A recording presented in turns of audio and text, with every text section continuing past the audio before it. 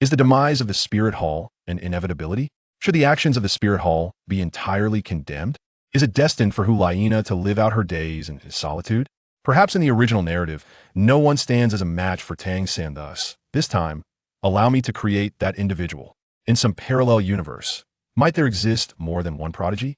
Tang San's prodigious talent pitted against an adversary whose abilities surpass even those of Qian Renxue, culminating in the ultimate confrontation between the four prodigies of the Spirit Empire and the Shrek's seven monsters. Will it lead to yet another downfall of the Spirit Empire, plunging Douluo Continent once more into peril, or might it herald the Spirit Empire's unification of the continent, bringing forth boundless possibilities and eradicating the scourge of evil soul masters? Chapter 1. The Unremarkable Ling. In the original timeline, Tang San emerged as the final victor, an outsider who vanquished all formidable beings of Douluo Continent. However, in this temporal realm, everything is poised for transformation. It is time to stifle Tang San's saga in its infancy. On an afternoon that appeared unremarkable, a hero destined to instill fear in the Spirit Empire made his entrance. This prodigious soul master, capable of withstanding Tang San's true martial spirit during the advanced soul master competition, slaughtering the Tang sect and shattering the sea. God's divine status, hail from Douluo Continent. He was destined to vanquish this genius from another world. The origins of this legendary tale will unfold from a government residence within the Spirit City, where we shall witness the rise of the Spirit Empire and the ascension of the golden generation of the Spirit Hall. Evil Moon, Yin, and Hu Liena, three soul masters whose talents rival those of the Shrek's seven monsters. It is their time to showcase their brilliance, and we shall bear witness to the prologue and epilogue of this narrative. The sunlight gracing Spirit City today seemed no different from days past, yet within the residence of General Wen Wuling of the City Guard, the air hung heavy as if weighed down by lead. Outside the delivery room, the 31-year-old soul master leader paced, his expression grim. Each heavy footfall struck against the taut strings of his heart, his knuckles whitening from the intensity of his grip, his gaze locked onto the closed door. Suddenly, a heart-wrenching wail shattered the silence. The cry resounded, piercing and sorrowful, as if the newborn possessed a premonition of the cruelty of fate, unleashing all the world's grief. It sliced through the walls like an invisible blade, penetrating the souls of every anxious onlooker waiting beyond the door, evoking an inexplicable sense of trepidation. A boy has been born. The jubilant announcement from within the room was like a flash of lightning piercing through dense clouds, igniting a long-dormant spark of hope in Wen Wuling's eyes. Unable to contain himself, he burst through the door like a bull breaking free from its restraints. Yet, moments later, when Wen Wuling stepped back out, he had transformed entirely. His once mighty frame now hunched, each step burdened as if dragging a colossal weight. Tears, no longer symbols of joy, surged forth like a torrential flood from his reddened eyes, silently washing over his once resolute visage, now crumbled in despair. Leaning against the cold wall, his body trembled violently, as if the very world beneath him was disintegrating. His beloved wife, a young instructor of rare, mutated martial spirit four-eyed, seven-kills serpent at the Spirit Hall Academy, had exhausted her final vestiges of soul power and life to bring their child into this world. At the tender age of 24, with a promising future as a 47th level soul master, she had fallen forever. Her last breath imparted to him the solemn charge to protect their child, ensuring he grows up healthy and achieves greatness. Wen Wuling's heart was repeatedly cleaved by the blunt blade named Eternal Farewell. He was not a scion of a prominent family, but rather a mid-ranking leader within the Spirit Hall's military, having cultivated the ordinary fox martial spirit to the 33rd level, Control System Soul Master, through profound understanding and relentless effort. His wife, on the other hand, was recognized as a genius instructor at the Spirit Hall Academy, with limitless potential. Had it not been for this sudden calamity, they could have ascended to greater heights together in their respective fields. Yet, fate is capricious, leaving behind a shattered family and a child who entered this world bereft of his mother. The mother's death may not have been a mere complication of childbirth, perhaps it was intertwined with a recent great battle. But that is a tale for another time. This child was named one Ling when Ling's trajectory of growth was destined to be extraordinary.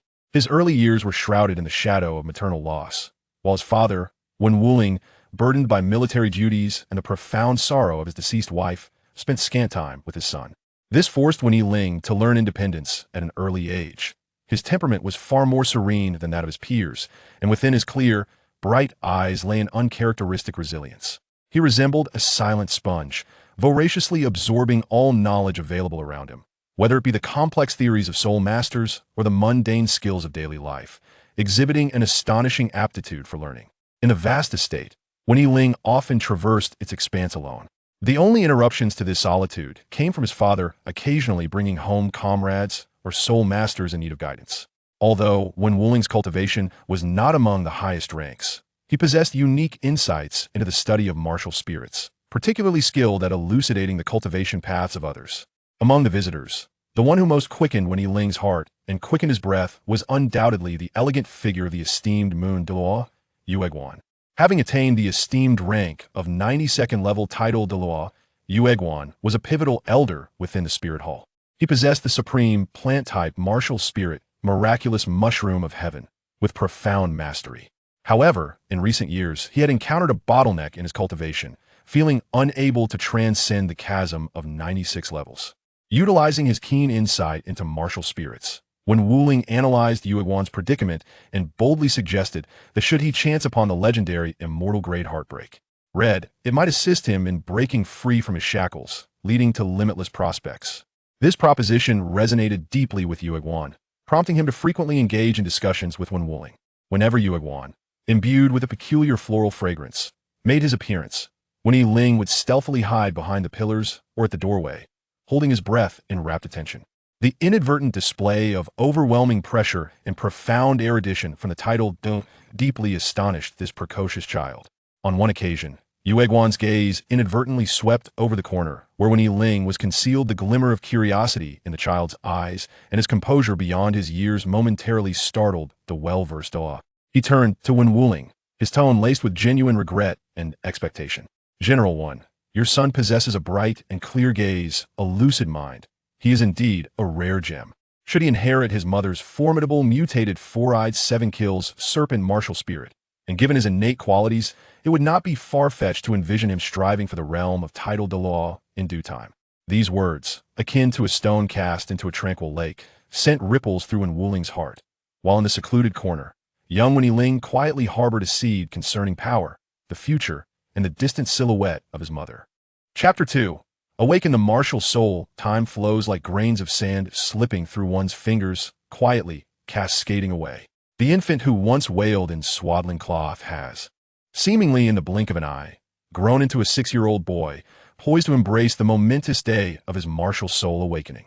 On this day, the sky above Martial Soul City is a brilliant blue, with radiant sunlight pouring down, casting a resplendent golden hue upon the grand cathedral complex. Yet, beneath this bright morning light, Wen Ling feels as though a heavy stone weighs upon his heart, a tumult of anxiety and anticipation swirling within him, causing his small hands to clench tightly in his sleeves, his fingertips icy cold.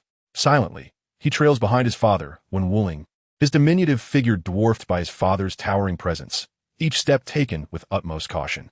The father and son traverse through the bustling streets, the cacophony of voices and the clatter of horse-drawn carriages seeming to filter through a veil of water, rendering them indistinct.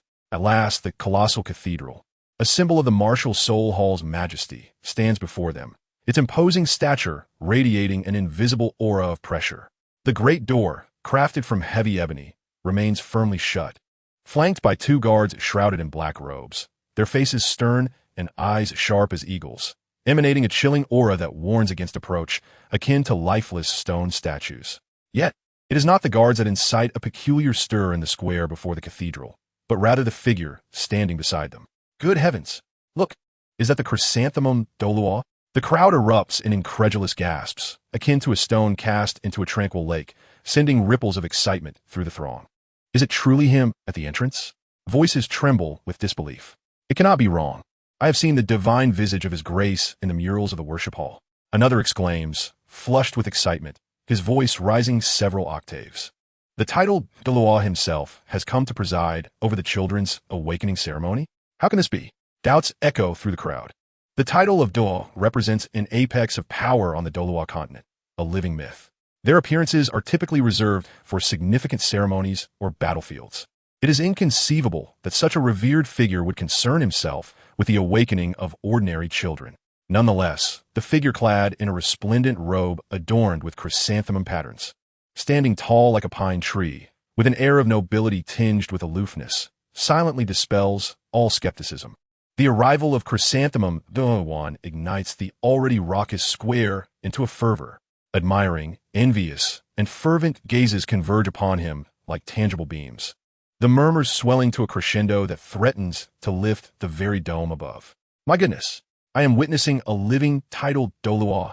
If only I could receive but a single word of guidance from him, my life would be complete. What child is so fortunate as to receive such a blessing? In the center of the crowd, Chrysanthemum Douluo remains unfazed by the surrounding clamor. His eyes, imbued with the wisdom of ages and formidable strength, carry a gentle smile as they pierce through the throng, landing squarely on the approaching figures of the one father and son. Yueguan, how can you be here? Wen Wuling's face, once composed, is now illuminated by immense surprise as he strides forward, his tone brimming with heartfelt joy. Wuling brother, how have you been? Chrysanthemum Douluo replies with a hearty laugh, affectionately patting Wen Wuling's shoulder, the familiarity and warmth palpable. Their profound friendship stems from Wen Wuling's almost obsessive understanding of martial souls and the pivotal insights he had once provided to Yueguan. Had their acquaintance come sooner, Yueguan sometimes muses, perhaps with Wen Wuling's assistance, his extraordinary chrysanthemum martial soul could have embarked on a distinctly different path of control, compensating for the inherent weaknesses in the plant-type martial soul. As they exchange pleasantries, Wen Wuling gently nudges his slightly reserved son, Wen Yiling, forward. Yueguan, this is my son, Wen Yiling. Yiling, quickly greet grandfather Yueguan. Suppressing the tumult of excitement and nervousness within, Wen Yiling bows respectfully, his voice clear, yet trembling imperceptibly. Greetings, grandfather Yueguan. Yueguan's gaze lingers on Wen Yiling, scrutinizing the child he has taken a special interest in. The boy's eyes shine with clarity, his demeanor composed, an extraordinary calmness that belies his tender age. With a smile, Yueguan reaches out, gently tousling Wen Yiling's soft hair, and praises, a fine child indeed. With a steady demeanor and a glimmer in his eyes, far superior to your father at this age. He then turns to Wen Wuling, quietly revealing his purpose for being there. He had specifically requested the Pope to preside over this awakening ceremony for Wen Yiling. The ceremony commences within the cathedral's solemn and dignified atmosphere. With a titled Douluo personally guiding the proceedings, each child stepping forward is gripped by nervousness, their breaths held with utmost caution. Perhaps inspired by the formidable presence and the ceremonial gravitas, this year's children seem exceptionally gifted, as several manifest beast or tool martial souls with innate soul power exceeding 5 levels. Liu, Yueguan's clear voice resonates through the hall. A timid little girl steps forward. The crystal orb glows brightly, revealing a shimmering plant-like phantom in her right hand. Yueguan's eyes narrow, instantly recognizing fairy spirit grass martial soul of medium quality. With diligent cultivation, a bright future awaits. Innate soul power is level 3. Next, time slips away in a blend of anticipation and tension. The line of children grows shorter, interspersed with a few who awaken agricultural martial souls like hoes or sickles, and others whose crystal orbs remain unresponsive, destined to part from the path of soul masters. Each announcement pulls at the taut strings of Wen Yiling's heart. Wen Yiling, Yueguan's voice booms suddenly, clear and powerful, like thunderclaps echoing in Wen Yiling's ears. He jolts upright, meeting Yueguan's eyes, which are imbued with profound meaning and a hint of barely perceptible tension. Those eyes seem to penetrate him, seeking to unveil his very essence. Taking a deep breath, Wen Yiling strives to steady his racing heart as he steps forward. Under the gaze of countless onlookers, he slowly extends his cool hand, gently resting it upon the warm crystal orb. Boom! At the instant his fingertips make contact, an unimaginable surge of colossal energy erupts forth, akin to a long-dormant volcano suddenly awakening, or a river bursting through a dam, flooding forth from within the crystal orb. The raw power violently courses through Wen Yiling's limbs, causing his body to tremble uncontrollably, his bones emitting faint groans. The orb's glow transforms from illumination to combustion. It instantaneously becomes a blinding sun descending upon the earth, its scorching white light flooding the entire hall, casting the faces of all present into stark pallor. The radiance is so fierce it threatens to shatter the orb's confines, potentially engulfing the entire cathedral in a sea of light. Simultaneously, Wen Yiling feels a searing pain as if his very soul is being forcibly wrenched from his body, as though something is striving to break free from within him. A clear, prolonged cry, reminiscent of a young beast call, resonates.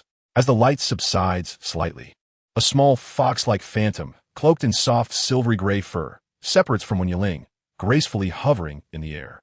Its petite form resembles that of an ordinary wild fox cub, emitting only a faint white glow, appearing rather unremarkable.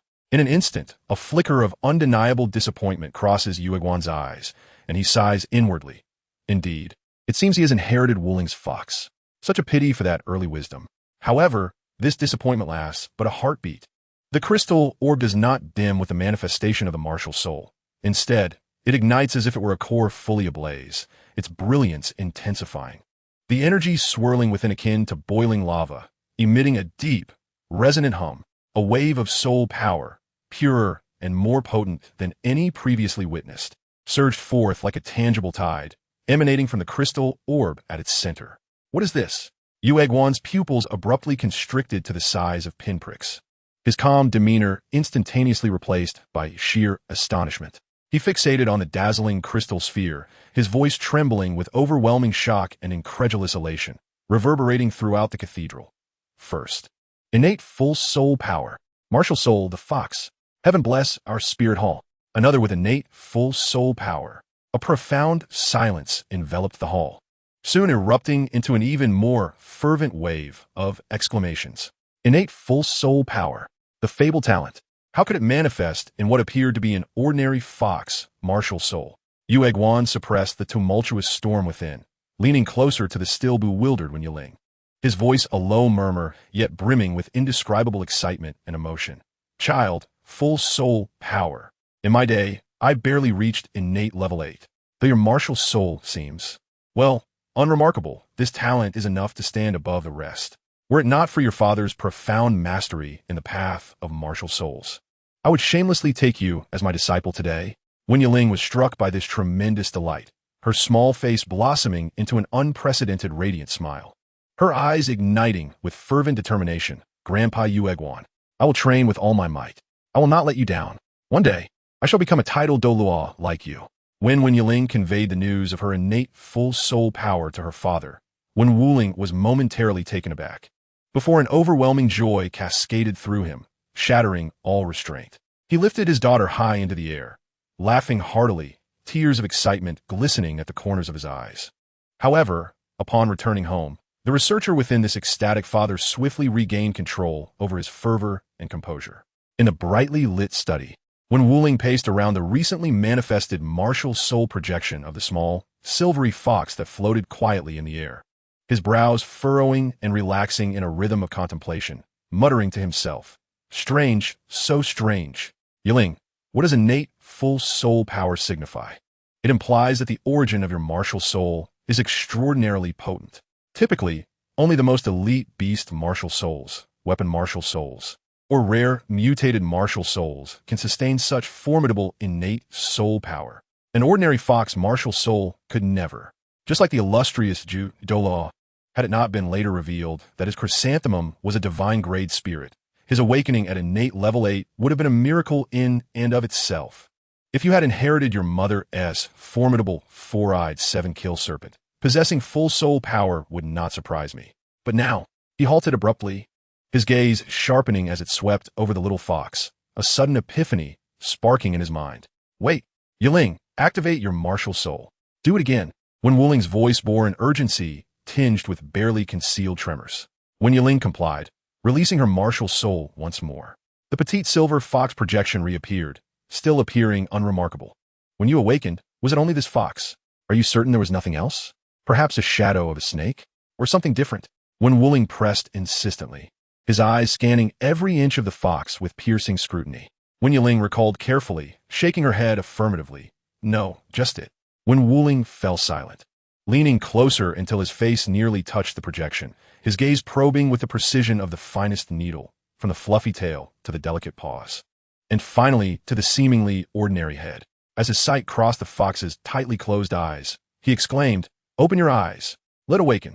Wen Yiling's thought sparked, and the suspended little fox projection slowly opened its eyes. Buzz, a faint yet exceptionally pure wave of spiritual energy rippled outward. The moment those elongated fox eyes blinked open, When Wuling felt as though struck by lightning, his body jolting upright, hands slamming against the desk in exhilaration, producing a resounding thud. Yes, this is it. Haha, I understand. I comprehend fully. Your mother's martial soul is the mutated seven-kill serpent, the four-eyed seven-kill serpent. And you, my son, your fox martial soul is likewise a mutation, an exceedingly rare and powerful psychic variant. When Yiling was bewildered by her father's fervor, gazing at the still, ordinary-looking little fox, her heart brimming with confusion. Mutation? Father, are you overly joyous? It appears just to be an ordinary fox. Ordinary? Silly child. When Wuling exclaimed excitedly, pointing at the fox's eyes, his voice trembling with enthusiasm. Look at its eyes. Examine the pupils closely. When Yiling focused intently. To her astonishment, deep within the fox's eye sockets lay not the singular pupils of a typical beast, but a wondrous and resplendent sight.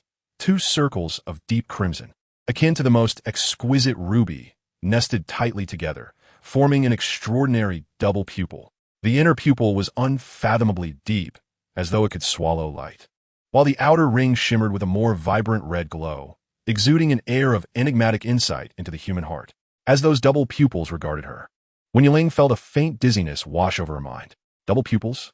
When Yiling gasped, her heart racing, the tremendous joy flooding over her previous confusion. Indeed, double pupils. The four-eyed spirit fox. This is the legendary top-tier psychic beast, martial soul.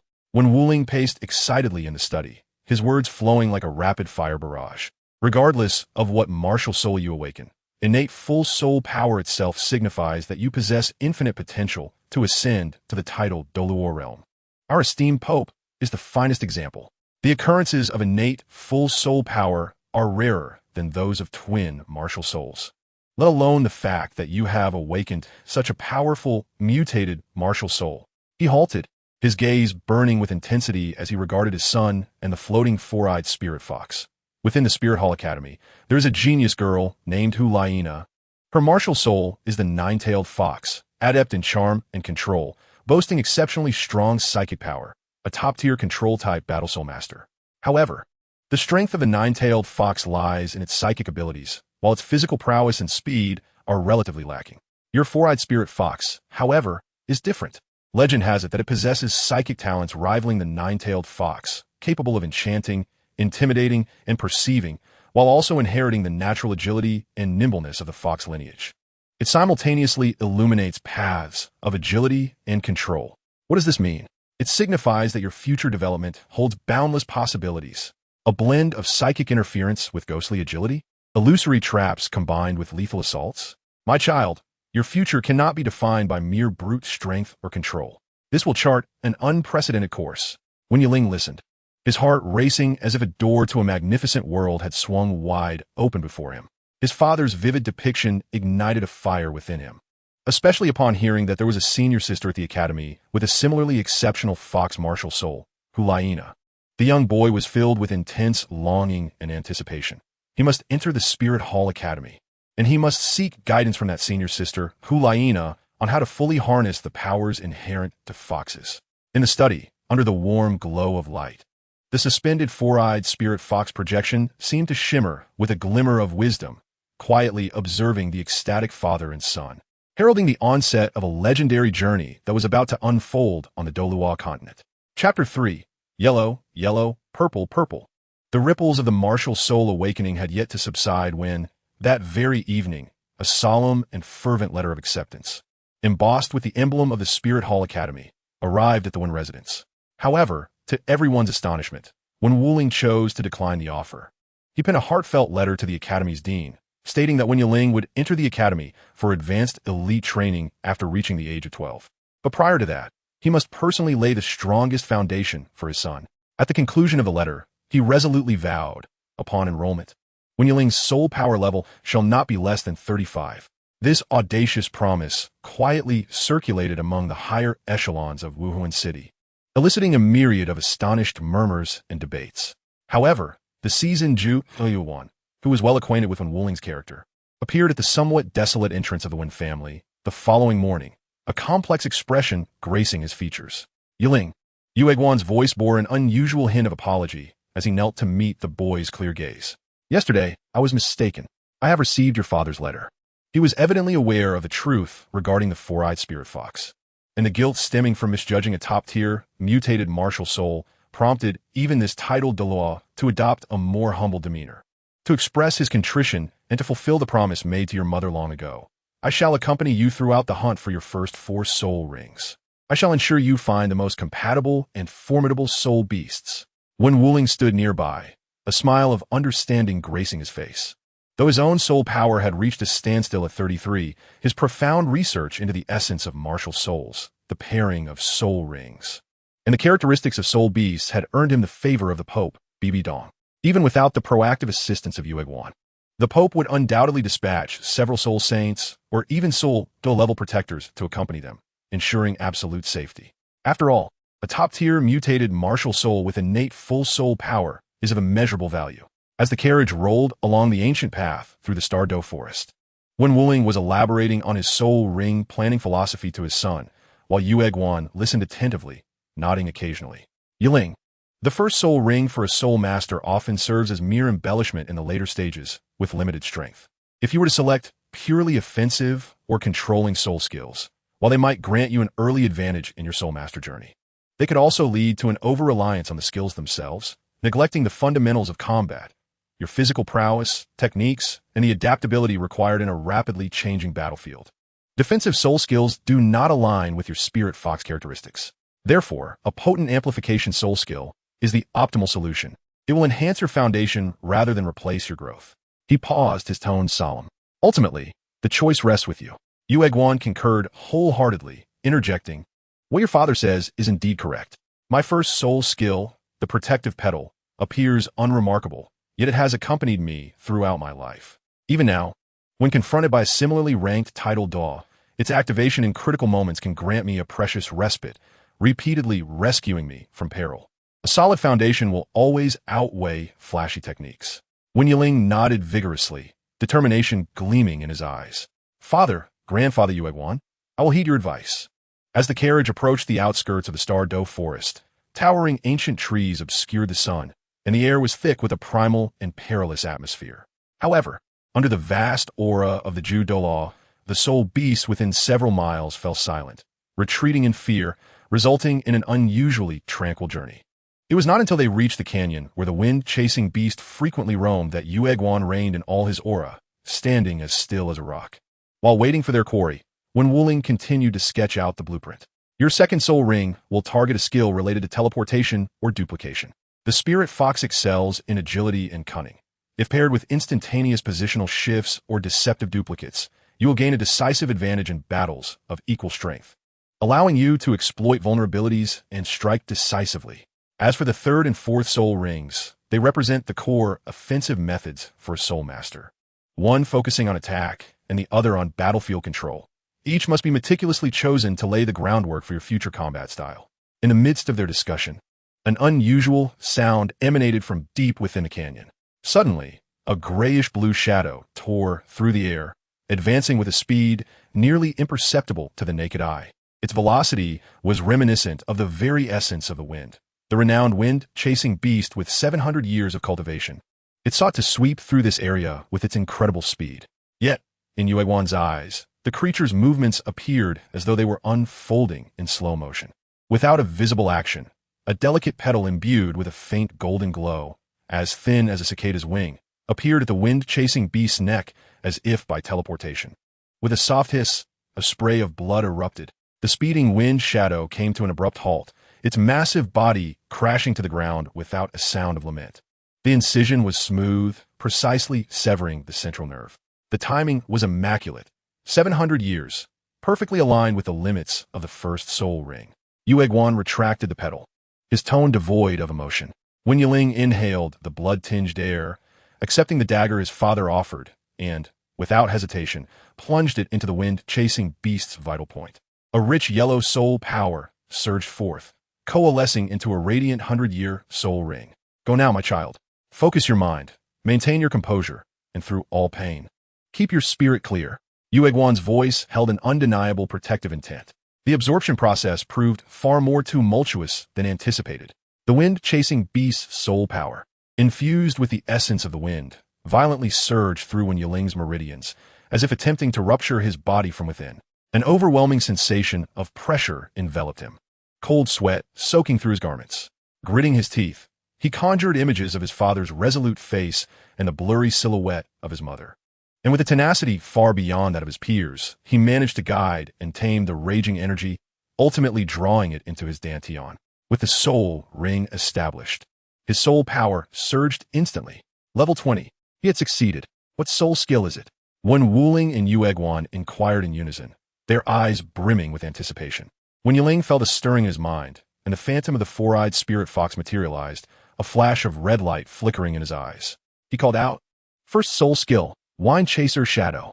In an instant, it was as if invisible currents enveloped him, rendering him extraordinarily light, while the dual pupils of the four-eyed spirit fox radiated an arresting crimson glow. His speed increased by 1.5 times. His reflexes doubled. He could also unleash short bursts of sprinting. Wen Yiling reveled in the surging power within him, joyfully reporting, "Haha, the heavens are on my side. It aligns perfectly with my expectations. Flawless."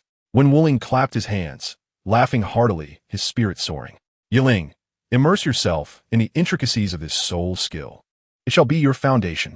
Yu Egwan, today is a day of celebration. We must indulge in a drink or two. Prepare yourselves, for we, father, grandfather Yu Egwan." Wen Yiling interjected with a hint of apology, "The celebration may need to be postponed. Having just absorbed the power, I feel my soul power has already surpassed level 20. He opened his hand, the fluctuations of soul power clearly discernible in his palm. Wen Wuling and Yu Egwan exchanged a glance, shock giving way to unbridled joy. The potential of innate, full soul power was indeed terrifying. With the second journey now set, the objective was clear: to seek a nimble soul beast possessing teleportation or duplication abilities for the second soul ring. The options included the Nether Cat, Wind Phantom Cat, Shadow Demon Fox, Nether Leopard, and Shadow Leopard. Among these, the Shadow Demon Fox, sharing a lineage with Wen Yiling's martial soul, was undoubtedly the optimal choice. Its innate soul skill of shadow, duplication, or shadow escape, if inherited, would become exponentially powerful. The search did not last long. Deep within a shadowy thicket, a ghostly black figure swept by silently, moving at such speed that it left only a faint trace on the retina. It was the elusive Shadow Demon Fox they had sought. This fox was small in stature, its entire body as dark as ink, with only its eyes glinting with a cunning, ghostly light. Its movements were erratic, as if it could meld into the shadows. My goodness, with that aura, it must be over 950 years old. Yu Egwan's gaze sharpened. He shifted, dispatching several petal blades through the air, their trajectory sharp and lethal. However, the Shadow Demon Fox flickered and left a solid afterimage in place, its true form having already appeared several meters away. Multiple attacks were effortlessly evaded by this elusive creature's teleportation. Even the esteemed Yu Egwan found himself momentarily at a loss against a mere 100-year soul beast, a hint of embarrassment flickering across his face. Observing from the sidelines, Wen Wuling couldn't help but tease, "Your Grace, Yu Egwan, has a little fox managed to outmaneuver you? Yiling is watching. Do be careful not to tarnish your illustrious title as a title Douluo." With a flush of embarrassment, Yu Egwan snorted, "I underestimated it. It seems that if I do not showcase some genuine skills, I shall indeed become a laughingstock for you too." As the last word left his lips, a surge of soul power erupted around him, and the 9 soul rings instantaneously radiated a dazzling brilliance, particularly the third soul ring, which shone with extraordinary intensity. Third soul skill, Breath Barrier. An intangible yet overwhelming aura of terror expanded explosively from Yu Egwan, causing the space within several dozen meters to feel as though it had solidified in an instant, the air thickening to a viscous consistency, while light itself twisted and warped. The shadowy fox, which had been utilizing its shadow escape, crashed into an invisible net, abruptly halting its movement, its skill forcibly interrupted, and for the first time, a look of abject horror flashed in its eyes. Even Wen Wuling and Wen Yiling, who were at a distance, felt their breath catch in their throats, as if an invisible mountain pressed down upon them. The might of a tidal Douluo's domain was truly fearsome. Nowhere to run, Yu Egwan barked, summoning forth a golden blade infused with even greater soul power, which tore through the solidified air and precisely pierced the immobilized shadow fox. A heart-wrenching wail echoed, the fox collapsing to the ground as blood gushed forth, teetering on the brink of death. As Yu Egwan retracted his soul power, the barrier dissipated, and he clapped his hands, raising an eyebrow at the somewhat disheveled Wen Wuling. Old one, did you see that? The essence of a title Douluo is not something that everyone can easily squeeze out. The process of absorbing the soul ring from the 650-year-old shadow fox was fraught with peril, as the chill and sinister intent embedded within its soul power continuously assailed Wen Yuling's mind. Yet, through sheer willpower and the innate affinity with his four-eyed spirit fox martial soul, he succeeded once more. Second soul skill, fourfold fox shadow. Upon activating his soul skill, 4 silver-gray spirit fox phantoms, identical to his original self and indistinguishable in aura, materialized out of thin air, encircling his body. This was not merely a simple illusion. Each doppelganger was extraordinarily solidified, their eyes flickering with the same crimson light, emanating approximately 35 of his original soul power. Marvelous. Absolutely marvelous. Yuan applauded, further enchanted by the fact that this skill could be released in layers. The first invocation of 4 shadows, the second of 16, the third of 64. Although the soul power consumption increased exponentially, the ability to confound foes was simply extraordinary. Moreover, he could swap places with any of the phantoms at will. Yiling, for soul masters below level 40, attempting to lay a finger on you is akin to climbing the heavens. He turned to Wen Wuling. Old one, your planning is nothing short of brilliant. A glimmer of wisdom sparkled in Wen Wuling's eyes as he nodded slightly, fully in control of the situation. The subsequent rate of growth could only be described as astonishing. Under Wen Wuling's nearly rigorous physical and skill training, along with Yu Guan's occasional guidance, Wen Yuling's soul power soared as if propelled by a rocket.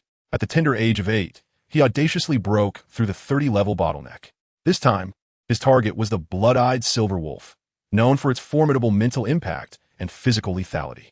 With Yu Guan's protection, a blood-eyed silver wolf, nearing the 3,000-year limit, was vanquished.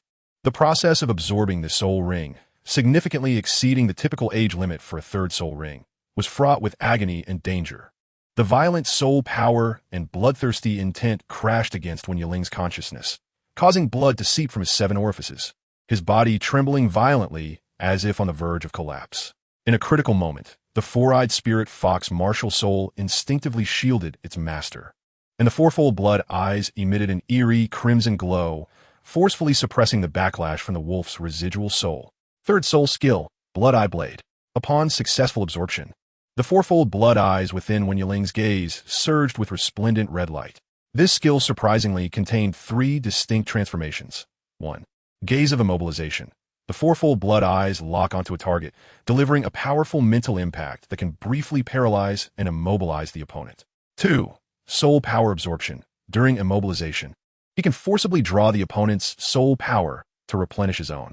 3. Fatal strike. By concentrating absorbed or his own soul power, he can unleash a devastating dual assault of mental and physical damage. Even more astonishingly, these 3 effects could be utilized independently.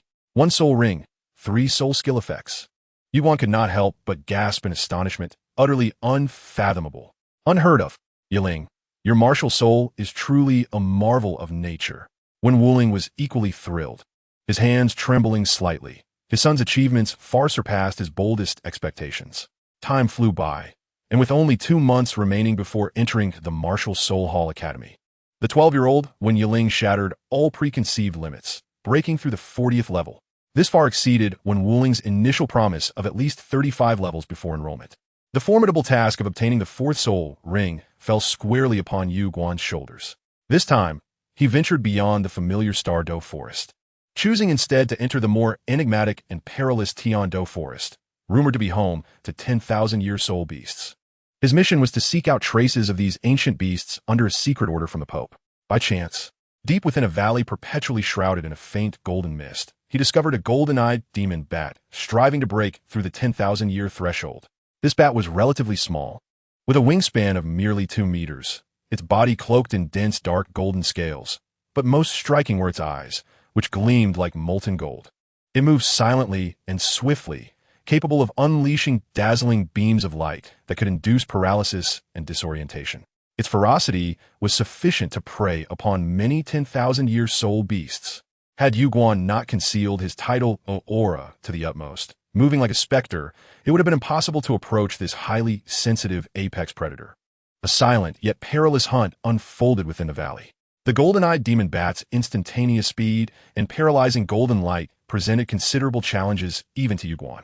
Ultimately, through the deployment of his ninth soul skill, with devastating area damage, he managed to severely injure and capture the bat, which had reached the 9,999-year limit, just a step away from the 10,000-year mark.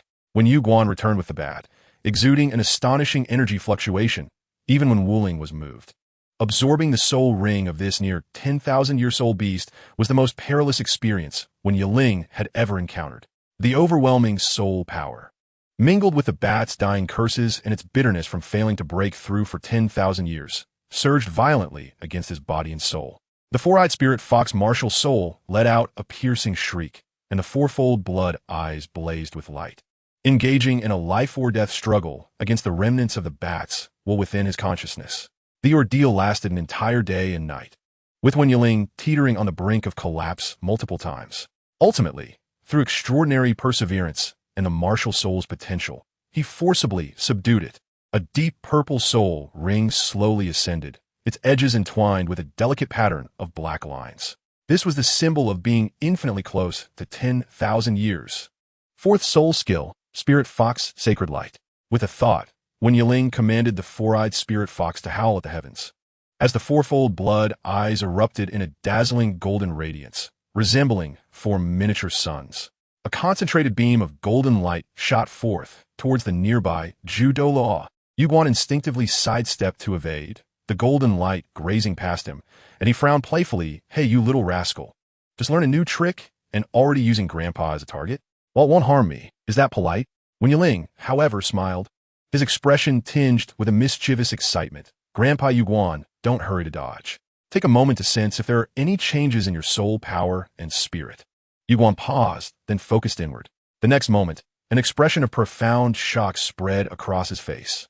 He distinctly felt a pure and gentle energy continuously flowing into his limbs and core, not only rapidly replenishing the minuscule soul power expended during his evasion, but also elevating his entire state to its zenith. The speed of soul power circulation accelerated, and his mental acuity sharpened to an unprecedented clarity, as if he had regained decades of youth. The amplification effect approached a staggering 80%. This is... Hu Guan gazed at Wen Yiling in disbelief. "Spirit Fox Sacred Light," Wen Yiling declared, "wherever the golden light reaches.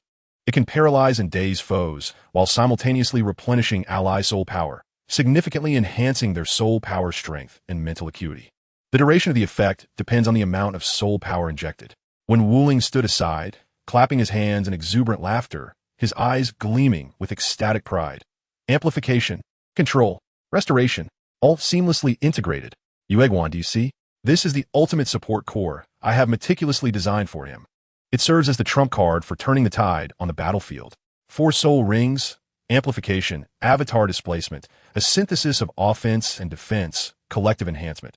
Each aspect interconnected, complementing one another. This child, in the future, will undoubtedly shake the continent to its core."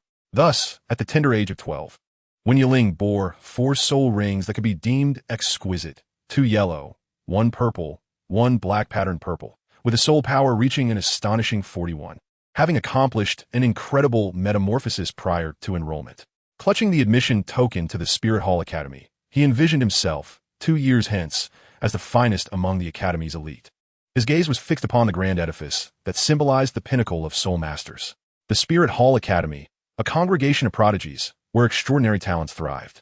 Here, he would formally step onto the stage destined for an encounter with Tang San, the child of fate. The legend of the Shrek 7 monsters continued to unfold. While the golden generation of the Spirit Hall, Hu Liena, Xiaoyu, Yin, saw their lineup subtly transformed by the emergence of Wen Yiling.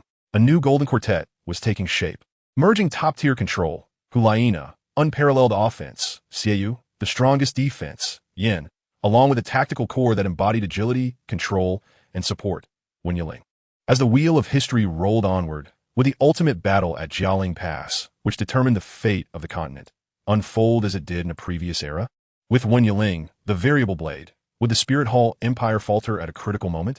Would this unprecedented golden combination enable the Spirit Hall Empire to crush the 2 great empires, achieving dominion over the continent?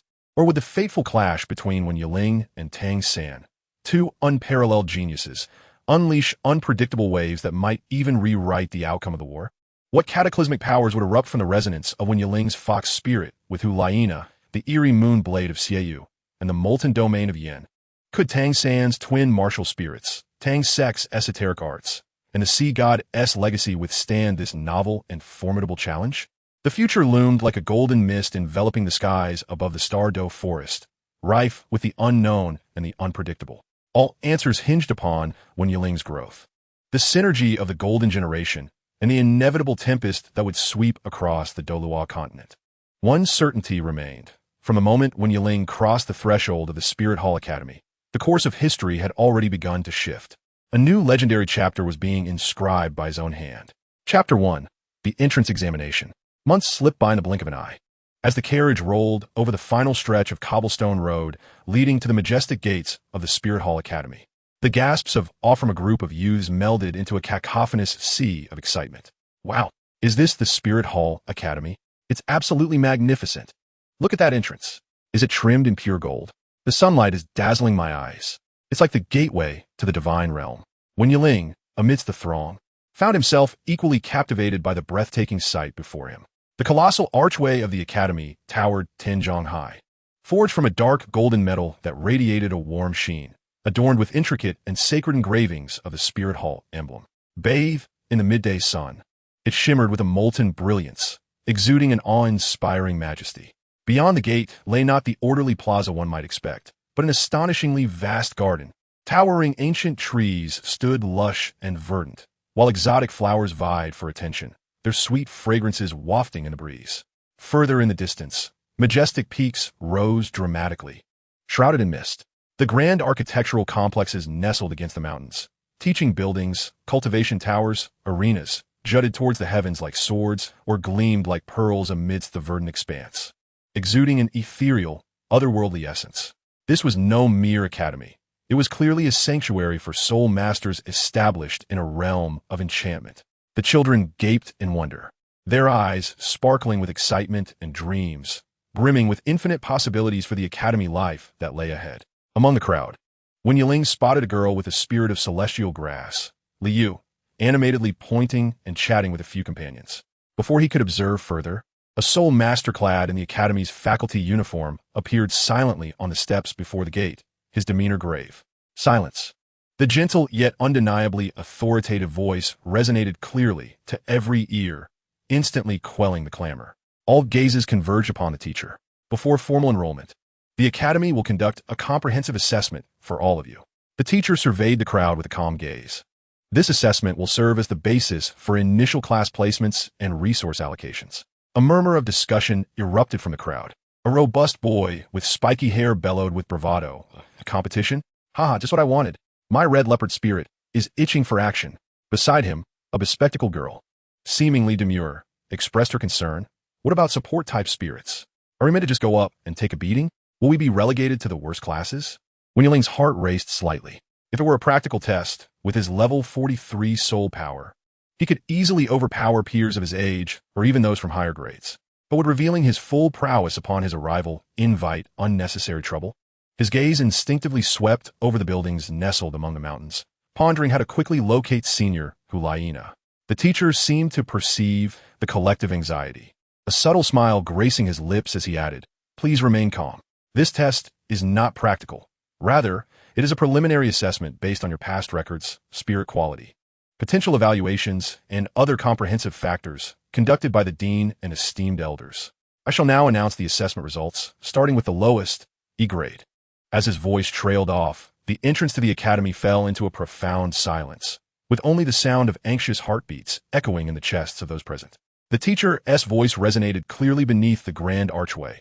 E-class, Zhang Meng, spirit red leopard. What? The previously exuberant boy, Zhang Meng, was suddenly doused with ice-cold water, his face flushing crimson in disbelief, his eyes wide as if he had just heard the greatest joke. The assessment continued D-class, C-class. The majority of students clustered around D and C grades, and the occasional B grade elicited whispers of envy. Wen Yiling observed calmly, noting that the few students awarded a grades possessed spirits that had been highlighted by their fathers as top tier: Xuanwu Turtle, Diamond Mammoth, Star Crown. While the B grade cohort was a mixed bag, some with commendable spirits, others appearing rather ordinary. S grade, the teacher's voice suddenly rose, capturing everyone's attention.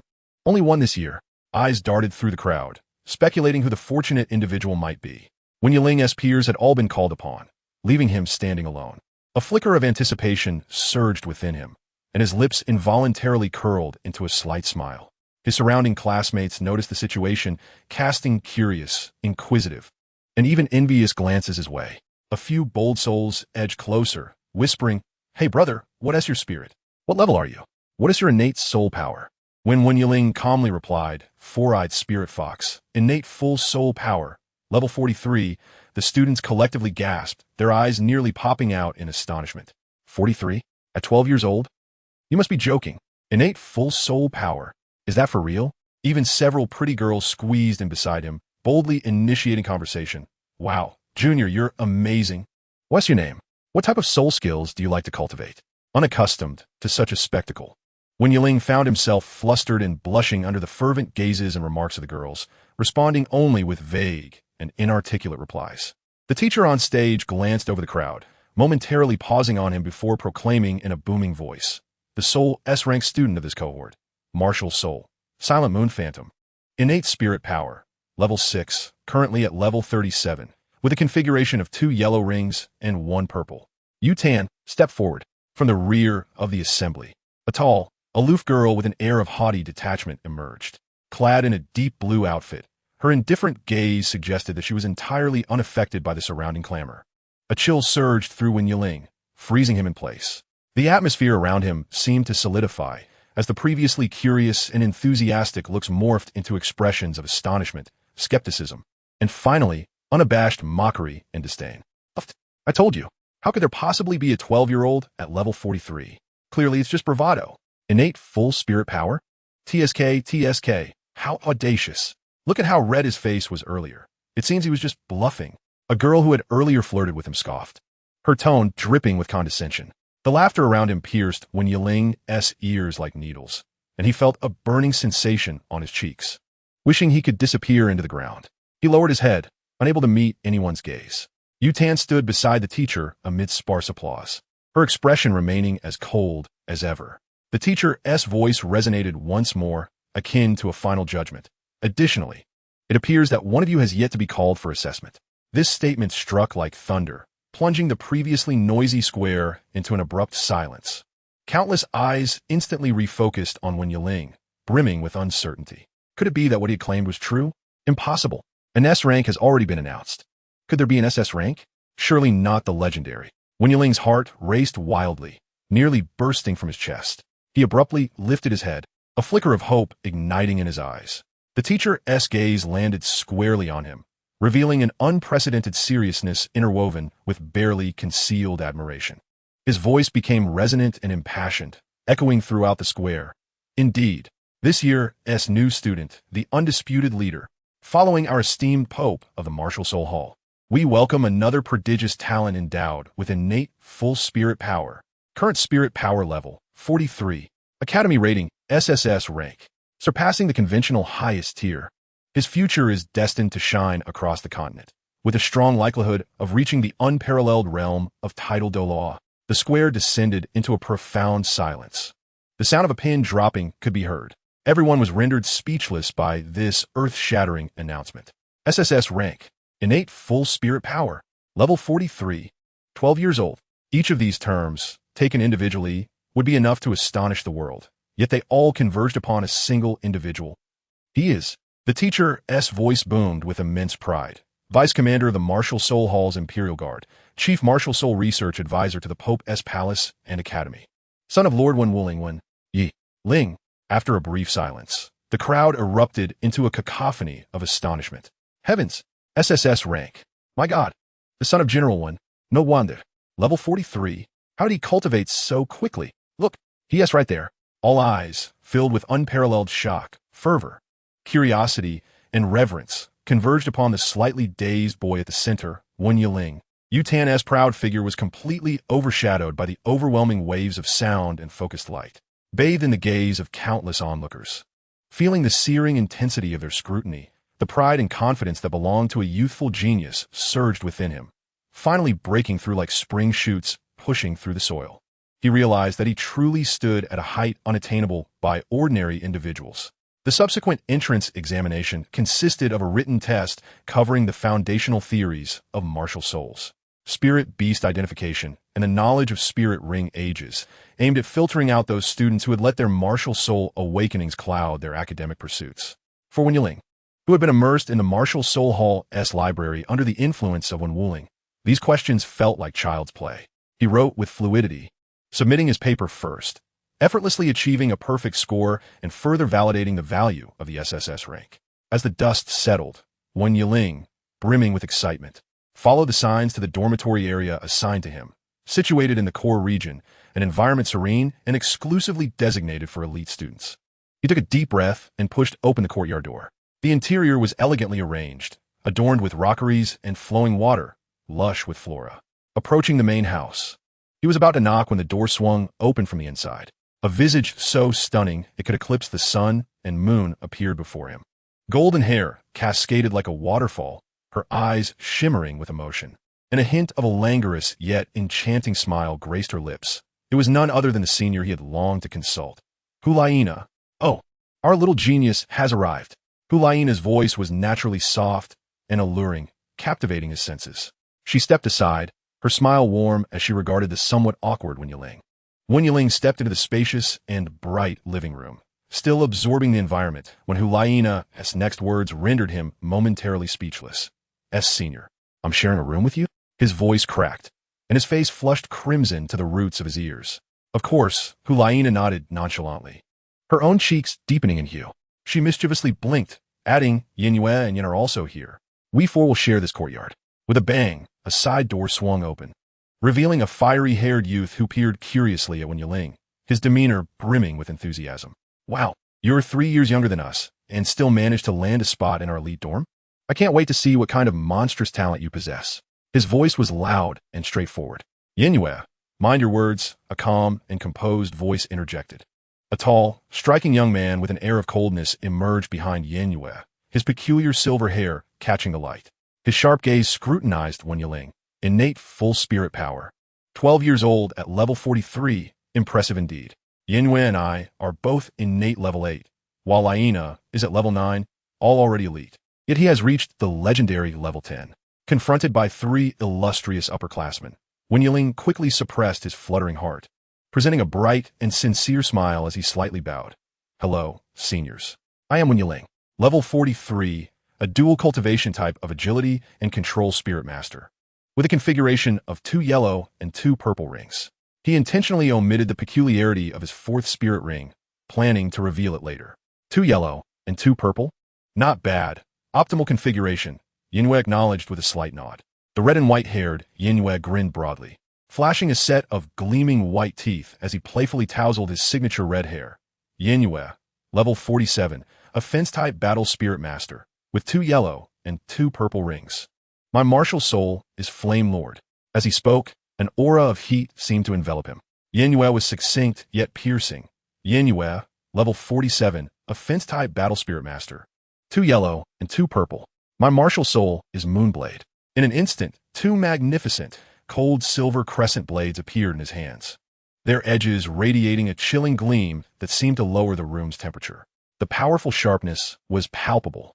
Finally, all gazes returned to Hu Liena. She gracefully approached Wen Yiling, her steps delicate and light, her charming smile captivating, her beautiful eyes sparkling. Yiling, her voice carried a hint of affection. Just call me Nana. I am a level 49 control system battle soul master, with 2 yellow and 2 purple soul rings, an optimal configuration, indeed. Her smile resembled the first thaw of spring, imbued with a natural allure that left one entranced.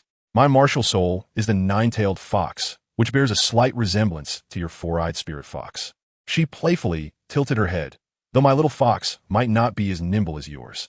As Wen Yiling beheld the exquisite beauty of Hu Liena, along with her enchanting smile, he felt a sudden difficulty in breathing, his heart racing uncontrollably. Just then, Hu Liena shifted her tone, leaning slightly forward with a mischievous glint in her eyes, whispering in a voice audible only to a select few. Tell me, is your martial soul a fusion mutation of your parents' souls? If so, if we have children in the future, will their martial soul be a four-eyed nine-tailed fox? The impact of her words was akin to a mental shockwave. When Yiling felt his mind buzz, blood rushing to his head, turning his face as red as a boiled shrimp. Even his neck flushed. He opened his mouth, yet not a single word emerged, his eyes darting in panic. His mind blank, wishing he could vanish into the earth. Ha ha ha! He erupted into a boisterous laugh from his side. Xiaoyu could hardly contain himself either, a smirk forming at the corners of his mouth. Observing when Yiling's utterly flustered state, Hu Liena finally burst into a fit of giggles, her eyes sparkling. All right. I'm just teasing you. With such a thin skin, you hardly seem capable of withstanding the pressure of a tidal Douluo.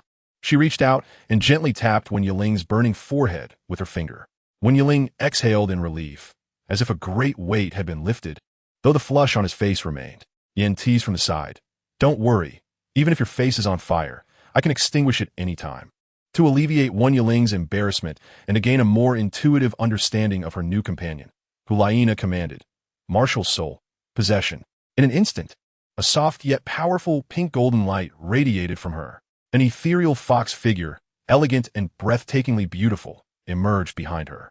Its entire body was cloaked in pure, immaculate white fur, smooth and lustrous, with 2 perky ears standing upright, and 9 fluffy tails swaying gently, reminiscent of blooming snow lotuses, captivating all who beheld it. Most enchanting were its eyes, resembling 2 exquisite pink gemstones, clear and profound, imbued with endless allure and wisdom. Hu Liena's own aura elevated under this martial soul, intertwining purity and charm, akin to a celestial maiden descending to the mortal realm. The 4 soul rings, 2 yellow and 2 purple, swirled beneath her feet, shimmering with brilliance. Wen Yiling's gaze was entirely captivated by Hu Liena and her 9-tailed fox martial soul, a deep admiration stemming from the essence of their martial souls, leaving him momentarily entranced. Hey, little genius, Hu Liena's voice broke through his reverie. Why are you daydreaming? It's your turn. Let me see your little fox. Snapping back to reality, Wen Yiling offered a shy smile, took a deep breath to steady his racing heart. All right. With a flicker of thought, he declared, Four-eyed spirit fox, possession. A crimson light burst forth. An entirely different, yet equally formidable aura emanated, revealing a fox figure slightly smaller than the 9-tailed fox, yet possessing a more streamlined and agile form. Its fur was not a single color, but a deep, layered crimson, reminiscent of solidified magma, subtly glowing. Most astonishing were its eyes. Within its elongated eye sockets, not merely a single pupil, but 2 concentric circles of deep blood red, resembling nested gemstones. The inner circle was as unfathomable as an abyss, seemingly capable of devouring souls, while the outer circle sparkled with vibrant crimson, exuding a peculiar pressure that pierced through illusions and commanded the mind. Simply gazing into those dual pupils instilled a sense of mental stirring and pressure. However, as all eyes turned, including Hu Liena, Xiaoyu, and the still grinning Yin, instinctively drawn to the 4 soul rings slowly rising beneath Wen Yiling, the living room erupted with gasps of astonishment. Yellow, purple, black. The 4th soul ring, deep and weighty, radiated a chilling energy wave. It was no longer predominantly purple with hints of black, but rather a vast expanse of black, signifying a 10,000-year soul beast. By the heavens! Yin sprang up from the sofa like a cat with its tail stepped on, knocking over a nearby fruit platter, oblivious to the chaos. He pointed at the black soul ring, his eyes nearly popping from their sockets, his voice sharp and off-key with shock. Black. 4th soul ring. Wen Yiling, what sort of monster are you? How is this even possible? Xiaoyu's previously stoic demeanor shattered, replaced by unprecedented gravity and astonishment. The moon blade phantom in his hand solidified involuntarily, his sharp gaze fixated on that mind-bending black soul ring. Hu Liena covered her mouth. Her pink, gem-like eyes filled with disbelief. The earlier languid charm vanished without a trace. Wen Yiling, taken aback by their intense reactions, looked down at the unique black soul ring beneath him and explained, somewhat dazed, This soul ring came from a 9,999-year-old golden-eyed demon bat, captured by Uncle Yueguan in the Sun and Moon Forest. It was on the brink of breaking through the 10,000-year barrier, so its energy was very close to that of a 10,000-year beast. 9,999 years. Yan's voice soared an octave higher. That's still a millennium. A soul ring should be purple. What on earth is this black one? How can your body endure this? He was utterly bewildered. The mere idea of a fourth soul ring absorbing a nearly 10,000-year-old beast was unheard of, let alone the color mutation. This exceeded all his understanding. Wen Yiling scratched his head, equally puzzled. I also don't know why it turned black. The absorption process was indeed excruciating. I almost couldn't bear it. Perhaps only my father can explain it. His heart was filled with questions. The emergence of this black soul ring was akin to a massive stone cast into a tranquil lake, thoroughly shocking the Golden Generation trio. Their gazes towards Wen Yiling transformed from initial curiosity and scrutiny into profound wariness and a hint of indescribable excitement. This new addition was a walking enigma, a variable. That evening, to bridge the gap and alleviate the shock from earlier, the four engaged in a popular card game among soul masters in the living room. The rules were simple, yet incorporated a subtle technique of soul power perception.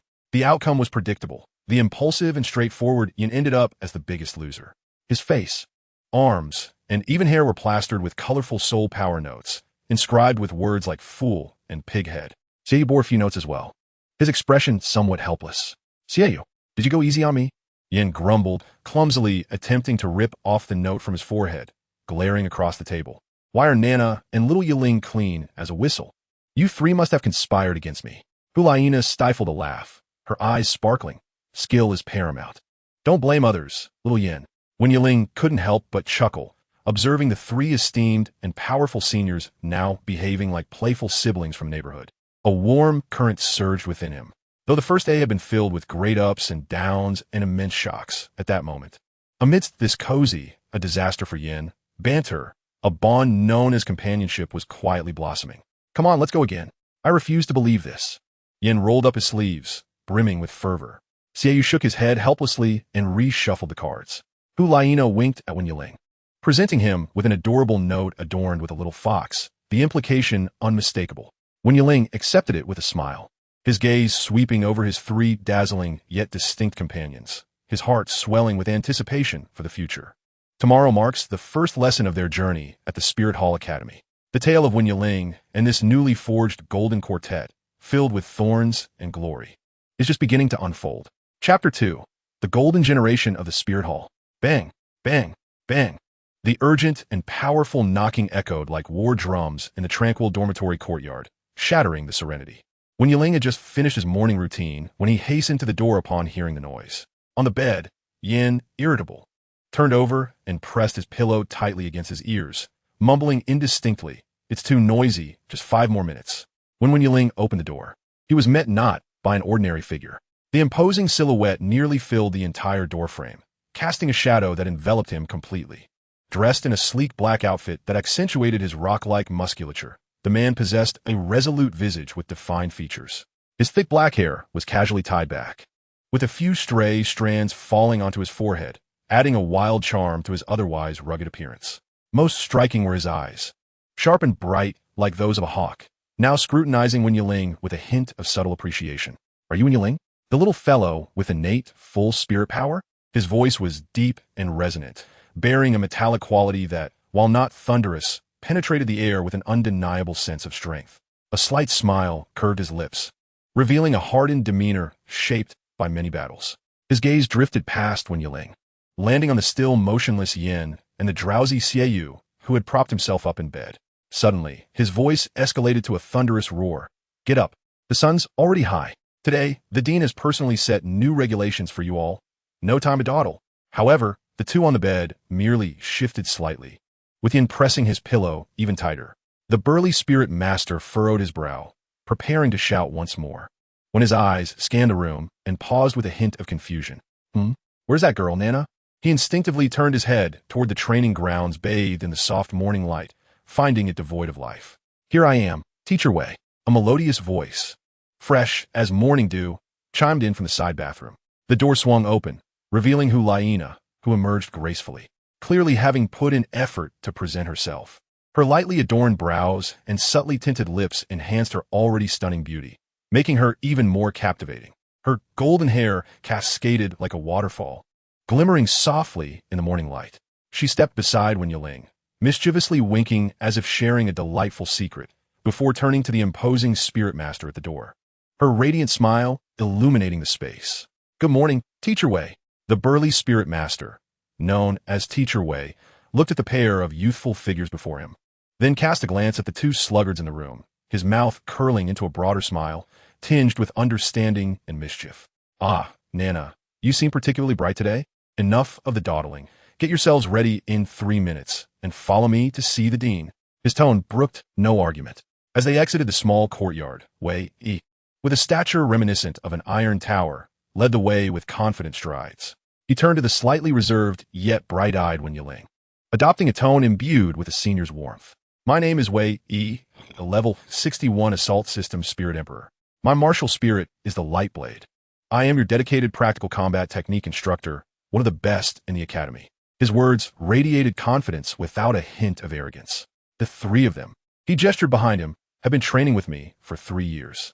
Wen Yiling finally took a close look at Teacher Wei. He was tall and imposing, his physique perfectly proportioned like a statue, with explosive power beneath his bronze skin. His hair, tied back, accentuated the strong lines of his neck. Despite standing beside the enchanting Hu Liena, he exuded an aura of a battle-hardened warrior and a formidable spirit master, commanding both respect and attraction. Achieving the pinnacle of Spirit Emperor at merely 29 years old, his talent and strength were indisputable. Wen Yiling promptly responded with respect, succinctly introducing his martial spirit, its level, and that astonishing black fourth spirit ring. As Wei Yi listened, his sharp eyes glinted with intrigue, studying Wen Yiling intently, as if attempting to unveil his secrets. Ultimately, he merely uttered in a deep, meaningful tone, "Good lad." Quite interesting. Leading them through the core area of the academy, Wei Yi eventually halted before a breathtakingly majestic structure. Constructed entirely of pure white stone that exuded a gentle luster, it towered into the clouds, its ancient and weighty form shrouded in faint morning mist, emanating an aura of ancient grandeur. Rather than a mere building, it resembled a slumbering white behemoth. Hu Liena, Xiaoyu, and Yin exchanged looks of evident surprise and confusion, clearly having never set foot in this place before. A figure emerged slowly from the castle's heavy, intricately carved doors. It was a woman, tall and well-proportioned, clad in a form-fitting dark green outfit that accentuated her graceful curves. She sported a clean, cropped black hairstyle with slightly curled ends, exuding an aura of vitality. Her features, though not classically beautiful, possessed a unique charm born of experience and wisdom. Most striking were her eyes, deep and penetrating like an ancient well, occasionally flashing with a sharp brilliance. Her steps were light and soundless, as if she trod upon air, each movement imbued with an unspoken rhythm. Her powerful presence spreading like tangible waves through the air, making it feel weighty. Hu Liena, Xiaoyu, and Yin instinctively bowed in deference, their postures radiating utmost respect. Hu Liena swiftly pressed Wen Yiling's head down, who was still somewhat dazed. "Good morning, Dean," they chorused. Wen Yiling's heart raced. The Dean of the Spirit Hall Academy, titled Douluo, Lingyuan Douluo. This legendary figure stood before them, appearing surprisingly approachable, at least on the surface. Lingyuan Douluo wore a gentle yet commanding smile, her gaze sweeping over the four of them, lingering on Wen Yiling for a moment longer before she spoke, her voice clear and pleasant, akin to the sound of jade striking against jade. "No need for excessive courtesies. I have summoned you today to embark on a new chapter in your training journey." Her gaze shifted toward the magnificent white fortress. "Your previous training has largely occurred within the confines of a greenhouse, focusing on theoretical exchanges and friendly practical battles with academy peers. However, the true path of a spirit master is forged on the edges of blood and fire, life and death. With your exceptional talents, have you ever encountered adversaries within Wuhuan City capable of truly pushing you to your limits, or even making you feel the threat of death?" The four fell silent, gazing at the imposing castle that radiated an aura of primordial power, their confusion deepening. Lingyuan Douluo smiled slightly and continued, "Furthermore, His Holiness the Pope has long wished for Wuhuan City to possess its own grand battle arena, one that can both hone elites and showcase the strength and heritage of the Spirit Hall to the continent. Thus, this former administrative core has been transformed into the only publicly accessible area within the Spirit Hall Academy, the Grand Battle Arena. Today marks the inaugural competition day for the Grand Battle Arena. Your first opponents will be an experienced soul hunting team affiliated with the Spirit Hall. They have long been engaged in fierce battles with soul beasts, their practical experience far surpassing that of academic institutions. Regarding their specific circumstances, the specialist present will inform you shortly." She paused, gazing at the four young representatives of the Spirit Hall's future, her eyes shimmering with anticipation. Prepare well, children. Oh, by the way, His Holiness the Pope has already conceived a name for your team. The Golden Generation of the Spirit Hall. With that, she approached Wen Yiling with an encouraging smile, gently patting his somewhat slender shoulder, the touch soft yet imbued with a weighty expectation. Do your best, little one. Then, she turned and vanished into the shadows of the vast doorway, like mist dissolving in the morning light. Dean, wait, Hu Liena called out urgently, her voice laced with anxiety. Wen Yiling is only here for his first day. He hasn't even attended theory classes or basic combat courses. How can he directly participate in the life and death battle of the Grand Soul Arena? The steps of Douluo Linyuan did not falter in the slightest. Only her clear voice drifted back, laden with an undeniable tone. The son of the chief soul research advisor of the Spirit Hall surely does not need to learn such foundational theories. You may not be aware, but during the 6 years before his enrollment, he studied combat techniques under the esteemed Zhu Douluo, likely acquiring more practical skills than you have in your 3 years of study. So, learn well from him, children.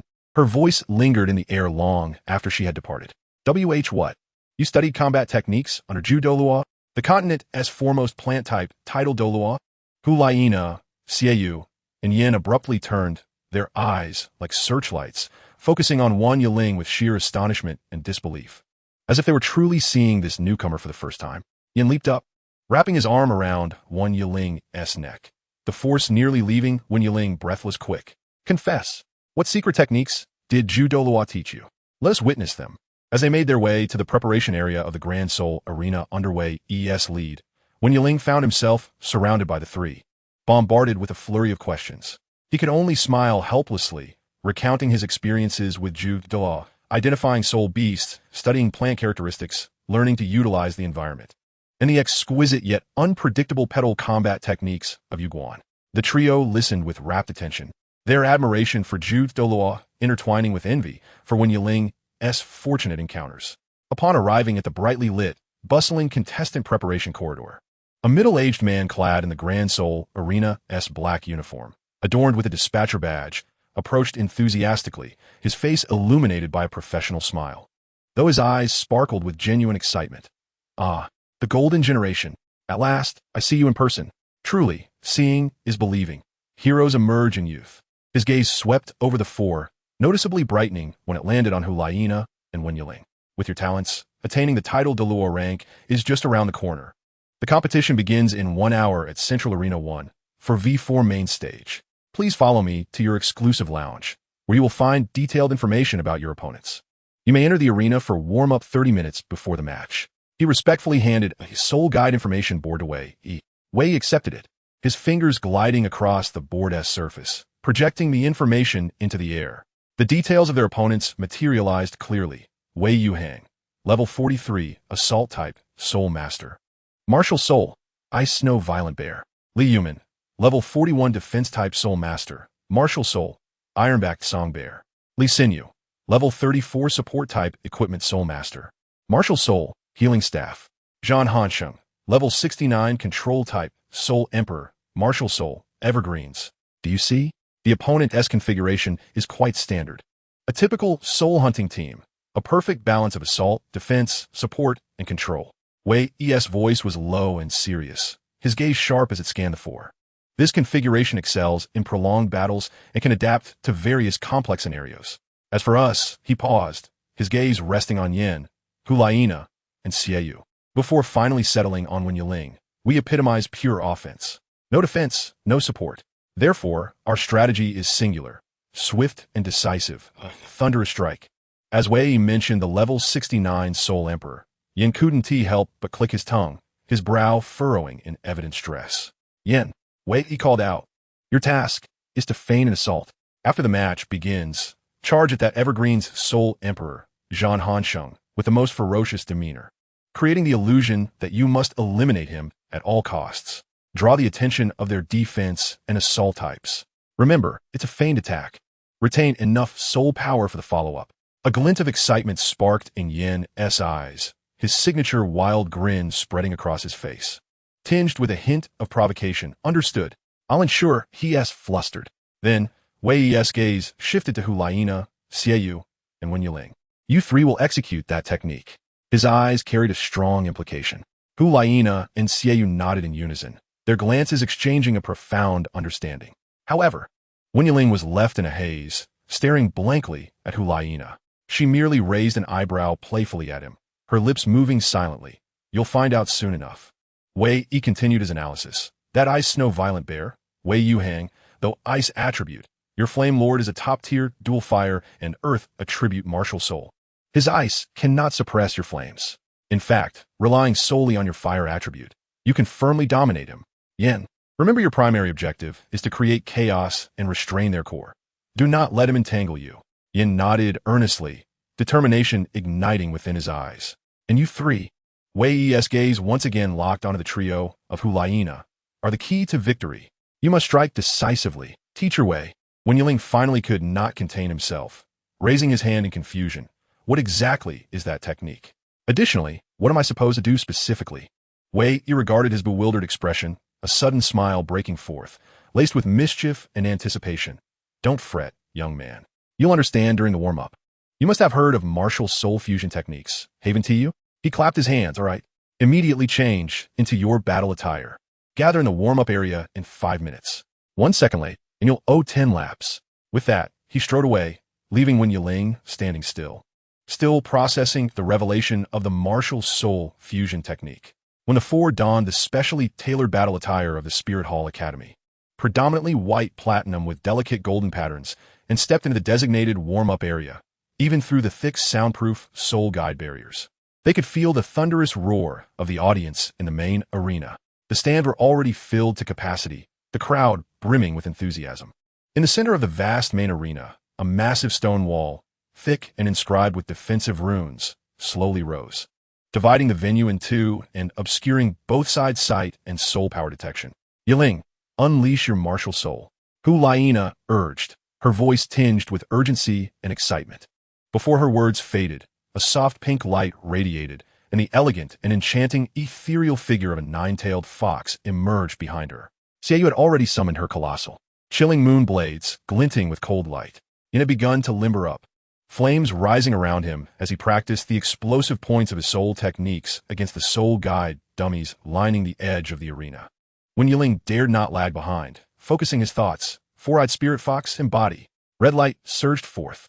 The nimble spirit fox, adorned in dark red fur resembling flowing lava, reappeared, its most striking feature being its bewitching, double-pupiled eyes. It hovered quietly beside Wen Yiling, emanating a powerful mental wave. Hu Liena's gaze was instantly captivated by this unique fox of the same origin, her eyes glimmering with delight and an unusual resonance. Yiling, listen. The fusion of my martial soul with Xia, you can unleash the martial soul fusion technique, enchantment. That is our strongest trump card, and your martial soul is also a top-tier spiritual fox, closely aligned with our essence. Perhaps, united as one, the three of us can elevate the enchanting power to an unprecedented zenith, even revealing its ultimate form. Her words were imbued with an intense allure and anticipation, leaving Wen Yiling no time for contemplation as she reached out her soft yet resolute hand and seized Wen Yiling's wrist. Almost simultaneously, Xiaoyu deftly crossed the two massive crescent blades in his grasp and plunged them forcefully into the ground between the three of them, the sharp tips embedding into the stone slab. Do not resist. A mental resonance, a fusion of soul power. Hu Liena uttered a low command, and in an instant, the soul powers of the three erupted. A torrent of unimaginable, mighty soul power surged forth, akin to a slumbering volcano suddenly ignited, exploding from the intersection of the two crescent blades.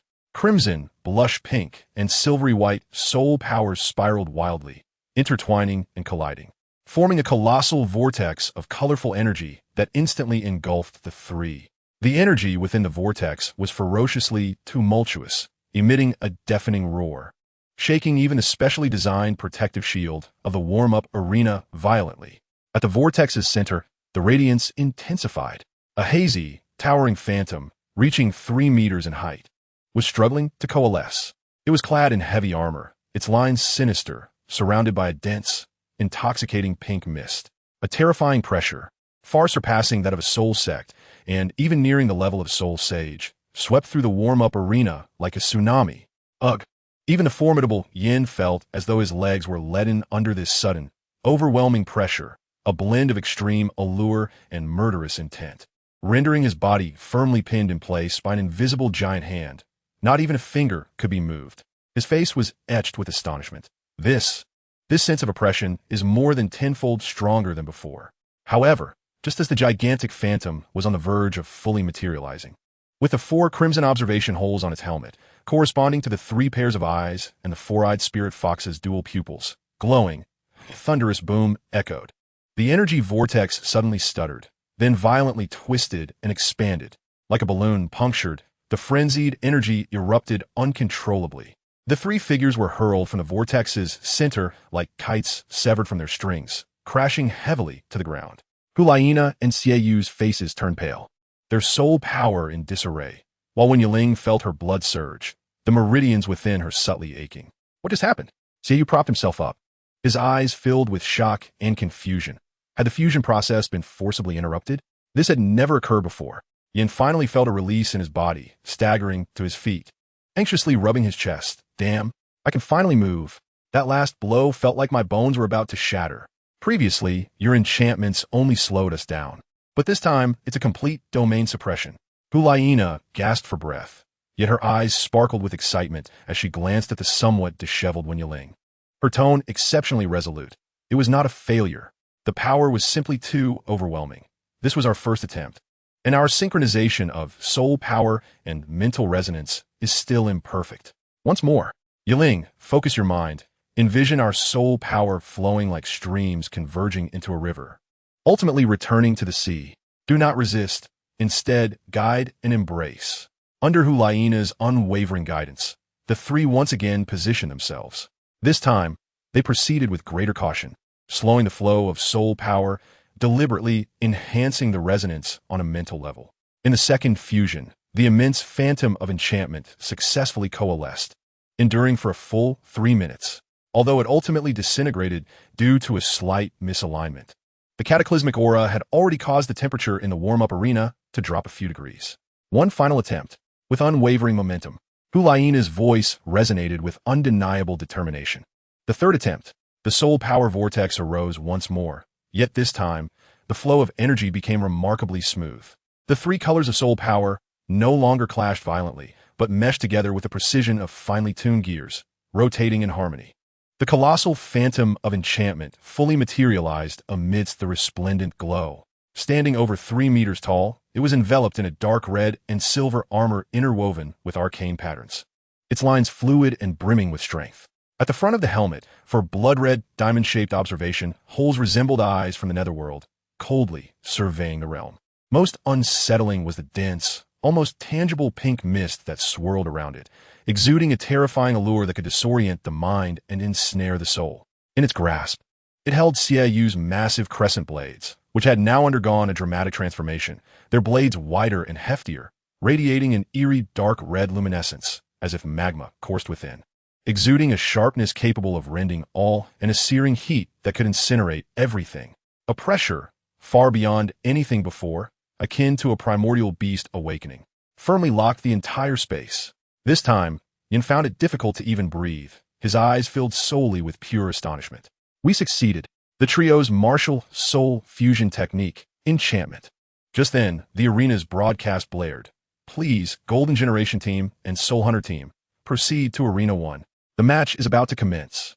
The enormous stone wall that had obstructed the view began to descend amidst the thunderous mechanical roar. The deafening sound surged forth like a tsunami. The commentator's impassioned voice echoed throughout the arena. Ladies and gentlemen, welcome to the Spirit City Grand Soul Arena. A historic first battle is about to commence. First, let us welcome the esteemed and battle-hardened Soul Hunter team from the Spirit Hall's Soul Beast Capture Division. Captain, Level 69 Control System Soul Emperor, Shadow of the Ivy. Jean Hansong. As the Hunter team was introduced, the audience erupted in enthusiastic applause, especially for the Soul Emperor, who garnered great respect. Next, let us greet the future stars of the Spirit Hall with the most fervent cheers. The team name bestowed by His Holiness the Pope, Golden Generation. Captain, Level 49 Control System Soul Master, Nine-Tailed Celestial Fox, Hu Liena. Team members, Level 47 Assault System Soul Master, Flame Lord Yen. Team member, Level 47 Assault System Soul Master, Moonblade, Xieyou. and the most dazzling new star since the establishment of the Spirit Hall Academy. Just 12 years old. Level 43 Dual Cultivation System Soul Master. Innate Full Soul Power. SSS rated. Four-eyed Spirit Fox, Wen Yiling. Boom! As Wen Yiling's name and that astonishing title were announced, the entire Grand Soul Arena erupted into a frenzy. Cheers, screams, and incredulous gasps converged into a terrifying wave of sound, nearly toppling the dome. All eyes, all spotlights, were focused on the young boy standing alongside three renowned prodigies, his features still bearing a hint of youth, yet his gaze unwaveringly resolute. Under the spotlight, Hu Liena's gaze was like an ice pick, fixated firmly on the figure at the rear of the opposing team. Tall and slender, his eyes cold and piercing. Entwined with ethereal green vines, the Ivy Soul Emperor, Zhan Song. Her voice was frigid, laced with absolute authority, resonating clearly in her teammates' ears. Target confirmed. Execute the plan. Swift victory. Understood. Yin and Wen Yiling responded with unwavering conviction. All right. A fierce glint flashed in Hu Liena's eyes. Let us make our move. Like a long-suppressed volcano erupting, Yan's figure transformed into a raging crimson meteor in an instant. The ground beneath him cracked with every step, his entire being propelled by an indomitable momentum. Disregarding the Ice Snowstorm Bear and Ironback Song Bear blocking his path, aiming directly at Zhan Song in the rear. His speed was so swift, his momentum so fierce, that the two frontline members of the Soul Hunter team changed their expressions drastically. Second soul skill. Granite Rock. Yin roared, his fists slamming violently into the ground. Boom! The entire arena seemed to tremble. Countless colossal granite pillars, each exceeding a meter in diameter and bristling with sharp angles, erupted from the hardened floor like menacing spikes. Rising wildly from around Zhan Song, in the center of the Hunter team's formation, in an instant, a labyrinthine stone prison formed, brutally separating and encircling the four members of the Soul Hunter team. Dust filled the air. You shall not escape. In the midst of a fierce storm of ice and snow, Wei Yuheng, the Soul Master of the Ice Bear Spirit Sect, roared with fury, his body radiating an intense chill as the white soul ring gleamed. A colossal shadow of an ice bear roared in an attempt to freeze the stone pillar before him. Meanwhile, Li Yumin, the Ironback Song Bear, bellowed as well, his body swelling and his skin glistening with a metallic sheen, forcefully colliding with the obstructing stone pillar. Yet, Yan's assault showed no signs of abating. First soul skill, Hellfire Lava Surge. Fourth soul skill, Lava Eruption. He thrust both hands forward with great force. The crimson soul power surged forth like a torrent breaking through a dam. Thick, searing, and reeking of sulfur. Dark red lava erupted from the crevices of the granite pillars like an enraged serpent, violently spewing forth. The target was not the duo of bear spirit masters momentarily hindered by the stone pillars, but rather the core of the stone forest, where Zhan Hansheng and Li Xinyu had been isolated. The lava tide carried with it an incinerating heat that distorted the very air. Protect the captain and Xinyu. Wei Yuheng's eyes widened with rage as he resisted the pressure of the stone pillars, desperately channeling his soul power to conjure an ice wall to block the lava. Li Yumin, too, roared in defiance, using his robust bear back to forcefully clear the obstructing stone pillar in a bid to provide assistance. The soul hunting squad was thrown into disarray. Their attention was entirely captivated by Yan's seemingly reckless and frenzied assault aimed at the core. The defensive and offensive Soul Masters instinctively charged towards the torrent of lava, shielding the vulnerable healing Soul Master, Li Xinyu, behind them. Layers of resilient vine shields instantly enveloped Zhan Hansheng. Now is the moment. Hu Liena and Wen Yiling's eyes simultaneously ignited with a sharp brilliance. They had fallen into a trap. At the instant when the defensive focus of the soul hunting squad was thoroughly disrupted by Yan's chaotic assault, Hu Liena, Xiaoyu, and Wen Yiling converged in unison. Without uttering a single word, their formidable soul power and mental energy flowed together like three rushing rivers, establishing an instantaneous connection among them. Pink, red, and silver lights shot up into the sky. A gigantic figure, more solid and imposing than during the warm-up, rose from the dazzling radiance. The enchantress had arrived. Simultaneously, a dense, indiscernible pink mist, reminiscent of a dreamlike illusion, rapidly spread forth like a living tide, centering around the colossal enchantress figure, silently yet swiftly enveloping the arena. It consumed the unsuspecting soul hunting squad of four, along with the brilliance of their released soul skills, entirely. The pink mist billowed, obscuring all sight and perception. Deep within the mist, the voices of the soul hunting squad, filled with indignation and fury, could be faintly heard. Alongside the chilling metallic sounds of heavy armor scraping and the heart-stopping shriek of blades slicing through the air, the battle commenced beneath the intertwining veil of mystery and malevolence. Chapter 3. The Enchantress. No, the everlasting Ivy Soul Emperor, Zhan Hansheng, felt a warning bell ringing in his mind. He keenly sensed an eerie coordination and restraint within the assault of the Golden Generation. Yan's frenzied feint had drawn the attention of the entire squad. Yet the other three showed no intention of following up. Instead, they formed a peculiar resonance of energy in the rear. "Come back. It's a trap," he shouted hoarsely, attempting to summon back the ensnared Wei Yuhang and Li Yumin, caught between the stone pillars and the torrent of lava. However, it was too late. At that moment, as the two bear spirit masters roared defiantly against the lava, shielding him and Li Xinyu, a thick, dreamlike pink fog surged forth at an astonishing speed without warning. This mist was no ordinary vapor. It harbored a formidable mental disturbance and soul power suppression. Like a living tide, it instantly engulfed the central area of the arena. Zhan Hansheng felt an overwhelming pressure descend upon him, as heavy as a mountain. His body felt as if it were sinking into a quagmire, and even the flow of his soul power became painfully sluggish. He was horrified to discover that his everlasting Ivy spirit let out a groan of unbearable strain under the pressure, a blend of exquisite allure and terrifying killing intent. The weakest, Li Xinyu, bore the brunt of it. The ethereal image of her healing staff's spirit extinguished like a candle in the wind, leaving her to groan softly and collapse to the ground, losing consciousness. Wei Yuhang and Li Yumin, though they managed to endure Yan's molten assault due to their formidable physiques and spirits, found themselves firmly trapped by the suddenly rising granite pillars, unable to advance or retreat. Even more terrifying were the chilling metallic sounds of heavy machinery and the piercing shrieks of blades slicing through the air that emanated from the depths of the mist. A menacing shadow over 3 meters tall tore through the pink fog, exuding an oppressive aura of death, and closed in instantly. It was the terrifying creation, the Enchantress, amalgamated from the powers of the 3 prodigies. In its hand, a pair of colossal crescent blades, flowing with dark red lava, descended upon them with an unadorned ferocity. With a dull thud, 2 simultaneous sounds echoed. Despite the Enchantress's evident restraint at the last moment, the terrifying force was still beyond the capacity of the 2 spirit masters, whose powers were in disarray. Wei Yuhang's icy armor shattered like fragile paper, and Li Yumin's renowned ironback defense was instantly breached. Blood erupted like a fountain upon the jagged stone pillars and the searing ground, as both titanic figures crashed to the ground, completely incapacitated. Third soul skill, Vines Galore. Zhan Hansheng's eyes flared with desperation as he unleashed his soul emperor-level strength at the critical moment. Countless thick, spiked vines erupted from the ground like an enraged dragon, weaving frantically before him to form a robust green barrier. The Enchantress's crescent blades struck fiercely against the vine barrier. The immense impact caused the entire barrier to buckle and shatter. Zhan Hansheng was struck as if hit by a battering ram, spitting blood as he was sent flying several dozen meters, crashing heavily against the protective barrier at the edge of the arena before tumbling to the ground in a heap. 6th soul skill, Life and Death Entwined.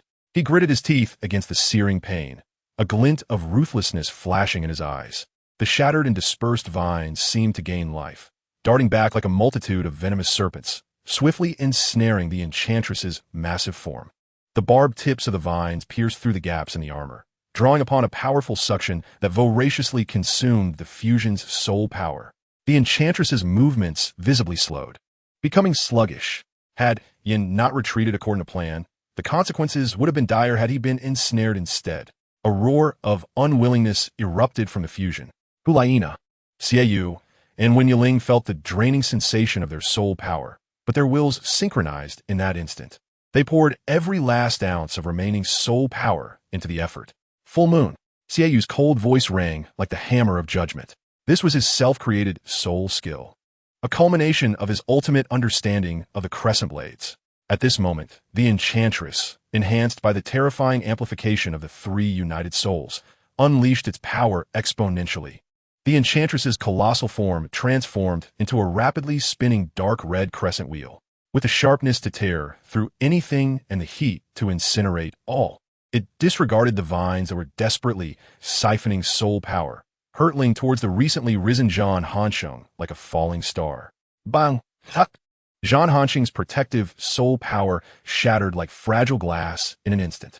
He felt an irresistible force slam into his chest, as if his very organs had shifted, and he was once more violently hurled away like a broken sack.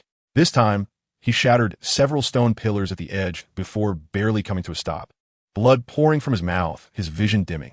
However, the vines entangled around the enchantress did not relent in the face of their master's grievous injury. Rather, like vultures devouring a carcass, they greedily continued to siphon the last remnants of soul power. Finally, after delivering that earth-shattering blow, the enchantress's massive form could no longer be sustained. The tricolored brilliance flickered intensely, and the fusion entity disintegrated with a thunderous roar. Hu Liena, Xiaoyu, and Wen Yiling were hurled away like kites with severed strings, crashing heavily to the ground, their soul power nearly exhausted, their faces as pale as parchment. Now is the moment. Yen, he has absorbed our soul power and is recovering swiftly. Do not grant him a moment's respite. Hu Liena struggled to prop herself up, her voice hoarse as she shouted, even unable to rise to her feet. Yen was already poised for action. He resembled a furious beast of flames, his eyes ablaze with fierce battle intent. Third soul skill, Hellfire. Yen roared, his fist crashing down toward the descending Zhan Hansheng. Boom! A thick, searing dark red sea of lava instantly spread beneath Zhan Hansheng's feet, ensnaring him firmly. Without pausing for breath, Yen leaned forward, shooting out like an arrow. First soul skill, Hell, Lava Charge. A torrent of condensed crimson lava, akin to an enraged fire dragon, roared forth, intent on obliterating everything in its path, hurtling towards Zhan Hansheng trapped in the fiery sea. Ugh! Zhan Hansheng emitted a painful howl. The meager soul power he had just gathered shattered once more, his body violently struck by the lava torrent and rolling out like a tumbling gourd, charred in several places and utterly disheveled. Struggling to lift his head, he scanned the arena. Wei Yuhang and Li Yumin lay gravely injured and unconscious, while Li Xinyu had long lost consciousness, and he himself was at the end of his strength. With great difficulty, he raised his hand towards the judge's bench, slowly, reluctantly waving it to signify his surrender. With his gesture, the pink mist enveloping the arena began to dissipate slowly. As the dust settled, the spectators were left agape, murmuring among themselves. On the stage, only Yen stood proudly like a god of flames, with scorched ground and shattered stones beneath his feet. The members of the soul-hunting team lay sprawled in disarray, a pitiful sight. Meanwhile, Hu Liena, Xiaoyu, and Wen Yiling appeared quite weak as they sat a short distance away. Is it over? Yen has triumphed? He single-handedly defeated 4 opponents, including a soul emperor? What on earth transpired within that cloud of pink mist? I saw nothing. Impossible. That was a level 69 soul emperor. Yen is merely at level 47. The golden generation indeed lives up to its name, but this is too bizarre. No one witnessed the terrifying figure of the demoness, nor did anyone comprehend the monumental clash that occurred within the pink mist. In the eyes of the audience and most judges, it seemed as though Yen had, against all odds, triumphed over the 4 opponents single-handedly. Post-match in the designated lounge, the atmosphere was surprisingly harmonious. Although the members of the soul-hunting team were each injured, their eyes held no resentment, only awe and admiration. Zhan Hansheng, while receiving simple treatment from the healing soul master, gave a thumbs up to the 4 members of the golden generation, especially the weakened Hu Liena, his face beaming with a hearty smile. That was exhilarating. I accept defeat wholeheartedly. Your fusion technique was simply astonishing. Demoness? What a splendid name. That power, TSK. I doubt many soul masters below level 60 could withstand it. Just look at Old Wei and Old Li. He gestured towards the 2 dazed soul masters nearby, who were taken out in a single move. Ha ha! He laughed heartily, as if he were not the one injured. At this moment, Wei Yuhang had already begun to regain consciousness, and upon hearing this, he smiled broadly, wincing from the pain, but his tone sincere. To be defeated by the top-tier golden generation of the continent is an honor for both of us. If not for this opportunity, we would never have had the chance to engage with monsters of your caliber in our lifetime. It was worth it. Li Yumin nodded in agreement, albeit with difficulty. The 4 members of the golden generation were also touched by their openness and acknowledgement. their taut nerves relaxing into genuine smiles. This victory was hard-earned, and the respect from their opponents was invaluable. At that moment, Wei Yi entered the room. His piercing gaze swept over everyone, lingering for a brief moment on the soul-exhausted Hu Liena before finally resting on Wen Yiling, a hint of unnoticeable approval in his eyes. "You all performed admirably." His words were succinct, but this was just the beginning. He approached the four of them, his demeanor serious, stating that for the coming year, their practical training would largely take place in the Grand Soul Arena. The opponents would only be stronger, more dangerous than the soul hunting team. His gaze swept over Yan, Xiaoyu, and Wen Yiling. "You three have a clear objective. Within the next 2 years, your soul power must reach level 51. His tone brooked no dissent. Finally, his gaze fell upon Hu Liena, with an even deeper expectation in his eyes. "Nana, your goal is at least level 53. Hu Liena met Wei Yi's gaze, her exquisite face devoid of fear, only filled with determination and a burning fighting spirit, firmly nodding in agreement. "This is what you deserve." Wei Yi retrieved several tokens from his soul guide, each crafted from a unique material, neither gold nor jade, warm and heavy to the touch. The front bore the emblem of the Spirit Hall, while the back displayed various spirit patterns. He handed 3 tokens, each engraved with a red coiling dragon staff pattern, to Yin, Xiaoyu, and Wen Yiling respectively. "This is the lowest tier personal token, the demon slaying token." Next, he produced a token adorned with a splendid ice crystal longbow pattern, presenting it solely to Yin. "Yin, this is your light wing token."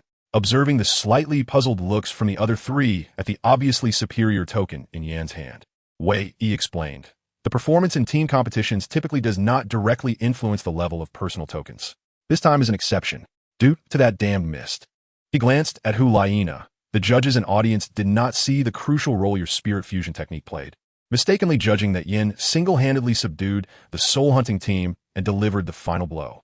Hence, Yan's personal points have directly reached the light wing level. He then picked up a larger, more intricately designed token, also inscribed with the ice crystal longbow pattern, and solemnly handed it to Hu Liena. "This is your team token, the light wing token. As the captain, you shall keep it safe." Wei Yi continued to elucidate the token system. The token levels from lowest to highest are as follows: Demon Slaying Token, Thousand June Token, Light Wing Token, Lionheart Token, Qingwan Token, Golden Crocodile Token, and Angel Token, corresponding to the 7 esteemed patrons of the Sacrificial Hall. He paused, looking at the 4 of them, stating that holding a Light Wing Token or above would grant them access to all training facilities within the Grand Soul Arena and complimentary meals. Upon hearing the phrase complimentary meals, Yan's eyes instantly lit up, exchanging an excited glance with Xiaoyu. "I hope," Wei Yi's voice carried a heavy weight, "that by next year, your team token can be upgraded to the Golden Crocodile level, and your personal tokens must reach at least the Qingwan level. Do you understand?" "Understood." The 4 replied in unison, their voices brimming with determination. "Vi nodded in satisfaction." Handing a letter sealed with the Pope's wax seal to Hu Liena, "The Pope requests your presence. Go now." With that, he no longer lingered and strode out. As soon as Wei Yi left, Yin could no longer contain himself, throwing an arm around Wen Yiling and Xiaoyu's shoulders, grinning widely. "Let us go, go, go. Xiaoyu, what are we waiting for?" Wen Yiling looked bewildered. "Where to?" "Of course, to savor the delicacies of the Grand Soul Arena." Yan's eyes sparkled with excitement. "The Lightwing token means free meals.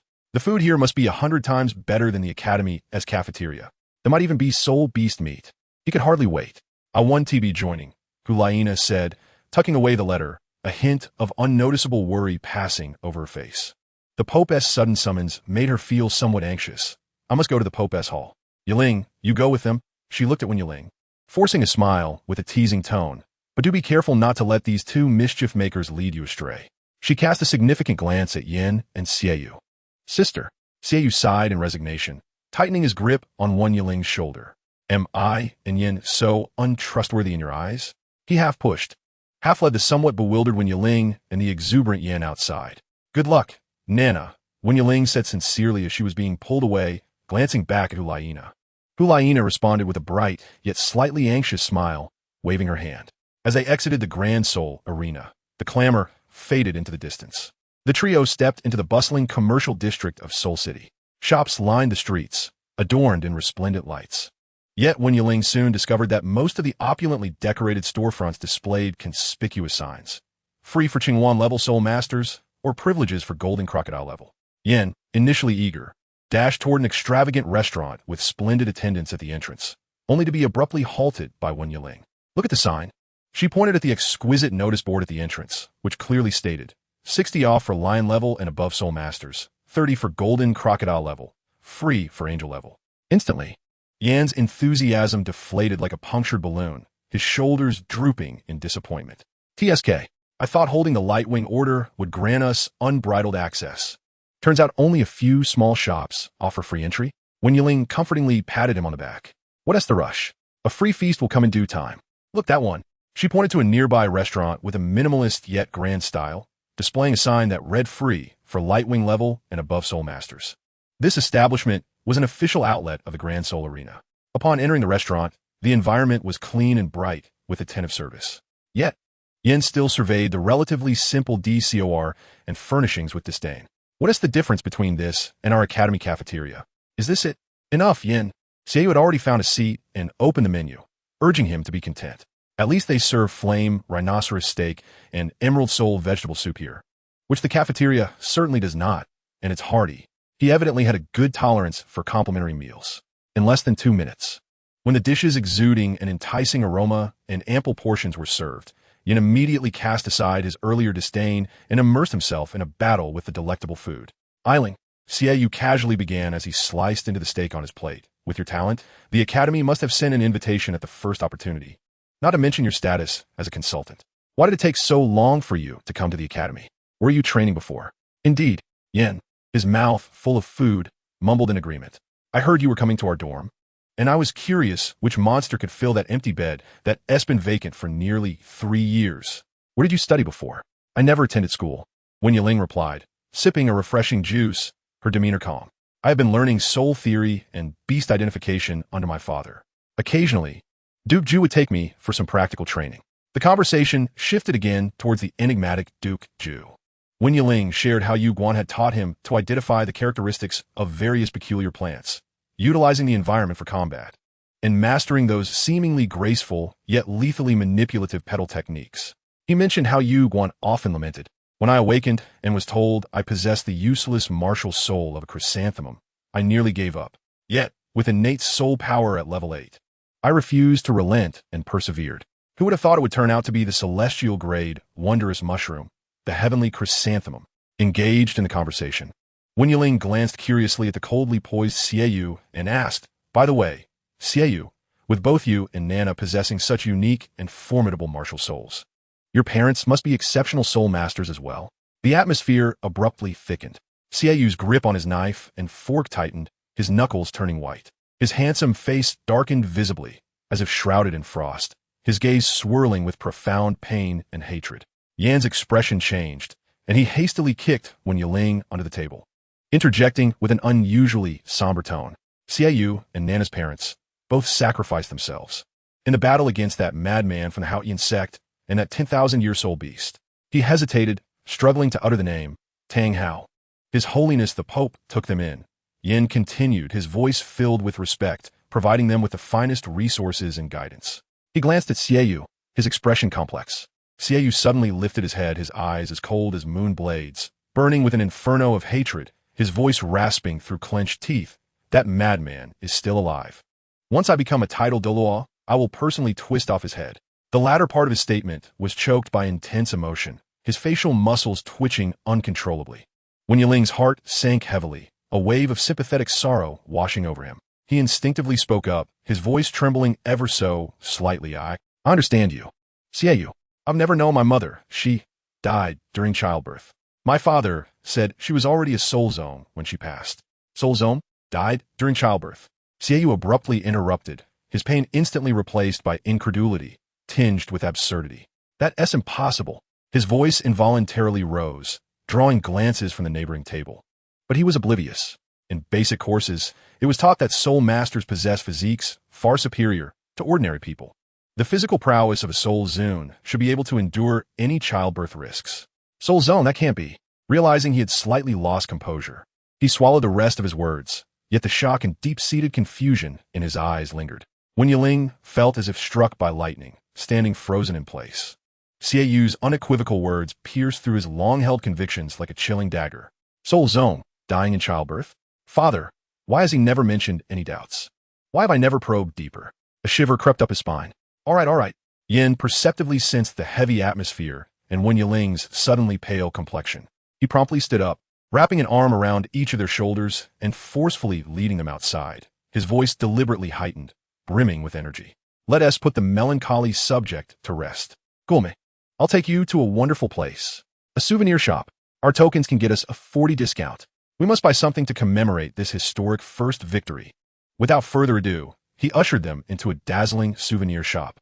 Yin, with a clear objective, headed straight for the shelves, seizing two exquisitely crafted, adorably plump red fox plushies and stuffing them into Wen Yiling's arms. Here, Yiling, one for you and one for Nana. Look at those little eyes, so expressive. Next, he snatched a freshly unboxed, lifelike miniature battle model of their golden generation, with Yin depicted in the act of unleashing a soul skill. Look, our model. Hot off the press. One for each of us, absolutely essential. A keepsake. Spurred by Yan's exuberance, the heavy topic was temporarily cast aside. The trio wandered through the shop, examining various intriguing soul beast models, replica weapons, and academy badges, the atmosphere gradually warming once more. As night deepened and the lights twinkled to life. When the three returned to their dormitory courtyard, laden with bags, mostly filled with snacks and souvenirs purchased by Yan, Xiaoyu opened the door, only to find the interior cloaked in darkness and silence. Nana isn't back yet? Xiaoyu frowned, a hint of concern in his tone. What on earth did His Holiness discuss with her? Why is it taking so long? A twinge of unease crept into Wen Yiling's heart as he quietly placed the snacks and the fox plush on the living room table. He lay on his bed, yet slumber eluded him. Xiaoyu's shocking and resolute words echoed relentlessly in his mind. Soul Zone, unable to die from childbirth? Why has my father never mentioned this? Mother, how did you truly die? What happened? Father, why did you keep this from me? The embers in the fireplace emitted the last flicker of dim red glow, casting a wavering, uncertain light upon the cold tiles of the floor. Time seemed to stretch indefinitely until a faint rustling finally emanated from the door. Hu Liena pushed the door open, the ironwood hinges creaking softly in protest. The hem of her cloak, embroidered with dark golden patterns of the enchanting fox, was dampened by the night dew, while the alluring soul bell dangling from her waist emitted a barely audible chime with her movements. Her gaze immediately fell upon the comical red fox plushie, adorned with a ridiculous little crown, resting beside Wen Yiling's bed, the same one that Yin had forcibly thrust into Wen Yiling's possession, and the nine-tailed fox plushie leaning against it. In a flurry, Wen Yiling hastily shoved the nearly worn-out book, The Correlation Between Soul, Beast Reproduction, and Physique, which had heated up in his grip, beneath his pillow. Clad in a cashmere robe, the cuffs of which were warmed by the lingering heat from the fireplace, he observed Hu Liena as she stepped into the light. It was then that he discerned her condition. The usually meticulously arranged silver braid had several strands broken, and a few golden wisps clung to her pale neck. Dampened by sweat, her peach blossom eyes, which typically sparkled with charm, now appeared veiled in a thick fog of late autumn, hollow and fatigued, concealing an ineffable weight within their depths. Why aren't you asleep yet? Hu Liena leaned against the oak wardrobe, managing a strained smile, her fingertips unconsciously rubbing the Soul Guide wristband on her left arm, still adorned with the mental amplification gemstones, a remnant of dried mud clinging to it.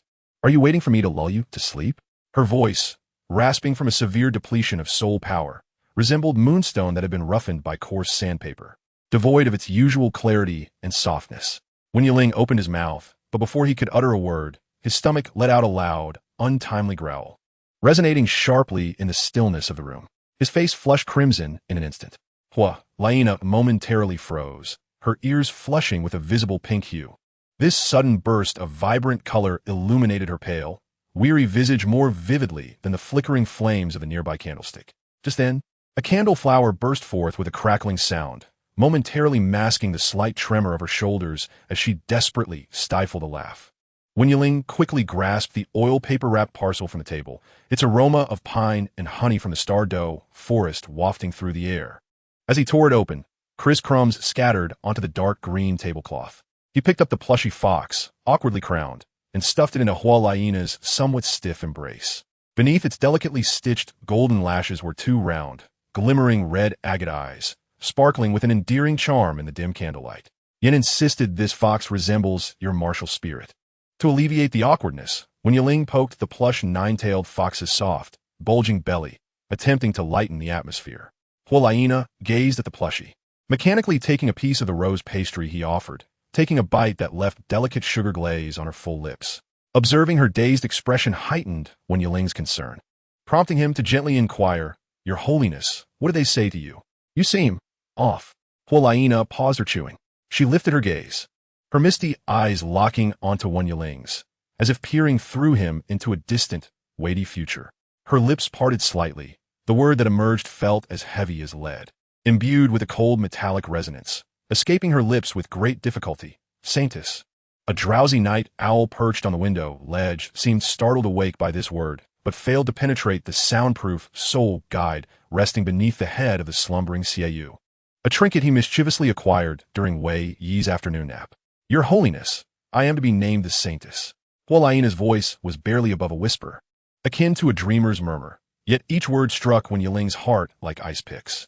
The term, laden with supreme honor yet shackled by endless burdens, caused her delicate frame to tremble imperceptibly.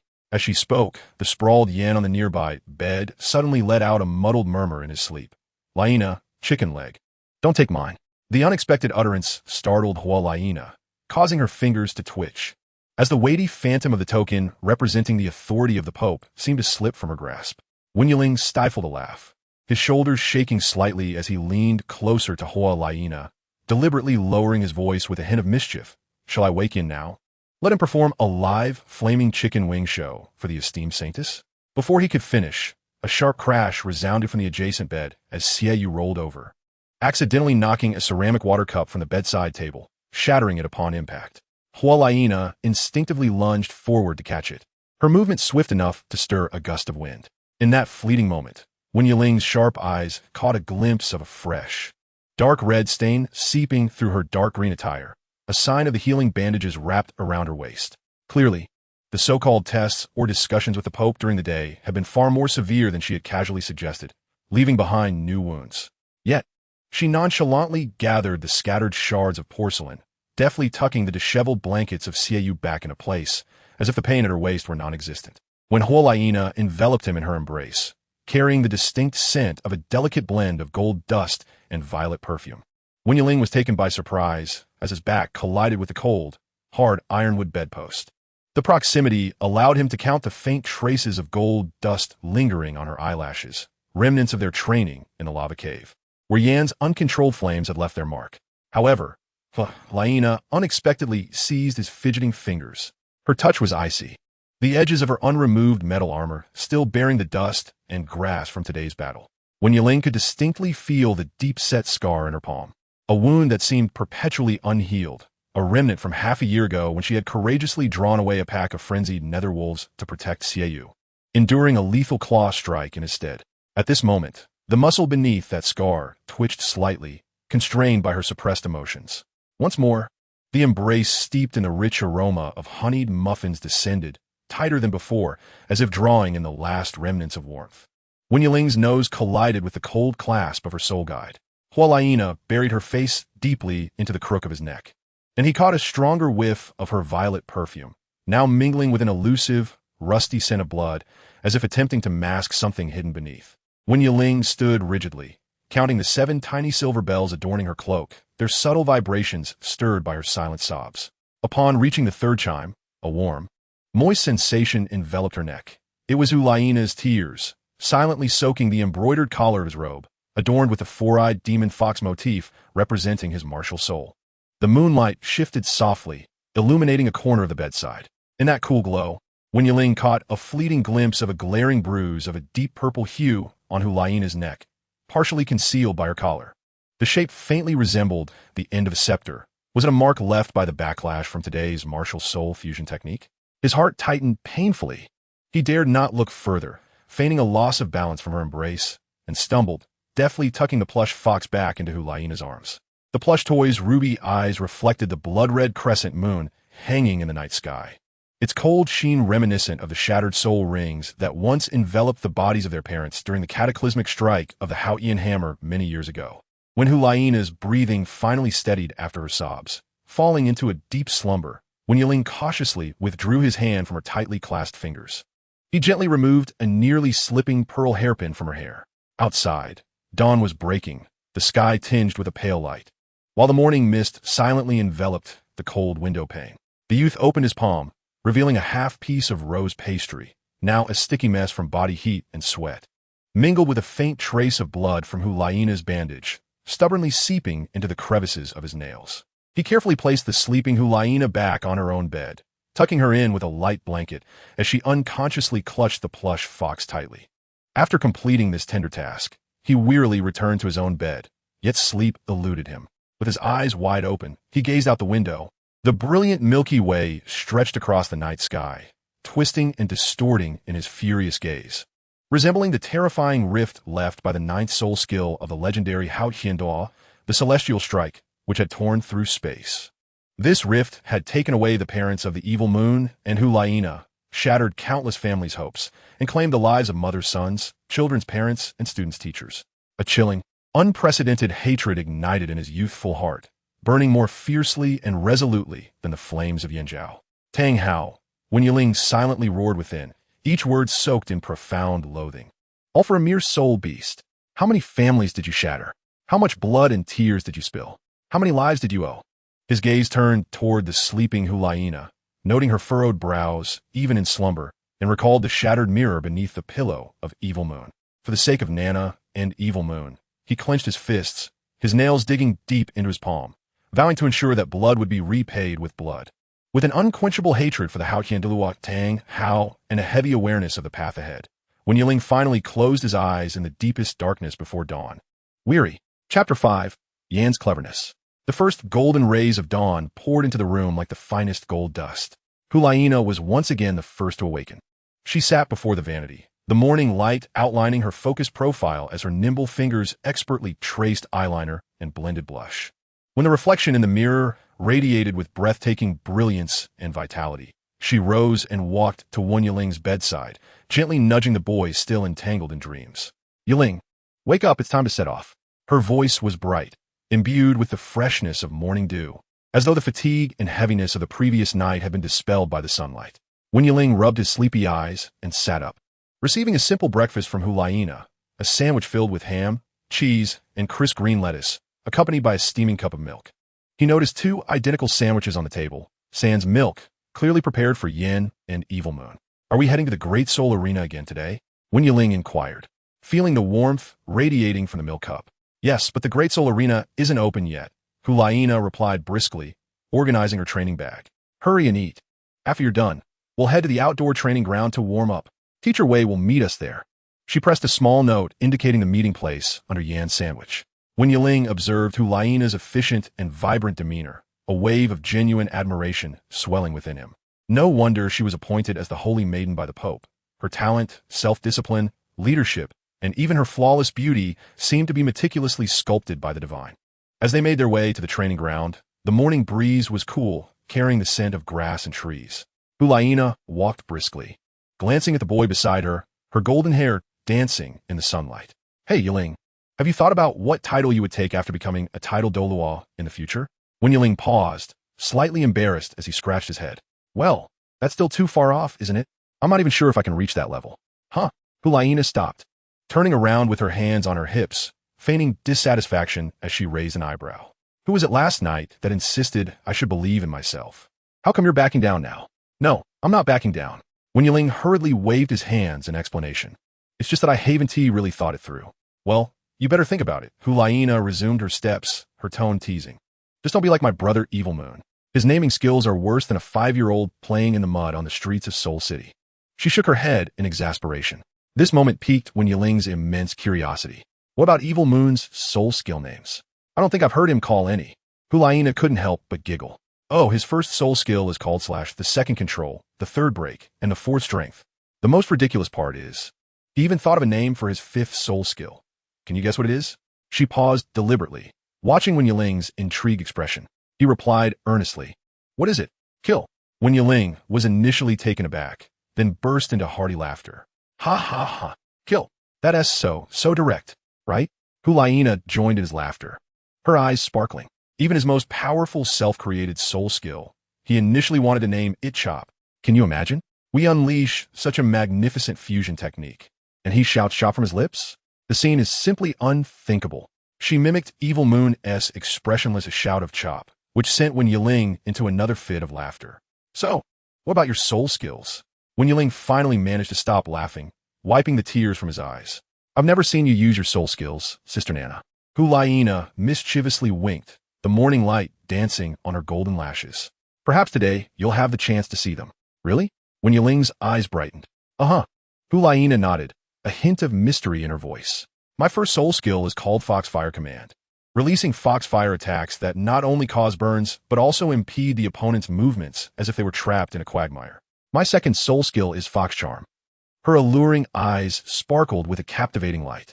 As long as the opponent makes eye contact with me, regardless of their level, they will be disrupted by my mental power, resulting in significantly reduced reaction times and scattered thoughts. My third soul skill is Demon Fox Transformation, which enhances my abilities across the board.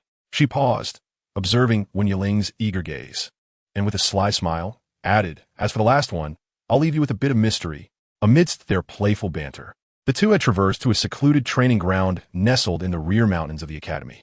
The verdant grass carpeted the earth like a lush tapestry, ancient trees standing sentinel around them, while the morning dew danced upon the blades of grass, bathed in the golden embrace of the dawn.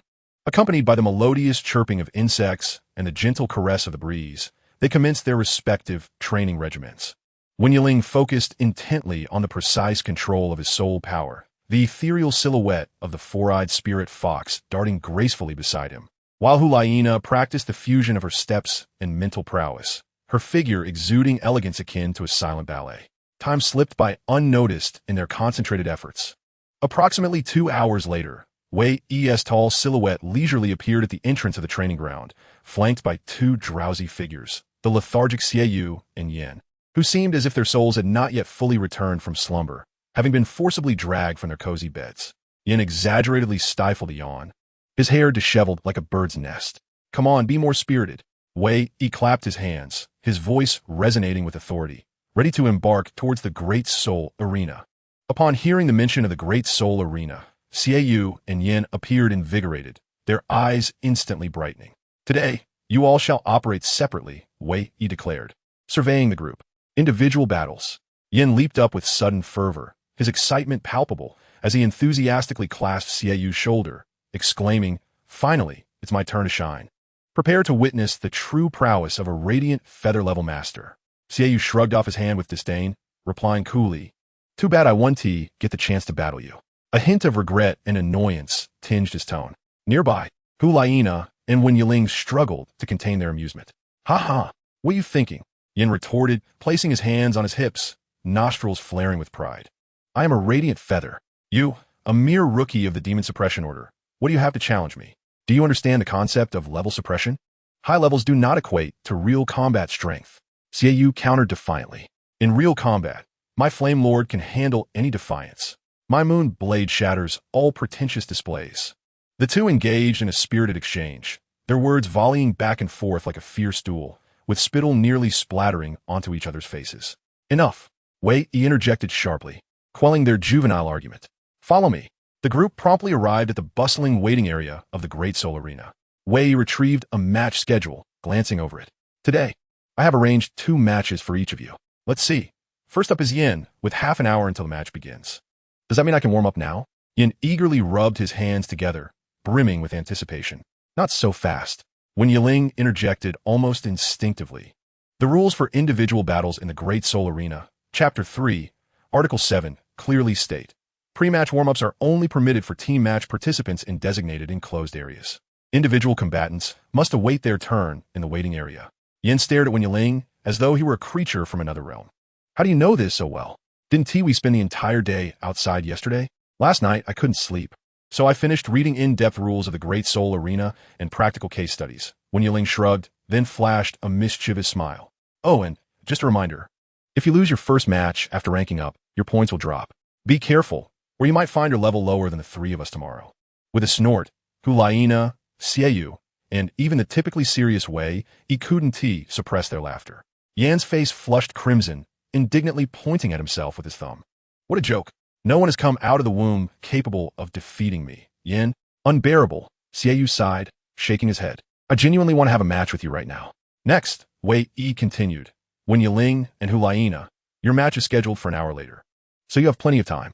Upon hearing this, Hu Liena's eyes glimmered with cunning mischief as she lightly patted Wen Yiling's shoulder, her smile enchanting. Good thing I didn't reveal the full extent of my soul skills to you. Otherwise, you would have to prepare against me in advance. Wen Yiling retorted with equal wit. Likewise, you haven't fully witnessed my soul skills yet. And Xiaoyu, your match is 2 hours after Yan's. Wei Yi glanced at Xiaoyu. Those without match tasks, follow me to the stands. Yin, stop dawdling and hurry to report at the entrance of Personal Battle Arena 3. You have 15 minutes. Yin replied affirmatively, rising with determination, but was abruptly halted by Xiaoyu. Hey, Xiaoyu said, wearing a friendly smile, make sure you win. Don't let it be true what Yiling said about dropping back to the demon suppression order tomorrow with a level lower than ours. Yin shrugged off his hand. Standing tall, his voice booming, Xiaoyu, you can rest assured. Watch me achieve an unbroken winning streak and soar straight to the Lion Order. With that, he strode out boldly, his fiery red hair trailing behind him like a banner. In Arena 3, the cacophony of thunderous cheers surged like a tsunami throughout the venue. Under the spotlight, the commentator's impassioned voice reverberated through every corner via the amplification soul tool. Ladies and gentlemen, warriors of the Soul Master City, welcome to the electrifying Great Soul Arena. This is the crucible of strength and wisdom, the Colosseum of glory and dreams. Today, we shall witness a pinnacle clash between power and defense. The first individual battle begins now. First, let us welcome with the loudest applause. Hailing from the golden generation of the Spirit Hall, an assault-type battle, Soul Master, Yin. As the exhilarating music played and the crowd erupted in fervor, Yin burst forth like a blazing flame, descending into the arena with wild abandon. He pounded his chest with vigor, acknowledging the audience, inciting an even greater roar. Wow, look at that. This is our contestant Yin. His presence ignites the very temperature of the arena. A level 47 assault-type battle Soul Master, the top-tier Flame Lord. His battle promises to be a visual feast. And his opponent, the commentator's voice escalated, laced with gravity, a formidable defender. A level 54 battle Soul King, Steel Tooth.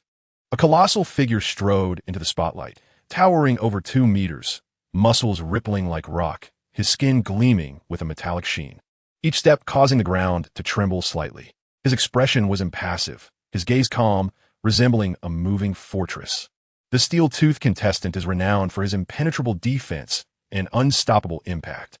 With a soul power level of 54, he stands like a mountain before Yin. In this contest of spear against shield, who shall emerge victorious? Let us await the outcome. Bets. Place your bets. The shouts of bookmakers echoed throughout the arena. Spectators hurriedly pulled out their coin pouches, the crisp clinking of coins creating a symphony of anticipation. Surprisingly, despite the 7-level disparity, the odds for Yin were nearly equal to those of Steel Tooth. Clearly, the illustrious reputation of the top-tier Flame Lord, coupled with his status as a prodigy of the Spirit Hall, led the majority of the audience to harbor high expectations for him. In the front rows of the stands, Wei Yi weighed the heavy pouch of coins in his hand, a confident smile gracing his lips as he unhesitatingly placed all his coins on Yan's victory. On the arena, Steel Tooth unleashed his battle soul first. A deep roar resonated as a massive, armored rhino, encased in a thick layer of keratin with enormous horns, materialized behind him. His soul ring configuration was far from perfect. 6 soul rings of white, yellow, yellow, yellow, purple, and yellow slowly ascended. Although the 5th ring was purple overall, it paled in comparison to Yan's optimal 2 yellow and 2 purple configuration. The battle erupted the moment the referee waved the flag. Yan, fully aware of the level gap, chose not to engage head-on. A glimmer of determination sparkled in his eyes as he took the initiative. Second soul skill, Granite Rock. Boom! The ground beneath Yin trembled violently as a colossal, angular granite pillar erupted from the earth, elevating him nearly 10 meters into the air in an instant. Simultaneously, several other robust granite columns emerged around Steel Tooth, encasing him like a prison in the center. Third soul skill, Hellfire. Without hesitation, Yin forcefully pressed his hands downward. A torrent of scalding, viscous dark red magma surged forth from his palms, reminiscent of a cataclysmic flood from the underworld, cascading down upon the ensnared Steel Tooth below with devastating heat. As the magma struck the ground, it transformed into a blazing inferno, completely engulfing Steel Tooth. A ferocious roar erupted from within the firestorm, resonating with Steel Tooth's wrath. His soul power erupted, enveloping him in a thick yellowish aura that shielded him from the searing magma. Yet, the inferno beneath him continued to emit terrifying heat, forcing him to expend soul power to maintain his defense. "Already, Wei," he exclaimed softly from the stands, unable to contain his admiration. Yan's strategy was astute. He exploited the aerial advantage provided by his second soul skill to evade Steel Tooth's formidable ground assault, and employed his third soul skill to wear down his opponent, compelling him into a war of attrition, attacking where he was strong while exploiting his adversary's weaknesses. Standing atop the towering granite pillar, Yin gazed down at his opponent, struggling amidst the flames, a satisfied smile gracing his features. He even nonchalantly waved toward Wei Xiaoyu and the others in the stands, seemingly reveling in the success of his tactical prowess. However, in that moment of fleeting complacency, a thunderous, wrathful roar reverberated from the inferno. The molten magma prison was suddenly breached by an overwhelming force from within. Cloaked in a yellowish glow, Steel Tooth, now resembling a behemoth clad in rock armor, bore eyes aflame with fury, charging forth with the terrifying momentum of an ancient rhinoceros, hooves pounding the ground with the intent to obliterate everything in his path. Heading straight for the pillar beneath Yin, the very earth beneath him cracked with each step. Fifth soul skill, rampaging rhino charge. In the stands, Xiaoyu, Wen Yiling, and Hu Liena's expressions changed drastically. "Yin, be careful," Xiaoyu shouted, springing to his feet, pointing anxiously at the scene below. Wen Yiling clenched her fists in tension. Yet, Yin appeared lost in his earlier triumph, casting a casual glance at the charging Steel Tooth, a hint of disdain curling at the corners of his mouth.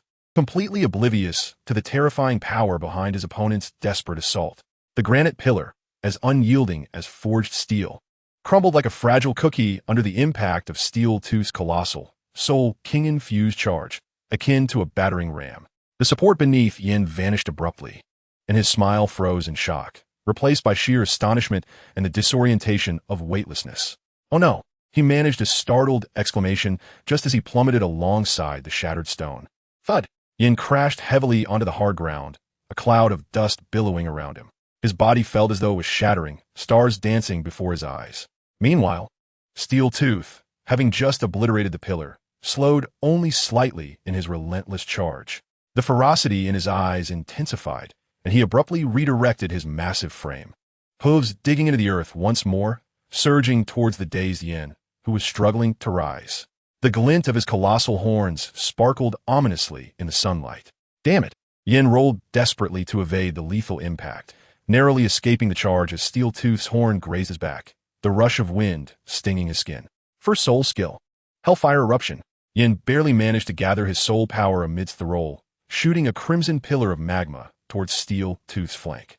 The magma struck Steel Tooth's rock-armored body with a dull thud, sending sparks flying, leaving behind only a singed mark that failed to breach his formidable defense.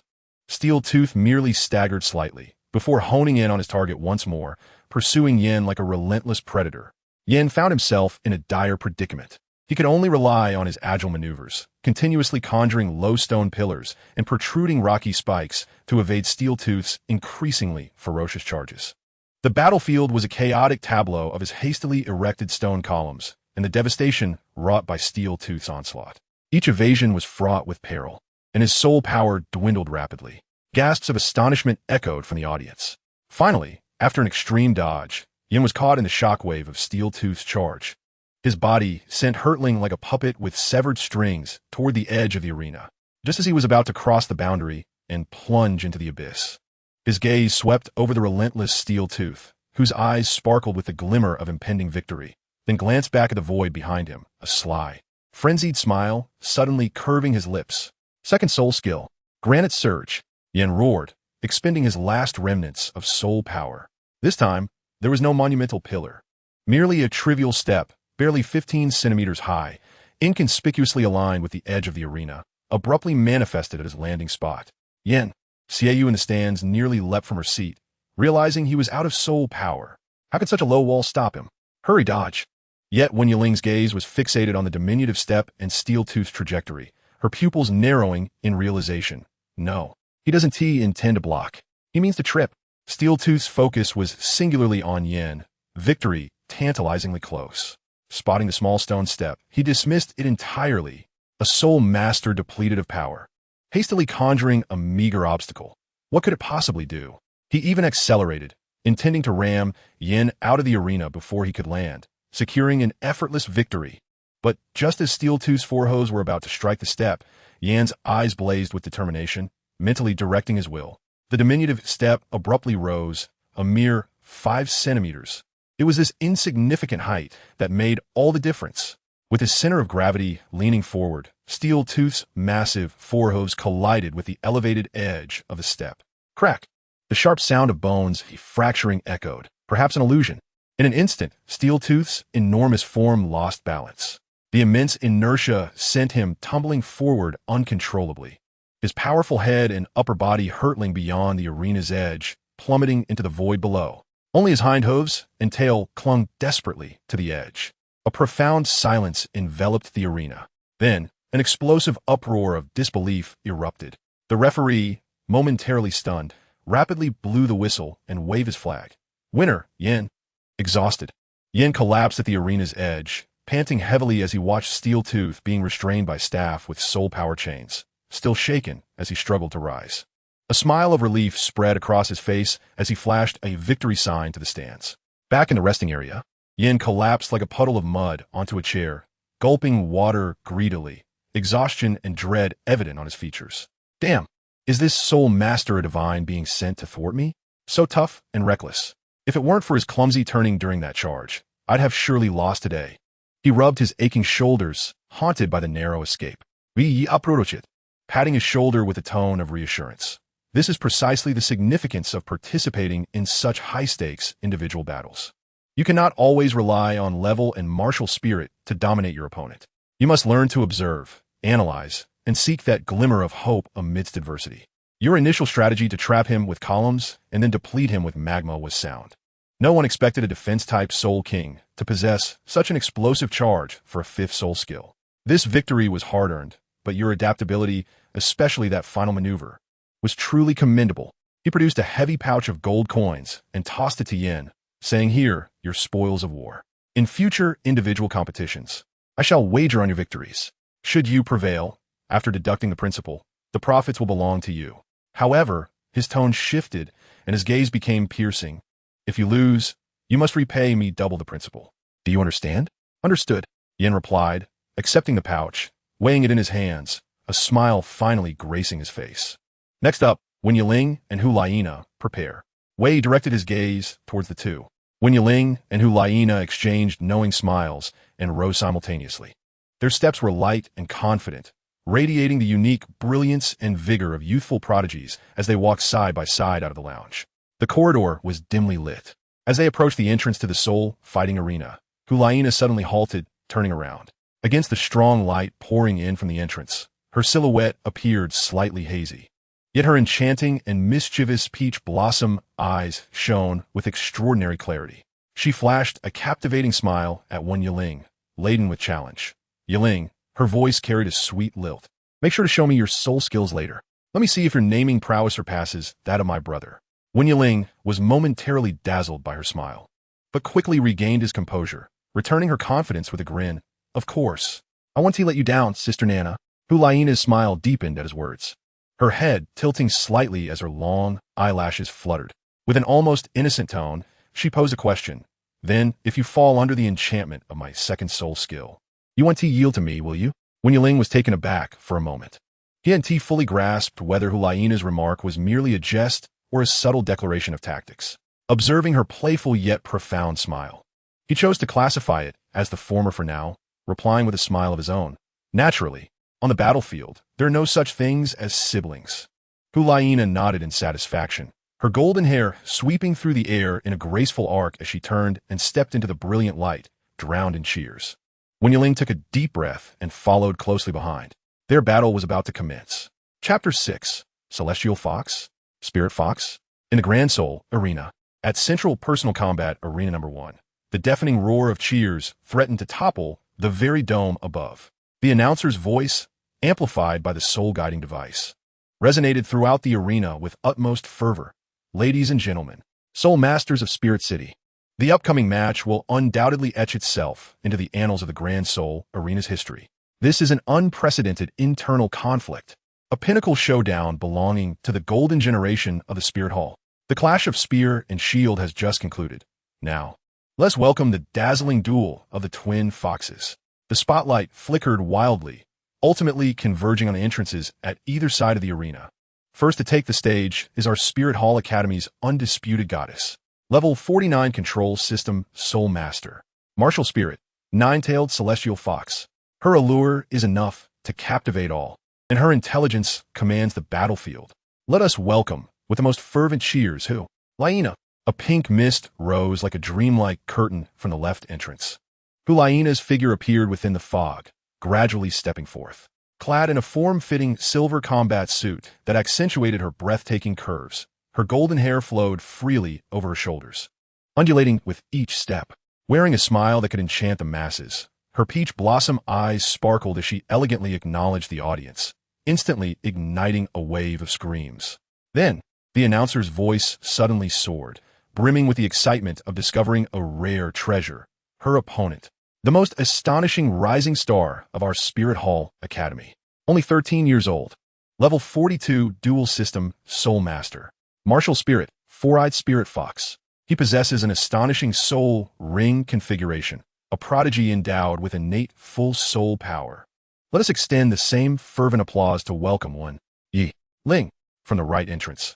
Wen Yiling emerged with steady composure. His youthful frame appeared somewhat slender, yet his eyes gleamed with the sharpness of a hawk, exuding a maturity beyond his years. He stood firm, nodding slightly to the audience, as four soul rings, two yellow, one purple, and one black, rose beneath him. The moment the deep black fourth ring with crimson patterns revealed itself, the entire arena erupted into an unprecedented cacophony. A blend of shock, fervor, and disbelief. A 10,000-year fourth ring. The impact of witnessing it firsthand was far more staggering than mere hearsay. At the center of the arena, the two stood facing each other. Behind Hu Liena, the ethereal silhouette of a nine-tailed celestial fox gracefully materialized, its nine fluffy tails swaying gently, radiating a powerful allure and mental pressure. In contrast, the silhouette of Wen Yiling's four-eyed spirit fox appeared more agile and lively, its dark red fur seemingly flowing with molten lava. Most unsettling were its eyes, with dual scarlet pupils that seemed to gaze into the abyss, exuding an eerie power of perception and control. One pink gold and one dark red, one elegant and enchanting, the other nimble and enigmatic. The clash of these two apex fox martial spirits ignited the air before the battle even began. The atmosphere felt charged, as an invisible mental field clashed fiercely between the two, rendering the audience breathless. The match commenced. The referee's flag fell decisively. The two moved almost in unison. First soul skill, Fox Fire Command. Hu Liena cried out, her delicate hand raised, as three clusters of pink-gold fox fire surged forth like living spirits, tracing an eerie arc with their searing heat and an unusual energy that caused bodily sluggishness, shooting towards Wen Yiling in a formation. The air shimmered in their wake. Wen Yiling's gaze sharpened, advancing rather than retreating. Second soul skill, Fourfold Fox Shadow. Swish, swish, swish, swish. Four identical dark red shadows instantly split from his form. Five Wen Yilings scattered like phantoms, darting towards the foxfire with astonishing speed and erratic trajectories. The agility of the spirit fox was showcased to its fullest. Foxfire and fox shadows clashed fiercely in midair, intertwining. Pink gold and dark red lights flickered in a dazzling display. The two shadows attempted to withstand the foxfire, only to be ignited by the scorching energy imbued with mental interference upon contact, dissipating like bubbles. Yet the remaining three figures, one original, two shadows, surged forward like arrows, breaking through the foxfire's blockade and approaching Hu Liena from different angles. Hu Liena remained unfazed, a confident smile gracing her lips as her jade fingers flicked, unleashing the final, more concentrated cluster of foxfire that roared forth, precisely aimed at the foremost Wen Yiling, his true self. In a flash, Wen Yiling's mind raced. The positions of his true form and a shadow instantaneously swapped. The foxfire struck the shadow fiercely, exploding it into a plume of dark red mist. Meanwhile, Wen Yiling's true form, shielded by the shadow's destruction and the slight displacement from the swap, surged forward like a relentless specter, his fingertips entwined with sharp soul power, aiming directly for Hu Liena's throat. The speed was astonishing, accompanied by a piercing whistle. Just as his fingertips were about to graze her delicate skin, Hu Liena's eyes erupted with a pink-gold glow, like two otherworldly full moons. Second soul skill, Fox Enchantment. Time seemed to stretch infinitely, warping in that moment. Wen Yiling's forward motion froze as if a pause button had been pressed, bizarrely suspended in midair. The sharpness in his gaze and his fighting spirit evaporated in an instant, replaced by a blankness of confusion and infatuation. In his eyes, Hu Liena transformed from an adversary into a goddess, enveloped in a sacred halo, extending her hands towards him. Hu Liena gracefully sidestepped, as Wen Yiling's rigid body, propelled by immense inertia, flew past her like a marionette, his attack completely missing its mark. With a beguiling smile that seemed to ensnare souls, she glided towards the vacant-eyed and motionless Wen Yiling. She extended her hand, pale and delicate as jade, gently grasping his. The coolness of her fingertips stirred a fleeting ripple in the emptiness of his gaze.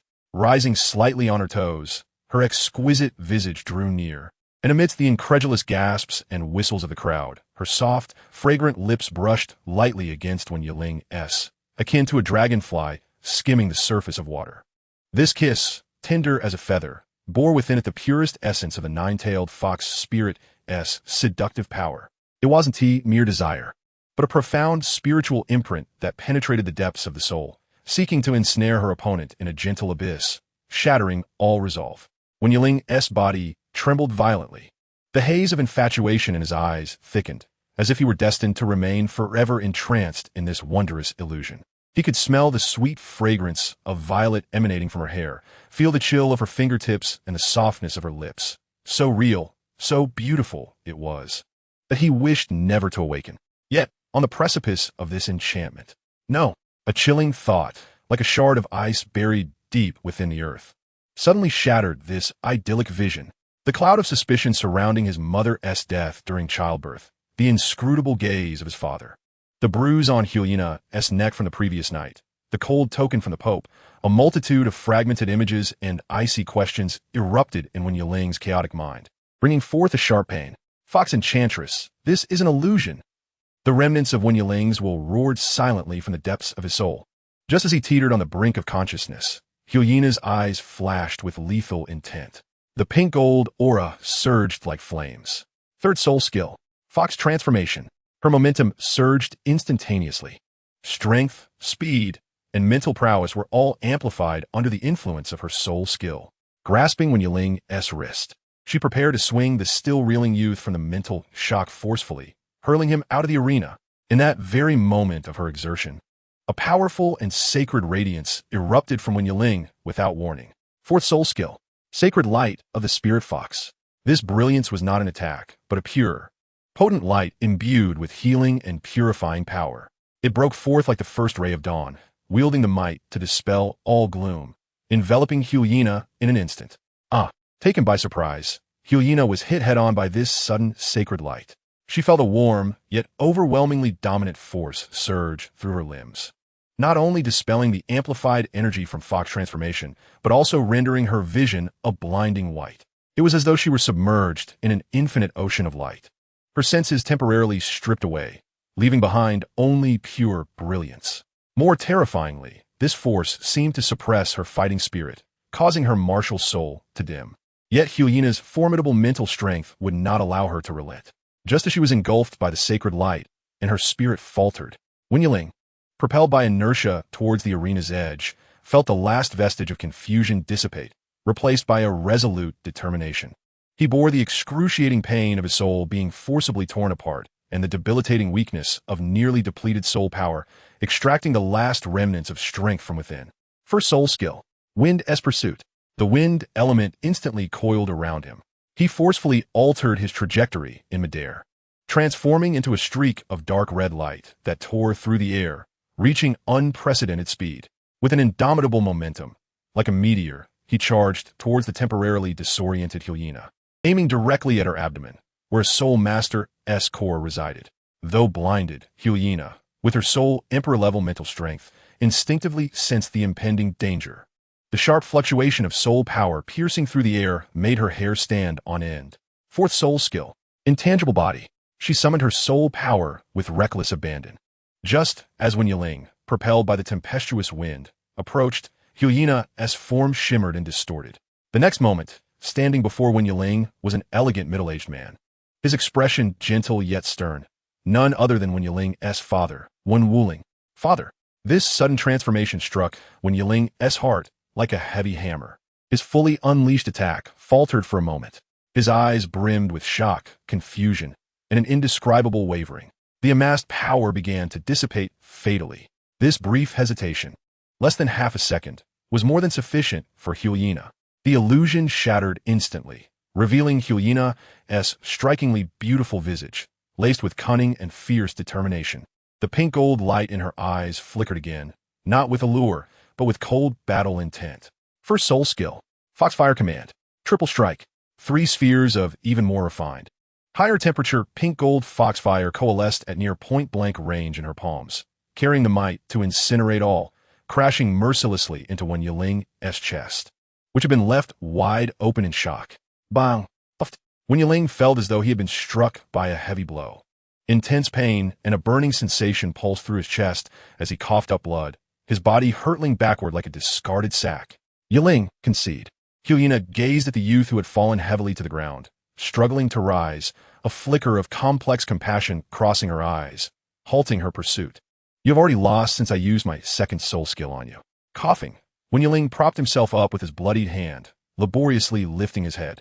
Revealing a blood-stained smile brimming with fierce battle intent, Sister Nana, I still have 1 soul skill left, and used. Hu Liena's pupils constricted suddenly. Third soul skill. Blood-eye blade. Gaze. Absorb. Wen Yiling roared in fury. His eyes, adorned with the fourfold blood eye, turned crimson and dripping. 2 invisible, terrifyingly absorbing mental chains, like venomous serpents, crossed the space and ensnared Hu Liena tightly. He hadn't even unleashed the final segment of his third soul skill as attack. Hu Liena felt an irresistible force pressing in from all directions, rendering her body rigid. Even more horrifying was that the soul power within her surged uncontrollably like a flood breaking through a dam, flowing wildly outward. Meanwhile, Wen Yiling's breath visibly restored and ascended. This is bad. Hu Liena's soul power was being absorbed, and with the overwhelming mental pressure binding her, she couldn't evade. Gritting her teeth, she poured the little soul power she had just regained into her hands. Foxfire command. Break for me. Almost simultaneously, Wen Yiling, having partially freed himself from the restraints, realized he had no choice but to unleash the final segment of his third soul skill to counter the attack. Like a vengeful fox returning from the depths of hell, he charged at Hu Liena, wielding the extracted soul power and every ounce of his will. Transforming into a dark red shadow, hurtling towards her, his right hand, fingers aligned like a blade, glimmered with a blood-red edge capable of tearing everything apart. Meanwhile, Hu Liena concentrated her most fervent pink-gold foxfire within her palms. Boom! The dark red blood-eye blade collided with the pink-gold destructive foxfire in a thunderous explosion at the center of the arena. An indescribable, terrifying detonation erupted. A massive energy sphere, intertwined with dark red and pink-gold hues, rapidly expanded, consuming everything within dozens of meters. The sturdy floor of the battle arena shattered like fragile ice. Flung into the air, the violent shock wave crashed against the surrounding protective barrier like a tangible tsunami, emitting a bone-chilling groan. The audience in the front row was tossed about by the hurricane, gasping in shock. As the brilliance faded, a cloud of dust enveloped the arena. In the center, a vast, charred pit emerged. At either end of the pit lay Wen Yiling and Hu Liena, resembling marionettes that had been carelessly discarded, their bodies blackened, garments tattered, blood seeping from their mouths and noses, lying motionless amidst the rubble, utterly unconscious. A profound silence engulfed the arena. The sound of a pin dropping could be heard. The referee stood dazed for several seconds before tremblingly raising the flag as the medical soul masters rushed into the arena. It's a draw. In the resting area, after receiving urgent medical attention, the 2 gradually regained consciousness, but their bodies were wrapped in bandages, their faces as pale as parchment, barely able to stand without supporting each other. Are you both all right? How did it come to this? Xiaoyu exclaimed. gazing at the dismal state of his sister and Wen Yiling, a mix of shock and anger crossing his face as he hurried to support Hu Liena.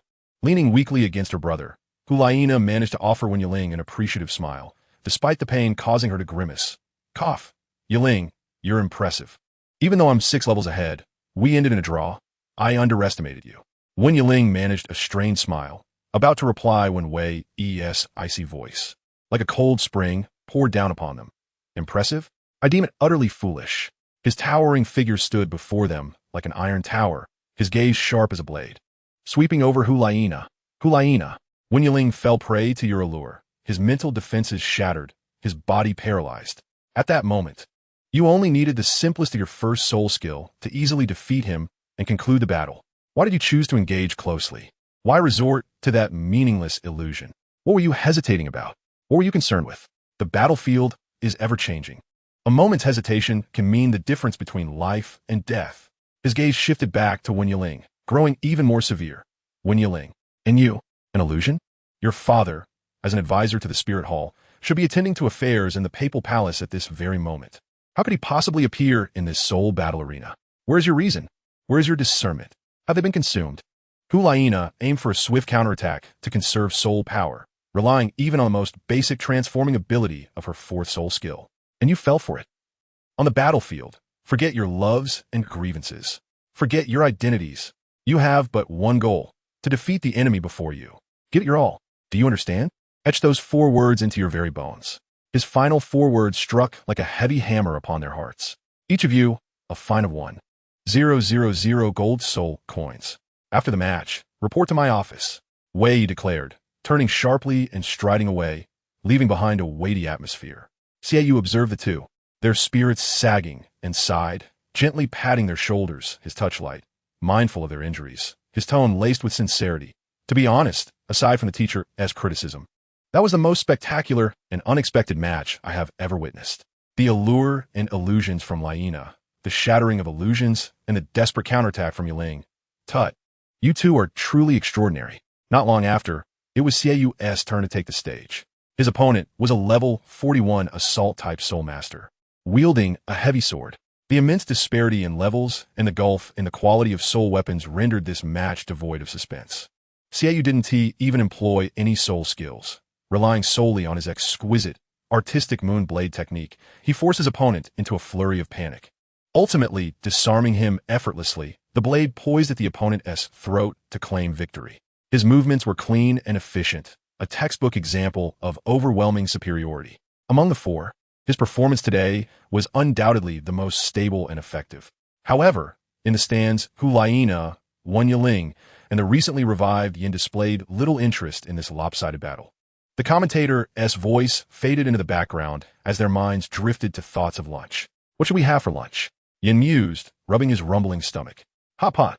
I know an amazing place. Hu Liena's eyes sparkled. Grilled venison. I've heard about a new place that's supposed to be fantastic. Yin and Xiaoyu chimed in unison.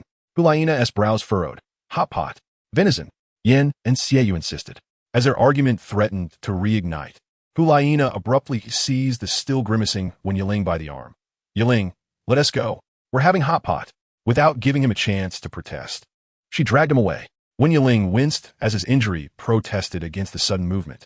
Glancing at Yin and Xiaoyu's eager expressions, especially as Yin waved the prize money he had just won, he softly suggested, Sister Liena, why don't we go for venison instead?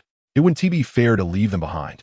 Hu Liena abruptly halted, turning her head, her beautiful peach blossom eyes narrowing slightly, a hint of danger in her gaze as she fixed her gaze on Wen Yiling. You don't want to accompany me? Her voice, though gentle, sent a chill down Wen Yiling's spine. Who was it this morning that showed mercy in the illusion, and didn't he immediately toss you out? In an instant, Wen Yiling recalled the kiss and the ensuing agony, his scalp tingling, and he hurriedly waved his hands. Let us go. Hot pot. It must be hot pot.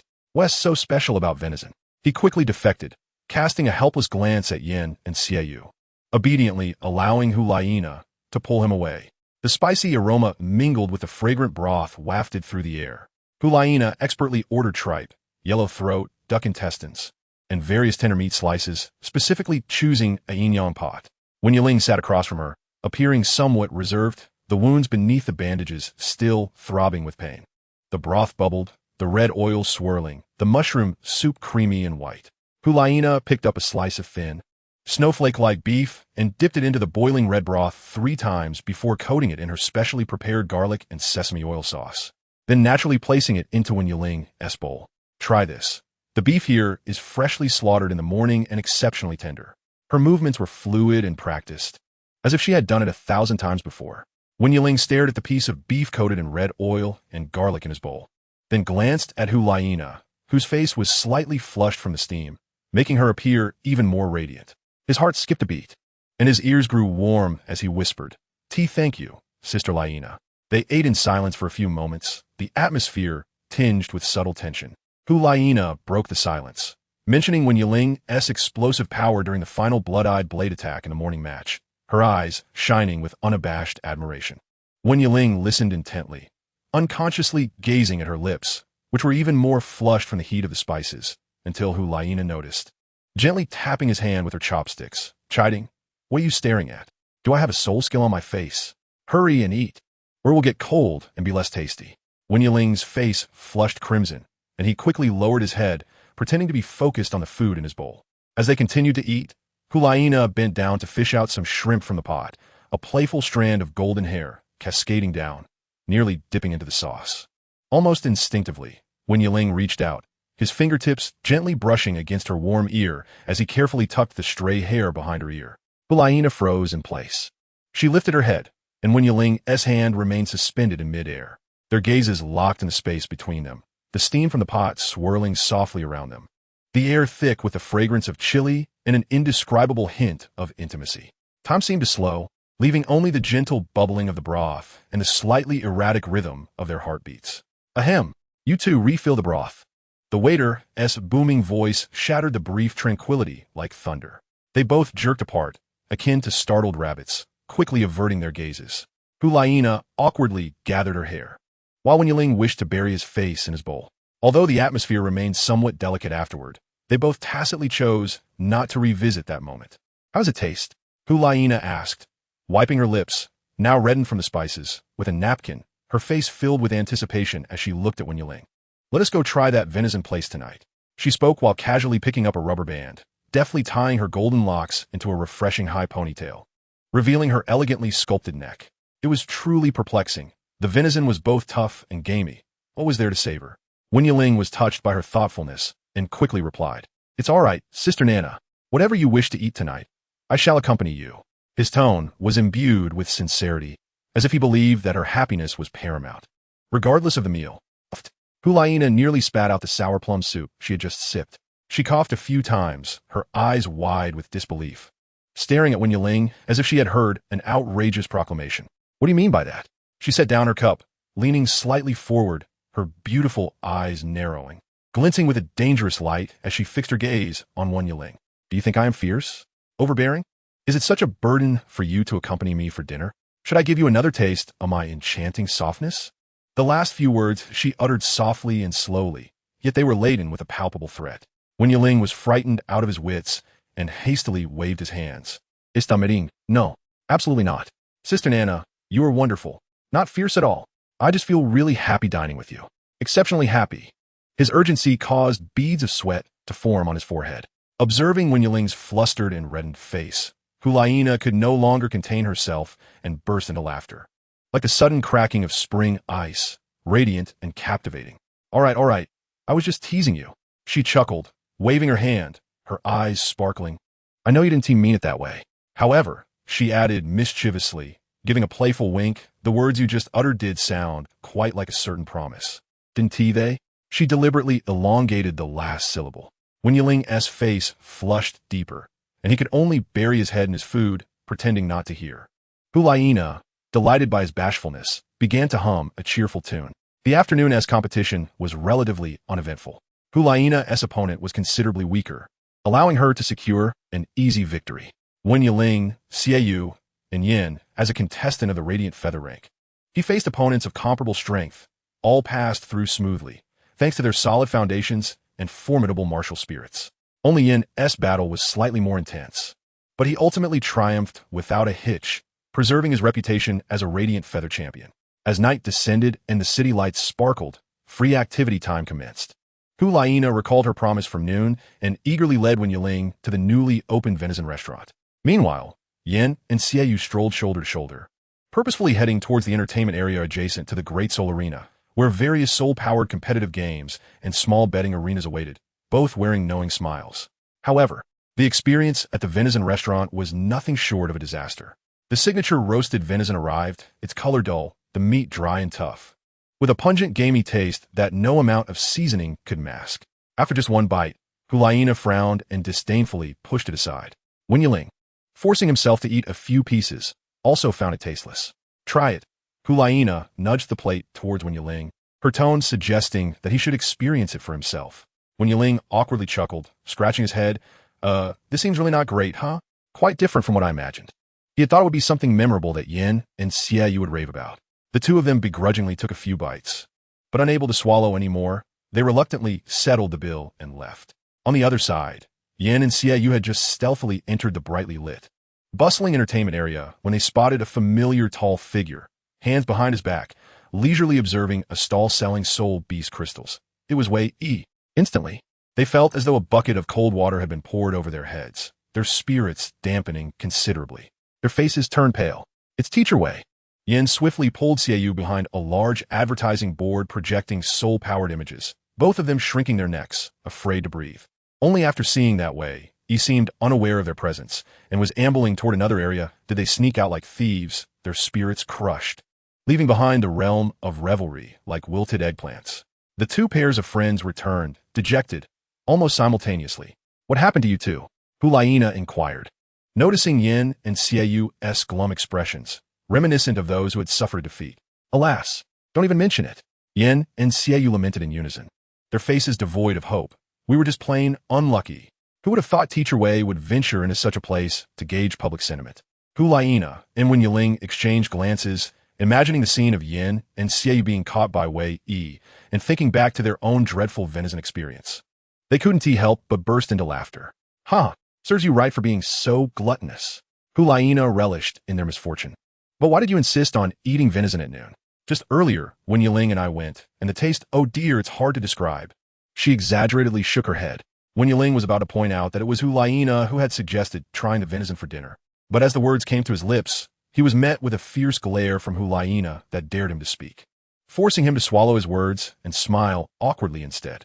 Ahem, the meat was a bit tough. Yin rubbed his nose, his gaze evasive as he attempted to mask his embarrassment, but we forgot to mention this afternoon that we only had a couple of bites. And when we found it unpalatable, we hurriedly left.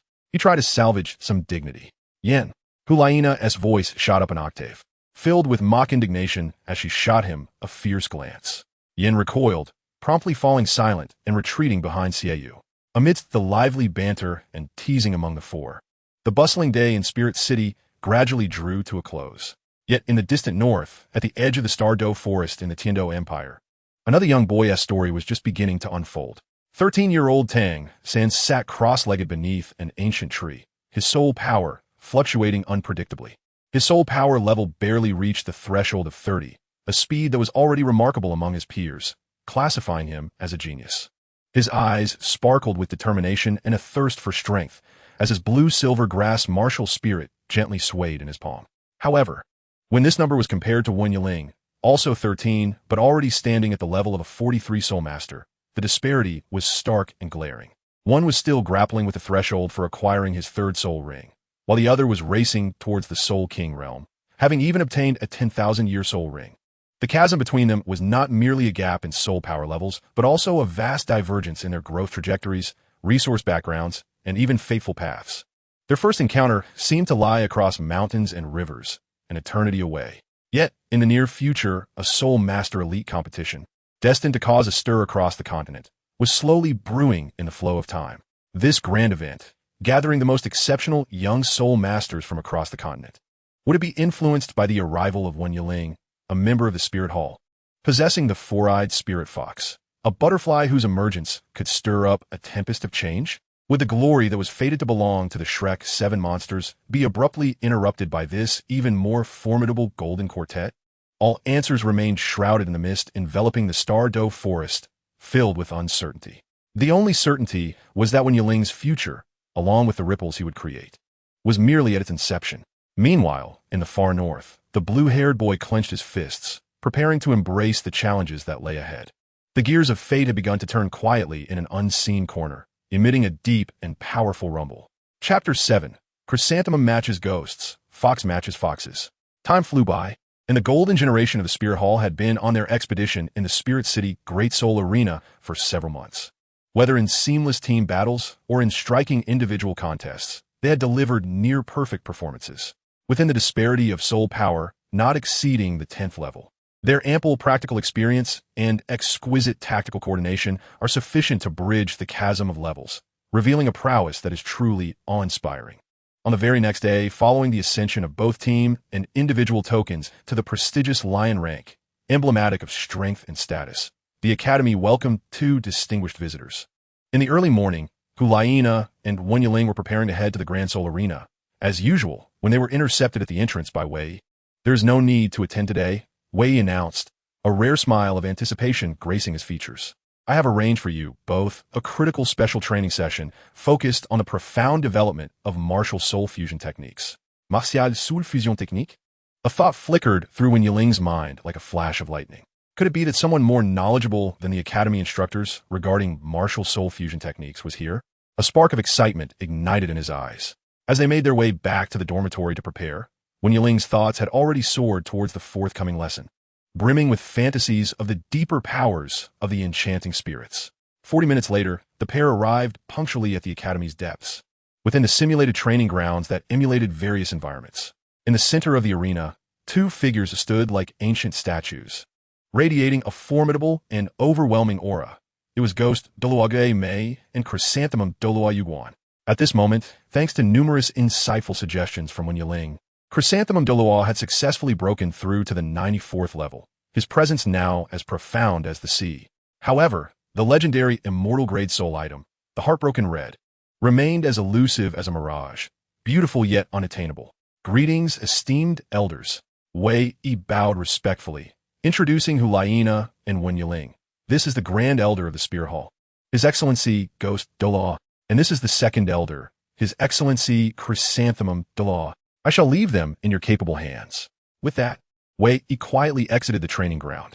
Chrysanthemum Douluo slowly turned his gaze towards Wen Yiling, a familiar, gentle smile gracing his lips as he casually waved a hand. "Ah, little one, we meet again. You've grown quite a bit. I have heard that your trio's fusion technique, Enchantress, possesses considerable power." Ghost Douluo's voice, deep and gravelly as if emanating from the abyss, swept over Wen Yiling, his scrutinizing gaze sharp as it assessed him. Wen Yiling was momentarily taken aback, surprised that Ghost Douluo would broach the subject directly. He quickly composed himself and replied respectfully, "In response to your inquiry, Your Excellency, the fusion technique's power is commendable, yet the consumption is immense and requires further refinement." Ghost Douluo nodded slightly, his voice resonating with the weight of ancient secrets. Martial soul fusion techniques are miracles born from the resonance of soul power and the essence of martial souls among soul masters. However, the conditions for their activation are profoundly mysterious and remain inconclusive to this day. For instance, the fusion between Xiaoyu and Hu Liena, stemming from their bloodline connection and mutual understanding, occurs naturally. As for you, Wen Yiling, his gaze traversed between Wen Yiling and Hu Liena. Your four-eyed spirit fox and Nana's nine-tailed heavenly fox may not share the same origin, yet both belong to the elite category of spiritual fox martial souls. Their essences are closely aligned, and their auras attract one another. This may very well be the key to your integration and even enhancement of the fusion. He paused, an intangible pressure enveloping the atmosphere. Martial soul fusion techniques often wield power far surpassing the combined soul power of the practitioners. Yet, with greater power comes heavier repercussions. The mental toll increases exponentially. Remember, strength is always accompanied by cost. Before he could finish, Ghost Douluo suddenly extended a hand towards Chrysanthemum Douluo. The two titled Douluo exchanged a knowing glance, no words necessary, as their soul powers resonated instantaneously. Martial soul fusion technique, the realm of polar stillness. A terrifying force, impossible to resist, erupted from the two of them, freezing time and space at their core. In an instant, everything within the simulated training ground seemed to be paused, Falling leaves hung suspended in the air. The babbling brook ceased its flow, and even the dust particles in the air became visibly still. Hu Liena and Wen Yiling felt an overwhelming, bone-chilling force instantaneously ensnare every muscle and strand of soul power within them. They were like insects trapped in amber, their thoughts dulled, left to witness a world ruled by absolute stillness. Powerful, suffocating. This was a domain of strength that transcended comprehension. This is the fusion technique of the two of us. Ghost Douluo's voice resonated like an oracle in the still world. It was this very technique that rendered the Haotian Douluo Tang Hao immobile. At the mere mention of Tang Hao, Hu Liena's fingers instinctively tightened in restraint, nearly digging into Wen Yiling's arm beside her, only to release suddenly, as if burned. Her eyes flashing with deep-seated hatred and pain. As the domain was lifted, time and space resumed their flow. The two breathed heavily, akin to drowning souls revived, hearts still racing with trepidation. Though your trio's enchantress is formidable, its consumption is astonishing, Ghost Douluo remarked, his gaze piercing. Today's lesson aims for you both to explore a more refined and efficient fusion technique that belongs uniquely to your dual fox martial souls. The fusion between Hu Liena and Xieyu is rooted in bloodline, while you, Wen Yiling, can intervene and enhance it, demonstrating that your dual fox martial souls possess an extraordinary compatibility. The potential may far exceed your imagination. At this moment, Chrysanthemum Douluo leisurely withdrew a piece of parchment, exuding faint ripples of soul power from the voluminous sleeves of his robe, gently unfurling it upon a nearby stone table.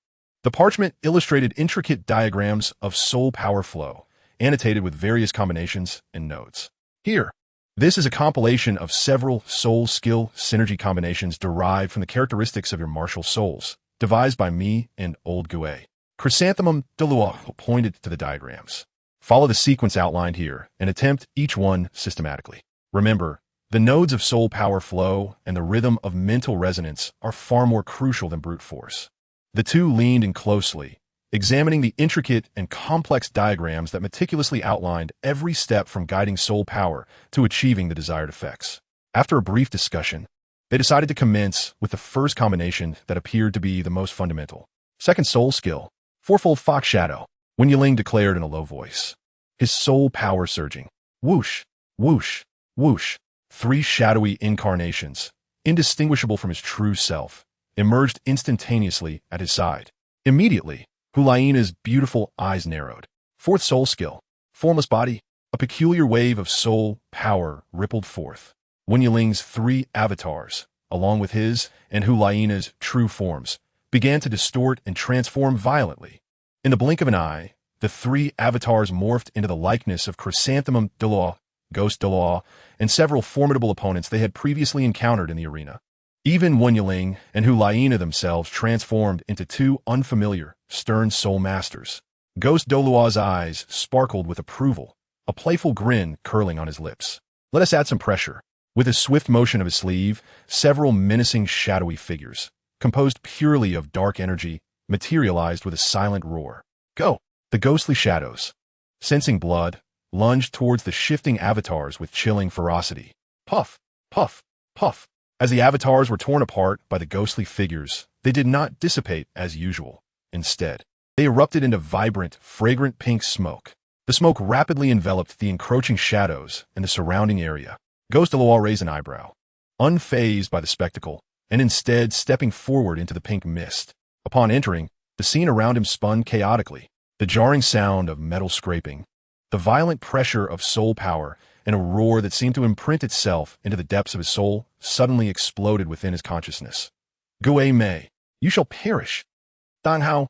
Even with Ghost Douluo's formidable resolve, the unexpected illusion and mental assault caused a momentary turbulence in his mind. He let out a low grunt as black mist surged around him, forcefully dispelling the illusion and smoke, retreating slightly with an air of urgency, his dark robe billowing. Excellent. Truly excellent. Ghost Douluo's voice, laced with a hint of breathlessness, was imbued with admiration. The illusion was vivid, and the mental impact was accompanied by a strong, emotional inducement. The soul power consumption was only slightly higher than releasing it individually, yet it endowed the martial soul technique with unprecedented tactical flexibility and unpredictability. This move holds immense potential. Let us try the next combination. I am certain there are further surprises awaiting us. Chrysanthemum Douluo exclaimed, rubbing his hands together in excitement, like a child who had just discovered a new toy. Hu Liena and Wen Yiling exchanged a knowing glance, nodding in unison. First soul skill, Foxfire Command. With a graceful flick of her delicate hand, Hu Liena conjured 3 vibrant spheres of enchanting pink-gold light, exuding a languid, searing aura of foxfire that encircled her being. Fourth soul skill, Sacred Light of the Spiritual Fox. Wen Yiling promptly unleashed her own ability, a column of pure, magnificent light imbued with formidable healing and purifying power descended from the heavens, enveloping Hu Liena's 3 spheres of foxfire within its radiant embrace. The closest target, the Duke of Chrysanthemum, was the first to bear the brunt. The holy light radiated a gentle pressure, yet upon merging with the foxfire's energy, it astonishingly produced a peculiar soul-burning effect. It felt as if countless minuscule flame needles, imbued with purifying power, disregarded all defenses and struck directly at the depths of his psyche. The Duke of Chrysanthemum felt a sharp pain at his brow, akin to being seared by a molten iron brand. Oomph! The Duke of Chrysanthemum stifled a grunt. His vast soul power, at level 94, instinctively shielded him, forcefully crushing and dispelling the invading energy like a tempestuous ocean. He rubbed his brow, yet his eyes sparkled with astonishment. What a remarkable combination! A dual assault of mental and purifying attributes?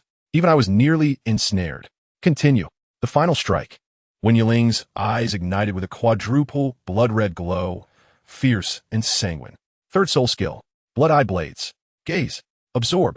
2 invisible mental chains instantaneously traverse the ether, ensnaring the Duke of Chrysanthemum with unyielding tenacity. An overwhelming mental pressure and soul-absorbing force erupted in unison. Simultaneously, the pink-gold radiance in Hu Liena's peach blossom eyes surged to its zenith. Second soul skill, Fox Charm. Before the Duke of Chrysanthemum, the reality distorted and shattered. Countless illusions of Hu Liena emerged from all directions, some smiling charmingly, others as frigid as ice, each pulsating with authentic soul power, executing various attacking stances that unleashed a torrent of assault upon him. The attacks of the illusions were indistinguishable between reality and mirage, yet bore a genuine impact of soul power. Merely a trifling matter, The Duke of Chrysanthemum was about to mobilize his soul power to shatter the illusions when a far more colossal and terrifying shadow abruptly coalesced in the blind spot of his mental perception. A colossal war hammer, capable of rending mountains and splitting the earth, emanated a ferocious aura akin to a primeval behemoth. Dang Hao! This illusion appeared so vividly and unexpectedly. It directly resurrected the harrowing memories of a brutal battle buried deep within the Duke of Chrysanthemum's heart. His spirit jolted, and a slight crack emerged in his defenses that should not have been there. One of Hu Liena's illusions seized upon this fleeting opportunity. A concentrated pink-gold beam crashing fiercely against his hastily formed soul power shield. Bang! The Duke of Chrysanthemum staggered, reeling back 2 steps before regaining his balance. Struck by this collision of authentic soul power and mental impact, the Duke of Ghosts swiftly supported him, a low voice emanating from the shadows. Old Chrysanthemum, feeling unsettled? The Duke of Chrysanthemum waved his hand dismissively, though beneath his relaxed facade, a glimmer of lingering trepidation flickered in his eyes. He forced a smile and uttered a hem. I was merely careless, intentionally refraining from using my full strength to truly gauge the prowess of these youngsters. However, he turned his gaze toward Hu Liena and Wen Yiling, genuinely praising this synergy of illusion and reality, striking at the very core of one's spirit, is indeed formidable, especially that final strike, quite powerful. Wen Yiling, having witnessed the Duke of Chrysanthemum's momentary lapse, felt a tempest of emotions surge within him. If a mere illusion could cause a level 94 Duke to falter, how immensely powerful must the real Tang Hao have been in his prime? A chill crept silently up his spine. Very well. The Duke of Ghost's voice pulled Wen Yiling from his reverie. Let us conclude for today. Once you each acquire your 5th soul ring and solidify your soul power foundation, we shall reconvene. Your compatibility with your martial souls is exceedingly high, and your potential far exceeds this. Remember, soul skills are but lifeless techniques. It is your living spirit, mutual trust, and harmonious intent that amplify the might of your fusion techniques. Practice diligently. Do not grow complacent. As his words faded, the Duke of Ghost's figure seemed to meld into the shadows, vanishing silently from the training ground. Ah, at last you two have emerged. As they stepped out of the training ground, Yan's unmistakable loud voice resonated. He stood with hands on his hips, wearing an expression that suggested he had waited long enough for flowers to wilt. My personal battle with Xie Yu has concluded, and I was merely waiting for you both to join me for lunch, along with this afternoon's team competition. Quickly, tell me what extraordinary skills the elders imparted. Curiosity was etched upon his face. Xie Yu approached as well, observing the slightly fatigued yet gleaming-eyed pair, and smiled. Indeed, it has been quite a while. Yet, judging by your expressions, I presume you have gained quite a bit? The group arrived at a distinctive restaurant famed for its culinary creations, utilizing rare soul beast ingredients. Yan, evidently irregular, ordered with ease. As the dishes were served, Wen Yiling excitedly picked up a piece of translucent ice crystal fish sashimi, barely concealing his enthusiasm. The rewards of today have been immense. I experimented with several new soul skill combinations with Sister Nana, and the results were astonishing. Hu Liena elegantly sipped her flavorful mushroom soup, nodding in agreement, her eyes sparkling with a hint of pride. Especially the combination of my second soul skill, the quadruple fox shadow, with my fourth soul skill, the intangible body. The illusions created not only bewilder the enemy, but also release a mental disruption, fog, upon shattering. Even the Duke of Ghosts praised its cunning nature. Her smile deepened as she recalled the moment the Duke of Ghosts retreated. Yan's eyes lit up, nearly slapping the table in excitement. So impressive? Quick, elaborate on the details. Let's use this technique for the afternoon's team competition. Catch them off guard. Wen Yiling took over, meticulously detailing the soul power nodes for skill activation, the intricacies of the illusions, and the effects of the fog. Hu Liena complemented with practical insights on mental consumption and timing. Their dialogue flowed seamlessly, filled with trust and admiration for one another's abilities. Xie listened intently, unconsciously tracing tactical routes on the table with his fingers. If combined with Yan's frontal assault and my moonblade ambush, the chaos we create with this combo would yield perfect results. This is how we shall execute it in the afternoon. The meal concluded amidst fervent tactical discussions, the integration of new strategies igniting a renewed sense of expectation and confidence within the golden generation for the afternoon's team competition. In the afternoon, in the team competition's lounge, the four were finalizing their tactics and adjusting their soul power when Wei Yi entered. A rare seriousness accompanied his usual stern demeanor. This match this afternoon is a formidable challenge for you all, he stated bluntly. Yan immediately protested. A formidable challenge? Teacher Wei, how many tough challenges have we faced? We've had a continuous winning streak. Besides, we now have Nana and Yiling's new techniques. Wei Yi disregarded Yan's outburst, his gaze sweeping over the four, his tone grave. This battle is a life-or-death struggle for your team's promotion to the Qingwan level. Victory will elevate your rank, granting you greater privileges and honor. Defeat will render your past efforts futile, leaving you stagnant. He paused deliberately, watching Yan's eyes light up before continuing. Your opponents hail from the Soto city of the Heaven Do Empire, a formidable and undefeated team that has recently gained prominence. It is said their captain is an extremely difficult adversary. Even the Pope is paying attention to this battle. This contest concerns the reputation of the Spirit Hall. Cast aside your arrogance and give me your utmost effort. Should you falter? He did not finish his sentence, but the icy gaze he cast made Yan instantly deflate. Heaven Do Empire? Soto City? Xie Yu frowned, seemingly recalling some information. Qingwan level, threefold. Yan's focus remained on food, muttering under his breath, only to be met with an intense glare from Wei Yi, prompting him to fall silent immediately. Wei Yi offered no further commentary, nor did he analyze the details of their opponents as he usually would. Instead, he left them with this weighty warning and strode out, the heavy door closing behind him, leaving the lounge filled with a palpable tension and rising battle intent.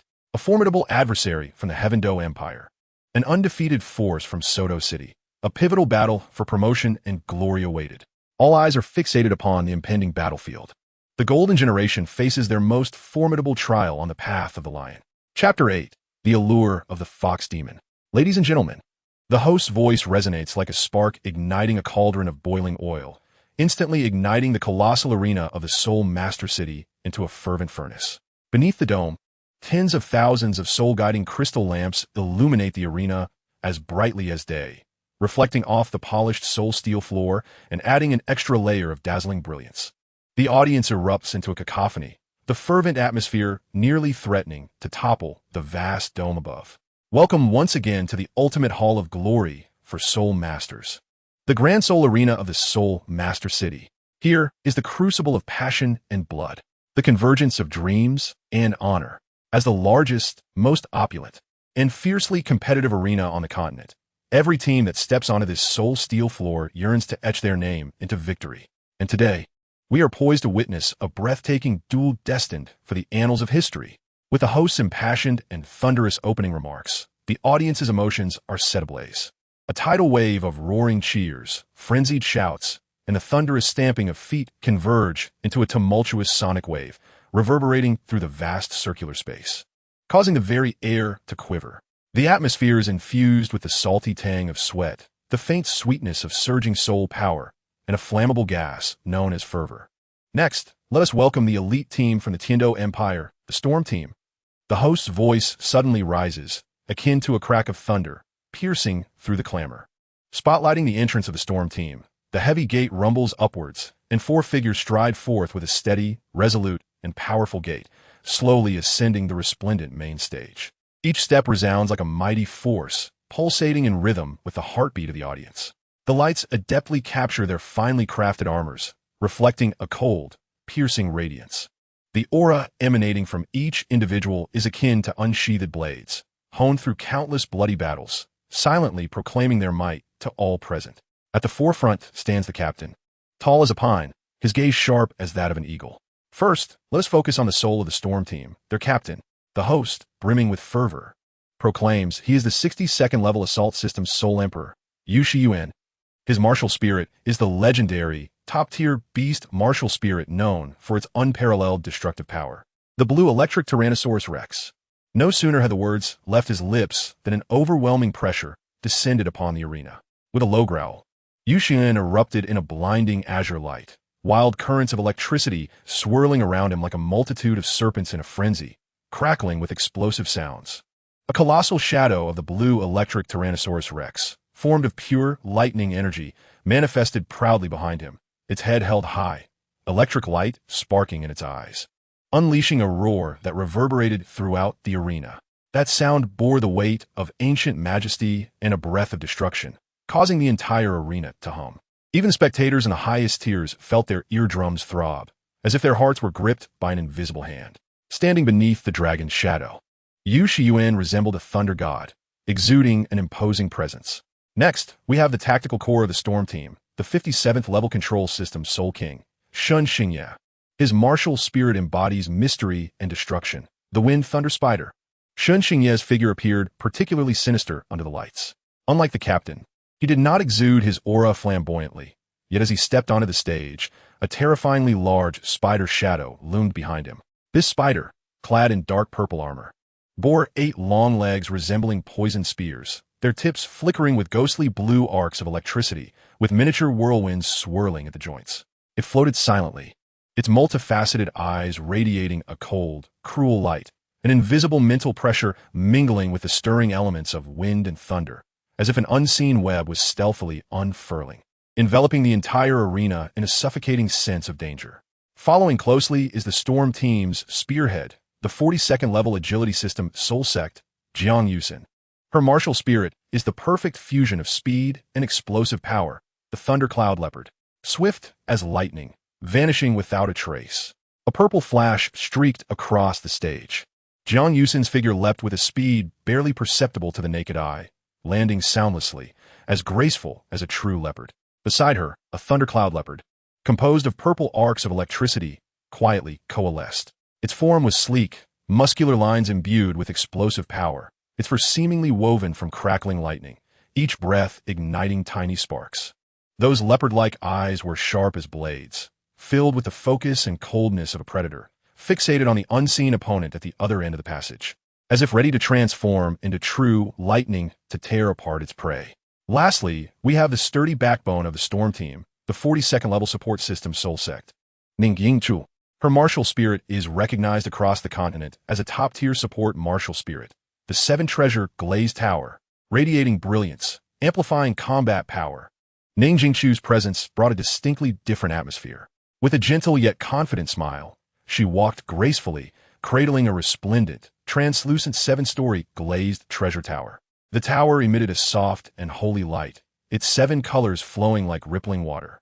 As she gently raised the tower, the gentle glow instantly spread, enveloping the entire storm team like a warm tide.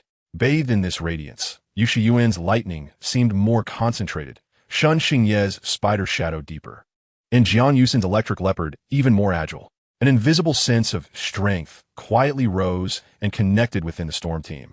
And now their opponents, as the host's voice suddenly escalated in fervor and excitement, are the perennial guests of the Grand Soul Arena. The tactical masters who have caused countless formidable teams to taste defeat. They turn weakness into strength and compensate for soul power disparities with exquisite teamwork, transforming battle into an art form. The golden generation of the Soul Palace Academy, Xiaoyu, Hu Liena, Yan, and Wen Yiling. The spotlight instantly shifts to the opposite passage. As those 4 young yet imposing figures emerge, the area occupied by Soul Palace supporters erupts into even more fervent cheers. The golden generation, victorious. Goddess Nana, crush them. Xiaoyu, slice that dragon apart. The formidable pressure of the storm team did not elicit a trace of fear from the 4 members of the golden generation. Xiaoyu's gaze was cold and stern, cradling his signature moonblade, his sharp aura restrained yet lethal. Hu Liena's exquisite visage bore a hint of seriousness, yet more so a calm analysis. Yan grinned widely, his fists clenched, the fiery battle intent almost manifesting as tangible flames. Wen Yiling appeared the most relaxed, even sporting a slightly irreverent smile, his gaze scanning the opponents with keen interest. That person named you. Yan's brow furrowed tightly. A trace of unease and undeniable confusion etched across his rugged face. He lowered his voice to Hu Liena beside him. Is he from the blue electric Tyrannosaurus family? A direct descendant? Why has he come out to play the enforcer? The relationship between our Soul Palace and the top 3 sects is rather delicate. He instinctively felt a tinge of political pressure. The appearance of a direct descendant from a top-tier sect on the opposing side was inherently unusual. Hu Liena did not respond immediately, her gaze akin to the most precise soul-guiding device, swiftly scanning the formation, positioning, and soul power fluctuations of the storm team. Thus, we have compelling reasons to secure victory in this match, Yan. Her voice was cool and decisive, her mind racing. We cannot engage in a prolonged battle. Did you see that 7-treasure glazed tower? Ning Jingchu's presence will enable them to outlast us significantly. The advantage of soul power levels will be magnified infinitely. Especially Yu Shiyuan, a soul emperor with a top-tier beast martial spirit. The terror he can unleash under continuous support is something you should be well aware of. Then let us strive for a swift resolution. How about using that thundercloud leopard as a breakthrough? Xiaoyu's voice was low and resonant, imbued with a metallic quality. He tightened his grip on the moonblade, his sharp gaze fixated on Jian Yusin, the weakest among them, an agile attacker with relatively frail defenses. If she dares to advance, we shall concentrate our fire and eliminate her in an instant. Should she choose to retreat, the opposing team would lose a crucial offensive anchor, thereby increasing the pressure on Yu Shiyuan. Wen Yiling retained a carefree expression, as if what lay ahead was not a fierce battle, but an intriguing game. He flexed his wrists, the joints emitting a faint crackling sound. It sounded feasible. However, Nana, he abruptly turned to Hu Liena, a playful smile curling at the corners of his mouth. Have we decided on the name for our ultimate fusion technique? We can't come up with it on the spot. That would lack grandeur. Hu Liena shot him a glance, a flicker of barely perceptible exasperation and something deeper flashing in her eyes, so swift it was elusive. Focus on the competition. You will know in due time. Her tone carried an undeniable resolve. The competition begins. The host's roar was akin to the shot of a starting gun, instantly igniting the fuse. Third soul skill, Thunder Binding Net. Shen Xingye's reaction was astonishingly swift. Almost the moment the words were uttered, he thrust his hands forward with tremendous force, his soul rings radiating brilliance. Countless strands of dazzling blue-violet electricity, resembling a swarm of serpents, emitted piercing sounds as they surged toward the Golden Generation Quartet. These strands were not only incredibly resilient, but the high-voltage current coursing through them exuded a terrifying aura that could paralyze nerves. Even before the electric net arrived, the air was suffused with a sharp, acrid scent of charred ozone, as the powerful binding and paralysis field enveloped the area occupied by the Golden Generation. This was the essence of a control-type soul master, seizing the initiative and controlling the tempo. Second soul skill, Granite Rock. Yan's reaction was equally prompt. He roared, his earthy soul power erupting like a volcano. A massive, fiery arm made of rock materialized, adorned with molten patterns, and thrust downward with overwhelming force. Boom! The incredibly hard soul steel ground groaned under the strain as a powerful recoil burst forth, lifting the Golden Generation quartet off the ground just in time to evade the lethal paralysis net. However, Shunxing's thunderweb was not so easily dismissed. The evaded electric net did not dissipate. Instead, it twisted upward like a living vine, flashing with deadly electric light, and surged toward the airborne quartet once more. The electric net intertwined, blocking all avenues of escape. Third soul skill. Break. Xieyu's eyes narrowed, and the moon blade in his grasp erupted with blinding silver light. He executed a peculiar spin in midair, transforming into a swirling, cold crescent moon, a meticulously honed arc of silver light, imbued with the power to rend all, swept forth with incredible speed, akin to moonlight cascading from the heavens. Sizzle. The sharp sound of cutting sliced through the air. The seemingly indestructible, electrified web was cleaved apart before Xieyu's formidable strike, as if it were butter meeting a hot knife, severed in large swathes. The broken strands drifted helplessly in the air, flickering with electricity before extinguishing completely. With sheer force, Xieyou had forcibly torn apart Shunxing's meticulously woven death trap. The immediate crisis was averted, but the storm team's onslaught had only just begun. Roar. Fourth soul skill. Thunderous fury. Yu Shiyuan charged like a humanoid tyrannosaurus, enveloped in a maelstrom of lightning as the web was shattered. His right arm had fully transformed into a dragon's limb, covered in thick blue-violet scales. His fingers morphing into fearsome claws, each tip gathering highly compressed, shrieking orbs of lightning. His target, the recently grounded Xieyou, he aimed to strike down the most potent offensive threat with the force of thunder. At that moment, Jiang Yusin also sprang into action. Second soul skill. Thunder Shadow Flash. Her form instantly blurred, leaving behind a flickering purple afterimage as her true self darted like a specter to the flank of the Golden Generation. Her speed was nearly beyond the limits of visual perception. Her target was not the powerhouse, but the seemingly weakest support, Wen Yiling. Her hands transformed into claw-like appendages, entwined with destructive purple lightning, shrieking through the air as she aimed directly for Wen Yiling's vital points. This was a quintessential agile attack, precise and deadly. Execute according to the original plan. Hu Liena's voice rang out like crystalline beads dropping to the ground, clear, calm, and imbued with unquestionable authority.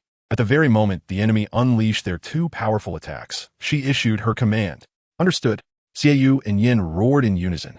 Xieyou exerted force beneath his feet, the moon blade igniting with a chilling glow, boldly charging headlong into the path of Yu Shiyuan's ferocious lightning dragon claws.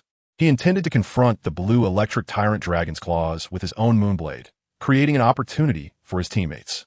Yin, meanwhile, pivoted sharply, his fists ablaze with searing magma flames, his massive form surging forward with indomitable momentum, crashing into the side of the approaching Jiang Yusin. He aimed to use his formidable defense and strength to block this perilous thundercloud leopard. Yu Shiyuan's eyes sharpened. He discerned Yan's intent and recognized the imminent danger facing Jiang Yusin. Yusin, be cautious. Panic surged within him as he struggled to redirect his momentum, intending to abandon Xieyou to assist Jiang Yusin. However, Xieyou's moonblade, now suffused with a chilling intent to kill, had already cleaved before him, forcing him to divert his attention to block. It was in this fleeting moment of hesitation that Hu Liena and Wen Yiling converged. Their forms erupted with distinctly different, yet harmoniously intertwined waves of soul power. Hu Liena's pink soul power brimmed with allure and intensity, while Wen Yiling's exhibited a unique, penetrating, and transformative quality. The two forces intertwined violently in midair, merging. Soul fusion technique, sacred light tempering. As Hu Liena's cool voice rang out, the fusion's radiance exploded. 3 orbs, displaying an unusual blend of pink and white hues, materialized, seemingly fueled by a holy flame, coalescing into a massive foxfire. They did not fly in a straight line, but followed an uncanny arc, reminiscent of spirited sprites, slicing through the air with entrancing shrieks, targeting both Yu Shiyuan and Jiang Yusin. One orb of foxfire precisely intercepted Yu Shiyuan's path of retreat. Boom!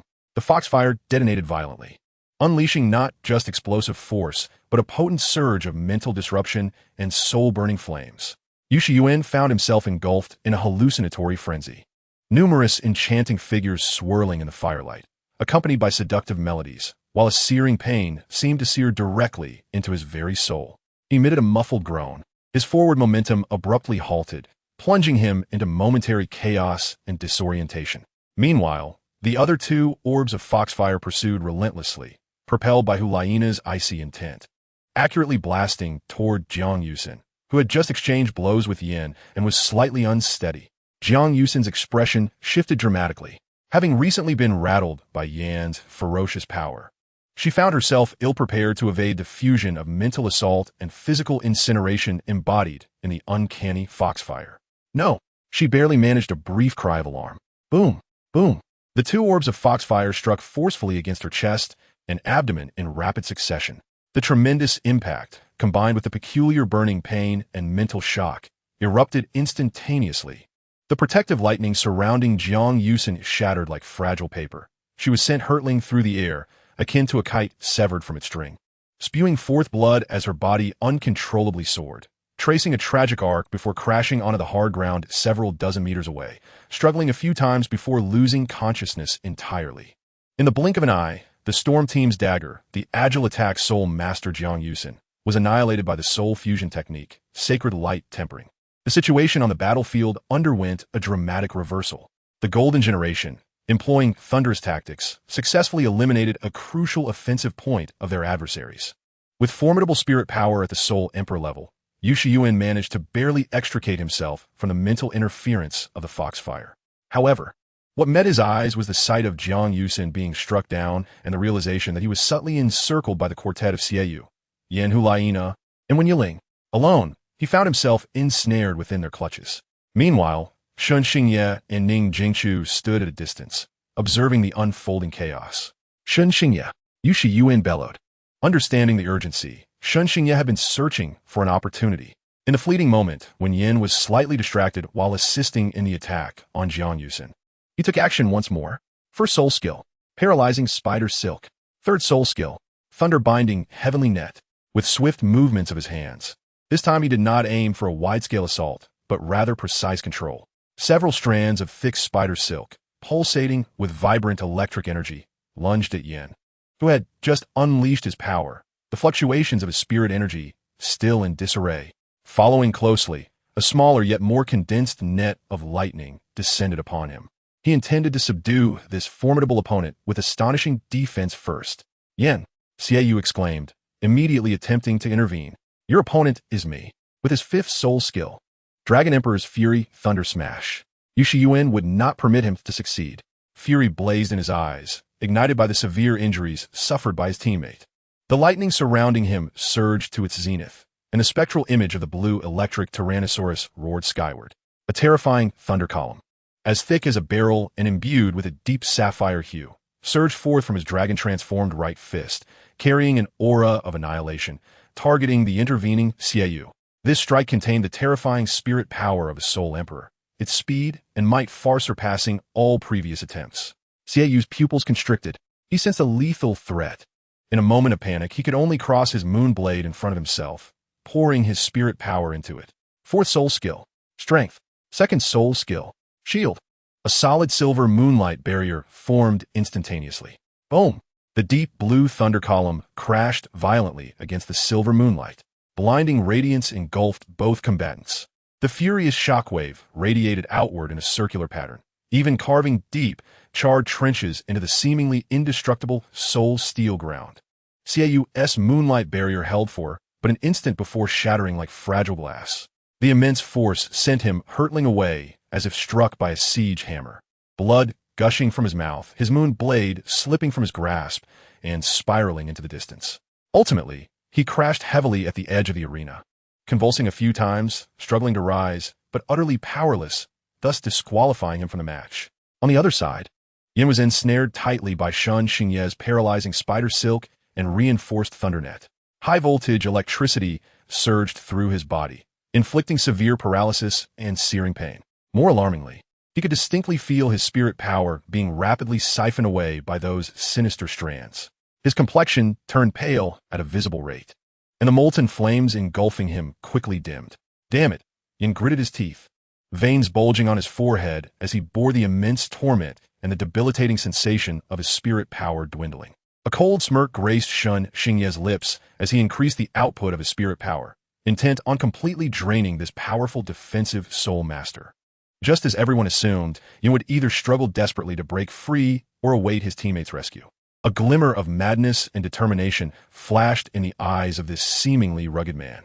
You want my spirit power? Take it. All of it.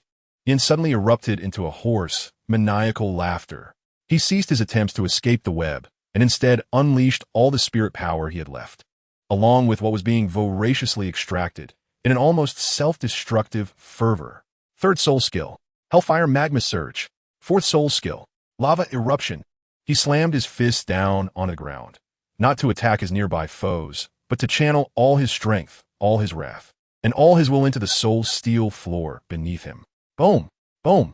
Two blood-red magma fire columns, exuding terrifying heat, erupted violently from the ground. Akin to a slumbering volcano awakened in fury. They did not ascend vertically, but surged forth like two roaring lava dragons, carrying an aura of devastation that could incinerate all.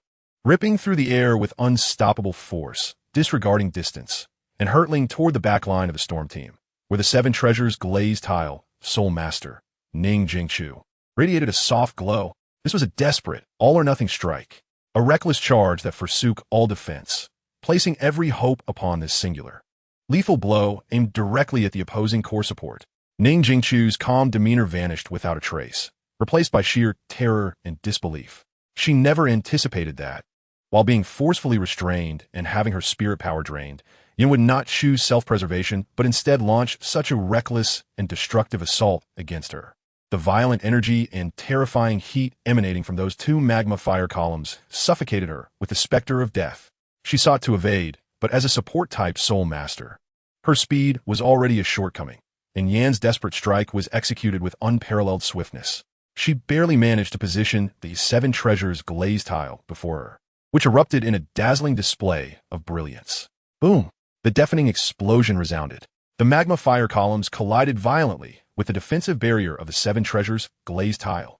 Crimson and kaleidoscopic lights intertwined, consuming and obliterating everything in their path. The intense heat distorted the surrounding air. Within less than half a second, the seemingly solid seven-colored barrier shattered like fragile foam. The furious magma energy crashed against Ning Jingqiu's petite form. A shrill, anguished scream pierced the air. Ning Jingqiu was hurled in the air like a mere doll struck by a giant hammer, her body propelled away by the overwhelming force. The seven treasures glazed tile slipping from her grasp and dimming instantly. Blood gushed from her mouth, tracing a brilliant red line through the air before she fell heavily to the arena's edge, motionless, her fate uncertain. The seven treasures glazed tile landed nearby with a clatter, its radiance extinguished, even revealing a slight crack. As for Yin, who had unleashed this earth-shattering strike, the spider silk and electrical net promptly lost their spirit power support, dimming considerably. Yet, he himself felt as though every ounce of strength had been drained from him, the flames around him extinguished, his skin taking on a sickly gray hue. His massive form teetered momentarily before he crashed to the ground, a satisfied yet grotesque smile on his face, plunging into a deep unconsciousness. He had sacrificed himself to forcefully eliminate the opposing team's most critical support core. The battle had reached an intensely brutal climax. The Storm Team, Jiang Yusin and Ning Jingqiu were eliminated. The Golden Generation, Xieyu and Yin were also out. The arena transformed instantly into a 2-on-2 confrontation.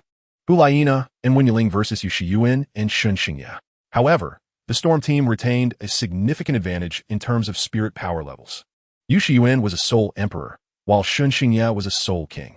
In contrast, Hu Liena and Wenyiling were merely Soul Sages. Furthermore, both had just executed a tremendously draining martial soul fusion technique. The atmosphere became palpably tense, as if the very air had solidified. Sweat mingled with blood trickled down Hu Liena's smooth forehead. Her breathing grew labored from the substantial spirit power expenditure. Wenyiling's previously carefree smile vanished, replaced by an unprecedented seriousness as he felt his spirit power ebbing away like a released flood. Yu Shiyuan gazed at the fallen Ning Jingshu, his fury nearly materializing as thunder. He cast a fierce look at Shun Xingye, understanding the unspoken command. Shun Xingye immediately poured his remaining spirit power, without reservation, into Yu Shiyuan's body. Though the Seven Treasures Glazed Pagoda was lost, the replenishment of soul power at the level of a Soul King allowed Yu Shiyuan to regain a significant portion of his energy almost instantaneously. Lightning flickered around him once more. Although it was not as frenzied as at the beginning, the oppressive aura of a Soul Emperor remained formidable. You shall all pay the price. Yu Shiyuan's voice sliced through the air like a chilling wind from the abyss, cold and piercing. Hu Liena and Wen Yiling exchanged a glance, and without uttering a word, they instantly comprehended the resolute determination reflected in each other's eyes. They had to employ their martial soul fusion technique once again. This was their sole opportunity to turn the tide. However, utilizing it consecutively would impose a tremendous burden on their bodies, especially for Wen Yiling, whose soul power level was relatively low and whose innate talent was uniquely special. Posing a great risk, the two figures swiftly converged, their soul powers intertwining once more. This time, the brilliance of their fusion intensified, becoming even more unstable. The martial soul fusion technique, Double Fox Illusion. At the moment the light erupted, Wen Yiling hastily proclaimed its name, his voice laced with a barely perceptible tremor. As if battling against some unseen force, the pink and white radiance suddenly expanded. The silhouettes of Hu Liena and Wen Yiling became blurred within the light, overlapping, and then splitting apart. Swish, swish, swish. Three nearly identical avatars emerged onto the battlefield. Yet, these were not mere illusory duplicates. One of the avatars instantly contorted, morphing into Shun Xingye's likeness, even emulating the chilling aura of the wind and thunder, spider martial soul, with uncanny precision. Another avatar transformed into Yu Shiyuan's form, likewise crackling with blue-violet arcs of electricity, exuding an overwhelming sense of pressure. The final avatar maintained Hu Liena's original appearance. The true body lay concealed within, making it nearly indistinguishable from the illusions. This was the essence of Double Fox Illusion, confounding and bewildering the adversary's judgment. The sudden change startled both Yu Shiyuan and Shun Xingye. Faced with the unexpected appearance of their own allies, the urge to attack was abruptly curtailed, even giving rise to a tinge of absurdity and hesitation. Who should they strike? Which one was real? Would attacking the illusion of their comrade reveal any vulnerabilities? In that fleeting moment of distraction brought about by the illusions, a ruthless glint flashed in Wen Yiling's eyes. He gritted his teeth against the stabbing pain coursing through his meridians due to the continuous use of the fusion technique and unleashed his innate soul skill. Shadow shift. His figure, like a wraith, instantaneously swapped positions with the Shun Xingye illusion. At that moment, he was merely an arm's length away from the true Shun Xingye. Meanwhile, Shun Xingye's attention was entirely captivated by the illusion of Yu Shiyuan. Now was the time. Third soul skill, Blood-Eye Blade. Without a moment's hesitation, Wen Yiling concentrated a minuscule yet intensely refined soul power spike at his fingertip, exuding a strange, ashen hue. This tiny spike appeared inconspicuous, lacking grandiosity, yet it radiated an essence of annihilation that sent shivers down the spine of the soul. This was his ultimate technique, a culmination of penetrating power, mental assault, and suppression. Honed to perfection, he aimed it squarely at the unguarded flank of Shun Xingye, launching it with ferocity. What? Shun Xingye only became aware of the deadly chill upon his skin when it was too late. He turned in horror, only to behold Wen Yiling's icy gaze mere inches away, along with a rapidly expanding ashen glow. It was far too late to evade. With a soft sound, akin to piercing through resilient leather, Shun Xingye let out a piercing wail, one that shattered into a higher pitch. The ashen spike disregarded his hastily conjured soul power defense and plunged deeply into his body. It was not a physical pain, but a horrific sensation as though his very soul were being torn asunder, besieged by an insidious force that invaded him relentlessly. His body convulsed violently, the phantom of the wind and thunder spider emitting a mournful cry before dimming into obscurity. But that was not the end. First soul skill, Foxfire Command. Hu Liena's true form emerged, her complexion as pale as parchment, clearly at her limit, yet her gaze remained as sharp as a blade. Summoning her final reserves of soul power, she flicked a bouncing pink-white foxfire from her fingertip. The flame struck precisely against Shun Xingye's back, which was bent forward in agony, exposing a vulnerable opening. Boom! The foxfire exploded, although its power was far less than that of the fusion technique. For Shun Xingye, who had already sustained grievous harm to his soul and whose soul power defenses had crumbled, it was undoubtedly the final straw that broke the camel's back. He emitted a short, muffled groan, his body sent hurtling away by the force of the explosion, crashing to the ground like a discarded rag. Following in the footsteps of Jiang Yusin and Ning Jingchu, utterly losing consciousness, the storm battle team was now left with but a single member, Yu Shiyuan. The colossal, soul-guided crystal chandelier above the soul arena emitted a cold and steady light, illuminating the grim battlefield below with stark clarity. Yu Shiyuan gasped for breath, each inhalation laced with searing pain. The blue-violet dragon scale shoulder armor on his shoulder reflected a blinding light under the intensity, resembling the final scales of a dying beast. His left arm hung limply, evidently injured from the previous clash with the evil moon, where the dragon scales had cracked, seeping dark red blood. Nevertheless, his right arm remained clenched tightly, gathering an unstable, pulsating deep blue lightning sphere in his palm, crackling with a nerve-wracking sound, like a storm compressed to its utmost, showcasing that his soul emperor-level power had not yet been exhausted. Sweat, blood, and charred dust mingled, dripping from his chiseled jaw onto the cracked, scorched soul steel ground beneath him. He surveyed the scene, taking in the fallen forms of his comrades, Jiang Yusin, Ning Jingchu, Shun Xingye, before his gaze finally locked onto the two before him, with his eyes igniting with an inferno of rage, profound hatred, and a hint of a sorrowful desolation he was loath to admit, akin to a solitary wolf. Wen Yiling's state was equally dire. He knelt on one knee, his right hand pressed tightly against his chest, blood seeping between his fingers and staining the torn, soul-guided belt. Intense pain surged through him like countless red-hot needles, a consequence of overextending his soul power, particularly from the repeated use of the martial soul fusion technique that surpassed his limits. Each heartbeat brought vertigo, and the edges of his vision began to darken. Yet he forced himself to look up, the blood-stained corner of his mouth curling into a near-provocative smile. He fixated on Yu Shiyuan's incapacitated left arm, his gaze sharp as a surgeon's scalpel, seeking to dissect the flaws in his opponent's physique and the weaknesses within his heart. 2 against 1. Wen Yiling's voice rasped, yet he deliberately slowed his pace, each word laced with barbed taunts, piercing Yu Shiyuan's most sensitive spots. The esteemed Soul Emperor of the Blue Lightning Tyrant Dragon Clan. Shall you continue? Can your left arm still be raised? He emphasized the words Blue Lightning Tyrant Dragon Clan, infused with mockery. Those words ignited a powder keg. Arrogance. Yu Shiyuan's roar instantly drowned out all external clamor, resonating with a pressure akin to a dragon's roar. The last remnants of his rationality were utterly incinerated. The pride of his family, the grievous injuries sustained by his teammates, his own wounds, and the disdain of his adversaries. All of his emotions coalesced into a cataclysmic torrent. Boom! His remaining right foot slammed down. The incredibly hard soul steel ground shattered like fragile cookies, creating a spiderweb-like crater several meters wide.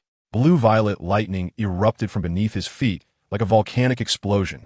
He transformed into a streak of deep blue lightning, tearing through the air with a deafening sonic boom. His right arm fully transformed into a dragon's limb, encased in thick scales that gleamed with a metallic sheen, his fingers morphing into fearsome dragon claws.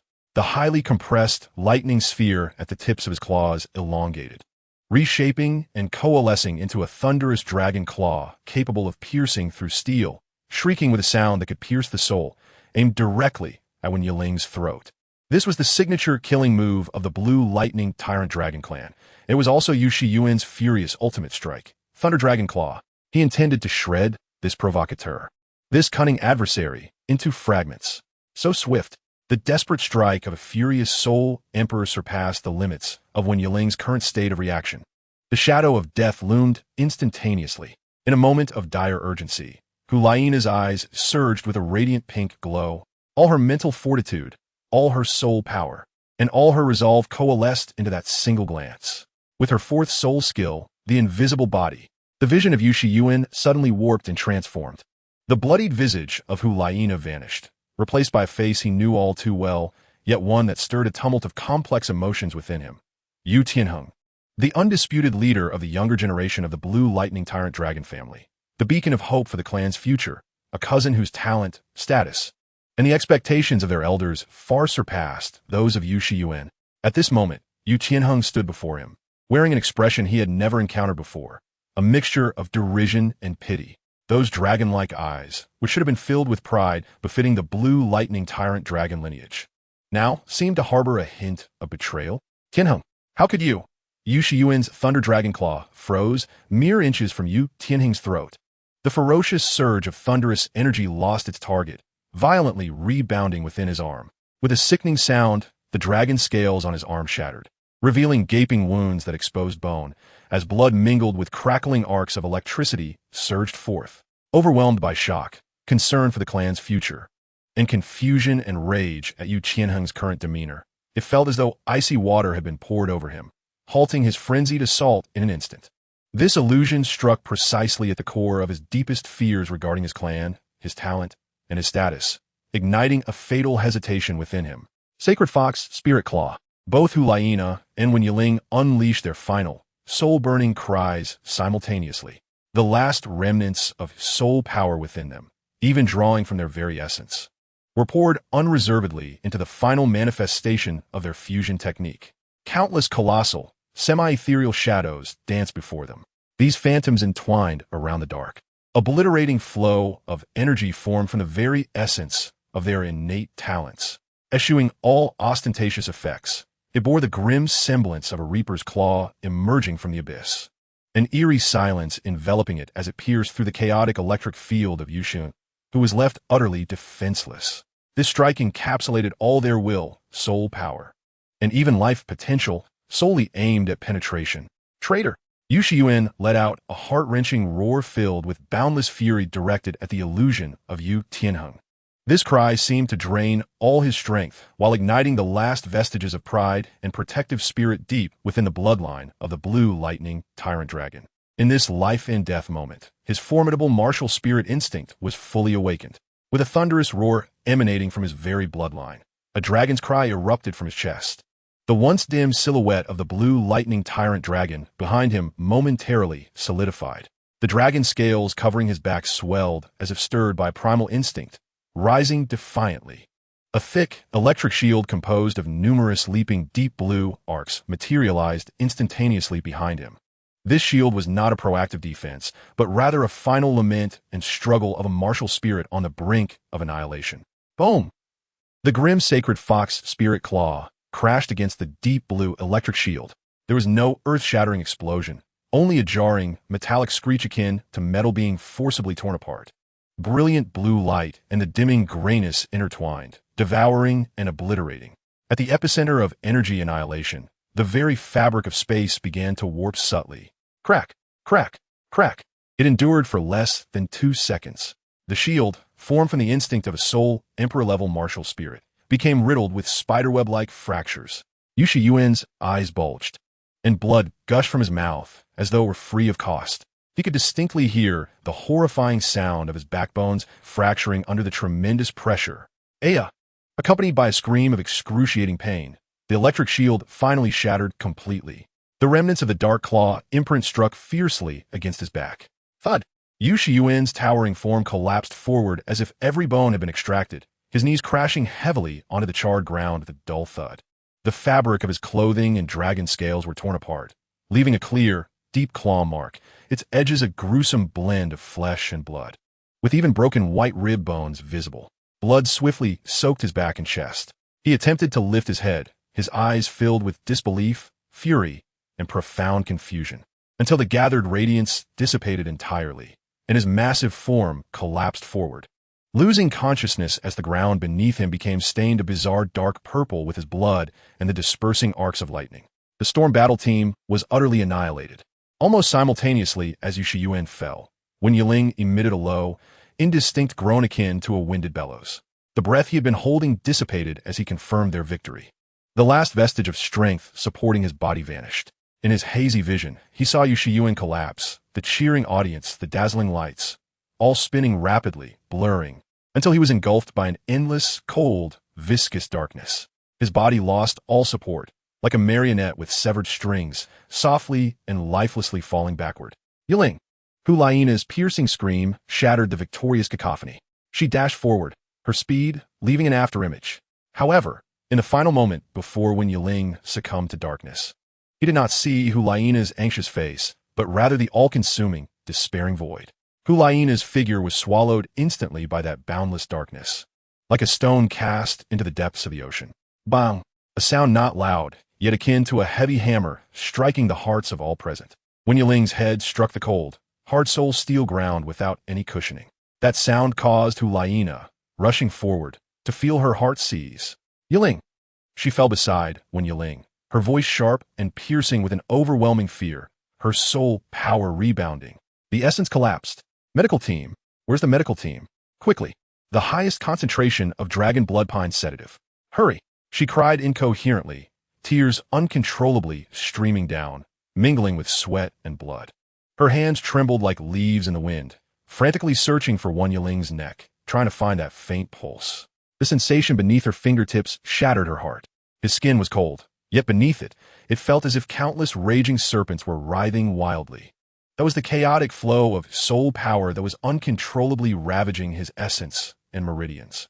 It was the most dreadful backlash from overexerting innate talent and forcibly tapping into powers beyond limits. I'm sorry, teacher. I didn't know he was beyond saving. I truly didn't know. Hu Liena abruptly lifted her head, her tear-filled eyes frantically searching the chaotic stand for that familiar figure. Their teacher, Wei Yi. Yet, she could find him nowhere. Despair washed over her like a frigid tide. She glanced at Yin, who was also unconscious with ashen skin, and at Xiaoyu, who was being helped up, blood trickling from his mouth, his face pale. A profound sense of guilt and fear completely shattered her frayed nerves. Brother, what should I do if something happens to Yiling? It's all my fault. Her voice dwindled, her gaze unfocused, her body weakened, collapsing into the arms of Xiaoyu, who had just rushed to her side, as she completely lost consciousness. The overwhelming sorrow, the depletion of soul power, and immense psychological pressure rendered her utterly unable to endure.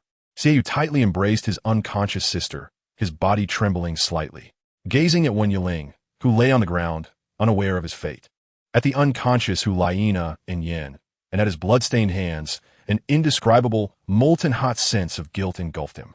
Teacher, Xiaoyu lifted my head, my bloodshot eyes brimming with anguished tears. My voice, choked and hoarse, faltered as I spoke. I should have been more composed. It is all my fault. Had I not been struck and sent flying by Yuxin, if the three of us had attacked him together, Nana would not have exhausted her soul power to unleash the second fusion skill, and Yiling would not. He bit down hard on his lower lip, nearly drawing blood, as if the integrity of his body at that moment had transformed into an unbearable burden of guilt. He felt his heart ensnared by an invisible hand, squeezing with a pain so intense that breathing became a struggle. If only he had been able to withstand that blow, if he had not been thrown aside. Would the outcome have been different? This thought gnawed at his heart like a venomous serpent. He would rather be the one to fall than witness his most cherished companions wither before his eyes. Chapter 9. Blood Shadow Storm. The harrowing battle against the Storm Team at the Soul Arena in Wuhuan City was akin to a heavy whetstone, honing every edge of the Golden Generation into sharper facets, while instigating an ineffable metamorphosis deep within their souls.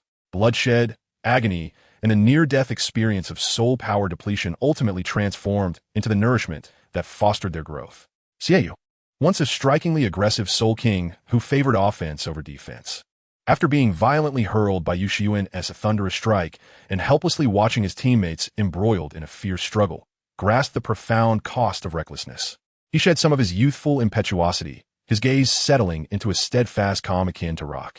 No longer did he merely pursue relentless strikes. Instead, he learned to seek vulnerabilities amidst the tempest, to leave room for retreat within his offensive maneuvers, and to wield the razor-sharp moon blade with a composed mind. The artistry of combat lies not only in tearing apart the adversary, but also in protection and cooperation. Yin, the formidable warrior endowed with the top-tier defensive martial soul, Flame Lord, experienced the transcendent strength that surpasses individual valor during the excruciating act of forcibly severing the 7 treasures glazed tile pagoda soul master Ning Jingxu, this overwhelming attack at the cost of his own soul power. He realized that even the hardest rock requires the support of other elements to construct towering mountains.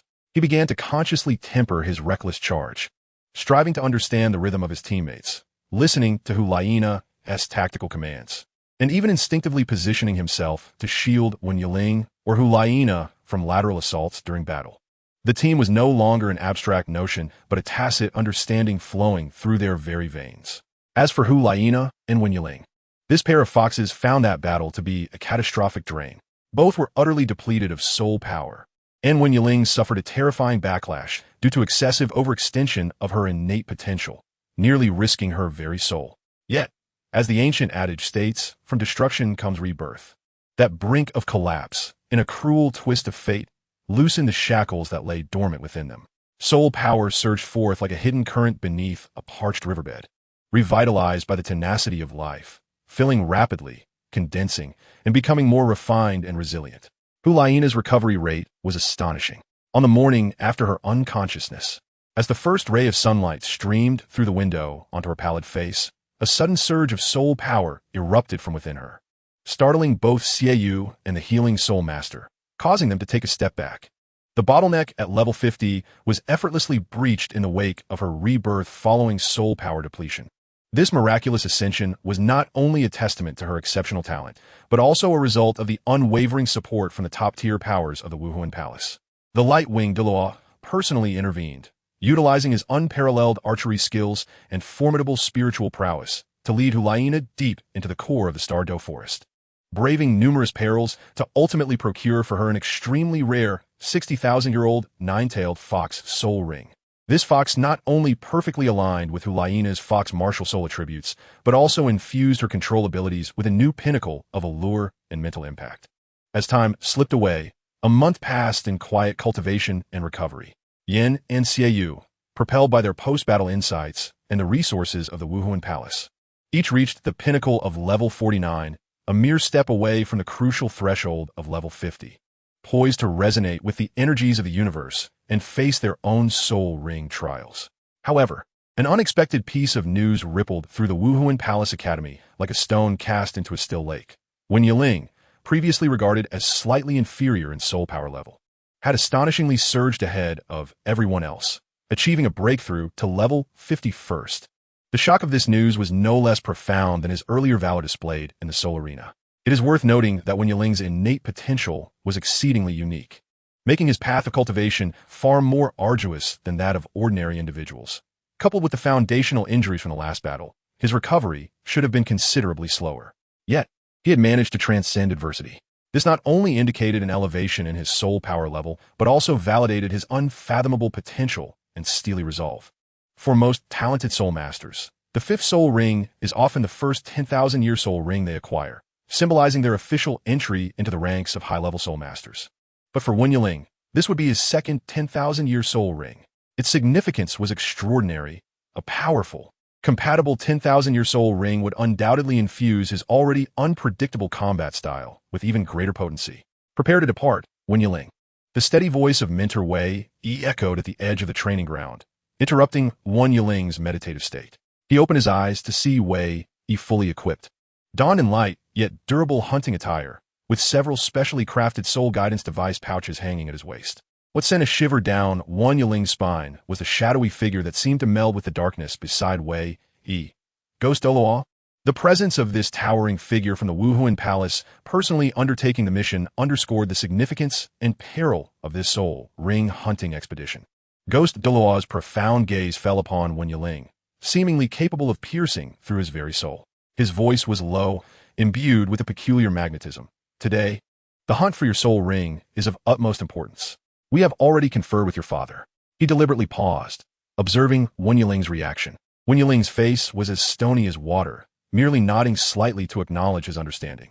His father's opinion? A ripple of emotion flickered through his heart, quickly overshadowed by the impending challenge. The corners of Ghost Douluo's mouth curled into an elusive smile, one tinged with cunning and underpinned by undeniable resolve. Your combat style is unpredictable, ruthless, and seeks a single lethal strike. Ordinary 10,000-year soul beasts are unworthy of your fifth ring. The target I have identified for you must possess the terrifying lethality to tear through defenses of the same rank, even threatening higher-level entities. His bony fingers gently stroked. I've already made my decision. This journey will secure you a soul ring that will leave even titled Douluo in awe. The three ascended into the Wuhuan Palace's specially crafted soul guidance carriage, inscribed with runes of concealment and defense. The atmosphere inside was tense, punctuated only by the sound of wheels grinding against the road and the occasional roar of soul beasts. The carriage sped through the bustling Wuhuan city, delving into the remote, untouched wilderness, finally halting in the depths of a shadowy forest, reeking of strong, sweet, and rotting odor. This is the place. Ghost Douluo silently descended from the carriage, as if a weightless leaf falling to the ground. His gaze was fixed on a massive, gaping black cave not far off, resembling the maw of a colossal beast. The cave's entrance was littered with grotesque stones, its walls adorned with a layer of viscous dark red moss, the air thick with an acrid stench of blood mingled with a sickly sweetness. Even the midday sun seemed unable to penetrate the profound darkness of the cave's mouth. Wei followed closely, stepping out, and the atmosphere around him shifted dramatically. Amidst a low, resonant hum, a brilliant golden light erupted from his right wrist. The radiant light coalesced into a uniquely shaped wrist blade, its elongated and curved body resembling a waning crescent moon, flowing with a molten gold hue that instantly vaporized the surrounding damp, cold air into wisps of white mist. Upon the blade's edge, golden flames flickered silently, leaping forth and exuding a terrifying heat capable of melting gold and iron, dispersing the shadows of the cave's entrance. This was the martial spirit of Wei Yi, the glimmering blade. The unparalleled sharpness and the all-consuming flames made Wen Yiling's pupils constrict. It was the first time since his enrollment that he witnessed this enigmatic mentor reveal the true form of his martial spirit. Stay close. Wei Yi's voice resonated with a metallic timbre as he brandished the blazing, glimmering blade and stepped boldly into the unfathomable depths of the cave. The ghost Douluo glided in like a specter, and Wen Yiling took a deep breath, suppressing the tumult within his heart, and followed closely behind. The sight within the cave could only be described as a hellish tableau. The light was exceedingly dim, illuminated solely by the golden flames of the glimmering blade and the faint glow emanating from the ghost Douluo. The walls, the ceiling, and even the ground were ensconced in layers of thick, blood-red webs. These webs, as thick as a child's arm and dark crimson in hue, appeared to be woven from congealed blood, emanating a strong, repugnant odor. Within the webs, one could frequently spot the desiccated husks of gigantic insects drained of their lifeblood and the bones of unknown soul beasts, a sight most harrowing. The air, saturated with a sickly sweet scent of blood and decay, mingled into a miasma potent enough to cause an ordinary person to faint instantly. Wen Yiling's heart plummeted. Such a scale and distinctive characteristics of a nest revealed the answer with alarming clarity. The blood jade spider. Moreover, it was an exceedingly vast colony of blood jade spiders that had presumably occupied this place for countless years. The trio cautiously treaded upon the jagged rocks that were not entirely ensnared by the webs, each step taken with the utmost trepidation. From the depths of the silent cave, there arose a chilling rustle and the creaking of chitinous limbs, as if myriad eyes were watching them from the shadows. The sounds ebbed and flowed, now distant, now near, erratic and elusive, like the whispers of death, incessantly tugging at their frayed nerves. Suddenly, be careful. The ghost Douluo's warning coincided with an unforeseen event. A seemingly solid rock beneath Wei Yi's feet abruptly crumbled away. Below lay a cleverly disguised, massive, viscous blood web. The glimmering blade, descending in an attempt to sever the web, but its resilience was beyond imagination. The blade's entry met with a disconcerting sluggishness. In that fleeting moment of delay, Wei Yi's body had already sunk precariously into the web. SSSSS, as if sensing the aroma of fresh flesh. Countless crimson, compound eyes flickered to life in the darkness. Like a surging tide, an innumerable horde of blood jade spiders poured forth from the crevices of the rock walls and the hanging webs above. Their sizes generally exceeded that of millstones. Their carapaces gleaming with an ominous blood jade luster. 8 limbs adorned with barbed spines moved with blinding speed, producing a cacophony of clicks, their grotesque mandibles opening and closing, spewing forth toxic and highly corrosive strands aimed directly at the ensnared Wei Yi. They intended to devour this formidable prey in an instant. Monstrous beasts, the ghost Douluo scoffed, and without revealing his actions, a terrifying wave of black energy erupted around him. The light of his 9th soul ring flickered and vanished. Go Shadow Earth Pool. In an instant, a multitude of tangible, pitch-black, ghostly figures shrieked forth from the ghost Douluo's center. These phantoms disregarded physical barriers, instantly penetrating the first wave of blood jade spiders. Those spiders struck by the phantoms became abruptly rigid, their crimson, compound eyes dimming as if their very souls had been siphoned away, collapsing lifelessly without a mark upon their shells, their vitality obliterated in an instant.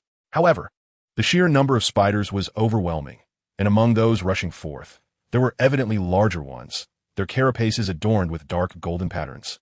Elite specimens boasting at least 5,000 years of cultivation. Their venom and silk were even deadlier, moving with greater speed, recklessly charging against the ghost Douluo's phantasmal defense. Wei found himself ensnared in the web, countless strands wrapping around him, resilient and laced with potent paralytic toxins. With a furious roar, the golden flames upon the glimmering blade surged dramatically. Heavenly inferno. The searing golden flames erupted violently from his center, akin to a miniature sun exploding within the cavern. The viscous blood web that ensnared him hissed and emitted a foul odor as it quickly turned to ash under the intense heat. The nearby spiders were engulfed in this sudden inferno, their shells blackening and melting, emitting piercing screams. Seizing the opportunity, Wei extricated himself, wielding the glimmering blade, which transformed into golden streaks of flame, collaborating with the ghost Douluo to commence the eradication of these troublesome minions. The onslaught persisted for nearly half an hour. The cave was suffused with the acrid stench of char, mingled with the chaotic energy of colliding soul powers. The ground was carpeted with a thick layer of blood jade spider carcasses, the majority having their vitality extinguished by the ghost Douluo's phantoms, while a lesser portion was reduced to cinders by Wei Yi's glimmering inferno. Both the ghost Douluo and Wei Yi exhibited signs of fatigue, clearly indicating that enduring such a horde of thousand-year soul beasts was no trivial task. Meanwhile, Wen Yiling remained securely within the protective sphere of the two formidable figures, utilizing speed and phantom soul techniques to evade and disrupt, and seizing the chance to dispatch a few stragglers attempting surprise attacks with his wrist blade. His combat skills rapidly honing under the pressure. Having cleared the outer obstacles, the trio continued deeper into the cave. The light grew ever dimmer, yet the suffocating sense of oppression in the air intensified. A primordial fear, rooted deep within their bloodlines, silently crept into their hearts. At last, upon rounding a massive stalagmite, the sight that greeted Wen Yiling made him gasp in shock. At the cave's end lay an extraordinarily vast chamber, its vaulted ceiling lost in absolute darkness. Beneath that vaulted expanse, an unfathomably large spider hung motionless.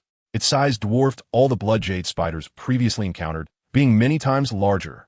8 limbs akin to blood-red pillars were deeply embedded in the rock ceiling, supporting its dark crimson body that resembled a small mountain. Its carapace was no longer merely blood jade in color, but displayed a profound, weighty pattern interwoven with dark gold and blood jade, subtly shimmering with a metallic luster. Most disconcerting were its enormous, blood-red compound eyes, cold and ravenous, harboring an endless malice and evil, fixated intently upon the 3 insignificant humans intruding upon its lair. Merely the weight of that invisible gaze was sufficient to shatter the minds of all soul masters below the rank of Soul King. The soul power radiating from it felt like a tangible, viscous sea of blood, pressing heavily upon each chest, a staggering 80,000 years. It might even be nearing the threshold of 90,000 years. This was a true apex predator at the pinnacle of the soul beast hierarchy. The undisputed monarch of the blood jade spider colony. The ghost Douluo surveyed the suffocating behemoth with a glint of satisfaction in his eyes. Without turning, his voice resonated deeply in Wen Yiling's ear. Do you know the key to acquiring soul bones, particularly high-quality ones? Wen Yiling forcibly suppressed the tumult within him, his voice betraying a slight dryness. One must allow a soul beast, possessing sufficiently strong soul power and high intelligence, to die in extreme pain, rage, and resentment. The deeper the grudge, the higher the quality of the soul bone, and the greater the likelihood of its appearance. This was his first time confronting such a terrifying entity from such a close distance, the overwhelming sense of pressure stemming from its very existence, rendering his muscles taut. Indeed, the ghost Douluo's lips curled into a deeper arc, imbued with a hint of cruelty.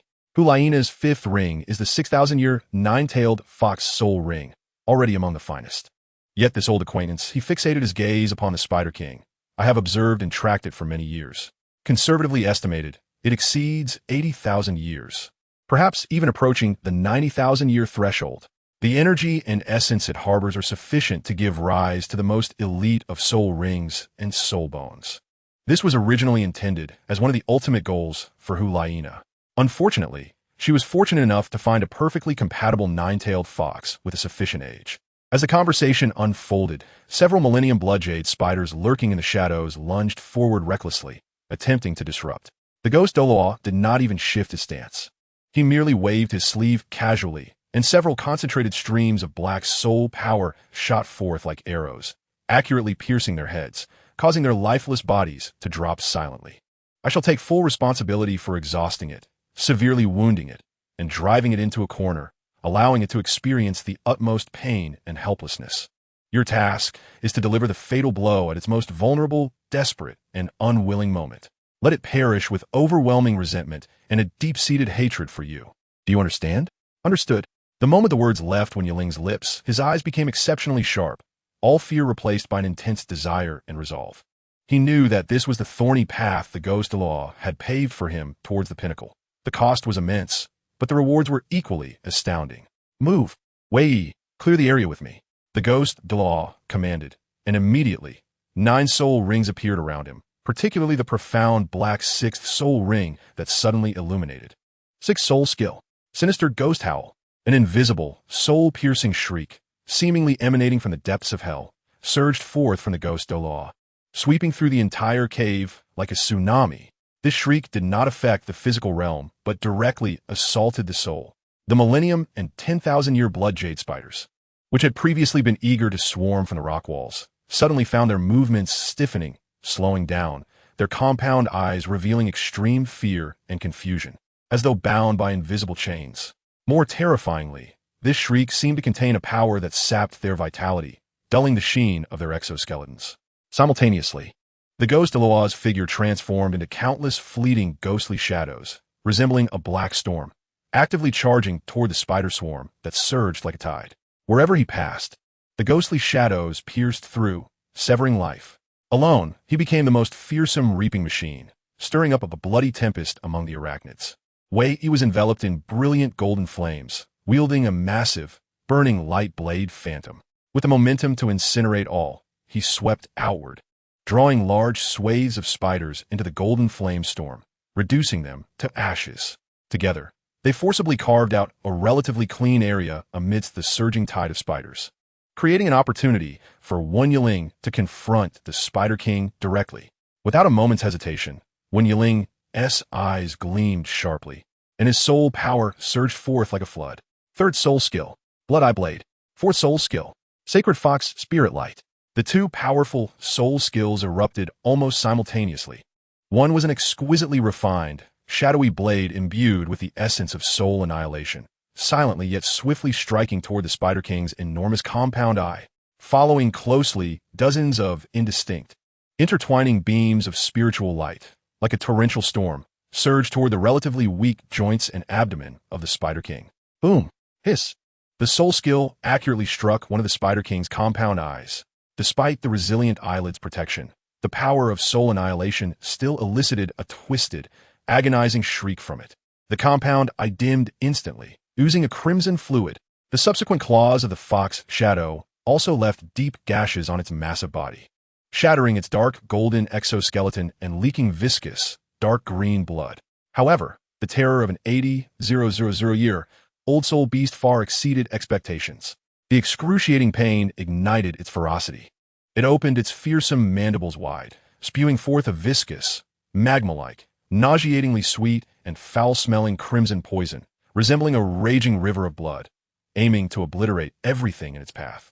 Directly towards Wen Yiling, wherever the poison flowed, even the hardest rocks emitted a terrifying sizzling sound, instantly corroding into deep pits, releasing plumes of green smoke. Wen Yiling's scalp tingled. Without hesitation, he activated his 1st soul skill. 1st soul skill, Wind Manipulation, Shadow Pursuit. In an instant, his figure transformed into a blurred afterimage, retreating with incredible speed to the side. The crimson torrent of poison slammed down onto the very spot he had just occupied, corroding the rock's surface into a massive, bubbling pit. Just as he steadied himself, still shaken, he was horrified to discover that the splattered poison had not dissipated. Instead, it seemed to have a life of its own, reconstituting and rising up, transforming into a dense rain of blood-colored poison that engulfed him once more. The area it covered and the speed at which it approached nearly sealed off all avenues of escape. Damn it! Wen Yiling cursed inwardly, once again fully activating wind manipulation. His figure darting like a wraith within the narrow confines, evading.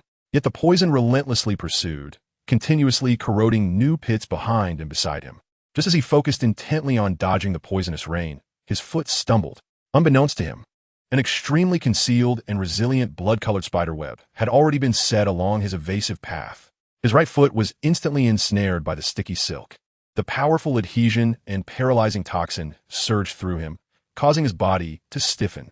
In that life-threatening moment, the ever-pursuing blood-colored poison rain descended upon him like the scythe of death. There was no escape. Wen Yiling's pupils constricted, the shadow of death enveloping him in an instant. First soul skill, Shadow Clone. At the critical moment, the ghost Douluo's icy voice thundered like a clap of thunder. A solid, dark clone, exuding the aura of the ghost Douluo, appeared before Wen Yiling, acting as the most formidable shield, arms outstretched to meet the deadly crimson poison rain. Hiss, hiss, hiss. The poison violently corroded the ghostly clone, producing a nauseating sound, causing the clone to quickly thin and disintegrate. Yet, in that fleeting moment, the ghost Douluo's true form appeared as if teleporting beside the Spider King's massive head.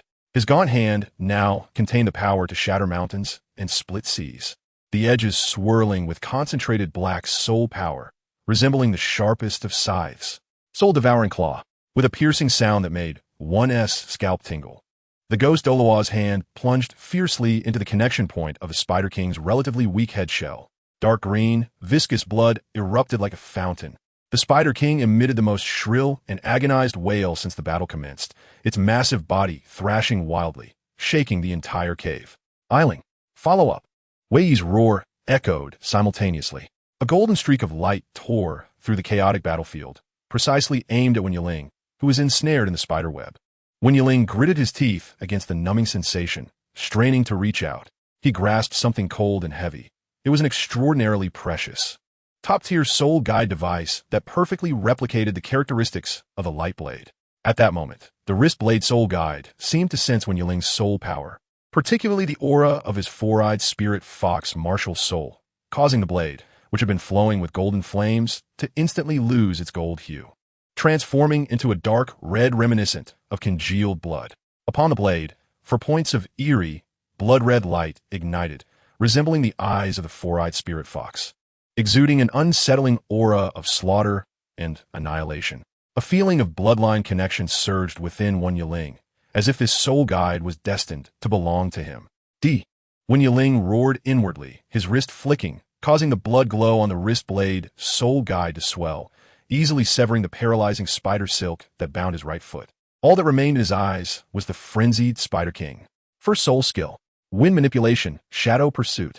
Second soul skill, Fourfold Fox Shadow. The two soul skills erupted to their utmost extremes in an instant. His figure suddenly split into four identical Wen Yilings, wielding the wrist blade, radiating a sinister blood glow, launched themselves from four different angles, like four bolts of blood-red lightning, fiercely charging toward the frantically thrashing Spider King. The colossal compound eyes of the Spider King whirled frantically, attempting to pinpoint the true form of its adversary. Ignoring the grievous wound inflicted by Ghost Douluo upon its head, it unleashed a spray of crimson venom once more, targeting two shadowy figures. With a sickening sound, the two clones were instantaneously corroded and obliterated by the venom. Yet, the true body of Wen Yiling had already leveraged the unique properties of his soul skill. In the very moment the venom approached, he exchanged positions with another unscathed clone. He narrowly evaded the toxic assault, now perilously close, less than 10 meters, from the gaping wound on the Spider King's massive head, oozing with dark green blood. A fetid breeze assaulted his senses. Roar! The Spider King sensed a deadly threat and emitted a deafening roar, its massive limb thrusting forward like a crimson spear, accompanied by a piercing sound as it aimed directly at Wen Yiling. Simultaneously, a smaller, ancient bloodjade spider launched itself from the side, fearlessly attempting to shield its master from the impending assault with its own body. Oof. Ghost Douluo scoffed, and with a swift, concentrated black claw of ghostly energy, he accurately seized the leaping ancient spider, flinging it away like refuse towards the distant rock wall. With a resounding crash, the wall shattered, and the spider met its demise instantly. The obstruction was eliminated. A fierce bloodlust ignited in Wen Yiling's eyes, as all his soul power, will, and murderous intent surged into the wrist blade soul guidance device he wielded. The 4 crimson beams of light intensified to their zenith, resembling 4 blazing blood stars. The wrist blade emitted a high-frequency, soul-rending hum, accompanied by a roar that resonated from the depths of his soul. Wen Yiling stretched his body to its utmost limit, akin to a taut bowstring suddenly released. The bloodlight-tinged wrist blade, infused with all his strength, velocity, and lethal conviction, transformed into a scarlet streak that tore through space, piercing with unerring precision into the gaping wound previously inflicted by Ghost Law upon the Spider King's head. It penetrated to the hilt. A sickening squelch echoed as viscous liquid, a foul mixture of dark green and repugnant brain matter, erupted like a fountain. The Spider King's vast form froze abruptly. Its once mighty compound eyes dimmed, losing all spark, leaving only boundless agony, incredulous astonishment, and an insatiable hatred that seemed to burn with an intensity that no flood could wash away. It fixated its gaze upon Wen Yiling, witnessing this diminutive human driving the blade into its vital point, while Ghost Law, like a harbinger of death, ruthlessly slaughtered its countless progeny in their lair. An overwhelming sense of hatred and helplessness, akin to the deepest of curses, seared into the very depths of its dissipating soul. Hiss! A brief, heart-rending wail escaped it, and the Spider King's massive body began to convulse violently. The dark golden blood jade patterns on its surface ignited with blinding white light. A destructive, frenzied energy surged forth from within, akin to a volcano on the verge of eruption. The entire cavern began to tremble violently, with debris cascading down. This is bad. It intends to detonate its soul core and all its essence. Wei's expression changed drastically as he exclaimed in terror. The self-detonation of an 80,000-year spirit beast possessed enough power to collapse the very mountain. You won't. A glint of madness flickered in Wen Yiling's eyes. Instead of retreating, he poured the last vestiges of his soul power into the wrist blade without reservation, unleashing his strongest single-target assault. With a thunderous roar, the fragmented, soul-piercing energy, concentrated at the tip of the wrist blade and embedded deep within the Spider King's brain, collided violently with the impending destructive energy that threatened to erupt from within its core. It was as if 2 meteors collided within a confined space. A deafening explosion erupted, capable of shattering souls.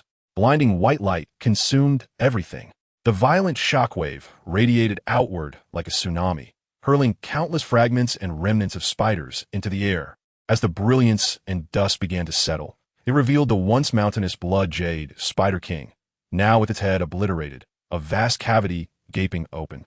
Dark green viscera and shattered exoskeleton splattered everywhere. Its 8 massive limbs, which supported its colossal body, finally lost all strength and gradually slackened, crashing to the ground with a thunderous thud, sending up a cloud of dust, falling silent thereafter. The catastrophic self-detonation was brutally stifled in its infancy by Wen Yiling's precise and resolute final strike. The cavern sank into an eerie silence. Only the sound of settling dust and the occasional clatter of fallen stones broke the stillness. The acrid stench of blood, charred remnants, the acrid scent of corrosive venom, and the chaotic aura of extinguished soul power intermingled, forming an unbearable miasma. Everywhere one looked, it was a true sea of corpses and rivers of blood. Thousands of ancient and 10,000-year blood jade spiders lay piled atop one another, blanketing the cavern floor, dark red blood pooling into small puddles.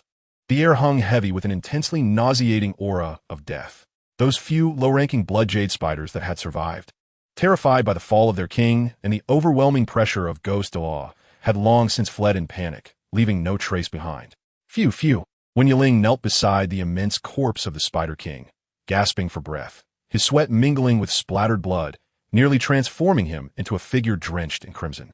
The wrist blade soul guidance device still emanated a faint bloodlight, creating a stark contrast against the dark green viscera flowing from the gaping wound in the Spider King's head. The earlier life-or-death surge had nearly drained him of his final reserves of strength. Well done, Yiling.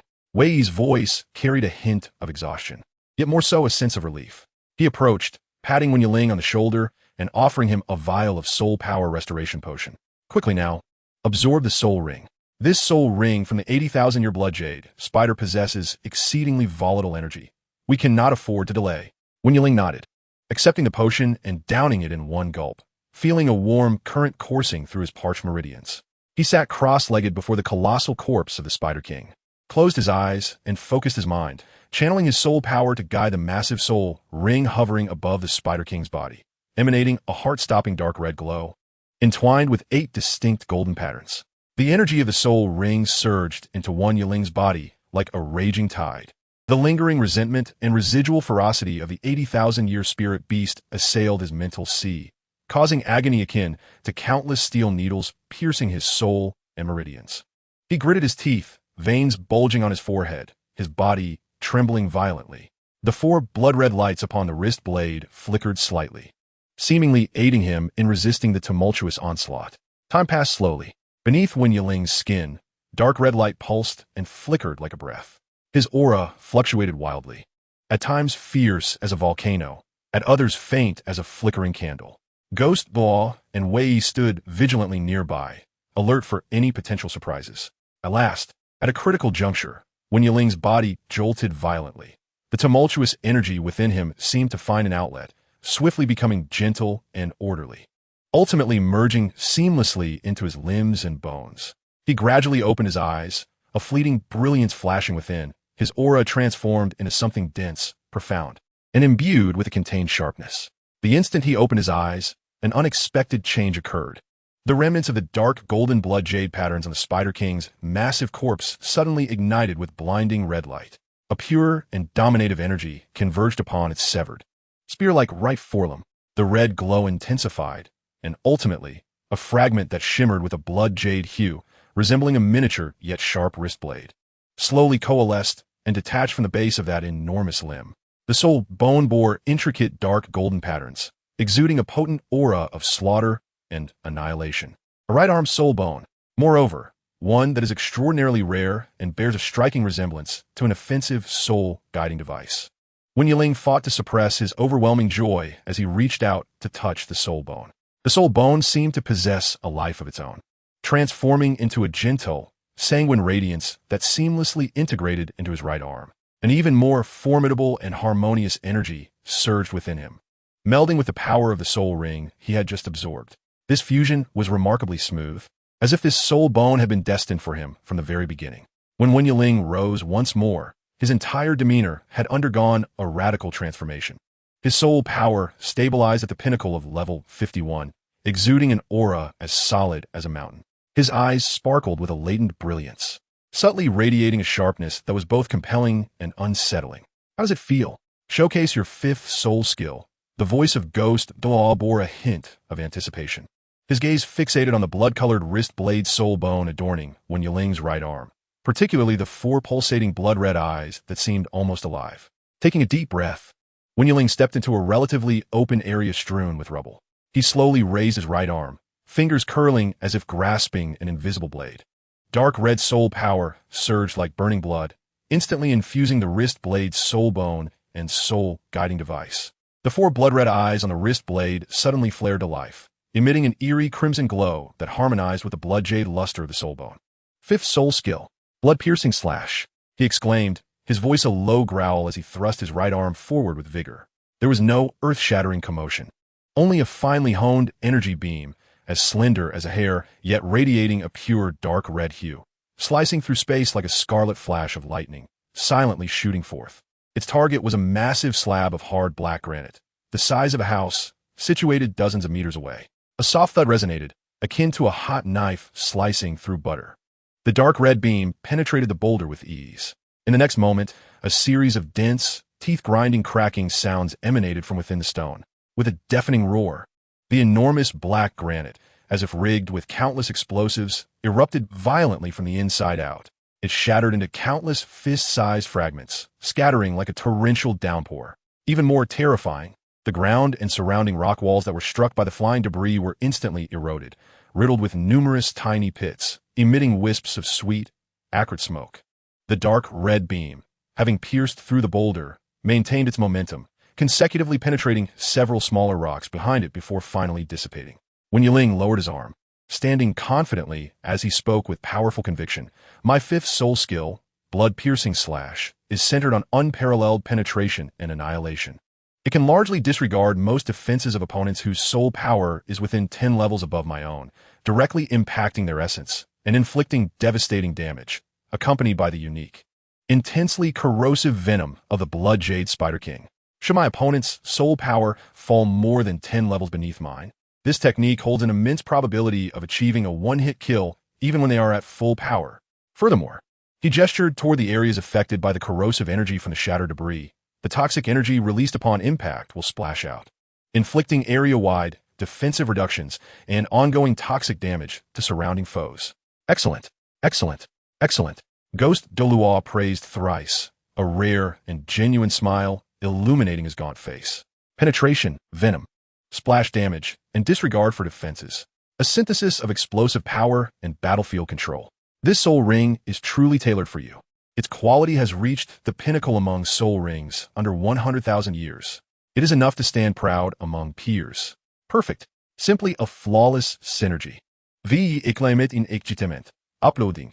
This soul skill, combined with the sharp attributes of your wrist blade soul guiding device and the enhancements from the soul bone, is indeed a match made in heaven.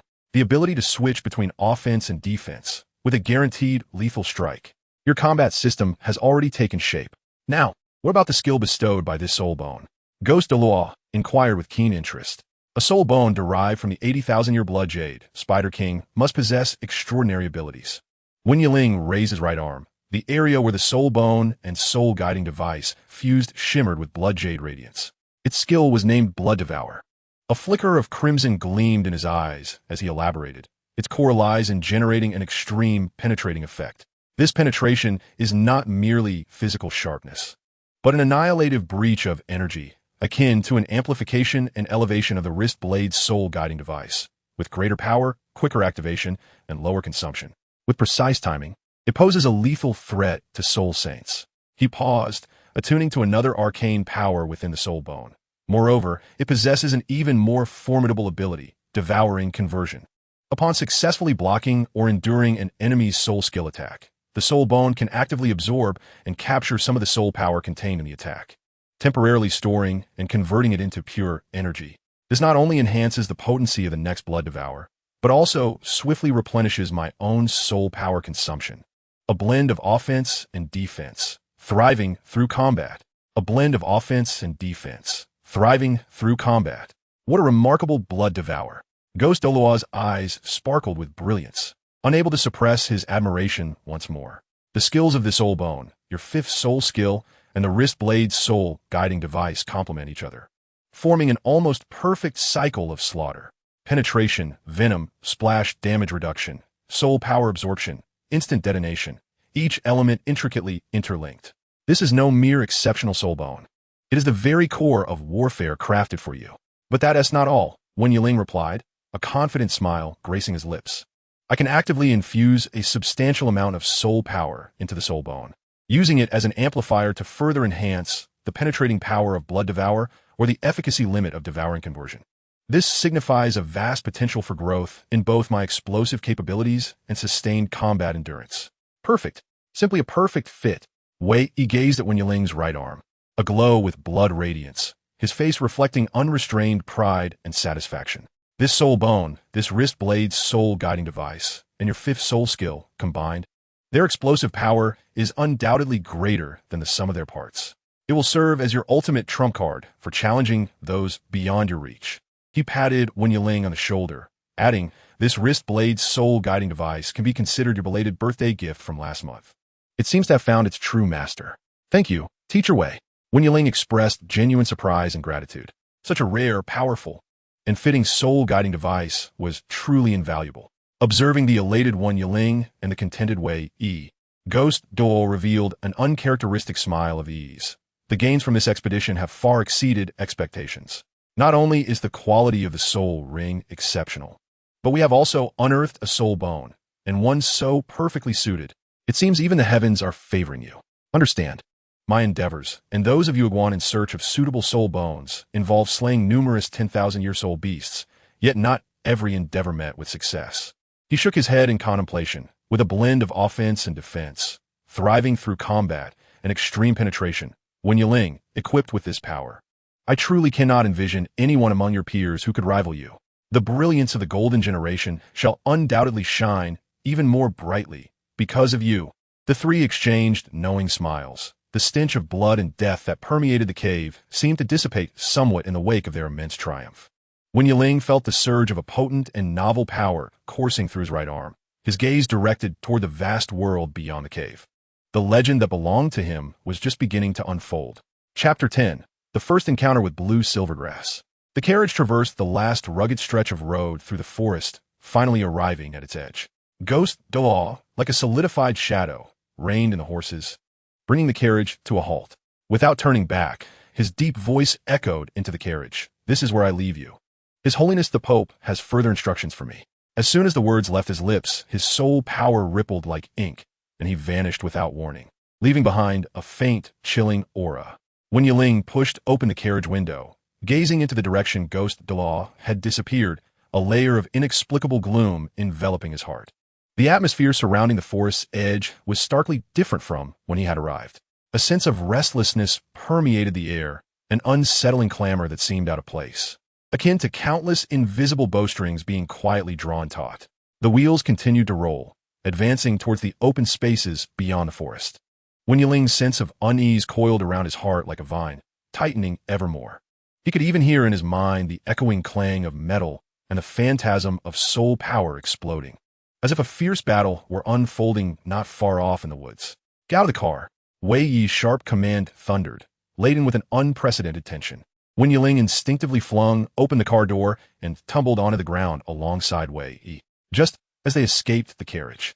A massive shadow swept overhead with a foul wind. It was a fearsome, burrowing spider, its entire body cloaked in a dark metallic sheen, with 8 long, barbed legs that resembled giant scythes, and its compound eyes glimmered with a cruel, bloodthirsty red light. Its colossal form crashed heavily onto the ground ahead, sending up a cloud of dust that completely obstructed their path. "Is it coming for us?"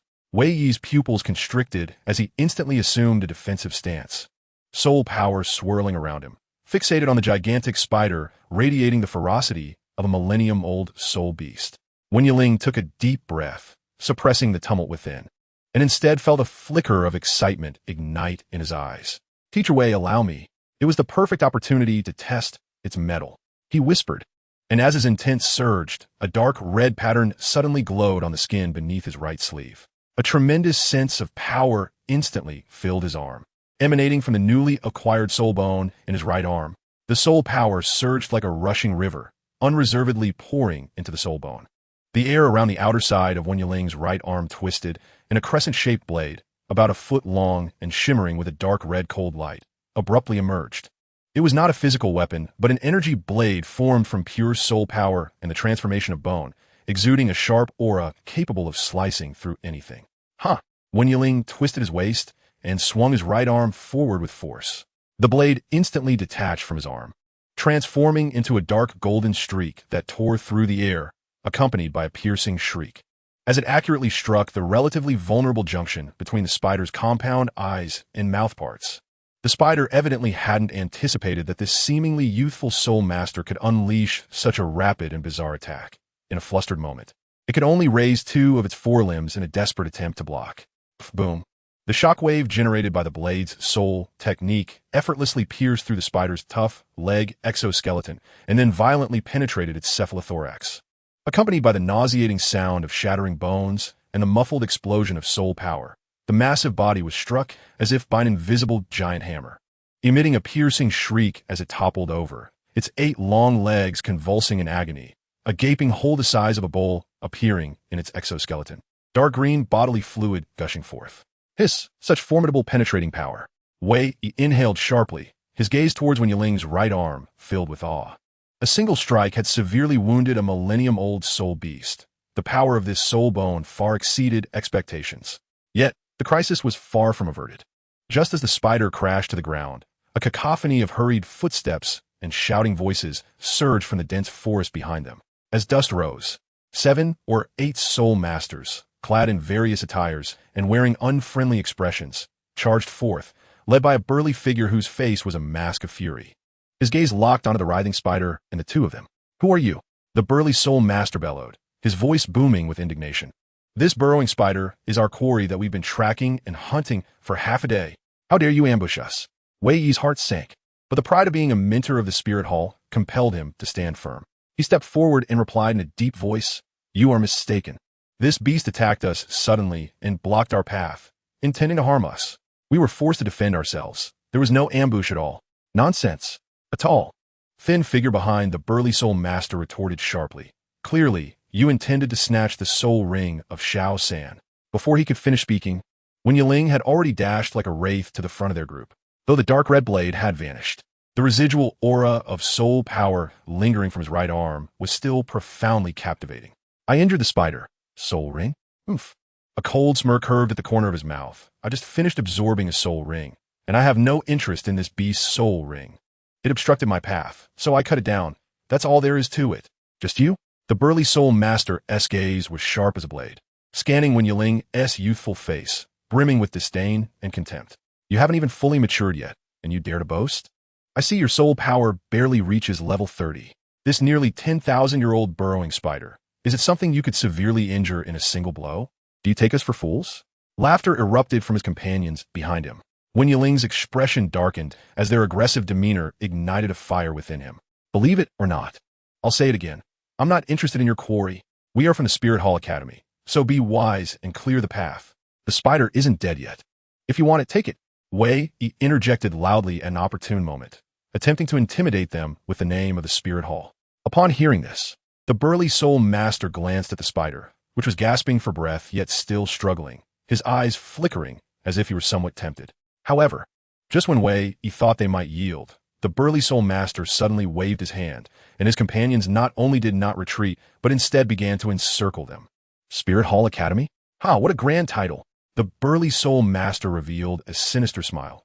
"Kid, since you claim you have the ability to take it down, I want to personally assess just how grand your boast really is. Let us see if the Spirit Hall produces only those who can bluster."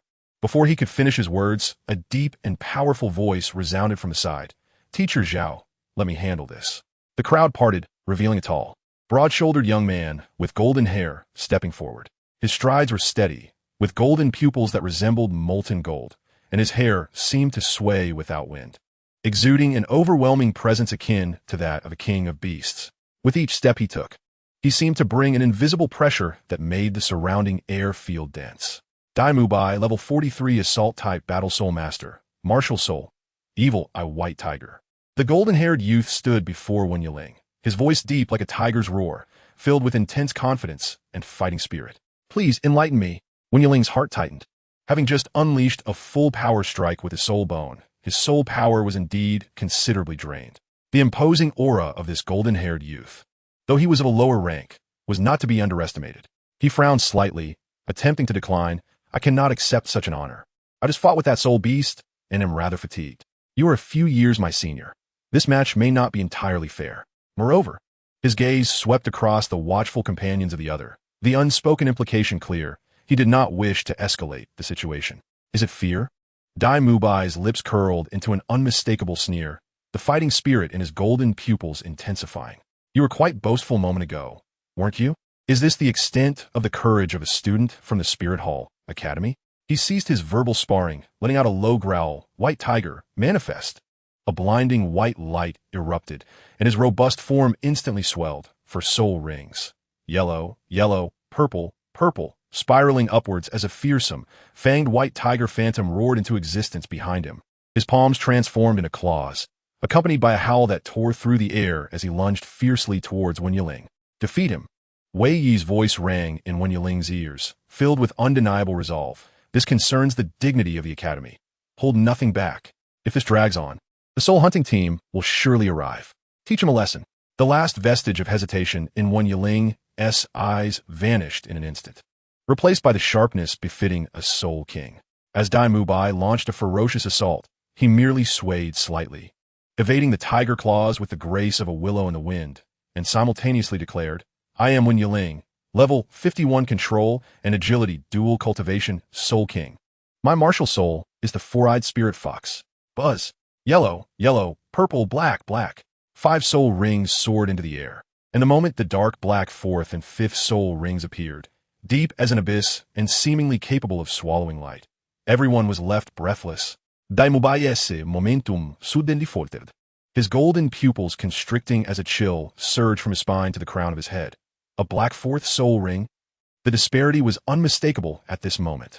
Dai Mubai's assault was as swift as lightning, his tiger claws tearing through the air with a piercing shriek. Yet, confronted with the formidable chasm of soul power at level 10 and Wen Yiling's battle-hardened experience honed in the Great Soul Arena, his attacks collided with an invisible wall. Wen Yiling moved with the grace of a fox, consistently evading Dai Mubai's all-out strikes by mere fractions, each dodge exuding an effortless confidence, even tinged with a hint of scrutiny. The occasional flicker of his wrist blade, glinting coldly, compelled Dai Mubai to split his focus and remain on guard, rendering him constrained and hesitant. After merely 2 exchanges, beads of sweat glistened on Dai Mubai's forehead, his breath growing labored. The strength and speed he prided himself on appeared utterly impotent against the absolute level suppression and exquisite technique of his opponent. He felt as though he were futilely assaulting an immovable mountain. "Allow me to take a turn," a calm voice resonated, imbued with the clarity characteristic of youth, yet bearing a maturity beyond his years. A boy clad in blue stepped forth from the crowd. His features were unremarkable, yet his profound gaze seemed to harbor the vastness of a starry sea, fixed intently upon Wen Yiling, devoid of fear, radiating only a fervent curiosity and spirited combat intent. "Your soul power exceeds mine by 20 levels. Let's each employ only our first 3 soul skills, shall we?" Tang San proposed, his eyes locked onto Wen Yiling. Gazing at this peer, who dared to challenge a soul king of level 50, Wen Yiling felt an inexplicable thrill of having met his match. "Very well. I gladly accept your challenge," he responded with a robust voice, his gaze sharp. "However, should you lose, you must apologize to the Wuhuan Temple Academy for your companion's previous rudeness." Tang San, Wuhuan, Blue Silvergrass, level 40 control system battle soul. Tang San nodded slightly, announcing his name. Wen Yiling, level 51, Four-Eyed Spirit Fox, Wen Yiling declared, his tone growing solemn. He did not underestimate his opponent simply because the latter's Wuhuan was Blue Silvergrass. First soul skill bind. Tang San acted with lightning speed, and several sturdy blue silvergrass vines erupted from the ground like living poisonous pythons, rapidly coiling around Wen Yiling's legs and waist. However, the 20-level gap in soul power was an insurmountable chasm. Wen Yiling did not even need to employ a soul skill. He merely raised his right arm slightly, and the dark golden wrist blade shot forth silently once more. With a mere flick of his arm, the resilient blue silvergrass, as if encountering its nemesis, snapped under the unmatched sharpness of the wrist blade, instantly severing into several sections. A glimmer of insight flashed in Tang San's eyes, as if he had anticipated this. At the moment the blue silvergrass broke, he altered his footwork with subtlety, his figure leaving behind a series of afterimages, astonishingly maneuvering around to Wen Yiling's side. Third soul skill, web binding. Tang San exclaimed, his palm glowing with a brilliant blue light. Countless even thicker blue silvergrass vines surged forth, shimmering with a radiant blue glow. They did not shoot directly, but intertwined and expanded mid-air, forming a thick, deep blue net that extended several meters in radius. Descending upon Wen Yiling with overwhelming force, the web was infused with a potent paralyzing toxin that permeated the air. Wen Yiling's expression shifted slightly. The range and binding strength of this soul skill exceeded his expectations.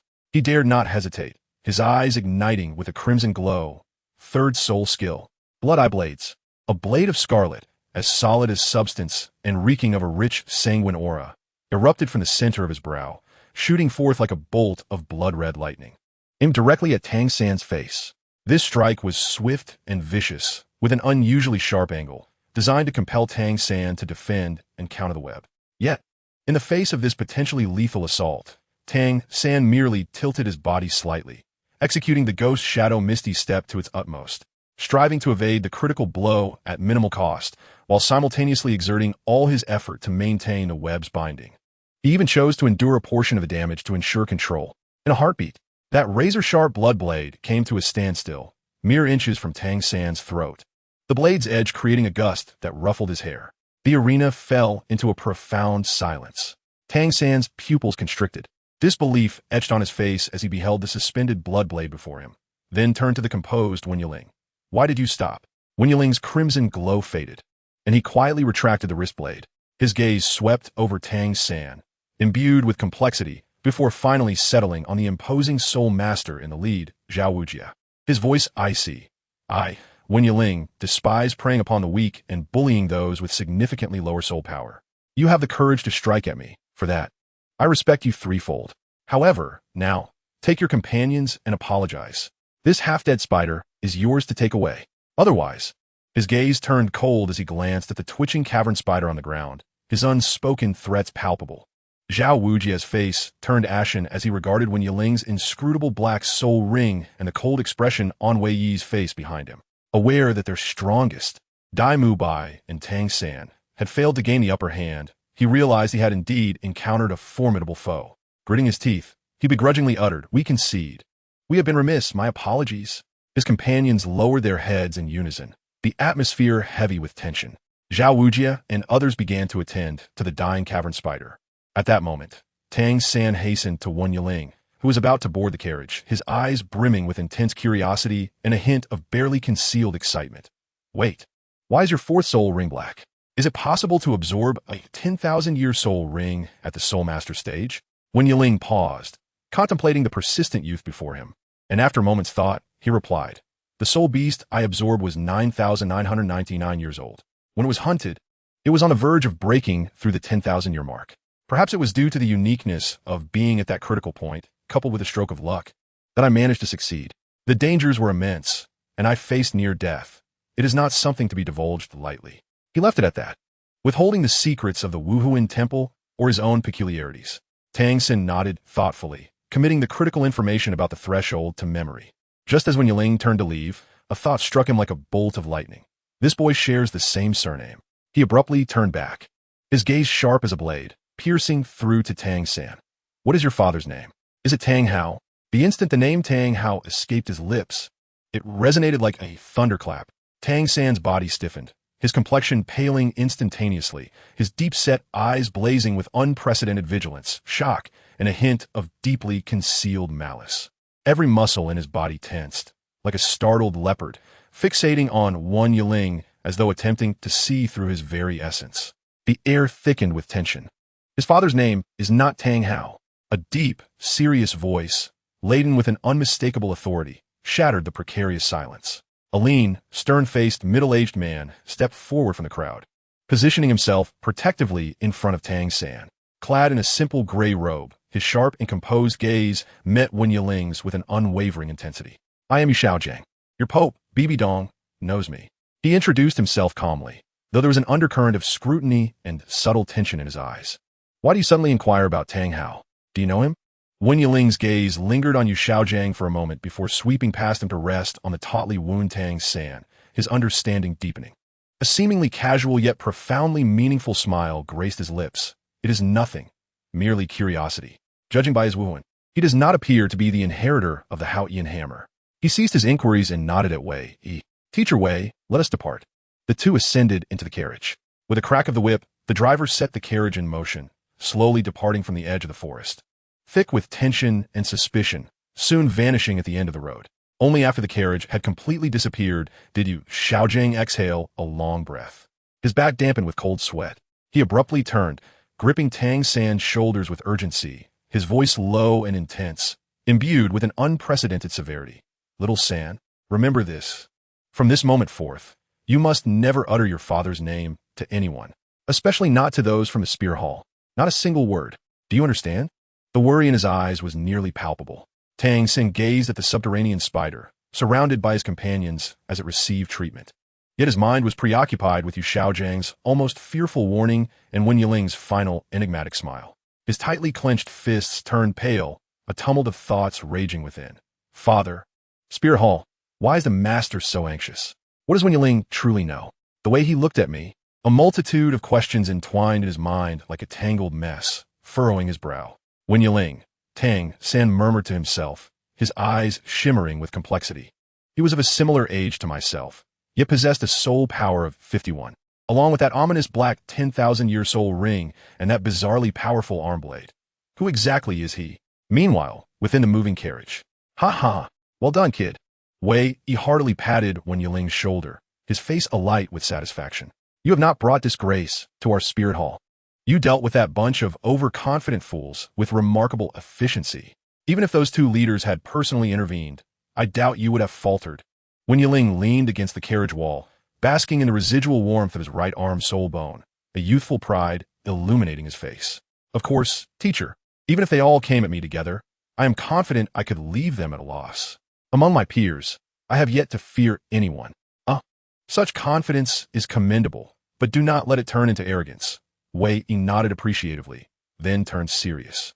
However, the honor of the Spirit Hall must not be tarnished in the slightest. What you accomplished today was commendable. Upon returning to the Spirit Hall Academy, Wen Yiling's spirits remained tumultuous.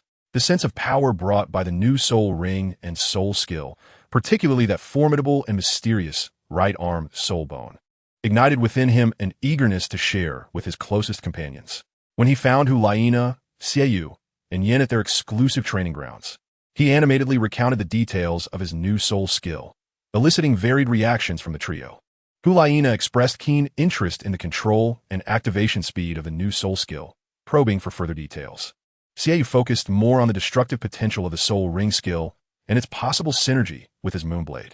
Yin, as boisterous as ever, clamored to test the strength of a new skill. However, when Wen Yiling, with a mysterious smile, slowly raised his right arm, channeling his intent, the dark golden, icy sharp wrist blade silently emerged. The entire training ground was instantly shrouded in a suffocating silence. Hu Liena's captivating fox-like eyes widened in disbelief. Her rosy lips parted in astonishment. Xiaoyu's usually stoic face betrayed a profound disturbance, his gaze fixated on the extraordinary blade formed from soul power and bone. Yin gasped dramatically, his eyes nearly bulging, pointing at Wen Yiling's right arm, stuttering soul bone. Yiling, you are incredibly fortunate. Soul bones. They are treasures in the realm of soul masters, rare beyond compare, far surpassing even top-tier soul rings. A high-quality soul bone can propel any soul master to unprecedented heights.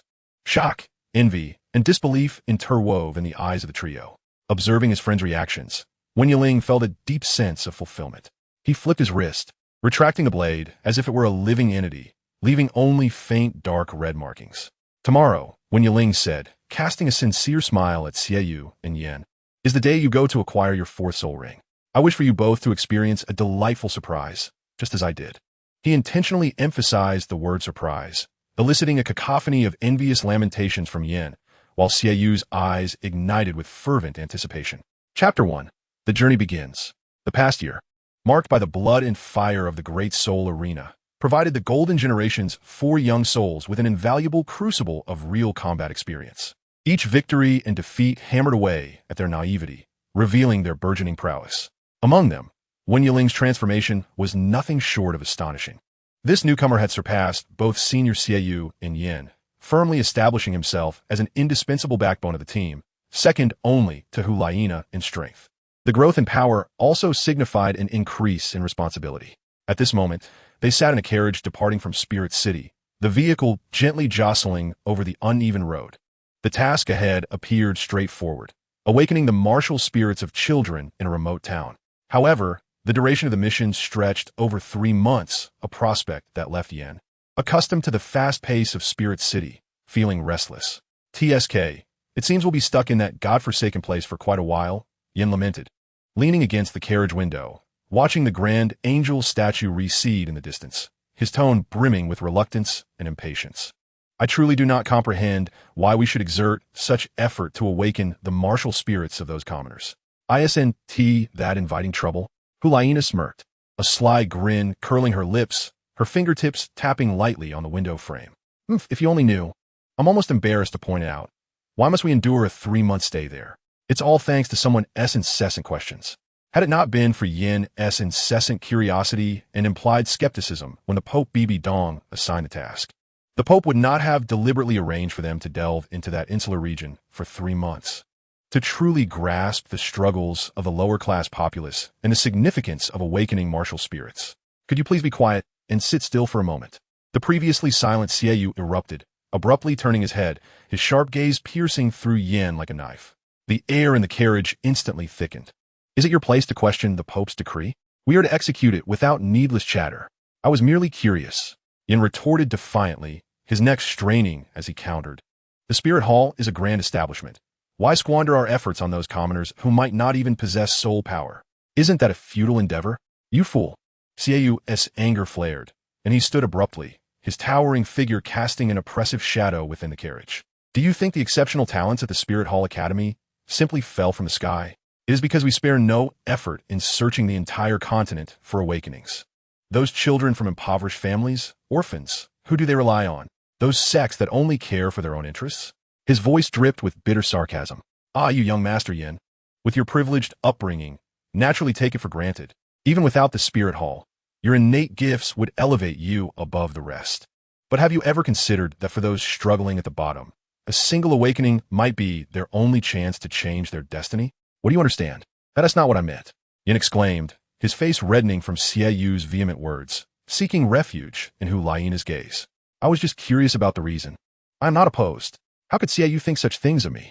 Hu Liena, taken aback by her brother's sudden intensity, furrowed her brow. All right, brother. Yin surely didn't mean it that way. Xiaoyu glared deeply at his sister, then shot a cold glance at Yin's flushed face, ultimately saying nothing, merely shaking his head vigorously before turning his gaze back to the swiftly retreating scenery outside the window, as if he sought to forcibly suppress the tumult of emotions within. At that moment, the carriage came to an abrupt halt. Xiaoyu almost immediately shouted, "Stop!" before his words had fully resonated.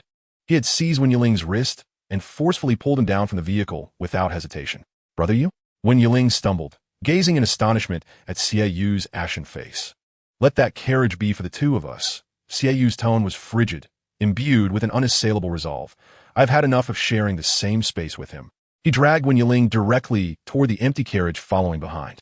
Once they boarded the other carriage, the wheels began to roll again.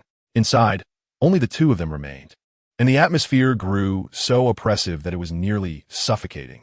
Wen Yiling cautiously observed Xiaoyu's taut profile and clenched fists, tentatively speaking, "Brother Yu, are you all right? Just now, you seemed rather unusual." Xiaoyu remained silent for a protracted period, long enough for Wen Yiling to believe he would not respond. The fleeting shadows outside danced across his face. Finally, he slowly relaxed his fists, his voice low and hoarse, as if it were being forcibly extracted from the depths of his chest. "It's nothing, merely some thoughts that ought not to have surfaced."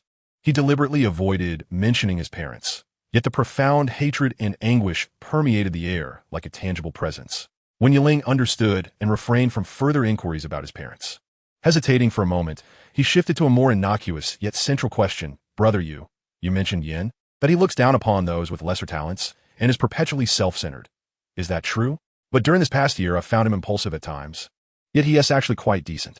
Xiaoyu turned his head, his gaze piercing as it scrutinized Wen Yiling, the corners of his mouth twisting into a bitter and sardonic arc. "That is because you have yet to see him for who he truly is. The side he presents to you is merely what he chooses to reveal, a boisterous, loyal companion. But at his core," Xiaoyu paused, seemingly weighing his words, "he is exceedingly arrogant and selfish. He reveres the strong and idolizes power, and for those he deems unworthy, that contempt is etched into his very being." Wen Yiling was taken aback. Xiaoyu's words struck him like a hammer to the heart. Images of fighting alongside Yin, sharing laughter, flooded his mind. Those genuine, warm moments starkly clashed with the cold image that Xiaoyu had painted, leaving him momentarily unable to process it, a wave of indescribable loss and confusion sweeping over him. "But I've never seen him act like that," he murmured, as if trying to refute it, yet also to convince himself.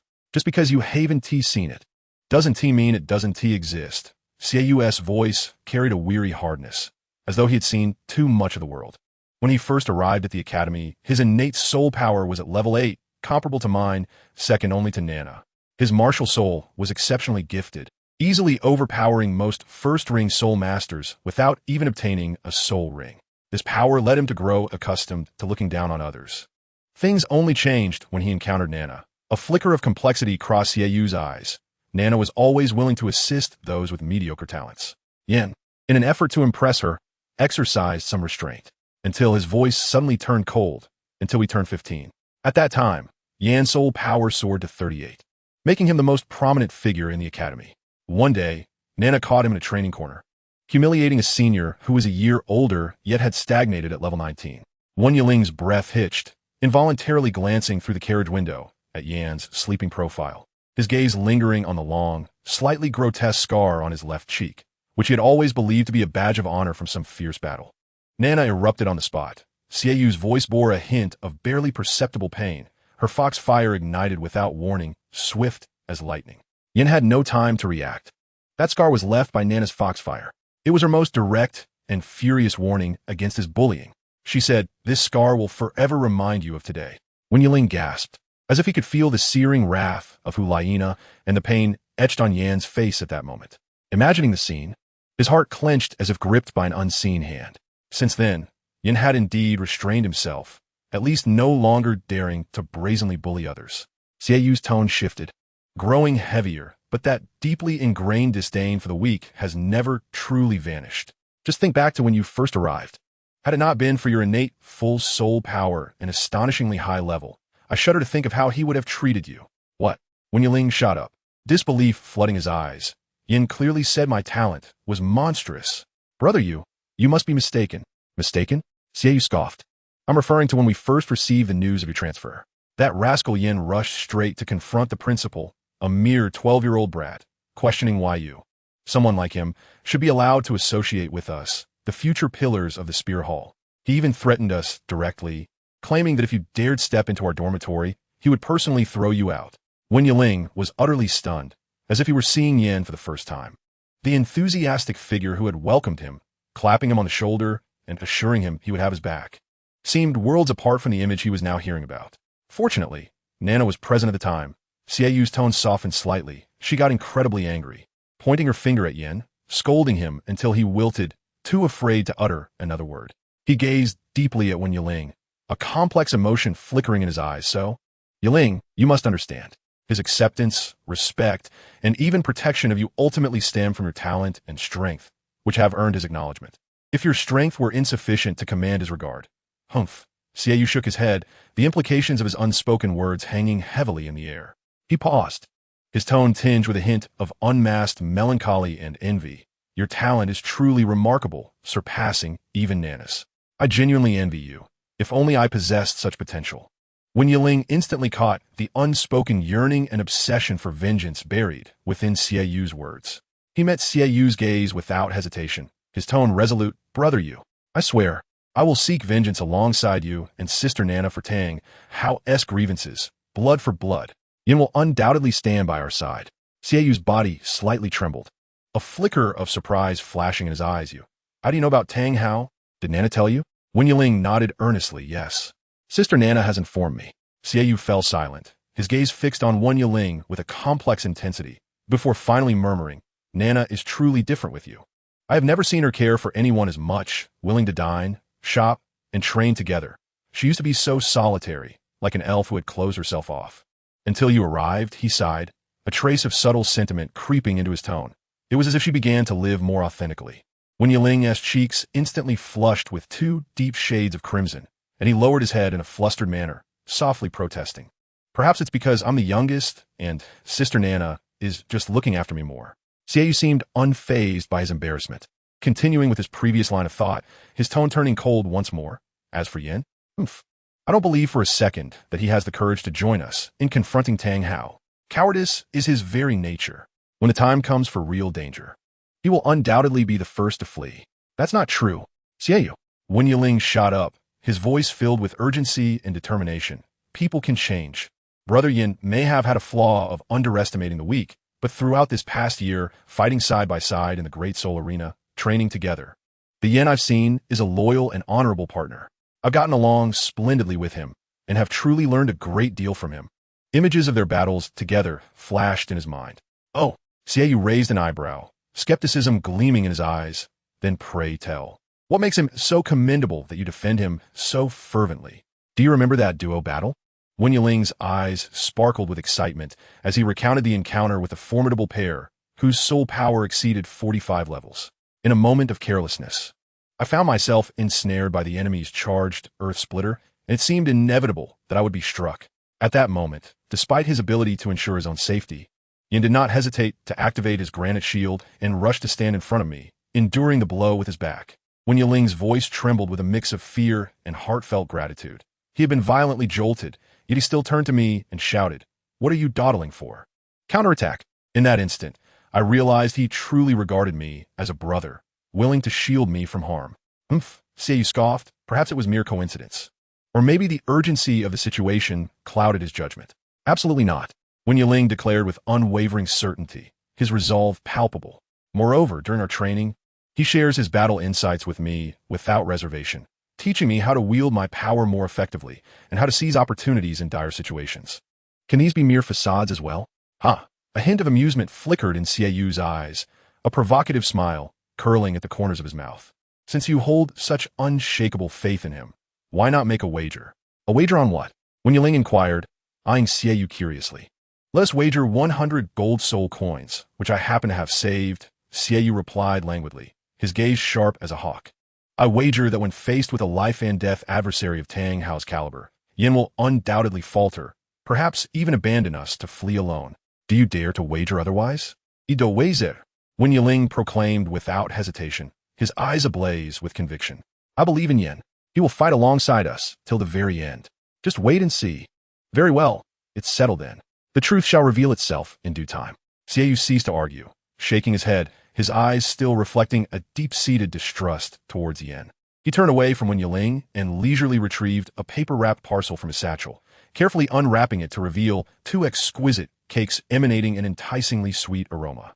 He gently placed the cakes on the low table between them, gesturing to Wen Yiling. Wen Yiling temporarily set aside the debate and picked up a piece. The soft texture and rich cream paired with fruit jam melted on his tongue, eliciting a satisfied squint.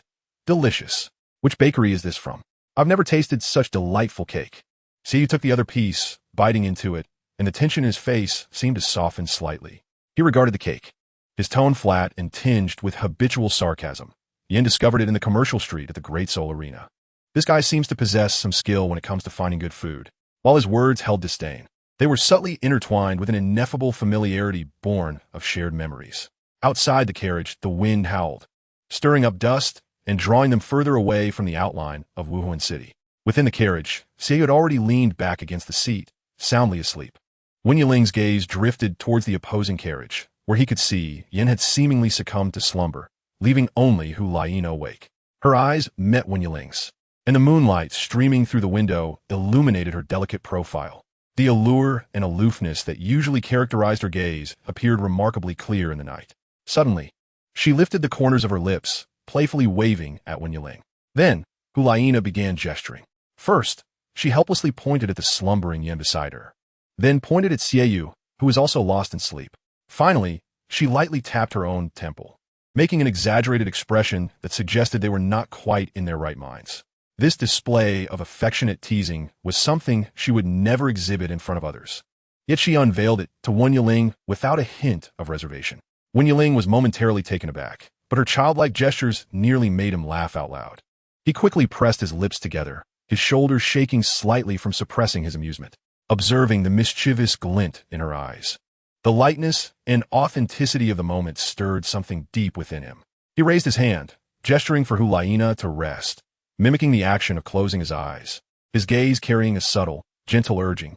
Hu Liena understood his meaning, blinking her eyes, and the smile at her lips deepened with a hint of acquiescence. She cast one last glance at Wen Yiling before slowly retreating into the shadows of the carriage. Before long, her figure vanished from the glass window of the opposite carriage, leaving behind the empty night. It seemed she too could no longer resist the fatigue of the journey and drifted into a deep slumber. The carriage fell into tranquil silence, save for the sound of the wind and the steady breathing of companions. Wen Yiling's gaze lingered on the now empty window for a moment, recalling Hu Liena's unguarded, vibrant expression and the unspoken understanding that existed solely between them, like a stone cast into a tranquil lake, sending ripples that were subtle yet distinctly clear. He withdrew his gaze, leaning against the carriage wall, closing his eyes, yet his lips retained a faint, unexamined smile. Chapter 2, the first day. On the following morning, thin clouds scattered sunlight, illuminating the fields and roads surrounding the village. A carriage came to a gradual halt at the village's edge, its wheels creaking softly against the ground. A guard approached and gently knocked on the carriage window, signaling for the occupants to disembark. The door opened, and 4 individuals emerged in succession, standing beside the carriage, curiously surveying their surroundings. Before them lay a secluded little town. The houses were scattered along the narrow streets, many showing signs of decay. The weathered walls and mottled moss silently narrated the passage of time. At that moment, a soul master descended from the carriage. He was tall and imposing, clad in a black robe adorned with exquisite silver embroidery, his steps steady and exuding an air of authority. He halted before the four and surveyed them, his deep, resonant voice resonating. "Allow me to introduce myself. I am Valdat, the head of your mission." His words carried an awe-inspiring gravitas. "After tomorrow's soul awakening ceremony, the others will depart," Valdat continued, "while I will remain with you for 3 months. During this time, it is imperative that you adhere to the rules and refrain from causing trouble. Above all, remember not to wander the town at night." Yin could not contain himself, interjecting with disdain, "Why? Is there anyone foolish enough to attack us?" Xiaoyu immediately shot him a warning glare. Though Yin was reluctant, he begrudgingly fell silent. Does this young brother believe he is invincible here? Valdat's gaze rested on Yin, scrutinizing him. "I had no intention of elaborating on this matter." Valdat's tone turned icy. "But seeing your demeanor, it is necessary to enlighten you." He gestured towards the nearby street. The group followed his gaze, noticing soldiers from the spirit hall patrolling in synchronized formation. "Do you see? This area has a permanent military presence from the spirit hall," he elucidated. "The reason is simple. This town has long been shrouded in the shadow of disappearances. Most incidents occurred before the station troops arrived, and nearly every time a young soul master awakened their spirit, someone vanished. Strangely enough, the missing persons are almost exclusively young soul masters." He paused, seemingly lost in thought, his voice growing increasingly somber. "Until last year, the situation escalated. A soul master sent by the spirit hall to assist the children in awakening their spirits also disappeared. The spirit hall was furious and immediately dispatched a formidable titled Douluo to lead a search. They dug through the earth for 3 days and nights, yet found nothing, as if the culprit were a ghost." Having shared these details, he turned his gaze back to Yin, seemingly awaiting his reaction. Yin merely scoffed, a look of disdain etched on his face. Got it. That culprit better pray they don't cross paths with us, or they'll be in for a world of hurt." Valdat's expression darkened immediately, his eyes blazing as he fixed an intense glare on Yin, his lips trembling with barely contained fury. As reprimands threatened to spill forth, the melodious voice of Hu Liena rang out at just the right moment. "Uncle, we understand. Rest assured, we will keep a watchful eye on Yin." A radiant smile blossomed on her face, sweet as the first flowers of spring, enveloping those around her in a refreshing warmth. Upon witnessing this, Valdart's expression softened slightly, though his gaze upon Yin still bore the weight of stern warning. "Since the esteemed saintess has spoken, I am naturally at ease." He took a deep breath, suppressing his ire, and, with a slight bow to Hu Liena, shot a fierce glare at Yin before turning away. "Now, if you would be so kind, saintess, please follow me, and I shall escort you to your lodgings." Their abode was a charming 3-story villa, exquisitely crafted, standing in stark contrast to the quaint antiquity of the town. Surrounded by a spacious courtyard adorned with verdant trees, vibrant blossoms, and lush green grass, it formed a tranquil sanctuary. Stepping inside, the opulence of the interior was breathtaking. The living room was spacious and well lit, with comfortable sofas, an elegant coffee table, and artistic paintings gracing the walls, complemented by a soft carpet underfoot. The dining area featured a long table capable of accommodating many, while the kitchen was equipped with all necessary amenities. The bedrooms exuded warmth and comfort, with plush beds basking in abundant sunlight. The modern aesthetic of this villa was a striking juxtaposition to the town's aged ambience, resembling an island frozen in time. This was once the residence of the formidable Qian Renxue. You shall find it quite comfortable here. Should you require anything, feel free to seek me out in the building opposite. Valdart gestured toward a larger 2-story structure, which, while more imposing than its surroundings, still paled in comparison to the villa before them. "You could stay with us," Wen Yiling suggested. Valdart shook his head in polite refusal. "No need. Thank you for your kindness. I have grown accustomed to residing in that small building each year. May you all enjoy your stay, and good fortune accompany you." With that, he turned and departed, his figure vanishing behind the villa's door. The door softly closed behind Valdart, enveloping the lavish yet unfamiliar living room in a brief silence. Finally settled in, Yin declared, his voice booming, shattering the stillness. He stretched his shoulders, his gaze eagerly fixed on Hu Liena. "Nana, after such a long carriage ride, you must be feeling stifled. Would you like to step outside for some fresh air and explore the courtyard? It looks quite spacious." He endeavored to make his invitation sound casual and effortless. Wen Yiling, who had been admiring the wall paintings, turned at the sound, offering a gentle smile. Indeed, familiarizing ourselves with the surroundings would be beneficial. Xiaoyu stood silently by the window, observing the street and the patrolling soldiers, his profile sharp and resolute. As if he had not heard Yan's words, Hu Liena glanced out at the courtyard, then surveyed the three in the living room, responding to Yan in a calm tone. Very well, it will be good to stretch our legs. She displayed no discernible emotion, as though merely accepting a reasonable suggestion. Yan's heart leaped with joy, sensing an opportunity. He quickly turned to the seemingly more relaxed Wen Yiling, attempting to divert him. Yiling, I noticed you were admiring the paintings earlier. Why not continue your appreciation? Or perhaps select a room. We shall be in the courtyard and will return shortly. His intentions were unmistakable, to create a space for solitude with Hu Liena. Before Wen Yiling could respond, Xiaoyu abruptly turned from the window. His cold gaze pierced through Yan like a blade, laced with unabashed annoyance and mockery. There is no need. It is my duty to protect the saintess. Wherever she goes, I shall follow. His words were resolute, leaving no room for negotiation, directly dismantling Yan's intentions and making it clear that he would not permit Yan and Hu Liena to be alone together. Yan's ire ignited instantly at Xiaoyu's blatant hostility and obstruction. He had already been simmering with frustration towards Xiaoyu from their time in the carriage, and this only fueled the fire. Xiaoyu, what do you mean by that? I merely invited Nana for a stroll in the courtyard. Must you shadow her every step? Yan's voice rose sharply, filled with a volatile edge as he stepped closer, glaring at Xiaoyu. Xiaoyu stood his ground, his gaze sharp as an eagle's, a cold smirk playing at the corners of his mouth. It is my duty. Who knows what unexpected dangers may lurk in this seemingly tranquil courtyard? His insinuation was clear, subtly mocking Yan's prior words and actions that might lead to trouble, while also revealing his profound distrust of Yan. The atmosphere in the living room plummeted to an icy chill. The air between the two men seemed to solidify, charged with palpable animosity. Wen Yiling furrowed his brow, contemplating whether to intervene, but upon witnessing the escalating confrontation, he decided to hold his tongue for the moment. Hu Liena observed the imminent clash between the two, her brow furrowing, her voice tinged with displeasure and exasperation. Enough. Yan Xiaoyu, we are here for a mission, not to quarrel.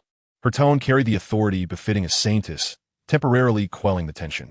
Is it not simply a matter of visiting the courtyard? Yiling, you should join us as well. It is a perfect opportunity for all of us to become acquainted. By directly addressing Wen Yiling, she transformed what could have been a private confrontation into a collective outing, skillfully avoiding any chance for Yan and Xiaoyu to clash or for Yan to gain an advantage. Yan's face darkened, his chest heaving with frustration. He shot a venomous glare at Xiaoyu, who met it with an equally frigid stare. The carefully orchestrated opportunity for solitude had evaporated, and with Xiaoyu's targeted interference, Yan felt a surge of pent-up frustration. With a heavy huff, he pivoted away, forcefully pulling open the door leading to the courtyard, striding out without a backward glance. Xiaoyu remained expressionless, trailing closely behind Hu Liena, like a silent, vigilant shadow. Wen Yiling let out a soft sigh, offering Hu Liena a somewhat helpless smile before following suit. The courtyard was indeed picturesque, with lush trees and blooming flowers, yet the atmosphere was even more stifling than indoors. Yan walked briskly, attempting to distance himself from the others, but Hu Liena and Wen Yiling maintained a leisurely pace, while Xiaoyu shadowed Hu Liena closely. Each time Yan sought to speak with Hu Liena, Xiaoyu would subtly shift to block the space between them. Or Hu Liena would conveniently direct attention to a particular plant or structure, diverting the conversation elsewhere. Nana, look at that. Yes, this tree seems quite old. Hu Liena responded casually, her gaze drifting toward the villa's wall, seemingly inspecting the architecture. This flower, its color is rather vibrant. Hu Liena's replies were polite yet unremarkable before she turned to Wen Yiling. Yiling, do you think this type of flower is common in Spirit City? Wen Yiling answered gently. Not particularly. This variety seems to thrive better in cooler climates. Yan listened to their mundane exchanges, feeling increasingly stifled. It was more challenging than climbing the heavens to have a private conversation with Hu Liena, and all these obstacles were undoubtedly the work of that damned Xiaoyu. He shot Xiaoyu a seething glare, filled with a fierce, predatory anger, as though he wished to consume him whole. Xiaoyu, however, remained impervious to Yan's ire, scanning the surroundings with a vigilant gaze, dutifully playing the role of protector, though the taut line of his jaw and his cold profile betrayed his intense rejection of Yan. The four moved silently around the courtyard, or rather, amidst the unspoken animosity between Yan and Xiaoyu. Ultimately, Yan's interest waned entirely. He gestured irritably. I've seen enough. I am suffocating. When are we heading into town? Hu Liena halted, looking at the group. Now that we are familiar with the courtyard, let us head into town. Understanding the terrain and the local populace is part of our mission. She paused, lowering her voice to a more serious tone. Uncle Valdart mentioned the missing person case, which casts an unsettling shadow over this town. We must remain vigilant. Yin immediately chimed in, right? Let's go take a look. Staying in this wretched place is unbearable. He yearned for a change of scenery, hoping that in the broader town, opportunities might arise. Wen Yiling nodded in agreement. Indeed, first-hand knowledge is crucial. The enigmatic Xie Yu remained silent, yet had positioned himself beside Hu Liena, signifying his allegiance. The quartet emerged from the villa's gates, the afternoon sun casting a gentle warmth. Though it failed to penetrate the pervasive antiquity and oppression that enveloped the small town. The narrow streets echoed with the rhythmic and heavy footsteps of the Soul Hall soldiers on patrol, adding a somber atmosphere. They proceeded along the main thoroughfare. Yin made several attempts to draw closer to Hu Liena, only to be thwarted either by Xie Yu's precise placement or by Hu Liena deftly redirecting the conversation to a patrolling squad or a shuttered shop. Hu Liena's demeanor was remarkably natural. At times, she inquired about Wen Yiling's thoughts on architectural styles, which one seemed somewhat knowledgeable about. At other moments, she engaged Xie Yu in hushed discussions regarding certain intersections or alleys, exhibiting both professionalism and vigilance, and, occasionally, she sought Yin's opinion on the soldiers' deployment. Though Yin was irked, he could not resist sharing his insights when prompted in his area of expertise. Her every action and expression perfectly embodied the role of a saintess leading a squad, showing no bias, while successfully suppressing Yin's personal intentions beneath the collective mission. However, each obstruction imposed by Xie Yu, each foiled attempt, felt like a searing iron branding Yin's nerves. His gaze towards Xie Yu grew increasingly dark, brimming with repressed rage. The animosity that had been forged between them during the carriage ride had not diminished on the eerie streets of this town. Rather, it burgeoned through a series of silent confrontations, icy glances, and deliberate impediments, akin to a toxic thorn bush that grew wildly, entwining and becoming ever more acute and perilous. The tightly shut doors and windows of the townsfolk, alongside the occasional wary and distant glances cast through the cracks, silently reminded them of the town's peculiarities. As a disquieting stillness pervaded the air, the four pushed open the wooden door of a general store adorned with a sign for daily necessities. The copper bell above the door, chiming a crisp yet somewhat lonely sound. The interior was modest, dimly lit, with a faint haze of dust mingling with the scent of aged goods. The shelves were lined with a variety of everyday items, from coarse ceramic bowls to inexpensive combs and local dried fruits. The selection was reasonably complete, yet most items were cloaked in a layer of dust, exuding an air of desolation. The shopkeeper was an elderly woman with graying hair and a face etched with the marks of time, dozing behind the counter. Upon hearing the bell, she slowly opened her eyes, and a flicker of complex emotions, reverence, detachment, and perhaps an almost imperceptible wariness crossed her murky gaze as she beheld the four, particularly the insignia of the Soul Hall faintly visible on their attire. Yet, she quickly lowered her eyelids and called out in a gravelly voice, "Customers, what do you require? We need some toiletries." Hu Liena stepped forward, her tone gentle and courteous, striving to alleviate the woman's tension. She listed the items required: towels, soap, tooth powder, and so forth. The elderly woman sluggishly rose and began to rummage through the shelves. Yin leaned against the doorframe in boredom. Yet his attention was irresistibly drawn to Hu Liena, observing her serious profile as she meticulously selected her items. He made several attempts to initiate conversation, but, upon catching sight of Xie Yu standing nearby like a stoic guardian, he swallowed his words and resorted to impatiently tapping his fingers against the doorframe. Xie Yu stood diagonally behind Hu Liena, his sharp gaze scanning every corner of the shop, including the shadowy nooks piled with clutter and the small door leading to the backyard, maintaining a heightened state of vigilance towards everything around him, particularly the seemingly innocuous elderly woman, for he believed danger could lurk anywhere.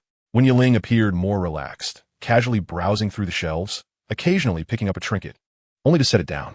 He noticed that some of the children's toys were thickly coated in dust, suggesting they hadn't been sold in quite some time. A fleeting shadow crossed his mind as he recalled the missing persons case, yet he chose not to reveal his thoughts. Soon, they had gathered all the necessary items. As they paid, the elderly woman took the coins from Hu Liena's hand, her fingers trembling slightly, and her movements in providing change were peculiarly slow. She kept her head bowed, her voice barely audible. "Customers, return to your lodgings early tonight." After delivering this, she hastily pressed the change into Hu Liena's hand, avoiding further eye contact, as if that single utterance had drained her of all courage. Hu Liena paused slightly, exchanging a solemn glance with Wen Yiling, both perceiving the weight of the moment in each other's eyes. Yin, too, had heard, but dismissed it as the ramblings of an elderly woman, curling his lip in disregard. Xiaoyu, however, regarded the elderly woman with increasing wariness, his expression frigid. As they exited the general store, the atmosphere felt heavy. The sunlight remained favorable, yet the streets were sparsely populated, and the sound of patrolling soldiers was particularly pronounced in the silence. Suddenly, an incongruous rumble shattered the stillness. Yin, feeling a twinge of embarrassment, patted his stomach and boldly proclaimed, "After all this, I'm starving. Let us find somewhere to eat, shall we?" Hu Liena, also feeling the pangs of hunger, nodded in agreement. "Indeed, we need to replenish our strength. Let us see what this town has to offer." They walked further down the main street until they finally spotted a tavern bearing the sign of the Old Oak Inn. Warm light radiated from its windows, and an inviting aroma of food wafted out, making it particularly alluring amidst the town's gloom. Upon pushing open the tavern door, they were greeted by a bustling atmosphere, infused with the sense of stewed meat, baked bread, and ale. In stark contrast to the desolation outside, the tavern was alive with the chatter of townsfolk clad in coarse clothing and a few tables occupied by resting Soul Hall soldiers. The crackling fire in the hearth warded off the early spring chill, creating a cozy, vibrant environment. As they entered, the noisy tavern momentarily hushed, all eyes converging on them. The gazes reflected curiosity, scrutiny, but more significantly, akin to the elderly woman in the general store. A complex array of emotions emerged. Beneath the reverence lay profound detachment and a barely perceptible sense of exclusion. Yet, the tavern soon resumed its clamor, albeit at a slightly subdued volume. A stout, jovial innkeeper approached them with a broad smile. "Ah, you folks are new around here. Please come in and have a seat." She warmly ushered them to a relatively clean table by the window. "What would you like to eat? Our stewed venison and baked bread are house specialties, and we have freshly brewed ale." The innkeeper's voice boomed, striving to cultivate an inviting atmosphere. Yin, ravenous to the point of desperation, immediately shouted, "Stew, bread, and some ale too. Bring it out quickly." He felt revitalized in the warmth of the tavern, momentarily forgetting the discomfort brought on by Xiaoyu. Hu Liena smiled lightly. "Let us go with what he said, please." She turned to the others. "We're all hungry. Let us eat first and then discuss further." Wen Yiling nodded gently in agreement. Although Xiaoyu remained silent, the fragrant aromas of food and the relative safety of their surroundings seemed to ease his taut nerves slightly. He gave a slight nod, his gaze still habitually scanning the patrons of the tavern, particularly scrutinizing the whispering corners. The innkeeper moved quickly, soon returning with steaming bowls of venison stew, golden brown, crispy bread, and several frothy mugs of ale. The rich scent of meat and malt instantly ignited everyone's appetite. "Wow, looks fantastic," Yin exclaimed, eagerly tearing off a chunk of bread and dipping it into the thick gravy, mumbling his approval. "Delicious." He devoured his meal ravenously, not forgetting to urge Hu Liena, "Nana, you should try this. It's really good." Hu Liena was amused by his exaggerated veracity, and with a graceful motion, she picked up her utensils and began to eat. The food was indeed delectable. The warm broth dispelled the last remnants of cold and tension within her. She turned to Wen Yiling. "What does it taste?" Wen Yiling savored his food thoughtfully and nodded. "It's quite authentic. The venison is tender and flavorful, and the spices are just right."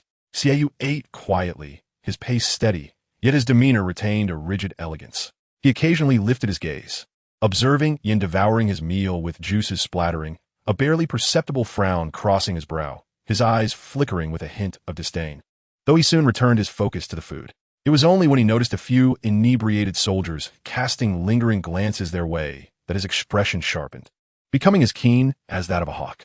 The tavern was alive with a cacophony of voices, glasses clinking, and the warmth of the hearth. Amidst the culinary comforts, the previously taut atmosphere among the four seemed to temporarily dissipate. Yin took a hearty swig of ale, a faint flush of satisfaction blooming on his cheeks due to the feast and the alcohol. He attempted several times to engage Hu Liena in light conversation, yet each time the words lingered on his lips, he was deterred by the frigid countenance of Xiaoyu. leaving him disinterested and resigned to continue indulging in food and drink. Wen Yiling listened quietly to the surrounding hubbub, trying to glean information about the small town. He overheard locals at a nearby table lamenting this year as harvest, and soldiers discussing the minutiae of shift changes. Yet, whenever the conversation seemed poised to touch upon certain taboos, such as mentioning a specific place or a past event, the volume would instinctively lower, or other patrons would swiftly divert the topic.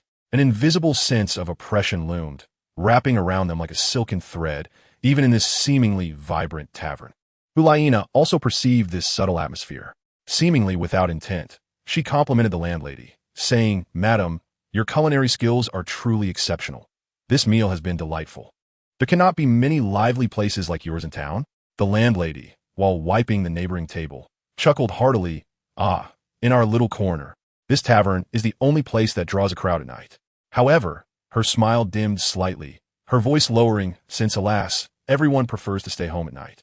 Were it not for the patrols of the Spirit Hall, I fear it would be even more desolate. She alluded to the latter part of her statement, casting a fleeting glance outside before promptly attending to other patrons. Hu Liena and Wen Yiling exchanged a knowing look.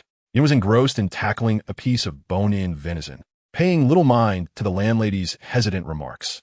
Xiaoyu, however, set down his cutlery, his gaze deepening, his fingers unconsciously tapping lightly on the table, as if calculating something. The meal concluded amidst the surface warmth and gaiety, while an undercurrent of unease simmered beneath. The food may have soothed their stomachs. It seemed to deepen the fog in their hearts.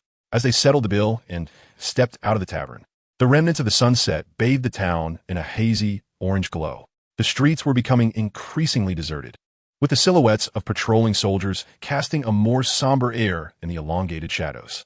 Yin let out a contented belch, feeling that his earlier irritability had been somewhat alleviated by the feast and drink. He gazed at Hu Liena as profile, illuminated by the setting sun, his thoughts igniting once more. "Nana, it's not completely dark yet. We should return." Xiaoyu's cold voice cut him off decisively, leaving no room for negotiation. He cast a glance at Hu Liena, recalling Mr. Valdad's warning, never to forget it. His gaze was particularly sharp against the dimming sky, imbued with an unyielding intensity. Yin nearly choked on his breath, the anger he had just quelled surging back to the surface.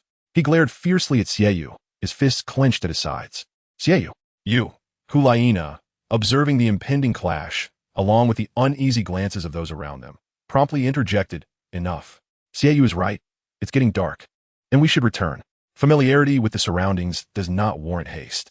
Her tone was resolute as she turned decisively towards the direction of the villa. Wen Yiling silently followed suit. Yin watched Hu Liena's retreating figure, then glanced at Xiaoyu's frigid expression, which seemed to bear the words inconvenient in every crease. A wave of frustration and anger threatened to burst forth from his chest. He fixed Xiaoyu with a fierce stare, forcing out the words through clenched teeth. "You wait for me." Then, begrudgingly, he hastened to catch up with Hu Liena. Xiaoyu regarded Yan's furious retreating figure, a faint, icy smile curling at the corners of his lips, devoid of warmth. He silently trailed at the back of the group, a vigilant shadow merging into the twilight.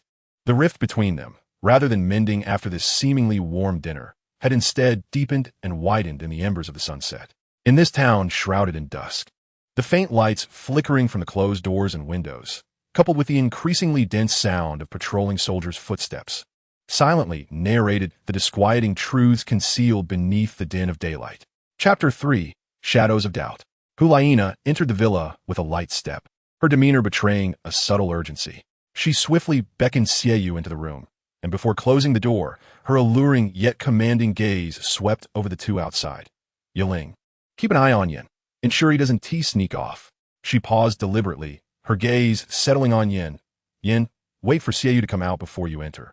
When Yiling immediately straightened, nodding earnestly as if accepting a military command, his delicate features etched with seriousness. "Understood, Sister Nana." Meanwhile, Yin appeared as deflated as a frostbitten eggplant, his shoulders slumping, silently muttering to himself, his face clearly conveying a sense of disillusionment. Being left outside like this made him exceedingly uncomfortable.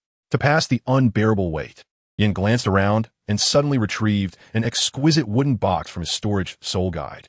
With a snap, he opened it, revealing intricately carved jade chess pieces bearing the emblem of the Spirit Hall. Hey, Yiling, since we have time to spare, how about a game of Douluo chess? I brought a fresh set. Douluo chess, a unique game invented by the Spirit Hall, had only recently begun to circulate quietly in the two great empires. The board was a grid, and the pieces were engraved with the emblems of the 7 offerings of the Spirit Hall and the supreme Pope Bibidong.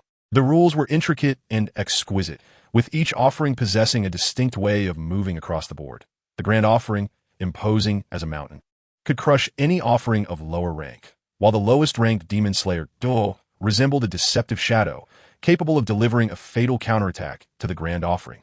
Between the grand offering and the Pope, a delicate balance was maintained, with neither able to harm the other.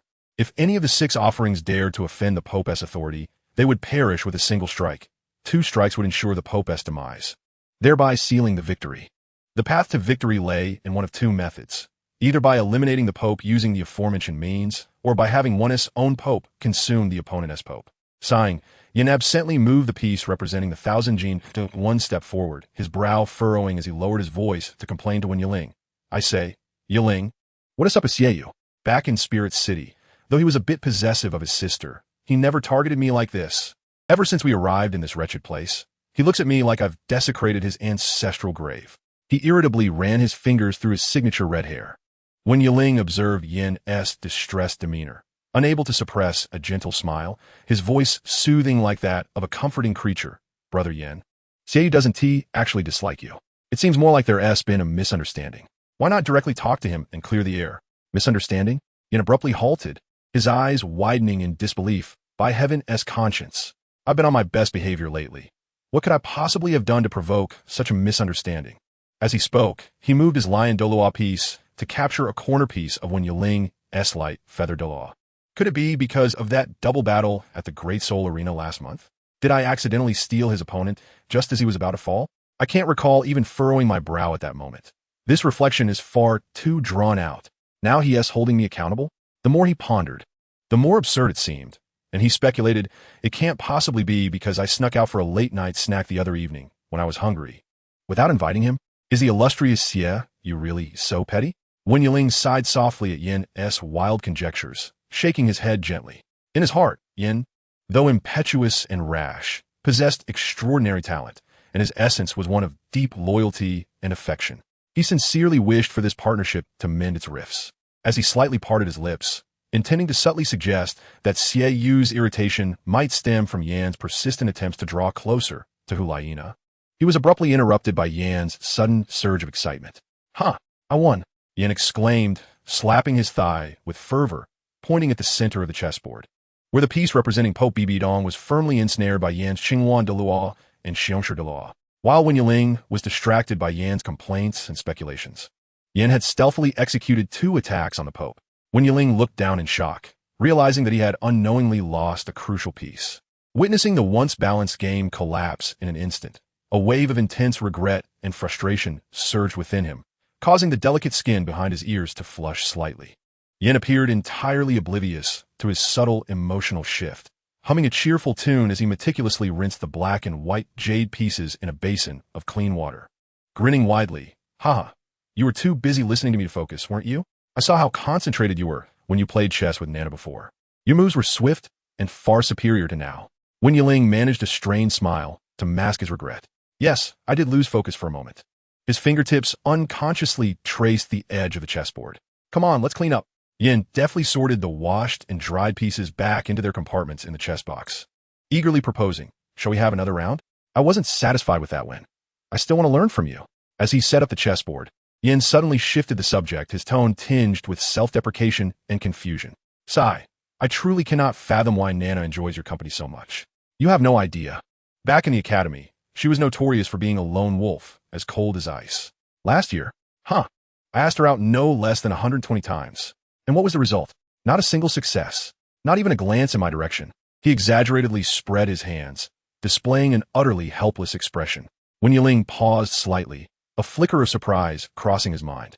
He certainly hadn't anticipated Hu Liena's aloofness toward Yan. The unreserved disappointment and yearning in Yan's words made it clear that his feelings for Hu Liena were far more profound than mere camaraderie. Now it seemed he had acquired a more troublesome guardian. Yin appeared to have opened the floodgates of conversation, leaning slightly forward, casually resting a hand on Wen Yiling's shoulder, lowering his voice. His face etched with frustration and indignation. It's that Xieyu. He is undoubtedly my greatest obstacle in getting closer to Nana. The moment I make even the slightest move toward her, his gaze darts over, cold as ice, like a knife, as if he wishes to see me executed on the spot. Brother, for goodness sake, share with me your secret. Why does Nana hold you in such high regard? Please teach me. His eyes brimmed with earnestness, as if Wen Yiling held the key to a treasure trove. Wen Yiling felt the weight on his shoulder as he returned his gaze to the chessboard, cautiously moving his pope to capture one of Yan's peripheral pieces. Perhaps. There truly was nothing particularly special. His voice was gentle, and it was likely because I'm the youngest and a newcomer that Sister Nana tends to look after newcomers. Indeed, Nana has a heart of gold, always unable to resist helping others. Yan's tone suddenly darkened, laced with a subtle hint of melancholy and self-mockery. But Yiling, assisting those who are utterly unrelated to oneself can sometimes lead to trouble. His words were abruptly cut off, as if something had choked them back. Never mind. He shook his head vigorously, as if attempting to shake off that unpleasant memory, forcing a light-hearted demeanor as he patted Wen Yiling's shoulder. Let's not dwell on it. It's bad luck. Earlier, I casually remarked that the weak are not worth wasting time on, and Nana gave me a thorough scolding for it. Her expression was so grim that I certainly do not wish to provoke her again, especially in front of. He elongated his words, mischievously winking her little follower. What on earth happened to you in the past? Wen Yiling inquired, lifting his head, his clear eyes filled with pure curiosity. He keenly sensed that Yan's abruptly halted sentence concealed a story, one that seemed to bear significant weight. It's nothing, just some trivial matters, not worth mentioning, Yan replied vaguely, absent-mindedly pushing a piece forward, appearing even more distracted. As a result, Wen Yiling, with quick reflexes, swiftly captured Yan's inadvertently offered important piece with his Qian Douluo. Wen Yiling did not focus on the chessboard but rather on Yan's somewhat flickering gaze, his tone earnest yet tinged with youthful obstinacy. Brother Yan, I swear, I will not tell a third person. I am just merely a bit curious. What you just said sounded rather heavy. Yan regarded Wen Yiling's earnest little face, glancing at the crucial piece he had just lost on the board. And with a twinge of annoyance, he clicked his tongue before ultimately sighing in resignation, his shoulders slumping. Sigh, sharing with you doesn't seem so bad. You're relatively discreet. Thus, under the dual influence of Wen Yiling's relentless probing and the aftermath of his defeat, Yan finally relented. His voice turned somber, tinged with a shadow of reminiscence. As he recounted his early days at the Spirit Hall Academy, a talentless youth, perpetually bullied by upperclassmen. In his youthful fervor, he could not abide the strong preying on the weak. So he intervened and took down the bullies effortlessly. However, at that moment, he was caught by a patrolling instructor. The senior he had rescued, under the threats of the others, trembled as he falsely accused Yan of instigating trouble, leading to Yan being publicly reprimanded and even marked.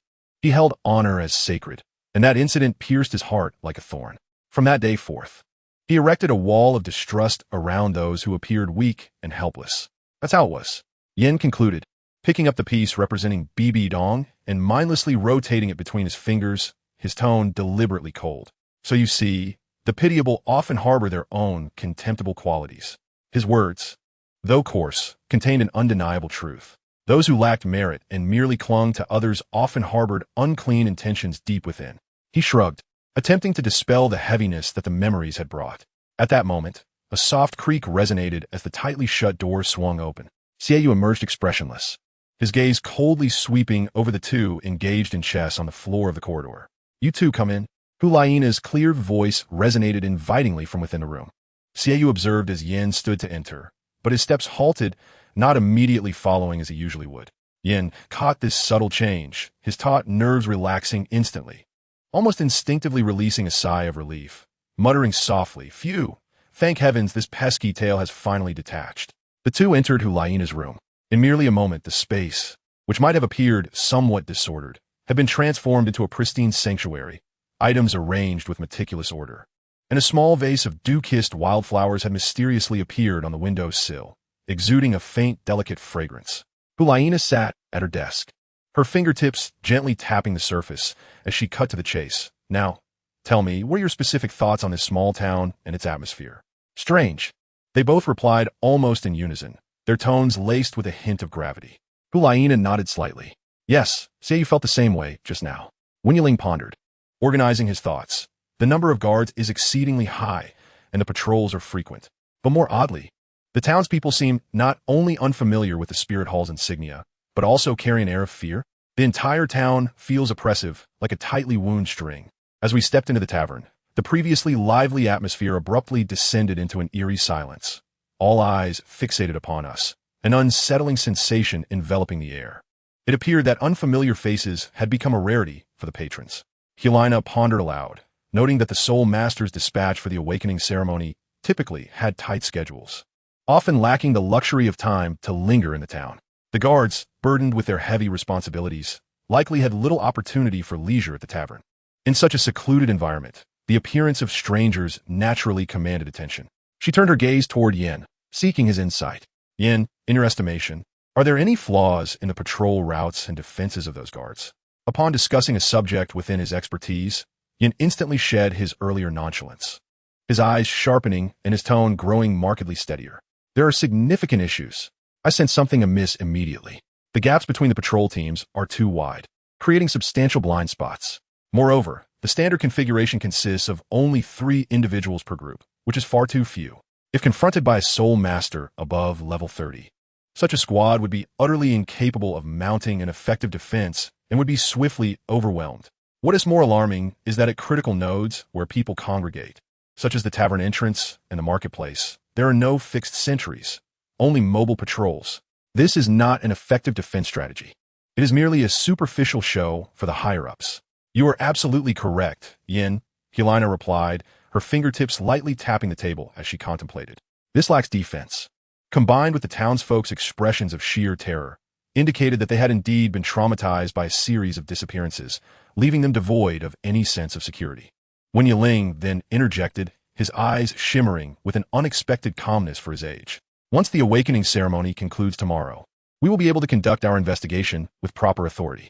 I believe this is the true purpose behind our dispatch by His Holiness the Pope. Yan's remarks at the Pope's court were likely just a convenient pretext. Even had Yin kept silent, we would have ultimately been assigned here. Hu Liena lowered her voice slightly, directing her gaze toward the window. "See, you just mentioned a detail that caught my attention. It seems that Bishop Valdade has invested an unusual amount of concern into this matter. He remarked that from our courtyard, one can clearly observe the desk in the bishop's 2-story building. That light has been burning since our arrival yesterday evening, indicating that he hasn't rested at all throughout the night." Their gazes converged through the window, falling upon the solitary 2-story building nearby. It was now nighttime, and the rest of the town had succumbed to darkness, save for a single window in that building, which emanated a bright and steady light, akin to a stubborn spark igniting against the backdrop of night. While the figure of Bishop Valdade remained obscured, the unwavering glow of his lamp silently proclaimed his presence, as if he had anchored himself to that desk, driven by an almost obsessive urgency to bring the perpetrator of this panic to justice by tomorrow. Neglecting both sleep and sustenance, a suffocating silence pressed heavily upon the 4 of them.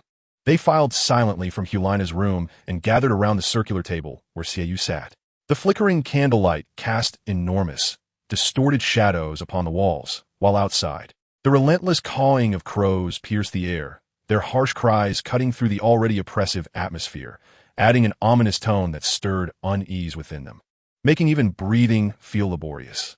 Hu Liena took a deep breath, the first to shatter the unbearable quiet. She deliberately maintained her composure as she spoke. "After the awakening ceremony tomorrow, we should consult Bishop Valdade in detail regarding the case files. If there is indeed a pattern to the perpetrator's actions, it is likely to manifest in these upcoming days. With us stationed here and the guards so vigilant, he should find it challenging to strike." Her fingers absent-mindedly traced circles upon the smooth tabletop, her brow furrowed with concern. Wen Yiling's gaze swept over his companions, each displaying a different countenance in the candlelight. And he posed a question that had long lingered in his mind. Has anyone considered why the perpetrator is targeting these young soul masters? If it's not from monetary extortion, then what is the underlying motive? He paused, lowering his voice further, infused with a chilling hypothesis. Moreover, he dares to target even the soul masters dispatched by the Spirit Hall for the awakening ceremony. Isn't that an audacious risk? Indeed, Hu Liena interjected, following Wen Yiling's line of thought as she recalled the case files. From the first disappearance up to now, it has been years. and the victims have consistently been newly awakened children with minimal soul power, including our own. The fact that the perpetrator can operate year after year under such heavy guard is. Her voice trailed off abruptly, as if choked by an unseen force. A horrifying notion coiling around her heart like an icy serpent. She raised her eyes, locking onto Wen Yiling's deep-set gaze illuminated by the candlelight. Are you suggesting that it could be someone from the spirit hall? Is there a traitor among us? Both Yin and Xiaoyu exclaimed simultaneously, their incredulity evident as they turned to each other, shocked expressions swiftly morphing into overt disdain and rejection. Each huffed dismissively, quickly averting their gaze, as if even a moment's glance at one another was excessive. The atmosphere became palpably tense. Hu Liena's pupils dilated in shock, akin to a frightened cat. Her hand, resting on the table, instinctively clenched, her knuckles pale. The color drained from her vibrant face, her voice trembling ever so slightly. Who could that be? How could this be possible? The notion was too horrifying and subversive for her to fully grasp. A traitor within the spirit hall, especially during such a critical awakening mission? This was a profound threat to the very foundation of the spirit hall. Wen Yiling, noticing Hu Liena's reaction and the immediate ire from Yin and Xiaoyu, quickly recognized that his direct speculation had incited a fierce backlash. He hastily softened his tone, pressing his hands down slightly in a calming gesture. I merely posited a bold hypothesis based on the existing clues, without any evidence. Let us not react too impulsively. He scanned the room, continuing his calm analysis. Even assuming there is a traitor, the likelihood of deceiving a powerhouse like the titled Douluo during a thorough search is exceedingly slim. I am more inclined to believe that the perpetrator is a local soul master who has resided here for an extended period. He paused, articulating his reasoning with clear logic. There are 3 reasons. Firstly, familiarity with the environment. Only a local could possess intimate knowledge of the town's layout, the vulnerabilities in the guards' patrols, and the frequented locations of the children, enabling precise timing for their actions and safe retreat, year after year. Secondly, identity concealment. A local soul master would raise no suspicion while moving about the town. They could be an ordinary resident, a merchant, or even an inconspicuous member of the guards.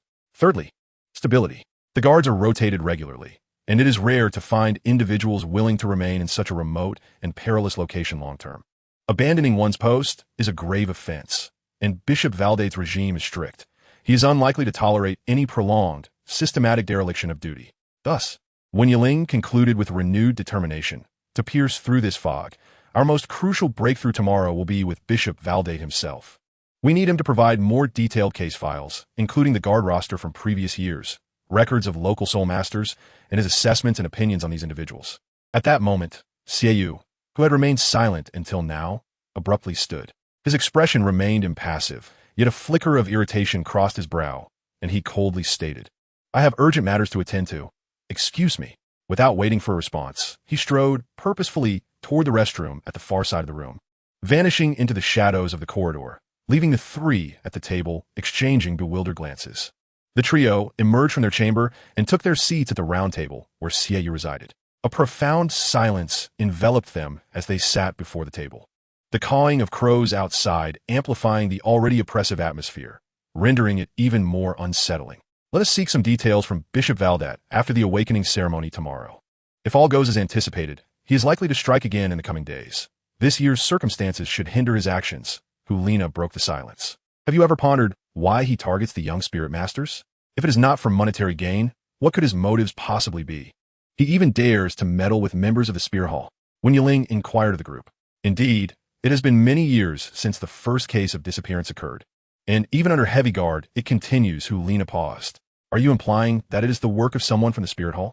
Yin and Xiaoyu spoke in unison, casting disdainful glances at each other thereafter. Hu Liena's pupils widened in disbelief. Then, who could it possibly be? I am merely speculating. However, even a member of our own cannot evade the scrutiny of the title Douluo.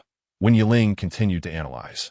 I am more inclined to believe it is a local spirit master who has long resided here. After all, the guards change every year, and few are willing to take on such a perilous task.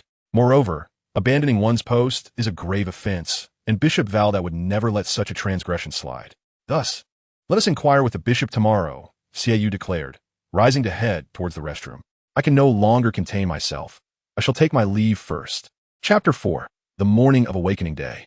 The morning sun, feeble yet carrying a hint of warmth that struggled to dispel the chill, streamed through the window panes, casting mottled light and shadow upon the floor of Hu Liena's room. She had risen early, her door ajar. Almost simultaneously, the door of the adjacent room creaked open, revealing Wen Yiling, who emerged, rubbing the remnants of sleep from his eyes. The two encountered each other at the narrow wash basin in the corridor, the air suffused with the refreshing scent of water and a hint of soap. Wen Yiling moved with efficiency, quickly completing his morning routine. Just as he intended to turn and head downstairs for breakfast, he heard Hu Liena's voice behind him, laced with a languid clarity from just awakening. "Wait for me, Yiling. I'll accompany you." She was seated at her vanity, meticulously applying her makeup, her tone imbued with undeniable concern. There will surely be many people in the streets today. It will be chaotic, so it's best to exercise caution. Following her suggestion, Wen Yiling approached the window and peered outside. Indeed, the previous day's desolation had vanished. The narrow street was now teeming with a throng of people, adults and children clad in simple town attire, their faces reflecting a mix of anticipation and anxiety as they surged toward the town square. The guards clad in the Spirit Hall's standard leather armor had nearly doubled in number since yesterday, their expressions taut, eyes scanning the crowd with sharp vigilance, like moving iron gates silently underscoring the day's unusual nature. A mingled scent of dust, sweat, and an undercurrent of unease seemed to infiltrate through the window's crevice. "Indeed, Sister Nana, there are truly so many people," Wen Yiling whispered. "Almost ready," Hu Liena replied, hastening her movements. A moment later, the restroom door swung open. Hu Liena emerged, her steps light, exuding an aura of meticulous preparation. As Wen Yiling turned at the sound, the moment his gaze met hers, he felt as if struck by a spell. His breath caught in his throat. The sunlight fell perfectly upon her, as if enveloping her in a soft glow. Her already exquisite features, enhanced by her careful application, appeared even more vibrant and alive. Her eyes sparkled with brilliance, and her lips were painted a perfect shade of rosy red, contrasting beautifully against her porcelain skin. It was evident that she had invested significant effort into her appearance today. Her natural beauty had transformed into a breathtaking radiance, akin to a rose blooming in the dawn, captivating to the point of being spellbinding. Wen Yiling felt his heart race as if something had struck it fiercely, blood rushing to his cheeks. He stared, his mind blank, forgetting even the most basic of responses. Hu Liena approached him, and upon noticing his dazed expression, tilted her head in curiosity, lightly waving her delicate hand before his eyes. Her voice laced with amusement. "Hey, Yiling, what are you daydreaming about? Still half asleep?" Her melodious voice jolted Wen Yiling from his stupor. Embarrassed, he averted his gaze. His cheeks flushed as he stammered. "In nothing. Sister Nana, He fumbled over his words, wishing he could vanish into a crevice in the ground. Seeing his flustered state, Hu Liena touched her meticulously adorned cheek, seemingly understanding the reason behind his reaction. A faint blush, tinged with a hint of pride, crept on her cheeks. She smiled, a blend of youthful shyness and satisfaction. "So how do I look? All my efforts were not in vain, were they?" It took quite some time to get ready. Her voice was light and cheerful, her carefully curated beauty radiating incredible allure in the morning light, leaving Wen Yiling feeling a profound, unprecedented impact on his heart. He felt as if his face were aflame, the heat overwhelming, and could only nod dumbly. "How do I look? Am I not much prettier than before, Yiling?" Hu Liena raised her chin slightly, a glimmer of anticipation in her eyes, akin to a child awaiting praise. "Why, you're absolutely stunning, Sister Nana." Wen Yiling finally regained some of his composure, genuinely marveling, his voice trembling with nervousness. "I've never seen anyone as beautiful as you. Truly." He paused, almost instinctively adding, "If Yen saw you, he would surely think the same. He would definitely compliment your beauty." At the mention of Yen, Hu Liena's radiant smile dimmed considerably, akin to sunlight obscured by clouds. She extended a slender finger, warningly placing it before his lips and signaling for silence, her brow slightly furrowed. Do not mention him." She sighed helplessly, her eyes betraying a hint of unnoticeable fatigue. "I nearly forgot about that. Today is likely to be another unforgettable day. I will have to expend energy to decline his advances yet again. Honestly, he finds myriad ways to ask me out, and despite my clear refusals, he simply does not understand. Or perhaps pretends not to." Her tone carried a note of complaint, coupled with an exasperation at Yan's relentless persistence. Wen Yiling attempted to defend Yen, but Yen is actually quite a good person. He is handsome and possesses a powerful spirit. Stop. Hu Liena interrupted decisively, placing her hands on her hips and feigning anger as she glared at him. Come clean. Did that guy offer you some incentive to speak well of him in front of me? I'm far too familiar with this ploy. She rolled her eyes elegantly, recalling how Xiaoyu had been swayed by Yen the previous year, incessantly extolling his virtues in her ear for an entire year. He is willing to sell out his dear sister for a few meals. It infuriates me. She shook her head in resignation, her expression turning serious. Yiling, I must be honest, Yen is truly not my type. He is far too loud, like an incessant furnace that never cools down. Spending time with him makes my head spin. She leaned closer, a hint of menace in her voice, lowering it conspiratorially. So, do not mention him in my presence, understood? Otherwise, beware that I may subject you to my brother's rigorous training. She feigned a stern demeanor, yet a glimmer of mischief danced in her eyes. The two descended the narrow staircase, side by side, merging into the bustling crowd of the morning. Just as Hu Liena had anticipated, the streets were thronged with people, nearly impeding any movement. The majority of the crowd surged towards the Soul Awakening Square at the heart of the town, the air thick with a festive excitement and anticipation, yet tinged with an almost imperceptible tension. Many parents gripped their children's hands tightly, their vigilant gazes sweeping the surroundings. The appearance of Hu Liena instantly cast a visual bombshell amidst the throngs of people. Radiantly beautiful by nature, she had been meticulously adorned, rendering her breathtakingly exquisite. Sunlight cascaded upon her cascading golden locks, shimmering like flecks of gold, while her delicate makeup accentuated her captivating yet innocent allure. Her eyes sparkling as if they held the cosmos within. Clad in a tailored uniform of the Spirit Hall, she embodied both grace and solemnity, enhancing her youthful vivacity. As she moved through the crowd, she resembled a living beacon, drawing countless astonished, admiring, and even dazed gazes from all corners. Look at that girl, my heavens. Is she a fairy descended from the heavens? Surely a figure of the Spirit Hall. I've never encountered anyone so beautiful, they whispered. And who is that lad beside her?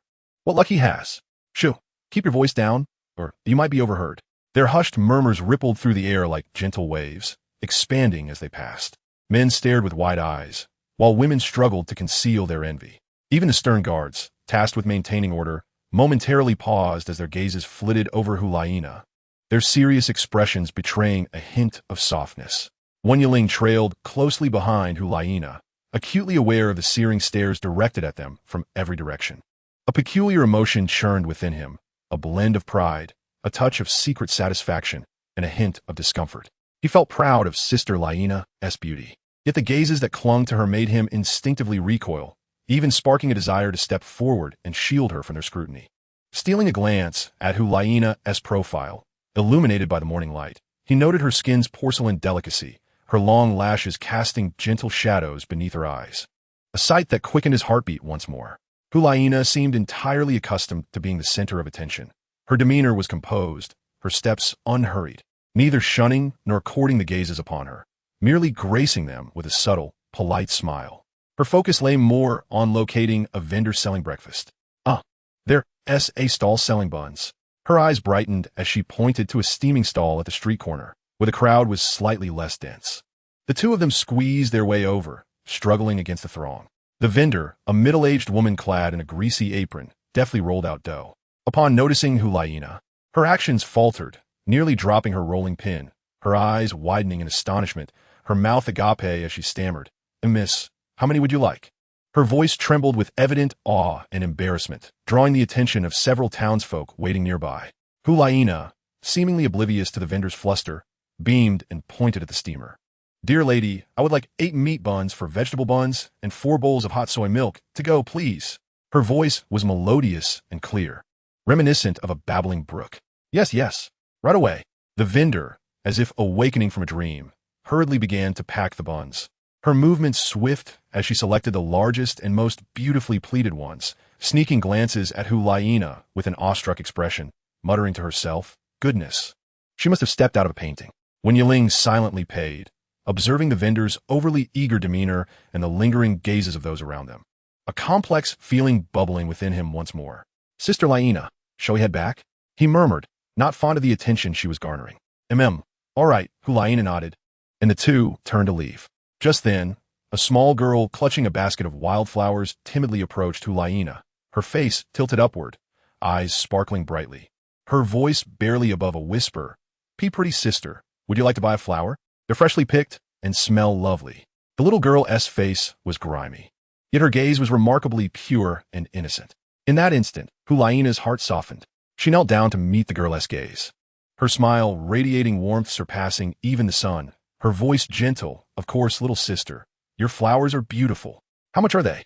She paid no mind to the dirt on the girl's hands or clothes, tenderly ruffling her hair. The girl's eyes widened in delight, clearly surprised that this fairy-like sister was so approachable.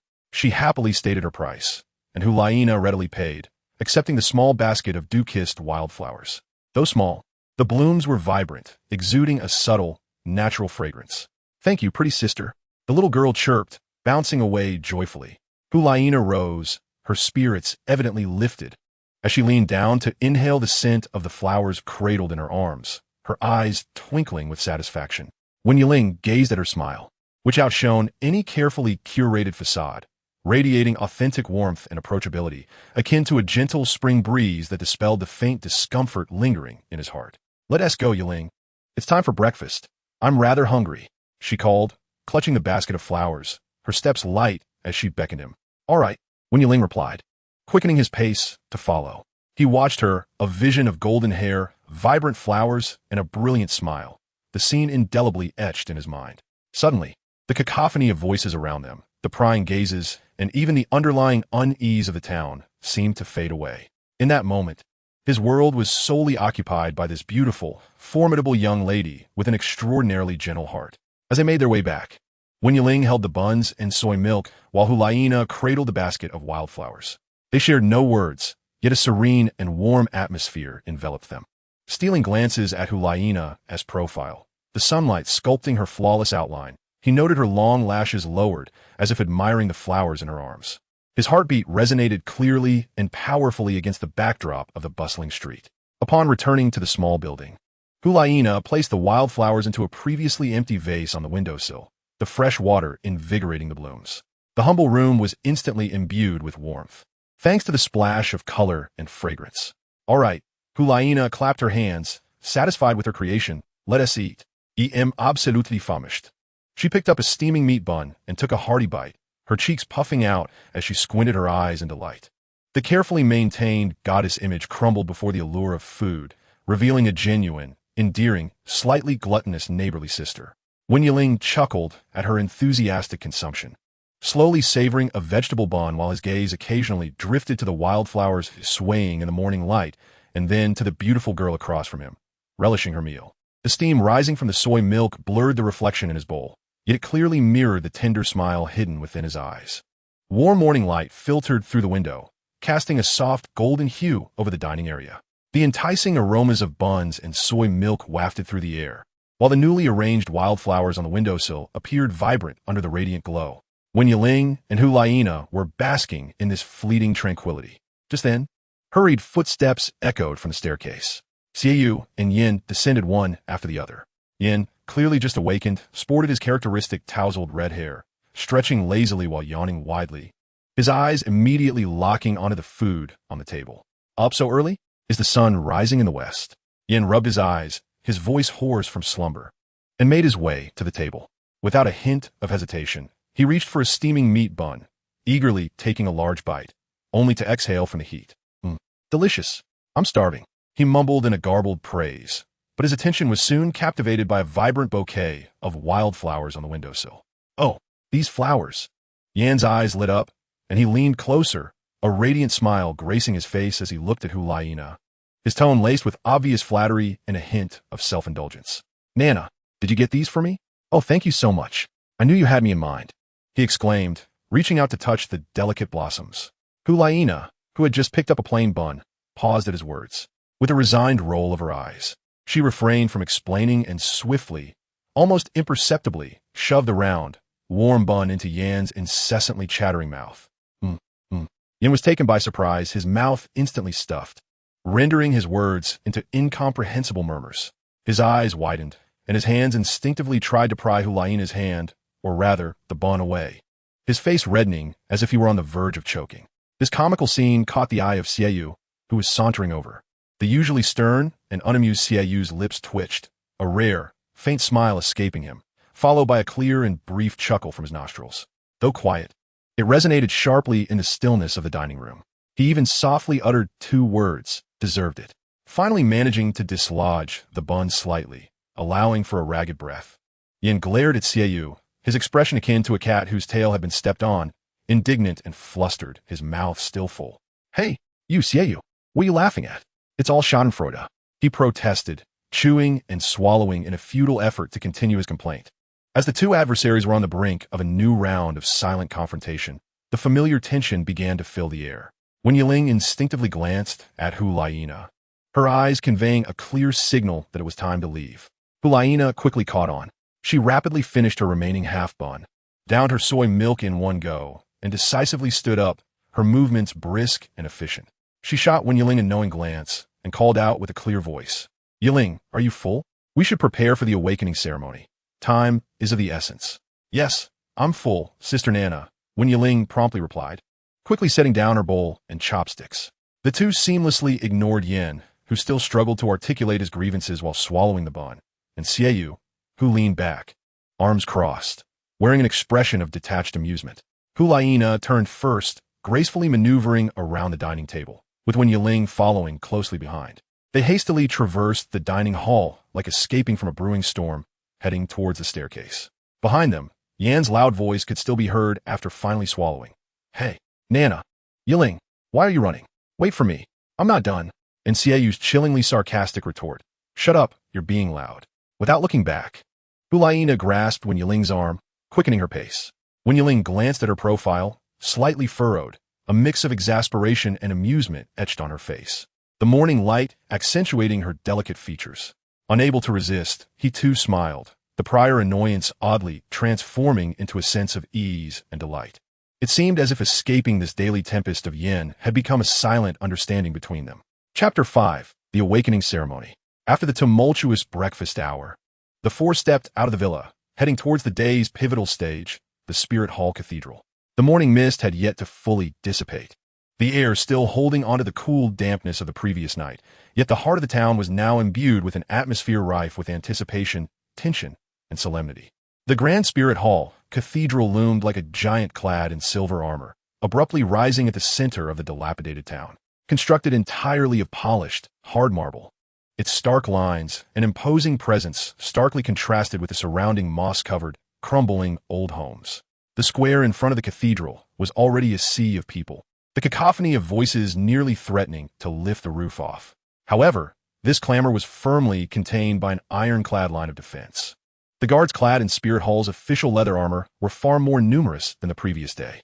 Their expressions were grim, their gazes sharp as eagles, wielding long pikes, effectively sealing off the cathedral from any intrusion, exuding an air of unyielding authority. They meticulously directed the crowd, permitting only age-appropriate children and a select few parents to enter the core area of the square. As Hu Liena and her companions approached the heavy oak doors of the cathedral, 2 solemn guards recognized them immediately. Stepping aside respectfully without a word and offering a slight nod, the weighty wooden doors slowly closed behind them, shutting out the external clamor. Inside, the cathedral was expansive and lofty, shafts of light streaming in through stained glass windows, illuminating the dust motes that danced within the beams. In the most prominent position at the center stood an exquisite crystal orb, suspended above a specially crafted pedestal, its surface glimmering with a warm and mysterious radiance. In contrast to the throngs outside, the number of guards within the cathedral had noticeably diminished, yet each remained calm and vigilant, their eyes sharp, stationed in key corners to ensure the ceremony's absolute safety. Archbishop Valdat stood on the elevated platform before the altar. When the 4 approached, his gaze immediately fell upon them. To their astonishment, this sleepless archbishop bore no signs of fatigue. Rather, his eyes sparkled with an almost manic brightness, his cheeks flushed with an unnatural hue. He appeared to be in a heightened state of tension, yet remarkably animated, as if a suppressed excitement were on the verge of bursting forth. As the leader, Hu Liena stepped forward first, slightly bowing in greeting, and in a clear voice asked, "Archbishop Valdat, once we assist in the children's spirit awakening ceremony, may we have access to the detailed files regarding the local disappearances?" Valdat's gaze lingered on Hu Liena for a moment, his expression complex, revealing unabashed admiration, especially at her particularly radiant appearance that day. Yet beneath it lurked an inexplicable strangeness, like a current swirling beneath a calm surface. He tugged at the corners of his mouth, offering a smile imbued with a peculiar enthusiasm. "Oh, you've already received word? How astute of you.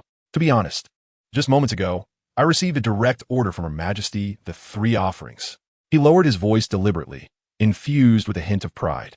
"She personally instructed me to hand over all files to you, placing full responsibility for the investigation in your hands. What immense trust this is." As he spoke, his fingers absently rubbed his sleeve, his exuberance starkly contrasting with the cathedral's solemn atmosphere.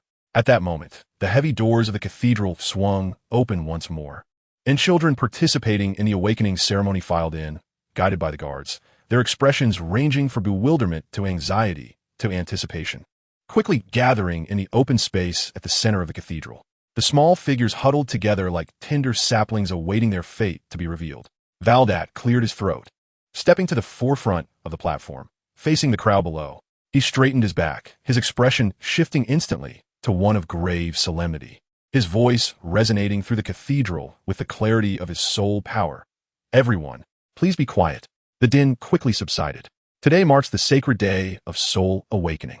This year, the soul master presiding over the awakening for the children of our small town will be unlike any in previous years.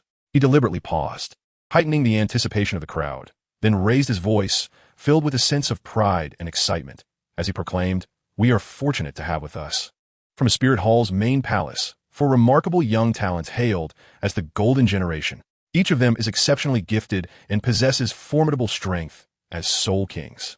Instantly, the audience erupted into hushed gasps and whispers. Soul Kings. For this remote town, they are truly legendary figures. In previous years, it had been a rarity to have even a soul master or soul scholar grace us with their presence. Valdat looked on with satisfaction at the crowd's reaction and began to introduce them one by one. First, we have Yen, who possesses the supreme beast martial soul, Flame Lord.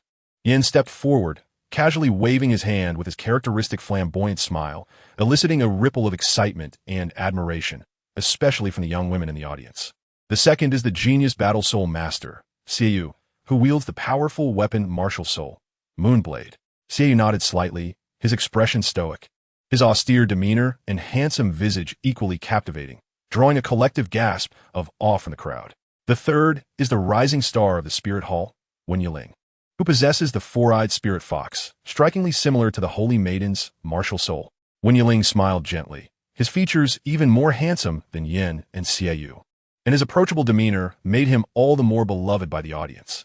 Finally, Valdat's voice rose sharply, filled with an uncontrollable excitement, even trembling slightly as he announced, and last but not least, the esteemed Holy Maiden, the personal disciple of His Holiness the Pope, the future heir to the Spirit Hall, Hu Liena.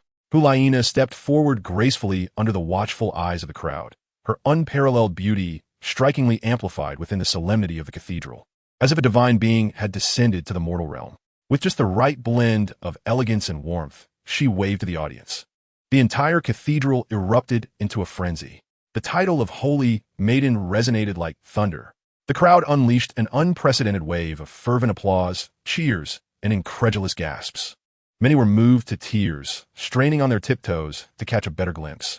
For this small town, it was undeniably an unprecedented event of the highest caliber. Hu Liena's brilliance completely overshadowed the other three.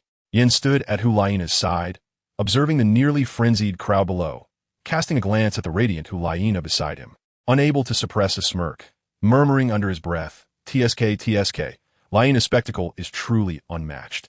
Look at us by the time we finished our introductions." Hardly anyone remembered to applaud. His tone dripped with envy and jealousy. Under Valdat's guidance, the awakening ceremony officially commenced. The children, guided by the guards, nervously approached one by one, pressing their small hands upon the immense crystal ball.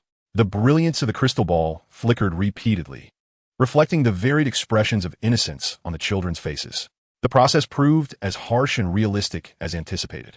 For the majority, as their palms pressed against the crystal ball, the glow was faint or even non-existent, indicating a lack of soul power within them, destined never to become soul masters. A handful of children managed to illuminate the crystal ball, yet the martial souls that manifested were often scythes, hoes, or blue silvergrass, frustratingly difficult to cultivate, extinguishing the flicker of hope that had just ignited in their eyes.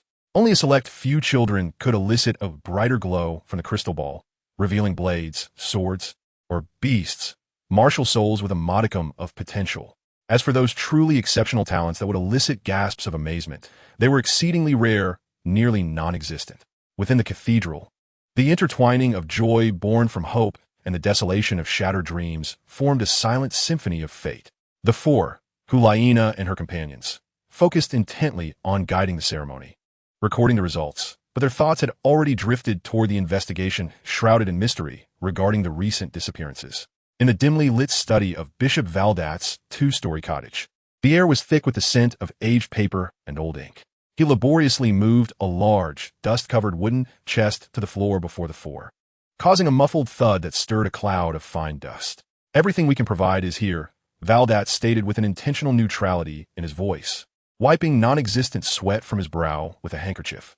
"The incidents began to emerge about 4 years after my reassignment here, sporadically occurring 1 or 2 times each year.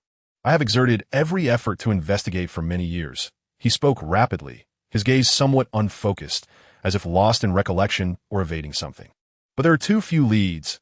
The scenes are unnaturally clean, as if those children had simply evaporated into thin air." He paused, his tone shifting to an official cadence. "The Spirit Hall headquarters has only recently begun to regard this as a significant case. I hope you can achieve some breakthroughs." No sooner had he finished speaking than he gestured for them to leave, almost half-heartedly ushering them toward the door. "Apologies, I have some urgent matters to attend to, so I won't keep you any longer." A forced smile stretched across his face. "Bishop Valdat, please wait, I have a few questions," Hu Liena hurriedly interjected, attempting to buy a moment's time. However, with a sharp click, the heavy wooden door closed behind them decisively, cutting off Valdat's face, which bore a fade of false apology, along with the dim study. The last glimmer visible through the crack of the door was his eyes, which seemed to flicker with an indescribable light within the shadows. The four stood at the entrance of the small building, exchanging glances, the atmosphere momentarily thick with tension. "TSK." Yin broke the silence first, crossing his arms with a displeased expression as he glared at the closed door. "Did you see that? That attitude. Clearly thinks we're just a bunch of novices who can't accomplish anything, brushing us off. I bet he's hiding something nefarious, considering he's been investigating for years without any results." The more he spoke, the more convinced he became of his conjecture. Beside him, Xieyuan unusually refrained from countering Yin, instead giving a slight nod, his solemn face furrowed with concern as he murmured 2 words, "Suspicious." His sharp gaze swept across the eerily quiet building, then turned toward the town streets, cloaked in a dark atmosphere. "Time is of the essence. According to the pattern, it should happen in the coming days. We must keep a close eye on any unusual occurrences in the town." His voice carried a weighty sense of foreboding. The heavy dossier box was returned to their temporary residence. The four gathered around the table in the living room, delving into the dusty pile of documents. For a while, only the sound of rustling papers and the occasional cough from the dust filled the room. As time passed, the contents of the box were gradually examined. Just as Valdat had stated, the clues regarding the cases were dismally scarce, with descriptions often vague. The investigation results consistently concluded with frustrating statements such as no obvious signs of struggle found, no suspicious eyewitness reports, and no belongings missing from the disappearers. Indeed, useful information was few and far between. As he had said, the dossier itself provided little assistance in solving the case. Wen Yiling rubbed his somewhat weary eyes. In front of him lay several detailed files concerning the missing children, yet the records of these missing children were remarkably thorough, documenting their names, ages, martial souls at awakening, soul power levels, and home addresses with clarity. "Oh, Yiling, have you discovered something noteworthy?" Hu Liena inquired, immediately setting aside her own file to lean closer to Wen Yiling. Curiosity piqued. A faint scent of hair drifted into Wen Yiling's nostrils, causing a subtle stir within his heart. Wen Yiling steadied himself, his fingers tracing the records on the dossier. "I ponder, if we could extract the files of all the children who participated in the awakening ceremony each year and cross-reference them with the files of the missing children, perhaps we might uncover some patterns. For instance, do the missing children exhibit any commonalities in their behavior during the awakening? Or are their family residences concentrated in specific areas?" As he spoke, he resumed his search through the box, recalling that the Spirit Hall establishes foundational records for all annual awakeners, regardless of whether they possess soul power. It seemed that the box provided by Bishop Valdat lacked this particular information. He meticulously scoured every corner of the box, ensuring nothing was overlooked. You are absolutely right. Hu Liena's eyes sparkled with realization as she immediately grasped Wen Yiling's intention. This information must surely be preserved in the archives of the Spirit Hall headquarters or within the bishop's routine reports. I will write to the teacher at once, urging him to expedite the retrieval and send it over. Her decisiveness was evident as she quickly retrieved specialized stationery and a quill bearing the emblem of the Spirit Hall. Hastily penning her message, her elegant yet powerful script swiftly filled the page. At that moment, Wen Yiling's gaze was drawn to a few inconspicuous lines of text in a corner of a document. It was a brief summary of Bishop Valdart's early background. His pupils dilated abruptly, and he let out a low gasp.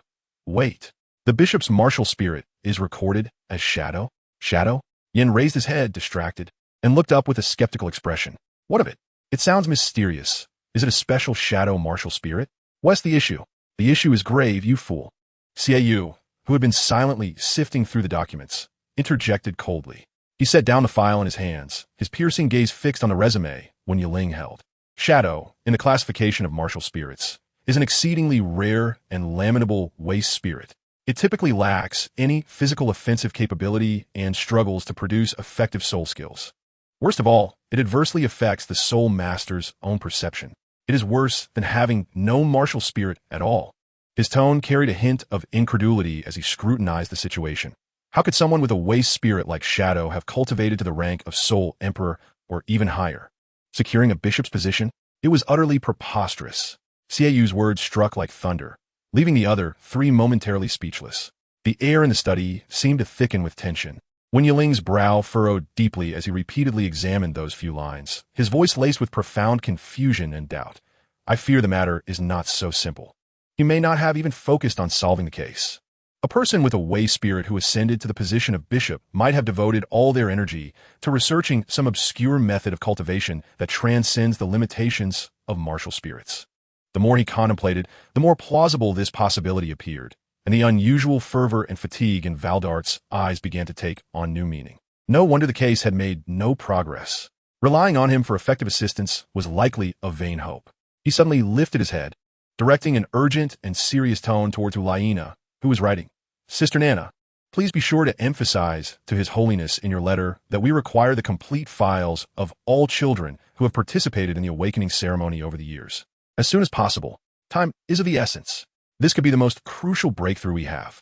Hu Liena nodded gravely, quickly adding a few lines of emphasis to her letter. She carefully sealed the completed letter with wax and stamped it with the exclusive emblem of the Saintess. The small wax seal fell into place with a soft pop, as if sealing their resolve for the next course of action. Outside, the sky darkened, and the lights of the town flickered on, yet they could not dispel the heavy fog enveloping their abode. Chapter 6, The Final Calm. Outside, the deep indigo gradually faded, revealing hints of gray. Inside the room, the flickering flame of the oil lamp illuminated four faces, weary yet intensely focused. Throughout the night, they toiled like miners through the towering stack of documents, sifting through thick piles of annual guard lists and densely packed rosters of local residents.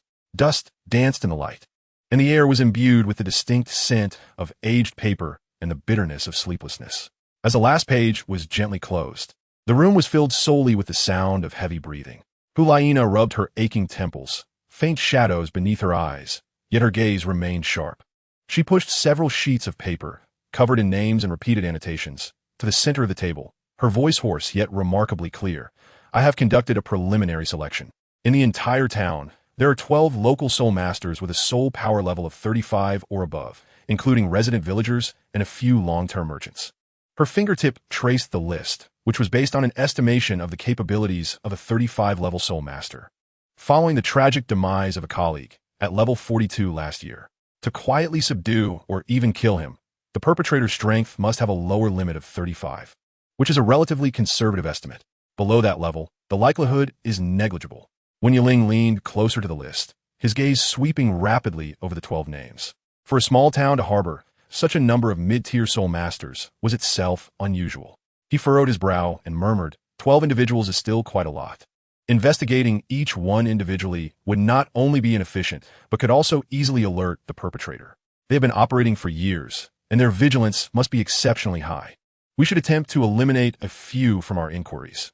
Those with verifiable alibis, or those with absolutely credible motives and daily routines unrelated to the case? He paused, his tone growing heavier. More importantly, we still lack a key element: motive. Why is he fixated on abducting these newly awakened children?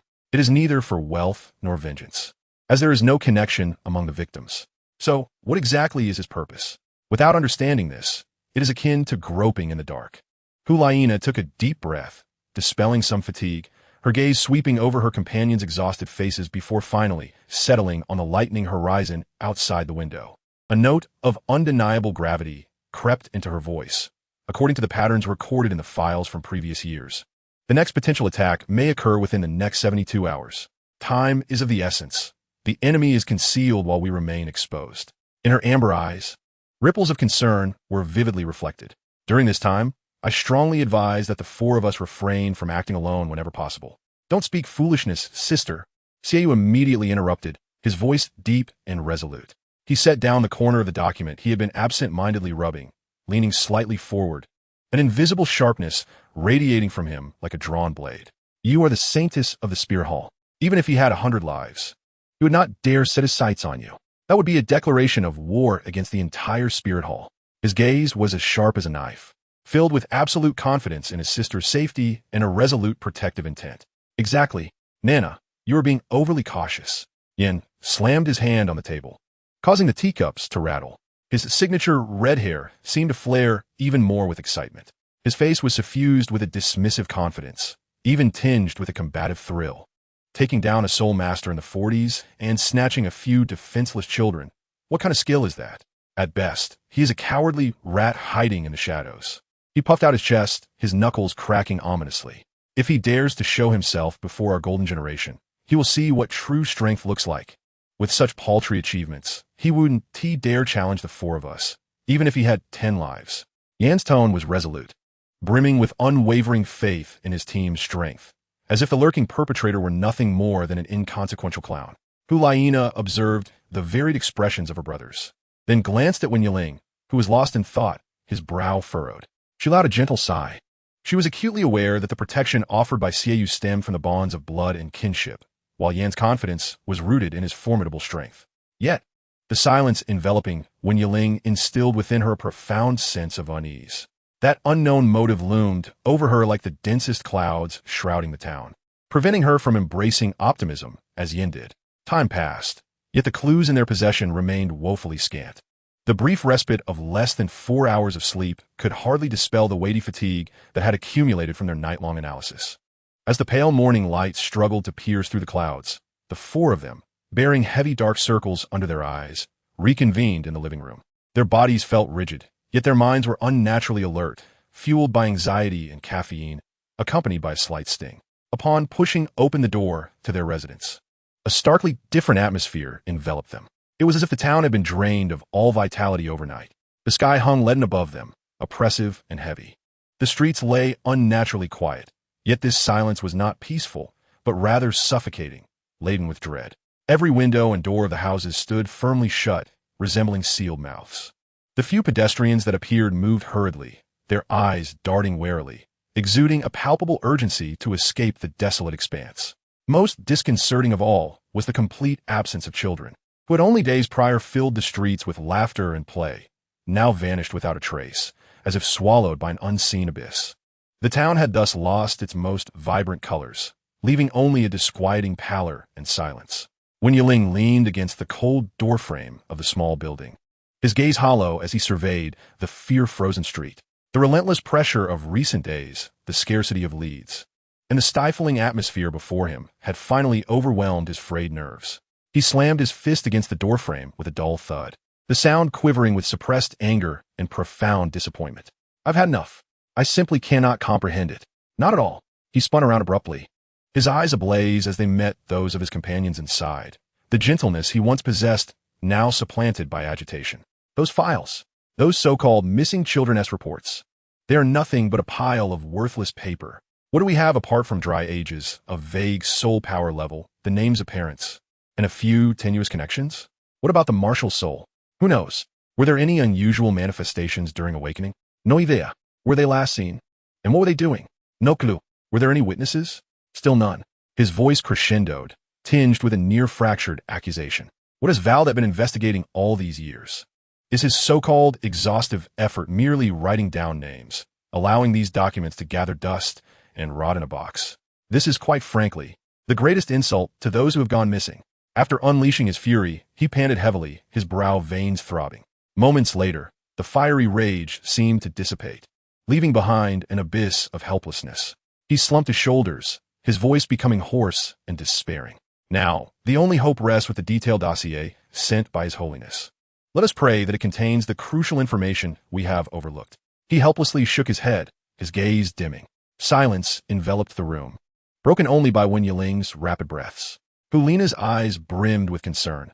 She wished to offer comfort but found herself at a loss for words. Yan, agitated, raked his fingers through his hair, muttering under his breath. Xiaoyu remained silently stationed by the window, his steely gaze penetrating the glass as he scrutinized the lifeless world outside. At that moment, Xiaoyu turned, breaking the silence with a voice that remained steady, imbued with an undeniable calm. Staying here is futile. Since the dossier has yet to arrive, we cannot afford to wait idly. His sharp gaze swept over Wen Yiling and Hu Liena. Let's take a walk. We should visit the locations mentioned in those 3 files that suggest possible sites of disappearance. Perhaps we might uncover overlooked traces or at least sense the environment. Possible sites? Wen Yiling was struck anew by the term, his head snapping up, a bitterly ironic smile crossing his face, his voice heavy with absurdity. Possible. Brother Xiaoyu, do you not find this even more ludicrous? So many have vanished. After all these years, the files contain only vague suggestions of 3 potential missing locations. What about our own colleague from last year, that sole master of level 42? How did he disappear? Near the temporary station of the Martial Soul Hall? In a tavern? Or on his way back home? Not a single word in the files. Not even a rough range. He struck his forehead in frustration, as if trying to dispel the overwhelming sense of defeat and logical chaos. His voice grew hoarse, tinged with desperation. I am truly being driven mad by this pile of flawed, half-hearted documentation. Xiaoyu did not counter Wen Yiling's outburst. He simply observed him with profound eyes. He understood that Wen Yiling's anger stemmed from a steadfast pursuit of truth and a sense of responsibility for the victims. After a moment, he spoke again, his tone unwavering. Precisely for that reason, we must go, even if there is but a sliver of possibility. Remaining here will only lead to despair consuming us. Prepare yourselves, we shall depart. He swiftly donned his outer robe, his movements decisive, signaling his resolution. Xiaoyu's uncompromising words doused the flames of Wen Yiling's near-collapse anger, yet plunged him into a state of numbing fatigue. Hu Liena silently offered him a glass of warm water, her eyes filled with unspoken concern. Yin, still restless, finally rose, muttering, let us go, let us go. Anything is better than being cooped up in this wretched place. I want to see what monsters lurk in those supposed locations. The 4 of them stepped out of the small building and onto the eerily silent street. The sun cast a pallid light upon the deserted cobblestone path, failing to provide warmth and instead casting long, distorted shadows from the tightly shut windows and doors, adding to the ominous atmosphere. The wind stirred up fallen leaves and dust, producing a rustling sound that seemed particularly jarring in the oppressive quiet. Occasionally, from behind tightly closed windows, it felt as though eyes were peering through the cracks, only to vanish swiftly. The first suspected location was the alley behind the Old Oak Tavern at the eastern edge of town. Xiaoyu's voice broke the oppressive silence. Low and clear, he held a pitifully rudimentary hand-drawn map, carelessly marking 3 red circles. The Old Oak Tavern, usually a bustling spot in the town, stood firmly shut at that moment. They made their way to the narrow, dim alley, cluttered with discarded barrels and debris, the air thick with a faintly sour, musty odor and dust. In one corner of the alley, at the marked location on the map, lay a patch of noticeably damp, trampled earth, barer than the surrounding ground. Is this it? Yin furrowed his brow, nudging the debris with his toe. What can we possibly glean from this? Not a single new footprint left. Wen Yiling, however, silently crouched down, his keen gaze scanning the ground and walls. His fingers brushed lightly against the rough brick wall, and on a few bricks near the ground, he noticed extremely fine, almost imperceptible scratches, marks that did not seem to have been made by the moving of heavy objects, but rather by something sharp that had swiftly scraped across. He leaned in closer, his nose nearly touching the cold stones. Yiling, have you found something? Hu Liena also knelt beside him, following his gaze. Uncertain, Wen Yiling replied, his voice laced with confusion. These scratches appear to be quite old, weathered at least several years' worth. Moreover, the angle seems peculiar. It does not resemble what would result from normal handling. He attempted to visualize the actions that could have caused such marks, yet found himself at a loss. An inexplicable sensation lingered in his mind. The scratches seemed imbued with a sense of urgency and struggle. Yet, the thought remained too nebulous to grasp fully. Evil Moon approached, his sharp gaze sweeping over the several scratches before lifting his eyes to the narrow alleyway above, where a sliver of grayish-white sky could be discerned. The location was discreet, the light dim, and the proximity to the tavern's rear entrance facilitated a swift exit. He calmly assessed the environment. It was indeed an opportune place for an ambush. However, the mere presence of those scratches could not substantiate any claims. With no further discoveries, the four departed the back alley, a thread of disappointment intertwined with deeper suspicion weighing on their hearts. The oppressive atmosphere felt tangible, a heavy burden resting upon each individual. The second suspected location was a relatively secluded narrow alley in the southern part of town, connecting the backyards of several homes. This place was even quieter than the tavern's back alley, flanked by tall stone walls entwined with withered vines, allowing little sunlight to penetrate, rendering it dark and foreboding even in daylight. The map indicated a corner in the middle of the alley, cluttered with debris. Here, an unsettling sensation enveloped them. Hu Liena instinctively drew closer to Wen Yiling, her keen senses detecting a faint, indescribable chill in the air, not merely a drop in temperature, but a psychological coldness that sent shivers down her spine. Wen Yiling felt it too. He inhaled deeply, striving to quell the inexplicable unease within him, focusing intently on his surroundings. The ground near the heap of clutter appeared cleaner than elsewhere, as if it had been deliberately swept recently. He crouched down, pinching a bit of loose dirt between his fingers and bringing it to his nose, only to discern the ordinary scent of dust. A tinge of disappointment washed over him, and he was about to rise when, suddenly, an extremely vague, swift black shadow, akin to flowing ink, flashed from behind a dilapidated wooden barrel at the end of the alley. The shadow was not a solid entity, but rather a concentrated mass of darkness, instantaneously merging into the shadow of the opposite wall, vanishing without a trace. Who? Evil Moon reacted the quickest, letting out a low growl as his moon blade martial spirit manifested instantly in his palm, the cold edge glinting ominously in the dim alley. His body tensed like a drawn bowstring, his soul power surging to a state of alert, his keen eyes fixed on the direction where the shadow had disappeared. Yin immediately assumed a battle stance, the fiery Lord Martial spirit flickering behind him, its searing aura dispelling some of the chill. What was that? He widened his eyes, straining to locate the target within the shadows. Hu Liena swiftly positioned herself protectively behind Wen Yiling, the alluring aura of her fox spirit morphing into a sharp vigilance. Her mental energy unfurling like an invisible net, scanning every inch of the vicinity. Wen Yiling's heart raced. In that fleeting moment, he had seen it clearly. It was not human, at least not in a normal form.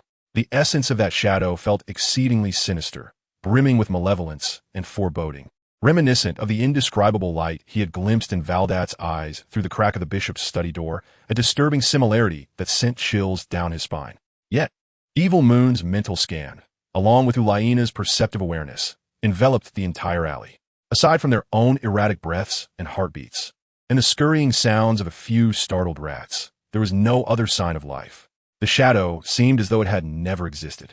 Completely absorbed into the chilling silence, disappeared, Evil Moon gradually lowered his moonblade, his brow furrowed, his gaze heavy with dread. It had been remarkably swift and remarkably adept at concealing its presence. It was neither a soul beast nor a typical soul master. Was it an illusion? Yin asked, unwilling to accept the reality, but the bone-chilling sensation from that moment had felt all too real. It was no illusion, Hu Liena asserted, her complexion slightly pale. I saw it too, albeit only for an instant. That chilling feeling lingers. Wen Yiling leaned against the cold stone wall, gasping for breath, beads of cold sweat dotting his forehead. The shock from earlier seemed to have drained the last of his strength, and fatigue washed over him like a tide. His vision dimming, he strained to speak, his voice weak. Shall we proceed to the third location? Evil Moon observed Wen Yiling's pallid complexion and Hu Liena's shaken demeanor. Casting another glance at the still, dark alley that seemed to mock them, he decisively declared, no more. We returned to our lodgings. Immediately, his voice was resolute, carrying an unarguable tone of command. The eerie black shadow, coupled with Wen Yiling's condition, instilled in him an unprecedented sense of imminent danger. That suspected location had likely transformed into a genuine hunting ground. The four swiftly exited the unsettling narrow alley, hastening back to their temporary abode. The moment the door was shut, it felt as though they had momentarily severed the pervasive sensation of being watched and the chilling aura from outside. Yet each of them understood that something had been stirred, as when Yiling, in a state of heightened mental tension, abruptly relaxed, compounded by days of exhaustion and fright. He suddenly blacked out, collapsing forward the moment he returned to the living room. Yiling, Hu Liena exclaimed, her reflexes swift as she caught him. The boy's face was as pale as a sheet, his breaths rapid, having fainted. Quickly, get him back to his room, Evil Moon commanded solemnly, his expression more severe than ever. The shadow and Yiling's unconscious state weighed heavily on each of their hearts, replacing the investigation's dilemma with a more immediate and sinister threat. As if emerging from the bone-chilling depths of the sea, when Yiling abruptly opened his eyes, gasping for air, a violent headache throbbed as if steel needles were stirring within his skull, causing his vision to blur, while echoes of that chilling, malevolent whisper lingered in his ears. Yiling, you're awake. Hu Liena immediately leaned over his bedside, her face etched with concern, her voice gentle as if afraid to disturb him. How do you feel? Is anything wrong? When Yiling struggled to swallow, his throat parched and painful. He closed his eyes, striving to concentrate against the nauseating dizziness. His voice weak yet eerily clear. I'm fine, it's not an illness. He took a breath, pressing his fingers firmly against his temples. It was a soul skill. The Shadow's soul skill. A form of mental assault. It intruded directly into my consciousness. His body trembled uncontrollably, as if reliving that horrifying moment. It was in my mind, using that inhuman voice to warn us, urging us to stay away from that grocery store. He gripped Hu Liena's wrist fiercely, his knuckles whitening from the pressure, his eyes filled with fear and urgency. That sensation was too real. It sought to shatter my will. The grocery store, Hu Liena echoed the keyword, a cold fury igniting in her amber eyes. When Yiling's description instantly overlapped with the inexplicable light she had glimpsed in Valdat's eyes through the crack of the study door. A terrifying thought cleaved through the fog like lightning. That shadow, that aura, that chilling malevolence. Hu Liena's voice rose sharply, laced with unwavering determination. Valdat's martial spirit. It must be him. There's no mistaking it. She sprang to her feet, her soul power subtly fluctuating in response to her anger. The authority and fury of a saint intermingling. I will confront him. I will demand answers face to face. He will not escape any longer. Yin stepped forward, his chest puffed out. Nana, I'll go with you. If that old bastard dares. His words were abruptly halted as Hu Liena raised her hand decisively to stop him. Brother. Hu Liena turned her gaze to the ever-silent Evil Moon, her tone resolute. You're coming with me. Valdat's strength is unknown, and he is exceedingly peculiar. We require the allure of the fox spirit to handle any unforeseen circumstances. Her gaze then fell upon one Yiling, who, as part of the allure, could not join their venture, yet she regarded Yin with unwavering concern. Yin, you stay here and take care of Yiling. He needs protection the most right now. She understood well that the weakened Wen Yiling was their greatest vulnerability, and someone had to safeguard him. Cough. I'm really fine now, Sister Nana, Wen Yiling protested, struggling to support himself, eager to prove he was not a burden. A sudden wave of intense dizziness washed over him, plunging his vision into darkness, causing his body to sway uncontrollably. His complexion grew even more pallid, beads of cold sweat forming on his forehead. It was merely the aftermath of that soul technique. Its cruelty was undeniable. He gritted his teeth, his voice tinged with weakness and reluctance. Enough. What is there to prove? Yan's powerful hand, imbued with an irresistible force, firmly pressed Wen Yiling back onto the bed. Though his movements were somewhat brusque, his gaze betrayed an unmasked concern and gravity. Lie down obediently. That old fool Valdat. I'll leave him to Nana and that, Shiyue to handle. He lifted his head, his penetrating gaze locking onto Shiyue, who was about to turn away. His tone unexpectedly solemn, carrying a sense of urgency. Shiyue, protect her. Do not leave her side. That fellow is not right. Shiyue paused momentarily, turning his head slightly, his austere features silhouetted against the dim light like a blade honed to perfection. He cast a sidelong glance at Yin, his expression still laced with habitual disdain. Yet a flicker of something extraordinarily complex seemed to pass through his eyes. He parted his thin lips, uttering a few frigid words. No need for your prattle. With that, He did not linger, pushing the door open decisively. Hu Liena cast a lingering glance back at Wen Yiling, pinned to the bed by Yin, then nodded at Yin, her eyes conveying a sense of trust. She refrained from further conversation, hastily following in Shi Yue's footsteps. As they exited the dwelling, the frigid air met them with an icy embrace. The two-story building across the way loomed silently in the distance, its windows tightly shut, curtains drawn completely, allowing not a glimmer of light to escape. Beneath the leaden sky, it appeared lifeless, like a colossal, silent tombstone. The entire town remained shrouded in a stifling silence, as if the earlier turmoil and the current confrontation had been quietly devoured by this oppressive gloom. The figures of Shi Yue and Hu Liena moved forward like two unsheathed blades, imbued with a resolute chill as they approached the foreboding building that exuded an ominous aura. The heavy wooden door gently closed behind them, sealing off the oppressive outside world and taking with it the last vestiges of determination from the room. Only Wen Yiling's labored breaths and Yan's restless pacing echoed within the confined space. Damn it! Damn it! Damn it! Yan finally could no longer contain his frustration, striking his fist against the nearby wall with a dull thud.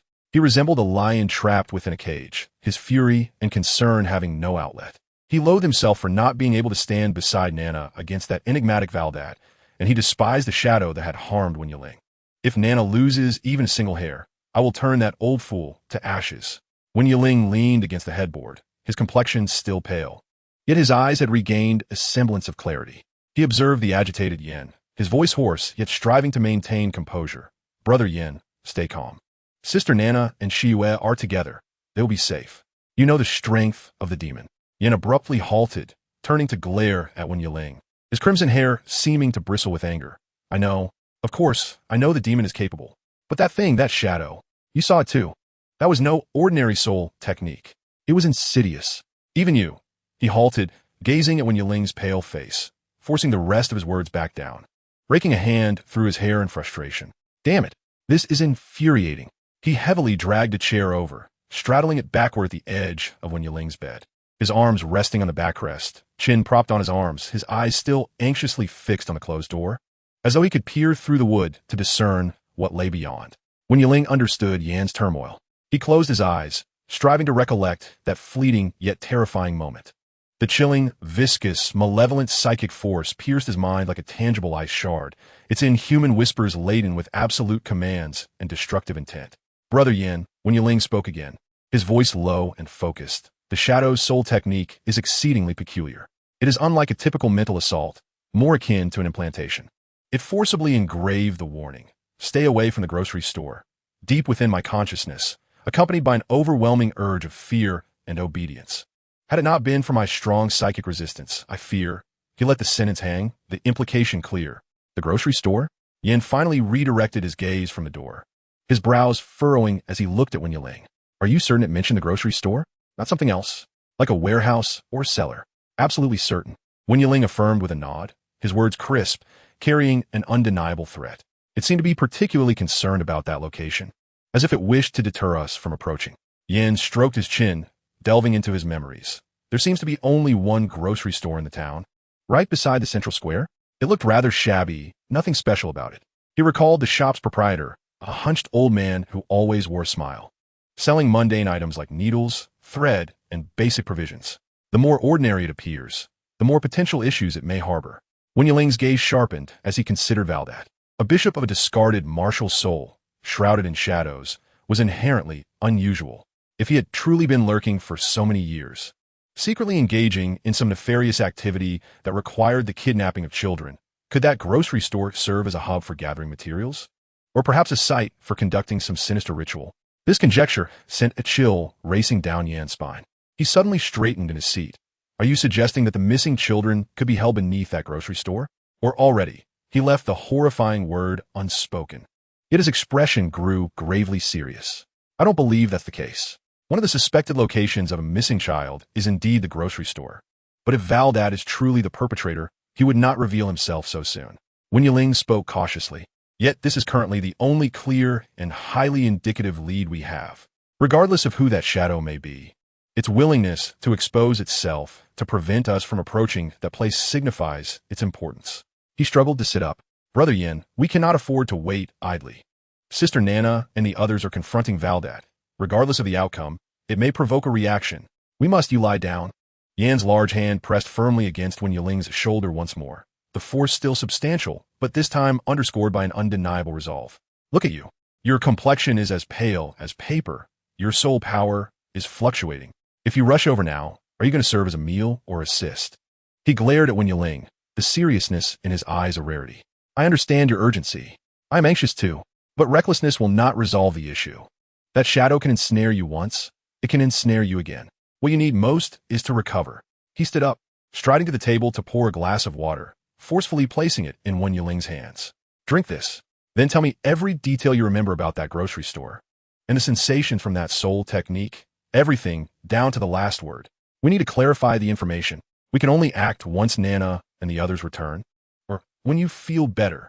Yan's assertive demeanor, though direct, exuded a sense of reassuring reliability. Wen Yiling gazed at this usually carefree, yet now remarkably composed young man, and his inner turmoil miraculously began to subside. He cradled the warm cup, feeling its heat through the ceramic, inhaling deeply, and nodded. All right, Brother Yan, I will speak. Wen Yiling closed his eyes, endeavoring to trace back every detail, every sound, every sensation from that darkness, seeking to extract the most valuable intelligence from this terrifying experience. Yin pulled a chair closer, leaning near the bedside, his gaze intent, like the most earnest of listeners, ready to capture any possibly overlooked clue. Within the room, only Wen Yiling's low narration and Yan's occasional incisive questions remained. The world outside remained eerily silent, while within this modest sanctuary, a meticulous examination of truth was quietly unfolding. Chapter 7. Shadows in Pursuit. Inside the room, Wen Yiling's somber narrative had just reached a conclusion when hurried, familiar footsteps echoed from beyond the door.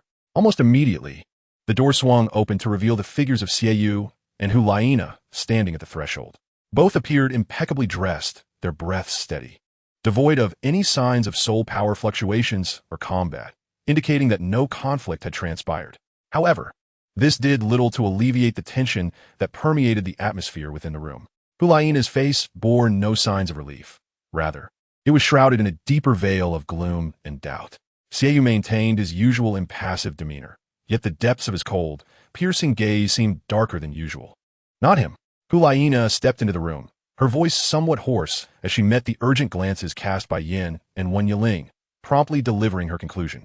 Yin paused momentarily, then as if recalling something, cast a glance at Wen Yiling on the bed and muttered, I understand. Yiling just deduced that the shadow's attack on him was a warning for us to steer clear of the grocery store. Its intent was too overt. It cannot possibly be Valdat himself. Perhaps it was merely his martial soul coincidentally resembling that of the assailant. Hu Liena slowly shook her head, her gaze sweeping over Wen Yiling's pallid face, a flicker of concern and anger flashing in her amber eyes. Yet her tone remained eerily calm, even laced with a hint of scorn. What I mean is, according to Valdat's own admission, the perpetrator who abducted the child may not be him. She emphasized the word may, its resonance laden with profound distrust. Approaching the table, she absently tapped her fingers against the surface. Seemingly organizing her thoughts while suppressing her fury, he admitted it. He acknowledged that the shadow was indeed him. What? Yin sprang up from his chair, the legs screeching against the floor. He admitted it. Then why do you say it isn't him? Let me finish. Hu Liena raised a hand to halt Yan's outburst, her voice rising slightly. His explanation was that the grocery store in town is exceedingly peculiar.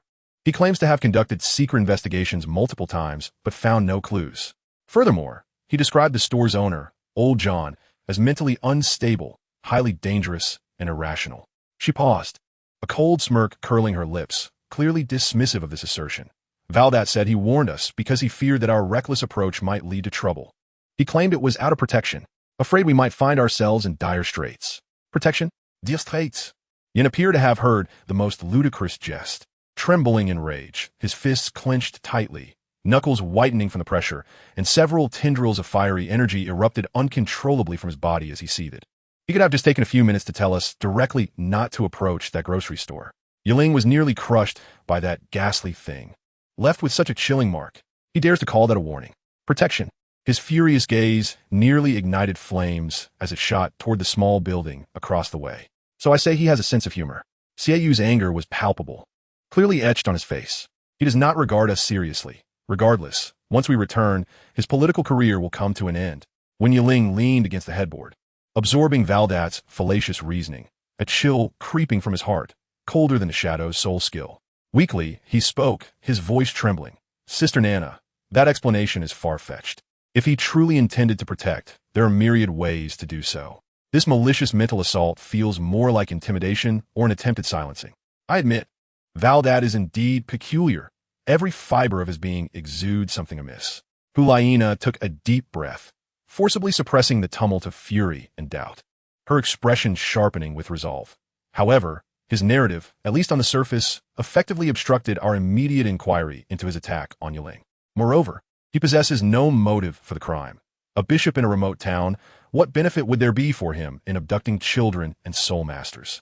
She moved to the window, gazing at the lifeless building across the way, her eyes piercing as if to penetrate the closed curtains. We currently lack direct evidence to prove he is the culprit. Acting rashly could sever the true leads, or, worse, provoke him into desperate retaliation. Turning back to the three within the room, she lowered her voice, imbued with determination. Now is not the time for a head-on confrontation. Yet, I do not trust him. Not one bit. Hu Liena's eyes sparkled with wisdom and courage. I believe the breakthrough may lie with him, just not in his words. She paused, articulating her plan deliberately. We need to find a way to infiltrate his office, particularly the place where he remains awake at night, illuminated with lights. There must be secrets there, something he does not wish for US to see, yet feels compelled to guard or study. A brief silence fell over the room. The prospect of infiltrating a bishop's office was fraught with peril, but the prevailing fog of uncertainty, compounded by Valdat's bizarre behavior and absurd explanations, rendered this audacious plan the sole potential avenue to unveil the truth. Xiaoyu nodded silently, his gaze sharp as an eagle, clearly beginning to evaluate the feasibility of the plan. Though Yan remained enraged, he recognized this as the most probable means of obtaining tangible evidence. Meanwhile, Wen Yiling strained to muster his dwindling mental energy, attempting to extract even the faintest fragment of useful information from the haunting memory of that terrifying soul skill. Valdat's web of protection, spun from deceit, had inadvertently drawn them deeper into the whirlpool of investigation. Hu Liena's proposed infiltration plan landed like a heavy stone cast into water. The ripples still unsettled, while the room was steeped in a weighty tension mingled with a hint of pre-adventure restlessness. Just then, an inopportune yet exceptionally loud gurgling sound erupted, akin to distant thunder breaking the silence. The source was Yan's stomach. He paused, the expression of an enraged warrior momentarily stiffening before morphing into a semblance of resignation. Rubbing his abdomen, his voice lowered, yet carried a sense of undeniable reality. Everyone, plans are plans. But we have not had a morsel since morning. Barely a sip of water. A person is iron, and food is steel. Especially Yiling, who has just endured a shock. He needs sustenance. His gaze traversed Wen Yiling's wan face and Hu Liena's weary features. Going hungry at night will leave us without strength. He turned to Hu Liena, his tone inquisitive. Nana, shall we find a place to fill our stomachs? I know you are concerned, but without physical strength, even the best plan is futile. Hu Liena's taut nerves were pulled back to reality by this basic physiological need. She glanced at the frail Wen Yiling, feeling the emptiness in her own stomach, and sighed softly, the exhalation tinged with compromise and pragmatism. You are right, Yin. Filling our stomachs is the immediate priority. Yiling, how do you feel? Can you manage to walk? Wen Yiling made an effort to sit up straighter. Though still somewhat fatigued, the dizziness had indeed lessened. I feel much better, Sister Nana. A breath of fresh air and a bite to eat should help. He did not wish to be a burden. All right, then let us go. Find a nearby place. Xiaoyu succinctly rose, action always preceding words. His eyes remained sharp, but the tension seemed to ease slightly with the clarity of purpose. The four exited the small building, the midday sun glaring down, attempting to dispel the gloom, yet the profound silence of the town remained unbroken. The streets were still sparsely populated, with wary gazes cast about. They silently made their way toward the only modest establishment at the other end of town bearing an open sign, the Donic Stew House. As they pushed open the wooden door adorned with bells, a warm current of air enveloped them, infused with a delightful medley of stewed meat. The aroma of freshly baked bread and the faint essence of hops, standing in stark contrast to the cold desolation outside. The restaurant was sparsely populated, with only a few tables occupied. Upon their entrance, especially at the sight of Hu Liena, fleeting and intricate glances were cast their way, expressions of surprise, curiosity, and a hint of barely perceptible tension, before quickly averting their eyes, leaving behind only the muted murmur of conversation. The atmosphere was not particularly relaxed, yet it brimmed with the vibrant essence of life necessary for survival. An elderly waiter, his hair a mix of white and gray and his face etched with wrinkles, approached them with unsteady steps, his faded apron wrapped around him. When his gaze fell upon Hu Liena, his eyes widened momentarily in astonishment, as though he had witnessed something truly incredible. Hu Liena's exquisite beauty radiated like a blinding light, momentarily leaving the old waiter in a state of bewilderment. A flicker of shock and surprise crossed his face, clearly taken aback by her unparalleled allure. Yet, this astonishment was swiftly replaced by a sense of awkwardness and restraint.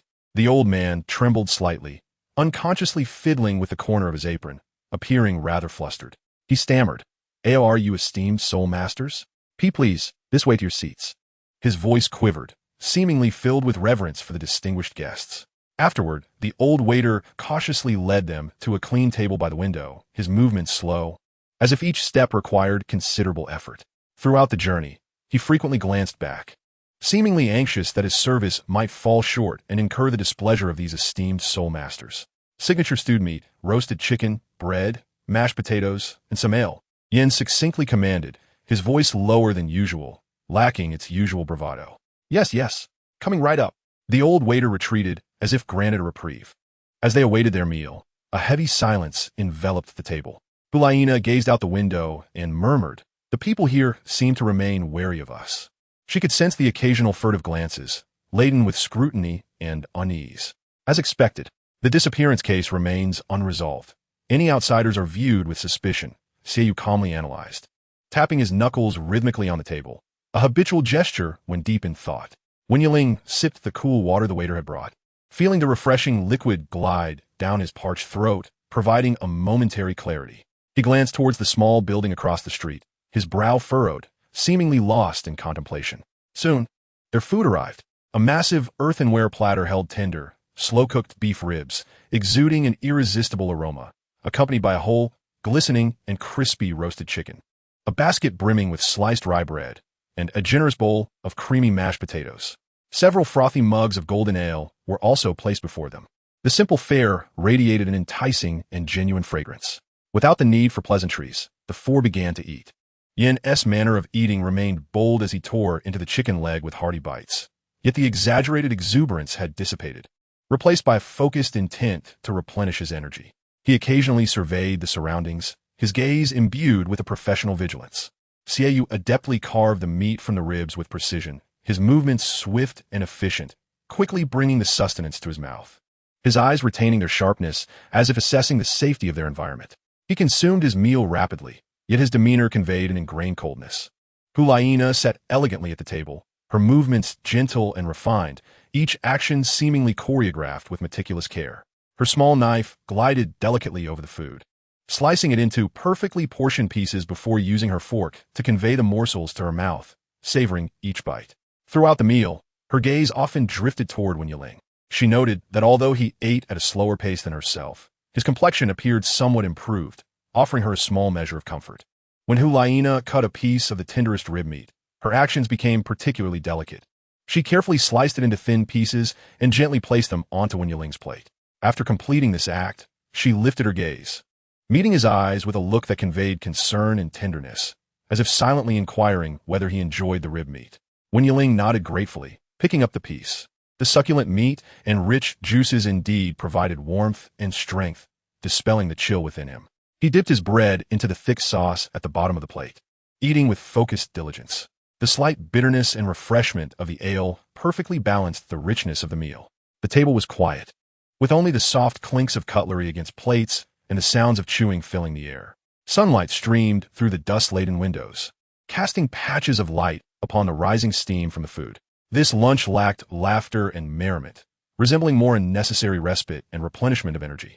The warmth and fullness brought by the meal alleviated their fatigue, allowing their taut nerves a moment of relief. Yet, the heavy clouds of concern regarding Valdat and the grocery store, alongside the impending night operation, loomed like shadows outside, refusing to dissipate. They ate in silence, as if gathering their final strength for the night ahead. Yin set down the clean chicken bone and lifted his mug of ale, taking a deep swig before exhaling a long breath.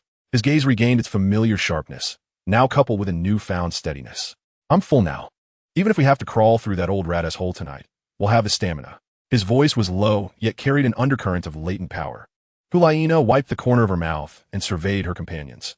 Let us rest and gather our strength until nightfall. Her tone was calm, yet it harbored an undeniable resolve.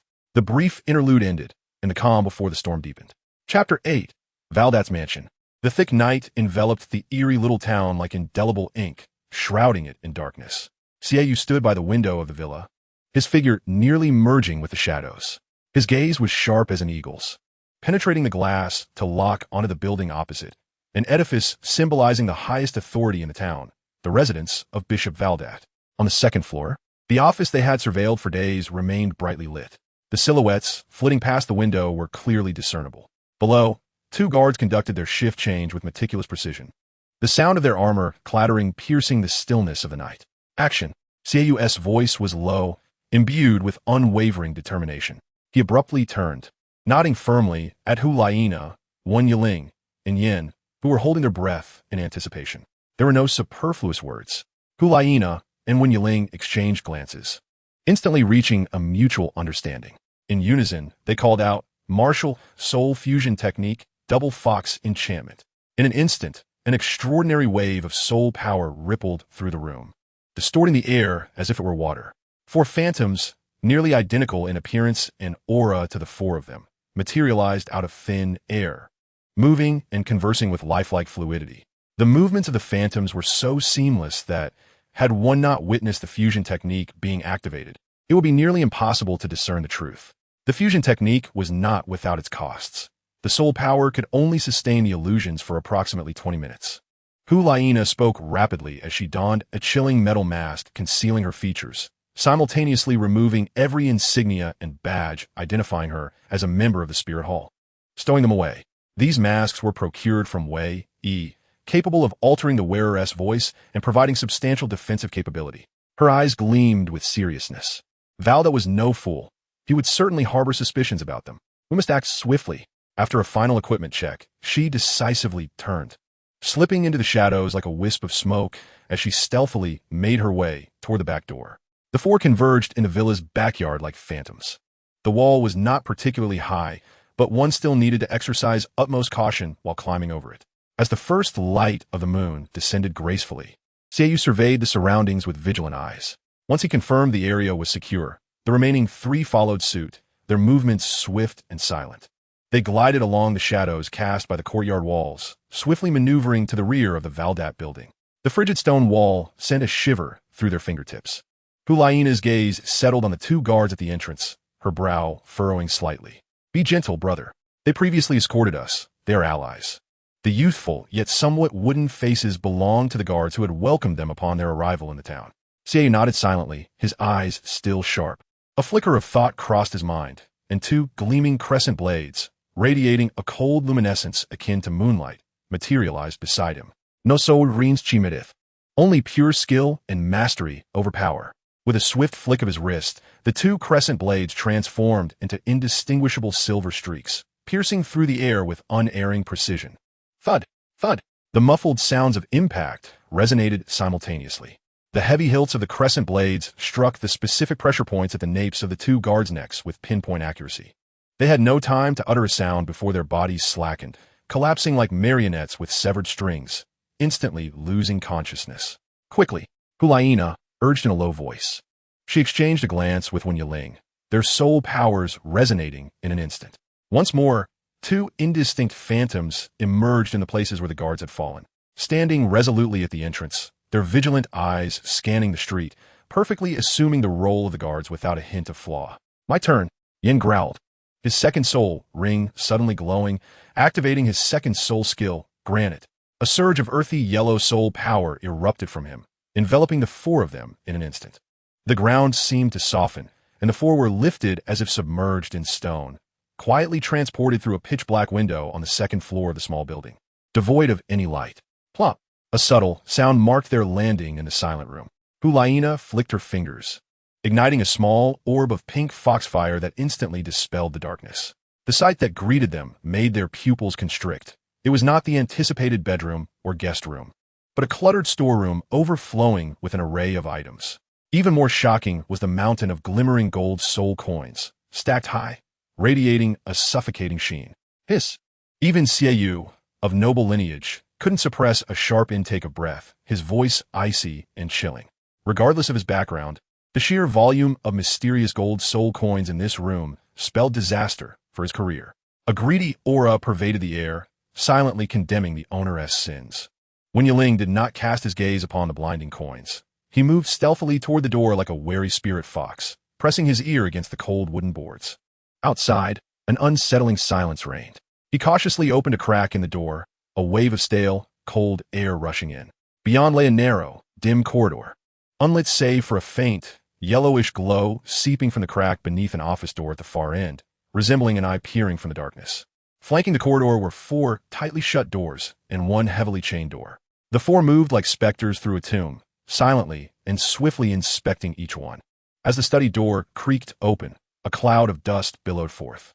Hu Liena crouched down, her fingertips brushing the ground, revealing a layer of even, thin dust covering it. "No one has entered here for a long time," she murmured, her voice unusually clear in the silence. At last, their attention focused on the only locked door and the light-emitting office door at the corridor's end. "It's locked.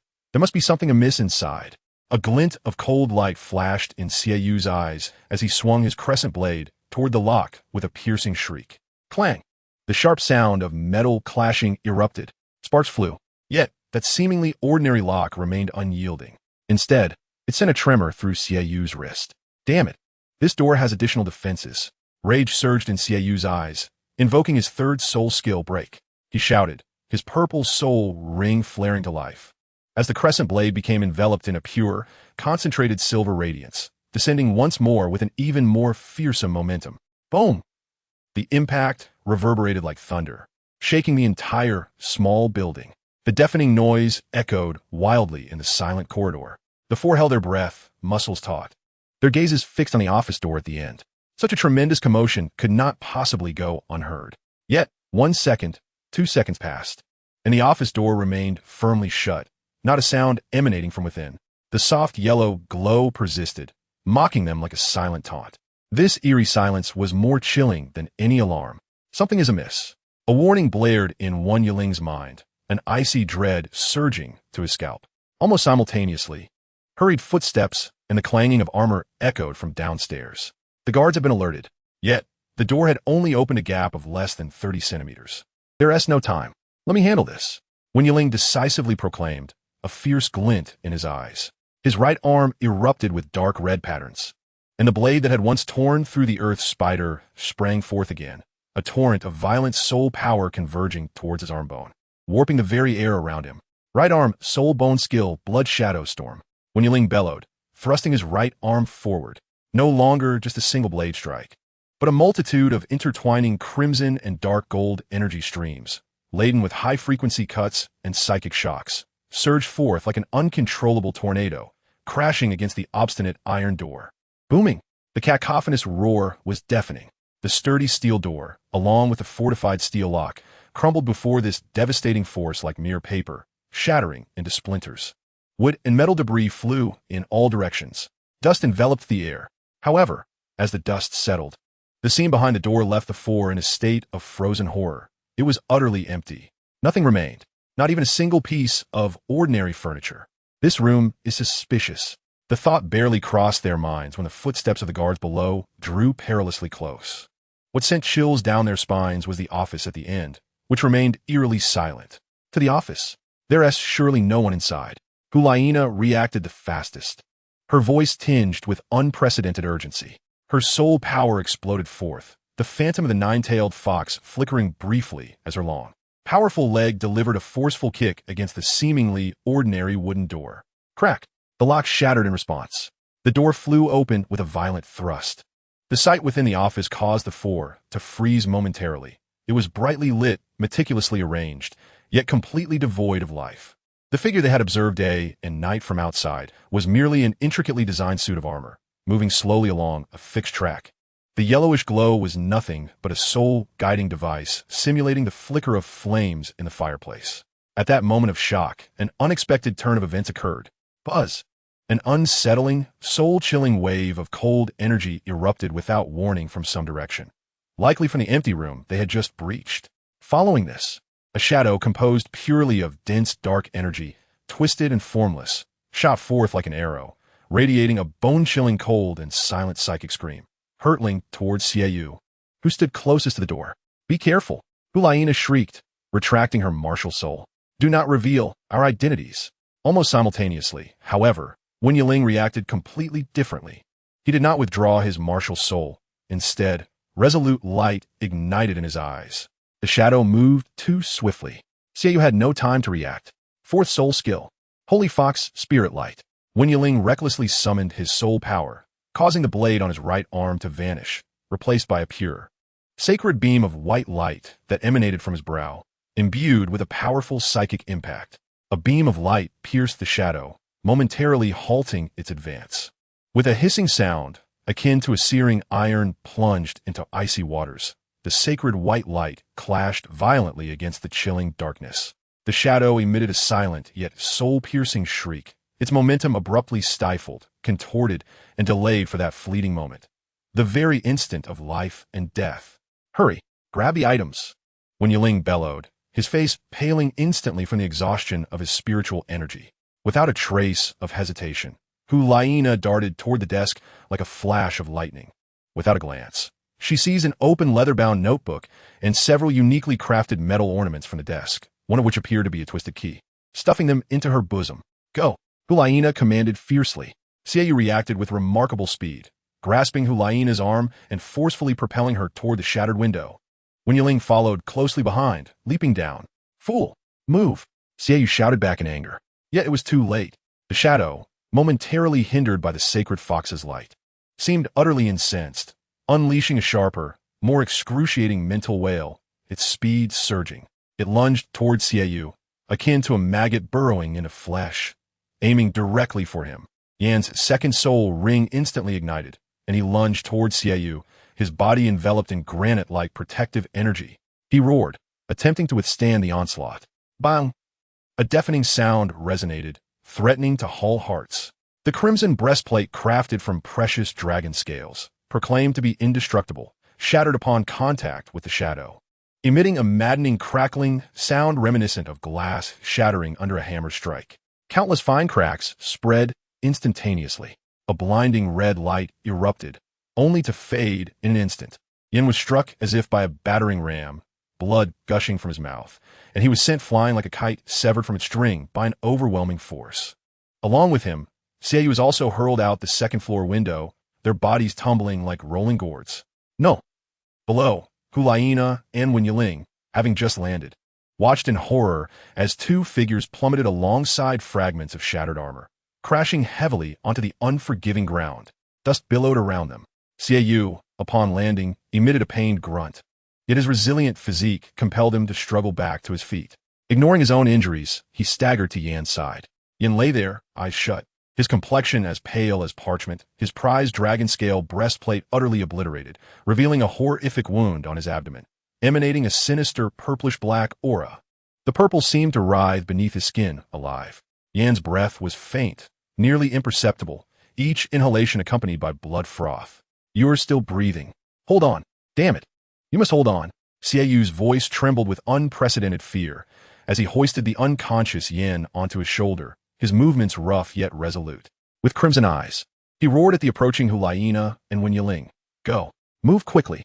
The sound of pursuing footsteps and shouts echoed from all directions. Without Yan's granite-like protection, their escape became exceedingly arduous. Desperate, Hu Liena and Wen Yiling exchanged determined glances, recognizing the resolve in each other's eyes. Simultaneously, they bit their tongues, forcibly extracting the last vestiges of spiritual energy within. Martial soul fusion technique, twin fox enchantment. For somewhat ethereal yet swift doppelgangers appeared in an instant, racing off in different directions, deliberately creating a cacophony. "This way," Hu Liena whispered urgently. As the trio, with Xiaoyu carrying Yan, plunged into the depths of a nearby labyrinthine alley, cloaked in darkness. Behind them, the guards' furious curses and pursuit were successfully diverted by the doppelgangers.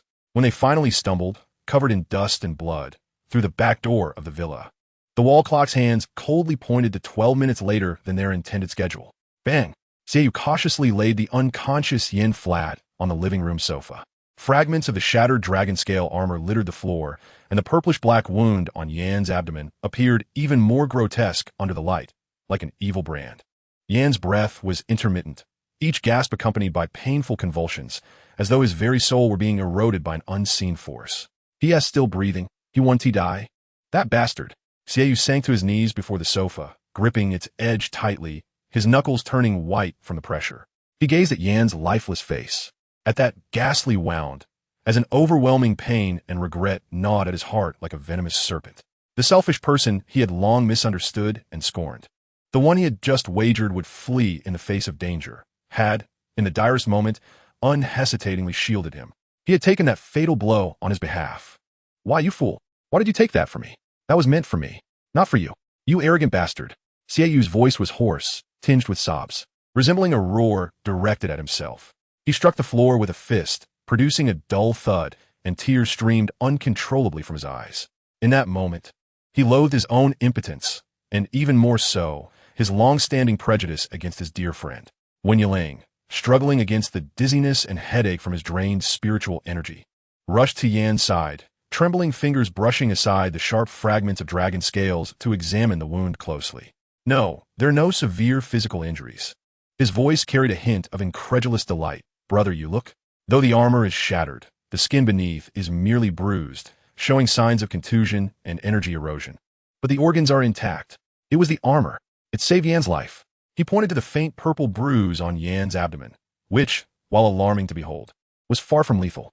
A mental attack, yet this force could inflict such substantial physical impact and dual spiritual damage through the dragon scale armor. This is too bizarre. Wen Yiling furrowed his brow, continuing his analysis. Yan's soul energy is spontaneously resisting the erosion. His willpower is strong. He should be able to endure. The dragon scale armor absorbed the vast majority of the impact. He patted Xiaoyu's taut shoulder, attempting to convey a glimmer of hope. Just then, the sharp and jarring sound of the doorbell rang out, slicing through the heavy atmosphere of the villa like the tolling of death's knell. The four froze instantaneously. Blood seemed to congeal in that moment. Hide Yan, quickly. Hu Liena's reaction was swift, her voice like ice shards falling. Her gaze shot toward Wen Yiling. Fusion technique. Yiling, one more time. We just need a doppelganger of Yan. Hurry. Wen Yiling gritted his teeth. Disregarding the stabbing pain in his head and the sensation of his spiritual sea running dry, forcing the last remnants of his soul energy into being, Hu Liena's spirit energy instantly connected with his. Martial soul fusion technique, twin fox enchantment mimicry. A doppelganger, nearly identical to the unconscious Yan, appeared beside the sofa. Even the armor it wore was indistinguishable from the original. In fact, it looked just like the pristine dragon scale armor. The three moved with lightning speed. Hu Liena swiftly swept the dark coat worn during the incident, along with the notebook and those metal ornaments behind the sofa. Xiaoyu and Wen Yiling quickly dragged the unconscious Yan behind the heavy living room curtains, covering him with various items, then wiped the blood off their bodies. The doppelganger of Yan stood at the opposite end of the sofa, breathing feebly, as if it too had suffered injuries and was resting. Just as they completed their frantic preparations, the villa's front door burst open with a forceful shove. The figure of Bishop Valdat, accompanied by the cold night wind from outside, stormed in like a predatory vulture, entering without a knock. Bishop Valdat. Hu Liena suppressed the tempest of emotions surging within her and stepped forward, positioning herself protectively in front of her doppelganger Yan. Her voice was as frigid as ice, imbued with the unassailable authority of a saintess. How audacious of you to intrude upon the sacred dwelling of the saintess at such a late hour. What is your intention? Valdat's countenance, cast in shadows under the dim light, betrayed no emotion. His piercing gaze swept through the living room like a searchlight, finally honing in on the doppelganger Yan seated on the sofa, akin to a venomous serpent locking onto its prey. A flicker of barely perceptible astonishment flitted across his eyes as he beheld the unscathed dragon scale armor adorning Yan. Your Highness, the saintess, please temper your wrath. Valdat's voice emerged, low and gravelly, devoid of discernible emotion, laced with a reluctant resignation to the late-night disturbance. My residence has recently fallen victim to a robbery. As he spoke, he slowly extended a skeletal hand from beneath his voluminous black cloak. In his palm lay a shard, sharp-edged and gleaming with a dull metallic sheen, bearing the unmistakable marks of scorching. Indeed, a fragment of Yan's dragon scale breastplate. His gaze returned to Yan on the sofa, a chilling smirk curling at the corners of his mouth as he hissed. Such exquisite armor crafted from dragon scales is a rarity. It appears to be an exact match to that which adorns your friend. The weight of his final words was palpable, his eyes piercing like ice picks directed at Hu Liena. The atmosphere in the living room plummeted to a frigid silence. The invisible pressure nearly suffocated Wen Yiling and Xieyu. Hu Liena's heart thundered, yet her visage manifested a poised blend of astonishment and indignation. What do you mean by that, Your Excellency? She met Valdat's gaze fearlessly, her voice rising with righteous anger. Do you dare to accuse the golden generation of the Spirit Hall, the Sainess's protector, Yin, of breaking and entering?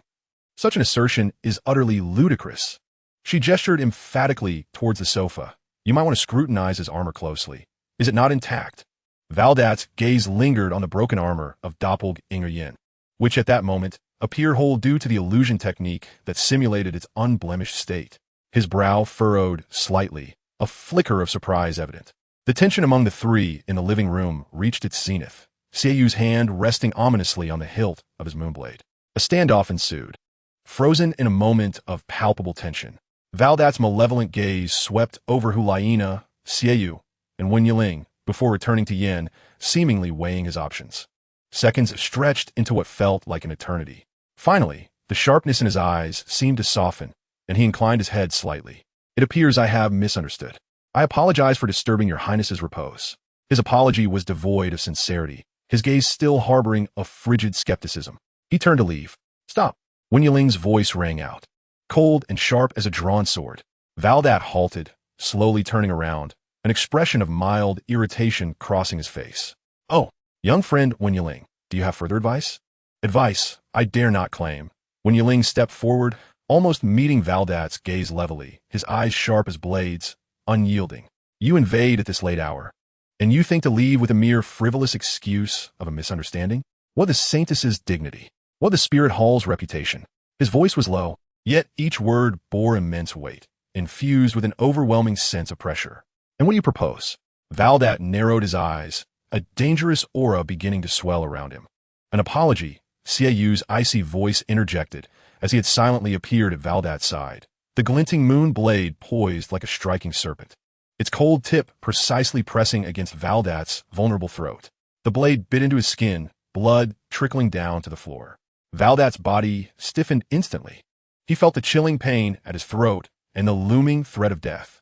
His golden pupils dilated, fixated on Xieyu's eyes, brimming with murderous intent. Time seemed to freeze.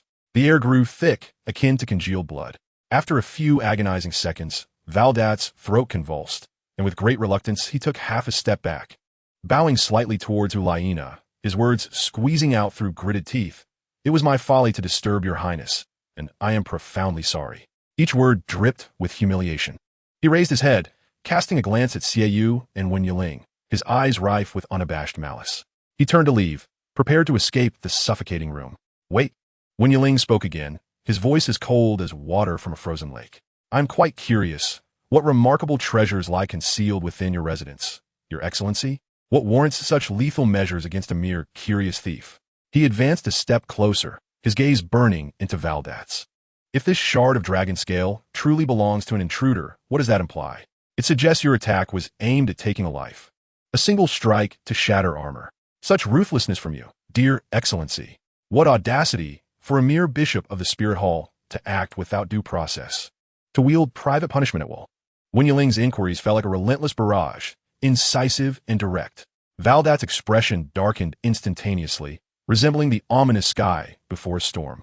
He whirled around, clenching his fists, the knuckles cracking ominously. A chilling wave of soul power began to emanate from him, palpable and unsettling. The very lights of the living room dimmed in response. You. He glared at Wen Yiling, his eyes alight with murderous intent. Hu Liena, Xieyu, and Wen Yiling tensed, their nerves frayed to the breaking point. Soul power surged frantically in the depths of their exhausted souls. The thought of sacrificing their vitality flitting through their minds. The allure of the fusion technique, the enchantment, shimmered, a potential last resort in this dire strait. The atmosphere was taut, akin to a drawn bowstring, ready to snap. Yet, in that critical moment, the murderous intent swirling in Valdat's eyes receded like a retreating tide, the cold aura dissipating instantaneously. His expression transformed into something deeper, more elusive. Oomph. He let out a cryptic cold snort, his voice piercingly frigid. Rest assured, I do not kill indiscriminately. It was merely a small, disciplinary soul technique. Perhaps. He glanced at the shard in his grasp, a peculiar smile creeping across his lips. After all, that armor itself might be of inferior quality. He declined to afford Wen Yiling further opportunity for questioning, bowing slightly once more, his movements deliberately composed. As for this shard, since you are so concerned, I shall leave it with you for proper appraisal.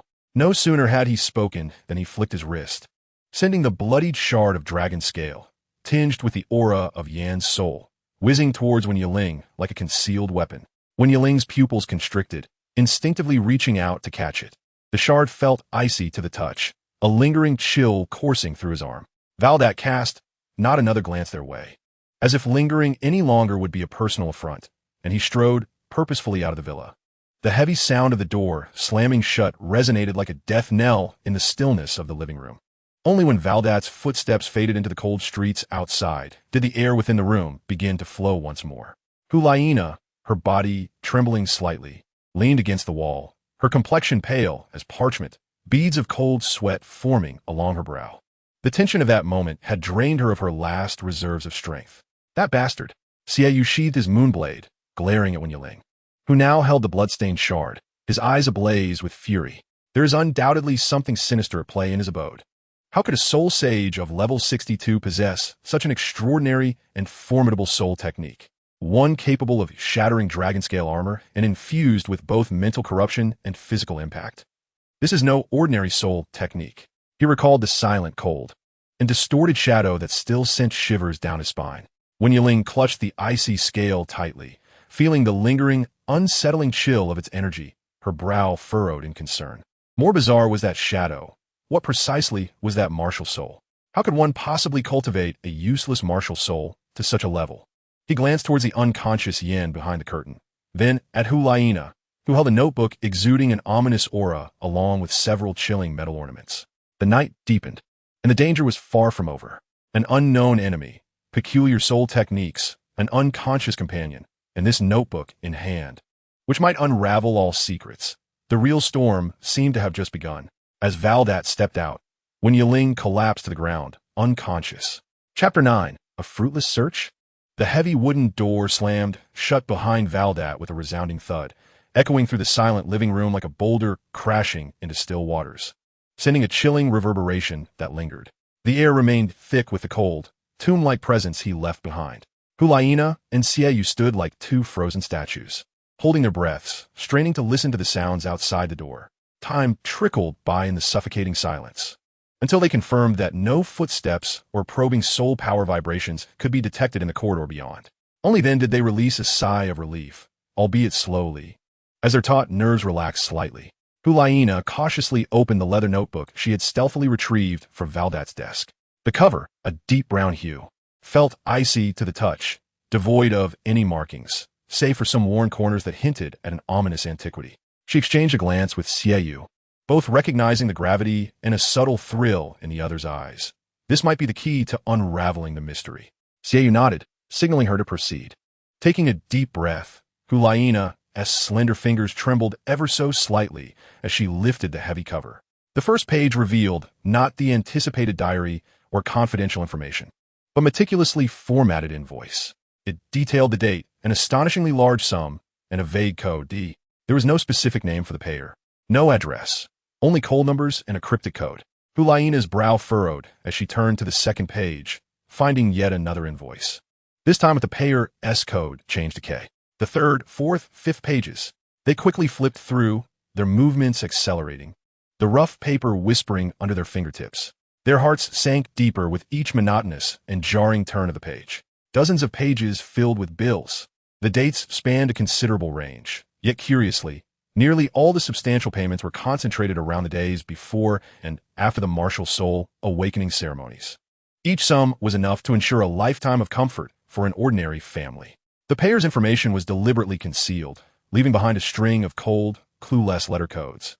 A, B, C, D, E, F, mocking them silently in the dark. What sort of clue is this? Hu Liena's voice held a barely contained frustration and anger as she snapped the notebook shut with a sharp sound, reverberating painfully in the stillness of the room. Accepting bribes, an unabashed act of corruption. The amounts were staggering, utterly shocking. Her beautiful face was etched with frost, her eyes ablaze with the fire of indignation. I will write to the teacher immediately. Just these invoices are enough to dismiss him 10 times over. To put him on trial. She sprang to her feet, intending to rush to the desk drawer for paper and pen.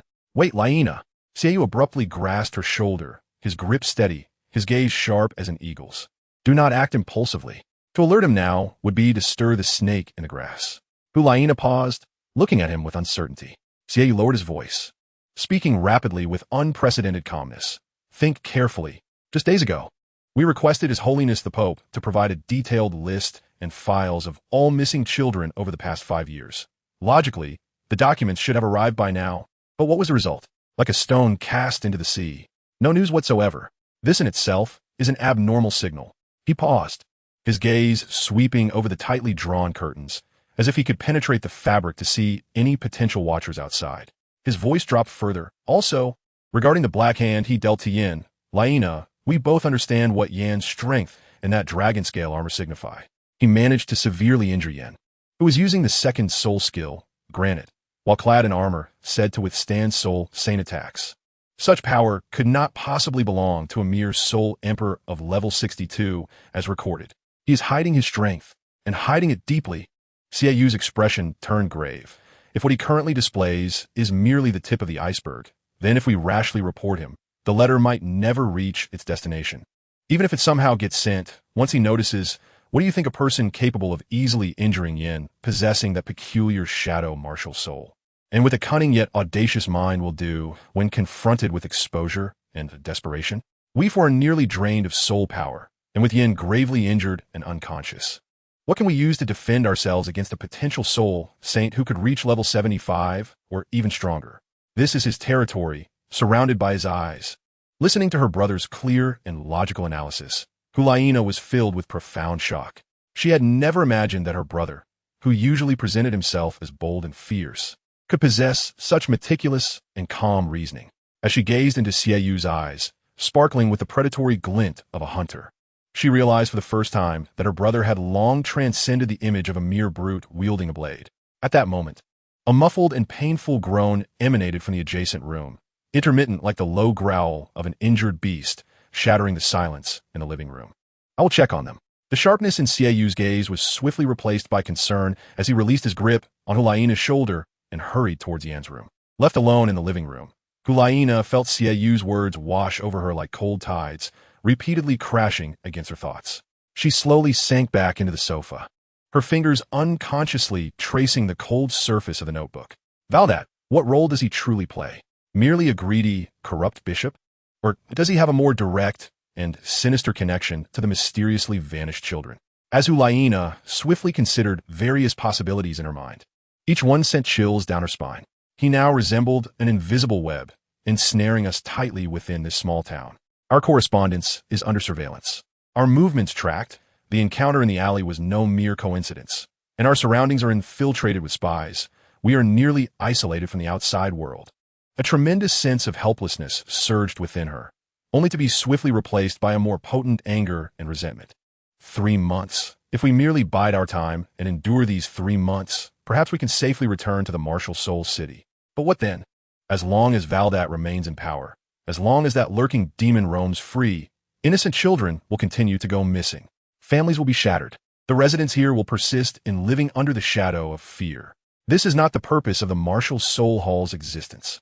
And it is certainly not the intention with which the teacher entrusted me with the role of the saintess. Hu Liena's nails dug deeply into her palms. A mere local bishop dares to brazenly imprison and surveil the saintess of the martial soul hall. This is a blatant affront to the hall's dignity, a challenge to the teacher's authority. The sense of duty and pride as a saintess ignited fiercely within her, overwhelming her fear. Approximately 10 minutes later, the door to the adjacent room opened once more.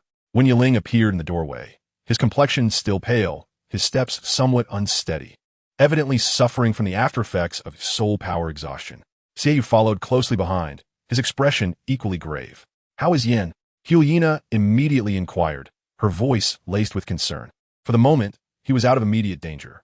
Wen Yiling's voice was somewhat hoarse as he wearily leaned against the doorframe, his gaze instinctively drifting toward the two-story building outside, which loomed in the night like a slumbering beast. Yet his consciousness remained hazy, plagued by continuous groans of agony. Unaware of when he might fully awaken, he paused, a flicker of trepidation and gravity crossing his eyes. My father once studied the myriad powerful soul techniques across the continent. An assault like the one that struck Yin today, with its formidable physical penetration and insidious mental erosion, exhibited an explosiveness that was utterly terrifying.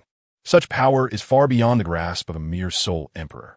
Vardat, his true level, I can assert with certainty, must be above level 75, perhaps even higher. The darkness outside seemed to thicken, as if the small building had transformed into an unfathomable black hole, devouring all gazes that sought to uncover its secrets. Hu Liena took a deep breath, straightened her back, and surveyed her two weary, yet resolute companions. Just as you are all present, her voice was clear and calm, imbued with an undeniable strength. We must now make a decision that could determine our lives and the future of this town. She paused, her gaze sweeping like a torch across Wen Yiling and Xiaoyu's eyes. Choice 1. Abandon the pursuit, disregard Vardat and the kidnapper.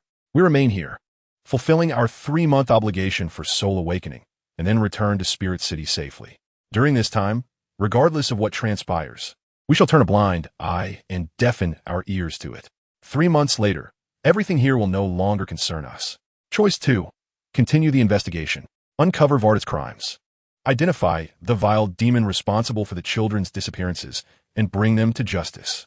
For the sake of those innocent children, we must dispel the shadows of fear that loom over this town. Yet this path is fraught with peril. We may at any moment face Vardat's frenzied retaliation and the deadly threat posed by that mysterious kidnapper. Hu Liena's words echoed in the silent living room, each syllable heavy with significance. Now, let us vote. Almost instantaneously, as Hu Liena's voice fell, Xiaoyu's gaze sharpened and darted toward Wen Yiling. His expression was complex, a mixture of determination, unyielding resolve, and, imperceptibly, a chilling sense of coercion. He leaned slightly forward, an intangible pressure emanating from him, as if silently warning, "You had better know how to choose." However, Wen Yiling's gaze fell upon the closed door next door, seemingly lost in the agonized groans of Yin, and did not immediately meet Xiaoyu's imposing stare. After a few seconds of silence, he slowly lifted his head to look at Hu Liena, his eyes devoid of hesitation, radiating an unusual calmness and firmness for his age. I concur with Xiaoyu's perspective. His voice was low yet remarkably clear. The existence of a spirit hall is to uphold order, to eradicate malignant entities like Vardat and that kidnapper. To allow them to roam free would be a dereliction of duty, a betrayal of the spirit hall's ideals. He shifted his tone, his gaze turning razor-sharp, but we are not seeking death. We require reinforcements. At the very least, we need a soul, saint-level powerhouse to oversee our efforts. Sister Nana, can you establish contact with the outside world? Perhaps with Elder Douluo, or even His Holiness the Pope? Can they be of assistance? Wen Yiling's agreement caused the icy coercion in Xiaoyu's eyes to dissipate, replaced by a sense of recognition and a hint of surprise. He anticipated that Wen Yiling not only concurred, but had also considered matters so thoroughly. Hu Liena met Wen Yiling's inquiring gaze, not responding immediately, but slowly nodding. The unique, unwavering tenacity of saintly figure for the weak igniting to its fullest in her eyes at that moment. This resolve rendered her already exquisite features radiant, exuding a divine luminescence potent enough to pierce through the darkness. There will always be a solution. Her voice held a conviction as solid as rock, as if proclaiming an inevitable prophecy. Since you all have chosen the second path, her gaze swept over Xiaoyu before settling on Wen Yiling's face. Then, irrespective of whether the road ahead is fraught with peril or leads to the abyss, the 4 of us shall join hands to accomplish this seemingly impossible task. For the glory of the Spirit Hall, Xiaoyu murmured in agreement, his fists clenched tightly. And for those innocent children, Wen Yiling's voice was equally resolute. Hu Liena's assertion that there would be a way, shone like a beam of light piercing through the gloom, temporarily dispelling the stifling despair within the living room, stabilizing the anxious atmosphere. However, the intangible sense of urgency lingered, striking each person's nerves like a frigid whip. In the adjacent room, Yan's intermittent groans of pain sliced through the stillness like a dull knife, tightening Xie Yu's brow further. In the living room, the dim glow of the soul-guiding lamp barely illuminated the weary yet grave faces of the trio, their shadows elongated and wavering on the wall, reminiscent of restless specters. The open, leather-bound notebook, exuding an aura of decay and foreboding, lay quietly on the table, its chilling numerical accounts seemingly mocking their predicament in silence. Contacting the outside world, Hu Liena's slender fingers unconsciously tapped a heavy rhythm against the table, producing a dull, thudding sound that reverberated through the tense hearts of the group. Conventional routes had undoubtedly been ensnared in Vardit's intricate web. The post station's carrier pigeons, and even any unfamiliar face attempting to leave the town would likely fall under his all-seeing gaze. Her eyes pierced through the glass, directed at the impenetrable darkness beyond. Her voice tinged with a barely perceptible weariness. We need a method, one that he could never anticipate nor intercept. A method that transcends his comprehension. Hu Liena's mind raced, akin to the most intricate soul-guiding instruments, sifting through every conceivable plan. The highest grade encrypted communication soul device from the Spirit Hall. Regrettably, I did not bring it. Utilizing specific soul beasts to convey messages? Time is insufficient, and the risks are too great. Creating a grand chaos capable of drawing the outside world's attention? The noise would be too conspicuous, tantamount to exposing our whereabouts, and could potentially harm innocents. One thought after another arose, only to be ruthlessly extinguished by reality. Her brow furrowed tighter, the frequency of her finger taps increasing, the muted thuds growing increasingly jarring in silence, as if manifesting her inner turmoil. The air grew heavy once more, and the glimmer of hope seemed on the verge of being swallowed by despair's darkness. Just as this suffocating silence threatened to crush the three, perhaps a somewhat hoarse yet exceptionally clear voice shattered the stillness. It was Wen Yiling. He lifted his head, his unique eyes, dimmed by the drain of soul power, now flickering with a faint yet resolute flame. He grasped the pendant hanging from his neck, adorned with a chrysanthemum pattern, a token of his close ties with elder Ju Douluo and his father. His voice was not loud, but resonated like a stone cast into a tranquil lake, instantly capturing the full attention of Hu Liena and Xie Yu. Xie Yu nodded almost immediately, his sharp gaze fixed on Wen Yiling, as if silently affirming a widely known secret. We are all aware of this connection. It runs deep. Wen Yiling did not pause, his words gaining urgency, tinged with a sense of grasping at a lifeline. Elder Ju Douluo has always taken good care of me. He has a habit of visiting the academy every 3 months to check on my training progress, bringing me little trinkets. He never misses a visit. As he spoke, he extended his finger, seemingly calculating the days in thin air. I just counted carefully. It has been nearly 3 months since his last visit. The next one is due next week. It will not exceed 7 days. He inhaled deeply, the flicker of determination in his eyes burning with fervor as he asserted with unwavering conviction. He would undoubtedly know that we had been dispatched to this remote town for an extended mission. Given Grandpa Ju's concern for me, he would never be at ease. He would certainly come and check on us personally. This is an absolute certainty. Wen Yiling's tone was resolute, his certainty stemming from a profound understanding of Ju Douluo's character. That seemingly eccentric but fiercely protective elder would never allow him to languish in such a desolate place for 3 months without a word. Upon hearing this, Xie Yu's moon blade clattered to the ground with a resounding thud, igniting a glimmer of hope within him. Bang! Hu Liena abruptly slammed her hands on the table, rising in excitement, her swift movement creating a gust of wind that fluttered the pages of the notebook resting atop the table. Her face instantly radiated with remarkable vitality, the prior fatigue and tension dissipating, replaced by overwhelming surprise and relief. Yes. Yiling, you're absolutely right. Hu Liena's voice rose slightly with exhilaration, her eyes sparkling with excitement. How could I have forgotten Grandpa Ju? He regards you as his own grandson. Initially, when you acquired the 5th spirit ring, Elder Qingwan had arranged for Grandpa Ju to personally protect you. It was only because he was unexpectedly tied up with a crucial task that he had to send Grandpa Gue along instead. Grandpa Ju lamented for quite some time upon his return, saying he missed witnessing your pivotal moments of growth. Given that we have been out for so long, how could he possibly overlook this? The more she spoke, the more animated she became, as if she could already envision the figure clad in the resplendent chrysanthemum-patterned robe appearing in the town. Although Xiaoyu did not leap to his feet like Hu Liena, the tension in his body noticeably eased, the furrow in his brow finally smoothing out, even a barely perceptible, relieved smile gracing his lips. He nodded emphatically and spoke solemnly.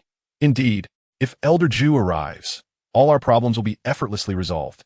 Level 75? In the face of a title de law, it is but a mere triviality. His voice brimmed with unwavering confidence, stemming from absolute trust in the pinnacle power of the Spirit Hall. The dawn of hope completely dispelled the shadows of despair. The atmosphere in the living room surged from frigid stillness to boiling excitement in an instant. This is wonderful. Truly, the heavens do not forsake the desperate. Hu Liena excitedly paced a couple of steps, her thoughts racing with fervor. What we must do now is to locate that demon before Grandpa Ju arrives. We must uncover irrefutable evidence of Valdat's collusion. Thus, when Grandpa Ju arrives, he can uproot them with overwhelming force. She abruptly halted, gazing intently at Wen Yiling and Xiaoyu. Tell me, where should we begin? Time is of the essence, and we must strike precisely. Wen Yiling's reflexes had always been remarkably swift. He provided an answer almost instantaneously after Hu Liena finished speaking. The grocery store and Valdat's residence. His eyes gleamed with sharpness, recalling that Valdat had mentioned old John, the grocery store owner, who he described as peculiar and emotionally unstable, seemingly eager to keep us away from there. Moreover, his tone was laden with implications. The grocery store, being secluded and frequented by a complex array of people, serves as an excellent venue for conveying messages and concealing secrets. As for his house, although we were rushed last time, we discovered gold coins in that strange empty room, which surely harbors further core evidence we have yet to uncover. One of these two locations must conceal crucial leads, potentially even pointing directly to the abductor. Absolutely. Hu Liena immediately concurred. The grocery store is our breakthrough, while his mansion is a repository of incriminating evidence. However, Xiaoyu's voice resounded once more. Imbued with an undeniable steadiness, our actions must await Yan's recovery. His defensive capabilities are indispensable. He paused, his gaze sweeping over Hu Liena and Wen Yiling, ultimately resting in the direction of the adjacent room. His expression complex yet resolutely determined, as if he had made a profound decision. Furthermore, this time, the four of us must act together. Not a single one of us can be absent. His words resonated with authority. Hu Liena and Wen Yiling exchanged glances, slightly taken aback by Xiaoyu's declaration. They could distinctly sense the regard and importance he placed on Yan, a stark contrast to his previous prejudice and sarcasm. The ice that had formed between Xiaoyu and Yan due to past misunderstandings and personality clashes seemed to have melted away, transformed by the powerful bond of brotherhood forged in the crucible of shared peril. Xiaoyu met their gazes head-on, unflinchingly, his tone even more resolute and authoritative, exuding a leader's decisiveness. Our trio's martial soul fusion technique, Demon Charm, is indeed formidable enough to contend with and even suppress an ordinary level 70 soul sage, granting us the strength to confront Valdat. However, the opponent's methods are devious, and that shadow is particularly elusive. Yan's granite shield is the crucial barrier that protects our team and buys us time. Without his defense, we are too easily susceptible to being picked off one by one, exponentially increasing the risk. He paused momentarily, a deep-seated concern evident in his eyes. More importantly, if we all venture out and leave the severely injured Yan alone here, it will be far too dangerous. Valdat has already taken advantage of us once. He will not miss any opportunity to strike. Only by keeping Yan close, under our vigilant eyes, can I feel at ease. This declaration unequivocally illustrated Xiaoyu's stance. No longer did he weigh the pros and cons. Rather, he genuinely regarded Yan as an indispensable companion who must be protected. This transformation brought a look of relief to Hu Liena's eyes and allowed Wen Yiling to finally release the last shred of worry regarding their relationship. Very well. Hu Liena nodded vigorously, her face blossoming with a bright yet resolute smile. We shall wait for Yan to recover. When he awakens, the four of us will act together. We will go to the grocery store and then investigate Valdat's lair. Before Grandpa Ju arrives, we will unearth every piece of evidence that needs to be dug up, hidden, or pinned down. Hope reignited, their objectives crystal clear, and their team solid as a rock. The gaze of the golden generation pierced through the living room window once more, directed toward the depths of the town, still shrouded in night and conspiracy. This time, They were no longer isolated prey, but rather sharpened hunters, poised to take the initiative in their assault. As soon as their companion heals, they would unleash a tempest to purge the darkness. Chapter 10, Dawn. A night filled with fierce battles, flight, and heightened tension weighed heavily upon each individual's soul like a leaden burden. When the midday sun finally pierced through the thick curtains, its almost forceful rays jolted Wen Yiling from a shallow slumber, leaving him feeling as if his entire body had been disassembled, muscles aching as though they had been mercilessly battered.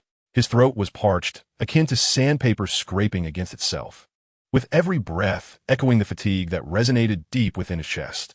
The room lay in eerie silence, save for the occasional muffled sounds characteristic of the town outside. The air was thick with dust, lingering waves of spirit energy, and a faint hint of blood. Wen Yiling struggled to sit up, rubbing his dry, swollen eyes. Glancing around, he beheld a scene of chaos in the living room. The leather notebook, exuding a chilling aura, along with several seemingly inconsequential metallic trinkets, including the distorted key, lay haphazardly strewn across the table, reflecting a cold gleam in the sunlight, silently narrating the perils of the previous night. In the adjacent room, Yan's intermittent groans of pain had diminished significantly, yet they still tugged at Wen Yiling's taut nerves like a fragile thread. He cautiously slipped out of bed, fearful of disturbing this delicate tranquility. With tentative steps, he approached Hu Liena's door, hesitating briefly before gently rapping on the surface. "Nana Jia?" His voice emerged hoarse from the remnants of sleep. Silence enveloped the room, with no response from within. A slight heaviness settled in Wen Yiling's heart. He carefully pushed open the door crack, nearly soundless. A mingling aroma of faint fragrance, residual traces of cosmetics, combined with the rich scent of ink and aged paper, enveloped the air. Wen Yiling had never ventured into Hu Liena's private domain, and the scene before him rendered him momentarily speechless. How could this be the chamber of Hu Liena, the holy maiden of the Spirit Hall and leader of the Golden Generation, in stark contrast to her elegantly adorned, exquisite room at the Academy, filled with ornate trinkets and a plethora of splendid tomes? This space appeared as if it belonged to another realm entirely. The room was strikingly austere, devoid of any personal embellishments. The bare walls exuded a chilling sense of transience. Absent were her cherished, delicate ornaments and rare collections of literature, leaving behind an almost sterile emptiness. Yet, even amidst the overwhelming fatigue and turmoil of the previous night, Hu Liena's near-obsessive penchant for cleanliness remained resiliently evident. The floor gleamed. The furniture was immaculate, and the tabletop shone with a polish that could reflect one's silhouette. However, in stark contrast to this order, the entire floor was nearly inundated with an avalanche of documents, files, and maps, strewn chaotically as if caught in a tempest, layered upon one another with scarcely a spot to place a foot. Various colored notes, markings, and conjectures resembled fallen leaves in autumn, blanketing the papers beneath. Clearly, someone had engaged in an exhaustive, sleepless endeavor to sift through a vast sea of information. The sole dissonance in this chaos was the vanity, where several of Hu Liena's commonly used cosmetics were meticulously arranged, polished to a gleam, sorted by size and type, as if clinging to the last vestiges of their owner's dignity. Yet, they appeared untouched for some time. Ever since the awakening ceremony commenced, Hu Liena seemed to have entirely forsaken these embellishments of beauty. Shifting his gaze to the bed, Wen Yiling's heart twisted painfully. Hu Liena lay there, fully clothed, sprawled awkwardly in exhaustion. She still wore the snug armor from the previous night's endeavors, along with the practical attire that facilitated movement. Even her exquisitely trimmed metal ankle boots remained on, dusted with remnants of her nocturnal journey. What was even more heart-wrenching was the neatly folded quilt at the head of the bed, pristine and untouched, clearly unused throughout the night. Her long hair lay disheveled across the pillow, and the once vibrant features of her face now appeared pallid, devoid of color, with deep shadows under her eyes and lips that had lost their usual luster, slightly cracked. Even in slumber, her brow remained tightly furrowed, as if still ensnared by the weight of heavy enigmas and pressures. Wen Yiling's gaze swept across the desk, where a thick, hardcover notebook lay open. It was the very one Hu Liena carried with her. Its pages were densely filled with elegant, forceful handwriting, accompanied by various clippings and hand-drawn charts. In the corner, several scrolls, evidently perused repeatedly, bore frayed edges. In an instant, Wen Yiling comprehended. Last night, while he and Xiaoyu attended to Yin or sought to restore their soul power, Hu Liena had retreated alone to her room. She did not rest. nor did she weep, much less succumb to despair. Instead, she chose to fight, plunging headlong into the vast and overwhelming ocean of information, striving to tear open a sliver of hope for her companions and the missing children from the cold, lifeless words and numbers. She had exhausted her dwindling mental fortitude, toiling through the night until she collapsed in such a disheveled state at her workbench. A surge of indescribable tenderness and respect welled up within Wen Yiling. He approached the bedside with utmost care, as if handling a rare treasure. He first bent down cautiously, slowly removing her dust-laden boots, striving not to disturb her slumber. Next, he held his breath and began gently unfastening the clasps and ties of her armor, a process demanding immense patience and precision. Sweat beaded at his brow as he concentrated, fearful that any misstep might awaken her. One by one, he removed the cold metal pieces, revealing the clothing beneath. He could feel her warmth and the faint yet steady rhythm of her breath. Finally, having relieved her of the burdensome armor, Wen Yiling exhaled a long-held breath. He straightened up, took the neatly folded quilt imbued with the scent of sunshine, and tenderly spread it over Hu Liena, ensuring it reached her chin and enveloped her completely. In her dreams, Hu Liena seemed to sense the warmth and comfort, her furrowed brow easing slightly, emitting a barely audible sigh, instinctively curling deeper into the quilt like a creature seeking refuge. Having accomplished this, Wen Yiling dared to relax a fraction. He stood still, gazing at Hu Liena's serene profile, the sunlight filtering through the cracks in the curtains casting a gentle glow upon her pale face. In that moment, her usual vibrancy and authority faded, revealing a heartbreaking fragility and fatigue. He watched for a long while before slowly turning away. Before departing, his gaze once again fell upon the desk cluttered with scrolls and notes. He hesitated for a moment, but ultimately approached. He could not squander the fruits of Hu Liena's tireless sacrifice. Swiftly and with precision, he scanned the disarray of documents, leveraging his exceptional memory to select those that appeared most pertinent to the recent disappearances and the Valdat case.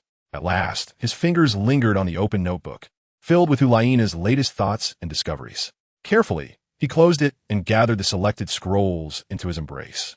Having completed this, he slipped from the room as silently as he had entered, gently closing the door behind him. Upon returning to the comparatively well-lit sitting room with the documents in hand, Wen Yiling did not immediately take a seat.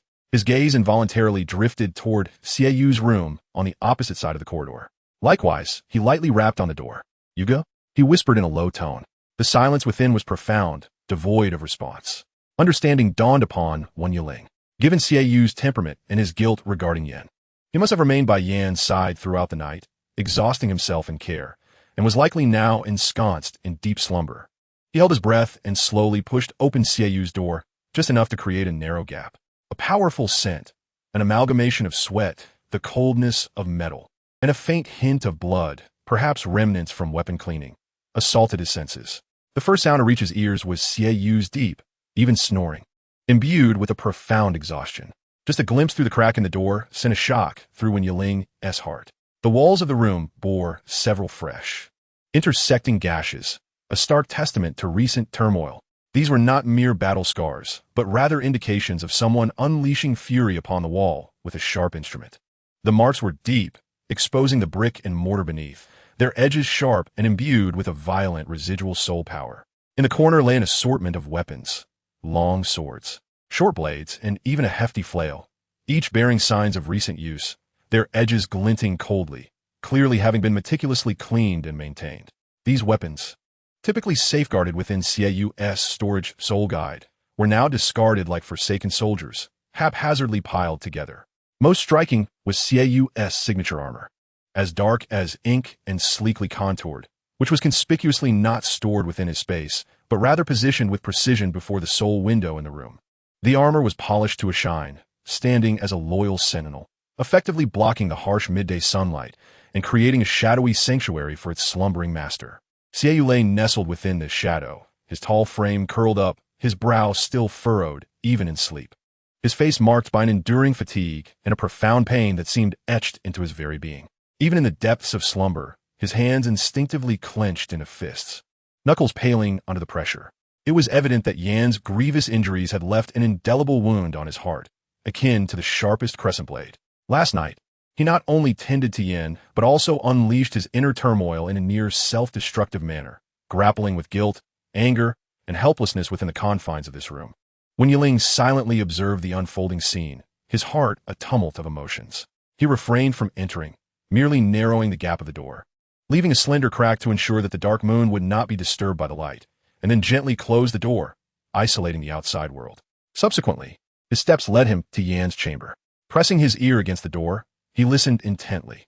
Faint yet steady snores emerged from within. Though Yan's breathing remained somewhat shallow, it was a marked improvement from the intermittent, agonized moans of the previous night. This was undoubtedly uplifting news. The weight on Wen Yiling's heart began to lift slightly. He, too, refrained from intruding, allowing a rare moment of ease to grace his countenance after days of tension. Yan's formidable vitality and the residual protective power of the dragon scale armor were evidently aiding him in his arduous recovery.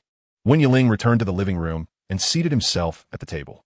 Outside, the midday sun blazed fiercely, yet it failed to dispel the heaviness and gloom that lingered within the room. Taking a deep breath, he opened Hu Liena's substantial notebook while also unfurling several pivotal documents. Hu Liena's handwriting was clear and vigorous, methodically organized. It was apparent that she had invested immense effort into meticulously compiling and cross-referencing information regarding the missing children over the years. As when Yiling read line by line, he found himself drawn into the dark abyss filled with fog and malevolence, guided by Hu Liena's penmanship. The initial chaos, years 1 to 3 year 1. 2 children went missing.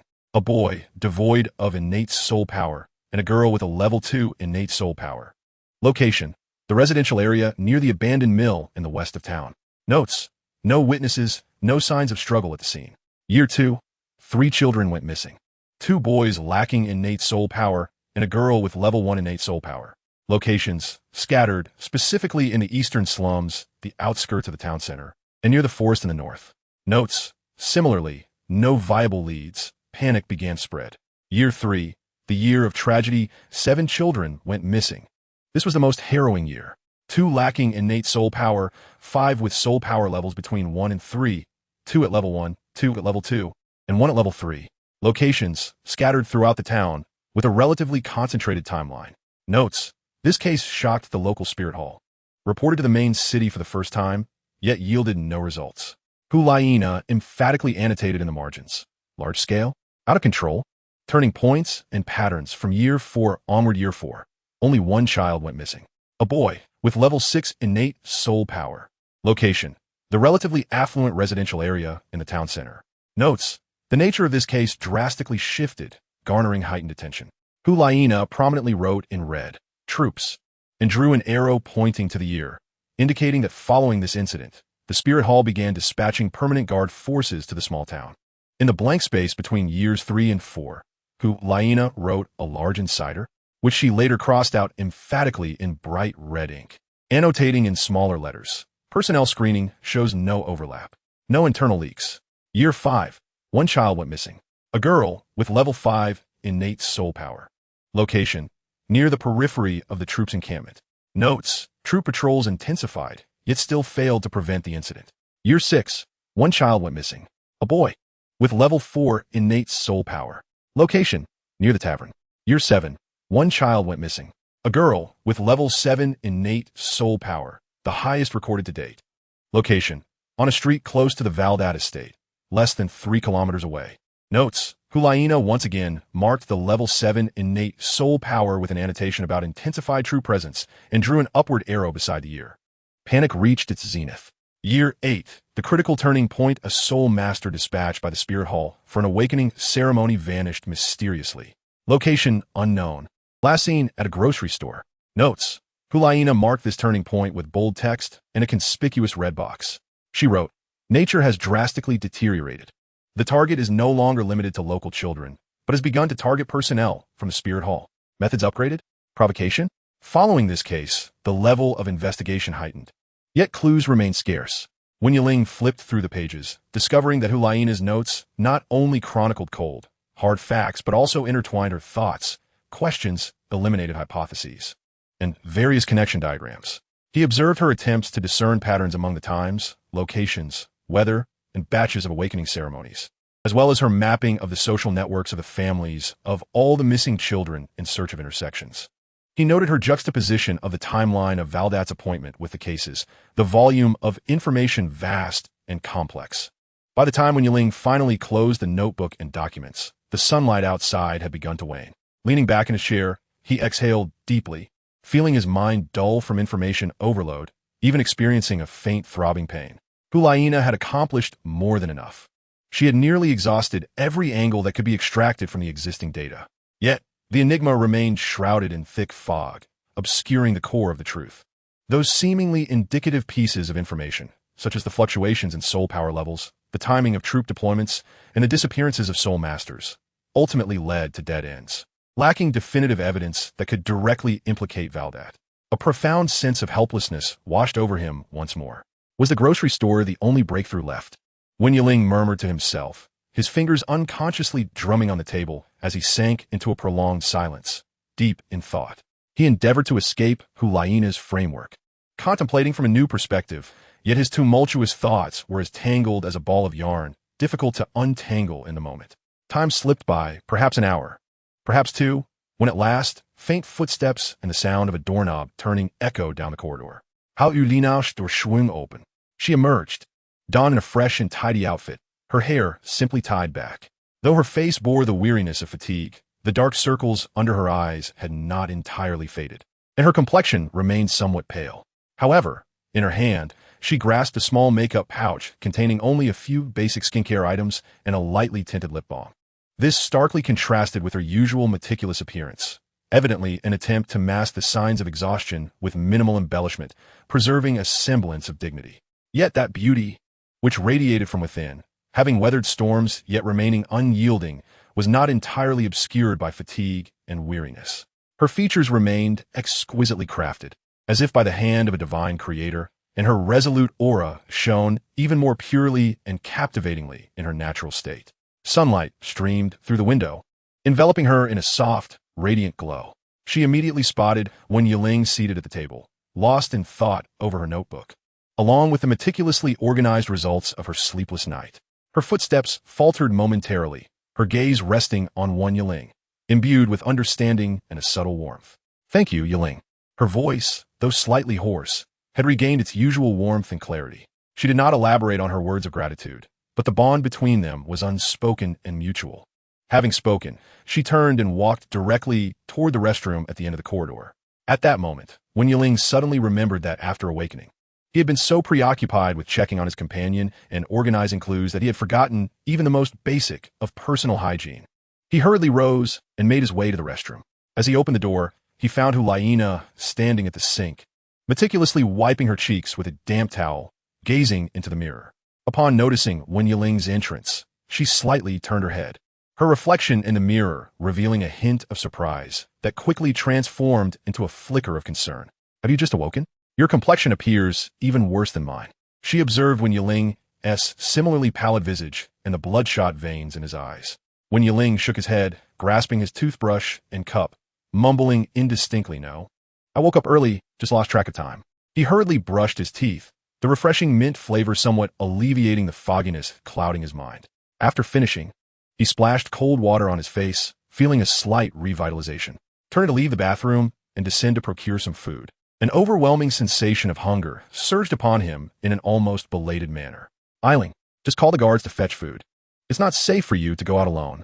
Hu Liena's voice echoed from the bathroom, yet Wen Yiling offered no response, his mind ensnared by a barrage of information. "Wen Yiling." Just as he stepped forward, Hu Liena's voice, infused with evident irritation and an undeniable authority, resonated behind him. Raising an octave, the sound reverberated in the confined bathroom, causing a buzzing in Wen Yiling's eardrums. "You foolish child. Have you gone deaf? Did you let your sister's words drift past your ears?" Hu Liena, with one hand on her hip and the other clutching a damp towel, raised an eyebrow, glaring at Wen Yiling's reflection in the mirror. In that moment, she shed the saintly composure, resembling a sister incensed by her younger brother's antics, her fierce demeanor overshadowing her fatigue and instead radiating vitality. This unexpected outburst jolted Wen Yiling back to reality, pulling him from his stupor. He suddenly felt a jolt of awareness, his foot stumbling slightly on the smooth ceramic tiles, nearly causing him to fall. "And no, Sister Nana, I truly didn't hear you. He swiftly turned around, his face betraying a hint of embarrassment and panic. I understand now. I want to go out. I'll have the guards buy it. He anxiously steadied himself against the door frame, still shaken by the earlier reprimand.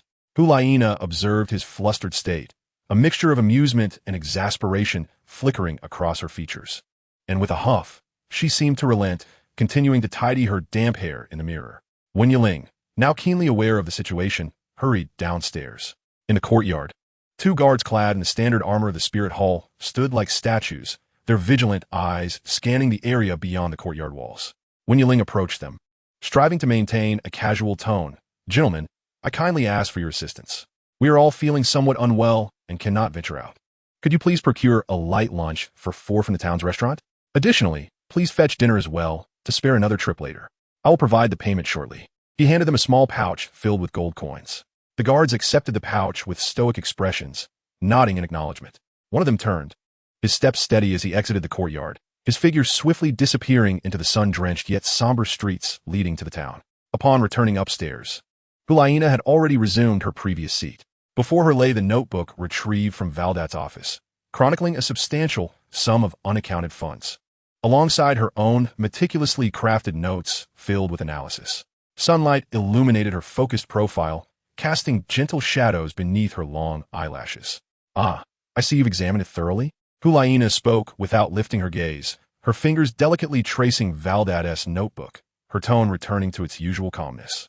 Wen Yiling settled into the chair beside her, nodding with a hint of resignation.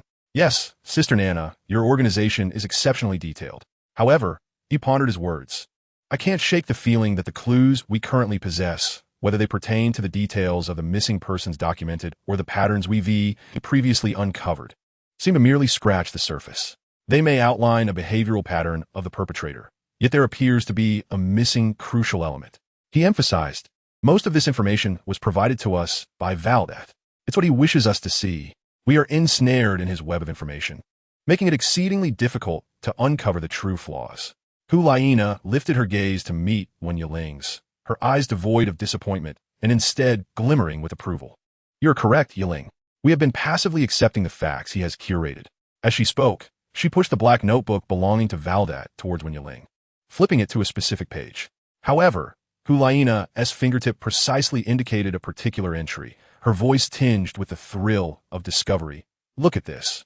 Wen Yiling followed the direction of her finger. The entry was relatively dated, approximately 5 years ago. Payment amount, 3,000 gold coins.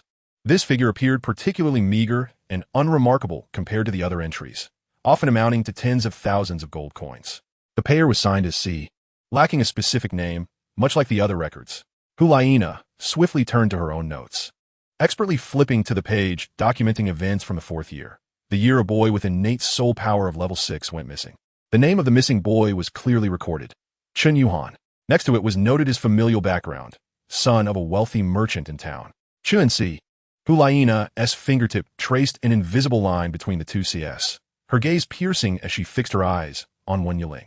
And now this. She flipped back to the black notebook, pointing to another entry of 5,000 gold coins, signed L, dated in the 6th year, the year a boy with innate soul power of level 4 went missing. Subsequently, in her notes from the 6th year, she found the name of the boy, Lu Yuan, L. Finally, she indicated an entry from the 7th year, the year a girl with innate soul power of level 7 went missing, in the black notebook, noting a payment of 8,000 gold coins, signed F, corresponding to the name in her notes, Fong Xiaoya, F. What do you think?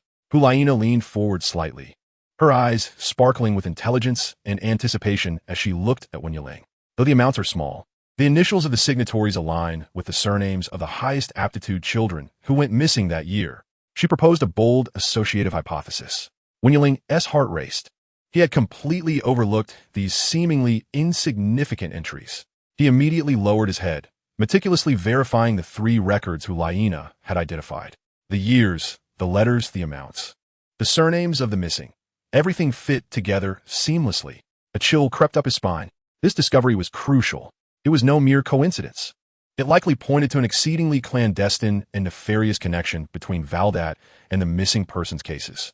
However, Wen Yiling's exhilaration was short-lived, rapidly subdued by reason. He raised his head, his brow furrowed, eyes glinting with analytical clarity. Sister Nana, this discovery is immensely significant. However, he shifted the tone of his voice to one of grave seriousness. As a piece of evidence, its current weight is far too insubstantial and easily contestable. Oh, Hu Liena arched an eyebrow, gesturing for him to continue. Valdat could easily argue, when Yiling quickened his pace, mimicking the other's potential rebuttal, that these small payments were merely sponsorships or tokens of gratitude from the parents of those children for recognizing their high aptitude and promising to recommend them for further studies at the Spirit Hall Academy. While this may be irregular in some remote areas, it is not entirely implausible. He could even counter-accuse, asserting that we were fabricating evidence, deliberately intertwining these unrelated sponsorship records with the missing persons cases. When Yiling looked at Hu Liena, helplessly raising his hands, on this basis, along with the bills we have on hand, he gestured towards the substantial entries. While it may substantiate the origin of his vast wealth as dubious and potentially implicate bribery, it is still far from sufficient to directly link him to the heinous child abduction cases or to firmly establish him as the mastermind. This point would be easily dismantled by his defenders. He longed to pin down Valdat solely based on this clue, yet reason cautioned him that reality was far more brutal. The glimmer in Hu Liena's eyes dimmed momentarily, only to be replaced by a deeper resolve.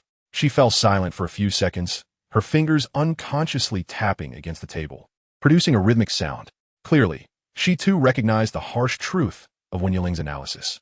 Thus, Hu Liena abruptly lifted her head, her gaze sharp as a blade, resolutely declaring, "We must go to that grocery store today. We must pry open old John's lips. There, it is highly likely that we will uncover Vardat's clandestine transaction records, contact information, and perhaps even a list of victims." Her voice carried a determination akin to a do-or-die resolve. "As soon as Xiaoyu awakens, you will likely have regained his strength as well. If Yan's condition is still not fit for intense action," Hu Liena's gaze swept towards Yan's door, her tone unequivocal. "Then, let Xiaoyu stay to accompany him. It's just the perfect opportunity for those two brothers to catch up." She deliberately emphasized the phrase catch up, a subtle smile playing at her lips, clearly aware of and pleased by the shift in Xiaoyu's attitude. "Then it shall be just the two of us." Hu Liena rose, her weariness seemingly dispelled by a surge of indomitable spirit, standing tall with her back straight, her eyes ablaze with the fire of battle. Today, by all means, they must carve open a breach at the grocery store. Sunlight streamed through the window, illuminating her resolute and beautiful profile, as if bestowing upon her a golden sheen of a warrior preparing for battle. The silence of the small town was about to be shattered. Behind the unassuming wooden door of the grocery store lay either a gateway to hell or perhaps the first ray of dawn piercing through the darkness. Chapter 11. Old John's Elixirs. Xiaoyu pushed open the door, weariness etched across his brow, as if he had just endured an arduous journey. In the living room, the enticing aroma of roasted meat mixed with rice wafted through the air, where Wen Yiling and Hu Liena were enjoying the lunch brought back by the guards. This rare delicacy, amidst looming crises, felt like a faint, warm sun, providing a momentary solace. Xiaoyu hastily washed up and did not join them immediately, instead making his way directly to Yan's room. Moments later, the door opened once more, revealing Xiaoyu assisting the still pale Yan as he emerged. "Oh, so you were sneaking snacks behind my back." Yan forced a cheerful tone, attempting to sound lighthearted, but the weakness in his voice betrayed him. Hu Liena's gaze immediately turned concern towards Yan's abdomen. "How are you feeling, Yan?" Her tone was laced with unmasked worry. Yan instinctively rubbed his belly, a look of confusion crossing his face. "To be honest, it's a strange sensation. I feel no pain at all, as if I've just emerged from a long and bizarre dream. In that dream, I was battling countless shadows identical to that dark figure, surrounded on all sides by him. A voice within warned me that if I lost, I would be forever trapped in that cursed place. So I fought relentlessly, annihilating those shadows, feeling as though I had been there for ages. Months? Perhaps even longer? Upon waking, the only sensation coursing through me is sheer exhaustion. My bones feel soft. Even the flow of my soul power is sluggish. It's truly peculiar. I remember none of the teachers in the academy who specialized in spiritual martial souls ever mentioned such strange after-effects. Wen Yiling, upon hearing this, set down her utensils, her expression grave as she looked at Yan. "What was it like when you were struck? Was it an instantaneous chill, a stiffness, as if your very soul was about to freeze and withdraw?" Yan nodded vigorously. "Exactly. That's the feeling. Cold to the bone, my body completely unresponsive. It felt as though my soul was frozen and being forcefully pulled away. Therefore, our soul techniques must differ, right? The dream prison he used on me was undoubtedly designed to incapacitate me completely. It's rare to experience such a significant setback in direct combat. In that moment, the last vestige of disdain vanished from Yan's eyes, replaced by a profound wariness towards Vardat. All right, Hu Liena interjected at the opportune moment, standing up, Yiling. We must set off to the grocery store. Turning her gaze to Xiaoyu and Yin, she instructed, you two stay here and rest. Xiaoyu, look after Yin. Absolutely not. Xiaoyu firmly rejected, his tone resolute. Without me, how will you execute your charm? What if Vardat is right there? Or worse, you encounter an ambush. I cannot allow you to be defenseless. I want to go too. Yan's voice carried a hint of impatience. Don't make me stay in this room. That damn dream is driving me insane. I need to breathe different air, even if it's just to be an onlooker. He broke free from Xiaoyu's supportive grasp, attempting to prove he could still move. Observing their unwavering determination, Hu Liena sighed in resignation, weighing her options before finally conceding. Very well. But you cannot enter the grocery store. You must remain in the CAF across the street, ready to assist at a moment's notice. Should there be any sign of trouble, or if you see a signal, act immediately. Remember, be ready at all times, not to provoke. Understood. Xiaoyu and Yin replied in unison, a glint of sharpness flashing in their eyes. The grocery store stood a few blocks away in the bustling market, not far from Vardat's gloomy little building. However, its existence starkly contrasted with the surrounding vibrant shops. The sign hung askew, riddled with spiderweb-like cracks. The dust on the eaves thickly accumulated, as if it had not been cleaned in years. The weathered wooden door stood slightly ajar, exuding an air of musty decay, rendering it particularly shabby and eerie amidst the street's liveliness. Xiaoyu and Yin complied, taking a seat at the CAF door across the street, selecting a spot with an excellent view, clearly able to see the grocery store's entrance through the glass window. After confirming that the two were in position, Hu Liena and Wen Yiling pushed open the creaking wooden door, stepping into the dimly lit grocery store. The interior was gloomy, dust motes dancing in the air. Various odds and ends appeared haphazardly piled, yet upon closer inspection, many items were remarkably new, starkly contrasting with the store's overall dilapidation. A hunched old man with deeply etched wrinkles was curled up behind the corner cash register, his murky eyes lifting to scrutinize the two unexpected guests. Good day, esteemed customers. What might you wish to purchase?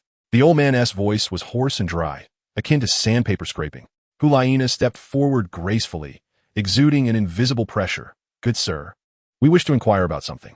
Old John's gaze first fell upon Hu Liena's radiant and alluring face, only to be firmly drawn to the prominent spirit hall emblem at her waist. His murky pupils dilated abruptly, and then his wrinkled face revealed a profound sense of helplessness and bitterness as he slowly shook his head. It's futile. You're no match for him. I can tell you what I know, but it will change nothing.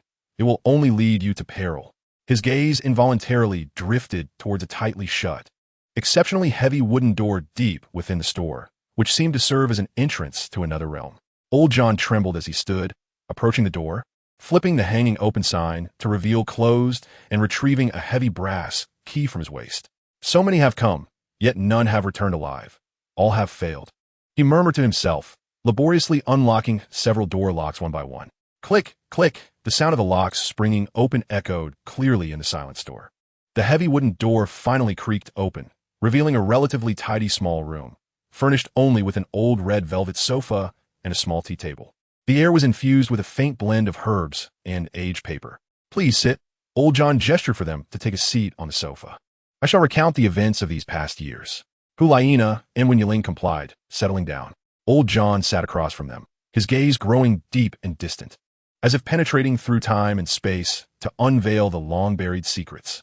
Years ago, a soul master graced my presence, much like you do now, adorned with that very emblem. He gestured toward Hu Liena's waist badge, and I surmise his intent mirrored yours, driven by inquiries into the vanished individuals. Nodding in agreement, he continued, expressing suspicion towards a rather peculiar subject. He requested all transaction receipts related to Bishop Vardat, to which I complied. Old John paused momentarily, lowering his voice. Would you care to know what that esteemed bishop purchased for me? What? Wen Yiling pressed on, intrigued. A certain potion, Old John replied, his tone laced with a barely perceptible tremor. It was of my own concoction, crafted from the venomous blood of various soul beasts. blended with herbs that thrive in the most shadowy of terrains. Its potency is remarkable, capable of instantly unlocking one's potential, hastening recovery from injuries, and amplifying the effects of absorption-type medicines. However, the cost is the depletion of one's life essence. I cautioned the bishop repeatedly against its excessive use. Yet the old man, shook his head in resignation. I provided him with the invoice and a sample vial. Not long after, Bishop Valdat himself paid me a visit. He had discovered the nature of the potion. A profound dread flickered in old John's eyes. After that, I never saw that soul master again. Rumors of his disappearance surfaced, and indeed, Bishop Valdat ceased his request for that particular potion. However, during one hurried departure, he inadvertently dropped this. The elderly man trembled as he opened a tightly locked drawer, retrieving a small, unremarkable silver ring, its band appearing slightly deformed. Wen Yiling and Hu Liena exchanged puzzled glances at the modest piece of jewelry. This belonged to a child. Old John's voice was heavy with sorrow. Not long after the child went missing, he was found, and the circumstances were harrowing. The papers published a photograph, showing the same ring adorning the child's finger. I believe he knew something, or perhaps this ring could prove something. He placed it on a coffee table, sliding it toward the two of them. So, do you think he is the culprit? I believe that is not necessarily the case. Years before his arrival, similar incidents had sporadically plagued this city. You must visit him.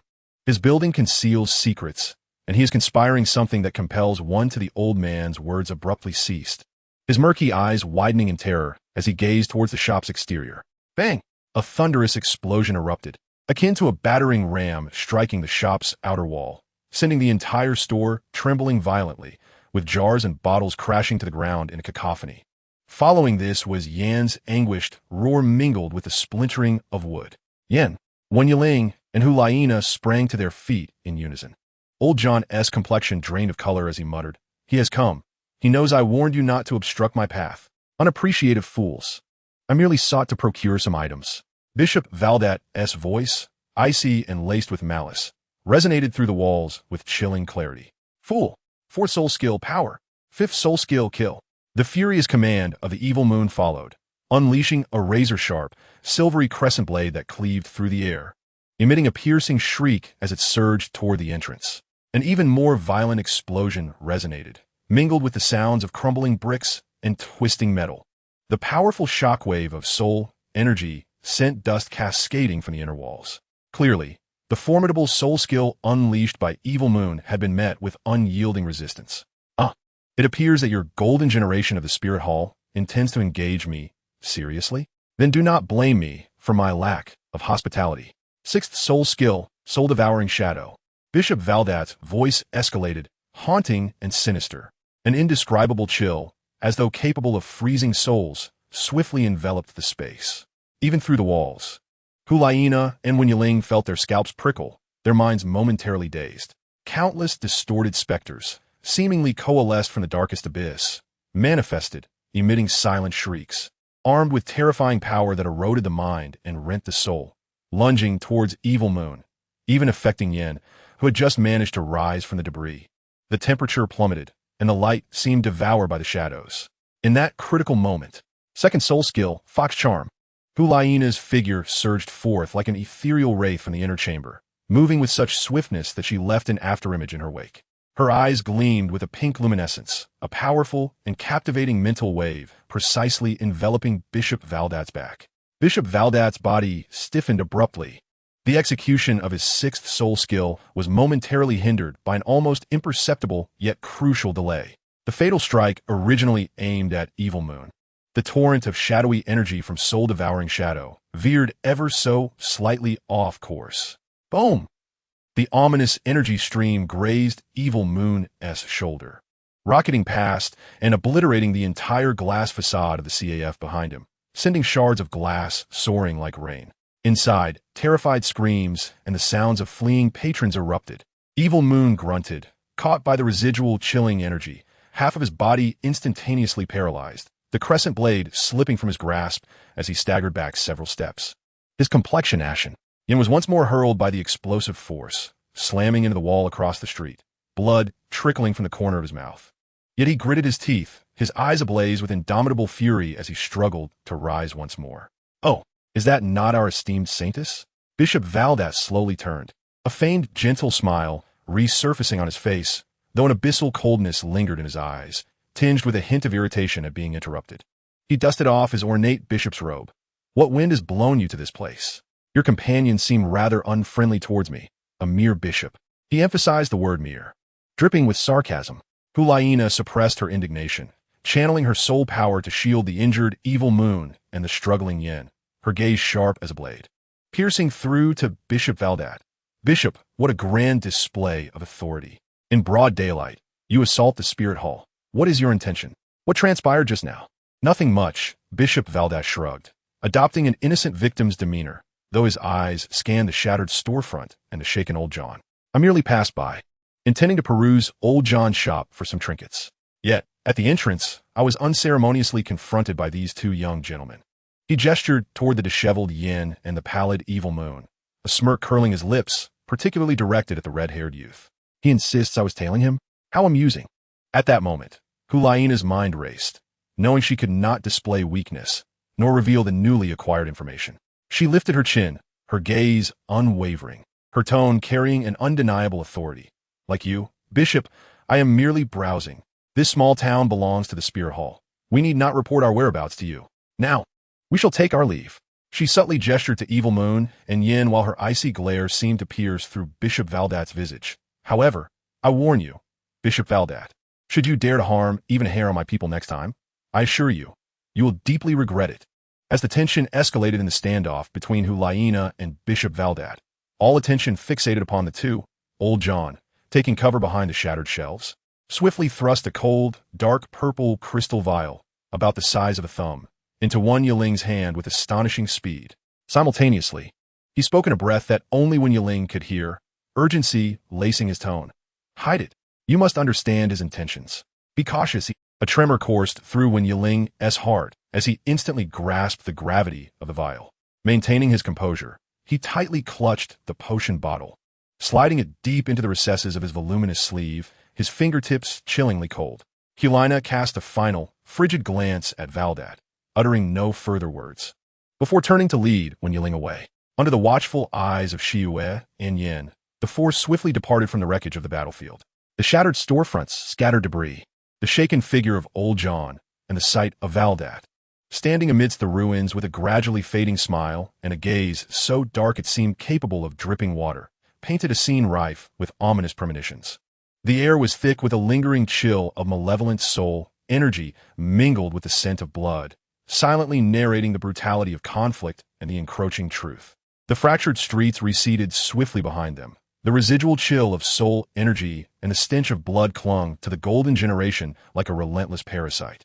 Shiyue's complexion turned ashen, his left hand pressed tightly against his numbed and rigid right shoulder.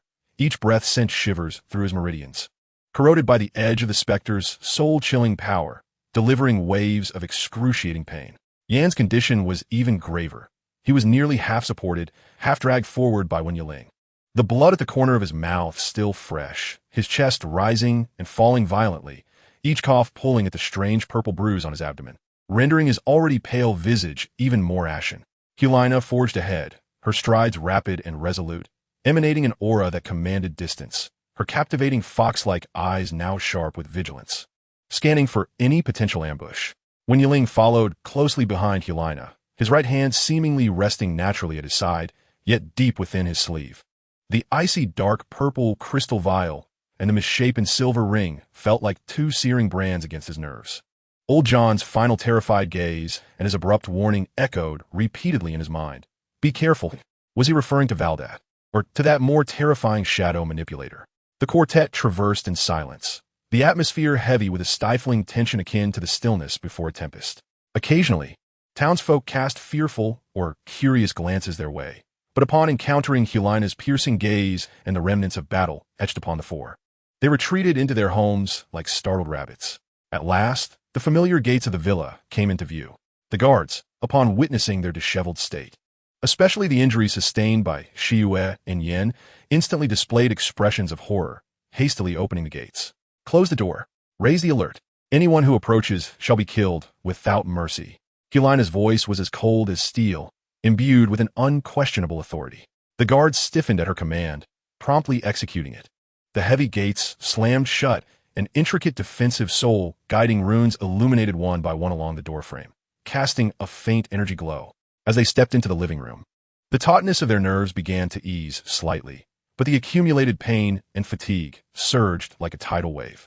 Xia let out a muffled groan, unable to withstand any longer, staggering to collapse onto the nearest sofa, beads of cold sweat instantly soaking his brow. Yin, on the other hand, slid down to the floor, leaning against the wall, gasping for breath, utterly devoid of strength to utter a word. Yiling, quickly, check their injuries, Hu Liena commanded urgently, while she swiftly moved to the window, parting the curtains slightly to vigilantly observe the outside commotion. The street leading toward the grocery store showed no signs of pursuers for the moment, yet the air was thickening with a palpable unease. Wen Yiling immediately knelt to assess Yan's more severe wounds. He carefully lifted the fabric of Yan's abdomen, revealing the purple bruise left by Valdat's peculiar soul technique, its hue seemingly darker than before, with faint black veins writhing beneath the skin, exuding a chilling aura that sent shivers down one's spine.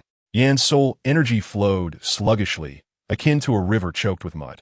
It was the same corrosive energy, mixed with remnants of psychic assault, a complication far worse than mere physical injury. Furrowing his brow, Wen Yiling retrieved several vials of a cooling green ointment from his soul-guiding device, a premium healing salve specially concocted by his father, Wen Yuan, capable of neutralizing various negative energy infiltrations. He meticulously applied it around Yan's wound. The moment the ointment made contact with the skin, it emitted a faint sizzling sound, causing the purple bruise to quiver slightly, and the tension in Yan's brow began to ease a fraction. "Shiwa, your shoulder," Wen Yiling exclaimed, turning immediately after tending to Yan's injury.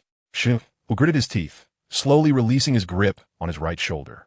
There, the fabric of his clothing and the resilient protective armor beneath had been torn open, revealing skin of an eerie bluish-black hue, muscles stiff and cold, with tendrils of black mist slithering beneath the surface like living entities. This was the aftermath of being struck by the specter's soul-chilling power. What a venomous force! Wen Yiling inhaled sharply, swiftly producing the same ointment, even adding several slender silver needles, carefully inserting them into Shiyue's shoulder at critical acupuncture points, directing the soul energy to aid the ointment's effect, attempting to dispel and seal that stubborn, frigid, invasive force. As the needles pierced his flesh, Shiyue's body convulsed violently. Teeth clenched as he suppressed a pain groan, beads of sweat streaming down his forehead like a brook. This process was excruciating, yet remarkably effective. The bluish-black area began to be subdued by the emerald glow of the ointment, halting its spread. Once Hu Liena confirmed their temporary safety, she hastened over, her gaze blazing with fury as she assessed her companion's injuries. Silently, she retrieved several pure soul energy crystals from her soul-guiding device, placing them beside Shiyue and Yin to facilitate a quicker recovery of their soul power. Were the items? Hu Liena's voice was low, her sharp gaze fixed upon Wen Yiling. He nodded slightly, gesturing discreetly toward his sleeve. Hu Liena understood immediately, swiftly establishing a rudimentary barrier around the living room to muffle sound and soul energy detection. Only then did Wen Yiling cautiously extract the two items from his sleeve, a plain, somewhat deformed silver ring and a thumb-sized crystal vial, icy to the touch, containing a viscous dark purple liquid. The three pairs of eyes converged upon these two objects. The air seemed to thicken. Wen Yiling first placed the silver ring in his palm, scrutinizing it closely. Old John had mentioned that it was a memento of a child whose demise was tragically gruesome. His voice carried a weight of sorrow. Hu Liena instantly retrieved the thick dossier of missing children from her soul-guiding device, rapidly flipping through its pages. Her fingers brushed over sheets inscribed with tales of grief and despair, ultimately halting at the entry for the 7th year, detailing the case of Fang Xiaoya, a girl with innate soul power level 7 who had gone missing. The dossier contained several yellowed clippings. One such piece was a local newspaper report on the discovery of Fang Xiaoya's remains. Although the accompanying image was blurred and pixelated, one could still faintly discern a pale little hand limply falling into the mud. Beneath the report was a small caption reading, "The girl wore a plain silver ring on her left pinky, the only keepsake left by her mother." Hu Liena's gaze fixated intensely on the ring in Wen Yiling's palm, then shifted to the indistinct hand in the clipping. Her breath quickened, her body trembling slightly, an uncontrollable wave of sorrow and fury surging to her head. "Yes, it belongs to Fang Xiaoya," Hu Liena's voice trembled with emotion, abruptly shutting the dossier and closing her eyes, as if unable to bear the sight any longer. The evidence was irrefutable. The ring that had fallen from Valdat was indeed the relic of that extraordinarily gifted girl who had met such a tragic end.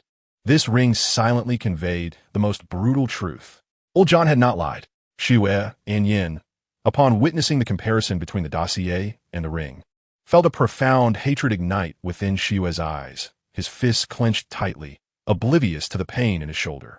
Yin was utterly incensed, his body trembling with rage, inadvertently aggravating his wounds and provoking a fit of violent coughing, his eyes ablaze with fury. This beast, Xiaoyu spat the words through clenched teeth, each syllable imbued with a murderous intent. Hu Liena took a deep breath, forcibly suppressing the tumult of emotions roiling within her, her gaze shifting towards the more disconcerting dark purple crystal vial.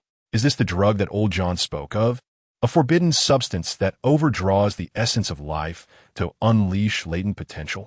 Her voice was frigid when Yiling gingerly lifted the crystal vial, scrutinizing it under the light. The viscous liquid inside resembled a sinister dark purple, as if it were steeped in the grievances of countless souls. Within the liquid, minuscule black particles seemed to writhe, as if they were alive. Carefully, he removed the cork, creating only the slightest opening and an indescribable aroma. A grotesque blend of rich blood, decayed herbs, and a peculiar, fetid scent characteristic of certain soul beast glands instantly permeated the air. This foul stench invaded their nostrils, inducing a mild dizziness in all three, causing their soul seas to tremble slightly. When Yiling's complexion paled dramatically as he hastily resealed the vial. Such potent medicinal properties. Even the scent possesses an overwhelming mental impact and allure. Old John was not exaggerating. This drug is likely far more insidious than merely draining life essence. His father, Wen Wuling, had also conducted research in pharmacology, and through exposure, Wen Yiling's perception of drugs was far beyond that of the ordinary. I can sense an incredibly violent, destructive energy contained within this substance, along with a bizarre aura that seems capable of distorting the very essence of life. What does Valdat intend to accomplish with this? Recalling old John's last, unfinished warning, be cautious of him, along with Valdat's eerie shadow spirit and his formidable power that surpassed documented accounts. A chilling conjecture took shape in Wen Yiling's mind. Valdat was likely employing this forbidden drug in conjunction with some malevolent ritual or technique to forcibly enhance, or even transform, himself. Is he conducting some kind of wicked human experimentation, or perhaps a sacrifice? Hu Liena's voice trembled slightly as she voiced the very suspicion that plagued Wen Yiling's thoughts. The disappearance of Feng Xiaoya's ring, the missing soul masters of the spirit hall, the potential list of victims in the cellar. Every fragment seemed to be interconnected by this vial of malevolent potion, pointing towards a darker, more horrifying truth. We must immediately deliver these two items, along with our findings, to our teacher, Hu Liena declared resolutely. This will serve as the most crucial evidence to condemn Valdat. It will also elucidate the source of his power. Her words echoed in the oppressive living room, laced with an almost imperceptible weariness and a determination akin to a final stand. Having been ensnared in this clouded town for nearly 3 weeks, they had struggled like trapped beasts, paying a bloody price. Yan's severe injury, Xiaoyu's shoulder.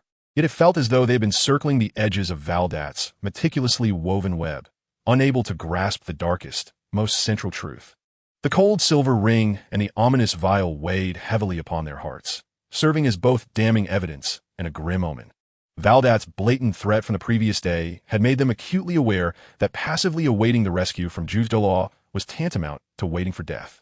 They must take the initiative to find the crucial evidence that could turn the tide before the other party completely tore off the mask and struck with ferocity. Create a disturbance, Wen Yiling mused, digesting Hu Liena's words, his mind racing. The vast, thorny forest on the outskirts of the town instantly materialized in his mind.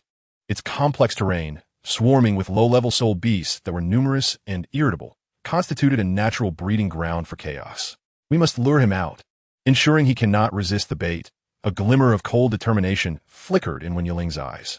Doesn't he wish to witness our plight, to see us perish? Then let us present him with a grand spectacle, a soul beast massacre so compelling that he cannot help but come to witness it in person. He turned to Hu Liena, his thoughts crystallizing further. Sister Nana, you were right. Deep within that thicket resides several territorial soul beasts, notably the ironback, thorn pig, and the corrupted venomous spider, both known for their heightened sensitivity to blood. We merely need to create a sufficiently bloody and shocking hunt at the fringes of their territory, ensuring the commotion is substantial. The fluctuations in soul power must be severe. It would be ideal to disguise it as though our team were besieged by a formidable horde of soul beasts, engaged in a desperate battle, on the brink of collapse. Given Valdat's twisted sense of humor and his trepidation regarding us, or rather, his desire to witness our annihilation, he will undoubtedly seize this opportunity to confirm our demise. Precisely. Hu Liena immediately grasped the plan, her gaze sharpening. A feint and a diversion. Yin and I will create the chaos, drawing Valdat's attention along with his main forces. Xiaoyu. She turned to the still pale, yet resolutely determined Xiaoyu. You will infiltrate his mansion amidst the turmoil. Our target is clear. The storage room we previously breached, which was left utterly bare, and that peculiar office of his. Last time, we were rushed, and we surely overlooked something. Traps, secret compartments, energy fluctuations. Use your moonblade to sense them carefully. We must uncover the secrets hidden within that empty room, as it may very well be the key to accessing the underground or revealing concealed evidence. Xiaoyu nodded vigorously, his voice hoarse yet infused with ironclad resolve. Understood. I will excavate it at the swiftest pace. You all must be cautious. Delay him. Do not engage in direct confrontation. His gaze swept over Hu Liena before settling on Yan, whose complexion remained less than optimal, filled with concern. Although Yan's condition had stabilized, the overdrawn essence and sluggish soul power had not fully recovered, posing a significant risk if he were to participate in high-intensity combat. Rest assured, brother Yu. Yan forced himself to straighten, attempting to conjure a carefree smile, yet the movement tugged at his abdominal injury, drawing a sharp intake of breath and twisting his grin into something more pained. I'm tough. I want to be a hindrance this time. If I can't win, I'm a master at creating chaos. Flames of defiance burned in his eyes, the humiliation of being easily defeated by Valdat the previous day fueling his resolve. The plan was swiftly finalized. The four of them seized the last moments to adjust their breathing, prepare the potion, and check their equipment. Wen Yiling specifically concocted several types of special powders capable of mimicking the aura of powerful soul beasts, designed to provoke frenzy in soul beasts within short period. Meanwhile, Hu Liena meticulously rehearsed the tactical details of luring and delaying Valdat. Xiaoyu repeatedly polished his moonblade, the cold, sharp edge reflecting his focused and serene visage, as if merging with his martial spirit, enhancing his sensitivity to subtle energy fluctuations. Chapter 12. Secrets of the Room. The following day, at dusk, the setting sun resembled a colossal, bloodied wound across the sky, sagging on the western horizon, saturating the entire twisted and grotesque thorn forest in a stifling dark red hue. The gnarled, spiny vines stretched wantonly in the twilight, akin to countless tentacles reaching from the abyss of hell, craving flesh and blood. The air was thick with an unresolvable stench of decaying vegetation, intermingled with the foul odor characteristic of soul beast dens, rife with a metallic tang and a rancid aroma. Each breath felt heavy and viscous in their lungs. Hu Liena, Wen Yiling, and Yin, three spectral figures, stealthily infiltrated a relatively open depression at the heart of the thorn forest, utilizing their agile physiques and exquisite control over their soul power. This location marked the convergence of several notoriously ferocious soul beasts, ironback thorn pigs, corrupted venomous spiders, and shadowclaw leopards, where the invisible territorial markers in the air were as volatile as a powder keg. This is it, Wen Yiling whispered, his voice barely above a murmur. He swiftly retrieved several fist-sized metallic spheres, intricately etched with complex circuitry, from the storage soul guide at his waist. Within the sphere lies a meticulously concocted, perilously volatile powder, infused with the concentrated essence of blood drawn from high-ranking soul beasts, rich with alluring factors. His arm muscles taut and straining. He summoned every ounce of strength to hurl the metallic orb towards the heart of the depression. Boom! As Wen Yiling deftly manipulated his soul power with the precision of a silken thread, the metallic sphere erupted mid-air. The acrid, blood-red dust, mingled with the intense scent of blood and madness, surged forth like a volcanic cloud, enveloping the hollow in a foreboding, viscous mist of blood. Roars and hisses erupted almost simultaneously from the thickets of thorns surrounding the depression, filled with a cacophony of fury, greed, and bloodthirsty instincts. The ground began to tremble violently, with dry branches and fallen leaves cascading down, while countless eyes, glimmering with shades of crimson, eerie green, and sickly yellow in the dim light, flickered to life like hellish stars amidst the shadows of the thorns. The heavy footfalls, the sound of claws scraping against rock, and the corrosive drip of venom coalesced into a terrifying tide, surging from all directions. Attack! Hu Liena's eyes gleamed with cold light as she barked, her voice slicing through the roars of the soul beasts. With unwavering resolve, Wen Yiling struck first, unleashing his fourth soul skill, Holy Fox Spirit Light. He no longer restrained his surging soul power, and the precious soul bone on his right arm erupted in a blinding radiance, almost tearing through the twilight. Countless scorching, twisted phantasms of flame, laden with intense psychic interference and dazzling visual effects, cascaded forth like a torrent of lava, shrieking as they relentlessly bombarded the massive boulders that loomed like hills within hollow. Boom! Boom! The earth-shattering explosions echoed in rapid succession. The hardened stone crumbled under the onslaught of ferocious energy, as if it were mere paper, shattering into fragments. The fiery eruption, enveloped in debris and dust, formed a colossal mushroom cloud, painting half the sky in hues of orange. The violent fluctuations of soul power surged like an invisible tsunami, wildly sweeping outward from the hollow. Next came Hu Liena, executing her third soul skill, Fox Transformation, followed by her first soul skill, Foxfire Command. Her figure became even more enchanting and agile as she activated her soul techniques. Her hands fluttered like butterflies, unleashing dozens of ethereal pink flames, each with a core temperature of immense heat, raining down with precision upon the ground exposed by the crumbling rocks and the surrounding thickets. She deliberately restrained the direct lethality of the flames, but amplified the explosive shockwaves, dazzling effects, and the thunderous sounds of soul power colliding to their utmost. Each explosion was accompanied by the crackling sound of thorns igniting and the intensified scent of char, creating a scene of utter carnage on the battlefield. My turn. With a roar filled with fiery wrath, Yin, despite the searing pain from his still healing wounds, unleashed his second soul skill, Granite Rock. His fists clenched tightly, the earthy yellow soul power enveloped his arms like a tangible armor, and he slammed down onto the ground beneath him. Thud! The sound resonated like a giant drum exploding.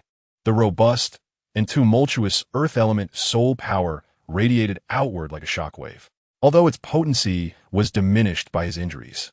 The resulting tremors and the clouds of dust that soared into the air were equally astonishing in their visual impact. The ground rippled like waves, fissures spiderwebbed across the terrain, and countless small stones were jolted into the air. The trio moved in perfect harmony, unleashing their formidable soul power without restraint, even exaggerating it intentionally. The deafening explosions and the enraged roars of the soul beasts reverberated through the heavens, while the thunderous clashes of energy sounded like a tempest in their ears. The soaring flames, the billowing dust, and the chaotic turbulence of soul power created a scene of utter mayhem, visible and audible even from miles away. The once tranquil hollow was transformed into a hellish battleground, as if embroiled in a fierce siege. Deep within the thicket, chaos reigned like boiling oil. The volatile powder and the scent of blood, meticulously prepared by Wen Yiling, ignited the ferocity of this savage land. Deep growls, sharp hisses, and heavy stomping mingled with the sound of splintering trees, surging from all directions. Countless eyes, glimmering with greed and ferocity, flickered to life like lanterns of hell within the twisted thorns, rapidly closing in. They're coming, Yin growled lowly, his face pale and the purple bruise on his abdomen throbbing painfully, yet his eyes burned with indomitable fighting spirit. He summoned his soul power, igniting his fists with dark red flames, executing his second soul skill, Granite Rock. A thick layer of earthy yellow light enveloped him, resembling an impenetrable wall of stone. The first to break through the thorny barrier was a horde of robust, tusked ironback thorn pigs. Their tough hides and muscular frames charged forth like moving hills, propelled by a foul wind, careening towards the trio that had wrought this chaos. Scatter! Hu Liena commanded sharply, her form gliding like a specter as she narrowly evaded the savage charge of a massive pig. A flicker of pink light ignited in her eyes. She did not unleash powerful soul techniques, but instead flicked several small pink flames from her fingertips, targeting the pig's relatively weak eyes and snouts with precision. Though small, the foxfire burned with a searing pain that instantly elicited anguished howls from the leading pigs, momentarily halting their advance. When Yiling flitted through the gaps between the soul beasts like a butterfly among flowers. From his right arm, a dark red wrist blade erupted silently, gleaming with lethal coldness. Blood-Eye Blade, he called softly, his eyes flashing crimson as a solidified blood energy blade arced not towards the soul beast directly, but rather, with a life of its own, it carved an eerie trajectory, precisely slicing into a shadowy leaping figure, a shadow blade leopard that sought to ambush from behind Yin. With a swift thrust, the blood blade effortlessly pierced the leopard's neck, unleashing a warm rain of blood. The beast emitted no cry before collapsing heavily to the ground. Convulsing as life slipped away, Yin bore the greatest burden. He not only had to confront the onslaught of several ironback thorn pigs, but also remain vigilant against smaller soul beasts attacking from other directions. He roared his fists, imbued with the weight of granite rock, crashing into a massive pig's ribcage, sending it staggering back with a pained shriek. Simultaneously, the flames igniting on his body incinerated several fist-sized, corrupted wolf spiders attempting to climb onto him, producing crackling explosions and a pungent smell of charred flesh. Hu Liena navigated effortlessly through the throng of beasts, her primary task being to control the battlefield and create the illusion of a hard-fought struggle rather than a simple massacre. Occasionally, she would intentionally allow one or two weaker soul beasts to rush at Wen Yiling or Yin, who would then have to laboriously dispatch them, maintaining the precarious facade. The pink foxfire and ethereal blue soul light entwined amidst the cacophony of explosions and the wails of soul beasts, transforming the hollow into a chaotic battlefield of clamor and death.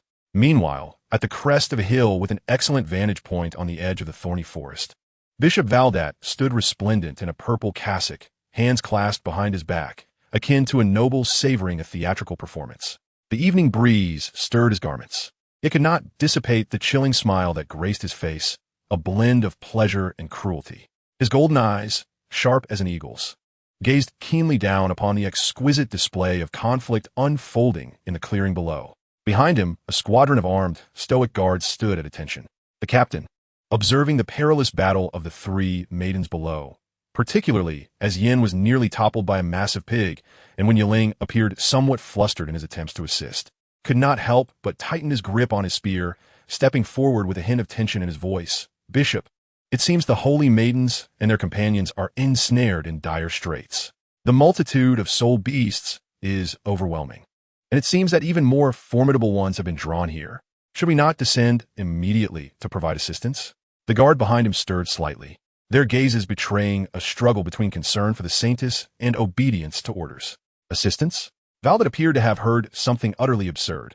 He let out a brief, cold scoff without turning his head, his gaze still firmly fixed on the flickering flames and shadows below in the forest, with the tone dripping with condescension and unabashed malice. He questioned, "Why offer assistance? Do you not see? Our revered saintess, along with her two Golden Generation companions, are reveling in their little game."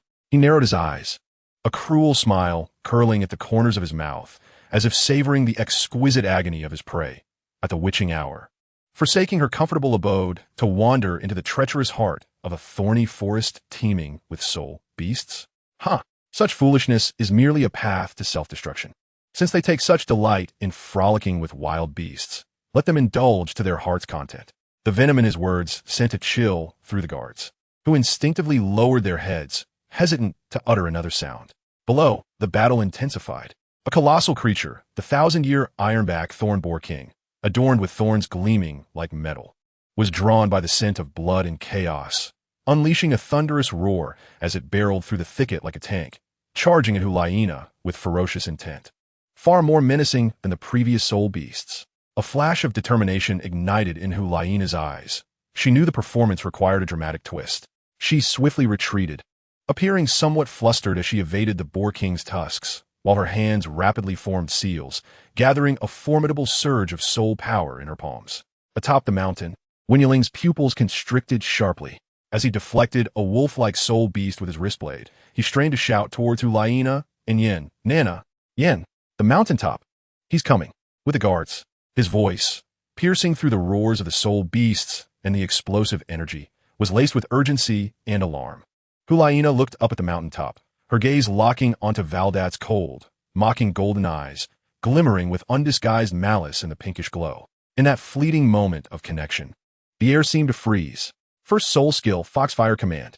She cried out, and a colossal, blazing pink fireball in the shape of a fox surged into the sky. This fireball was not aimed at the soul beast, but sliced through the air with a shrill whistle, like a flare shot into the heavens. In the dim twilight, this immense and radiant pink foxfire stood out strikingly, illuminating a vast expanse of the forest and casting an eerie pink hue upon the indifferent faces of Valdat and his companions atop the mountain. Valdat, observing the rising, provocative fireball and the vigilant, hostile glare from Yling below, felt his smile gradually fade, replaced by a cold, menacing disdain as if offended by mere ants. He slowly raised a hand towards the chaotic battleground below, fingers curling as if to crush the struggling insects in his palm, along with the forest itself. Meanwhile, near the town's official residence, Seiyu lay hidden in the shadows of dense, evergreen vines, blending seamlessly into the environment like a cold stone. His breath was subdued to the point of near cessation, heartbeats slow and heavy. His keen, eagle-like gaze pierced through the dusk, fixating intently on the two-story stone building, which loomed in the gloom like a slumbering behemoth. Every brick, every window was etched in his mind, when, from the direction of the town, a towering pink flame erupted from the depths of the thorny forest, accompanied by a chaotic surge of soul power potent enough to shatter the composure of ordinary soul masters. The long-repressed cold light in Seiyu's eyes burst forth. This was the moment. Without a hint of hesitation, he sprang forth like a tightly coiled spring released. His form morphed into a blurred, shadowy arrow, shooting forth. His target was not the potentially lax main entrance, but rather the relatively low side wall he had previously sliced with his moonblade. Swish! Swish! Two moon blades, emanating an icy chill, silently sprung forth, pressed tightly against his arms. Seiyu concentrated his pure, sharp soul power at the blade tips, tracing the nearly imperceptible marks left from his previous incision, slicing once more with precision. Sizzle, sizzle. This time, the sound of the cut was even more subtle, akin to a hot knife gliding through solidified grease. The sturdy stone bricks crumbled under the moon blade's exquisite sharpness, fragile as tofu. The incision widened and deepened swiftly, debris cascading down. A narrow, dark opening barely wide enough for a single person appeared once more in the wall. Seiyu did not pause. His body slithered into the opening like a serpent. He found himself in the familiar, dim corridor, thick with dust and the musty scent of aged wood. The cold, lifeless air enveloped him. He held his breath, heightening his senses to unprecedented levels, capturing the ripples of soul power, the disturbances of airborne dust, and even the faint tension of hidden mechanisms beneath the walls and floors. Everything was meticulously analyzed by his rigorously trained mental faculties. The moon blade in his hand transformed from a mere weapon into the most sensitive of detectors, emitting a high-pitched hum akin to a hummingbird's wings. As the waves of soul power silently spread like water ripples, probing the surroundings. With a clear objective, his steps were silent yet swift as he made his way to the cluttered room that Yling had forcibly breached. Upon re-entering this cramped, low space, Seiyu's heart plummeted empty, still devoid of anything. The bare walls bore only peeling paint and exposed bricks, the floor blanketed in thick dust, with clear impressions of their chaotic footprints from the last intrusion. Everything appeared so ordinary, so despairingly mundane. Impossible, there must be something amiss. Seiyu's eyes sharpened like a blade, a cold obsession igniting within him. The previously triggered high-frequency alarm, Valdat's fleeting tension and anger, were seared into his memory. This was no ordinary storage room. He closed his eyes, dismissing all visual distractions, immersing his mind completely in the connection with the moonblade. More soul power, infused with his unique sharpness and chilling aura, flowed steadily into the blade. Hum, hum, hum. The moonblade's humming grew clearer and more rhythmic. The probing waves of soul power solidifying, like invisible tendrils meticulously sweeping through every crevice of the walls, every stone of the floor, every beam of the ceiling. Inch by inch, time seemed to stretch as only the hum of the moon blade and Seiyu's heavy heartbeat echoed in his ears. Suddenly, as the waves of soul power swept near the inner wall corner, brushing against a seemingly indistinguishable gray stone brick, an abrupt and dissonant tremor, faint as the snap of a violin string, emerged in the hum. This tremor was so subtle it could easily be overlooked. Had Seiyu not been in perfect harmony with the moon blade and utterly focused, he would have never perceived it. Here, Seiyu's eyes flew open, his sharp gaze locking onto that stone brick. He swiftly crouched down, meticulously running his fingers across the cold, hard surface of the stone brick, exploring its edges and seams without a hint of disdain. The texture of the stone brick seemed indistinguishable from others. Yet as he cautiously infused a minuscule thread of extraordinarily pure, concentrated soul power, imbued with the cutting characteristics of the moonblade, into a nearly imperceptible fissure at the edge of the brick, a faint, pulsating energy feedback akin to a heartbeat emanated from within. This feedback was neither an energy barrier of a defensive soul-guided device, nor the accumulating fluctuations of an offensive trap. It resembled a clandestine energy circuit requiring a specific key for activation, intended for recognition and validation. The heart of Evil Moon raced violently.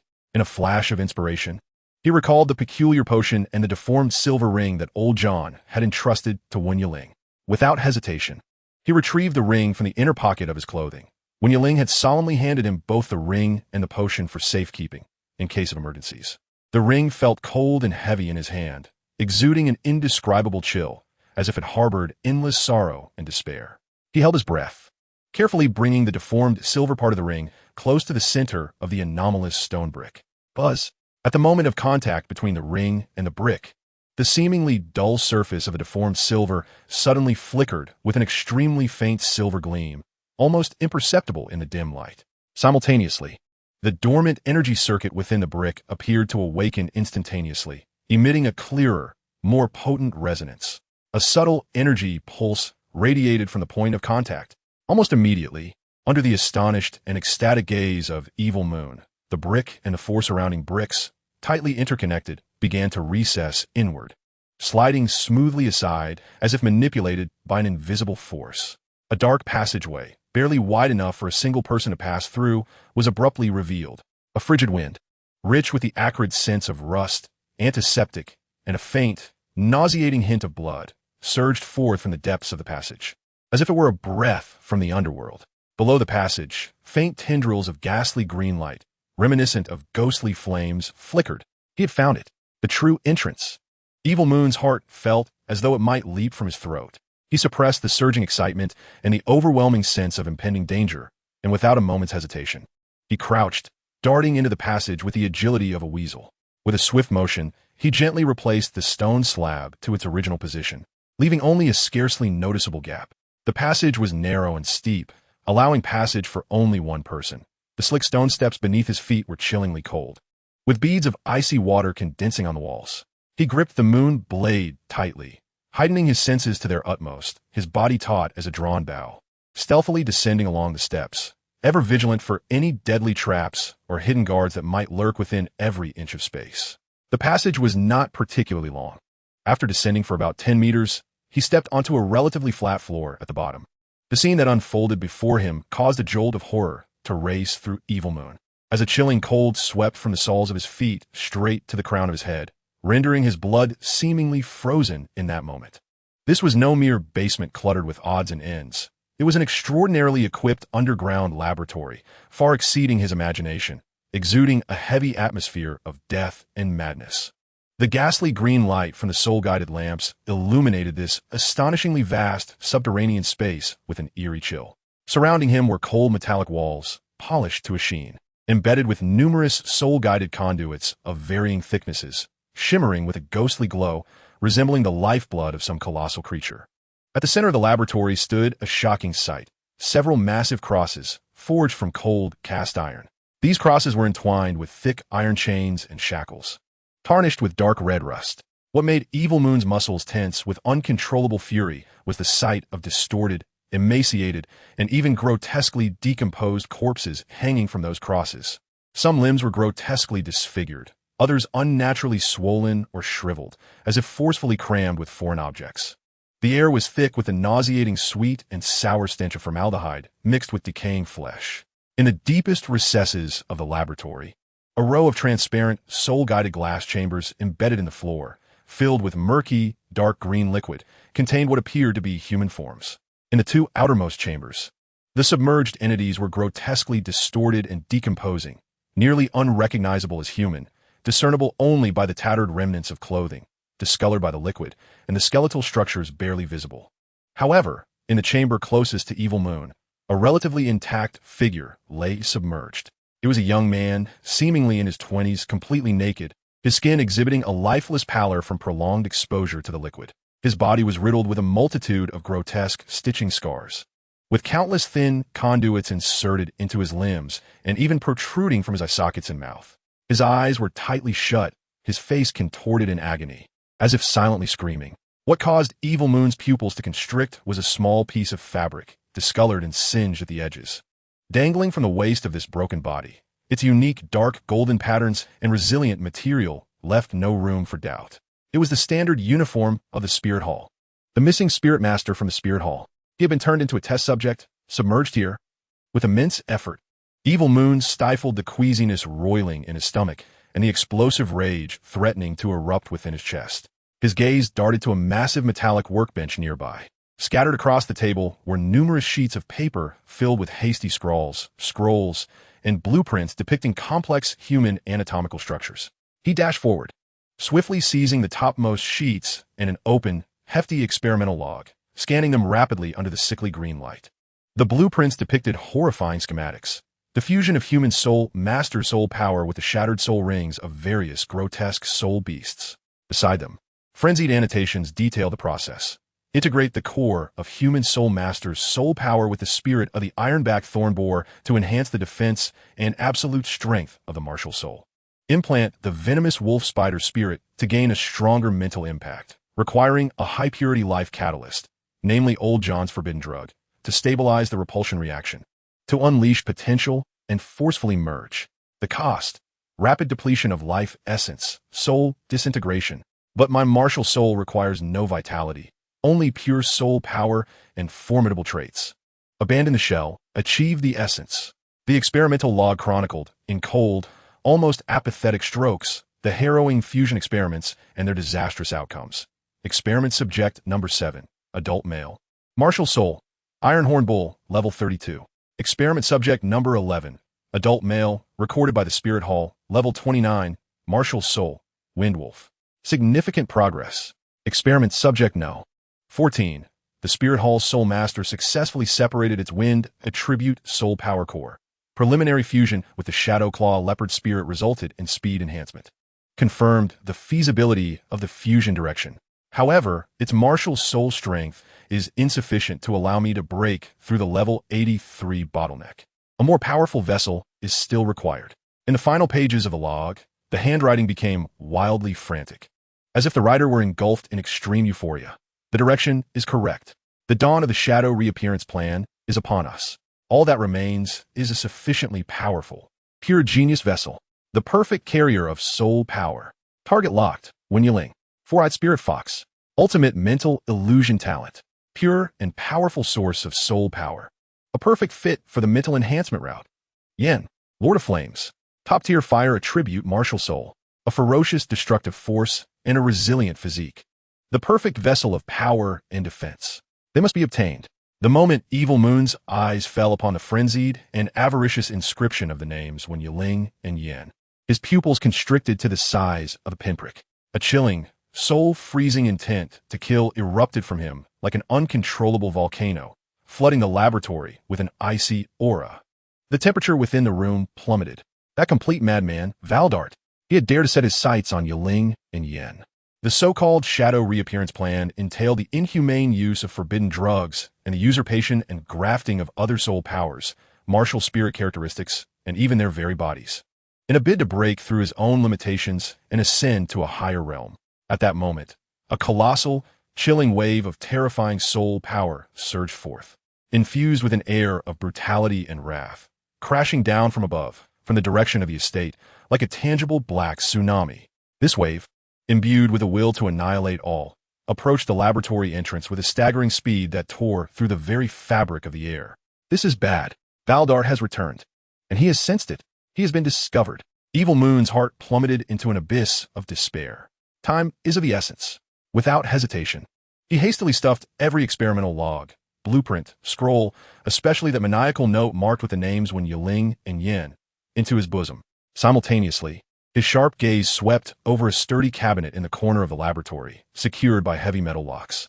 With fierce determination, Moon Blade struck down with all his might. Clang! The jarring clash of metal reverberated through the dim laboratory, accompanied by a shower of dazzling sparks. The robust metal lock snapped with a resounding crack. The cabinet door flew open, revealing neatly arranged vials, identical to those at Old John's, glimmering with an ominous dark purple light. Labels adorned the bottles. Life Catalyst. Special concentrated type. A glint of cold light flashed in Evil Moon's eyes as he decisively swept all these vials, containing deadly temptation and endless suffering, into his storage soul guide. These were undeniable evidences of Valdart's deranged scheme. Above him, the heavy thuds of footsteps, echoing like the beat of a giant drum, reverberated through the layers of soil and stone. The walls and floor were being violently torn apart by the frenzied soul power, producing terrifying crashes. Debris and dust cascaded down from the ceiling like a torrential downpour. Valdart's voice, filled with boundless murderous intent and roaring like a hellish demon, pierced through the layers of obstruction, resonating clearly in Evil Moon's ears. Damn little mouse. How dare you trespass on my territory? Planning to steal? Just wait. You cannot escape. The retreat had been completely cut off. Above him loomed the wrathful Soul Master. Evil Moon found himself ensnared in an unprecedented life-or-death predicament. He abruptly turned, his back against the cold, blood-stained cross, as two moon blades crossed before him, their blades humming with the utmost infusion of soul power. In the dim laboratory, his eyes burned with an indomitable, desperate flame, akin to a moth drawn to the flame, fixating on the entrance that was about to be utterly destroyed. The footsteps above sounded like the death knell, each step heavy upon his heart, while the chilling shadow of death enveloped him entirely. Meanwhile, the performance deep within the thorny forest reached its zenith. Hu Liena, Wen Yiling, and Yin were perilously engaged with several enraged, bloodshot-eyed thousand-year ironback thorn pigs, creating greater explosions and chaos to draw the attention of any onlookers from the direction of the town. Unbeknownst to them, their meticulously crafted strategy to lure the tiger from its den had been unraveled by Valdart. Evil Moon was alone, trapped in the depths of that mad laboratory, teetering on the brink of disaster. The true, deadly crisis had only just begun. The eye of the storm had shifted to this blood-soaked, frenzied, underground lair. Chapter 13. The Sacrifice of the Evil God.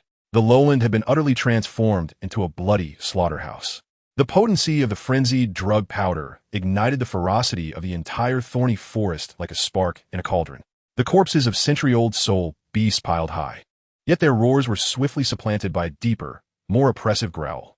The dense thickets of thorns were torn apart by a ferocious force, and several massive figures, exuding the might of thousand-year soul beasts, stomped over the bodies of their fallen comrades, invading the battlefield with an aura of destruction. One, covered in a dark purple crystal-like shell, resembling a giant lizard, emitted a deafening roar, its robust tail sweeping through the ranks, reducing the thick thorns to dust. Meanwhile, 3,000-year shadow leopards, larger than before and moving like phantoms, silently emerged from the shadows, their eerie green eyes locking onto Yin, whose soul power was slightly sluggish. Be cautious of the thousand-year beasts, Hu Liena warned sharply, her eyes glowing with pink light as the ethereal image of the nine-tailed fox flickered behind her. She formed hand seals, launching several condensed, tangible blue foxfire arrows aimed precisely at the weaker joints of the crystalline armored dragon, seeking to slow its charge. The foxfire detonated, sending shards of ice and purple shell fragments flying, causing the crystalline armored dragon to roar in pain. Its momentum slightly hindered, yet its ferocity remained undiminished. However, the true peril came from behind Yin. A thousand-year shadow leopard seized upon the fleeting vulnerability as Yin braced himself against the impact of the crystalline armored dragon. Like a deadly assassin merging with the shadows, it leapt silently from the twisted branches of a gnarled tree, moving so fast that it left behind only a blurred black line. Its sharp claws, accompanied by a piercing shriek that sliced through the air, struck fiercely at Yan's back. Yen, Wen Yiling's eyes widened in horror. He was too far away. Rescue was futile. Boom! A dull thud resounded. Yin was struck solidly in the back by this meticulously planned ambush.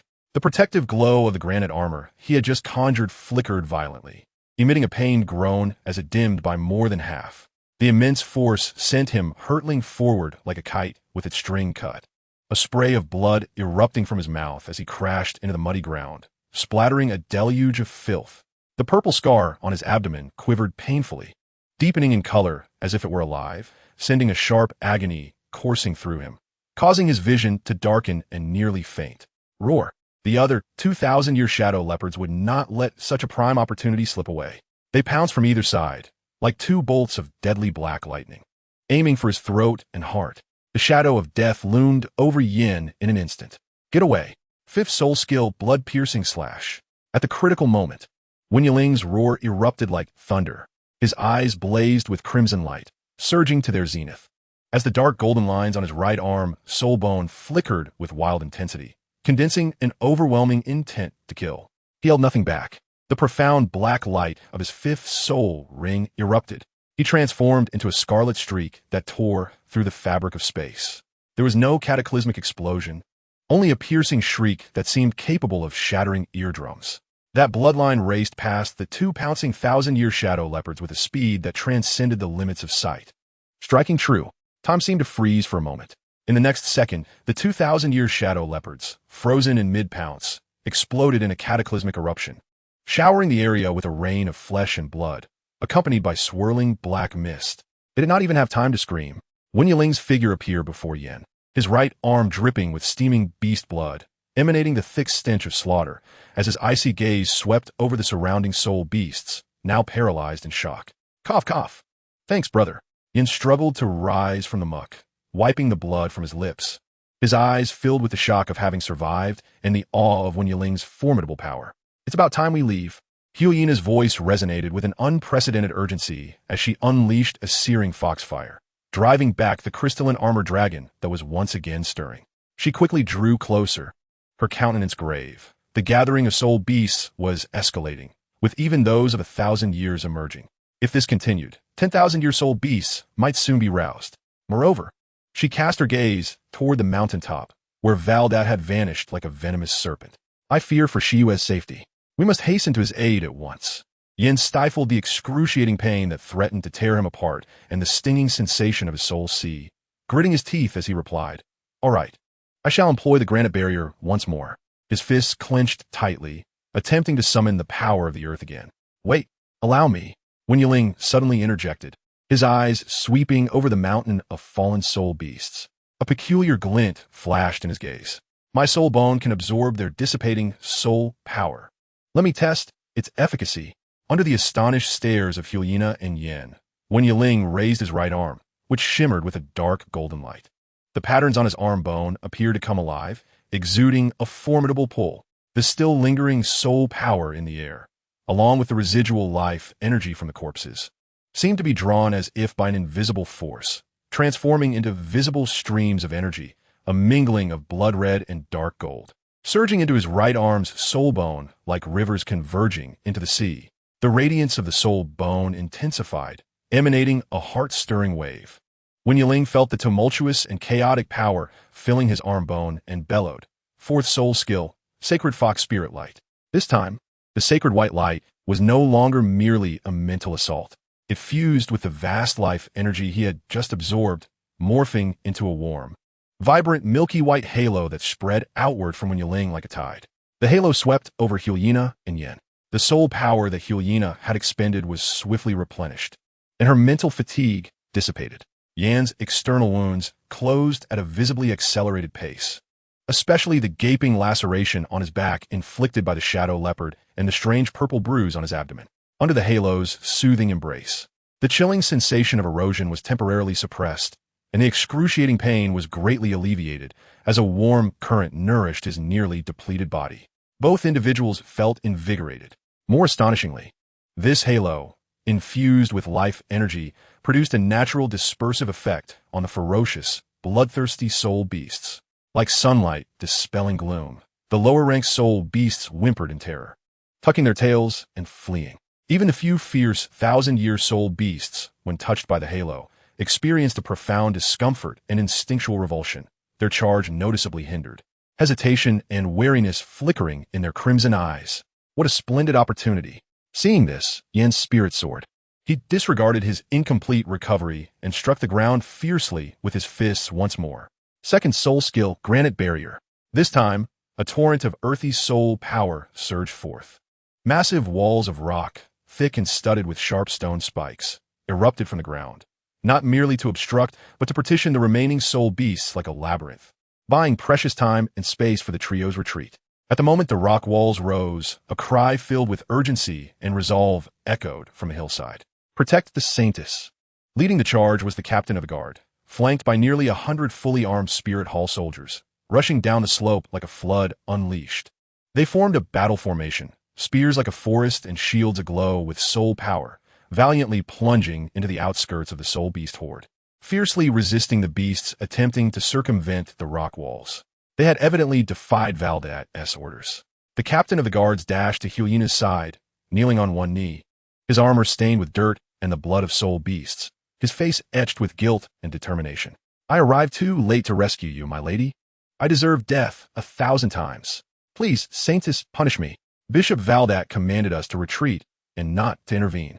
Yet, I cannot stand idly by while you were in peril. He raised his head, his eyes aflame with anger and confusion over Valdat's orders. Then why have you come down now? Where is Bishop Valdat? Wen Yiling's fury ignited as he questioned sharply, his gaze cutting through the captain like a knife. The blood on his right arm was still fresh, emanating a chilling, killing intent that sent a shiver through the soldiers. My lord. The captain met Wen Yiling's gaze without flinching, his voice booming. Shortly after the Saintess signaled with a flare, Bishop Valdat departed alone. Before leaving, he ordered us to retreat immediately and not to err. But he clenched his fist tightly, knuckles turning white, as he looked at the Saintess and the two lords ensnared in the encirclement. I, along with my brothers, could not remain spectators. The duty of the Spirit Hall is to protect, not to abandon. The soldiers behind him straightened their spines, eyes steadfast, their actions echoing their resolve. He was about to rebuke Valdat's coldness when Hu Liena silenced him with a glance. First, isolate the soul beasts. Her voice was calm, yet authoritative, pointing at the beasts that were momentarily held back by the soldiers, but still restless. Understood. Yin immediately grasped her intent, channeling his soul power and pressing his hands downward with force. Rise. Even thicker and more substantial rock walls rumbled upward, constructing a relatively solid temporary defense line along the edge of the depression, in conjunction with the soldiers' shield wall to momentarily hold back the surging tide of beasts. With the pressure alleviated, a brief respite enveloped the battlefield. Only then did Hu Liena step forward, personally helping the kneeling captain to his feet. Her gaze swept across the blood-stained, weary yet resolute faces before her, and her voice, though not raised, pierced through the tumult with clarity, infused with a profound understanding of the human heart. Warriors, you stand at the crossroads of fate.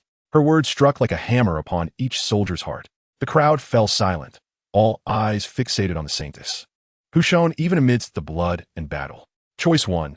Hu Liena's voice was calm, yet weighed with immense pressure. You may turn back now, returning to Bishop Valdat.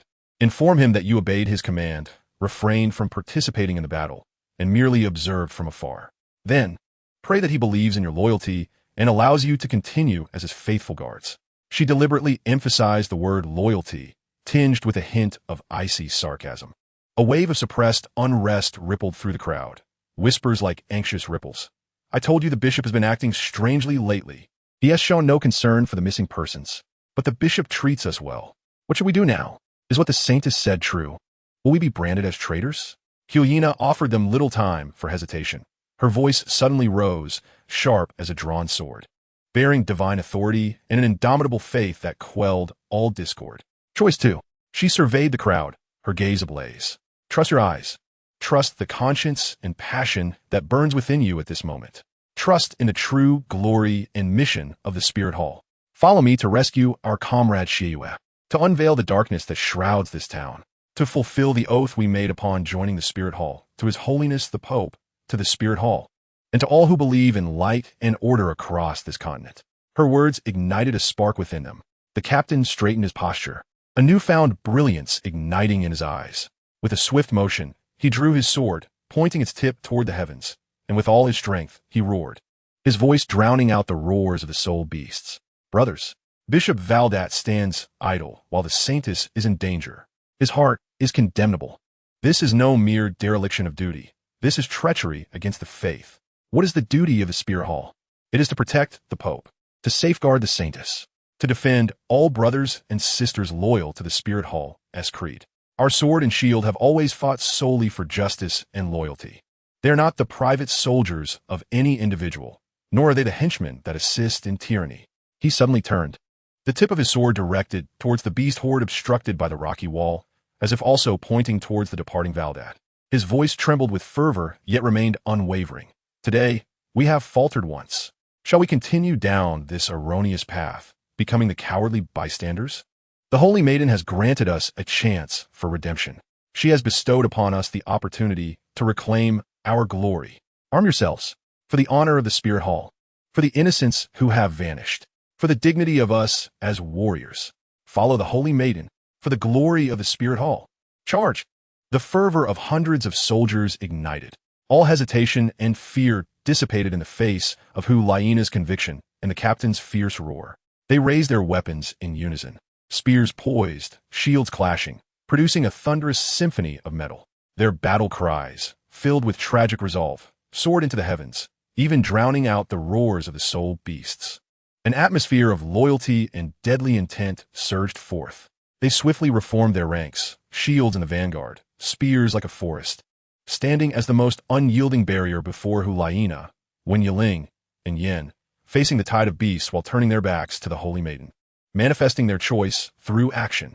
Hu Liena gazed upon this wall of flesh and loyalty, forged in iron will, and a flicker of emotion passed through her eyes. No longer hesitating, she decisively commanded, Yiling, Yen, we move. Guarding squad, heed my orders. Alternate cover, fight while retreating, break towards the town. Bias time, understood. Holy Maiden.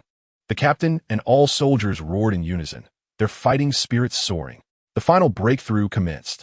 Their target was the small building shrouded in endless darkness and the sinister fate of death. The cold metallic walls reflected the ghastly green light of the soul guide lamps, while the air was thick with the scent of death, blood, and a nauseating, indescribable sweetness emanating from the decaying organs of soul beasts. Evil Moon leaned against the frigid cross, resembling a solitary wolf trapped in a dire situation, gripping the moon blade tightly. Its chilling edge quivering not from fear, but from the muscle spasms induced by overwhelming tension. The sound of footsteps echoed like a death knell in the desolate underground laboratory, growing ever closer, each step pressing upon Evil Moon's taut nerves. Little mouse, where are you hiding? Valdat's icy, mocking voice pierced through the layers of metallic apparatus, dripping with a nauseating delight. What a delightful surprise, daring to intrude upon my sanctuary. I'm most curious how you discovered this place. But it matters not, for the footsteps halted before a massive incubation chamber, soaked in the twisted organs of soul beasts, producing a dull thud as if admiring his prize collection. Soon, you shall become a cornerstone on my path to divinity, just like your predecessors. Your fate will mirror those failures, or perhaps be even more entertaining. Evil Moon held his breath, shrinking deeper into the shadow cast by the incubation chamber. The moment Valdat's gaze swept across the row of operation consoles, Evil Moon struck. Like a cheetah poised for the kill, he silently propelled himself off the smooth floor, pressing against the icy cross, moving with an unparalleled speed and precision, darting past the blind spot of Valdat's vision towards the singular escape route. However, Valdat was no easy target to evade. His seemingly casual stroll belied a heightened awareness of the soul power fluctuations throughout the entire laboratory. Ah, wish to play hide and seek? A chilling scoff echoed. Second soul skill, Eternal Night's Veil. Without even turning, Valdat casually waved a hand.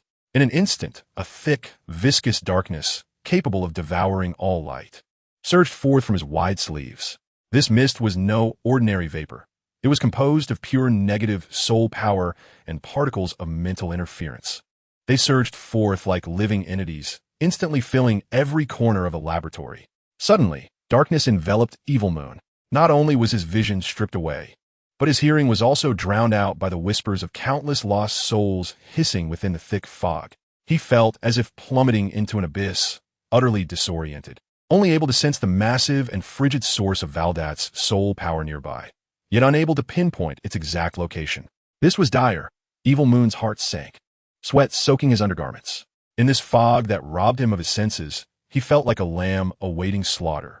Fifth soul skill, Death Silence. Valdat's cold voice reverberated like a death sentence within a mist.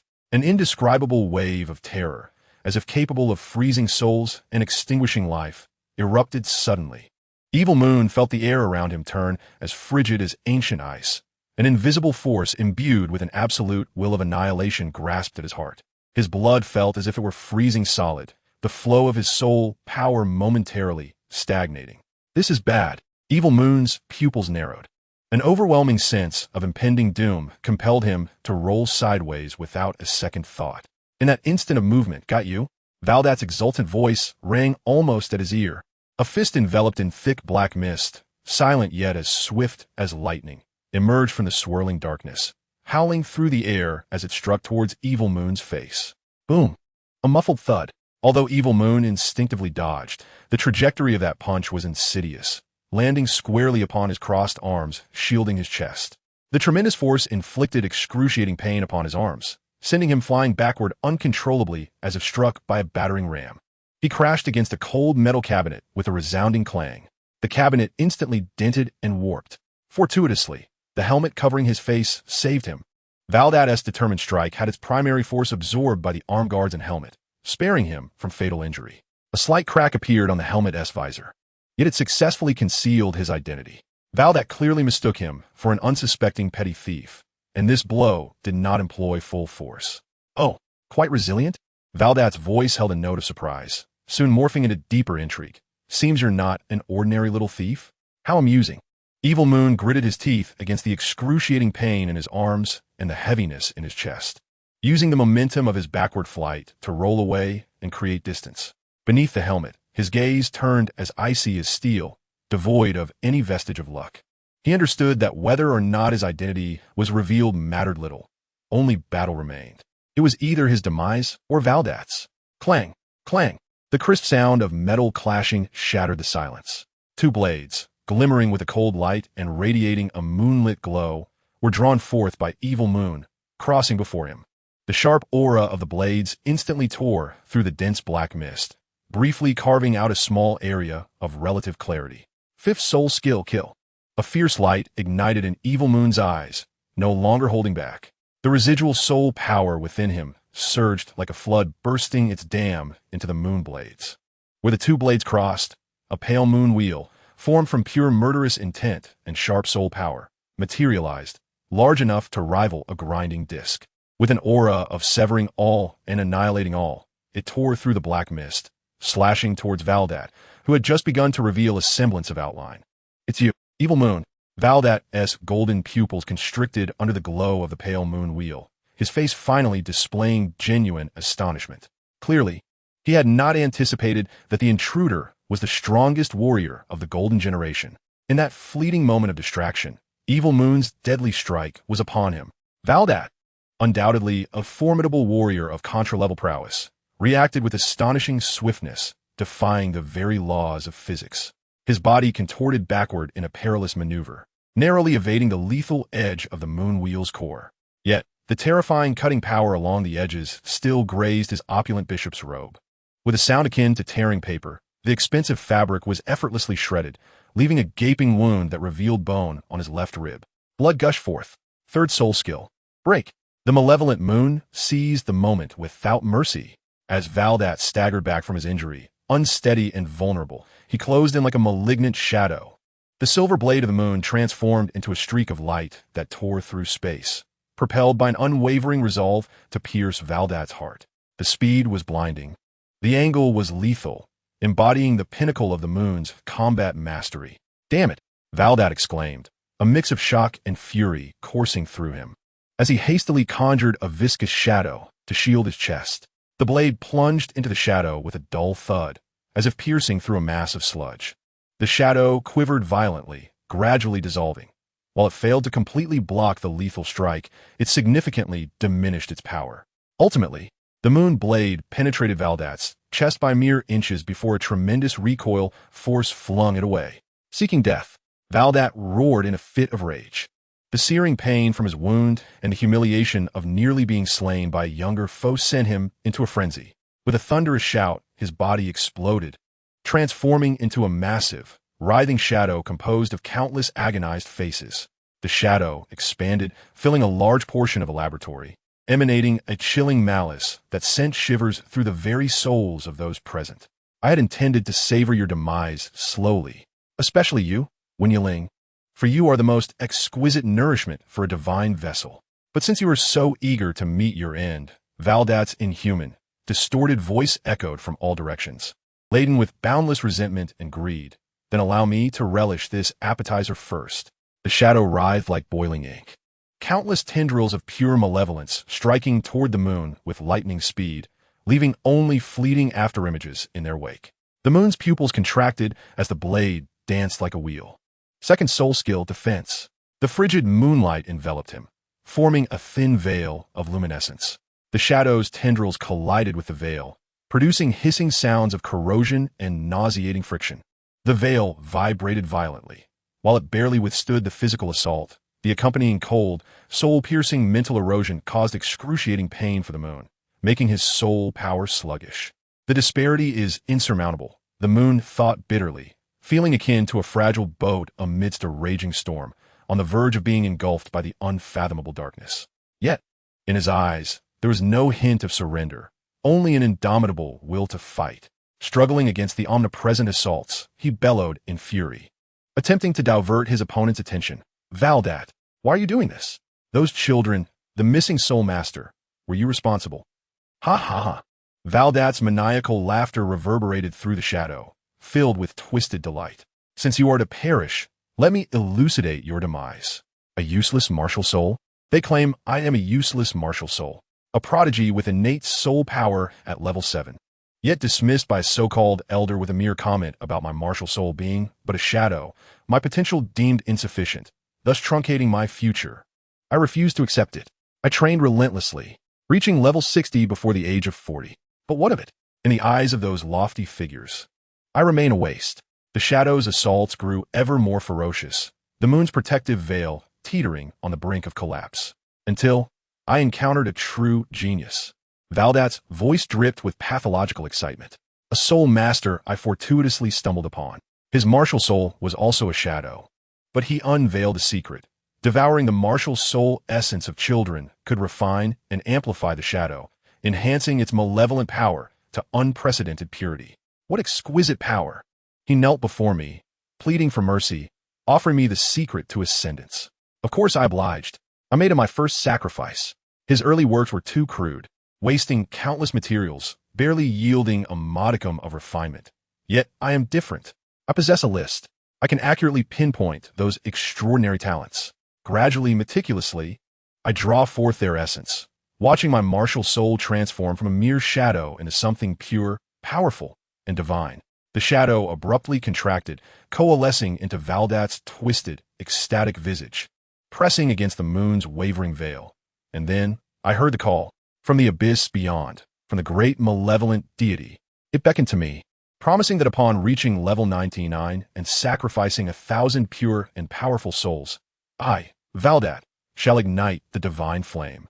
I shall become an eternal, indomitable, true god. Ha ha ha. Do you see? I am ever closer to my goal. And you, Moon, your soul, your power, shall become the most exquisite stepping stone for my ascension beyond the title of Douluo. Accompanied by this mad proclamation, a beam of pitch-black light, honed to perfection and seemingly capable of piercing the void, erupted from Valdat's fingertips, targeting the moon's forehead. Sixth soul skill, Annihilation Death Ray. The moon's soul quaked in terror. He channeled the remnants of his soul power frantically into his second soul skill. The veil blazed with extraordinary brightness. Boom! The inky death ray collided violently against the shield conjured by the moon blade. Like a hot knife cutting through butter, the veil barely endured for less than half a second before shattering spectacularly. The residual death ray continued unabated, grazing the edge of the moon's helmet. Behind him, the robust, specially alloyed walls of the laboratory melted away under the onslaught, forming a terrifying hole the size of a basin. Outside the hole lay the chaotic scene of the first floor of the mansion. The moon was hurled brutally by the explosive shockwave, his helmet shattered, revealing a bloodied forehead and a pale, yet resolute countenance. He crashed heavily to the ground, the moon blade slipping from his grasp as he coughed up blood. Do you see? This is the power bestowed by the divine. Valdat cackled maniacally, advancing with a condescending gaze upon the gravely injured moon. As for your companions, do not hold out hope. Those delectable morsels in the forest are more than enough for them to savor their final supper. Now, become a part of me. He raised his hand, conjuring a swirling vortex of darkness, ready to grasp the moon's head. In that critical moment, Valdat, your delusions must end. A thunderous roar, filled with unbridled fury, erupted from beyond the gaping hole in the wall. Following this, a massive volcanic rock, over a meter in diameter and covered in menacing spikes, with molten lava coursing within, descended like a meteor, bearing the terrifying might to annihilate all, and a piercing shriek that rent the air, crashing down upon Valdat's back. Yan's fifth soul skill, Blazing Sandstorm, unveiled its devastating fangs for the first time before the world. Boom! A cataclysmique explosion ensued. Valdat, caught completely off guard, was struck squarely by the blow containing Yan's wrath and power. The protective black energy surrounding him dissolved violently, akin to boiling water dousing snow.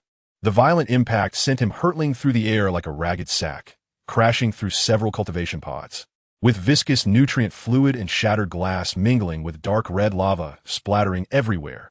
The lava clung to his robe and skin, emitting sizzling sounds of searing and acrid odors, inflicting excruciating agony. Valdat emitted a pained howl, struggling to rise from the wreckage, his once splendid robe in tatters, his exposed skin covered in burns and blisters, as disbelief and rage filled his gaze directed at the opening. At the mouth of the hole, dust and smoke swirled.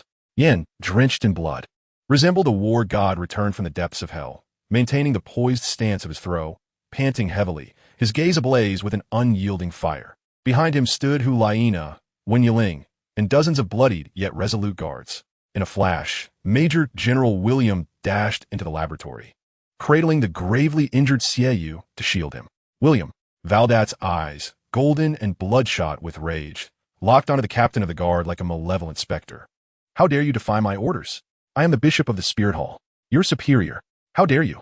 Do you wish to betray the church? He howled, disregarding his burns and disheveled appearance, lunging at Major General William like a wounded beast, moving so swiftly that he left only a dark streak in his wake. Protect the general. Protect the holy maiden. The guards shouted in unison, forming a phalanx. Second soul skill, Granite Rock. Yin Chong inhaled deeply, slamming his hands onto the ground. Several massive, dark red flames of molten rock erupted from the earth, striving to impede Valdat's charge. Yet, in his fury, the Soul Douluo was not to be trifled with. He did not even employ a soul skill, merely unleashing a barrage of fists shrouded in black energy. Bang! Bang! Bang! The sturdy lava pillars crumbled like brittle cookies. Debris and sparks scattered in all directions. The flames unleashed by Yan were effortlessly devoured by the swirling black energy enveloping Valdat, vanishing without a trace. Fusion. Hu Liena's icy voice rang out with undeniable conviction. The trio of Xiaoyu, standing firm with William's support, Wen Yiling, and Hu Liena resonated in soul power. A dazzling light erupted from them. Spirit fusion skill, enchantment. A pink mist, imbued with an otherworldly sweetness and potent mental disruption, spread like a living entity, filling the underground laboratory.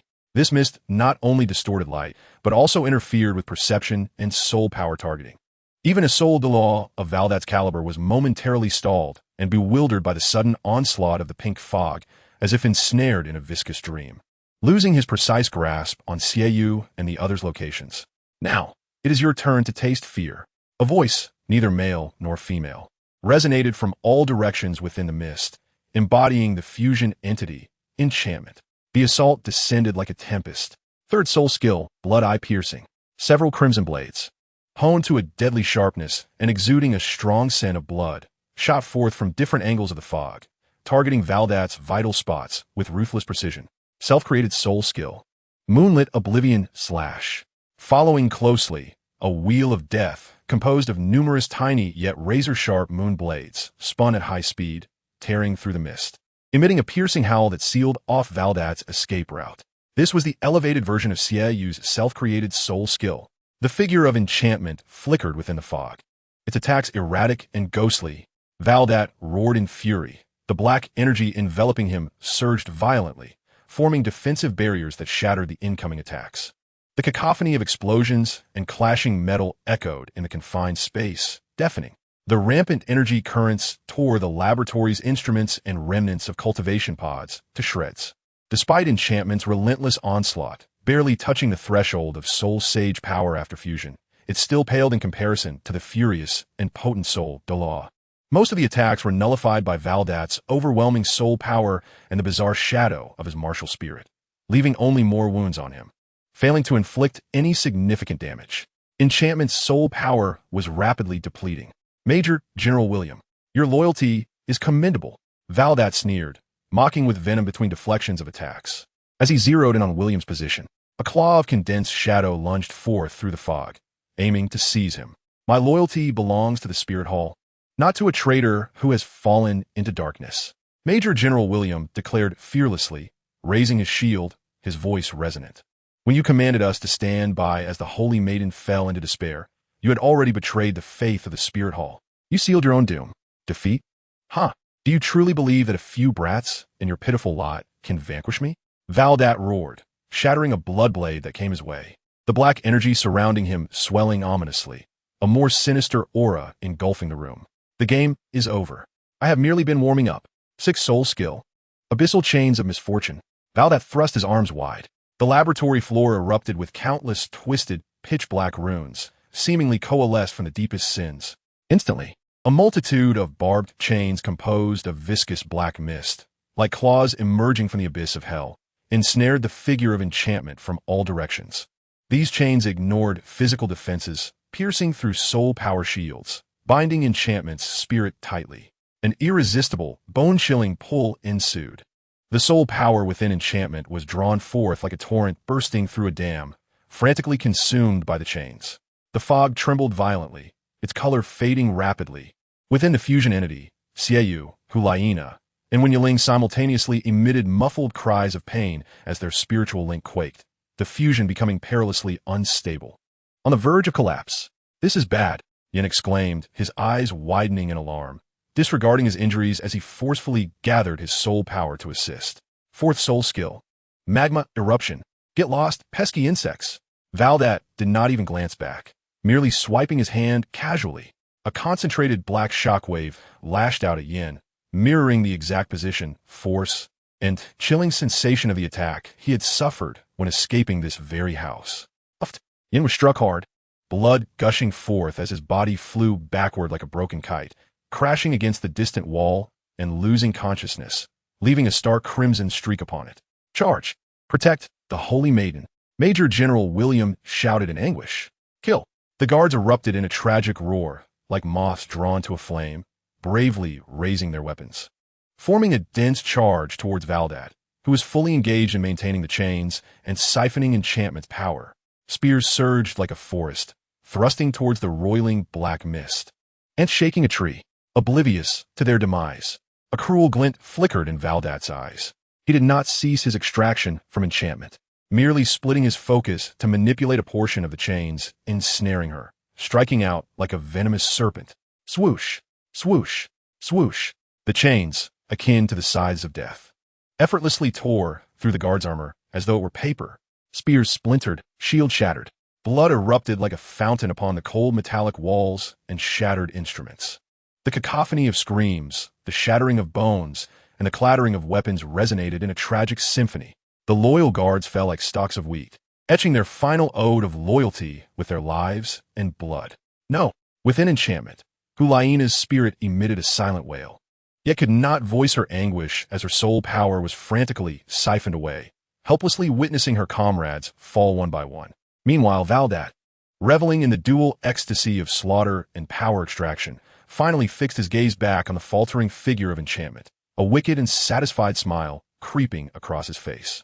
All nuisances have been cleared away. Now it's time to send you on your way. Become the cornerstone of my divine throne. Ignoring the feeble resistance of the remaining guards, he raised his empty left hand high, condensing a sphere of dark energy, compressed to its utmost, radiating waves of annihilation. Its target, the core of the mist, the essence of enchantment. Farewell, golden generation. The dark energy sphere, shrieking with the harbinger of death, tore through the air, hurtling forth with cataclysmic force. The alluring entity struggled in vain, yet the insatiable pull of the abyssal chains rendered it immobile, its soul power nearly extinguished. The pink mist writhed violently, on the brink of disintegration. In this moment of despair, with death looming ominously, the consciousness of Wen Yiling, ensnared by chains and already fading, was suddenly ignited by a faint yet remarkably warm and resilient golden light emanating from the inconspicuous dark golden pendant he had always worn close to his heart.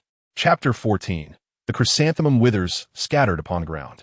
The golden radiance, akin to the nascent dawn, instantaneously rent asunder the oppressive despair enveloping the laboratory. This luminescence did not derive from any soul skill, but rather from the dark golden pendant adorning Wen Yiling's chest.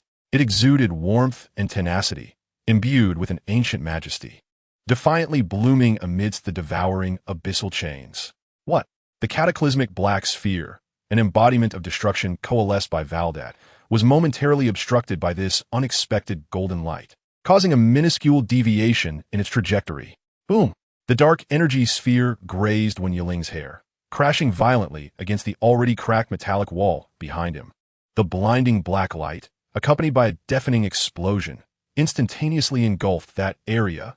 The sturdy alloy twisted and vaporized as if it were melting wax, leaving behind a massive pit several meters in diameter, its edges flowing with dark red molten metal. The ferocious shockwave, intertwined with fragments of destructive energy, swept through the laboratory like a tempest.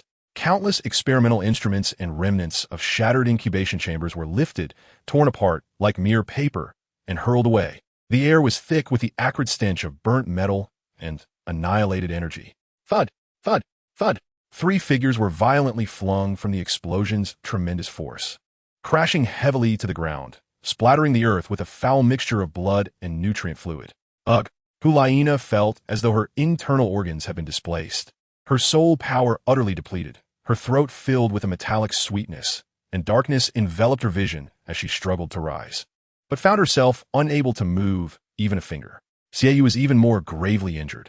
The backlash from the forced disintegration of his fusion body felt like 1,000 steel needles stirring within his sea of souls, coupled with Valdat's prior assault. He lay on the ground, vomiting blood, his consciousness teetering on the brink of oblivion. As for Wen Yiling, he had fallen closest to the explosion's center.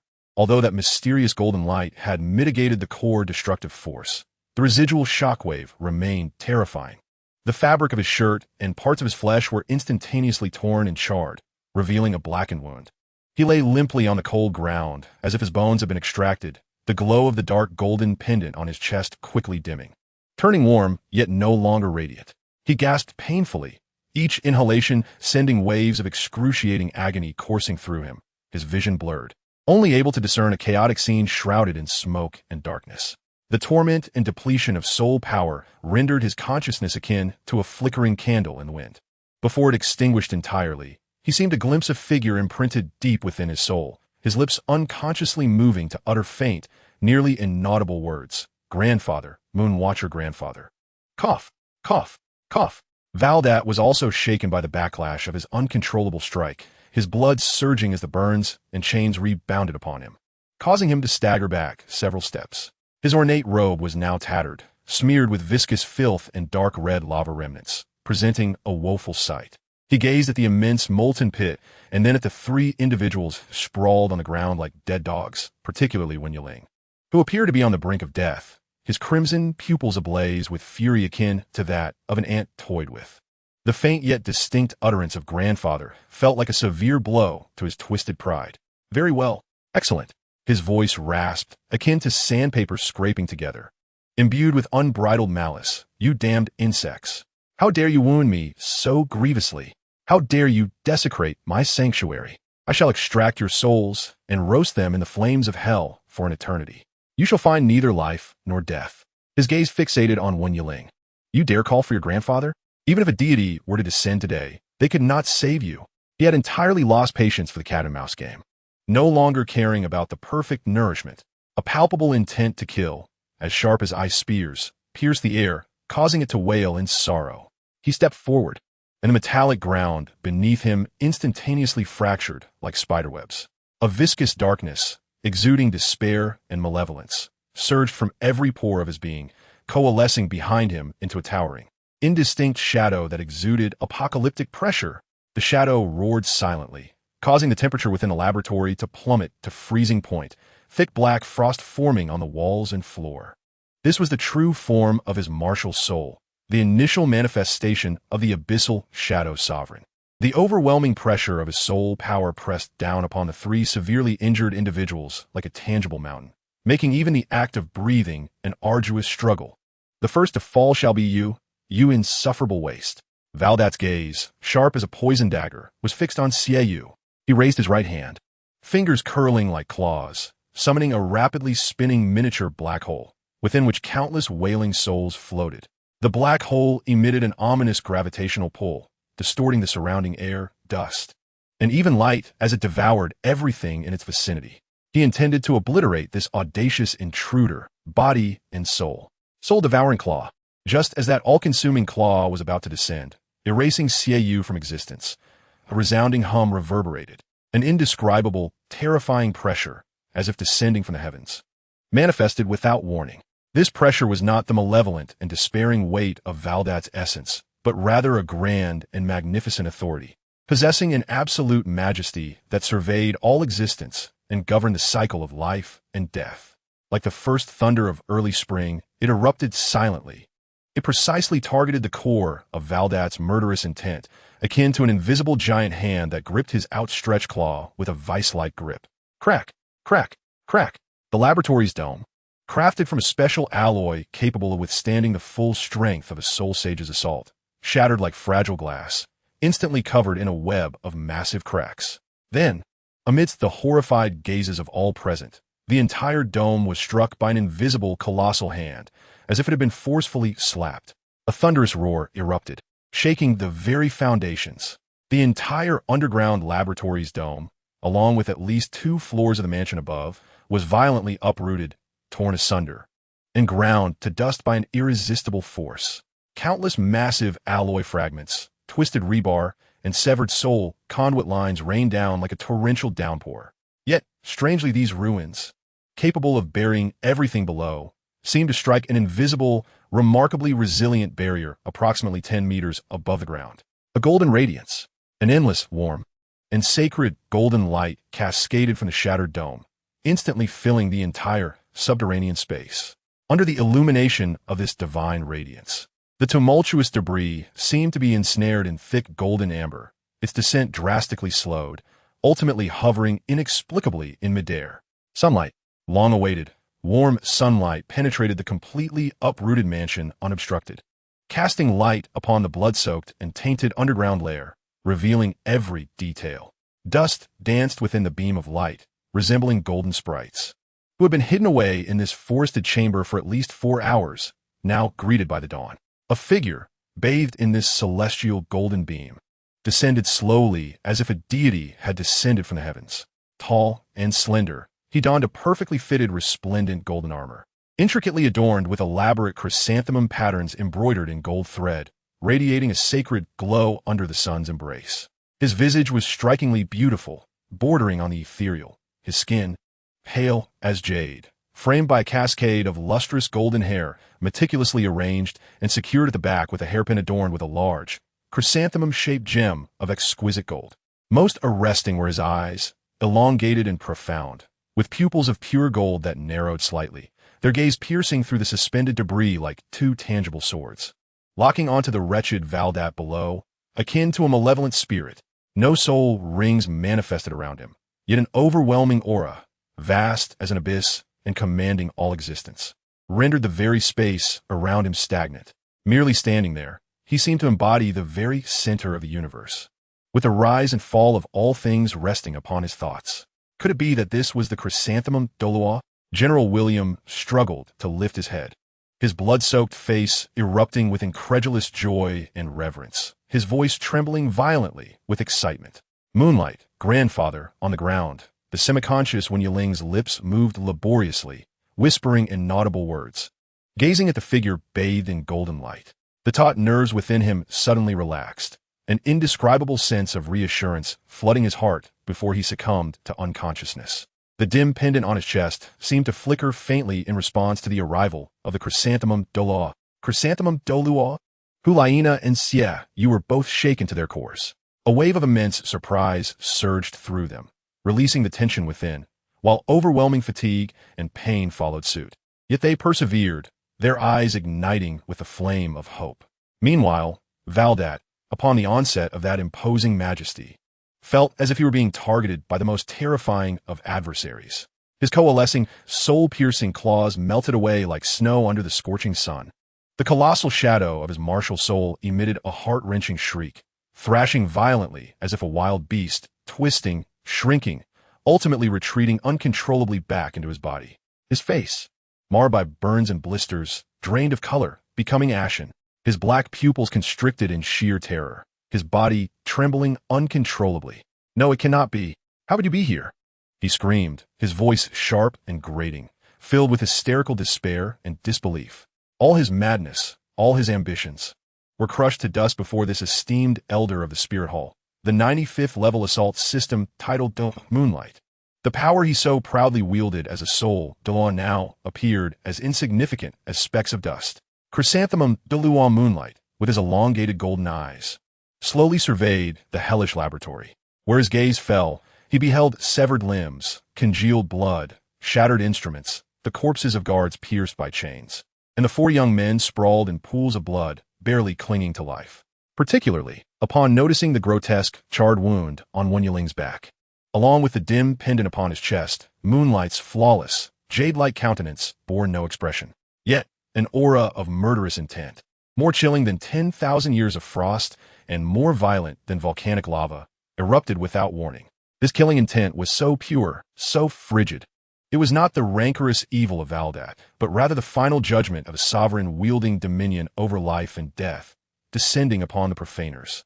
The entire space felt as though plunged into an absolute zero ice cavern, even the floating debris instantly cloaked in a thin layer of frost. The acrid stench of charred flesh and blood was supplanted by an exquisite, soul-freezing scent of chrysanthemum, imbued with lethal danger.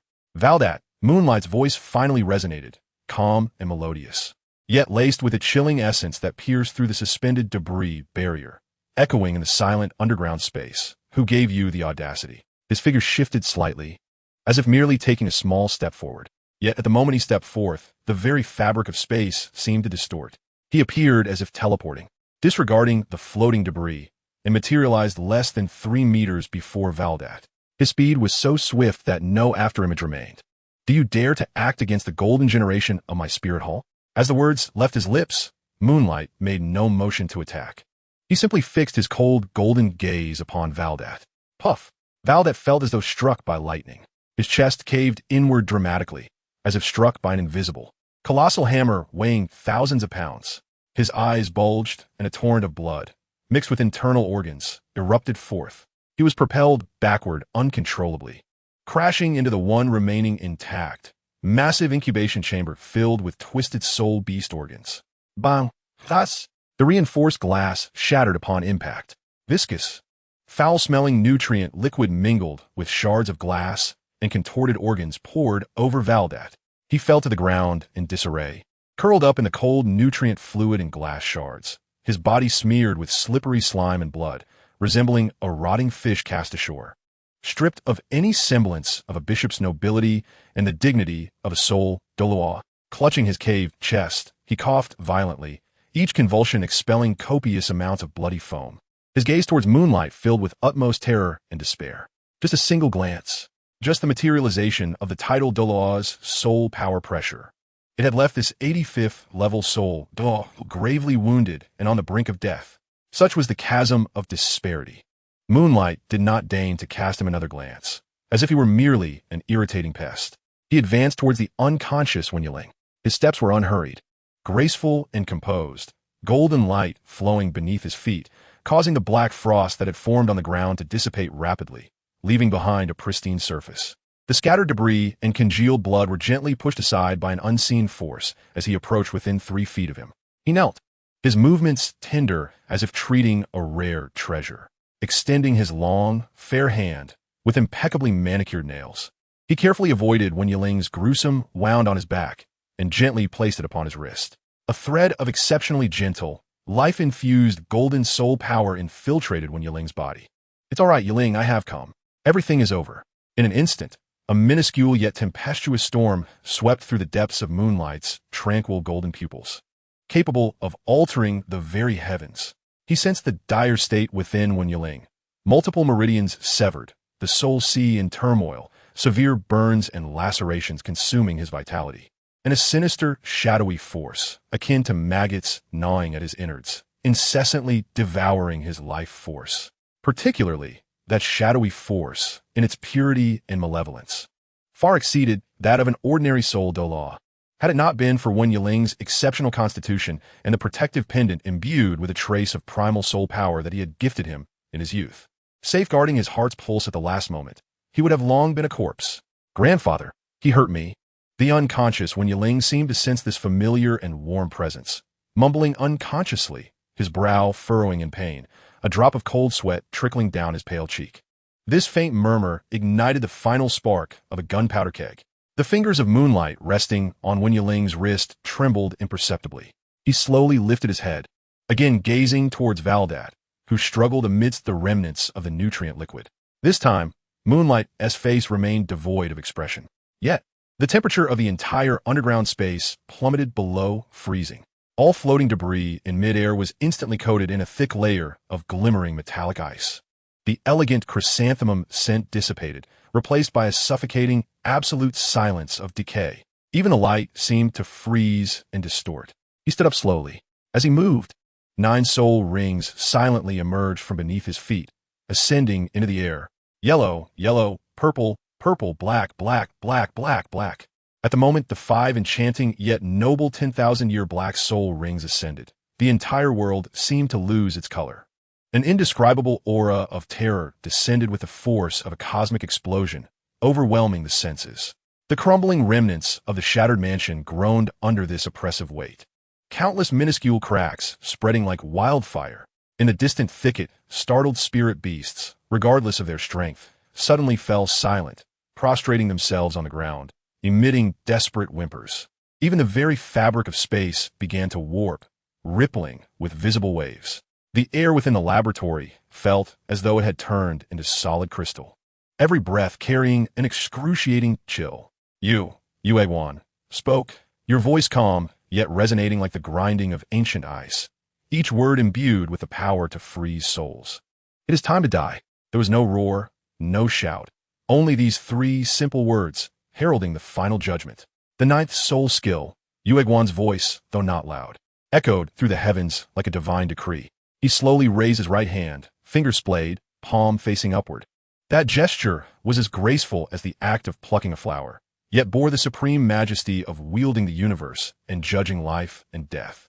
With the invocation of his soul power, the 10,000-year soul ring hovering above burst forth with a radiant golden light, as brilliant and fierce as the sun. The chrysanthemum withers.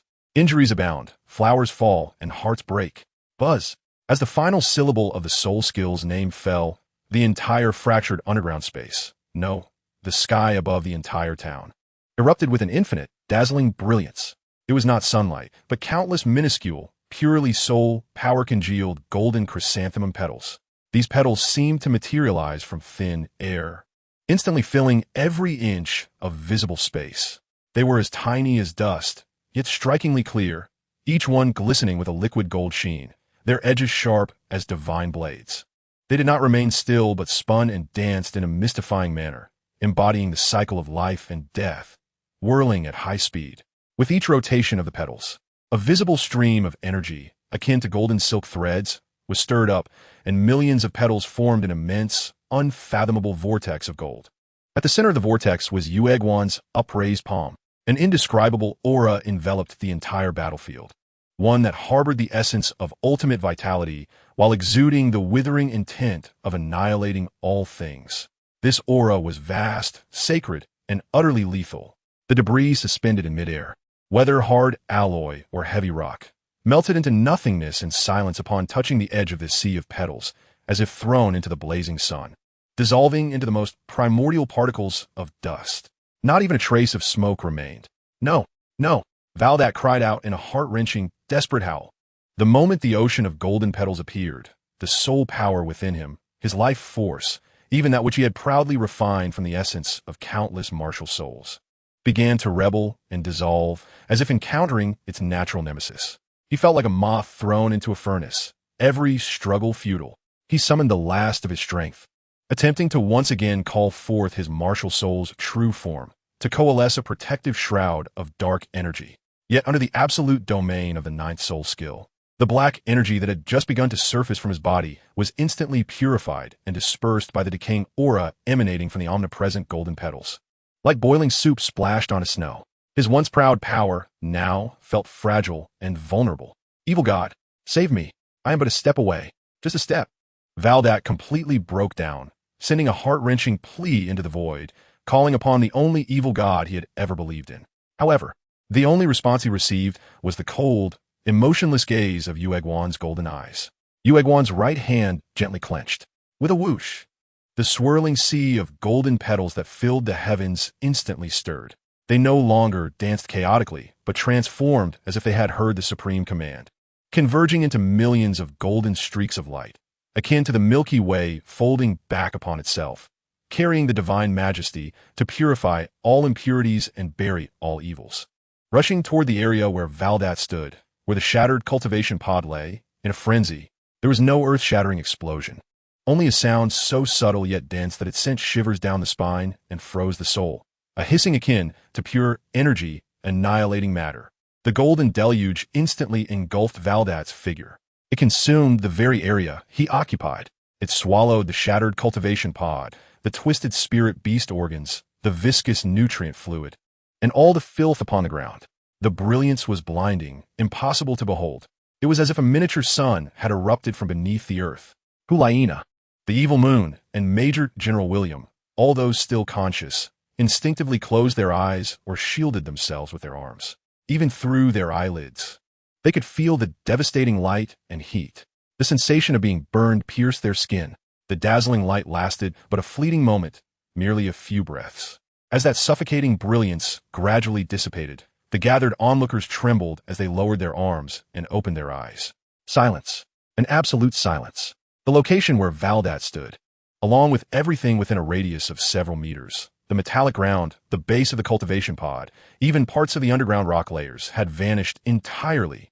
In its place was a massive pit over 10 meters in diameter, unfathomable in depth, with edges as smooth as a mirror, presenting a perfect semicircular shape. The walls of the pit were no longer metal or rock, but a strange crystalline substance, as if formed by instant melting and rapid cooling at high temperatures, exuding a faint golden-red glow. The surface of the crystal still bore faint golden energy patterns, radiating an unsettling warmth. Deep within the pit, a dim crimson light glimmered, accompanied by a hissing sound reminiscent of flowing magma, a testament to the Earth's crust being instantaneously melted by terrifying energy. There were no bodies, no remains, no ashes.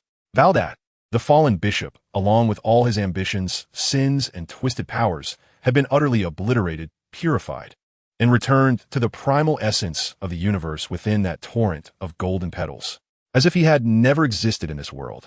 The might of the tidal Douluo is truly fearsome. One skill, the god burial. The golden flow of petals did not completely dissipate after this astonishing strike.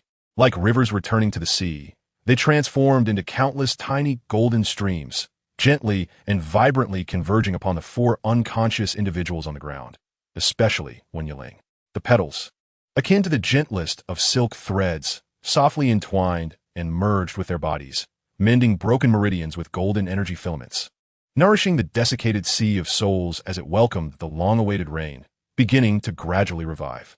The chard wound on their backs, under the caress of the golden light, shed its carbonized dead skin, while fresh granulation tissue grew visibly, healing and leaving behind tender new flesh.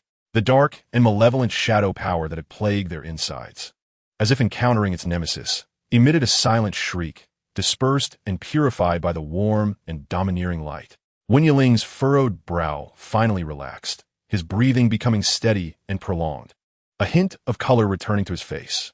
The dark golden pendant on his chest, nourished by the petals, regained a soft, warm glow. At that moment, a low, hoarse voice, carrying a metallic rasp, unexpectedly sounded behind Yueguan. Yueguan, the commotion is quite large. Unbeknownst to Wen, a figure cloaked in a voluminous black robe, as if materialized from the deepest shadows, silently stood behind Yueguan. His face was obscured by a ghastly, expressionless mask of pale white, revealing only a pair of profound, icy black eyes that seemed capable of devouring light itself. A chilling aura, starkly contrasting with the majestic presence of Yueguan, pervaded the air, reminiscent of the desolate depths of the underworld. This was the ghost Douluo Continent. He cast a glance at the abyssal pit below, shimmering with a golden-red luster. And beneath his mask, his brow appeared to furrow imperceptibly. Why resort to the ninth soul skill against him? Shouldn't he be obliterated outright? There ought to be some form of accountability to the Pope. Yueguan did not turn back. He was intently focused on guiding the last few strands of golden petals into Wan Yiling's body, ensuring that her damaged foundation would harbor no lingering dangers.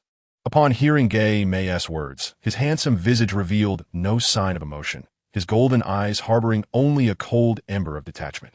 Accountability? Yueguan's voice regained its characteristic soft tone, yet it bore an undercurrent of barely perceptible fatigue and a deeper chill. A traitor who betrayed the spirit hall, harmed comrades, desecrated life, and delved into the study of dark practices is best purged by this seat, crushed to dust and scattered. This is the most fitting accountability.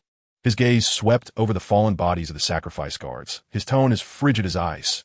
Should I allow his filthy corpse to tarnish the eyes of the Pope?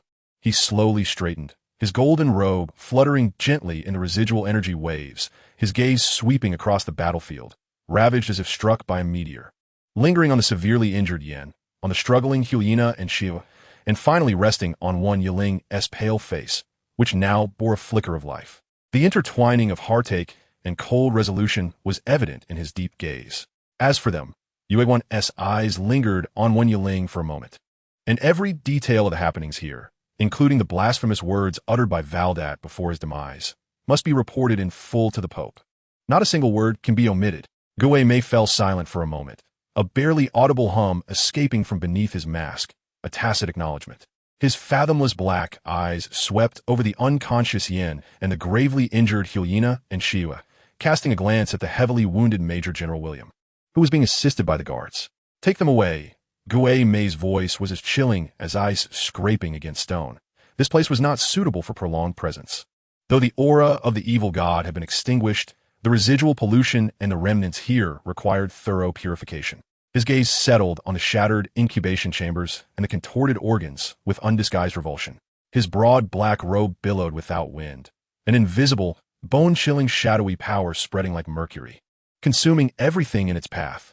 The twisted organs, the lingering shadow energy, even the malevolent essence permeating the air, dissolved rapidly as if cast in a strong acid, emitting faint sizzling sounds until they ultimately faded into nothingness. The last vestiges of filth in the laboratory were entirely erased. Yueguan nodded slightly. He raised his hand once more, his movements gentle yet precise. Countless minute golden petals, imbued with healing power, floated around the unconscious Wan Yiling, Yin, and the severely injured Hu Liena and Qian. The petals formed warm and sturdy stretchers, carefully enveloping and supporting them.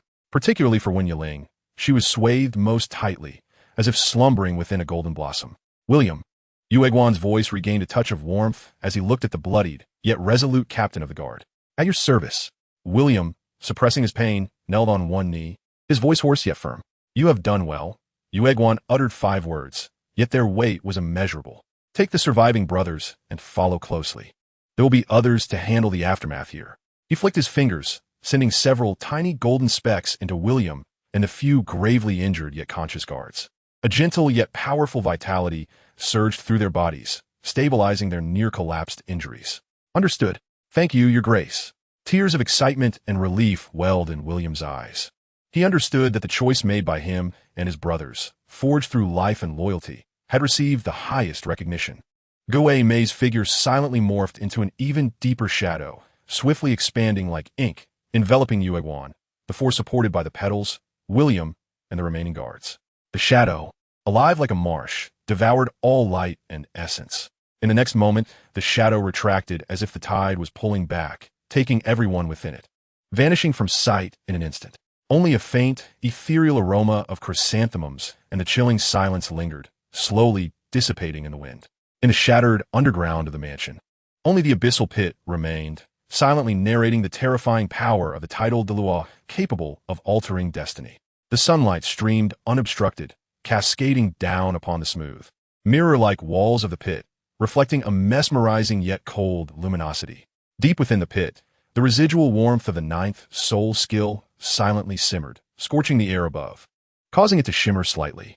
In the distance, from the direction of the thorny forest, faint cries of startled soul beasts echoed, adding a touch of desolation to this battleground of glass and silence. Chapter 15, Epilogue.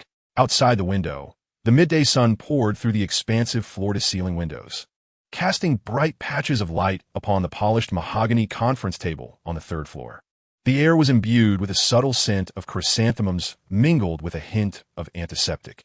A tranquil aura infused with the residual spirit power of the chrysanthemum Douluo and the traces of wounds treated downstairs. The surviving guards, having stabilized their injuries through the invigorating spirit power of the chrysanthemum Douluo, were now recuperating on the first floor, enveloped in heavy fatigue and a sense of surreal survival. Above, the atmosphere in the conference room was strikingly different. The chrysanthemum Douluo, Yue sat gracefully in the main seat, his slender fingers unconsciously tracing the delicate rim of his teacup.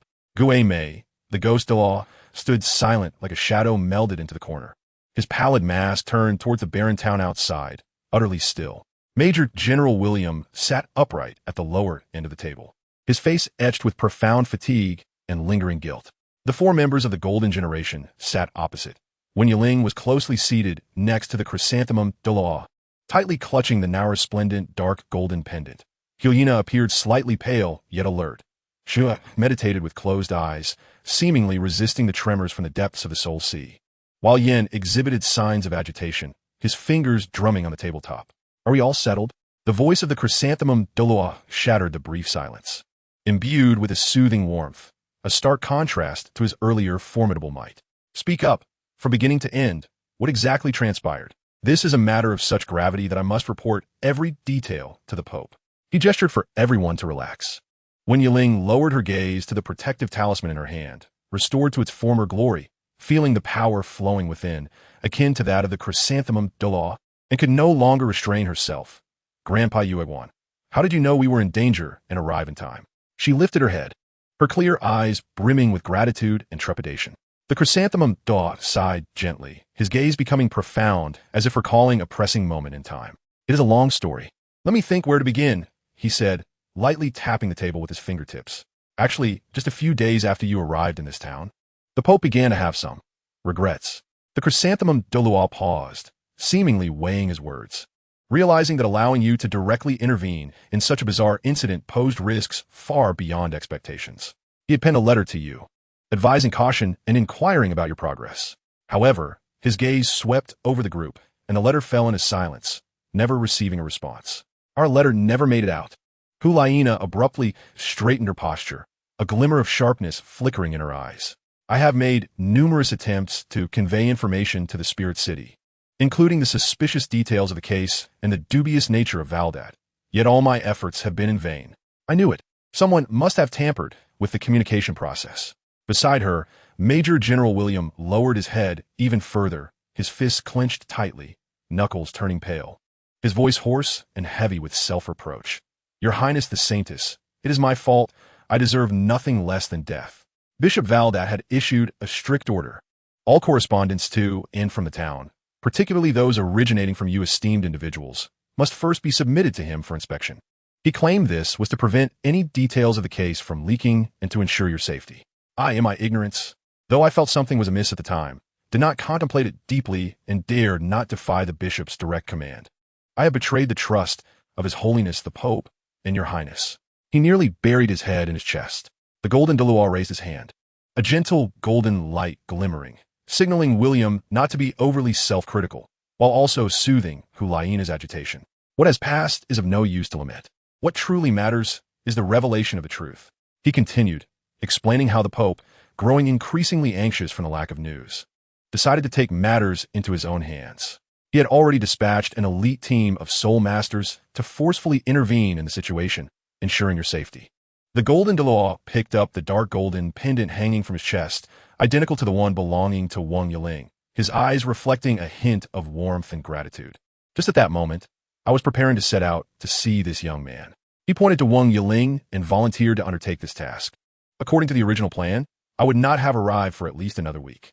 His tone grew serious. On my journey, I unexpectedly captured clear traces of a 100,000-year soul beast deep within the Douluo forest.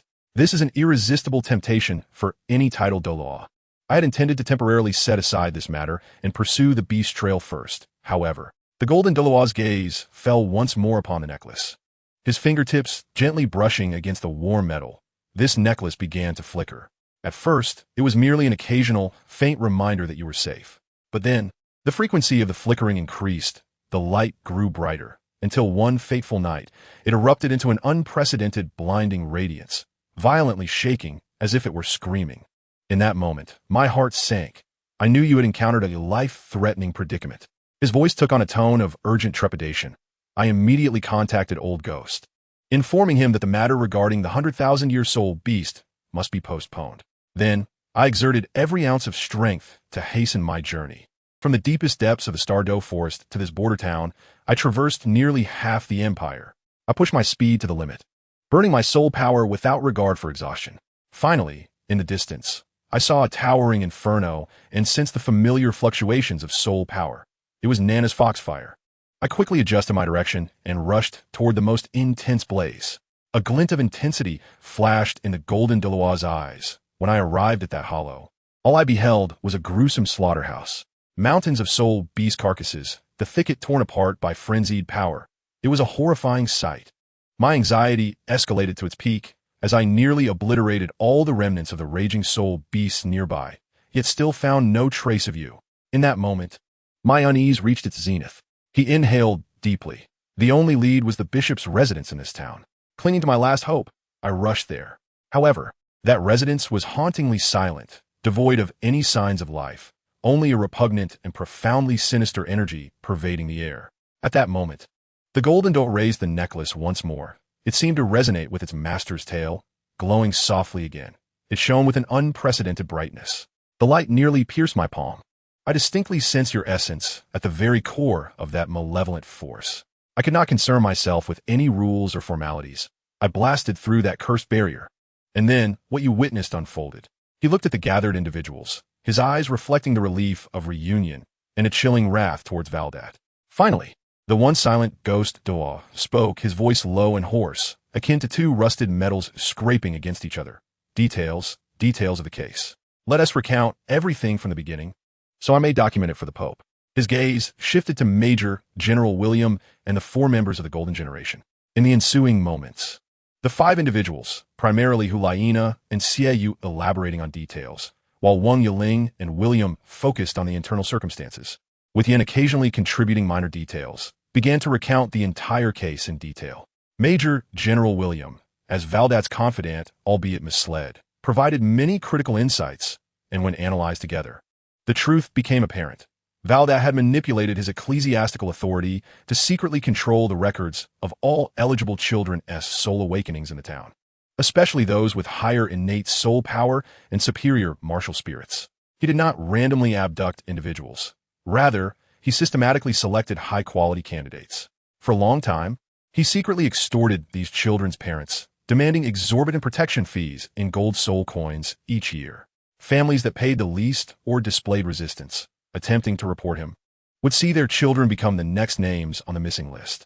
The town's isolation and Valdat's absolute authority allowed this evil to remain concealed for an extended period, leaving victim families with nowhere to turn for help. So it was. Yin slammed the table in sudden realization, then felt the absurdity of it all. No wonder they had obstructed our communications. If we had obtained that complete list of soul master awakenings and detailed information about the missing families, coupled with the extortion evidence, his scheme would crumble under scrutiny. This old fox's methods are rather pedestrian. Upon hearing this, the Golden Douluo displayed a complex expression, a mix of outrage at Valdat's crimes and admiration for these young individuals who had ultimately unveiled the truth. He patted Wang Yiling's shoulder firmly, his tone filled with heartfelt appreciation. You all have done remarkably well. Truly splendid. The selection of the evil god is indeed chilling. Do you understand? According to our intelligence, Valdat had barely broken through the threshold of the 70th level of Soul Sage a few years ago. In just a few short years, he has approached the realm of tidal Douluo. Had you not thwarted his plot early on, forcing him to reveal himself prematurely, the consequences would have been unimaginable. His gaze swept over the 4 of them, brimming with both relief and affirmation. Thanks to you. It is your courage and perseverance that have averted a greater catastrophe. However, the ghost Douluo interjected with a different voice, his analysis like ice water, calmly dousing the fervor of the crowd's sentiments. He has misconstrued the trials of the evil god. The ghostly figure turned to face everyone, the pallid mask directed towards them, his unfathomable eyes seeming to pierce through illusions. The evil god is not the embodiment of pure malevolence you imagine. He and the angel god are like light and shadow, like Asura and Rakshasa, interdependent and mutually restrained aspects of the cosmic order. The evil god wields the authority over all earthly sins, judging, purifying, and even utilizing them to maintain a deeper balance. His trials do not encourage followers to commit such filthy, inefficient slaughter and plunder for selfish desires. Valdat's actions are a desecration and distortion of the evil god's divine office. Even if he could rely on such a wicked path to achieve the pinnacle of the 99th level, the ghostly figure's voice was resolute, imbued with an icy insight. He would never ignite the divine fire. What awaits him is only the loss of control of his power, leading to his own demise. The evil god will not accept such a warped creation. He will only see it as filth that must be purged. Oh, the golden Douluo raised an eyebrow at this, the gravity on his face replaced by a hint of mockery. He turned to the ghostly figure, his tone laced with the unique teasing of old friends. Old ghost, your confidence in your words suggests you might have experienced the evil god's trials firsthand. Perhaps you too secretly ventured forth to test it back in the day? His golden eyes shimmered with a mischievous light. Absurd. With a disdainful snort, the specter in the dark robe stirred as if caught by an unseen wind, an aura of chilling coldness swiftly enveloping the surroundings. It was evident that he had been pricked at a sensitive spot or perhaps reminded of an unwelcome past. I am merely stating facts, far better than certain individuals who spend their days tending to flowers and plants, utterly ignorant of the divine path. The two esteemed titled Douluos, nearing 2 centuries in age combined, promptly fell back into their familiar banter. Observing the 2 high-ranking elders squabbling like children, the tension that had gripped the night finally dissipated. Hu Liena could not help but stifle a laugh, releasing a long sigh as if shedding a 1,000-pound burden. She rose, a radiant smile gracing her face, and instinctively grasped the wrist of her companion, Wen Yiling. All right. Let Grandpa Gue and Grandpa Ju continue their quarrel. We 4 are practically starving. Our soul power is depleted. Come on, let us hurry downstairs to find something to eat. This night has felt like traversing the gates of hell 18 times. I am utterly exhausted. Wen Yiling was taken aback as Hu Liena seized his wrist, a wave of warmth surging from the base of his neck to his forehead, causing his entire face to flush a deep crimson, even tinting his earlobes with a rosy hue. He attempted to pull away but found himself reluctant to part with that soft, tender touch, momentarily frozen in place, his gaze flitting around in a panic, daring not to meet Hu Liena's eyes. This scene was keenly observed by Yin, who sat across from them. A muscle in his face twitched involuntarily, his expression dimming slightly as a forced grin appeared at the corners of his mouth, a futile attempt to mask his emotions. He abruptly lowered his head, feigning interest in the wood grain of the table, yet his fingers unconsciously pressed hard against the smooth surface of the mahogany, as if trying to etch his frustration into it. An indescribable pang of bitterness and loss, mingled with exhaustion, quietly spread within him. The relief of surviving the ordeal, mixed with the enticing aroma of food, wafted through the makeshift dining area on the first floor. Most of the guards had succumbed to fatigue, while a few remained engaged in hushed conversations, their faces betraying lingering trepidation and the gratitude of having been reborn. At the long table in the corner, the 4 members of the Golden Generation gathered, a spread of hastily prepared food ordered by General William before them. Though not exquisite, the portions were substantial: succulent roasted beast meat, fluffy bread, steaming vegetable soup, and a large bowl of fresh fruit. Life is restored. Hu Liena unabashedly forked a large piece of meat into her mouth, her eyes narrowing in satisfaction like a contented cat. Her cheeks were stuffed, and she mumbled, "It feels like ages since I had a proper meal," almost as if it were in a past life. Though Xiao's complexion remained pale, his spirits appeared significantly brighter. He elegantly yet swiftly sliced through the steak on his plate, evidently starving as well. He cast a glance at his sister's eating habits, shaking his head with a hint of exasperation, yet his eyes sparkled with affectionate amusement. Wen Yiling, seated beside Hu Liena, approached his meal with a more measured demeanor. as if intent on completing a task. He took delicate bites, his gaze occasionally darting towards Hu Liena, especially when her laughter erupted or when her eyes squinted in delight. His ears would subtly flush with a faint hue.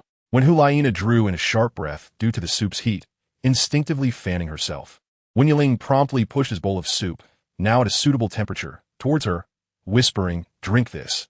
It's not hot anymore." His voice was barely loud enough for the two to hear. Hu Liena paused, then beamed at him with a radiant smile, her eyes crescent-shaped with joy. "Thank you, Yiling. You are the most considerate."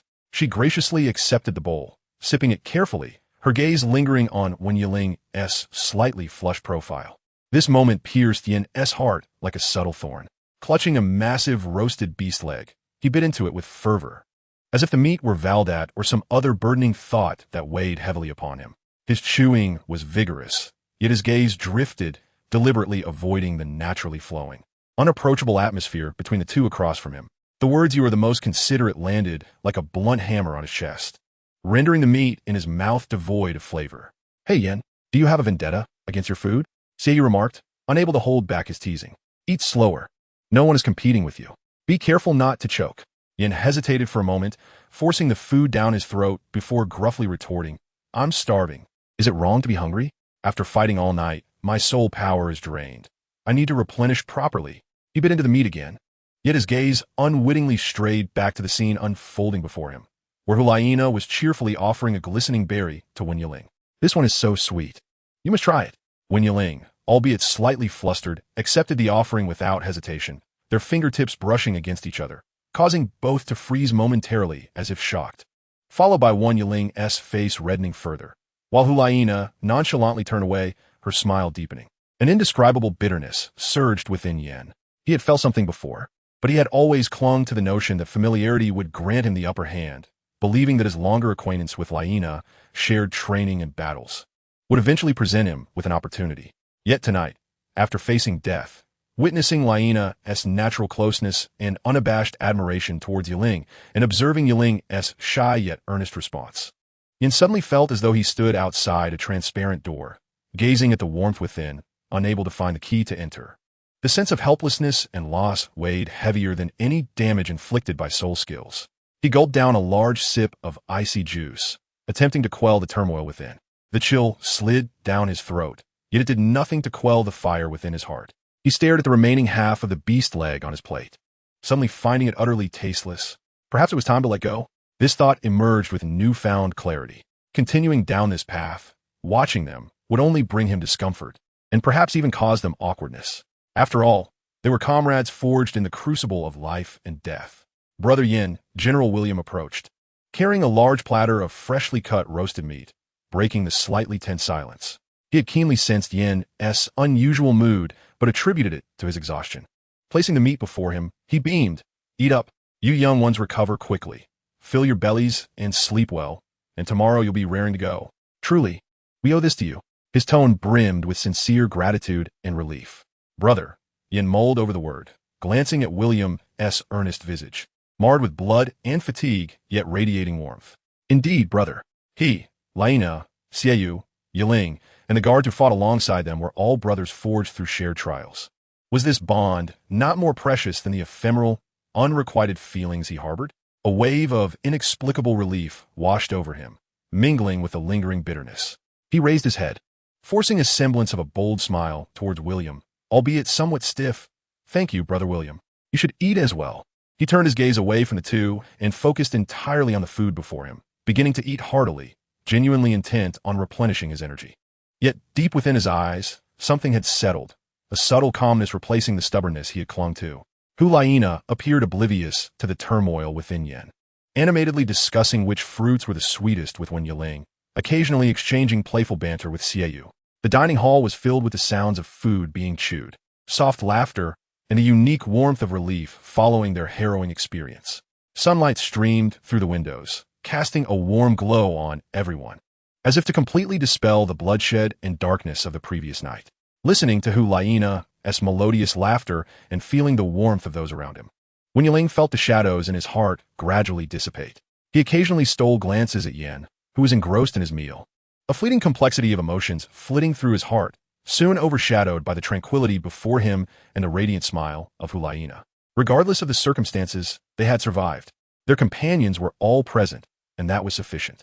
Outside the window, the sun dipped toward the horizon, generously casting its final and most resplendent golden-red light upon the earth.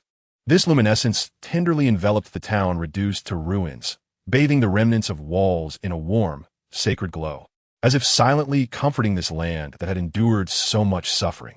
The gruesome wounds, visible in the light of day, softened under the twilight, and the silhouettes of the thorny forest appeared tranquil.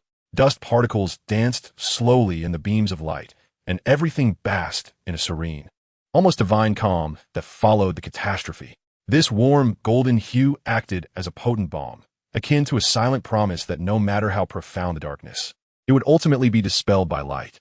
Inside the restaurant, the orange glow of the lights blended harmoniously with the sunset outside, creating a cozy sanctuary that starkly contrasted with the desolation beyond. The aroma of food, the gentle clinking of dishes, and the subdued sounds of the guards' snores or conversations wove together a simple yet invaluable symphony of life. In the corner where the golden generation sat, their presence was the most vibrant note in this melody. Hu Liena laughed unabashedly, her eyes sparkling as she animatedly recounted a thrilling moment from their battle, her exuberance causing her to accidentally knock over a soup spoon, splattering a few drops of broth.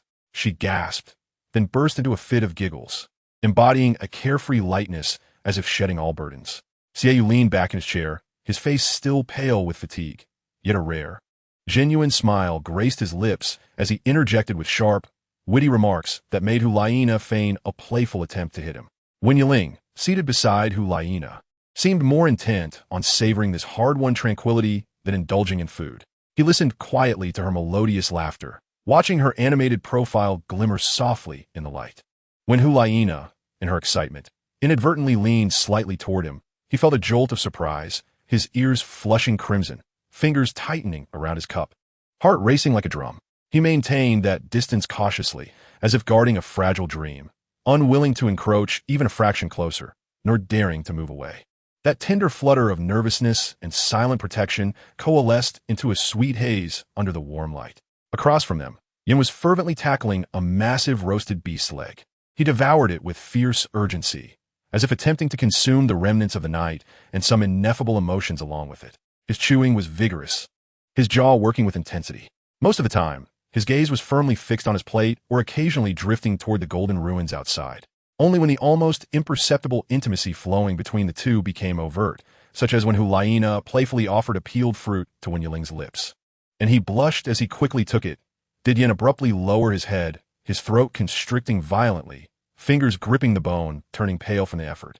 He seized a nearby glass of juice and gulped down a large mouthful, the cold liquid sliding down his throat, providing a brief thrill that could not extinguish the mixed feelings of bitterness, loss, and the dawning of reality deep within. He exhaled a long, silent breath, as if trying to expel all the pent-up frustration from his chest. When he lifted his head again, his gaze had settled considerably, losing some of its former fervor and stubbornness, now infused with a weariness that brought forth a sense of almost serene acceptance. He no longer deliberately avoided looking across the table. When his eyes swept over, the intense yearning had faded, replaced by a complex yet ultimately gentle camaraderie. Perhaps it was time to truly and properly tuck away those unplaceable feelings. He picked up a piece of bread, no longer as a means of venting, but with genuine focus, eating quietly. General William approached with freshly roasted skewers, his bloodshot yet bright eyes reflecting satisfaction upon witnessing the harmonious atmosphere. He quietly placed the skewers in the center of the table, choosing not to disturb the rare moment of ease among the young ones, instead sitting beside them, his face bearing the calm and gratitude that came with having weathered trials. The laughter, chatter, and gentle clinking of cutlery in the restaurant mingled with the warm aroma of food, weaving a mundane yet profoundly moving tapestry of life. The sounds were not boisterous, yet they brimmed with vitality, akin to resilient sprouts emerging after darkness. They formed an invisible barrier, tenderly shielding them from the bloodshed and life-and-death struggles of the previous night. This was not merely the conclusion of a meal. It was a pause in a heart-stopping tale rife with bloodshed, conspiracy, despair, and ultimately, the rending of darkness by light. Within this pause rested the relief of survival, the warmth of companionship, the silent growth of youthful affections, and the quiet melancholy of an ending, alongside a rekindled, simple hope for the future, for friends, and for life itself. Everything settled within this warm glow and the aroma of food, awaiting the gentle turning of a new chapter after a period of rest. Outside, the sun finally sank below the horizon, leaving behind a sky ablaze with vibrant twilight, as if offering a magnificent and tender tribute to this closing act. Chapter 1. A long-awaited holiday. The four returned to the Soul City, cloaked in the glory of the Spirit Hall, the commendation from Pope Bibi Dong dispelling the weariness of their journey like the warm sun. The most notable reward was 4 radiant, majestic soul bones, carefully placed at the center of the hall, causing the very air to quiver slightly. Hu Liena's prize was the torso bone from an 80,000-year-old moonlight fox, exuding a gentle, cool moonlight, as if it had condensed the essence of the stars. Not only would it grant her astounding mental strength, but the protective power contained within would also serve as her most steadfast barrier. Yan's gaze was fervently fixed on the 80,000-year-old right arm bone of the crimson flame tiger, resembling solidified lava, with flames seemingly roaring within it, perfectly aligning with his flame lord spirit, elevating his fire control abilities to their zenith. The remaining 2 leg bones originated from a 90,000-year-old gale dragon.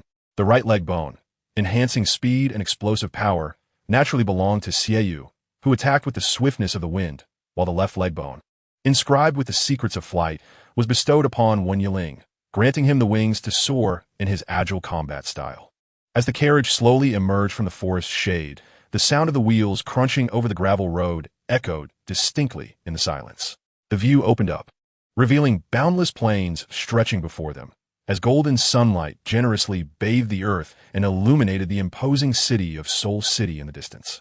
The towering city walls resembled a colossal dragon coiled protectively, while the bustling city gates thronged with traffic and voices, showcasing the prosperity at the heart of the continent. The carriage blended into the lively stream, passing through the heavy gates. Shops lined the streets, vibrant flags fluttering in the gentle breeze, the rich scent of the marketplace wafting toward them. The carriage finally halted before the Academy of the Spirit Hall.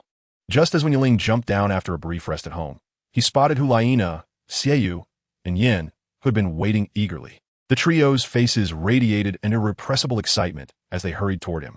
Wen Yiling's attention was immediately drawn to the mountain of luggage piled at their feet. "What are you all up to?" Wen Yiling questioned with a raised eyebrow as he nimbly leapt down from the carriage, scrutinizing the bundles suspiciously. Could it be? A teasing smirk tugged at his lips. "We're breaking up?" His tone carried a palpable incredulity. Hu Liena burst into laughter, her clear voice shattering the awkwardness of their reunion. "Haha, your imagination runs wild. Breaking up? No, it's a holiday, you silly." As she spoke, she pushed a rather sturdy-looking suitcase toward Wen Yiling. "Here, your things are all packed and ready." Wen Yiling accepted the box, his fingertips brushing against the familiar, albeit slightly worn, talisman pendant affixed to its surface.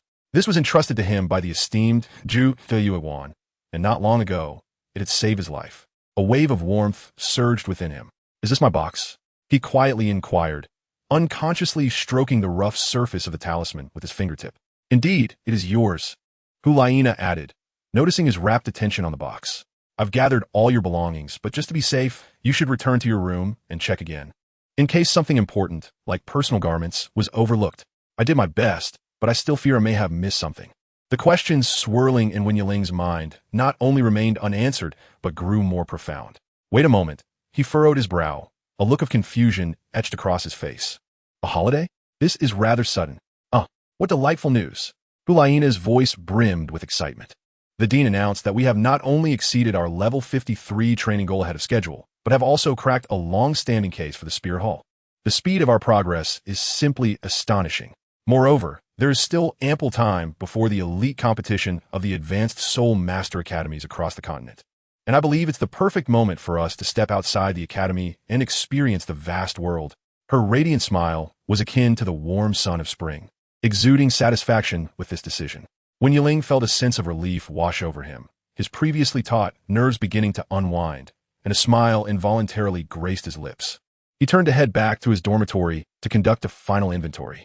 Upon opening the door, his eyes immediately landed on the blue coat that Hu Liena had astutely deemed unnecessary, lying forlornly in the corner of the wardrobe. The glaring indigo hue persistently challenged his aesthetic sensibilities under the light. With a resigned shake of his head, he chuckled softly, a flicker of warmth igniting in his heart. Hu Liena's attentiveness touched him. Indeed, the clothes she had selected were those he wore most frequently. Only this disaster of a blue coat had been ruthlessly cast aside. He sighed, pushing the coat deeper into the wardrobe, resolved to allow it to enjoy its twilight years in peace. Where exactly are we headed? Wen Yiling looked to his companions, still plagued by unanswered questions. However, Hu Liena, Xiaoyu, and Yin merely exchanged knowing glances, their lips curling into mysterious smiles as they gently shook their heads, signaling that this was not a topic for discussion. Suppressing his myriad of inquiries, Wen Yiling followed them on their journey to the star Luo Empire. It was not until they reached a relatively secluded location within the star Luo Empire that they finally unveiled the mystery to Wen Yiling. To be honest, Yin languidly reclined against the back of his chair, carefully unfurling an aged map from his pocket and spreading it on the table, his finger firmly pressing on a specific marked area deep within the map. If we were to follow the Dean's suggestion to visit the soul beast forests of the Tiando Empire or simply bask in the sun by the seaside, that would be exceedingly dull. Yiling, he lifted his gaze, his eyes ablaze with intensity. Have you ever heard of the Forest of the Dragon? When Yiling's eyes followed Yan's finger to the name on the map, his countenance instantly transforming, pupils constricting in disbelief. You can't be serious. You don't mean to go there, do you? His voice involuntarily rose, laced with incredulous horror. Taking a deep breath to steady his racing heart, he spoke with barely concealed tremors. My father. He explicitly told me that forest is a true death zone. He was the commander of the supply team and participated in an exploratory mission led by 4 titled Douluos, aimed at locating a 100,000-year-old soul beast. In the end, only 1 titled Douluo emerged alive, and even then, his martial soul was crippled, rendering him akin to a mere shell. He swallowed hard, as if the horrifying scene was unfolding before his eyes. That place is a veritable den of devouring strength. Oh dear, those are merely fanciful legends. Hu Liena chuckled, lightly patting Wen Yiling's tense shoulder in an attempt to alleviate his anxiety. Every title Douluo's life is meticulously documented in the Spirit Hall's archives. I specifically went to the library to research and combed through the historical records of titled Douluos across the continent. And there is no mention of any titled Douluo perishing in the Forest of the Dragon. What your father described was likely a small-scale expedition, or perhaps there was a misunderstanding. Wen Yiling's brow furrowed deeply, clearly not entirely convinced. But my father was right there. The details he recounted. Hu Liena quickly reassured him. All right, Yiling, don't frighten yourself. Our goal this time is merely the outermost regions of the forest. Just like hunting for soul rings on the outskirts of the Star Do forest, it will be perfectly safe. We are simply looking to experience a different environment, breathe some fresh air, and unwind. We will not venture into those unknown, perilous areas. Her tone exuded an undeniable certainty. Xiaoyu chiming casually, exactly, Yiling. Your nervousness is a bit over the top. One must seize the joy of life. I know a few interesting friends here in Star Luo. Once we settle in, I'll take you to enjoy their locally brewed spirits, and I guarantee your frazzled nerves will relax.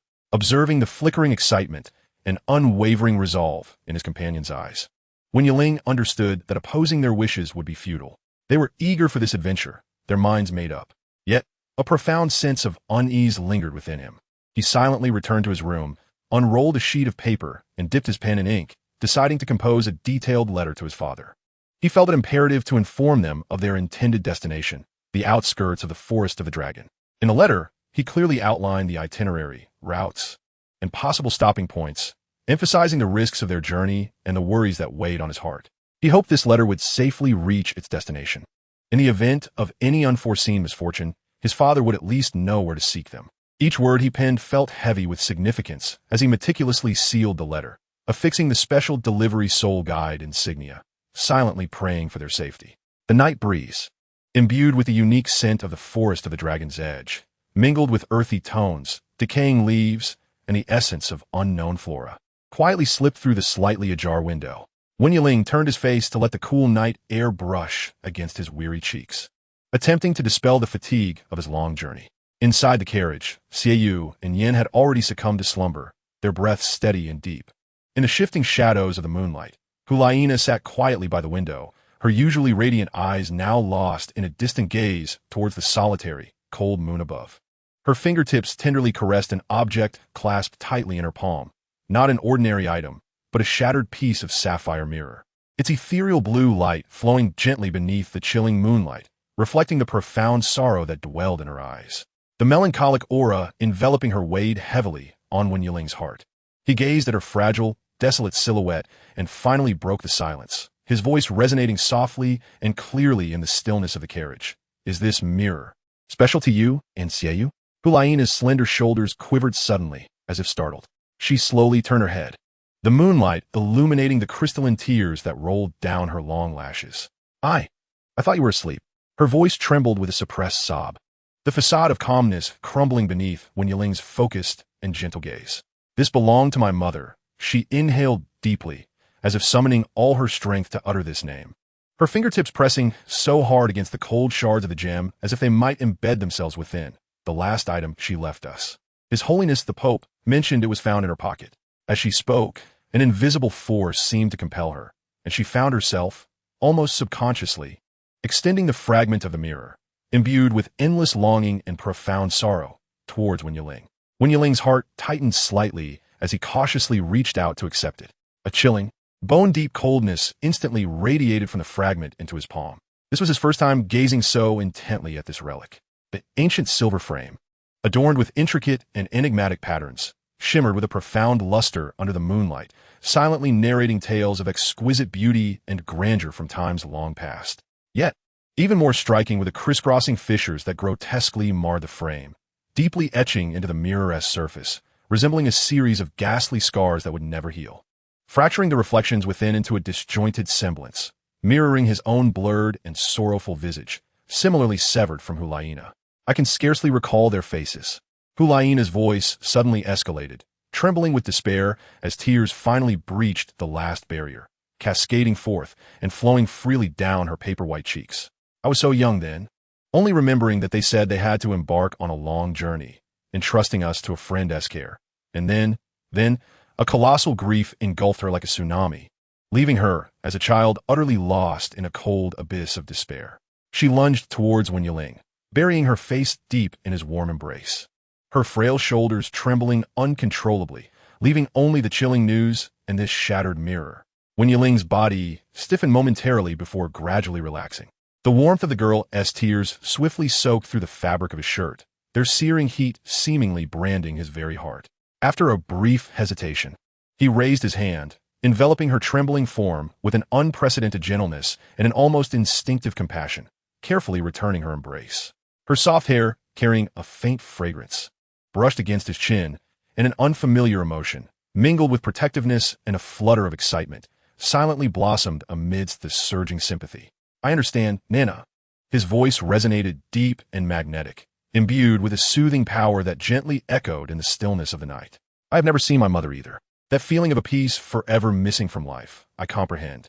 He tightened his embrace, as if hoping to dispel the chill emanating from her very bones with his warmth, offering a semblance of support. "Dang Hao." Hu Liena suddenly lifted her head, her tear-filled eyes igniting with an indelible hatred, the glare sharp enough to nearly rend the night itself. "I will kill him with my own hands. I have trained with all my might for this day. I will join my brother, using the demon charm. Slice, slice. I will shred him into pieces. I swear." Each word dripped with venomous resolve, as if squeezed from the depths of her soul, her body taut with unrelenting rage, her hands gripping Wen Yiling's collar, as if he were the sole anchor on her thorny path of vengeance. "The demon charm is now the power of the three of us." Wen Yiling's gaze transcended her trembling shoulders, falling upon the sleeping figures of Xiaoyu and Yin at the opposite end of the carriage. The moonlight outlined their slumbering profiles, unbeknownst to any one of the heavy burdens and silent shackles they bore beneath that calm facade. His gaze eventually returned to the tear-stained face of the girl in his arms, his tone exceptionally resolute, carrying a weighty promise that belied his youth. "It is not only you two siblings, Nana. We, all of us, shall stand with you. Yin, he will too. Your blood feud is our common enemy." He raised his hand, gently wiping away the tears that continued to cascade down her cheeks with a tenderness and compassion that even he was unaware of. The carriage rolled on through the tranquil night, the monotonous sound of the wheels crunching over the uneven road.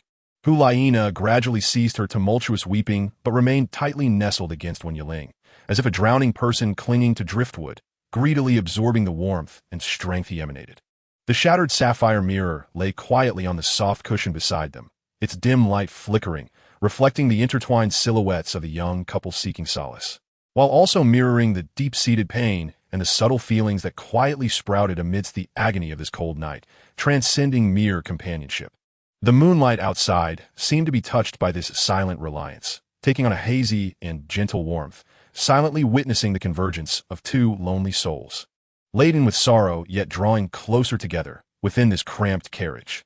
The girl's tremors gradually subsided, leaving only faint, intermittent sobs, akin to a fledgling bird exhausted after a storm.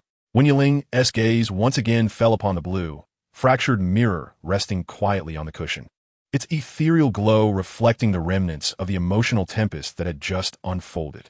He inhaled the cool night air, the tumult within his chest replaced by a more profound, unwavering tenderness. He cautiously extended his hand, his fingertips avoiding the grotesque cracks, as if touching an invisible, still bleeding wound on Hu Liena's heart. The cold mirror once again met his palm, yet the weight it bore felt even heavier than before, carrying not only the images of lost parents, but also the immense burden of the girl in his embrace, nearly crushed under the weight of her hatred and sorrow. He moved with a gentleness that bordered on reverence, slowly and steadily returning the mirror to the depths of Hu Liena's pocket, its coldness momentarily enveloped by the soft fabric, as if sealing away the overwhelming grief that could consume everything. "All right, Nana," his voice was low, akin to the whispers of a night breeze, imbued with a tranquil strength that followed the tumultuous waves. "It's all behind us now, at least for tonight." He gazed down at Hu Liena, still nestled against him, seeking warmth, her damp lashes casting shadows over her cheeks, the tiny droplets of tears glimmering weakly under the moonlight. "Rest now," he urged in a near whisper, his gaze drifting towards the mysterious silhouette of the forest beyond the window. The dragon spiral forest lay ahead. "Do not allow the shadows of the past to completely obscure the beauty of the road ahead. Savor this journey, even if just a little." His fingers, guided by an unexpected familiarity and ease, gently combed through her soft, cool hair, that soothing touch and the faint, fragrant essence wafting from her strands, strangely calming his own tumultuous heart. This intimate gesture, amidst the sorrow and reliance of the moment, felt so natural and comforting. "I promise you." Wen Yiling's gaze sharpened with resolute determination, transcending the top of Hu Liena's head to peer into the depths of the forest, teeming with infinite possibilities and lurking dangers, as if piercing through the mists of time, envisioning the coveted realm of tidal soul masters that haunted the dreams of many. "Before long, the four of us, you, me, Xiaoyu, and Yin, shall ascend to the pinnacle of the soul master world, becoming true tidal Douluo." His voice resonated with undeniable strength, a solemn declaration of the future and a profound oath to his companions. "When that time comes, we will fight side by side." He tightened his embrace slightly, drawing her closer to his warm chest, as if to inject this belief and strength directly into her heart. "Defeating Tang Hao is not solely for you, for Xiaoyu, or for your lost kin." He paused, his tone deepening, imbued with the weighty responsibility and unparalleled glory of the golden generation from the Spirit Hall. "It is also for the dignity of the Spirit Hall, for the beliefs and paths we protect. His blood debt must be repaid in blood, and the strength we possess will safeguard all that we cherish." Wen Yiling felt the softness of Hu Liena's hair beneath his fingertips, the warmth and trust radiating from her embrace, igniting an unprecedented desire within him, fierce enough to consume everything. He craved power, the formidable strength of a tidal Douluo that could look down upon the world. This yearning transcended mere admiration for the realm of the strong or the mission bestowed by the Spirit Hall. At this moment, it became strikingly clear and intensely urgent, directing him towards a more specific, softer yet heavier goal. He yearned to possess a strength powerful enough to thoroughly dispel the lingering shadows and bone-deep hatred that resided in the depths of the girl nestled in his embrace. He aspired to be strong enough to shelter her beneath a sky free from the ravages of pain and tears, strong enough to guard this warmth and bond that quietly blossomed amidst suffering, igniting a fervor in his heart. This was the first time in his life that he desired to become a tidal Douluo with such clarity and intensity, not for the sake of hollow fame or authority, but for her, for Hu Liena, to protect her shattered heart, to fulfill the unspoken vow of this moment. The cold moonlight fell silently, tenderly enveloping the two who leaned against each other, illuminating the blazing, steadfast flame of determination that burned in the boy's eyes, ignited by his desire to protect. Inside the carriage remained only the monotonous sound of wheels rolling over the ground, accompanied by the synchronized beating of two hearts drawing closer amidst pain and promises. Chapter 2. Entering the Star Luo Empire a few hours later, the speeding carriage came to an abrupt halt without warning. The violent jolt would normally rouse any light sleeper. However, in that moment, Hu Liena and Wen Yiling, nestled in the narrow corner of the carriage, seemed ensconced in a profound and tranquil barrier. Hu Liena curled up in Wen Yiling's embrace, her cheek resting against his chest, breathing evenly and deeply. Wen Yiling's chin rested gently atop her head, his arms naturally encircling her shoulders, their sleeping forms presenting an almost perfect alignment, utterly oblivious to the commotion outside. On the contrary, the duo on the opposite bench, Xiaoyu and Yin, were jolted awake by the sudden stop. Yin rubbed his sleepy eyes and sat up, grumbling. What on earth? But his voice trailed off as his gaze was firmly captured by the tightly embraced pair before him. The dim light inside the carriage illuminated the intimate silhouettes of the two, and Yan's eyes widened in disbelief as he elbowed Xiaoyu, who had also just risen. His voice was low yet filled with incredulity and mischief. Hey, Xiaoyu, aren't you going to separate them? He gestured wildly towards the inseparable couple. Xiaoyu followed Yan's gaze, and in an instant, he froze as if struck by an invisible thunderbolt. His pupils constricted, and his breath hitched for a moment. Hu Liena, his younger sister, who had grown up by his side, was someone he understood deeply. Her outwardly charming and cheerful demeanor belied an underlying aloofness and wariness shaped by childhood upheaval. He had never seen her lower her guard so completely with anyone, let alone depend on another in her sleep, so openly nestled in someone else's embrace. Even as her blood brother, he could hardly fathom such intimacy. The scene before him transcended all his previous perceptions, striking his heart like a heavy hammer, leaving him with an indescribable shock and a mix of emotions that he himself had not yet recognized: bewilderment, confusion, perhaps even a hint of subtle loss. He opened his mouth, but his throat felt constricted, unable to utter a single word, his gaze fixed on the entwined figures. Seeing Xiaoyu frozen in place, Yin could not help but click his tongue in frustration and decided to approach the couple himself. He reached out, a mixture of curiosity and a desire to witness the unfolding drama, and gently patted Wen Yiling's shoulder before giving Hu Liena's arm a light tap. Wen Yiling murmured, a vague sound escaping his lips as his thick eyelashes fluttered, slowly opening his eyes. The confusion of awakening spread across his clear gaze, and he instinctively looked down, meeting Hu Liena's serene, sleeping profile, her cheeks still pressed against his chest. What startled him even more was that, at some point, their hands had intertwined, fingers laced together. The warmth of her soft touch was unmistakable. Are we there? Wen Yiling's voice came out hoarse from sleep as he lifted his head, somewhat dazed, to find Yin and Xiaoyu standing before him. However, the sight before him jolted him into a clearer state. Xiaoyu's expression was one he had never witnessed before. A blend of shock and complexity, his gaze sharp enough to pierce through him, while Yin wore an unabashedly envious grin, the corners of his mouth curling into a smirk that hinted at mischief. Following their line of sight, Wen Yiling glanced down at their overly intimate, nearly inappropriate posture, which instantly made him feel as if he had been scalded. A rush of heat surged to his cheeks and ears. In a fluster, he hastily released his grip, his movements urgent yet cautious, fearing to disturb the sleeping girl, stammering an incoherent explanation. I don't know how this happened. Perhaps Liena was just too tired last night, and she fell into a deep sleep, he said, his efforts to gently shift Hu Liena away from him, revealing both his embarrassment and a barely perceptible longing. Just as their bodies separated, Hu Liena's long eyelashes fluttered a few times, and she slowly awakened. Blinking in confusion, her gaze swept across the three men, each displaying varied expressions. Wen Yiling's face was as red as a ripe shrimp, his eyes darting away. Her brother Xiaoyu looked as if he had seen a ghost, a mixture of shock and scrutiny etched on his face, intertwined with an unreadable shadow. While Yin wore a knowing, teasing smile, Hu Liena's mind was still in a fog. But as she registered the warmth lingering from her previous position and the flustered look in Wen Yiling's eyes, the realization of what had transpired hit her like a bolt of lightning. A wave of intense embarrassment surged through her, electrifying her entire being, her fair cheeks blossoming into a vivid crimson that spread to her delicate earlobes and even her neck. She swiftly sat upright, instinctively smoothing her disheveled hair, her gaze dropping to her lap, unable to meet anyone's eyes. The atmosphere in the carriage felt as if it had solidified, thick with an unbearable tension. Cough. Ultimately, it was Xiaoyu who forcibly suppressed the tumultuous waves within him, breaking the awkward silence with a dry cough. He averted his gaze, deliberately ignoring the intimate scene, his voice returning to its usual coldness, tinged with a barely detectable tension. There seems to be a situation below. Normally, we wouldn't stop here. Something must have happened. He abruptly yanked open the heavy carriage door. A gust of damp, earthy air laced with a faint metallic tang rushed in, dissipating the lingering warmth and intimacy within. Xiaoyu jumped down from the carriage first, his movements decisive and swift. Yin quickly reined in his teasing demeanor, following closely behind, his expression shifting to one of vigilance. Hu Liena and Wen Yiling exchanged a glance, both sensing the gravity in each other's eyes.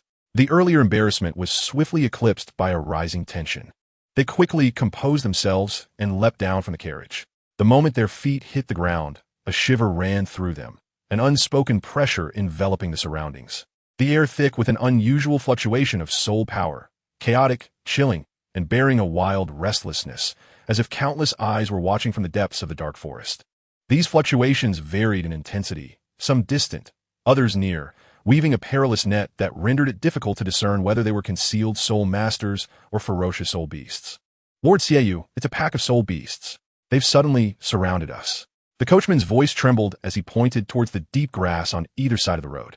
In that instant, chaos erupted. Roar. A deafening roar shattered the silence.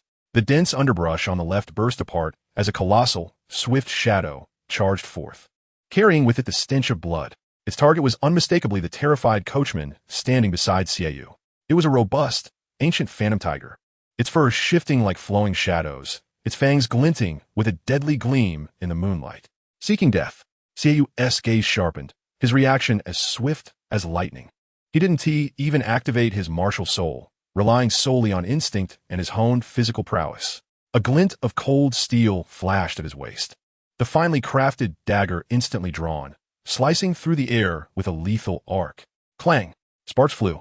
The heavy paw of the spectral tiger struck fiercely against the blade, the immense impact eliciting a startled cry from the coachman.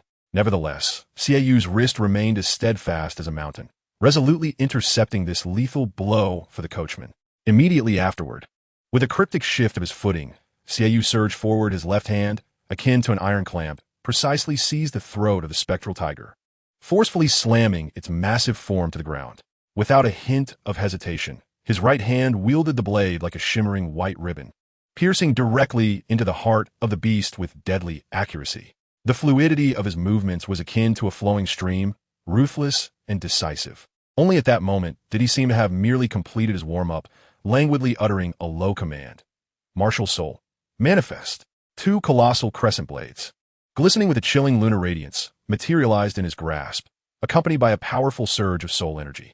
Yet, the crisis had not been averted.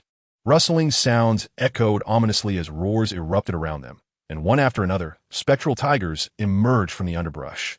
Their emerald eyes flickered with a bloodthirsty glint in the darkness. Deep growls reverberated in succession. These cunning predators were evidently well-trained, swiftly coordinating in groups of 3 to encircle the carriage and the 4 companions from various angles, sealing off all avenues of escape, their potent beastly instincts and murderous intent nearly palpable.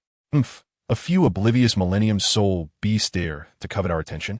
A cold curve tugged at the corner of Xiaoyu's mouth, a sneer directed at the overconfident.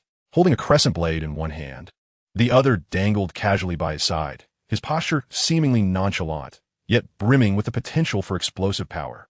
With the manifestation of his martial soul, his entire demeanor sharpened, resembling a peerless weapon unsheathed.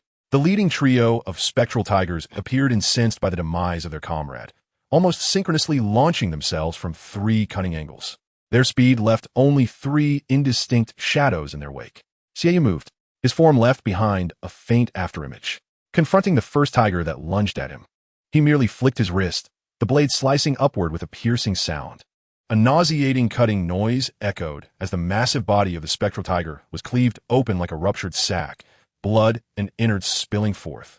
In the blink of an eye, his foot executed a peculiar slide, almost ghost-like as he sidestepped. The second tiger, driven by the scent of blood, narrowly missed his clothing. Just as this second tiger was exhausted from its previous charge, and yet to regain its strength, a glint of cold light flashed in Xiaoyu's eyes. and the first soul ring abruptly illuminated, without elaborate incantations. Only a cold command escaped his lips. Slash. The crescent blade in his hand erupted with blinding silver light, unleashing an exquisitely honed crescent-shaped beam, akin to the scythe of death, that swiftly swept through the remaining two spectral tigers. As the light dissipated, the two ferocious beasts remained frozen in their pouncing stances for but a moment, before their colossal bodies silently fractured into pieces, crashing to the ground. The entire process unfolded with breathless speed. From the trio's assault to their complete annihilation, it transpired in the span of a single breath. Yin had barely adopted a battle stance, while Hu Liena and Wen Yiling had just summoned their martial souls, with their soul skills yet to be unleashed. With the warm-up concluded, Xiaoyu flicked the beast blood from his blade, his gaze sweeping over the encroaching swarm of spectral tigers. A glimmer of excited battle intent danced across his features. Would anyone care to test the prowess of my newly acquired soul bone? He deliberately showcased his leg.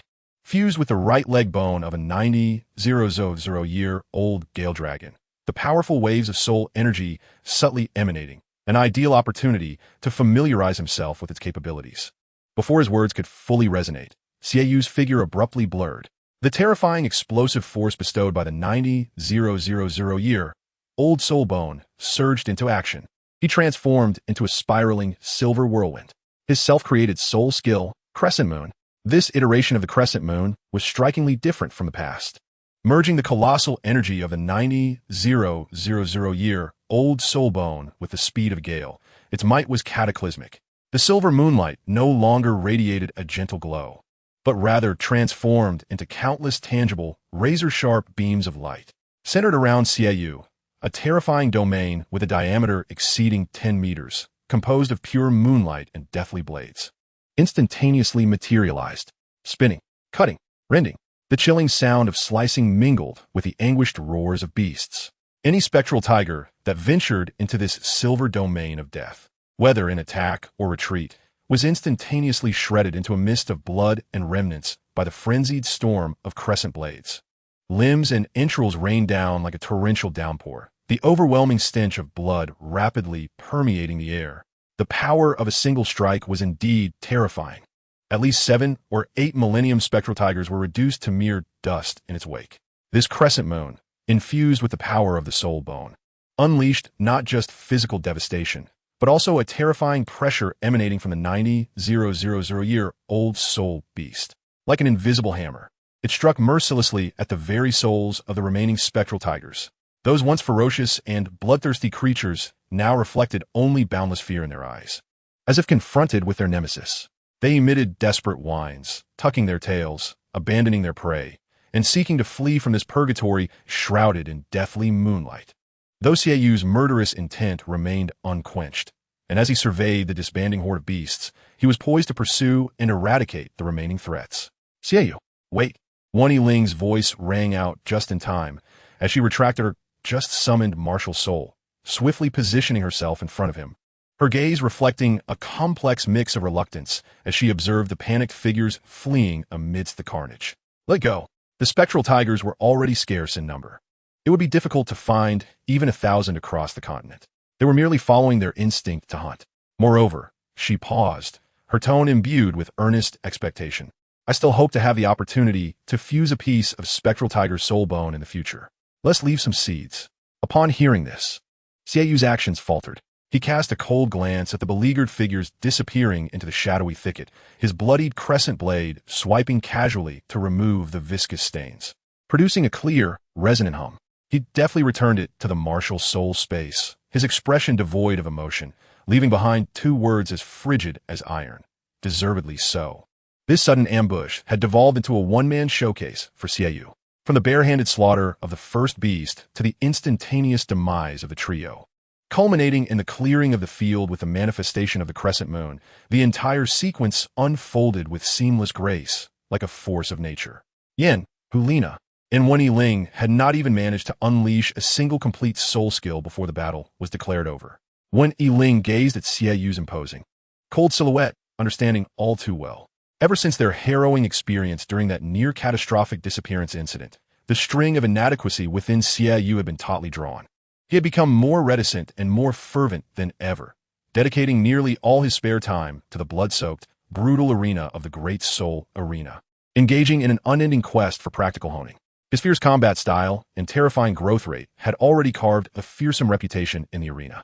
Now, soul masters below the 60th level often chose to avoid confrontation upon hearing the name Xiaoyu.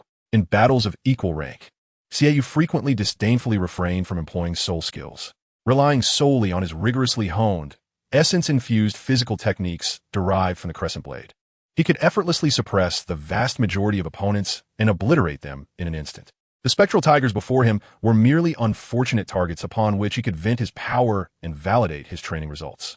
Beneath those frigid eyes lay an unceasing challenge to his own limits and an almost obsessive yearning for greater strength. The four returned to the carriage, and with a gentle jostling, they drifted into slumber once more, until the carriage continued its journey along the broad imperial road of the Xinghua Empire, paved with immense obsidian and granite, signifying their proximity to the capital. The rhythmic sounds of the wheels rolling over the gaps in the stone slabs intertwined with the slight swaying of the carriage, resembling the most primordial lullaby. After enduring a harrowing night on the edge of the Panlong forest and a lengthy journey, the taut nerves of the four companions finally relaxed. To the rhythmic jostling of the carriage, they surrendered once more to the embrace of slumber. Hu Liena's head unconsciously rested gently upon Wen Yuling's shoulder, while Wen Yuling tilted his head slightly, breathing evenly. Opposite them, Xiaoyu embraced his arms, eyes closed in meditation, a trace of sharpness from battle still lingering in his brow. Yin lay sprawled beside them, carefree and relaxed. Time passed unknowingly, and when the carriage came to a complete halt, the respectful voice of the driver filtered through the door, rousing the quartet from their dreams. Sunlight streamed through the carriage window, bringing with it a brightness and warmth starkly different from the forest's edge, an essence of the bustling metropolis. "Ladies and gentlemen, we have arrived at Xinghua City," announced the driver. Upon receiving a response from within, he slowly opened the heavy carriage door. A wave of heat, infused with the aromas of spices, baked goods, and the unique bustle of the city, rushed into the carriage. "My old carriage will await here at this station. We shall reconvene in 2 hours, if that suits you." "Thank you," Xiaoyu replied succinctly. One by one, the four descended from the carriage, their feet once again meeting solid ground. The sight before them was a revelation, invigorating their spirits. Xinghua City, as the very heart of the Xinghua Empire's power and wealth. Its grandeur and prosperity rivaled that of Wuhuan City. Towering walls, constructed from immense dark stones glinting with a metallic sheen, stretched endlessly, resembling a slumbering black dragon safeguarding the bustling life within. The massive city gates swung open, and a throng of people surged through, accompanied by the clamor of vehicles. At the entrance, guards clad in the imperial armor of the Xinghua Empire stood solemnly, spears in hand, scrutinizing the flow of entrants and exits, their armor reflecting a cold gleam in the sunlight. Gazing further into the city revealed a feast for the eyes. The broad central avenue stretched straight ahead, wide enough to accommodate several carriages side by side.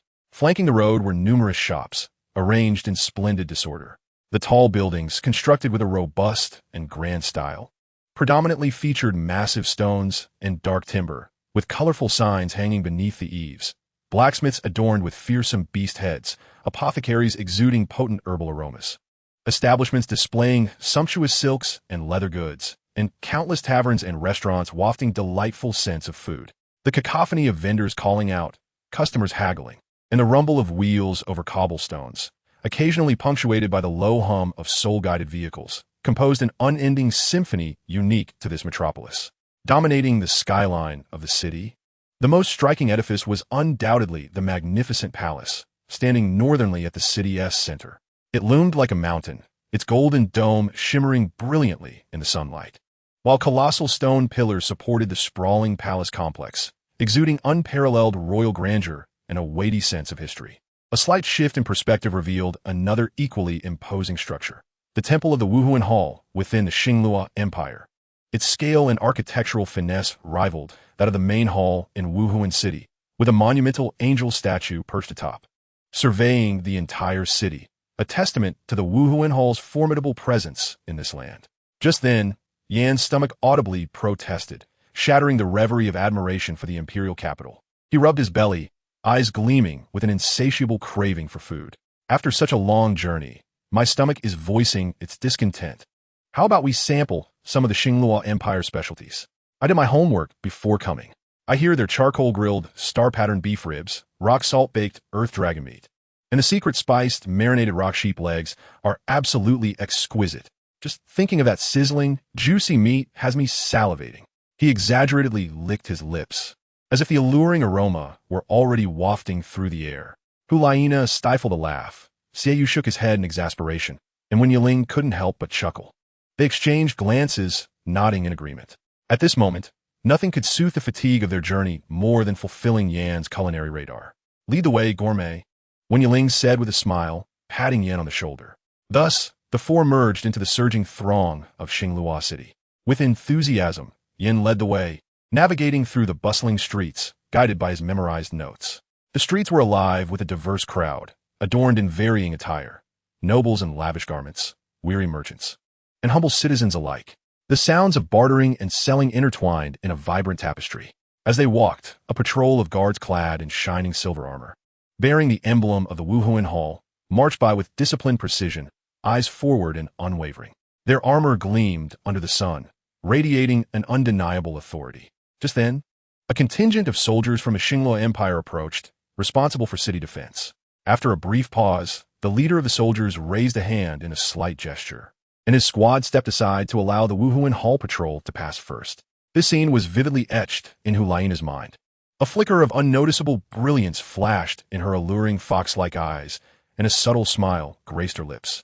Imbued with a sense of pride, as she quietly remarked to Wen Yiling, "It seems the influence of our Wuhuan Hall continues to grow within the very heart of the Xinglua Empire, not to be underestimated." Her voice carried a hint of the poise and satisfaction of one in a position of power. Wen Yiling turned his gaze toward her, softening as he beheld Hu Liena's profile, kissed by sunlight. Her slightly upturned lips, confident eyes, and words imbued with hope for the future stirred something within him.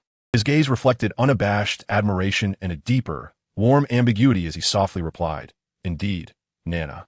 I find myself eagerly anticipating the day you truly take the helm of the Wuhuan Hall. It will undoubtedly be an unprecedented glory."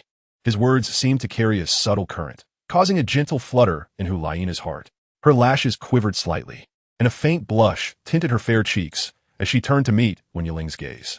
Their eyes intertwined in a silent dance, weaving a tapestry of appreciation, trust, shared ideals, and the budding, unspoken feelings that quickened their hearts.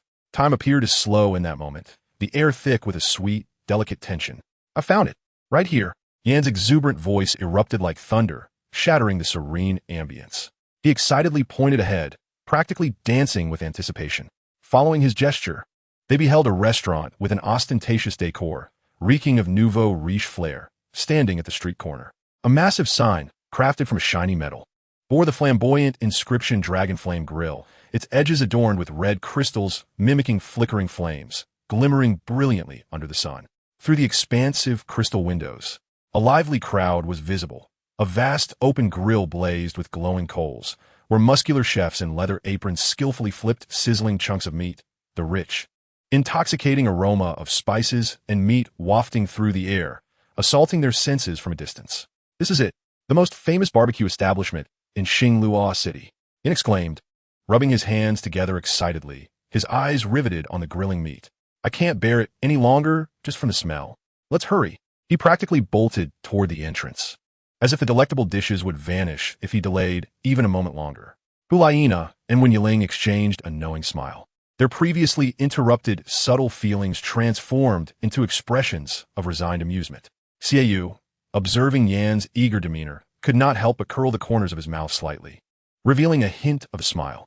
The four of them, buoyed by Yan's enthusiasm, ventured towards the Dragon Flame barbecue, which emanated an enticing aroma of roasted meat and a searing warmth. Intending to reward themselves with a sumptuous feast from the Star Luo Empire for their journey's fatigue and dust. The bustling atmosphere and the smoky essence of Star Luo City enveloped them completely.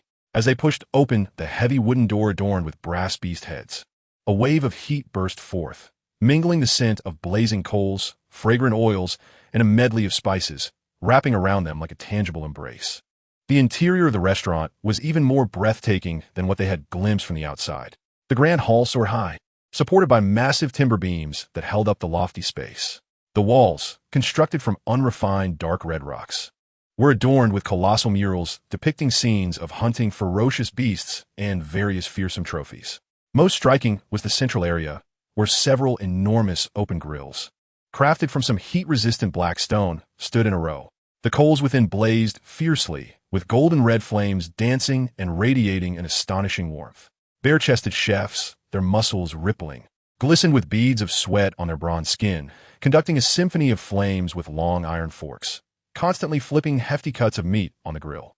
Fat dripped onto the scorching coals, producing a sizzle and sending up aromatic smoke filled with the rich scent of meat. The air was thick with a primal and wild temptation of hunger. "Wow!" Yin exclaimed, his eyes wide as saucers, greedily inhaling the enticing aroma as if he could consume it all. "This is it. Absolutely perfect." The servers, evidently accustomed to guests being overwhelmed by the fragrances, warmly guided them to a booth near the grill, where the view was expansive yet comparatively less intense with heat. The seats were spacious, upholstered in dark animal hides, providing exceptional comfort. In the center of the sturdy oak dining table lay several plates of tantalizing marinated wild fruits and uniquely flavored nuts. Yin eagerly picked up the menu, which resembled more of a scroll, inscribed in bold lettering with the names and cuts of various meats. This one, the charcoal-grilled star-pattern beef ribs, the largest portion, and the rock-salt-baked earth dragon spine. Also, a serving of the secret recipe lemongrass rock goat leg. Let us add a fiery, giant lizard tail for taste. His ordering was spirited, akin to a general rallying troops. Xiaoyu appeared much more composed, opting for a relatively delicate grilled silver-scaled fish fillet and a vegetable platter. Exchanging glances, Hu Liena and Wen Yiling both recognized the astonishment in each other's eyes at Yan's ordering exuberance, and in unison, they decided on a signature grilled swift-wind deer tenderloin and a dish of herbed roasted wild mushrooms, accompanied by a jug of the Star Luo Empire's specialty, fruit-scented wheat beer. The wait for their dishes was anything but tedious. The server promptly brought forth the appetizer of wheat beer. The amber liquid, contained in a heavy ceramic cup, boasted a delicate foam. Hu Liena lifted her cup and took a gentle sip, the slight bitterness giving way to a sweet fruitiness that blossomed on her palate. She closed her alluring fox-like eyes in satisfaction, reminiscent of a languorous cat. Wen Yiling's gaze was involuntarily drawn to her, observing her lips, now more flushed from the drink, and felt his heart skip a beat. Soon, the hearty dishes Yin had ordered arrived like a small mountain. The enormous, golden-brown star-patterned beef ribs exuded a robust aroma, while the earth dragon spine, encased in a thick rock-salt shell, was cracked open by the server, revealing the delicate, juicy meat within. The secret recipe lemongrass rock goat leg flaunted an enticing crimson hue, its fragrant spices captivating and dominant, while the fiery giant lizard tail was sliced into sections, crisp on the outside, yet remarkably tender within. The dishes chosen by Hu Liena and Wen Yiling were also elegantly arranged on their plates. "Let's dig in," Yin cheered, grabbing his knife and fork and lunging for the largest rib with an eagerness that was almost primal. Xiaoyu elegantly sliced his fish fillet, his movements precise as if wielding a soul technique. Hu Liena picked up her knife, preparing to cut into her deer tenderloin. The meat, perfectly cooked with a slightly charred exterior, revealed a beautiful pink inside. She focused intently on her cutting, but perhaps due to the tenderness of the venison or the flutter of her thoughts, the knife slipped slightly, and a small piece of succulent deer meat unexpectedly leapt from her plate, landing squarely on Wen Yiling's hand. The warm touch startled Wen Yiling momentarily. "Oh dear," Hu Liena exclaimed softly. Her cheeks instantly flushed a deeper hue than the beer in her cup. She instinctively reached out with her delicate fingers, intending to retrieve the offending piece of deer meat. Just as her fingertips were about to brush against Wen Yiling's skin, he happened to raise his hand as well. Their fingertips, separated only by the small, fragrant piece of meat, gently, almost simultaneously, touched the skin on each other's hands. Time seemed to freeze in that instant. Hu Liena's fingertips were cool, with a barely perceptible tremor. Wen Yiling's hand was warm, and he could feel the pulse beneath his skin.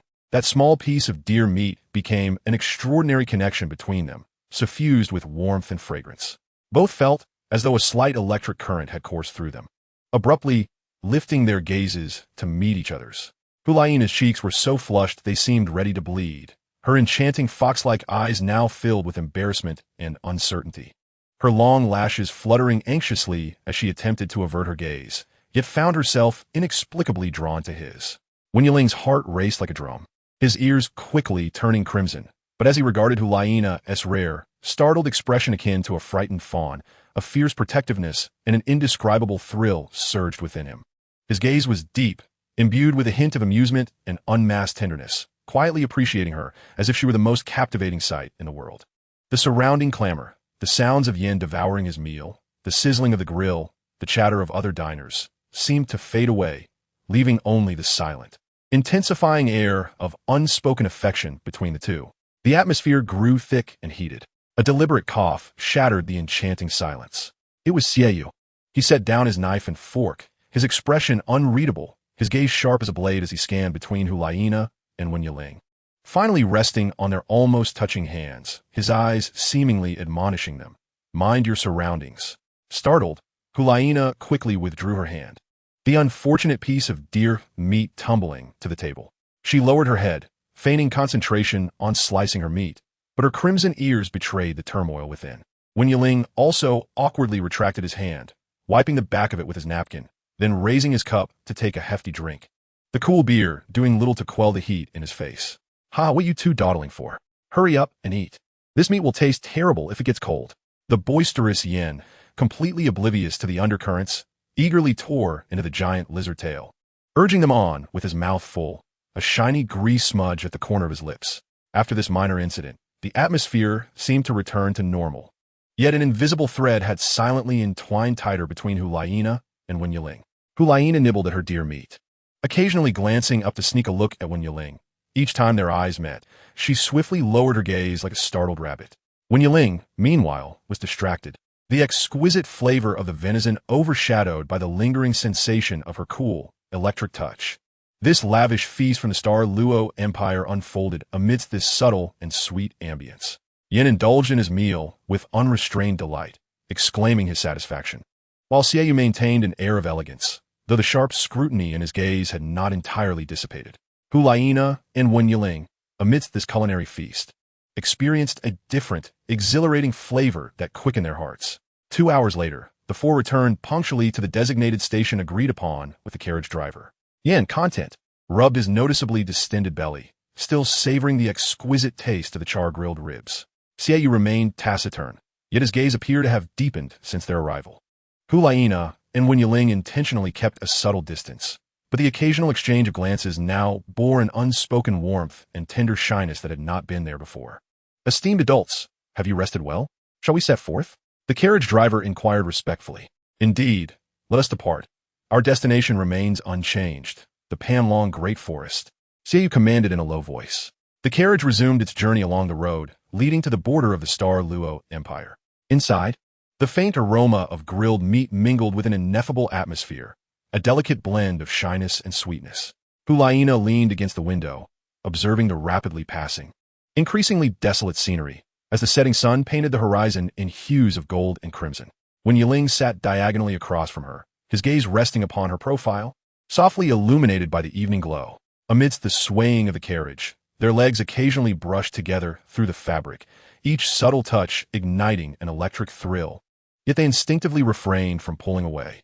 No one mentioned the minor incident at the restaurant, but the thrill of their fingers grazing, the fluster and sweetness exchanged in their glances, had quietly planted itself like a seed, sending ripples across the tranquil lake of their hearts. The carriage, carrying the four with their myriad thoughts, also bore the tender, burgeoning feelings that had just begun to blossom. As the sun's rays waned, they steadily advanced toward the mysterious and perilous Panlong Great Forest, where the shadows of the forest began to stretch across the horizon ahead. Chapter 3. Entering the forest. The sound of wheels traversing the rugged path mingled with the distant, faint growls of soul beasts emanating from the depths of the forest. After a day and night of jarring travel, the carriage finally came to a halt before a markedly different terrain. They had arrived at the edge of the Panlong Great Forest. Here, the landscape was no longer expansive plains or official roads, but a delineated boundary imbued with an air of foreboding. A massive stone gate, towering at over 10 meters and constructed from colossal black rocks, stood like a silent giant at the forest's entrance, resolutely barring any intruders. The surface of the gate was inscribed with intricate, ancient runes that glimmered faintly with a weak energy sheen in the dim light, exuding an aura of unyielding strength and solemnity. Beyond the gate lay a verdant barrier of primordial giants that obscured the sky, the air thick with the scent of decaying earth, dampness, and the essence of countless unknown flora, bringing a chilling, primal sense of oppression. As the carriage steadied, several guards clad in the Douluo Empire's standard dark blue armor and wielding long halberds briskly emerged from the sentry post beside the gate. Their expressions were stern, their gazes sharp as hawks, and their strides steady and powerful, clearly seasoned in rigorous training. The squad leader approached the carriage and unceremoniously yanked open the heavy door with a thud, his voice dripping with bureaucratic coldness. Halt. This area is under the direct jurisdiction of the Douluo Empire. Only Soul Masters holding a royal-approved pass are permitted entry. Please present your tokens. His gaze swept across the four within the carriage, laden with scrutiny and undeniable authority. Just as Hu Liena parted her lips, preparing to reveal her identity as a member of the Spirit Hall, Xiaoyu acted more swiftly. With an expressionless demeanor, he showed no inclination to rise, instead leisurely retrieving an object from his pocket. When Yiling instinctively felt a twinge of doubt at that moment. Would Xiaoyu's 3-pattern Pope token hold any weight in this tightly controlled territory of the Douluo Empire? However, when Xiaoyu fully opened his palm, revealing the item to the dim light of the carriage and the daylight streaming through the door, when Yiling's pupils dilated in shock. It was not the 3-pattern token he had anticipated. What lay in Xiaoyu's hand was a token entirely carved from profound black jade, its edges adorned with radiant golden patterns. The front of the token bore 6 distinct staves, each exuding an aura of supreme authority, symbolizing the 6 soul spirits at the core of the Spirit Hall's highest power, perfectly engraved upon it. Each design seemed to encapsulate immense power, radiating a restrained yet noble brilliance in the light. The 6-pattern Pope token, when Yiling could hardly believe his eyes. This represented the highest level of authority within the Spirit Hall, typically reserved for esteemed elders of the Worship Hall or the Pope's confidants. How could it possibly be in Xiaoyu's possession? He blinked vigorously, but the unmistakably clear 6 staff patterns, along with the unique material and soul power fluctuations, silently proclaimed its authenticity and exalted status. Xiaoyu appeared to revel in one Yiling's fleeting astonishment, a barely perceptible smile curling at the corners of his mouth. With a casual flick of his finger, he sent the token, emblematic of the Spirit Hall's supreme authority, soaring into the squad leader's outstretched hand, as if tossing an ordinary pebble. We do not possess your Douluo royal tokens. Xiaoyu's voice remained calm and unperturbed, yet carried an air of condescension, but this should suffice. The token felt icy and heavy in the squad leader's hand, as though imbued with immense power. Instinctively, he lowered his gaze, and upon seeing the 6 staff patterns, the coldness and authority etched on his face shattered like ice struck by a hammer, collapsing instantaneously. His eyes widened to their limits, almost bulging from their sockets, his mouth agape, and he gasped for breath as if someone had seized his throat. His hand trembled violently as it gripped the token, fingers whitening from the force. 6 pattern, Pope token, he stammered, his voice laced with sheer terror and disbelief. He suddenly looked up, his gaze towards the 4 extraordinarily youthful individuals in the carriage transformed entirely, filled with profound reverence and trepidation. Who could have imagined that this seemingly ordinary carriage, standing solitary at the edge of the controlled zone, housed individuals of such lofty status, bearing the highest insignia of the Spirit Hall? It was utterly surreal. Lord Elder, he exclaimed, nearly on the verge of tears, his legs buckling as if he might kneel on the spot. Cradling the token as if it were a fragile treasure, he bent at a 90-degree angle, his voice trembling uncontrollably. Please forgive me, my lord. I shall open the gate for you immediately. This way, please. Quickly, open the gate. He shouted incoherently at the soldiers behind him, his voice cracking. The nearby soldiers, already pale with fear from their leader's drastic reaction and the token's significance, scrambled at the command, rushing towards a concealed mechanism by the stone gate. One soldier cautiously retrieved a complexly shaped, multicolored pentagonal magic crystal from his pocket and solemnly embedded it into the recess. A low, resonant hum, as if emanating from the depths of the earth, reverberated through the air. The ancient runes on the stone gate, which had remained dormant, suddenly illuminated. As if alive, golden energy surged along the paths of the runes, converging. The massive stone gate began to emit a deep, thunderous rumble, and the 3-foot-thick runic stone wall, like a slumbering giant awakening, slowly and heavily opened inward. The gap widened, revealing an ancient pathway shrouded in darkness, leading into the unknown depths of a shadowy forest, obscured by colossal tree roots and dense moss. A more potent primal breeze, imbued with the wild essence of the forest and the weight of time, surged through the doorway, rustling the garments of those within. The squad leader, trembling hands, reverently returned the seemingly weighty six-pattern papal edict to Xiaoyu, perspiration beading on his forehead. Swallowing hard, he steeled himself to fulfill his final duty, hastily imparting the forest taboos. Esteemed elders, please exercise utmost caution. This forest is extraordinary. The soul masters residing within are exceptionally formidable, their movements elusive, and their tempers often peculiar. The soul beasts are even more terrifying, with 10,000-year soul beasts frequently prowling the periphery, while deeper within lies the legend of not one, but multiple 100,000-year soul beasts. The dangers are manifold. He paused momentarily, his voice quivering imperceptibly, fear etched in his gaze, particularly regarding the area known as the Forest of Life deep within, which should never be approached. Rumor has it that several powerful titled Douluos entered there years ago and never returned. Their bones are said to be lost to time. Furthermore, one might occasionally encounter some indigenous inhabitants within the forest who have dwelled here for generations and are exceedingly hostile towards outsiders. I implore you, do not engage them to avoid unnecessary conflict. Should you encounter trouble, the soldiers stationed in our star Luo Empire will be at your service. The soldier hurriedly recounted every known taboo as if spilling beans, anxious not to overlook a single detail. As the stone door fully opened, the four did not linger. They descended from their carriage in succession, stepping onto the soft, damp ground at the forest's edge, infused with the earthy aroma of soil and decaying leaves. Xiaoyu turned to the coachman, his voice steady yet imbued with an undeniable authority. Sir, upon your return to Spirit City, report directly to His Holiness the Pope that we have altered our destination to the periphery of the dragon-encircling forest. As for the 3 days saved during our journey, he paused, retrieving a small yet hefty silken pouch from his bosom. The sound of golden soul coins clinking within creating a melodious chime. Consider this your reward for the holiday. Yes, yes. Thank you, esteemed elder. Thank you all for your grace. The coachman accepted the golden coins, overwhelmed with gratitude, bowing profusely. I shall await your triumphant return here in 3 months without fail. The carriage turned, the sound of its wheels echoing as it carried the coachman and the last vestiges of civilization away, gradually fading into the path from whence it came. Meanwhile, the four from the Spirit Hall's golden generation stood at the massive, profound entrance of the ancient forest, which seemed to hunger for its next victim.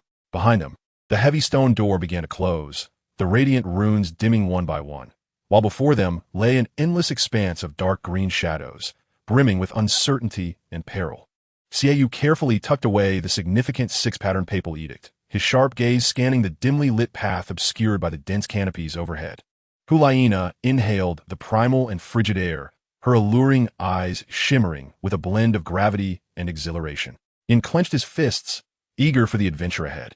Wen Yiling cast a final glance back at the closing stone door, feeling the lingering thrill of contact with Hu Liena's fingertips, then resolutely turned her gaze towards the enigmatic depths of the dragon-encircling forest. The true adventure was only just beginning. The shadows of the forest enveloped them like a grand curtain slowly descending. The heavy stone doors sealed behind them, cutting off the clamor of the outside world and formally announcing their entry into this mysterious and treacherous land. The air within the forest was thick with moisture and the crisp scent of flora, as light filtered through the layered canopies, casting an eerie and mottled gloom.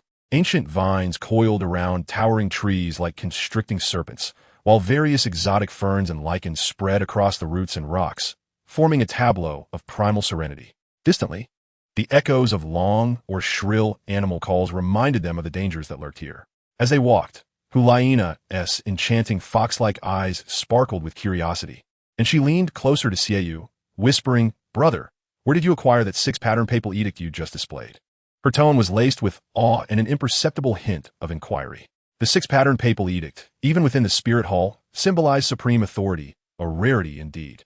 A subtle smirk of pride graced Xiaoyu's lips as he paused, retrieving the weighty, luminous black token from his bosom once more, casually displaying it before them.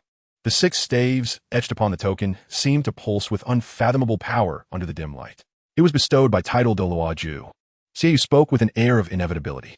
Before our departure, I sought him out to inform him of our intention to train at the periphery of the dragon-encircling forest. After a moment of silence, he mentioned that this forest is under stringent control by the Star Luo Empire, and ordinary identities may find it impossible to even enter. He paused again, carefully stowing the token back in his bosom, then added he then tossed this little trinket to me, saying, "Take this, little rascal, to spare you and your companions the embarrassment of being turned away from the spirit hall." He mimicked Zhu's slightly effeminate yet authoritative tone, prompting a light laugh from Hu Liena. "So was grandfather Zhu," Hu Liena exclaimed, her eyes reflecting gratitude. As the four ventured deeper, the path beneath their feet gradually became obscured by dense vegetation, growing indistinct. They arrived at a fork in the road where a weathered wooden sign stood, its inscriptions long faded and nearly illegible beneath thick moss and rain erosion. Yin furrowed his brow, nearly pressing his face against the decaying sign, straining to decipher. Village, perhaps?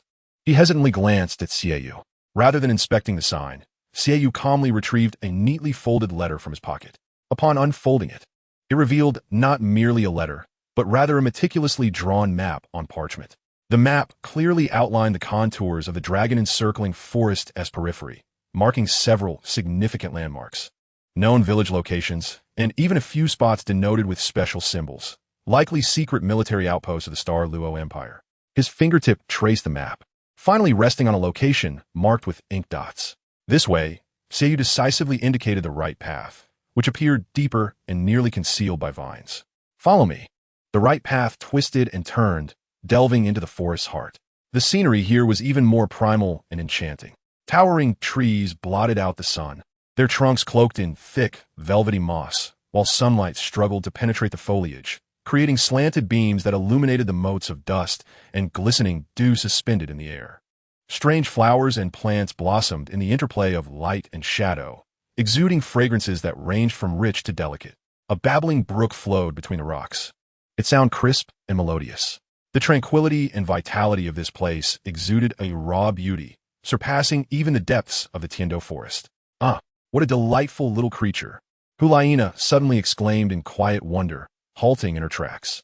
There, beneath a cluster of enormous ferns, a tiny cat no larger than the palm of her hand, with fur as black as ink, timidly peeked out, its emerald-like eyes curiously observing them. This little feline bore no trace of impurities in its coat, and in the dim light, its fur shimmered with a faint, night-like glow. Hu Liena's heart melted instantly.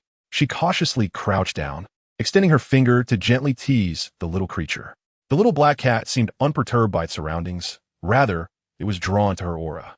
With tentative, stumbling steps, it tumbled into her outstretched palm, emitting faint, mewling sounds and affectionately nuzzling its furry head against her wrist.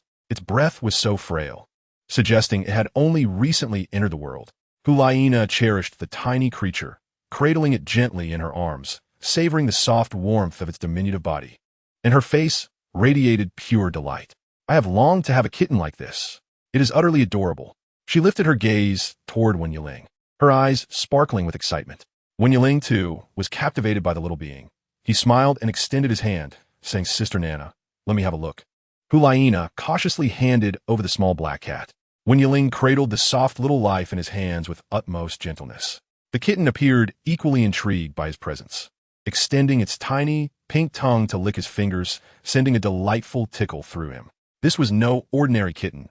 Wen Yiling observed closely, his fingers gliding over its satin-smooth black fur, feeling the subtle, wavering fluctuations of soul power beneath its diminutive form. This was a rare nethercat cub, native to the primordial forests of the Starry Empire. Once fully grown, it would possess extraordinary speed and the ability to glide through shadows, making it a highly coveted soul beast. This little creature was indeed irresistibly charming. He regarded Hu Liena with eyes filled with warmth and mirth as they played with the kitten, the atmosphere imbued with a sense of warmth and harmony. They ambled through the picturesque forest for quite some time, and as the sun began its gradual descent in the sky, the light filtering through the trees grew increasingly dim. Towering trees cast long, twisted shadows, revealing a more mysterious and somewhat eerie aspect of the forest.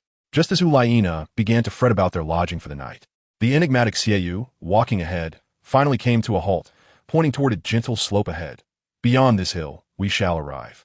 The weariness they felt was swiftly replaced by anticipation. The four quickened their pace, ascending the slope. As their line of sight crested the hilltop, a breathtaking scene unfolded before them. Beyond the slope lay a relatively open woodland valley. At its heart stood a quaint three-story wooden house, constructed entirely from stout logs. Quietly basking in the afterglow of the setting sun, the house had been meticulously cared for. Its roof was thickly adorned with moss, while the walls were draped in vines adorned with delicate blossoms. A small yard, enclosed by a rustic fence, boasted an assortment of common vegetables and a few plants blooming with subtle, elegant flowers. Wisps of smoke curled from the chimney, wafting gently into the cool evening air, imparting a sense of warmth and tranquility to the surroundings, a striking contrast to the wild grandeur of the surrounding primordial forest. "We have arrived." Joyful smiles illuminated the faces of the four as they hurried toward the wooden abode. Their footsteps stirred those inside. The door creaked open, and 3 figures emerged, standing on the porch, curiously gazing in the direction of the slope. When Hu Liena recognized the face of the foremost figure, her steps came to an abrupt halt, as if she had been struck by a spell of paralysis. After a few seconds of astonishment, an overwhelming joy erupted on her face like fireworks, and she could not contain her excitement, exclaiming, "Uncle Lin, so you're the friend my brother spoke of." Standing at the center of the doorway was a tall, dignified man with an elegant yet resolute countenance. Clad in simple linen attire, he exuded an air of unshakable stability. It was Lin Yufeng, an 83rd level soul Douluo. His martial soul was the exceptionally rare tree of life, once a renowned defensive soul master of the Spirit Hall. Many years ago, following a brutal battle with Tang Hao, he had sustained grave injuries and, disheartened, chose to retreat from strife, settling at the edge of this vast Panlong forest with his family. "Na, Xiaoyu, is truly you," Lin Yufeng exclaimed, his eyes sparkling with joy upon seeing Hu Liena and Xiaoyu, his smile warm and sincere, as though he were reuniting with long-lost kin. He strode forward with open arms. Hu Liena's gaze swiftly shifted to the gentle, graceful woman standing beside Lin Yufeng. She joyfully dashed over and enveloped her in a big hug, saying, "Aunt Zhou, I missed you so much. It's been ages." Zhou Feifei, Lin Yufeng's wife, a healer with exquisite grace and remarkable medical skills, embraced Hu Liena tenderly, her eyes brimming with affection as she gently patted her back. "Indeed, Nana, it has been far too long. The last time I saw you, you were just a little girl with pigtails, and now you have blossomed into a beautiful young lady." Her voice was as melodious as a mountain spring, delightful to the ears. At that moment, Zhou Feifei gently pulled forward the quiet youth who had been standing beside her, introducing him to the group. "Come, Yuan, these are the brother and sister from the Spirit Hall that your mother often speaks of. Nana, Xiaoyu, this is our son, Lin Yuan." The youth appeared to be of similar age to Hu Liena and Xiaoyu, tall and handsome, with a scholarly air about him, and his clear, slightly shy gaze sparkled with innocence. He stepped forward, somewhat bashfully, offering a bright smile to Hu Liena, Xiaoyu, and the others behind them, nodding slightly as he greeted them. "Hello, I am Lin Yu and welcome to our home." His gaze lingered for a moment on Hu Liena's radiant face and Wen Yuling's gentle demeanor, filled with curiosity. Lin Yufeng's gaze swept past Hu Liena and Xiaoyu, resting upon the distinctively different Wen Yuling and Yin behind them. His eyes, both sharp and warm, held a blend of elderly scrutiny and admiration. These 2 handsome young men must be the illustrious Flame Lord Yin from the golden generation of the Spirit Hall, and that clever one with the unique 4-eyed spirit fox martial soul, Wen Yuling, am I correct? Truly impressive, with remarkable poise. He chuckled heartily, stepping forward to give Yin's broad shoulder a hearty pat, then nodding appreciatively at Wen Yuling. "Your teacher, Wei Yi, wrote to me a few years ago, praising you both profusely. Meeting you today, it is clear that his words did not do you justice. Come, do not linger outside. Step inside. Dinner is almost ready." Lin Yufeng warmly beckoned, while Zhou Feifei smiled gently, inviting everyone in. Lin Yuan looked on with curiosity at these legendary prodigies, his gaze lingering momentarily between the beaming Hu Liena, cradling the little nether cat, and the warm-hearted Wen Yuling. The last rays of the sun bathed the log cabin in warmth, casting long shadows over the reunited, or newly acquainted, gathering, and the tranquil silence of the forest was broken by the glow of the lights and the sounds of laughter from within, filling the air with a comforting warmth. At this moment, the edge of the deep Panlong forest seemed to transform into an isolated haven, brimming with affection. Chapter 4. The Saintess's Gift. The last glimmer of the sun sank below the verdant horizon of the Panlong forest, and the night descended like a grand velvet curtain, tenderly enveloping the woodland valley. Yet, the little wooden house of the Lin family became the sole warm beacon in the otherwise primordial silence, dispelling the initial chill and the inherent solitude and oppression of the forest's edge. Inside, the warm orange glow of the lamps spilled through the windows, mingling with the fading twilight. The inviting warmth of the air was infused with the tantalizing aroma of food, the fresh scent of timber, and the rich bouquet of Lin Yufeng's cherished vintage, creating an intoxicating atmosphere. Lin Yufeng was evidently well prepared. In the spacious center of the living room, a sturdy long wooden table gleamed brightly, laden with an array of culinary delights. Large, succulent, oil-dripping smoked venison legs from the starry constellation, their golden brown crusts exuding a rich meaty aroma intertwined with the essence of fruitwood smoke, a whole steamed pan-long river silver-scaled fish, its flesh snow-white and tender, adorned with vibrant green herbs, several baskets of freshly baked, still steaming rye bread, with a crisp crust and soft interior, a colorful wild berry salad drizzled with sweet honey, and a large pot of steaming, creamy mushroom soup, fragrant with milk, floating with plump fungi and fresh wild greens. Ha! Don't just stand there, children, take a seat. Lin Yufeng laughed heartily, welcoming them like a long-lost friend greeting returning wanderers. He clapped his hands on Yin and Wen Yiling's shoulders, urging them to feel at home. Today, there are no geniuses from the Spirit Hall, nor reclusive old-timers, just a gathering of young people enjoying each other's company. Yuan, go fetch the finest barrel of forest essence honey wine from my cellar. Lin Yuan responded with a shy yet genuine smile and hurried towards the back of the house. Hu Liena had already taken Zhou Feifei's hand and seated herself at the long table, animatedly recounting tales from their journey, particularly about the little shadow cat that was now curled up on her lap, purring contentedly. Zhou Feifei smiled tenderly, occasionally using a handkerchief to wipe the crumbs off Hu Liena's mouth, her gaze filled with affection. Before long, Lin Yuan returned, cradling an ancient wooden barrel that wafted a crisp fragrance of honey and a hint of alcoholic warmth. Skillfully, he used a wooden mallet to pop the cork, and the amber, viscous honey wine flowed into rustic earthenware cups, casting a captivating glow in the light. Cheers to our reunion after such a long time, and to welcome the future pillars of our Spirit Hall. Lin Yufeng raised his cup first, his voice booming with genuine enthusiasm. When he looked at Hu Liena and Xiaoyu, his eyes sparkled with the pride of an elder. When he turned to Wen Yiling and Yin, they shone with admiration and expectations for the younger generation. Cheers! Thank you, Uncle Lin and Zhou, to our reunion. The group raised their cups in unison, the clinking of their ceramic vessels ringing with a delightful clarity. The chilled honey wine first greeted their palates with exquisite sweetness, followed by a warm, rich aroma that unfurled on their tongues, infused with the essence of the forest, warming them and dispelling the last remnants of their travel fatigue. Yin took a hearty sip, his eyes lighting up. What a fine wine, so robust. Meanwhile, Wen Yiling savored the intricate interplay of sweetness and the wine's essence, appreciating its layered complexity. The atmosphere grew lively. Lin Yufeng was an excellent storyteller, vividly recounting his glorious days at the Spirit Hall. His tales of peril held everyone in rapt attention, while his anecdotes of humor elicited peals of laughter.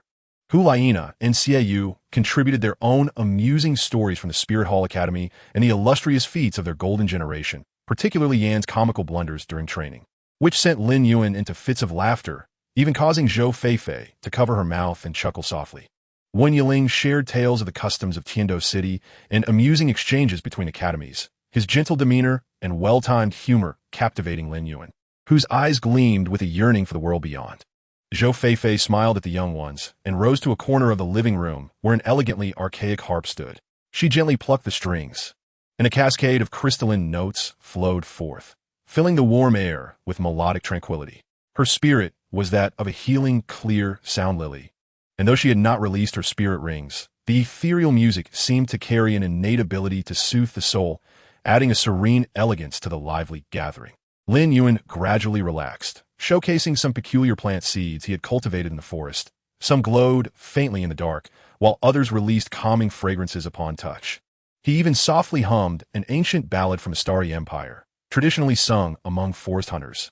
Though slightly off-key, the simple melody and his youthful, clear voice garnered sincere applause from everyone.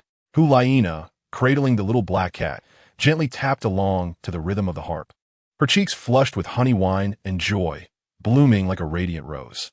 Occasionally, her gaze would inadvertently meet Wen Yiling's, discovering him smiling back at her, causing her heart to race uncontrollably. Yin and Lin Yufeng hit it off particularly well, both being strength-type spirit masters.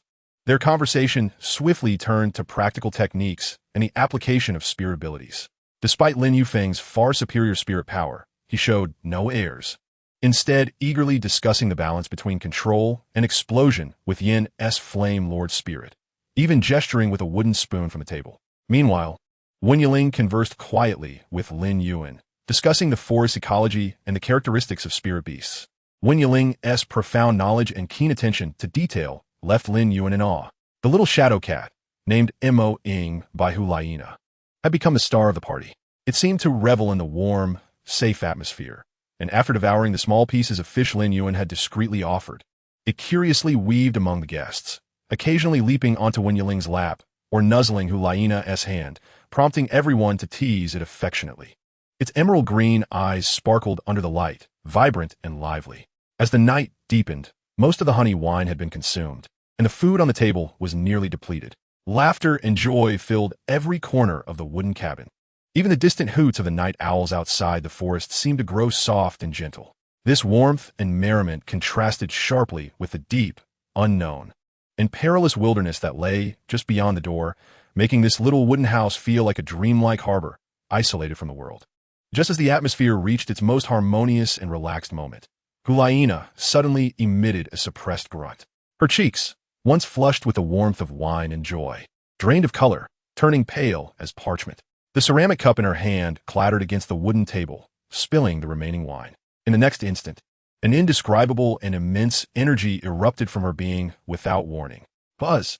The air seemed to be struck by an invisible hammer, vibrating violently. A soft pink light uncontrollably burst forth from Hu Liena, illuminating the entire living room. Within this rosy glow, a colossal spectral fox with 9 bushy tails flickered behind her, embodying a blend of allure and wild power. The 9 tails swished restlessly, stirring the air and exuding a heart-stirring wave of spirit power. The dining utensils on the table clanged in response to the sudden surge of spirit energy, and several chairs near Hu Liena were pushed back by an unseen force. Nana! Seiyu was the first to react, his expression changing drastically as he dashed to Hu Liena's side, steadying her faltering form. What is happening? Lin Yufeng sprang to his feet, the jovial smile on his face replaced by a grave expression, his formidable spirit aura instinctively radiating outward, forming an invisible barrier to shield Zhou Feifei and Lin Yuan. Yin also immediately stood up, scanning the surroundings warily, suspecting an attack. Wen Yiling's pupils constricted. The formidable mental power granted by his Linghu spirit swept over Hu Liena's body, and he quickly understood. This was not an attack. It was a breakthrough. Sister Nana's spirit power was about to break through. The bottleneck of level 60 was loosening. All eyes instantly focused on Hu Liena. She had her eyes tightly shut, her long lashes trembling violently, beads of cold sweat forming on her forehead, her body slightly convulsing. The immense pink spirit power surged within her like a raging torrent, desperately seeking an outlet. The small ink mark on her knee was startled by the sudden upheaval and the overwhelming pressure of soul power, causing it to puff up in alarm and leap away with a frightened meow, seeking refuge behind Wen Yiling's feet. Level 60. A flicker of astonishment passed through Lin Yufeng's eyes, swiftly followed by profound admiration and a hint of concern. What a remarkable girl. Such extraordinary talent. However, the breakthrough came too abruptly. The soul power was in a state of tumult and instability, requiring immediate guidance and soothing. With his vast experience, he instantly discerned that Hu Liena's current condition was perilously precarious. A forced breakthrough could easily damage her meridians if not properly controlled. Feifei. Lin Yufeng cast a glance at his wife. Zhou Feifei had already set aside her harp, her gentle smile replaced by a professional calmness. She stepped forward to Hu Liena's side without needing to utter a word. Her palms turned upward, and a soft white light emanated from her being, quietly revealing 7 soul rings: yellow, yellow, purple, purple, purple, black, black. The ethereal image of her martial spirit, the clear sound lily, blossomed above her head, exuding a pure life force and a soothing rhythm that calmed the mind.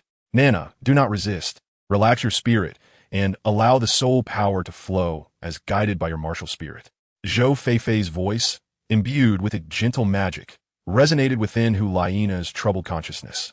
Both tender and resolute, her fair hands rested upon Hu Liena's back and lower abdomen, as the pure and gentle healing soul power flowed like a warm current, delicately and steadfastly penetrating, meticulously untangling the tumultuous soul power within Hu Liena and guiding it back to its rightful path, while nourishing the meridians impacted by the chaotic energy. Shue tightly grasped Hu Liena's icy hand, carefully channeling his own soul power into her, and although their attributes differed, the intrinsic connection of their bloodline imbued a sense of stability to her spirit. Wen Yiling swiftly released his mental energy, forming an unseen net that meticulously sensed every subtle fluctuation of soul power within Hu Liena, promptly relaying the slightest changes to Zhou Feifei, assisting her in providing the most precise guidance. Yin and Lin Yuan stood anxiously by, holding their breath, fearful of disrupting the healing process. The living room was enveloped in the sound of Hu Liena's restrained breaths, the faint humming of soul power flowing, and Zhou Feifei's soft guiding words. The earlier jovial atmosphere had dissipated, replaced by gravity and concern. As seconds ticked by, with Zhou Feifei's exceptional healing skills, Shiyue's protective presence, and Wen Yiling's precise assistance, the violent torrent of soul power within Hu Liena was gradually tamed, beginning to circulate orderly along the specific pathways of her nine-tailed fox martial spirit. Her pallid complexion slowly regained a hint of color, her furrowed brows relaxed, and the ethereal image of the fox behind her stabilized, its 9 tails moving rhythmically and elegantly. Imanating a formidable. At last, after approximately half an hour, the turbulent fluctuations of soul power within Hu Liena completely subsided, replaced by a new, more robust, and refined sense of power flowing around her. She gradually opened her eyes, her enchanting fox-like gaze still tinged with the fatigue of her recent breakthrough, yet predominantly shimmering with the joy of survival and an uncontainable thrill. Level 60, I have broken through to level 60. Her voice was slightly hoarse but brimming with excitement. The tense atmosphere in the living room was instantly shattered. Shiyue let out a long breath, finally releasing his tightly clenched hand, a relieved smile spreading across his face. Wen Yiling also withdrew his mental energy, wiping the fine sweat from his brow, his eyes filled with gratification. Yin pumped his fist in triumph. That's amazing, Nana. Lin Yuan, too, beamed with genuine delight. Zhou Feifei retracted her soul power, the ethereal image of her martial spirit dissipating, as she gently stroked Hu Liena's hair and softly said, "It's all right, Nana. You did splendidly, but the breakthrough was a bit hasty, causing some turbulence in your soul power. Fortunately, your foundation is solid, and there are no major issues. Just rest for the night." Lin Yufeng approached, carefully sensing Hu Liena's aura, confirming her soul power was stable and her realm secure, finally able to relax completely. A smile returned to his face, but this time it bore a weight of seriousness. Excellent. Truly excellent. The first to break through level 60 among the Golden Generation. Nana, you have certainly not disappointed His Holiness the Pope. However, his tone shifted, his gaze growing profound. Level 60 means you require a critically important 6th soul ring. A powerful 6th soul ring that harmonizes with your martial spirit will be the cornerstone of your future as a top-tier powerhouse. This is no trifling matter. Hu Liena nodded vigorously, her eyes ablaze with the fire of desire. Uncle Lin, I understand. I must find the best soul ring. She gazed outside, toward the forest, whose contours appeared even more enigmatic under the moonlight. The dragon-twisting forest. It must hold what I need. Lin Yufeng fell silent for a moment, as if contemplating something. He glanced at his wife, Zhou Feifei, who gave him a subtle nod, her eyes filled with understanding and support.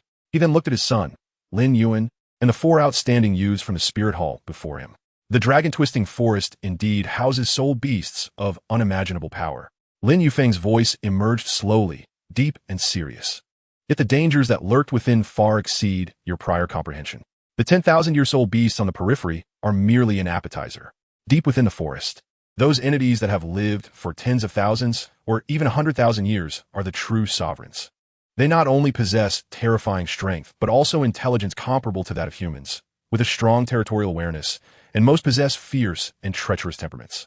He walked to the window, gazing out into the heavy night, as if recalling something. Many years ago, I chose to retreat here with Feifei and young Yuan, partly because this place is far removed from the chaos, benefiting Feifei's martial spirit and my recovery. and partly leveraging the Star Luo Empire's strict control over this area to form an invisible barrier. Our family only ventured into the safest regions at the forest's edge, gathering medicinal herbs and cultivating plants, never delving deeper. Even so, we encountered several extremely perilous situations. Had it not been for our familiarity with the terrain and a touch of luck, the consequences would have been dire. He turned back, his gaze sharp as it swept over everyone. The soldier's warnings are not to be taken lightly. The life forest is an absolute forbidden zone. The beings that dwell there are shrouded in mystery, even feared by the top powerhouses of the Star Luo Empire and Spirit Hall. As for those indigenous people, Lin Yufeng paused, a hint of complexity flickering in his eyes. They have lived in the depths of the forest for generations, isolated from the world, regarding the forest as a sacred place, and are extremely hostile towards outsiders. I have sensed their essence from afar.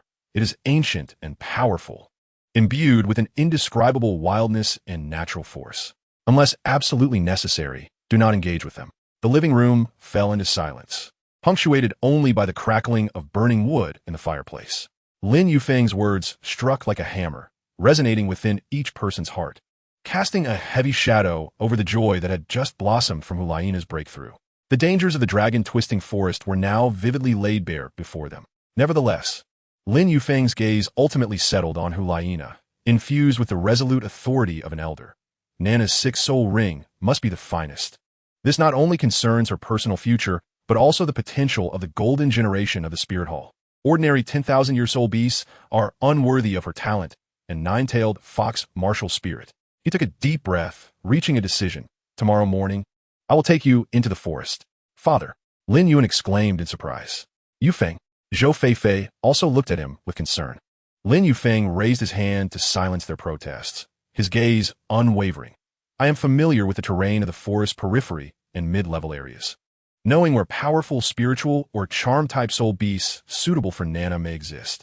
Although my old injuries limit my strength and prevent me from exerting my full power as a soul, Douluo, I should have no problem protecting you while searching for suitable soul beasts in relatively safe areas.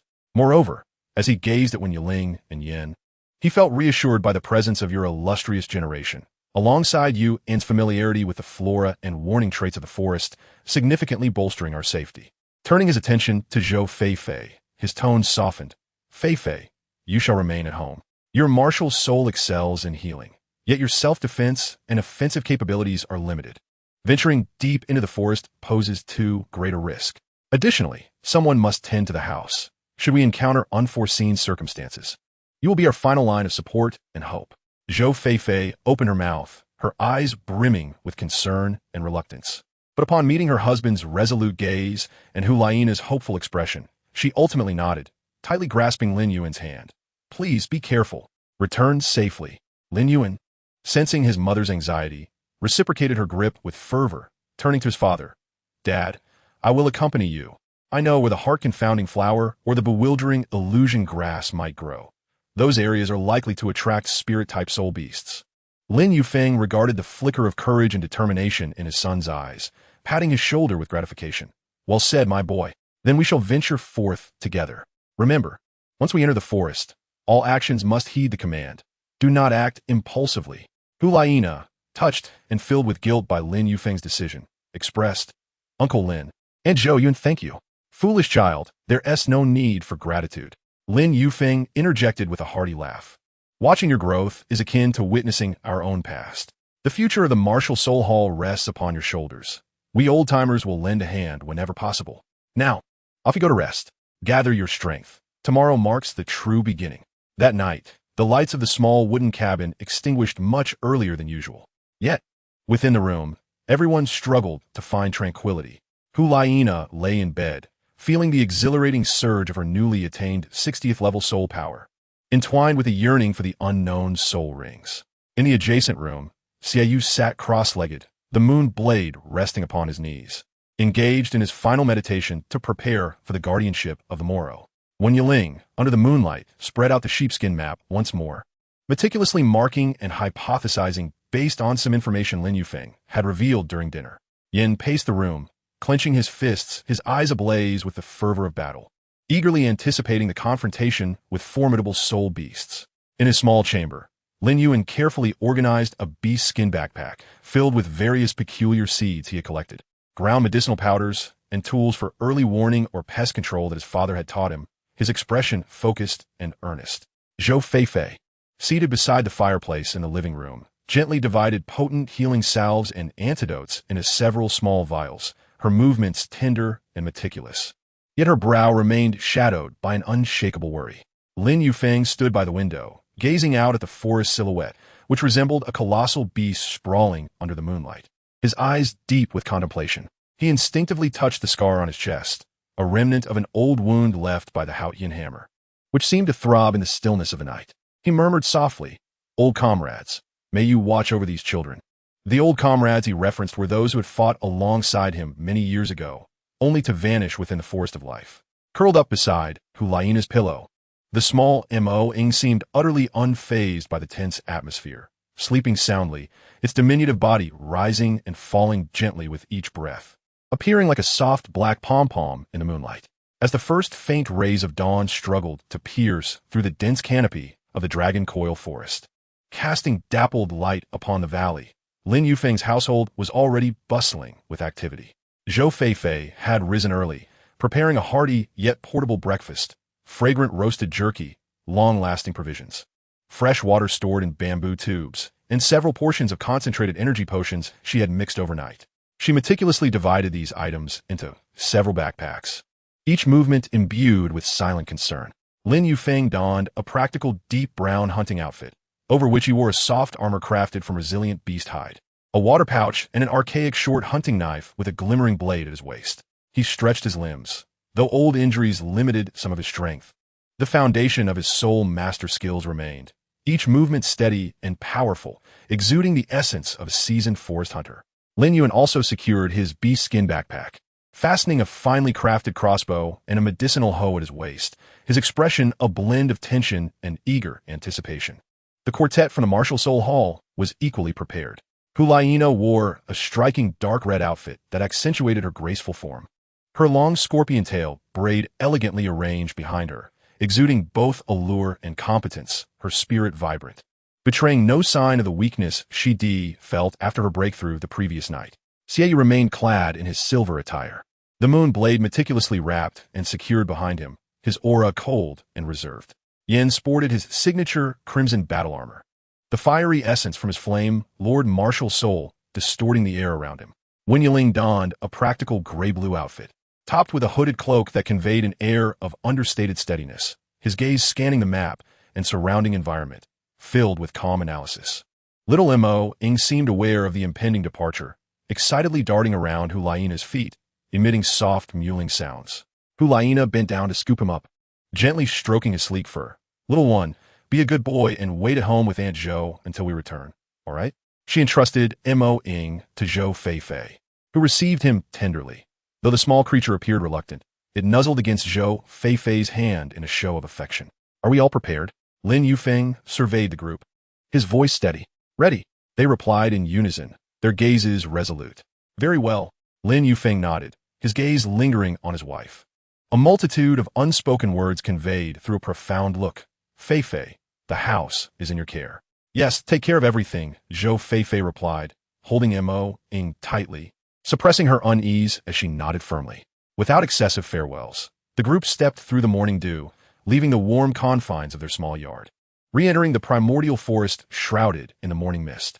Zhou Feifei, cradling Mo-ing, stood at the cabin door, watching as their figures quickly vanished amidst the towering ferns and gnarled ancient trees, swallowed by the profound emerald depths. Little Mo-ing, sensing the atmosphere of parting, called softly toward the forest. Returning to the forest felt utterly distinct from the sensations experienced upon their initial entry yesterday.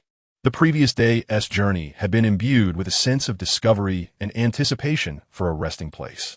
Yet now, each step deeper into the woods bore a clear objective: to assist Hu Liena in obtaining her sixth soul ring, accompanied by a palpable awareness of the unknown perils and the weighty pressure they entailed. Lin Yufeng led the way, his steps seemingly casual, yet always adept at evading muddy depressions, hidden poisonous vines, and peculiar plants emanating faint soul power fluctuations. His experience served as the most invaluable guide for the team. Keep close to my footsteps and watch your footing and overhead. Lin Yufeng's voice, though not loud, resonated clearly in every ear. Yuan, be mindful of the changes in the floral scents around us, especially those with warning implications. Yes, Dad. Lin Yuan responded, his mind sharply focused. His keen eyes scanning the surroundings, his nose slightly flaring, attuned to the mingled aromas of the flora in the air. His martial soul, inherited from his mother. The mutated plant-type martial soul forest language guardian granted him a natural affinity and sensitivity to plants. When Yiling followed closely behind, his mental energy extending like invisible tendrils, cautiously reaching out to encompass a radius of approximately 100 meters. The four-eyed spirit fox martial soul endowed him with exceptional perception and warning capabilities, ensuring that any anomalous fluctuations in soul power or lurking dangers would be difficult to evade his scrutiny. As he walked, he spoke softly to Lin Yufeng, discussing directions and adjusting the markings on the map. Hu Liena and Xiaoyu walked in the center, with Hu Liena still unsteady from a recent breakthrough. However, her nine-tailed fox martial spirit rendered her exceptionally sensitive to the spiritual fluctuations in her surroundings. She diligently attuned her senses to detect any potential presence of spirit beasts of the mental type. Xiaoyu, akin to the most loyal guardian, remained vigilant, constantly monitoring his sister's condition and the slightest disturbances in their vicinity. The aura of his moonblade was restrained, yet ever ready to confront unforeseen circumstances. Yin trailed behind the group, embodying a steadfast bastion. His robust physique and the fervent waves of his soul power formed an invisible deterrent.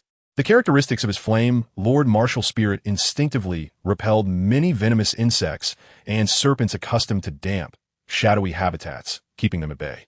He scanned the rear warily, preventing any ambush from behind.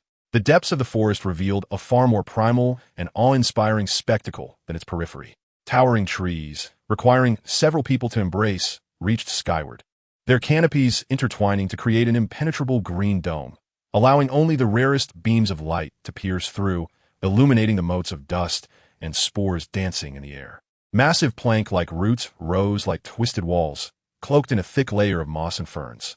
Sturdy vines cascaded from the treetops like colossal serpents, coiling and winding along the forest floor.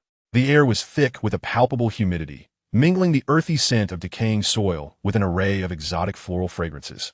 Sweet yet pungent in complexity, the path beneath their feet had vanished, replaced by a soft carpet of fallen leaves that muffled their steps but concealed pitfalls and slippery roots. Various unfamiliar and peculiar plants flourished around them. Clusters of mushrooms emanating an eerie blue glow, shrubs with serrated leaves sharp as blades, vibrant carnivorous flowers capable of ensnaring small insects, and vast parasitic vines pulsating against the tree trunks like veins. Stop! Lin Yufeng suddenly raised his right hand, signaling for silence. The group immediately halted, warily spreading out to seek cover or assume a defensive posture. To the left front, something lurked behind a massive ghost-faced fern. Lin Yuan lowered his voice, pointing towards the distorted leaves of the formidable fern. His forest language guardian martial spirit conveyed subtle, hostile emotions emanating from the vegetation. Wen Yiling's mental energy instantly honed in on that direction, stating in a low voice, soul power fluctuation, approximately 5,000 years old, exhibiting strong concealment and a toxic, fetid scent. It's not large in size, but its speed may be considerable. Almost concurrently with Wen Yiling's words, a dark green shadow shot forth like an arrow released from a bow, hurtling out from the crevice of the ghost-faced fern. Its target, Lin Yufeng at the forefront of the group. It was an exceptionally bizarre, lizard-like spirit beast, measuring just over 0.5 meters in length.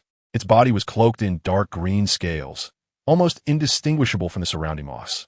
Its head was flat, with a pair of vertically oriented pupils gleaming with a sinister yellow light. Most strikingly, 3 emerald green bone spines, sharp at the tips and surrounded by a faint green mist, grew along its back, exuding a nauseatingly sweet odor. Emerald poison spine lizard, beware of its venomous spines and toxic mist. Lin Yufeng exclaimed sharply, reacting in a flash. He did not retreat. Instead, he stepped forward, his right hand enveloped in a dense layer of dark green light as the phantom of his life, tree martial spirit, flickered momentarily. He did not unleash his soul rings. He merely concentrated his soul power into his palm. Bang! A muffled thud resounded as Lin Yufeng's soul power-encased palm struck the side of the emerald poison spine lizard with precision. sending the ambusher hurtling through the air and crashing into several bush branches. The lizard tumbled on the ground, emitting a hissing cry of pain, its spines flashing ominously in response to its provocation. Nana, use your mental shock to disrupt it. Yen, block its escape route. Yiling, remain vigilant for any other similar beings in the vicinity. Xieyu, eliminate the lizard that's charged out. Yuan, ensure the safety of the others. Lin Yufeng swiftly issued clear commands, deliberately refraining from unleashing his full power, evidently wishing to provide the younger members an opportunity to hone their skills. Understood. Hu Liena's eyes glimmered with a pink hue as invisible mental waves pierced like a spear towards the head of the emerald poison spine lizard. The lizard's next leap was abruptly halted, confusion and pain flickering in its vertical pupils. Roar! Yin could no longer contain himself, letting out a low growl as his second soul, Ring, activated granite armor.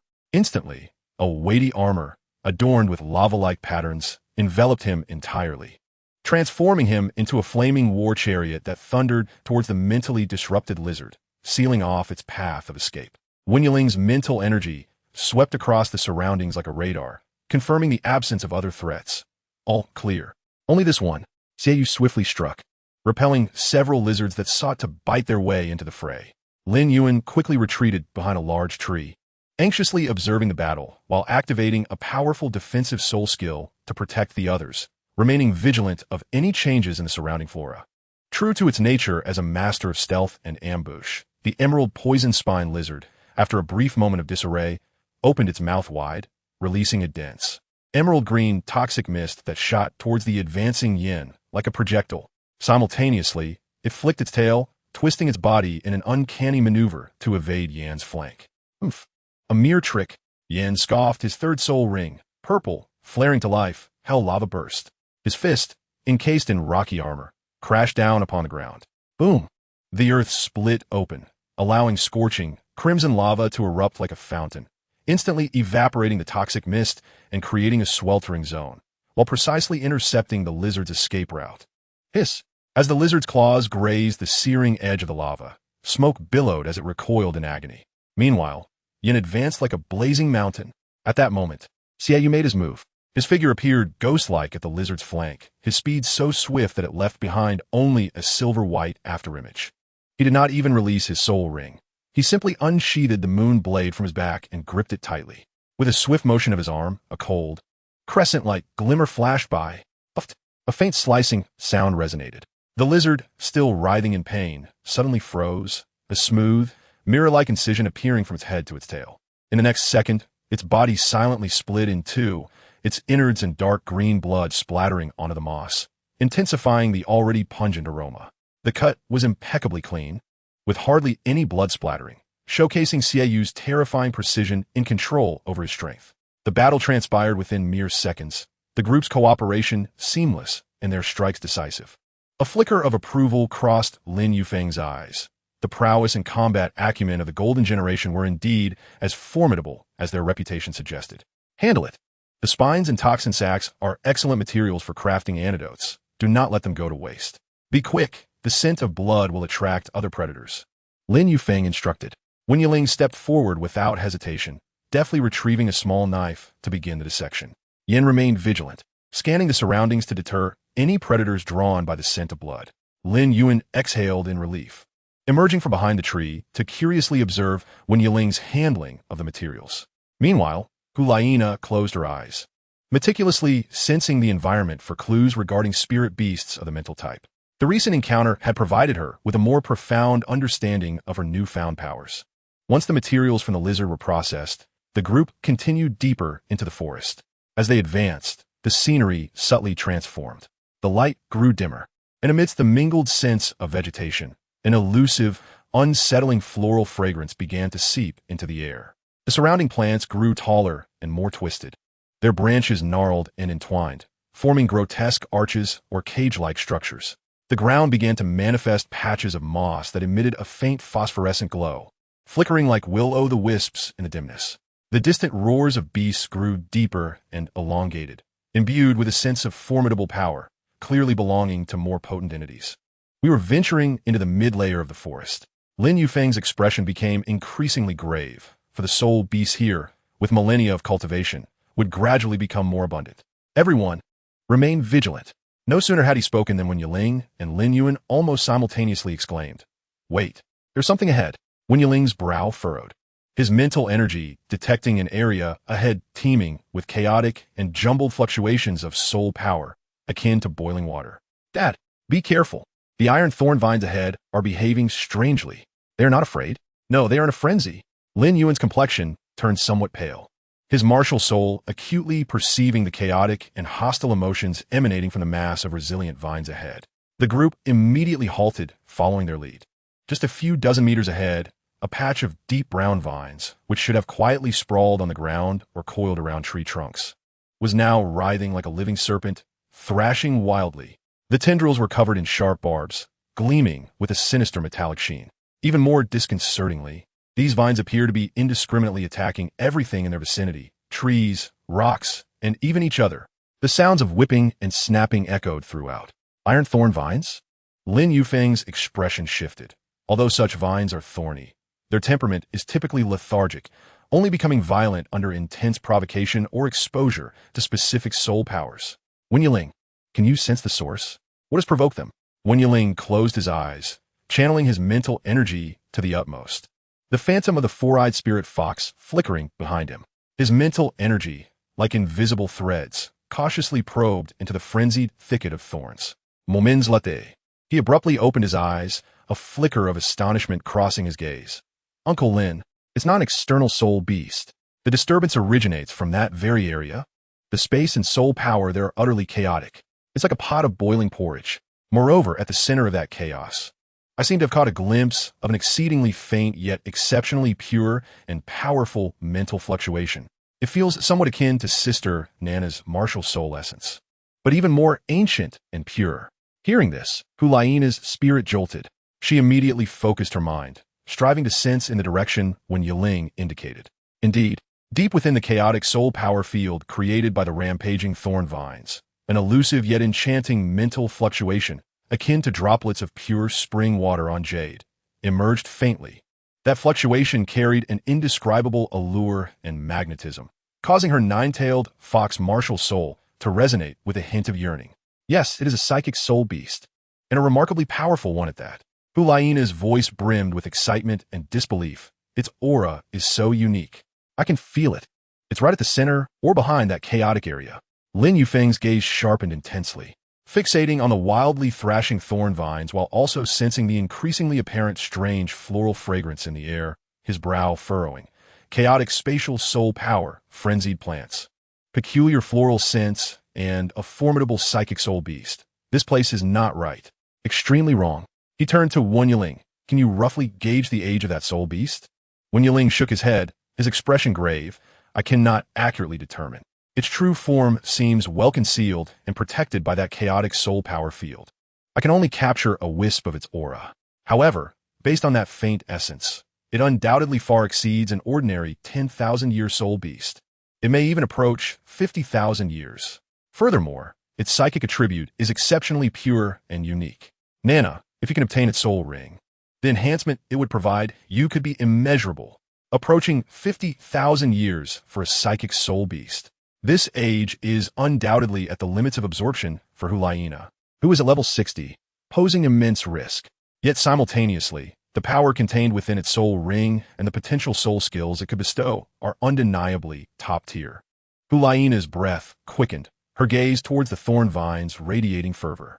The temptation of the sixth soul ring lay before her, so fitting and so powerful. Yet she did not lose her composure, instead glancing at Lin Yufeng, awaiting his decision. Lin Yufeng fell into a momentary silence. He surveyed this suddenly bizarre and perilous forest area, then looked at the youthful faces beside him. The danger was evident. That chaotic soul power field and the frenzied thorn vines served as natural barriers and traps. Yet opportunity also lay before them. The growth of the golden generation necessitated such trials and fortuity. Ultimately, he took a deep breath, a flicker of resolute determination igniting in his eyes as he spoke solemnly. "Prepare for battle. Our objective, to traverse the thorn vine area and hunt down that hidden, powerful psychic soul beast. Wen Yiling, your mental power is the strongest. Guide the direction and identify a relatively safe path and the soul beast location. Yuan fully sensed the emotions of the plants, providing early warnings of the thorn vine's most violent attack points. Nana, lock onto that soul beast's mental fluctuations, ready to provide mental interference at any moment. Xiaoyu, Yin, you are responsible for clearing the path and removing obstacles, protecting Nana and Wen Yiling. Remember, our target is the soul beast. Do not entangle too much with these vines. Is that understood? Understood. The group responded in unison, their eyes ablaze with fighting spirit. Lin Yufeng cast one last glance at the surging sea of thorn vines, a fierce command escaping his lips. Move out. He was the first to unleash his martial soul. Yellow, yellow, purple, purple, black, black, black, black. 8 resplendent soul rings rose from beneath his feet, the formidable pressure of a soul Douluo instantly enveloping the area. A towering, gnarled tree, its branches strong and its leaves glimmering with vibrant life, materialized behind him. The Tree of Life. 7th soul skill, martial soul, true form. Life Guardian. Without hesitation, Lin Yufeng activated the most powerful defensive state. The immense projection of the Tree of Life solidified, its robust roots deeply penetrating the earth, while its lush canopy spread like an awning, forming an expansive and verdant shield brimming with vibrant life energy, sheltering the entire team within. Almost as the shield was formed, several stout, metallic-spined thorn vines lashed against it like enraged whips. Bang, bang, bang. The dull thuds resonated like the beating of war drums. The verdant shield quivered violently, rippling with waves, yet remained incredibly resilient, staunchly withstanding the frenzied first wave of assault. The barbs on the vines scraped against the shield with a grating sound, yet failed to breach it. Move! Lin Yufeng bellowed, maintaining the martial soul true form shield, acting as a mobile fortress. He boldly took the first step into the chaotic sea of thorn vines. The true adventure and challenge had only just begun. The fangs of a dragon forest slowly unveiled themselves to this brave band of soul hunters amidst the chaos of thorns and peculiar floral scents. Chapter 5. The Lost Illusion. The verdant shield upheld by Lin Yufeng's Tree of Life martial soul true form navigated through the furious sea of thorns like a vessel braving a storm. Each time the iron thorn vines, glimmering with metallic luster, struck the shield, they resounded with thunderous booms. The emerald aura trembled violently, rippling outward, as if it might be torn asunder by the relentless, raging force at any moment. The surface of the shield screeched under the abrasive assault, sparks flying as the barbs clashed violently with the life energy, producing hissing sounds of dissolution. Within the shield, a rich essence of life flowed, nurturing the weary bodies of the group from soul power exhaustion and tension, yet also imparting a heavy sense of oppression. Lin Yufeng's countenance was grave, beads of perspiration forming at his temples. Maintaining such an extensive and intense defensive manifestation of his martial spirit placed a tremendous strain on his already wounded body. Stay close. Do not stray from the shield's perimeter. Lin Yufeng's voice cut through the cacophony of the thrashing vines, steady yet tinged with a barely perceptible breathlessness. His steps were heavy yet resolute. With each stride, the robust root-like phantoms plunged deeply into the soft, decayed soil beneath, siphoning the earth's strength to reinforce their shield. Wen Yiling walked just behind Lin Yufeng, eyes tightly shut and brows furrowed. The spectral form of the four-eyed spirit, fox martial spirit, flickered behind him, its 4 eyes, gleaming with wisdom, seemingly penetrating the very essence of the chaotic soul power field. His mental prowess navigated the violent currents created by the thorny vines and the thick, exotic floral aroma with great difficulty, analyzing the situation. Each fierce lash of the thorny vines struck his mental perception like an invisible hammer, eliciting waves of sharp pain. Yet, he gritted his teeth and persevered, concentrating all his thoughts on capturing the essence of the guiding aura. 15 degrees to the left. Yes, this is the direction. Wen Yiling abruptly opened his eyes, silver light swirling within his pupils, pointing towards an area where the vines danced with particular frenzy. The source of that mental fluctuation lay just beyond. The clarity was increasing. It was immensely powerful and carried an unusual, hunting-like thrill. His voice held a hint of astonishment.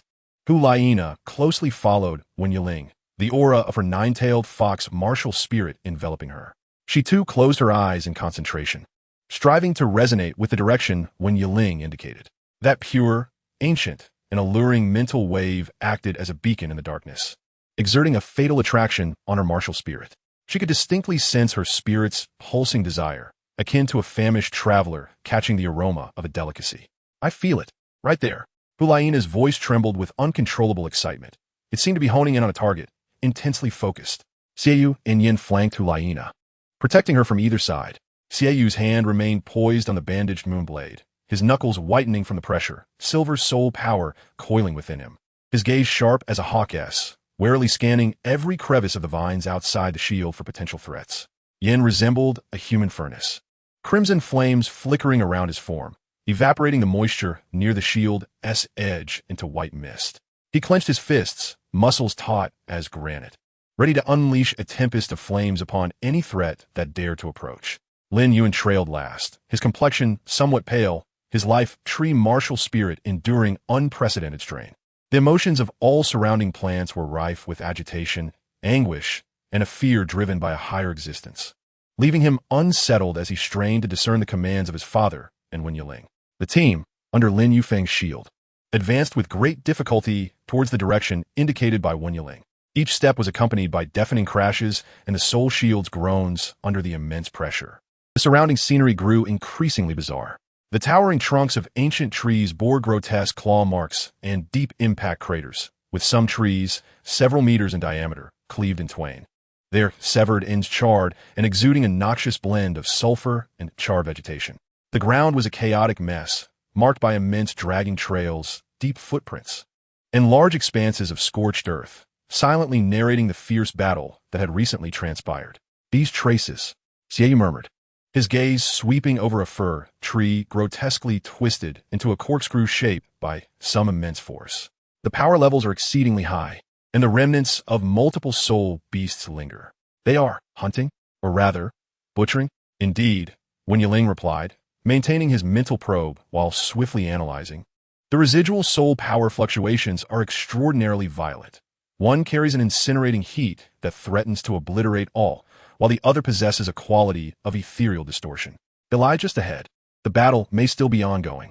Be cautious. The spatial soul power here is becoming increasingly chaotic. The prodigy, the successor designated by the Pope himself, the Holy Maiden of the Spirit Hall, the future Pope, Hu Liena, undoubtedly became the first soul master of the Golden Generation to break through the 60th level. This was not merely an elevation in soul power, but symbolized her unshakable status within the future power core of the Spirit Hall. Such a pivotal sixth soul ring, bearing the foundation of her ascent to greatness, must be of the utmost excellence. It must perfectly align with the spirit and enchanting essence of her nine-tailed fox martial spirit, the ancient spiritual beast concealed at the heart of the chaotic storm, exuding an aura that made her martial spirit tremble, was undoubtedly the most ideal target. This longing blazed like a fire within her, momentarily allowing her to forget the perilous environment. It's just ahead. Prepare yourselves. Wen Yiling suddenly halted before a massive tree trunk marked with deep claw scars, his voice sharp with urgency. His mental force met an invisible, viscous barrier, and the scene ahead appeared to be an ordinary clearing, dappled sunlight filtering through the sparse canopy, eerily quiet. Without hesitation, the group fell into a state of heightened alert, a tacit understanding forged through years of battle. Soul rings illuminated almost simultaneously, powerful waves of soul energy surging within the confined space of the shield. Yan's palms instantaneously coalesced two dazzling white fireballs, the intense heat warping the surrounding air and producing a crackling sound. He vigilantly stared at the empty space ahead, his voice low. Yiling, are you certain it's here? Despite the lack of visible anomalies, he fully trusted his partner's judgment. Almost assuredly, this is an illusion. Wen Yiling's eyes blazed with determination, the black fourth soul ring suddenly gleaming, activating his fourth soul skill, Sacred Fox Spirit Light. A pure and gentle silver halo radiated from him, sweeping across the clearing like ripples on water. Where the halo passed, the scene before them warped violently. The once clear outlines of trees blurring and overlapping, the shadows on the ground flickering like shattered glass. Though this illusion was exceptionally sophisticated, the Sacred Fox Spirit Light rendered it unstable for but a fleeting moment, yet that ephemeral flaw was sufficient for formidable beings like Hu Liena, Xiaoyu, and Lin Yufeng. Hiss! Hu Liena inhaled sharply, her alluring eyes filled with trepidation. What a remarkable illusion. It has completely obscured even my mental perception, if it weren't for your soul skill. She glanced at Wen Yiling, her gaze complex with gratitude and a deep-seated apprehension of the unknown ahead. "Should we proceed?" Hu Liena inquired, gazing at the area that had stabilized yet was known to be a mere fade, her voice trembling slightly. To delve into an illusion that could flawlessly mask her senses and confront the terrifying soul beasts within required immense courage. "There is no retreat now," Lin Yufeng declared solemnly. His gaze sharp as a blade. "The target lies within. Stay close to me. The shield may be affected by the illusion, but I will do my utmost to maintain it." He inhaled deeply, sustaining the manifestation of his life, tree martial spirit, and boldly stepped into the distorted clearing. As if parting a thick, icy membrane, the scene before them instantaneously transformed. No longer a tranquil clearing, but a battlefield utterly ravaged by unleashed energy. Towering ancient trees lay uprooted or cleaved in half, their severed ends charred and billowing wisps of smoke. The ground was marred by deep claw marks and impact craters. Exposed rock seared and reddened by the intense heat. The air was thick with the pungent scent of blood, char, and an intoxicatingly dizzying sweetness. In the center of the battlefield, two colossal creatures engaged in a cataclysmic struggle. One was a serpentine soul beast, coiling like a mountain, its body adorned with resplendent, purplish-golden scales that reflected a metallic sheen in the dim light. The most striking feature was the enormous, fleshy crest atop its head, resembling a crown of flames, at the center of which lay a blood-red gem radiating a disconcerting wave of intense heat. Behind it, 9 serpentine tails as robust as giant pythons writhed in a chaotic dance, each lash tearing through the air with a piercing crack that left deep gashes in the ground. This was none other than the legendary apex spirit beast, the 9-tailed phoenix crowned serpent. Its enormous vertical pupils burned with a fury, and each roar unleashed a palpable wave of searing heat. Facing it was a peculiar giant dragon. Though its physique did not rival the exaggerated form of the 9-tailed phoenix crowned serpent, it was still immensely powerful. Its body was cloaked in silver-gray diamond scales, with edges shimmering in an ethereal spectrum of colors. Its elongated, elegant head bore the distinctive majesty of its dragon lineage, while its colossal wings were not of flesh, but composed of ever-shifting radiant energy, resembling 2 vast auroral curtains. Most unsettling were its deep, starry eyes, which seemed to contain an endless realm of illusion. A mere glance was enough to unnerve the soul. This was the exceedingly rare illusion dragon, a creature embodying both the physique of a dragon and the supreme talent for illusion. When Yiling gazed at the illusion dragon, partially concealed within the iridescent glow, his eyes ablaze with incredulous ecstasy, he suddenly turned to Lin Yufeng, his voice quivering with excitement. "Uncle Lin, it's the illusion dragon. Truly the illusion dragon. Its formidable physique rivals that of a true dragon, and it possesses the unparalleled gift of creating real illusions and manipulating a mind. This is undoubtedly the most perfect choice for Sister Nana's 6th spirit ring. Its rarity is enough to drive any soul master into madness." Yet, Lin Yufeng's countenance betrayed no joy. Instead, it drained of color, as an unprecedented sense of crisis gripped his heart like a chilling hand. He understood far better than the youth what these 2 ferocious beasts represented. The pressure exuded by the 9-tailed phoenix crowned serpent was like a tangible torrent of molten lava, scorching the very soul. It embodied a terrifying aura that transcended the limits of ordinary 10,000-year spirit beasts, a presence only found in those of 100,000 years. Although the illusion dragon was somewhat less imposing in size, the swirling rainbow aura surrounding it and its penetrating dragon eyes emanated a mental pressure vast as the abyss, undoubtedly exceeding 80,000 years, perhaps even nearing 90,000. "Run!" Lin Yufeng practically screamed, his voice warped by sheer terror, overpowering the roars of the titanic beasts clashing.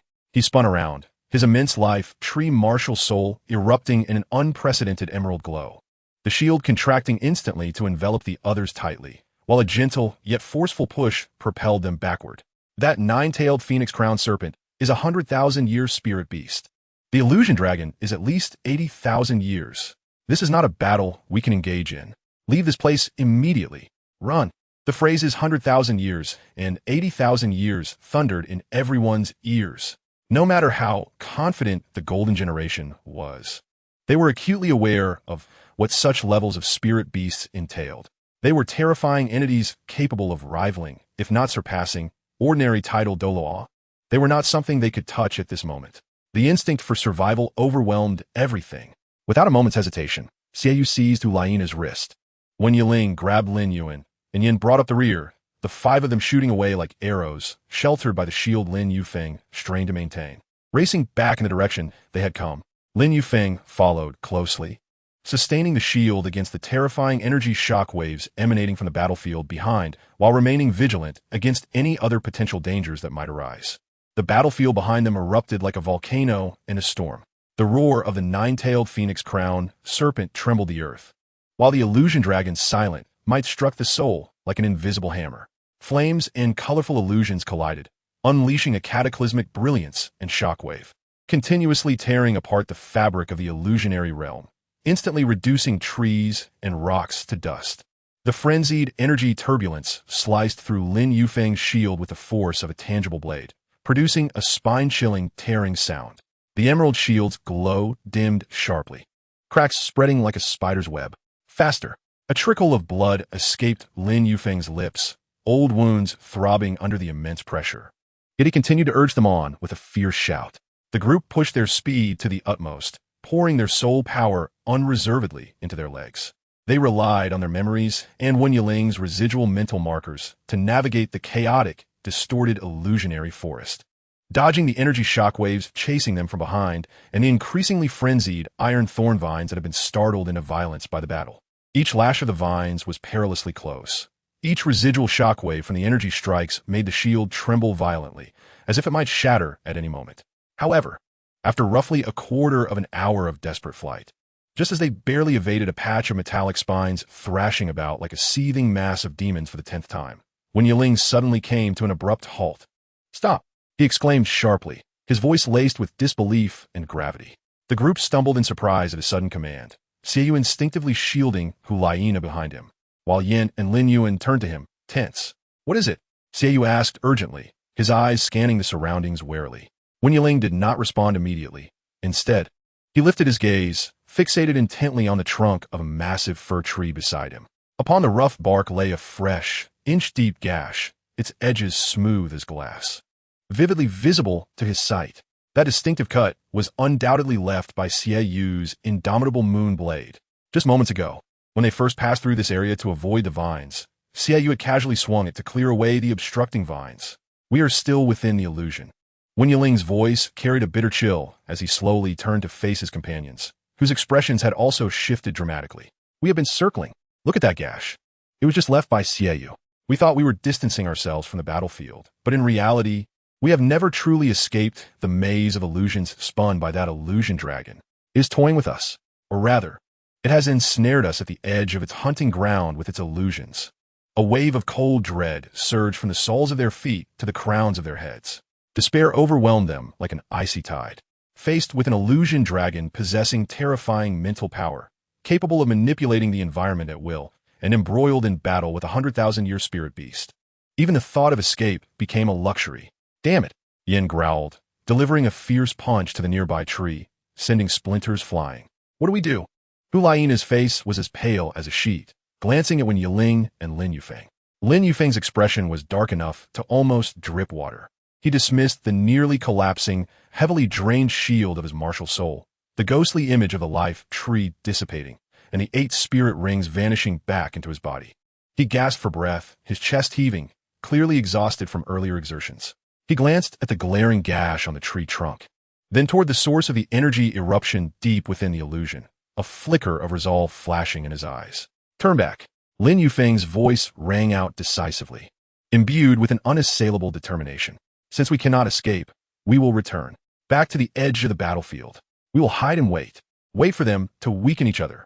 This is our only chance, our sole hope of obtaining the illusion dragon's spirit ring. Remember to suppress all soul power fluctuations. Conceal your presence, and absolutely must not be detected by them. Otherwise, we will instantly be reduced to ashes." With no better options, the group suppressed their fears and despair. And under Lin Yufeng's lead, like the most cautious of hunters, they reigned in their soul power, utilizing the shadows of the massive trees, the rising roots, and the dense ferns as cover, carefully sneaking back toward the core area of the energy eruption. Every step was light as a feather, every breath deliberately slowed, their hearts pounding heavily within their chests, as if striving to break free from their confines. They returned to the ravaged edge of the battlefield, seeking refuge behind a dense thicket, relatively untouched and shielded by enormous, plate-like roots. Through the sparse gaps in the foliage, the scene at the heart of the battlefield came into sharp focus. The battle had escalated to a fever pitch, a spectacle of unparalleled carnage.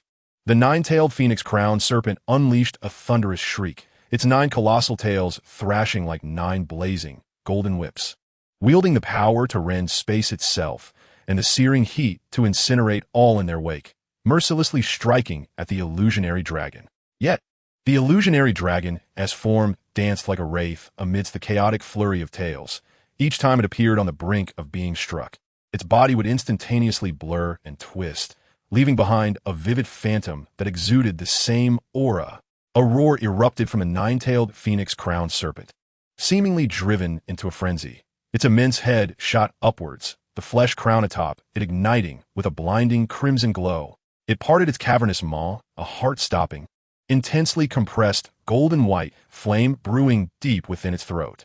The surrounding air was instantly depleted, temperatures soaring alarmingly, causing even Wen Yiling and the others in the distance to feel a sharp sting upon their skin. This is its true fire.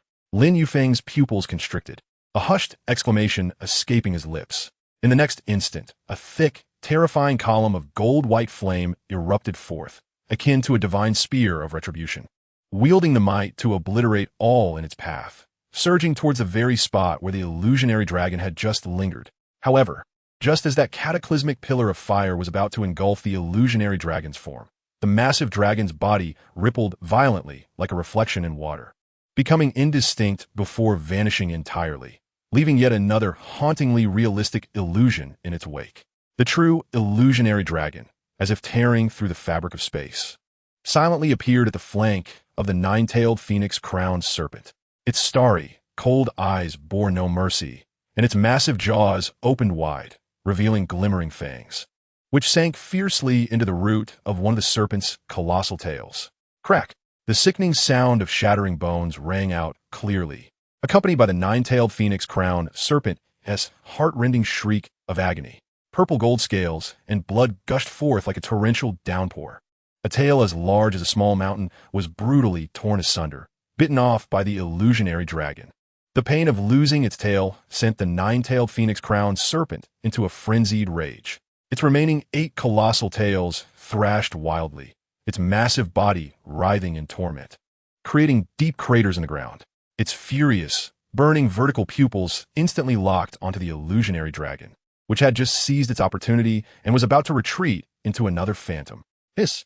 Amidst the piercing wail filled with boundless anguish and wrath, the 9-tailed phoenix-crowned serpent disregarded the blood gushing from its severed tail. Its enormous head swung violently, unleashing an even more ferocious and scorching golden-white fire column, akin to an uncontrollable lava flow, indiscriminately sweeping towards the direction where the illusionary dragon had vanished. This fire column was vast. It covered nearly a 180-degree fan-shaped area. The scorching heat ignited the air, vaporizing everything in its path, trees, rocks, soil. Instantly, the devastating heat wave surged forth like a tsunami, engulfing all surrounding areas. And the thicket where Wen Yiling and others were hiding lay perilously close to the edge of this destructive fan. This is bad. Lin Yufeng's expression changed dramatically. There was no time left to erect a shield. In a moment of dire urgency, Yin emitted a low, beast-like growl. His entire body exploded with crimson light, 5 soul rings illuminating simultaneously. A layer of heavy, molten armor enveloped him instantly, and he struck the ground with ferocity. Not as an attack, but as a means to guide. A stream of searing magma surged forth from the point of impact as if beckoned, not directed at the fire column, but cleverly extending across the edge of its path. Boom! The golden-white destructive fire column collided violently with the magma flow that Yin had guided. 2 torrents of furious flames clashed and diverted with tremendous force, akin to a raging flood crashing against a slanted embankment. Hiss! The ear-piercing sounds of energy friction and explosive force erupted. The golden-white fire column veered slightly from its trajectory, most of its devastating energy whistling past the edge of their hiding place, instantly transforming the forest within a radius of several dozen meters into a raging inferno. countless burning splinters and scalding debris scattered like cannonballs. Yin utilized the traits of his martial soul, the Flame Lord, to rescue everyone from the jaws of catastrophe. Yet, the mere brush of the searing heat and the shockwave generated by the explosion was far beyond what they could withstand with mere flesh. Be careful. The violent air wave crashed down upon them like an invisible hammer, uprooting the fragile thicket and turning it to ash. Wen Yiling, Xiaoyu, Hu Liena, Lin Yuan, along with the exhausted and unprepared Lin Yufeng, were swept away as if they were leaves caught in a tempest, flung mercilessly into the air. Thud, thud, thud. The five of them landed heavily on an exposed patch of ground several meters away from their former hiding spot. Dust swirled, blood surged within them, and each was left in a disheveled state, covered in mud and grass. A trickle of blood even seeped from the corner of Xiaoyu's mouth, evidently having sustained internal injuries. Yin, positioned at the core of the guiding force, bore the brunt of the backlash, kneeling on the ground, his molten armor riddled with cracks. His crimson hair singed in patches, gasping for breath, his arms trembling slightly. Yet more peril loomed. As they struggled to lift their heads and shake off the dust before their eyes, a chilling, violent aura, imbued with supreme authority and a sense of impending doom, descended upon them like an imposing iceberg, pinning them firmly in place. At the battlefield's center, the nine-tailed phoenix-crowned serpent, now missing a tail and consumed by boundless rage, turned its immense, burning vertical pupils slowly, its cold, cruel, and utterly emotionless gaze piercing through the swirling smoke and the lingering heat, locking onto the five minuscule humans that had unexpectedly intruded upon its domain. Time seemed to stretch infinitely under the gaze of the serpent's molten pupils, freezing the moment. The air grew heavy as if laden with lead, each breath a painful reminder of the blood and heat surrounding them. The crackling sounds of the distant forest ablaze and the low, resonant growl of the illusionary dragon amidst a spectrum of colors faded into the background, becoming distant and vague. The entire world was reduced to the colossal serpent's eyes, reflecting their diminutive figures, infused with apocalyptic fury. The specter of death had never felt so palpable, so cold, tightening its grip around each person's throat. Chapter 6. The Battle of Dragon and Serpent. Under the gaze of the nine-tailed phoenix crown serpent's molten pupils, time seemed to elongate indefinitely, solidifying. The bone-chilling intent to kill poured down upon them like icy water, instantly freezing their blood and numbing their limbs. This was not merely a physical pressure. It was also the vast, overwhelming mental impact of a 100,000-year-old soul beast, striking with the force of an invisible hammer against the deepest fears of their souls. Hu Liena felt her nine-tailed fox martial soul shudder beneath that gaze, emitting a silent lament, while Xiaoyu's fingers gripping the moon blade turned pale from exertion. Yin knelt, his molten armor cracking further under that relentless gaze. Wen Yiling's mind went blank, her four-eyed spirit fox's senses shattered by the raw will of destruction, and Lin Yuan's face turned ashen, barely able to breathe. Even the soul master Lin Yufeng felt a primal shiver of fear coursing through him, an old injury flaring painfully. Death was but a breath away. Filled with supreme fury at the offense of mere ants, the colossal head of the nine-tailed phoenix crown serpent reared back, the crimson gem at the center of its burning crown erupting with a light more blinding than the sun.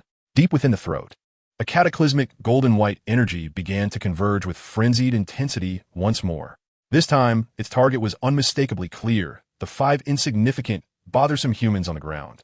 At that critical moment, when all seemed poised to be reduced to ashes, a low, commanding roar echoed across the battlefield, resonating with a soul-piercing power akin to the thunderous wrath of the heavens. This sound did not emanate from physical vocal cords but struck directly at the psyche, infused with fury towards the provocateurs and profound dissatisfaction at the impending loss of prey.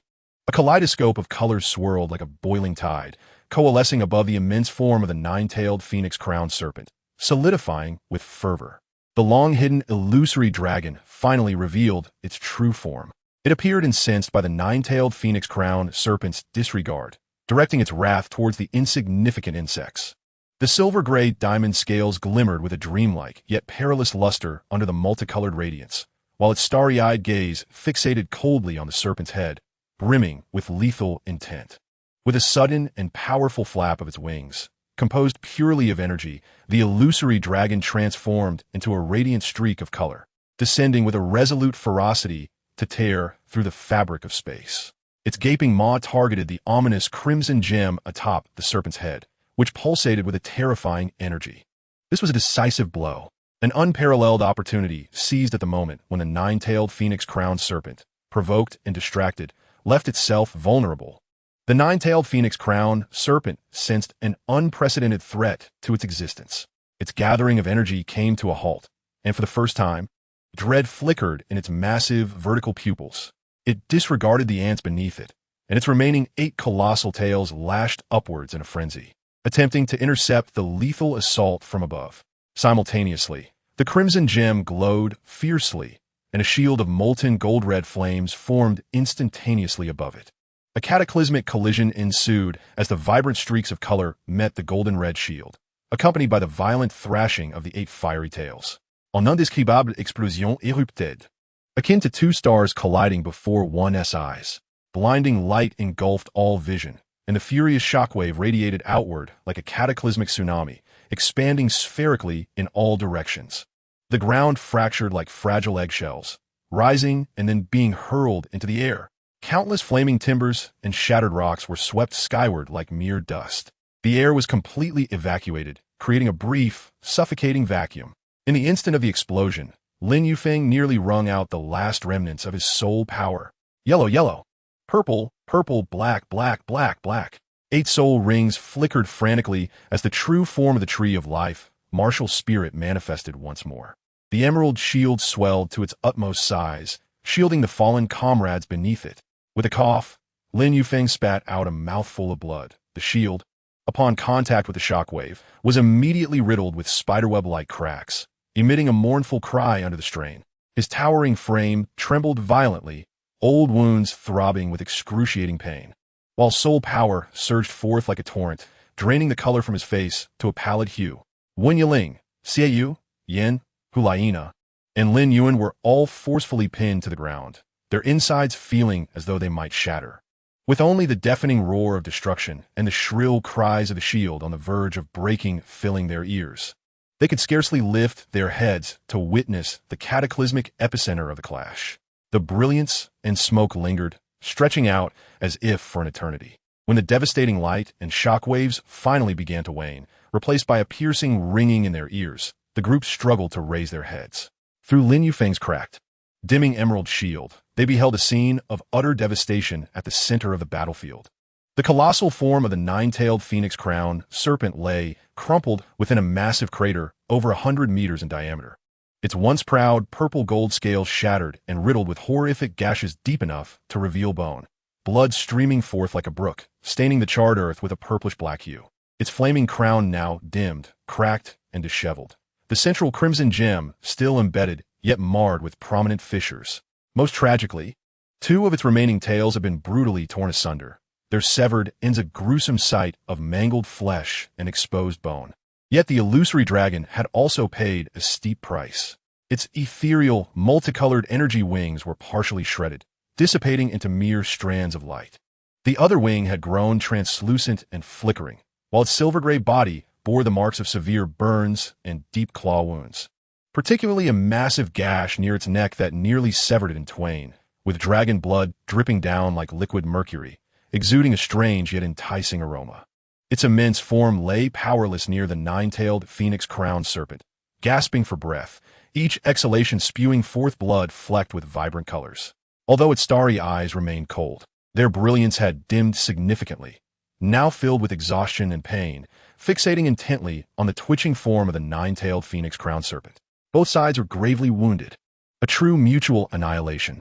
The 10,000-year-old nine-tailed phoenix-crowned serpent was on the brink of collapse, its gem damaged and source of power severely compromised.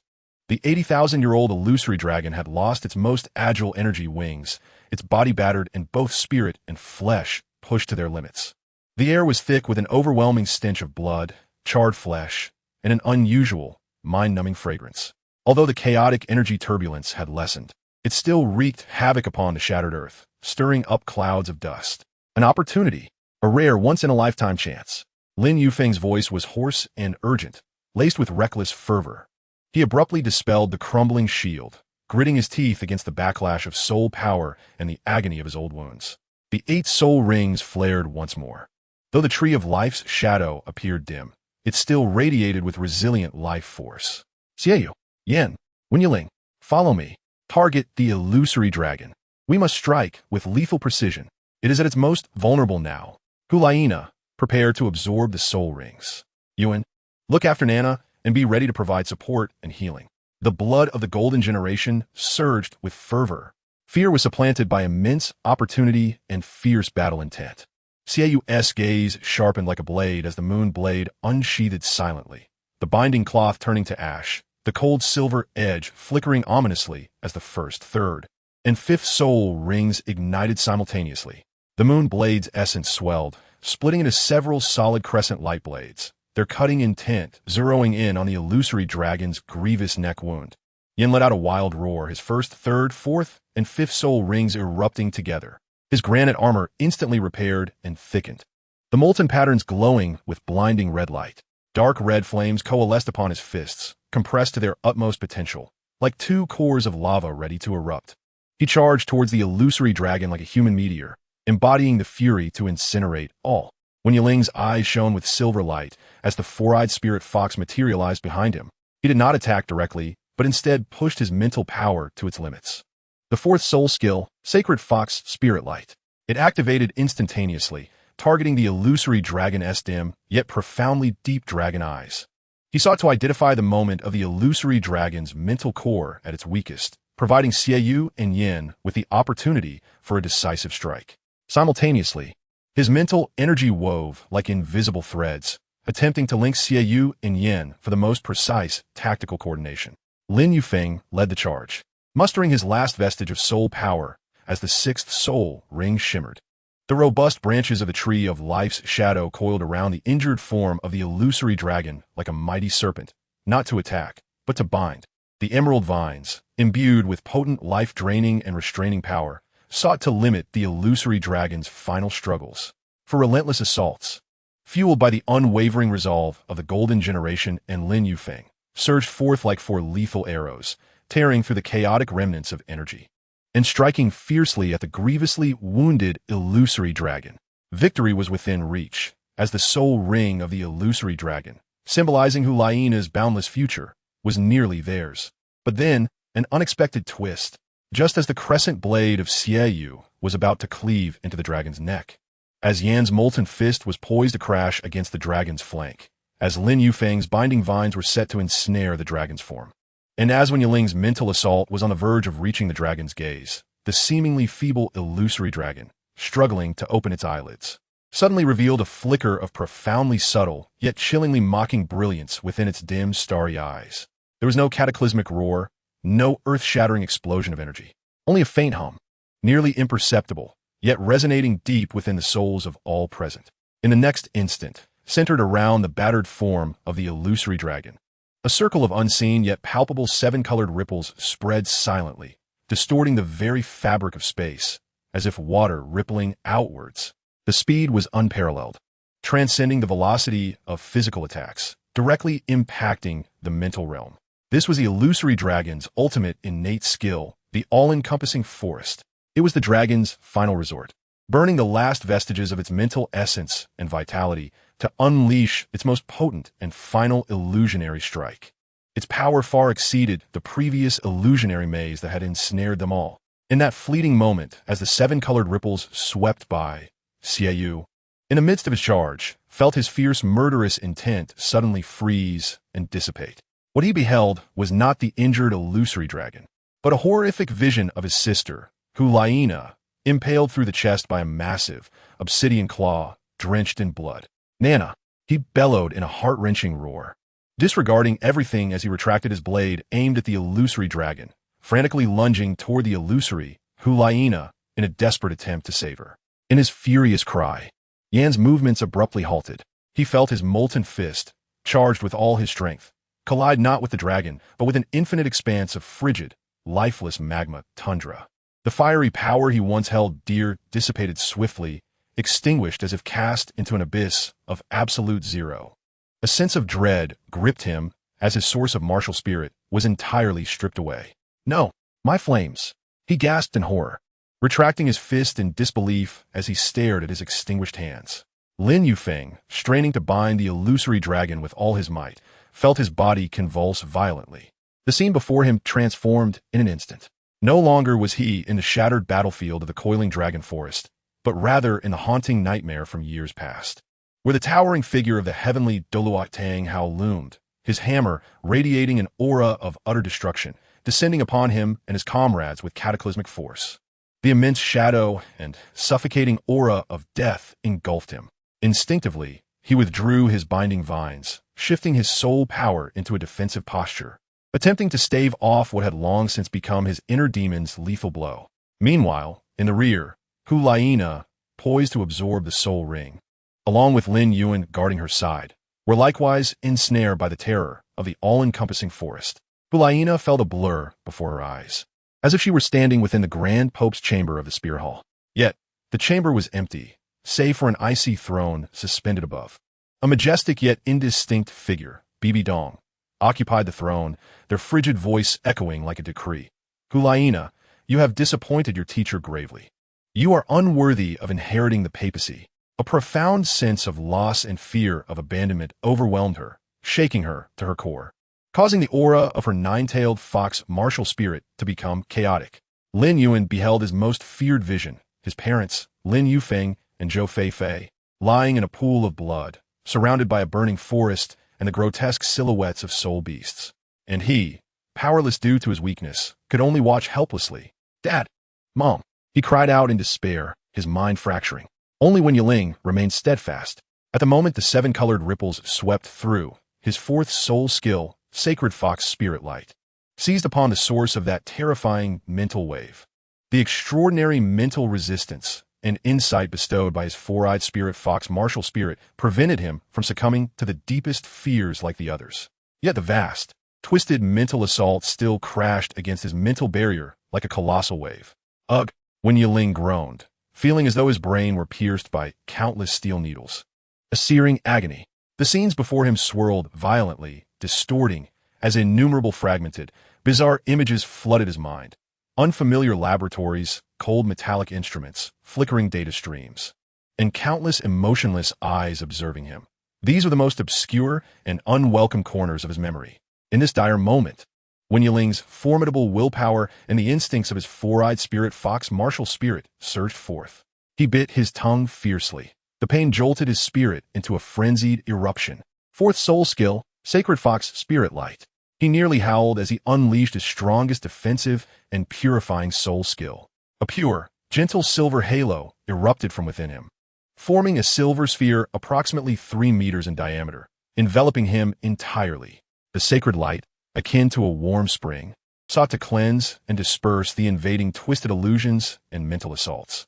Simultaneously, this halo served as a beacon amidst the night, instantly illuminating the two closest individuals, Hu Liena, ensnared by the fear of being abandoned by the Pope, and Lin Yuan, tormented by the specter of his parents' tragic demise. The gentle yet resolute purifying power of the Sacred Fox Spirit Light cascaded upon their scorched souls like refreshing raindrops.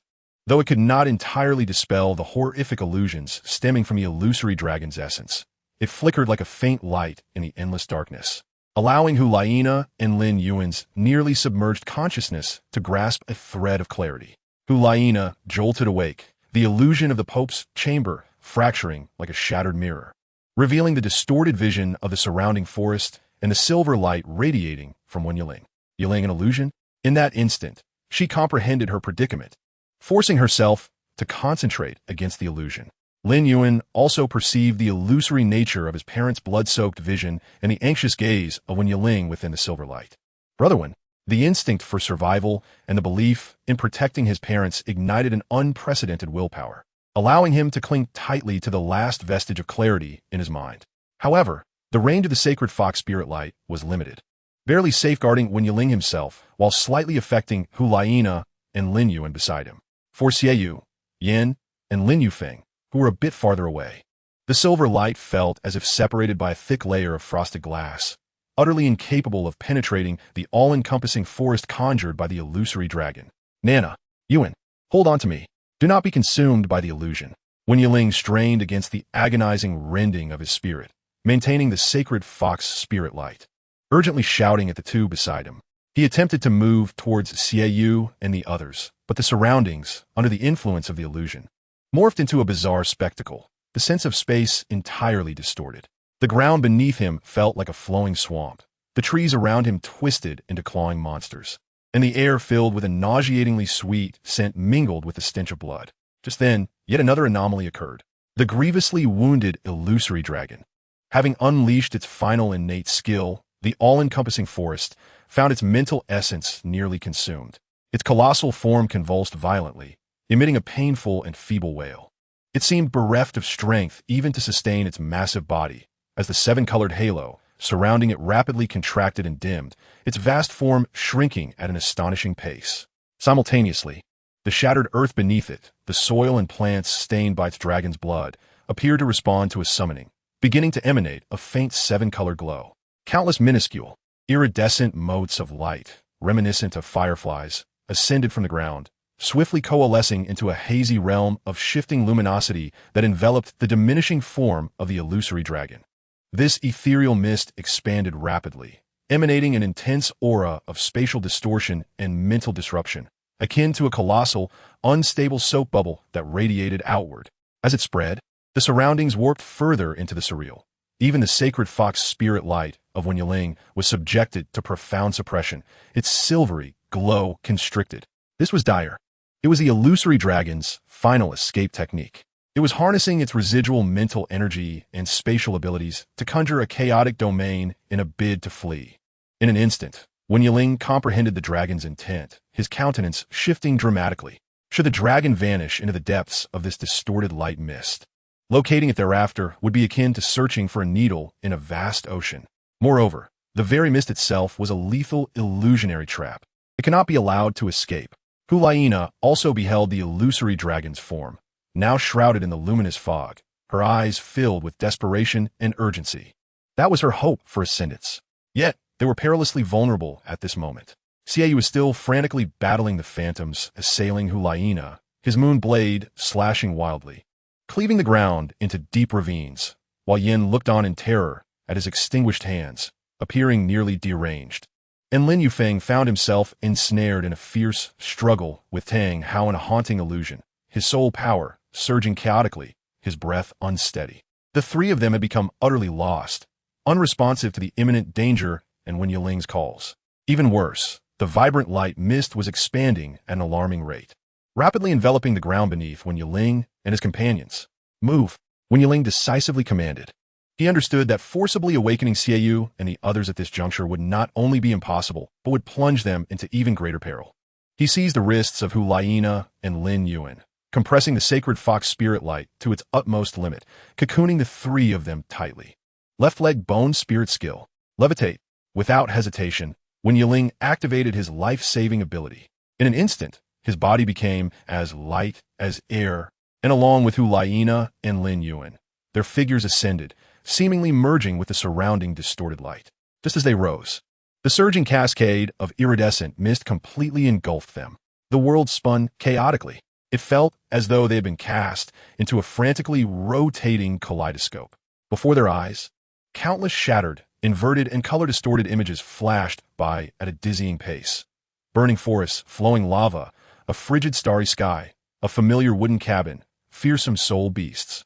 The dome of the Pope's Hall, a cacophony of sounds intermingled. Beast roars, explosions, melodies, whispers, judgments, as sensory information was utterly disarrayed and confounded. Their sense of direction evaporated. Up became down, left became right, and even the passage of time became indistinct. Wen Yiling clung tightly to Hu Liena and Lin Yuan's wrists, urging the purifying force of the sacred fox spirit light to its zenith, like a solitary boat amidst a raging sea, guarding their final mental bastion against being swept away by the torrent of this chaotic illusion. He closed his eyes tightly, relying solely on the extraordinary perception of his four-eyed spirit fox martial soul to lock onto the illusory dragon's rapidly waning yet still extant unique mental imprint, serving as the lone coordinate in this tumultuous illusion. Stay close to me. Do not let go. Do not look. Do not listen. Guard your minds. Wen Yiling's voice resonated in Hu Liena and Lin Yuan's minds, imbued with an undeniable firmness. Hu Liena bit her lip, her enchanting visage devoid of color. The nine-tailed fox martial soul flickering behind her, with 9 illusory fox tails entwined around her, forming a pink mental shield that harmonized with Wen Yiling's sacred fox spirit light to collectively resist the encroaching illusion. Lin Yuan, with his eyes tightly shut, clung desperately to Wen Yiling's arm, silently reciting the calming mantra taught by his mother. Seeking communion with the faint yet resilient breath of the tree of life martial soul within him, striving to uncover a sliver of tranquility amidst the chaos. Time became an uncertain construct. It could have been a mere moment or an eternity. The frenetic, all-consuming iridescent mist finally began to wane, dissipating. Thud, thud, thud. The 3 figures were unceremoniously expelled from the depths of space, crashing heavily onto solid ground. Cough, cough, cough. Wen Yiling was the first to struggle upright. The violent dizziness and the sharp pain from mental exhaustion causing his vision to darken and his throat to taste of sweetness. He bore the discomfort, immediately glancing at his companions. Hu Liena also propped herself up, her complexion as pale as snow, her forehead slick with cold sweat. Clearly having suffered immensely from the previous ordeal, yet her gaze remained relatively lucid, tinged with the confusion and terror of having survived. Lin Yuan lay sprawled on the ground, panting heavily, appearing quite shaken, yet thankfully still conscious. Have we emerged? Hu Liena surveyed the surroundings, her voice tinged with uncertainty and hoarseness. Wen Yiling did not respond immediately. He swiftly scanned their environment. This was no longer the charred battlefield they had previously fought upon. They seemed to be deep within an untouched forest, yet the scenery was starkly different from before. The light was unusually dim, as if perpetually caught in the twilight or the haze before dawn. The air was damp and chilly, suffused with a heavy, faintly sweet and fishy aroma emanating from decaying leaves, moist earth, and some peculiar fungi. Towering ancient trees surrounded them, their bark a deep, nearly inky hue, blanketed in thick, velvety deep purple moss. Enormous vines, resembling slumbering ancient serpents, coiled between the trunks, some adorned with strange flowers that emitted ghostly blue or pallid light, providing the only illumination in this shadowy forest. The ground was covered with a thick layer of humus, accumulated over countless years, yielding softly and silently beneath their feet. Most bizarre was the profound silence, a deathly quiet. There were no birdsong, no insect chirps, not even the faintest whisper of wind. Only their labored breathing echoed sharply in this tranquil yet eerie stillness. This place is not where we battled before. Lin Yuan's voice trembled as he strained to sense the surrounding flora, only to find that the emotions conveyed by these massive trees, cloaked in purple moss, were exceedingly faint, sluggish, and even imbued with an icy indifference, starkly contrasting with the lively forest plants he was accustomed to. These trees, how peculiar they seemed to be, sleeping, or perhaps rejecting us. Wen Yiling's expression grew gravely serious. He attempted to extend his mental energy to probe the surroundings, only to discover it was ensnared in a viscous mire, extending barely 10 meters before becoming exceedingly sluggish and indistinct, as if suppressed by some invisible force. What weighed heavily on his heart was the complete loss of perception of the illusory dragon's mental imprint. That gravely injured dragon seemed to have evaporated from existence. We are still within the dragon's nest forest, but Wen Yiling rose, his gaze piercing as he swept across the ominous trees and eerie glowing flowers surrounding them. This place is likely deeper and more perilous than the outer and middle regions. Moreover, we are separated from Xieyu, Yin, and Uncle Lin. The expressions of Hu Liena and Lin Yuan darkened instantaneously, being lost in this enigmatic and unpredictable forest, where even Wen Yiling's mental powers were suppressed. Faced with unknown dangers and a potential 8,000-year-old illusory dragon lurking in the shadows, poised to regain some strength. Their predicament was far more desolate than confronting the wrath of the nine-tailed phoenix-crowned serpent. And what of the illusory dragon? Hu Liena inquired, her voice laced with reluctance, unable to sense any trace of a formidable soul beast. I do not know, Wen Yiling replied, shaking his head somberly. It may have utilized its final illusion and spatial abilities to escape deeper into this realm, or it could be concealed in some corner of this area, biding its time to recover. We must depart from this place at once and seek a relatively safe haven to recuperate and restore our soul power and mental strength. Simultaneously, we must devise a means to ascertain our direction or track the whereabouts of the other 3 companions. He cast a determined glance at Hu Liena and Lin Yuan, asserting, Sister Nana, Yuan, it is solely upon us now. We must remain vigilant, Every step here may conceal peril. Hu Liena inhaled deeply, forcibly suppressing her anxiety and concern for her brother. The alluring light in her eyes rekindled with a resolute spirit befitting a saintess of the spirit hall. She nodded affirmatively. Yes, I understand. The aura of the nine-tailed fox once again became concentrated. Lin Yuan struggled to rise, his complexion still pale, yet his gaze bore a newfound tenacity. Brotherwin, Sister Nana, I will do my utmost to assist. My martial spirit is sensitive to plants. Perhaps I can help us evade certain hazardous areas. When Yiling surveyed the surroundings once more, his heart somewhat steadied. He meticulously selected a path that appeared to have sparser vines and slightly higher terrain. Follow me, remain alert, and refrain from recklessly utilizing your soul power to avoid unnecessary troubles, he whispered, taking the lead into the depths of the forest. Cloaked in deep purple moss and illuminated by ghostly flowers, a realm eerily silent and enigmatic. Hu Liena and Lin Yuan followed closely behind, their figures soon engulfed by the oppressive darkness and the towering, silent black ancient trees. Behind them, the area from which they had fallen bore several enormous flowers emitting a ghastly pale glow, their petals slightly fluttering as if silently observing the intruders. The air thickened with an unusual sweet, metallic scent, intensifying with each passing moment. In the deeper recesses of the forest shadows, something seemed to stir gently. Chapter 7. Parting. In the depths of the forest, shrouded in silence and darkness, cloaked by peculiar purple moss and eerie bioluminescent flowers, time felt as viscous as honey, flowing slowly and oppressively. Every breath carried the sickly sweet scent of decay, penetrating deep into the lungs, inducing a dull discomfort. Hu Liena leaned against a massive tree draped in a thick, velvety purple moss, gradually sliding to the ground. Her complexion had grown even paler, her once vibrant and enchanting eyes now dimmed, and beads of cold sweat trickled down her smooth forehead, cascading down her cheeks.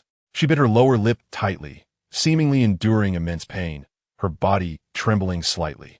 My body cannot hold on much longer. Her voice, tinged with a barely perceptible weakness and hoarseness, shattered the stifling silence.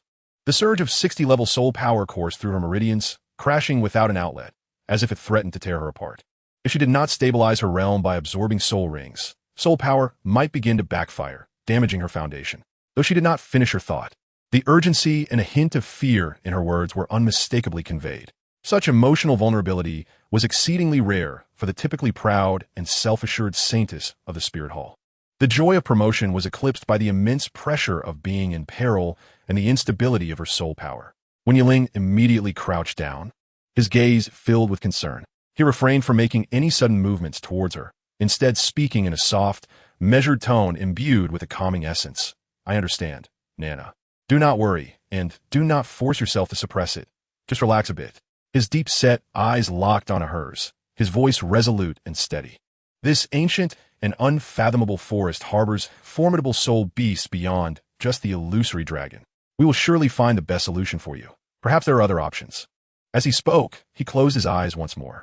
The ethereal shadow of the four-eyed spirit fox flickered behind him. Despite the immense suppression of his mental power in this place, akin to trudging through a mire, he refused to relinquish his search. The pain from mental exhaustion caused his brow to furrow slightly, yet he endured, extending his senses like a web, striving to detect even the faintest anomalies in soul power fluctuations. The illusory dragon has sustained grave injuries. Its wings are broken, and it has lost a great deal of blood. It cannot have fled far. His words, imbued with unwavering determination, were both a promise to Hu Liena and a self-motivation. However, repeated searches yielded only the myriad of faint yet malevolent or indifferent soul beast auras concealed beneath the silence of this region, along with that pervasive, disorienting force field. The unique and potent mental fluctuations of the illusory dragon vanished, as if cast into the abyss, leaving no trace behind. A hint of frustration and profound confusion surfaced on Wan Yiling's face. I find it curious. Lin Yuan, who had been vigilantly observing their surroundings, spoke up, his voice instinctively lowered in this eerie environment. How did we suddenly end up in this place? I am certain my father has sternly warned me multiple times to never, ever approach here. This area is one of the true forbidden zones of the Dragonspan Forest, the Forest of Life. No one knows what lies hidden in the depths of this forest, cloaked in eternal night moss and ghostly glow mushrooms. It is said that few soul masters who tread here ever return alive, Not even the powerful 10,000-year-soul beast dare to venture near. His eyes brimmed with fear of the unknown and an instinctive reverence for his father's warnings, his palms slightly moist with sweat. Wen Yiling opened his eyes and sighed helplessly, casting his gaze over the silent, seemingly indifferent black giants of the forest. Indeed, Yuan, the illusory dragon, is a soul beast of extraordinary talent, far exceeding our imagination. It can create illusions that bewilder the senses. When its life is critically threatened, it can even burn its essence, momentarily bending the laws of space to execute a small-scale, uncontrollable spatial leap, or rather, a tear. While ensnaring us in its illusions, it likely also disturbed the spatial fabric of that battlefield, casting us into this forbidden realm, which it itself may not fully control. It must be nearby. This is the extent of its escape.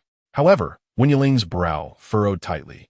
It is now in a state of extreme weakness, undoubtedly exerting all its remaining strength to conceal its presence, akin to plunging a red-hot iron into an icy sea, instantly dissipating all heat. In this area, already fraught with perceptual interference, locating it becomes an insurmountable challenge. He gazed into the seemingly boundless, malevolent dark forest, a wave of deep helplessness washing over him. This cunning strategist found himself ensnared once more in a conundrum close to unsolvable. Just then, Lin Yuan appeared to have recalled something, his eyes suddenly brightening. Wait, spatial leaps and hidden presence. No matter how deeply it conceals itself, as long as it remains in this forest, as long as its body still touches the earth. He stood upright, his gaze sharp. I have a potential method we can try, but it requires some time and must not be interrupted. Hu Liena and Wen Yiling immediately turned their attention to him. Lin Yuan took a deep breath, his expression becoming intensely focused and reverent. He stepped forward, and 4 soul rings ascended sequentially, yellow, yellow, purple, purple. With the emergence of the soul rings, a peculiar plant's phantom slowly materialized behind him, solidifying. This was not the grand and solemn life tree of his father, Lin Yufeng, but rather the shadow of a colossal tree that eerily harmonized with its surroundings. Its trunk displayed a profound dark brown hue, the bark's texture twisted, resembling a struggling human face. Its crown was not lush, but rather rugged and sparse, with leaves of a rare deep green edged with fine, silver patterns reminiscent of pupils.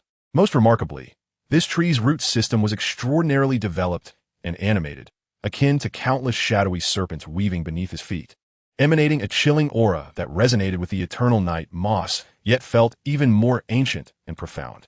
This was his martial spirit, the mutated life tree, more attuned to darkness and perception, or perhaps the whisperer of this forbidden forest.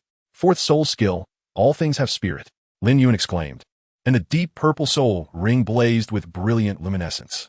Behind him, the mutated tree of life spirit seemed to awaken, as those ethereal and agile shadowy roots, as if receiving a command, frantically burrowed into the earth beneath, thickly covered with rich humus and purple moss. They did not penetrate in the physical sense. Rather, it resembled an extension of an energetic entity, a manifestation of mental force, silently merging with the ground and rapidly spreading in all directions, particularly deep into the earth. In the next moment, an extraordinarily breathtaking spectacle unfolded. Centered around Lin Yuan, the peculiar flora within a 100-meter radius began to react. The thick, eternal night moss covering the trunks and rocks, the ghostly, luminescent mushrooms rooted in the humus, radiating an eerie blue or pallid glow, and even the ancient, silent giant trees with their pitch-black bark all began to exude a faint yet tangible forest green luminescence, reminiscent of a breath's flicker. It was as if the entire dormant, frigid forest, imbued with a sense of repulsion, was forcibly communicated with by Lin Yuan's spirit, awakening a whisper of ancient and fragile spirituality. Countless tiny green lights floated like stardust, illuminating this dark, desolate land with an otherworldly brilliance, enveloping it in a mysterious and uncanny atmosphere. What soul skill is this? It appears so astonishing. Hu Liena instinctively covered her mouth, her enchanting eyes filled with disbelief and wonder. She had witnessed countless formidable offensive soul skills, but this ability to communicate with the entire forest environment and evoke such grand and bizarre phenomena was unprecedented. It transcended the realm of ordinary plant-type soul masters entirely. Lin Yuan maintained the soul skill, his complexion slightly pale, evidently exhausted. He explained, my fourth soul skill derives from an exceedingly rare, soul-devouring demonic tree, which thrives in the forest's most shadowy depths. It grants me the ability to forcibly communicate, resonate with, and to some extent control all plant life within a certain radius, regardless of whether their nature is light or dark, vibrant or eerily lifeless. Furthermore, it can significantly interfere with and suppress the spirit of other plant-type soul masters. Under certain conditions, I can even temporarily manipulate the plant spirits of lower-ranked soul masters. Shock was written all over Hu Liena's face. The capability to ignore attribute differences and forcibly communicate with and control all plants, to even suppress or manipulate other plant-type spirits. Such power was astonishingly overwhelming. It could be deemed the absolute nemesis of plant-type soul masters. This was undoubtedly a top-tier soul skill, rare and precious, a true gift from the perilous Panlong forest. If I successfully absorbed that illusory dragon's spirit ring, an uncontrollable thought surged from the depths of Hu Liena's heart, causing her heartbeat to quicken. What extraordinary power would my sixth soul skill possess? The pinnacle of mental illusion and charm might indeed touch upon that legendary realm. Her gaze instinctively shifted to the side, where Wen Yiling was wholly focused on guarding Lin Yuan, his face slightly pale from the depletion of mental energy, lips pressed tightly together, his profile appearing particularly resolute under the forest green glow. Recalling how he had endured the mental backlash of the illusory dragon's dying strike to save her, Hu Liena's heart clenched sharply.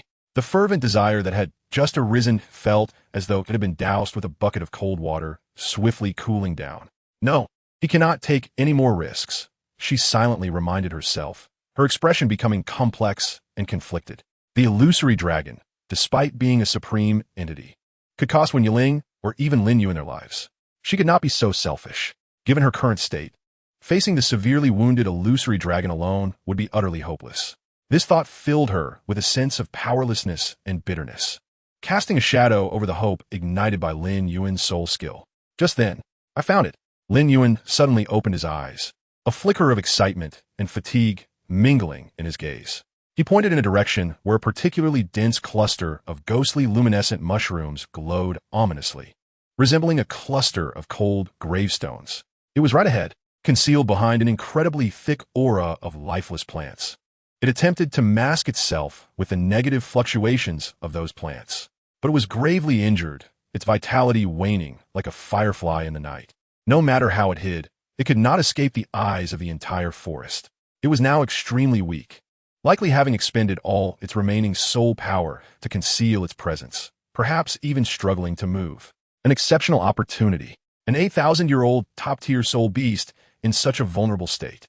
This was undoubtedly the best moment to hunt it down. Wen Yiling's eyes gleamed with determination. All weariness swept away, replaced by acute focus and sharpness. Excellent. Yuan, well done. He quickly turned to Hu Liena, his tone resolute. Nana, this is a once-in-a-lifetime opportunity. It is at its most vulnerable now. We must seize the moment and deliver the strongest strike possible, ensuring a decisive blow. We must not grant it any respite, any chance to struggle or to launch its illusions again. He paused, speaking rapidly yet clearly. Yuan's soul skills lean towards defense and control. Direct offense is not his forte. Nana, your nine-tailed demon fox spirit and mental attacks are its nemesis. Now is your time to shine. Quickly, Yuan. Provide a detailed explanation of all your soul skills and their effects. Nana can surely devise the most effective strategy based on that. Wen Yiling's gaze was intensely fixed on Hu Liena, filled with unwavering trust, encouragement, and an expectation that seemed to affirm she could indeed create miracles. He unhesitatingly entrusted the strategy-making authority to her. Upon hearing Wen Yiling's words and seeing the weighty trust and expectation in his eyes, Hu Liena felt a sudden panic, instinctively wanting to shake her head in refusal. I can't let you risk yourselves for me again. Her voice trembled with hesitation and worry, particularly concerning Wen Yiling's injuries. She would rather forego this spirit ring than witness him suffer even the slightest harm on her behalf. However, before she could finish her thought, Lin Yuan interrupted her. The youth bore an expression of pure eagerness, eager to contribute, and swiftly began to describe his soul skills. Sister Nana, Brother One, most of my soul skills are indeed defensive and supportive. Direct offense is not my strong suit. If the opponent isn't a plant or a plant-type spirit, my direct lethality is quite limited. He spoke rapidly but coherently. My first soul skill, Life's Blessing. It can summon a one-way shield that appears woven from fresh green leaves and flexible branches, offering decent defense and capable of withstanding a strong single-target attack. Moreover, when the shield is breached, it will immediately explode into a burst of pure life energy, providing a quick, minor healing to allies standing behind it, alleviating injuries and restoring stamina. My second soul skill, Canopy of Life. When activated, my Tree of Life's phantom will rapidly grow, its enormous crown unfurling like a vast umbrella, forming an extensive dome-shaped barrier specifically designed to fend off aerial attacks, such as rain of arrows, meteor showers, and energy downpours. My third soul skill, Thorned Life Armor. This skill can envelop myself or designated allies in armor that resembles a fusion of thorny brambles and ancient bark. It not only provides substantial conventional defense, but crucially, any enemy daring to directly strike this layer of armor with a soul skill will be immediately countered by the energy thorns, inflicting them with injury and forcibly siphoning a portion of their vitality and soul power, which will then be fed back to the wearer of the armor. My fourth soul skill is the one I just used. All things have spirits, which allows me to control plants and interfere with plant-type spirits. However, as I mentioned, the plants here are quite peculiar, making control costly and less effective. Moreover, it has little direct use against non-plant targets. He shrugged slightly, glancing towards Hu Liena and Wen Yiling with a hint of embarrassment. After Lin Yuan concluded his introduction, his gaze shifted toward Hu Liena, imbued with trust and anticipation. Wen Yiling once again looked at Hu Liena, his eyes deep and gentle, yet resolute with an undeniable firmness. Nana, did you hear? Yuan's abilities are perfectly suited for protection and support. Now, we need you to be the mastermind, to wield the sharpest spear. His voice resonated with a deep power, urging, "Speak the plan, Nana. We all believe in you, and you must believe in yourself." His gaze seemed to penetrate Hu Liena's inner hesitations and doubts, silently conveying, "Do not fear. I will always be by your side, but we cannot forfeit this most opportune moment." Hu Liena stared blankly into Wen Yiling's eyes, which held no trace of coercion, only complete trust and an ineffable emotion that quickened her heartbeat. The once resolute notion of refusal began to melt away under the weight of his gaze, akin to snow dissolving under the sun.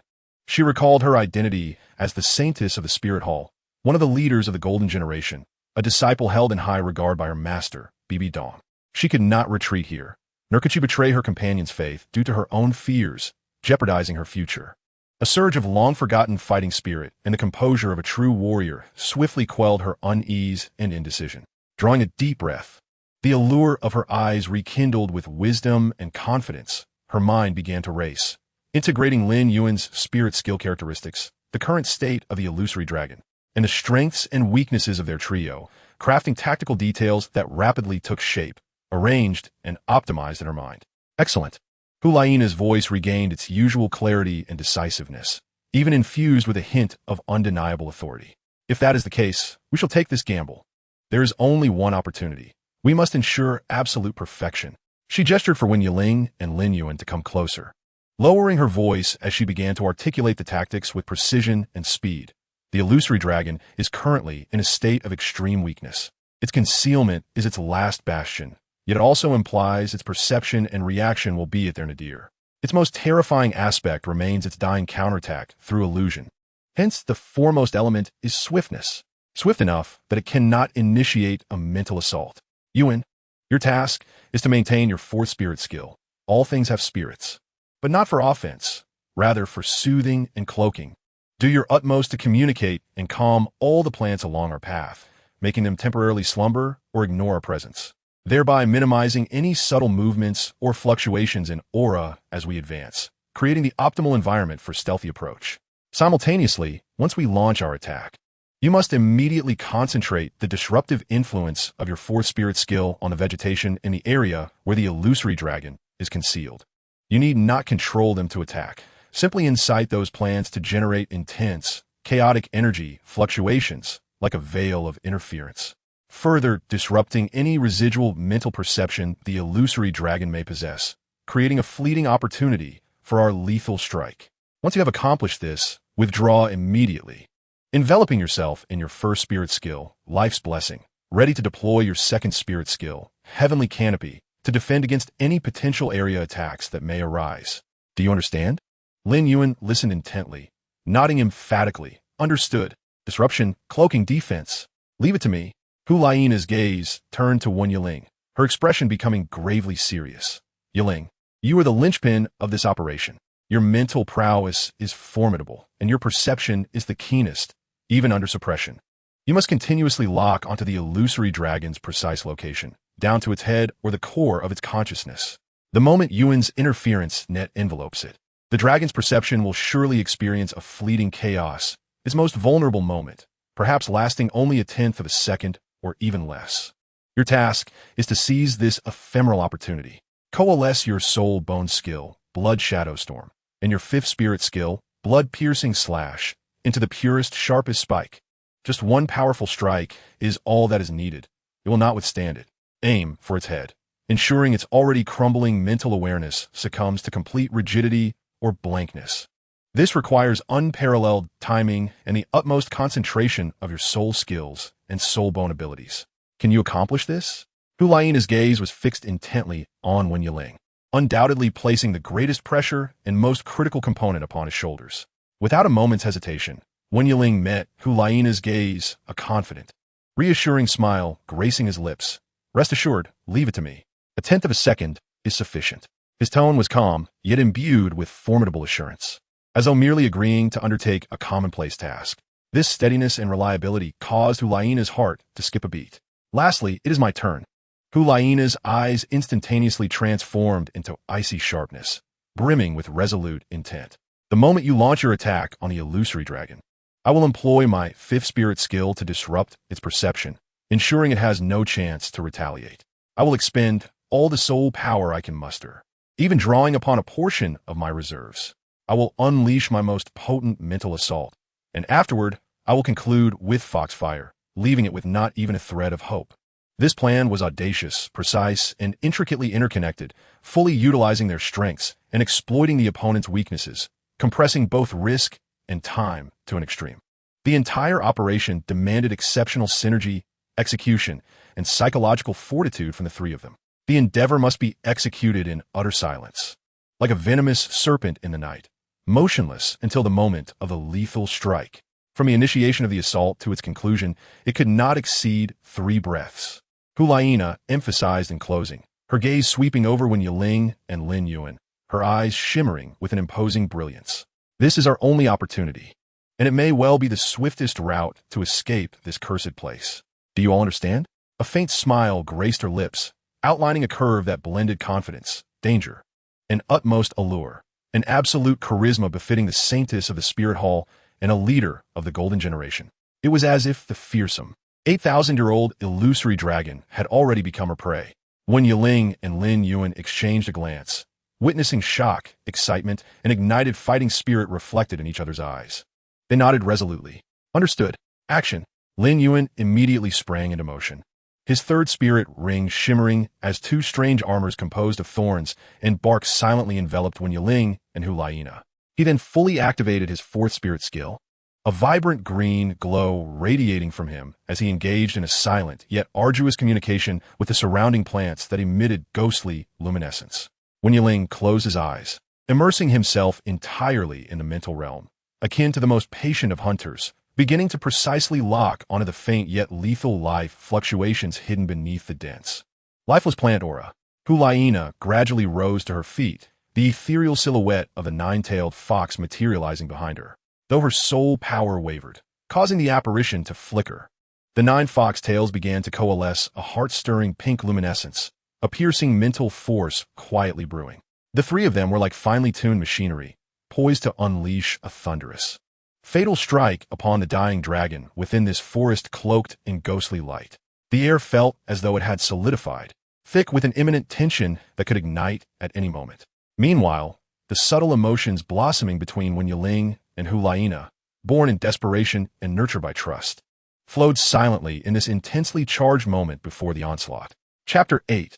The Shattered Illusion. Silence enveloped the darkened depths of the forest, cloaked in bizarre purple moss and strange, luminescent flowers. Time seemed to flow with the sluggishness of viscous honey, oppressive and heavy. Lin Yuan maintained all things have spirits, his complexion growing increasingly pale as beads of sweat trickled down his brow. forcing communication with this forest, rife with repulsion and frigid intent, exacted a tremendous toll on his soul power and mental fortitude. Yet he clenched his jaw tightly, the emerald glow akin to the most delicate fingertips, cautiously soothing every patch of eternal night moss and every ghostly luminescent mushroom along the path ahead, rendering their eerie radiance momentarily gentle and rhythmic, as if they had succumbed to a light slumber, thereby maximizing the concealment of the trio's movements. Wen Yiling kept his eyes tightly shut, his entire being immersed in the area shrouded by an overwhelming aura of deathly silence. His mental energy resembled the most intricate probe, penetrating layers of obstruction, firmly locking onto the source of fluctuating life force, curled deep within the cavern, flickering like a candle in the wind. He could perceive the shattered wings of the phantom dragon, helplessly splayed out, its silver-gray scales dull and lifeless, while a grotesque wound at its neck continued to seep a silvery, mercury-like blood, each faint heartbeat rippling with pain. Its consciousness felt like a pond of water on the verge of drying up, most of its awareness lost in profound self-repair and concealment, with only a thread of vigilance remaining, as fine as a spider's silk, scanning the surroundings. Hu Liena stood by Wen Yiling's side, the ethereal silhouette of a nine-tailed fox hovering silently behind her, its nine tails no longer thrashing restlessly but taut like a drawn bowstring, coalescing, a mighty pink soul power compressed within her, nearly bursting forth, yet bound tightly by her formidable will. Upon her wrist, the golden wrist blade soul tool, gifted to Wen Yiling by Master Wei Yi, absorbed her soul power, its blade emanating an increasingly bright pink glow akin to the predatory eye of a fox, radiating an aura of extreme danger. Her gaze was fixed intently on Wen Yiling, awaiting his decisive signal. The life-draining thorn armor, applied by Lin Yuan, enveloped her, providing a slight cooling sense of protection, yet failing to completely dispel the swelling pain coursing through her meridians due to the excessive compression of soul power and the buzzing in her mind from intense focus. The air grew as dense as stone, each second of waiting stretched out like a century. Suddenly, Wen Yiling's tightly shut eyelids stirred slightly. The faint flicker of the phantom dragon's vigilance he had locked onto experienced a brief, nearly imperceptible pause, akin to the final, unstable flicker of a candle before extinguishing. Now is the moment. He did not speak, but abruptly opened his eyes. Their gazes met. Hu Liena instantly understood the sharp, lightning-like brilliance that erupted in Wen Yiling's eyes. Attack. Now, Yuan. Hu Liena's voice rang out like ice crystals hitting the ground, crisp and urgent. Lin Yuan, already prepared, let out a muffled grunt as the brilliance of his fourth soul ring surged to its zenith. He forcefully channeled his soul power, and the originally gentle emerald glow that communicated with the surrounding flora transformed sharply, becoming aggressive, like a boulder cast into a tranquil lake. The plants surrounding the cavern where the phantom dragon was concealed, the eternal night moss, the ghostly luminescent mushrooms, and the ancient trees, suddenly emitted chaotic, frenzied light, clashing against one another. An invisible, violently oscillating energy interference net was formed, rapidly descending into the depths of the cavern. This abrupt, intense energy disturbance from the environment pierced through the phantom dragon's remaining thread of external perception like a needle. Deep within the cavern, the colossal body curled up shuddered ever so slightly. The pupils beneath the tightly closed starry dragon eyelids seemed to roll. That pond of nearly dried-up mental stagnation was struck by a massive stone, creating violent, chaotic ripples. Its consciousness, deeply hidden, was forcibly disrupted by this environmental noise, momentarily engulfed in confusion and delayed judgment.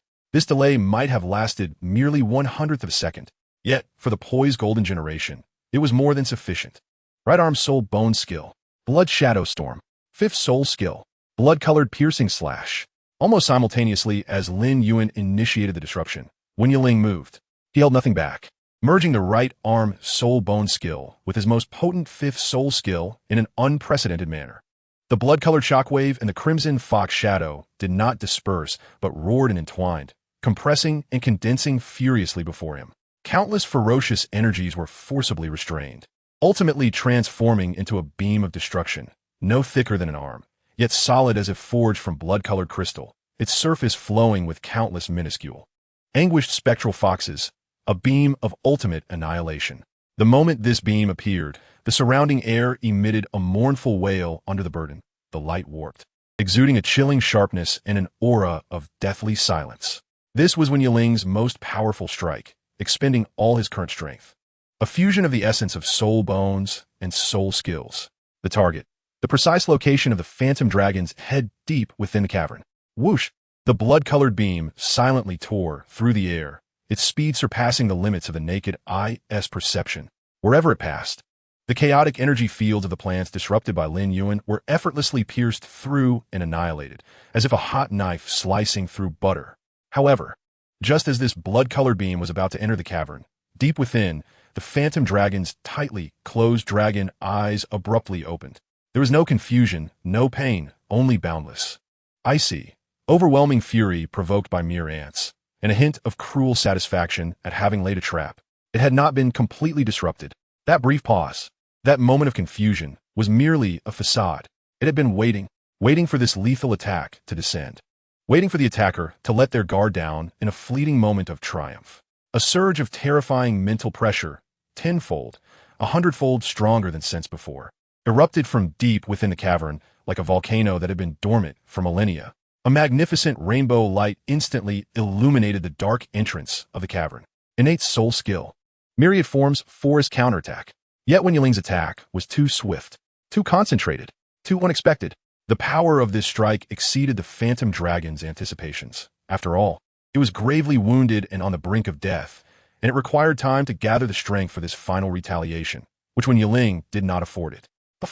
The blood-colored crystalline beam of annihilation struck with pinpoint accuracy, crashing into the phantom dragon's open left eye a mere fraction of a second earlier. Roar! The shrill, anguished, and furious roar of the dragon shattered the rocks at the cavern's entrance. The entire left eye of the phantom dragon exploded instantaneously. Silver-gray, crystalline fragments and scalding dragon blood spraying in all directions. Enormous pain engulfed its consciousness like a tsunami. And the terrifying mental counterattack power it had just gathered spiraled out of control due to the sudden, piercing agony, becoming frenzied and chaotic, akin to a flood breaching a dam, violently crashing within its head. Its massive body writhed and convulsed in agony, shattering the cavern walls. Now is the moment. Nana. At the instant Wen Yiling launched his attack, Hu Liena had already sprung into action. She entrusted all her faith to Wen Yiling, without the slightest hesitation. Her body transformed into a pink streak of light, following closely behind the blood-colored beam into the cavern. What met her eyes was the horrific sight of the phantom dragon's left eye exploding in its frenzied, thrashing roar. The uncontrollable, violent rainbow mental energy wreaked havoc within the cavern, forming a terrifying mental storm that battered Hu Liena's soul. The brilliance of the life-draining thorn armor flashed wildly, desperately absorbing the surrounding, dissipating mental turbulence to feed back to her, yet still left her with a splitting headache and sluggish soul power circulation. But she did not falter. Her gaze was firmly locked onto the phantom dragon's head, flailing in agony, honing in on the deepest wound at its neck. Fifth soul skill. Ambiguous charm. She endured the onslaught of the mental storm and unleashed her most powerful control, soul skill. A beam of pink light shot toward the phantom dragon's intact right eye, which, though instantly shattered by its frenzied mental energy, successfully captured its attention for an instant. In that fleeting moment, Hu Liena channeled all the compressed soul power within her, pouring it unreservedly into the wrist blade she clutched. The pink halo emanating from the blade surged dramatically, as if it had come to life, transforming into a ravenous spectral fox poised to devour its prey. With a soft sound, the wrist blade, embodying Hu Liena's full might and imbued with soul-shattering properties, accurately pierced the most grotesque wound on the phantom dragon's neck, driving deep until it reached her forearm. Time seemed to freeze at that instant. The phantom dragon, in the throes of a furious thrash, suddenly became rigid. The once vibrant eyes, filled with agony and wrath, swiftly dulled, ultimately fading into a haunting stillness of incredulous gray. The tumultuous storm of psychic energy abruptly ceased. Within the cavern, only the sound of Hu Liena's ragged breaths and the plops of dripping dragon blood remained. A shimmering, multi-hued black soul ring, pulsating with an overwhelming wave of energy, slowly coalesced and rose from the lifeless body of the phantom dragon. Above the soul ring, a diminutive, colorful dragon spirit, swirling in lament, radiated a terrifying spiritual pressure. Success. A profound joy mingled with a sense of fatigue washed over Hu Liena, causing her legs to weaken as she nearly collapsed to the ground. Just then, an unforeseen change transpired. The once lifeless body of the phantom dragon flickered to life, its grayish eyes suddenly igniting with two faint yet infinitely vengeful and cursed glimmers. Following this, two threads of nearly transparent, multicolored light, akin to traversing through space, surged forth. One aimed directly at Hu Liena's forehead, and the other targeting the chest of Wen Yiling, who had just exhausted her soul power and was utterly defenseless. This was the curse mark, forged from the last remnants of the dragon's soul and all its malevolence. Aware of its impending demise, it sought to drag its slayer down to the depths of hell alongside it. This curse was not a physical attack, but a direct assault on the very essence of the soul. Hu Liena had no time to react. The multicolored light moved with blinding speed, targeting the soul directly. She could only stand helplessly as the light of death loomed ever larger before her. At that critical juncture, Nana, be careful. A voice, torn by urgency, pierced through the air. It was Wen Yiling. At the moment the curse mark was unleashed, his strained psychic energy detected the insidious wave of malice. Without a moment to think, his body reacted instinctively. From an unknown source, he summoned a surge of strength and lunged forward, not to evade the curse aimed at himself, but resolutely to shield Hu Liena. Simultaneously, he placed his own body as a bulwark between Hu Liena and the deadly stream of curse light. Thud! Thud! Two exceedingly faint yet heart-wrenching sounds echoed. The curse light, originally destined for Hu Liena's brow, forcefully embedded itself into Wen Yiling's back. Simultaneously, the other curse struck his chest. Ugh! Wen Yiling let out a muffled groan, the sound suffused with unimaginable pain, as his body trembled violently, his complexion paling, and his pupils momentarily losing focus. Too cold. Vengeful energies, steeped in a sense of annihilation, surged like parasitic worms deep into his soul, relentlessly eroding and cursing him. He felt as though his soul had been cast into an ice prison, pierced by countless venomous needles. His consciousness flickered like a candle in the wind, on the verge of extinguishment. Eiling, Hu Liena stumbled from the impact of Wen Yiling's collision, falling to the side. What she beheld was the harrowing sight of Wen Yiling, who had taken the fatal curse for her, writhing in agony from the twin strikes of the curse. In an instant, an overwhelming terror, heart-wrenching pain, and a tidal wave of fury engulfed her. It was 100 times more intense than when she faced death. No! She uttered a piercing scream, scrambling to Wen Yiling's side, trembling as she supported his faltering form. His body was chillingly cold, his brow furrowed, and his teeth clenched, seemingly enduring unimaginable torment, his consciousness hovering in a semi-unconscious state. On his chest and back, two sinister, colorful spots writhed beneath the skin, exuding an ominous aura. Eiling, Wen Yiling, how are you? Don't scare me. Open your eyes. Hu Liena's voice quivered with desperation as she frantically attempted to channel her soul power into him, only to find it swallowed into the abyss, unable to dispel the chilling curse, and instead seemingly provoking a more ferocious backlash, causing Wen Yiling to convulse in agony. Sister Nana, Brother Wen, Lin Yuan rushed in, witnessing Wen Yiling's plight and the two curse marks, his expression shifting in alarm. It's a soul curse. Quickly, do not confront it with soul power. My life's blessing might provide some relief.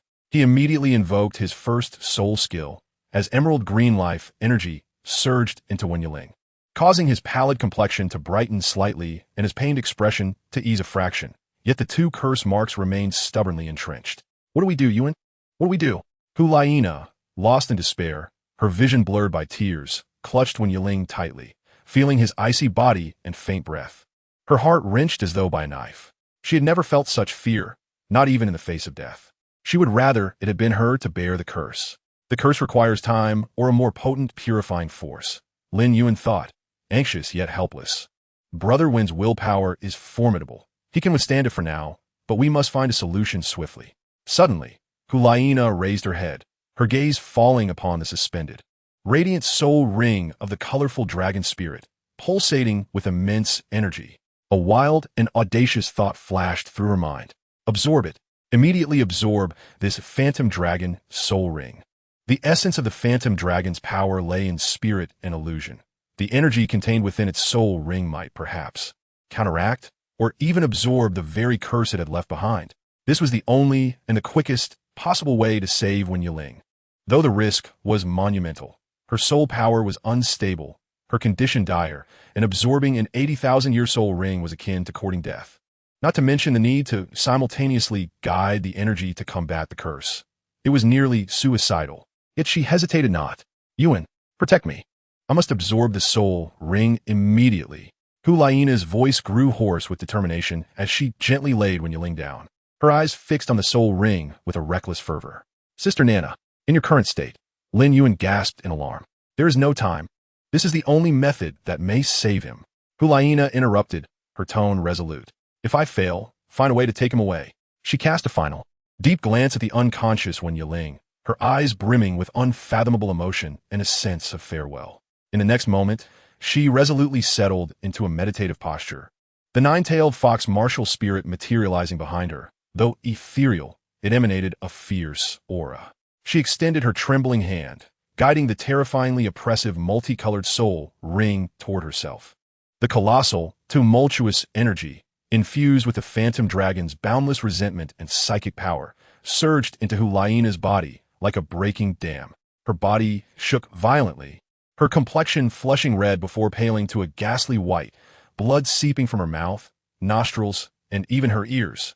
The pink soul power clashed violently with the multicolored phantom dragon energy on the surface of her body, intertwining and producing a sound that was unbearable to the teeth. What is even more terrifying is the residual consciousness of the phantom dragon within the soul ring, which, imbued with an overwhelming sense of resentment, manifests as countless horrifying illusions that relentlessly assail her mental realm.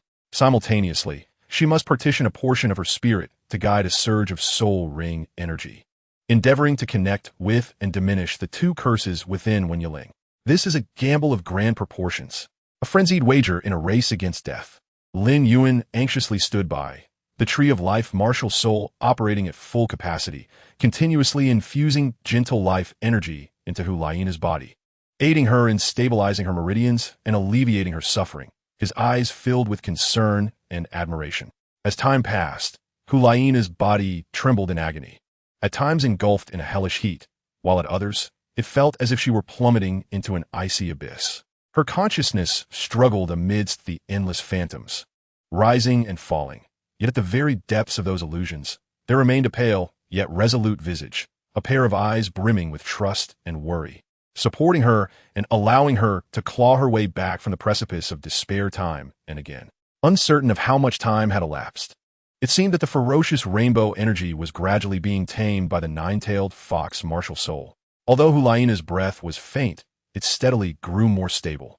The conflicts of energy enveloping her body began to diminish, and the terrifying pressure of the soul ring slowly started to integrate into her form. Meanwhile, the two cursed marks upon Wen Yiling's chest and back appeared to dim slightly upon contact with a wisp of pure rainbow energy guided by Hu Liena. Hope seemed to sprout with difficulty from the desolate ruins of despair, and even more astonishingly, a soul bone emerged from the phantom dragon's body, a breathtaking skull radiating with a resplendent rainbow light. Chapter 9. The Curse of the Illusion. A violent whirl ensued, as if his soul were forcibly wrenched from its vessel and unceremoniously thrust into another dimension. Wen Yiling crashed heavily onto the hard, coarse ground, the dust rising to choke him into a fit of coughing. The intense dizziness had yet to subside when a familiar yet strikingly youthful voice pierced the air, laden with an undeniable authoritative tone. Your Holiness, he is just ahead. Resist all you wish. Your strength is waning. You lot pursue swiftly. He must not escape. It was the voice of Douluo Continent.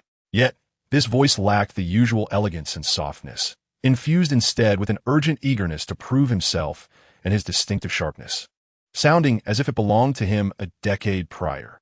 A shiver ran down Wen Yiling's spine as a ludicrous hope surged within him. Could it be that Douluo had employed some secret technique to enter the illusion and come to their aid? However, in the next instant, the scorching and desolate environment shattered his fantasy. He found himself in an expansive, barren wasteland, the ground scorched and desolate. Above him loomed a mercilessly blazing sun, warping the very air with its heat. The earth was cracked, composed of hardened, dark red soil and gravel, sporadically adorned with lifeless, nameless thorns, exuding an aura of death and desolation. In the distance, jagged stones resembled sprawling beasts, flickering in and out of view amidst the heat wave. This was certainly not the forest of a dragon. This was a battlefield relic, utterly foreign and saturated with a chilling aura of murder. As he struggled to rise, attempting to comprehend this bizarre predicament, his gaze abruptly fixed upon several figures not far away. In an instant, his blood seemed to freeze and his breath hitched. The foremost figure, clad in a resplendent golden papal robe, adorned with a purple gold crown, bore a stern and icy countenance, radiating an overwhelming pressure akin to the sun itself. None other than the former pope of the Spirit Hall, Qian Renxue. Standing half a step behind him were two others. One was tall and robust, his features strikingly handsome and resolute, exuding an undeniable air of determination and vigor, far younger than the figure he remembered, worn by illness and the passage of time. Yet the deep-set eyes and familiar contours belonged to none other than his father, Wen Wuling. Next to his father stood a female soul master, and the moment Wen Yuling's gaze met hers, his heart felt as though it had been gripped by an invisible hand. She was clad in a sharp, dark green soul master outfit that accentuated her lithe, yet powerful form. Her long brown hair, reminiscent of sunlight, was simply tied back, with a few strands dancing in the wind, brushing against her porcelain-like cheek. Her beauty was breathtaking, not in the seductive manner of Hu Liena, but possessing a clarity and brilliance that radiated both heroism and wisdom. Most striking were her eyes, resembling the purest amber, akin to autumn waters infused with starlight. Deep and bright, almost identical to the reflection he saw in the mirror. At this moment, those beautiful eyes were intently focused ahead, sharp and determined, filled with a fighting spirit and a hint of unnoticeable concern. It was her. It had to be her. Although he had only glimpsed a blurred outline in an aged portrait treasured by his father. The resonance deep within his veins and her nearly mirrored visage led Wen Yuling to be absolutely certain that this was his mother, a figure he had never met. Yet sensed in his father's late-night drunken murmurs and concealed sorrow. She appeared so young, so radiant, standing beside the formidable Pope Qian Renxue. Her brilliance not only went unmasked but shone forth like an uncut diamond, with its unique clarity and resilience, creating a scene of its own, even managing to draw Wen Yuling's full attention, as if the Pope's imposing presence paled beside her. "Mother," Wen Yuling murmured unconsciously, his voice dry and trembling. He struggled to reach out to them, yearning to inquire about this bewildering situation, to feel the warmth he had never known. Yet, the next scene pierced his heart like a cold dagger. He beheld his beautiful, youthful mother suddenly turn her head, planting a brief but resolute kiss upon his father Wen Wuling's cheek. It was not a lingering farewell, but rather a ceremony of encouragement between warriors before venturing into battle. Imbued with determination and boundless trust. Without hesitation, she turned away, a glimmer of steadfastness flashing in her eyes, and her soul power erupted. Yellow, yellow, purple, purple, black, black. 6 perfectly matched soul rings ascended from beneath her feet.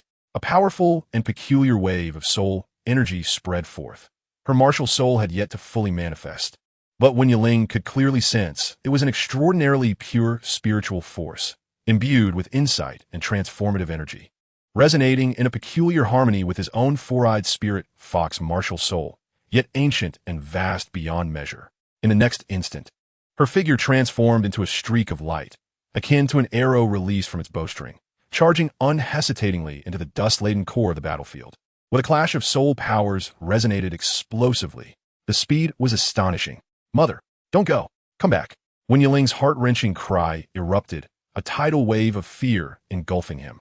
Though he could not grasp the specifics of what transpired, the terrifying clash of soul powers ahead was unmistakably a deadly battle of tidal Douluo levels.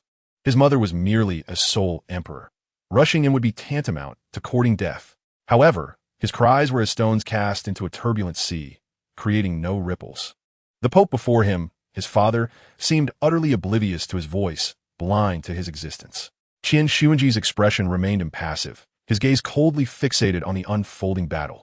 Meanwhile, his father, when Xiaoyan's fists clenched tightly after his mother charged forth, the knuckles whitening from the strain, a fleeting expression of profound pain and struggle crossing his face. Yet ultimately, he suppressed it all, standing resolutely by the Pope's side, his eyes relentlessly following his mother's receding figure, filled with a concern and helplessness that Wen Yuling had never witnessed before.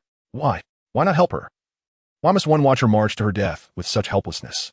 Within Wen Yuling's heart, a tempest of despair raged. He abruptly turned to his father, yearning for a glimmer of explanation or guidance in his father's eyes. Any semblance of a gesture to halt her advance would suffice. Yet there was none. In his father's gaze, there was only the emerald silhouette rushing towards the battlefield, as if the world had narrowed down to her alone. To them, in this temporal realm, Wen Yiling's existence was akin to that of a transparent specter. A profound sense of loss, fear, and fury propelled Wen Yiling forward. With gritted teeth, he summoned the spirit of the four-eyed spirit fox, instantly enveloping himself in its essence. 5 soul rings, yellow, yellow, black, black, black, swirled around him. The abilities of his leg, soul, bones activated simultaneously. First soul skill, wind and shadow manipulation. Left leg bone skill, suspension. No longer relying on his father's response, he channeled all his soul power into his legs. His body transformed into a wisp of azure smoke, hurtling towards the direction his mother had vanished. Reaching the limits of his speed, the gravel beneath him was forcefully displaced by the gale created by his rapid movement, forming 2 trails of dust. The enhancements from his soul bone skills and first soul technique propelled Wen Yiling's velocity beyond that of his peers, nearing the agility of some soul emperors. Within mere breaths, he had already breached the heart of the battlefield. The sight before him made him draw a sharp breath. Hundreds of spirit hall soul masters had formed a tightly knit formation, assailing a solitary figure. At the epicenter of the swirling dust and violent soul power stood that individual, unyielding as an ancient monolith, a figure of immense stature. With disheveled hair and tattered garments stained with blood, yet his aura radiated an unmatched dominance, as if he were the sovereign of all creation. In his grasp, he wielded a colossal black hammer, its head as large as a water vat, adorned with ominous crimson patterns that flickered menacingly, each swing accompanied by a thunderous roar that seemed to threaten to shatter the very fabric of space. It was this hammer that repeatedly deflected the most ferocious assaults from the flanks. The assailants were none other than the spirit halls Zhu Douluo, Yue Guan, and Gue Douluo. Hui Mei, Zhu Douluo's true spirit of the imperial chrysanthemum, unleashed a tempest of flower blades, cutting through the air like a metallic storm. Every petal was razor-sharp, imbued with the terrifying soul power of a tidal Douluo. Gue Douluo, on the other hand, materialized as a ghostly shadow, launching sinister and uncanny strikes from every conceivable angle towards the hammer-wielding giant. Yet, the giant's fighting style was a tempest of raw ferocity. He disregarded the intricate combined techniques, opting instead for a rudimentary yet brutal approach, wielding the enormous Haotian hammer with an almost primordial wisdom. Bang, bang, boom. The massive shadow of the black hammer swept across like a mountain, crashing down. Zhu Douluo's razor-sharp flower blades clashed against the hammer shadow, producing a disconcerting metallic resonance, before shattering into fragments like fragile glass, utterly incapable of disturbing the hammer's might in the slightest. Wen Yiling's pupils constricted as he suddenly recalled his father's seemingly casual remark during a conversation with Zhu Douluo years ago. Yue Guan, your imperial chrysanthemum is sharp enough, yet lacks resilience. When faced with an equally powerful assault-type soul master, especially one with a high-quality martial spirit, your petals lack the necessary toughness. Ultimately, they are more suited for control and ambush rather than direct confrontation. The scene before him was a perfect validation of his father's words. Zhu Douluo's attacks appeared utterly feeble against the unparalleled might of the Haotian hammer. How could he, an 8th ring soul master, single-handedly withstand the combined onslaught of Zhu Douluo and Gue Douluo? Was he even starting to gain the upper hand? How could this be possible? A tempest of astonishment surged within Wen Yiling, unless he was indeed the fabled Tang Hao, a name his father often mentioned with a lingering silence and profound disdain in his eyes. The very thought struck his mind like thunder. He forced himself to regain composure, the acute perception granted by the four-eyed spirit fox allowing him to swiftly scan the chaotic battlefield, desperately searching for his mother-esque figure. The air was thick with dust, and the brilliance of soul techniques obscured his vision. Suddenly, his gaze locked onto a figure across the battlefield. There, a man and a woman, both soul masters, were struggling against the overwhelming pressure of Tang Hao's hammer while attempting to find an opportunity to strike. Their martial spirits shone brilliantly, and their cooperation was remarkably harmonious. The male soul master wielded 2 blades that gleamed with a cold light, their arcs perfect. The form and size of these blades, along with the precision and lethal rhythm of his strikes, mirrored that of the moonblade, yet imbued with a more visceral bloodlust from the battlefield. The female soul master, meanwhile, had a massive, fluffy foxtail radiating a pink aura swaying behind her. Her movements were fluid and uncanny, her eyes sparkling with a powerful allure, incessantly attempting to disrupt Tang Hao's focus. Though the effect was minimal, her martial spirit bore the essence of the fox, sharing a kinship with Hu Liena's enchanting fox spirit, yet seemingly leaning more towards pure mental seduction. Hu Liena's parents. It had to be them. Wen Yiling concluded instantly. He recalled Hu Liena mentioning that her parents were exceptional battle soul masters in the Spirit Hall, but had perished during the mission to hunt Tang Hao. A tremendous wave of historical gravity and chilling dread washed over Wen Yiling. He could not allow this tragedy to unfold. He must not let Hu Liena lose her parents, just as he had never possessed his own mother. Furthermore, the ominous premonition within him grew ever stronger. His mother's resolute plunge into this deadly fray was undoubtedly intertwined with this ambush and the war-godlike figure of Tang Hao. He had to save them. He must rescue Liena's parents. Then, immediately seek out his mother. This thought ignited a blazing fire, dispelling all hesitation and fear. Wen Yiling summoned his soul power once more, recklessly charging towards the couple engaged in fierce combat.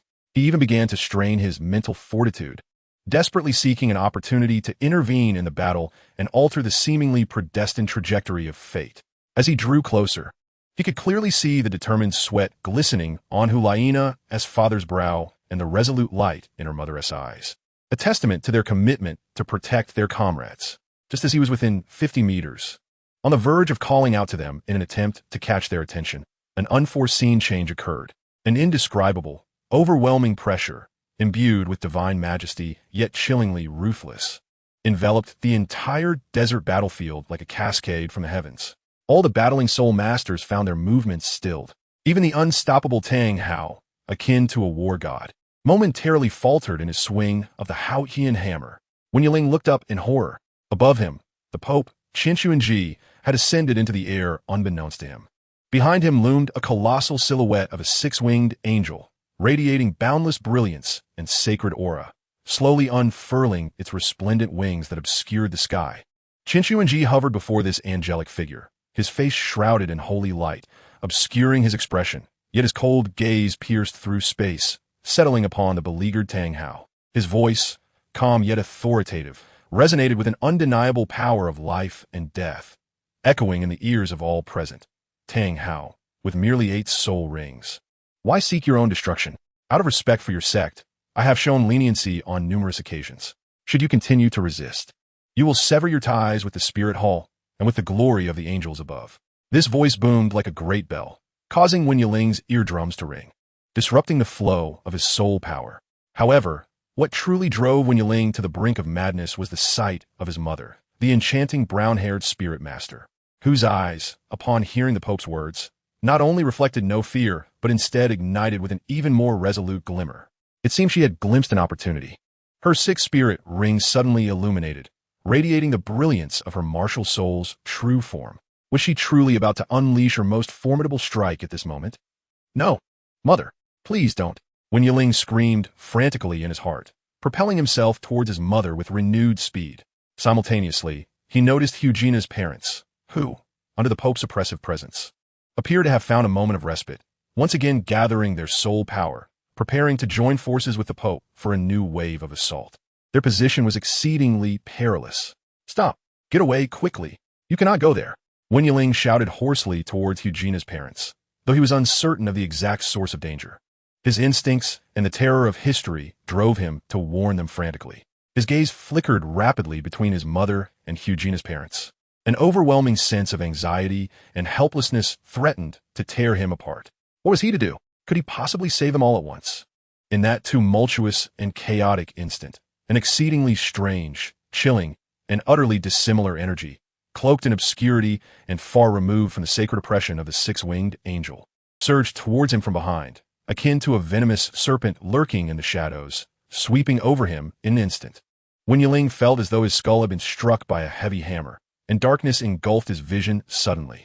All the sights, the roaring Tang Hao, the blooming Chirong Tongtian chrysanthemum, the ghostly shadows, his mother's determined silhouette, the soul power coalescing from Hu Liena's parents, and the resplendent six-winged angel in the sky, shattered like a broken mirror, instantly becoming fragmented and distorted. His consciousness plunged into an endless, swirling abyss of darkness. In a fleeting moment, before he completely lost awareness, he distinctly sensed an irresistible, powerful pull emanating from all directions, frantically tugging at his soul, attempting to sever him from these shattered fragments of time and space. It was as though an invisible hand, cold and indifferent, was erasing this insignificant insect that had inadvertently intruded upon the crevices of history. He found himself enveloped in a void, devoid of anything but silence and tranquility. Naked in this boundless darkness, he drifted for an indeterminate period, be it a year, 10 years, or even longer, before he felt a familiar force and began to gravitate towards it, seemingly on the verge of escaping this interminable void. Chapter 10. Us. Deep within the dragon forest, time appeared to have lost its measure. The air was thick, almost suffocating, and only the object suspended in midair, slowly rotating, disrupted the eerie silence, a 10,000-year spirit ring, radiating a horrific pressure that sent shivers through the soul and a mesmerizing kaleidoscope of colors. Beneath it, Hu Liena sat cross-legged, her form appearing exceptionally frail within the vast energy field.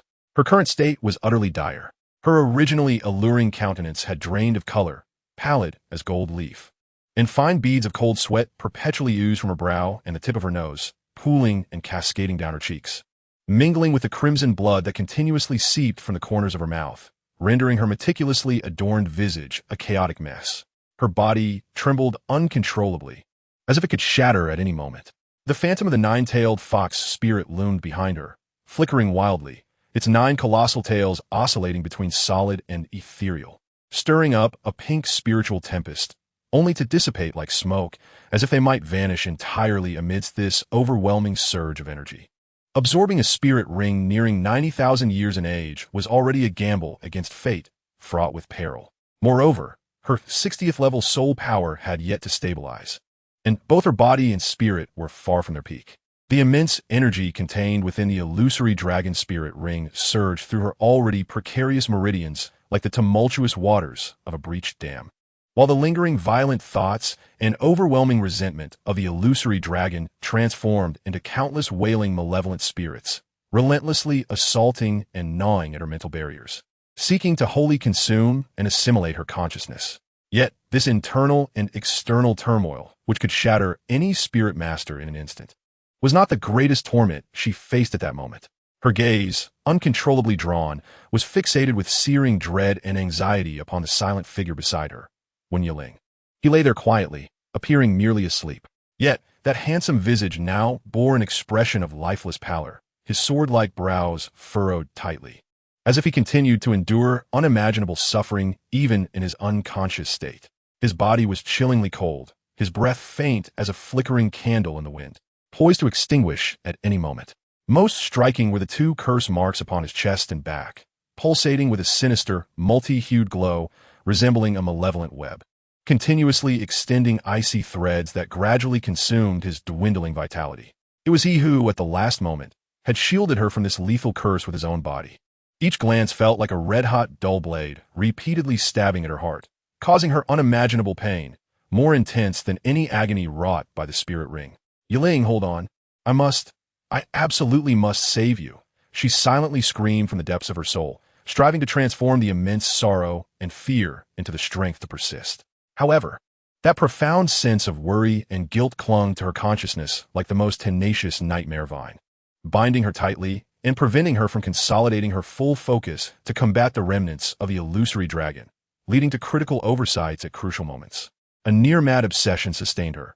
If she could successfully absorb this spirit ring and fully master the illusory dragon's essence of controlling the mind and illusion, perhaps there would be a glimmer of hope to reverse the curse and pull him back from the brink of death. This was the only light in the darkness, the very meaning of her perseverance. The battle within the spiritual realm was far more brutal and perilous than that of reality. Here lay a bizarre and chaotic void, composed purely of thoughts and spiritual energy. Hu Liena's consciousness manifested as a gigantic 9-tailed fox, radiant with pink luminescence, yet betraying an undeniable weariness and disarray. Her adversary was an immense and ever-shifting conglomeration of 7-colored energy, exuding boundless resentment and fury, the very essence of the illusory dragon as unfulfilled rage and desire for destruction. The seven-colored energy occasionally coalesced into a menacing dragon head, unleashing soul-rending shrieks as it viciously lunged toward the nine-tailed fox's throat, only to explode into countless writhing phantoms, whispering insidiously from all directions, assaulting Hu Liena's spiritual core, or simulating the horrific image of Wen Yiling's body shattering and dissipating into light in her embrace, shaking the very foundations of her will. The nine-tailed fox emitted a furious yet defiant shriek, its nine massive tails striking like steel whips infused with the power to topple mountains, wildly sweeping away rippling waves of pink spiritual shockwaves, colliding fiercely with the seven-colored energy. Each clash resembled the collision of two stars, causing the spiritual space to warp and tremble violently, with fragments of spirituality scattering like uncontrolled meteors, reflecting myriad shattered and chaotic memories and emotions. Yet, Hu Liena's mind was restless, her concern for the external world becoming her greatest vulnerability. Each time that the illusory dragon's remnants simulated the dying illusion of Wen Yiling, even though her rational mind recognized it as false, her heart would constrict, her consciousness momentarily faltering, allowing fleeting gaps in her mental defenses to emerge. In the outside world, Hu Liena's body trembled violently, and a torrent of scalding blood gushed forth uncontrollably. Her complexion turned as transparent as crystal, and she collapsed forward, her soul power fluctuating in chaotic disarray. Sister Nana, Lin Yuan, who had been vigilantly guarding her side, exclaimed in shock, his heart nearly leaping from his chest. Hesitant to touch her, he could only push his supportive abilities to their utmost limit. First soul skill, Blessing of Life. A vibrant green radiance ignited once more, enveloping Hu Liena in a gentle shield. When it shattered, it transformed into the purest life energy, seeping into her parched and cracking veins like a refreshing spring, desperately attempting to mend her wounds. Fourth soul skill, All Things Have Spirits. Gritting his teeth, he disregarded his own exhaustion and fervently communicated with the peculiar plants, covered in eternal night moss, that were filled with repulsion and a chilling will. Under his forceful urging, these plants, though reluctant, intermittently released faint traces of life essence, akin to delicate green streams, laboriously flowing into Hu Liena's body, replenishing her soul power that was cascading forth like a torrential flood. With this timely yet limited assistance, Hu Liena's spirit began to coalesce slightly. In her spiritual realm, the nine-tailed fox emitted a piercing howl, forcefully dispelling the entangled rainbow energies. Its massive jaws opened wide, unleashing a powerful, devouring force, and began to frantically tear apart and consume the remnants of the illusory dragon's rainbow energy. Devour, integrate, conquer. This was a protracted and agonizing tug of war. The remnants of the illusory dragon fought back furiously. Each strand of energy consumed struggled violently, erupting with a surge of intense resentment and spiritual contamination. Hu Liena's consciousness was akin to navigating a fragile boat amidst a tempestuous sea of despair, filled with thunder and lightning. At times, she was plunged into the icy depths, saturated with negative emotions and painful memories. At others, propelled by her profound concern for Wen Yiling's safety, the astonishing willpower of the holy maiden of the Spirit Hall, and a relentless determination deep within her heart, she broke through the surface, forcefully refining the frenzied alien spiritual source. The brutal clash on the spiritual level even affected reality. The air around them resonated with a continuous, low hum as the luminescent plants trembled violently, seemingly sensing fear. The moss on the ground stirred of its own accord, resembling a boiling tide of dark green. Time lost all meaning. Perhaps only a moment passed, or perhaps an entire day. Finally, that colossal and violent mass of rainbow energy began to visibly thin and dim under the relentless and almost frenzied devouring of the nine-tailed fox. The ferocity and resentful intent contained within it melted away like snow under the sun, transforming into a relatively pure source of spiritual power, continuously flowing into the nine-tailed fox's form. Nourished by this potent power, the nine-tailed fox's figure solidified at an astonishing speed, becoming robust, its surrounding pink light growing ever more resplendent, now infused with ethereal, dreamlike, and ever-changing rainbow hues, signaling a qualitative leap in its essence. The remnants of the illusory dragon let out a final, silent roar filled with unwillingness and despair, its core suddenly collapsing inward. A thunderous sound erupted, as if the heavens and earth were being torn asunder, simultaneously shaking both the spiritual and physical realms. The floating, pressure-laden rainbow soul rings exploded into a blindingly brilliant light, akin to the sun, rendering it impossible to gaze upon. They then surged like rivers converging into the sea, transforming into a roaring torrent of rainbow energy, wildly pouring into Hu Liena's forehead. Ugh! Hu Liena's body convulsed violently, as though every bone and vein were being forcibly shattered and reassembled. Her aura erupted like a dormant volcano, previously silent for millennia, now exploding with unprecedented speed, expanding, a wave of terrifying soul power, far surpassing the level of a soul emperor, interwoven with the essence of reality and illusion, spread out from her center like a devastating storm, forcefully scraping the moss and fungi from the ground below. She succeeded. She had triumphantly crossed the chasm of life and death, absorbing the nearly 90,000-year-old illusory dragon soul ring, officially entering the realm of the Soul Emperor, and not merely an ordinary Soul Emperor. In the outside world, Hu Liena suddenly opened her eyes. Within those enchanting, mesmerizing fox eyes, the depths of her pupils flickered with a resplendent rainbow galaxy, deepening their allure and mystery. With a glance, she emanated an indescribable, almost penetrating presence that seemed capable of unraveling the hearts of others and weaving dreams. Her aura settled, becoming as solid as a mountain, as unfathomable as the deep sea. Though her complexion remained pale from exhaustion, the powerful aura emanating from her, a result of her ascension in life, was unmistakably clear. Did it work? Sister Nana, how do you feel? Lin Yuan sensed the overwhelming pressure, astonished and elated, and hurriedly inquired. However, Hu Liena paid no heed to his words.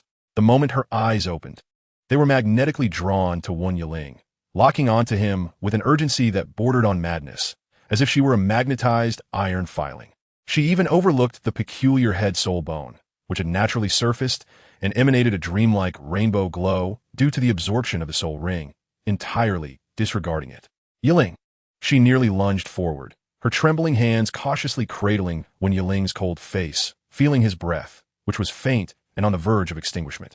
Without a moment's hesitation, she immediately directed her newly acquired, immense 60-level soul power, along with the newborn, potent spiritual energy imbued with illusory dragon characteristics, into Wen Yiling's body with utmost care, akin to the most delicate of surgical procedures, attempting to sense, analyze, and dispel the two malevolent soul curses.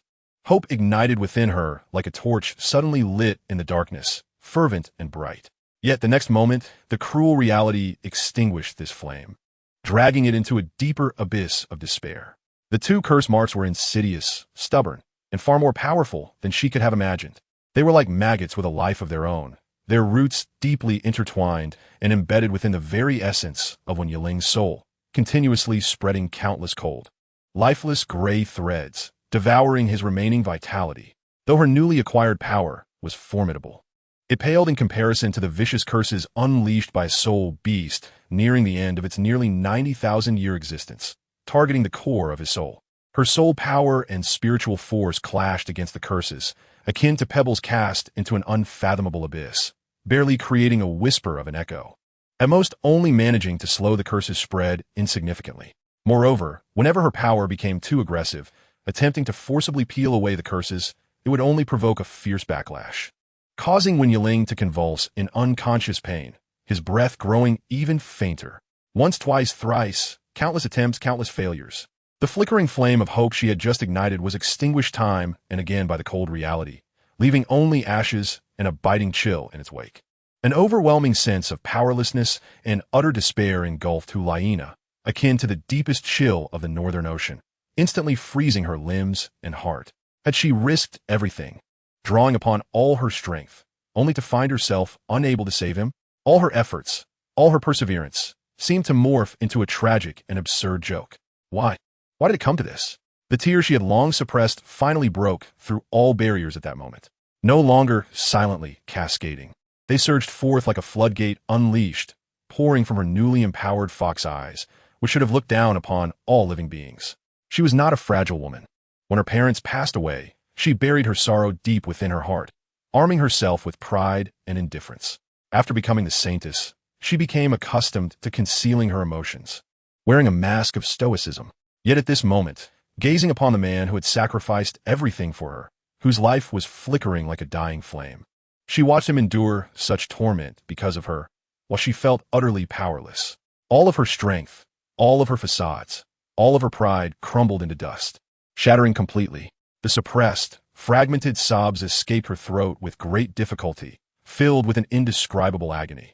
Lowering her head, she gently pressed her burning forehead against the cold, rigid brow of Wen Yiling, her hot tears cascading down his ashen cheeks and parched lips, failing to bring even a modicum of warmth to his lifeless form. It should have been mine. That curse should have been mine, she choked out, her voice hoarse and broken, brimming with piercing guilt and an uncontainable rage. Why were you so foolish? Why did you rush in? Why, you idiot! Fool! The greatest fool in the world. She abruptly lifted her head, tears blurring her vision as she glared at Wen Yiling's lifeless face, her emotions spiraling out of control. Her clenched fists pounded furiously against the cold, unyielding ground, as if she sought to expel all her despair, anger, and unwillingness. I told you I didn't want this soul ring. I don't want it. I just want you to be safe. I want us both to return alive. Return alive. Can you hear me? What kind of saintess am I? I can't even protect the most important person by my side. My parents were like this, and now Yiling is too. I don't even know where Shi Yue and Yan are, whether they live or die. I am utterly useless. I am a complete waste of space. Why? Why did we come here? Why was it me who had to break through at this moment? Why, oh why? She wept with a heart-wrenching sorrow, her body convulsing from the depths of her despair. The radiant, exquisite visage she had when leaving Lin Yufeng's cabin was now a pitiful sight, marred by tears, blood, and dirt, heart-wrenchingly tragic. She was no longer the exalted, resplendent saintess of the spirit hall, but an ordinary girl, bereft of her most treasured possession. Engulfed in grief and helplessness, she slumped weakly, collapsing against Wen Yiling's cold, motionless chest, feeling the faintest heartbeat, as if it might cease entirely at any moment. Lin Yuhan stood nearby, witnessing Hu Liena's complete breakdown, a lump forming in his throat, his eyes instantly reddening. He longed to offer words of comfort, but found his throat constricted, rendering any utterance paltry and powerless in the face of such overwhelming sorrow. He could only silently clench his fists. At that moment, his gaze was drawn to an object on the ground that Hu Liena had overlooked, the head soul bone, quietly lying there, shimmering with a dreamlike array of colors. It emanated a spiritual wave akin to that of the illusion dragon, yet purer and more potent, as if silently beckoning. A thought flashed through Lin Yuhan's mind like lightning. He cautiously bent down, reverently picking up the soul bone, and approached Hu Liena, taking a deep breath, with as much calmness as he could muster. Yet laced with an undeniable force, he said, "Sister Nana, I share your pain. However, tears and guilt will not save Brother Wen. You are the saintess of the spirit hall, the leader of this golden generation. The more desperate the situation, the more we need calmness and wisdom. Look at this. Perhaps this is the final turning point." Hu Liena seemed engulfed in her own world of sorrow, unresponsive to his words. Lin Yuhan raised his voice, his tone imbued with unprecedented seriousness, even a hint of sternness. "Sister Nana, look at me. See what you hold in your hands." With tear-filled eyes, Hu Liena dazedly lifted her head, her blurred vision focusing on the colorful skull. This was the soul bone born from the fall of the illusion dragon. Moreover, it was the rarest and most precious head soul bone among all. Lin Yuhan's voice was urgent and powerful. Soul bones often contain forces more extraordinary and potent than soul rings, especially the head soul bone, which directly pertain to mental strength and the essence of the soul. Absorb it immediately. Your mental strength will undoubtedly undergo a qualitative leap. At that time, perhaps we can find a way to save Brother Wen. This is our last hope. Sister Nana, will you truly let go of this last glimmer of hope? Do you wish for Brother Wen's sacrifice to be rendered meaningless? The final word struck Hu Liena's heart like a hammer. She stared at the warm, yet heavy skull in her hands, as if it bore the weight of a dragon's life, then slowly lowered her gaze to Wen Yiling's silent visage. Lin Yuhan's words shone like a faint yet resilient light, fiercely piercing through the dense fog of despair. Give up? No. How could she give up? Why did she have to give up? As if infused with newfound strength, Hu Liena abruptly wiped the tears streaming down her face with the back of her hand. Though her eyes were swollen and red like peaches, her face a mess, the fire of determination burned fiercely in her fox-like eyes, nearly obsessive and resolute. She took the skull without hesitation, closed her eyes once more, and immersed herself entirely in guiding this final power to merge with her own. The process of absorbing the head soul bone was not as violent as that of a soul ring, yet the spiritual power it contained was even more magnificent, pure, and profound.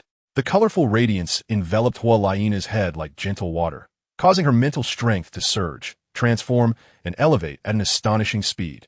Her microperception and control over mental power ascended to an entirely new, unprecedented realm.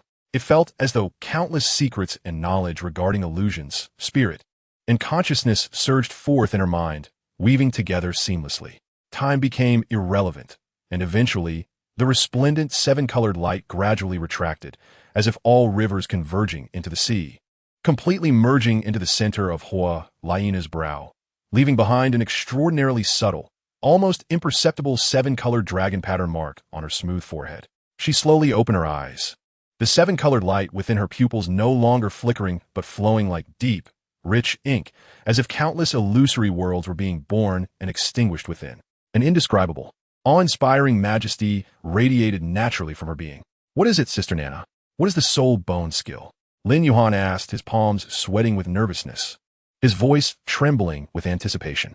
Hu Liena slightly closed her eyes, feeling the colossal stream of information and newly birthed power in her mind. Moments later, she abruptly opened her eyes, a glimmer of hope igniting within her gaze that could illuminate the dark forest. "The soul bone skill, a thought, a thousand deaths," she spoke, her voice tinged with excitement, "can forcibly intrude into another's consciousness, discerning their core obsessions and fears, and even, to a certain extent, influence or weave the evolution of the scenes within. Perhaps I truly can."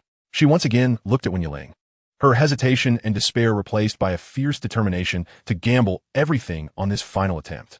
Gently and meticulously, she adjusted Wen Yiling's head and neck, allowing him to rest more comfortably on her lap. Then, taking a deep breath, she cleared her mind of all distractions, concentrating all her mental energy. The subtle seven-colored dragon pattern on her brow suddenly glowed, radiating a soft, yet undeniable light. "Soul bone skill, a thought, a thousand deaths." Activate. Her consciousness, akin to the most agile yet resilient silver fish, deftly grasped the two strands of cursed threads that connected to the very essence of Wen Yiling's soul. It cautiously and unwaveringly traversed the frigid and vengeful atmosphere, delving deeply into the abyss of Wen Yiling's consciousness, which had been thoroughly eroded by the curse, and plunged into an interminable darkness. Wen Yiling's realm of awareness was no longer a void. It had been grotesquely distorted and solidified by the malevolent curse, morphing into a scene of his subconscious that harbored the most profound, agonizing, and inescapable obsessions, a vast, barren battlefield, echoing with the cries of slaughter. Hu Liena's consciousness floated above this sanguinary arena like a transcendent observer, witnessing the horrifying carnage below. The ethereal blades of the flower of heaven, wielded by the formidable Zhu Douluo Guan, danced through the air, while the ghost law unleashed eerie assaults in his spectral form.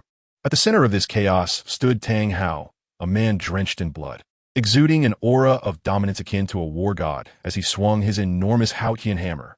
She also beheld the six-winged angel suspended above, emanating an oppressive aura, alongside the coldly indifferent Pope Qian Renxue beneath him. Her heart clenched violently. Her gaze quickly swept the battlefield and soon found her parents. They fought valiantly in a corner, their synergy evident, yet they were undeniably ensnared in grave peril. Even more shocking was the sight of Wen Yiling. He stood not far from her parents, his countenance etched with a level of anxiety, anguish, and nearly frantic determination she had never witnessed before, recklessly attempting to reach them. What did he intend to do? Did he truly believe he could alter the irrevocable past with sheer will? "No, Yiling, come back. It is an illusion, a trap conjured by the curse, born of your obsessions." Hu Liena's mental scream pierced through the layers of torment. She instantly realized that Wen Yiling's entrapment was a result of his overwhelming regret, guilt, and fixation over his inability to prevent the demise of her parents, and perhaps his mother as well, which the vile curse had exploited, magnifying and solidifying his anguish, forever binding him in this endless cycle of nightmarish suffering. He must be pulled from this quagmire. Hu Liena summoned her newly acquired, boundless mental strength, transforming it into an invisible yet profoundly warm and resolute hand, traversing the tumultuous energy storms and cacophonous clashes of the battlefield below. Gently yet irresistibly, it settled upon the shoulder of Wen Yiling's consciousness, striving to draw him from the abyss of his obsessions. Yiling, look at me. Hear my voice. This is all a fabrication. It is a curse. Come with me. She directed her thoughts into the most urgent and lucid of calls, repeatedly crashing against Wen Yiling's obscured and tormented awareness like relentless waves. However, the curse's power was insidiously tenacious. It vehemently resisted Hu Liena's pull, desperately fortifying this realistic illusion, even conjuring more dire scenarios in an instant, such as her father being swept by the terrifying aftershock of Tang Hao's hammer to shield her mother, intensely stimulating Wen Yiling, compelling him to unleash a more potent struggle against this torment, firmly anchoring him within this illusion, reluctant to depart. Yiling, trust me, it is an illusion. Come back with me. The true me needs you. Wen Yiling, Hu Liena, heedless of her rapidly depleting mental energy, felt beads of sweat forming on her forehead once more. Gritting her teeth, she persevered, repeatedly gathering her strength to battle the chilling and malevolent curse, akin to a mire, attempting to awaken the faintest thread of genuine awareness from the depths of Wen Yiling's subconscious.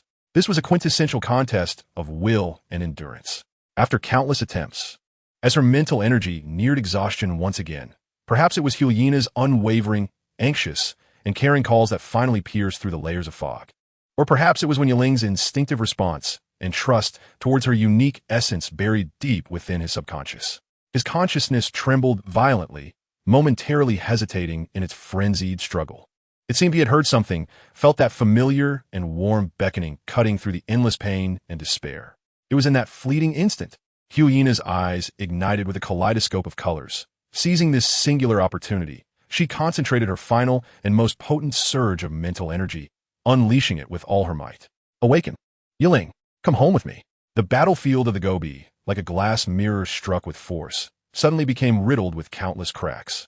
And then it collapsed in a thunderous cacophony, shattering into myriad fragments. Wen Yiling's consciousness was abruptly yanked from the ceaseless cycle of obsessions by Hu Liena. Yet, they did not immediately return to reality.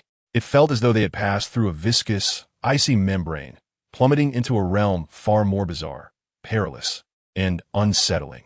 A space entirely composed of the two strands of cursed primordial power, saturated with unending resentment, frigid stillness, and despair. Here, there was no sky, no earth, no direction. Only an infinite, sluggishly writhing mist of cursed energy, akin to a gray fog. It exuded a chilling essence capable of freezing souls, continually eroding and assimilating Hu Liena's consciousness as she intruded upon this place, conjuring terrifying and grotesque visions that epitomized the utmost agony and despair of the world, relentlessly assaulting the two, seeking to drag them into eternal damnation.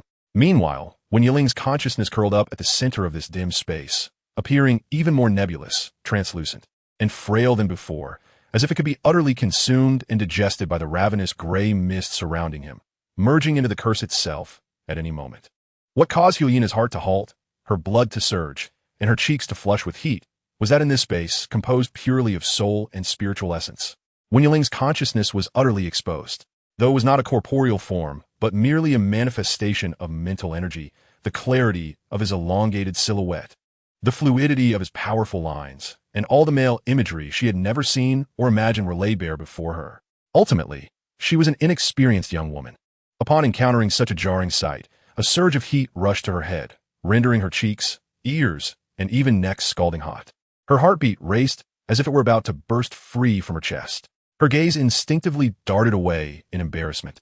Yet it was as if an invisible force compelled her to look down, uncontrollably drawn toward him, her mind blank, her breath caught in her throat. Hu Liena, snap out of it. What time is it now? What are you thinking? She bit her tongue sharply, the searing pain jolting her back to reality, forcibly dispelling the chaotic and shameful thoughts in her mind. This was not the time for embarrassment. Yiling's soul was being rapidly consumed by the curse. Teetering on the brink of annihilation, she once again summoned her mental energy, banishing all distractions, transforming it into a warm and resolute pink luminescence, resolutely charging toward the curled figure of Wen Yiling within the gray mist. This time, she did not merely serve as an external anchor. She endeavored to intertwine her mental energy with his consciousness more deeply and intimately, gently connecting them as if warming a block of ice that had endured millennia of frost. Yiling, it is me, Nana. I am here, do not fear, come back with me. We are all waiting for you. She shaped her thoughts into the gentlest and warmest of calls, reminiscent of the spring sun, caressing Wen Yiling's cold and lifeless consciousness time and again, striving to awaken his deepest perceptions. Initially, Wen Yiling's consciousness remained unresponsive, as cold and rigid as a statue, completely immersed in the boundless suffering and eternal dark solitude brought by the curse, oblivious to the calls from the outside world. Hu Liena remained undeterred, her resolve unyielding as she repeatedly called out, enveloping him with her spiritual energy in a gentle, continuous embrace. With a divided focus, she dispelled the encroaching gray mists and terrifying illusions that sought to disrupt their connection. She began to speak softly and incessantly, recounting the events unfolding outside, narrating how they had joined forces to vanquish the illusion dragon, detailing Lin Yuan's relentless guardianship, and sharing the arduous journey of absorbing soul rings and bones. Most poignantly, she articulated her overwhelming, molten concerns and fears, as well as the profound emotions that crystallized in the face of life and death. Her spiritual energy flowed like an inexhaustible warm spring, patiently washing away the thick, cursed ice that encased Wen Yiling's consciousness. In this dim space, time lost all significance. Whether it was but a fleeting moment or an eternity that passed, finally, under her unwavering, emotionally charged calls and warmth, Wen Yiling's curled, cold, and rigid consciousness trembled ever so slightly, almost imperceptibly. Then, it trembled again, as though an ancient glacier, having slumbered for eons, finally sensed the persistent warmth of the sun.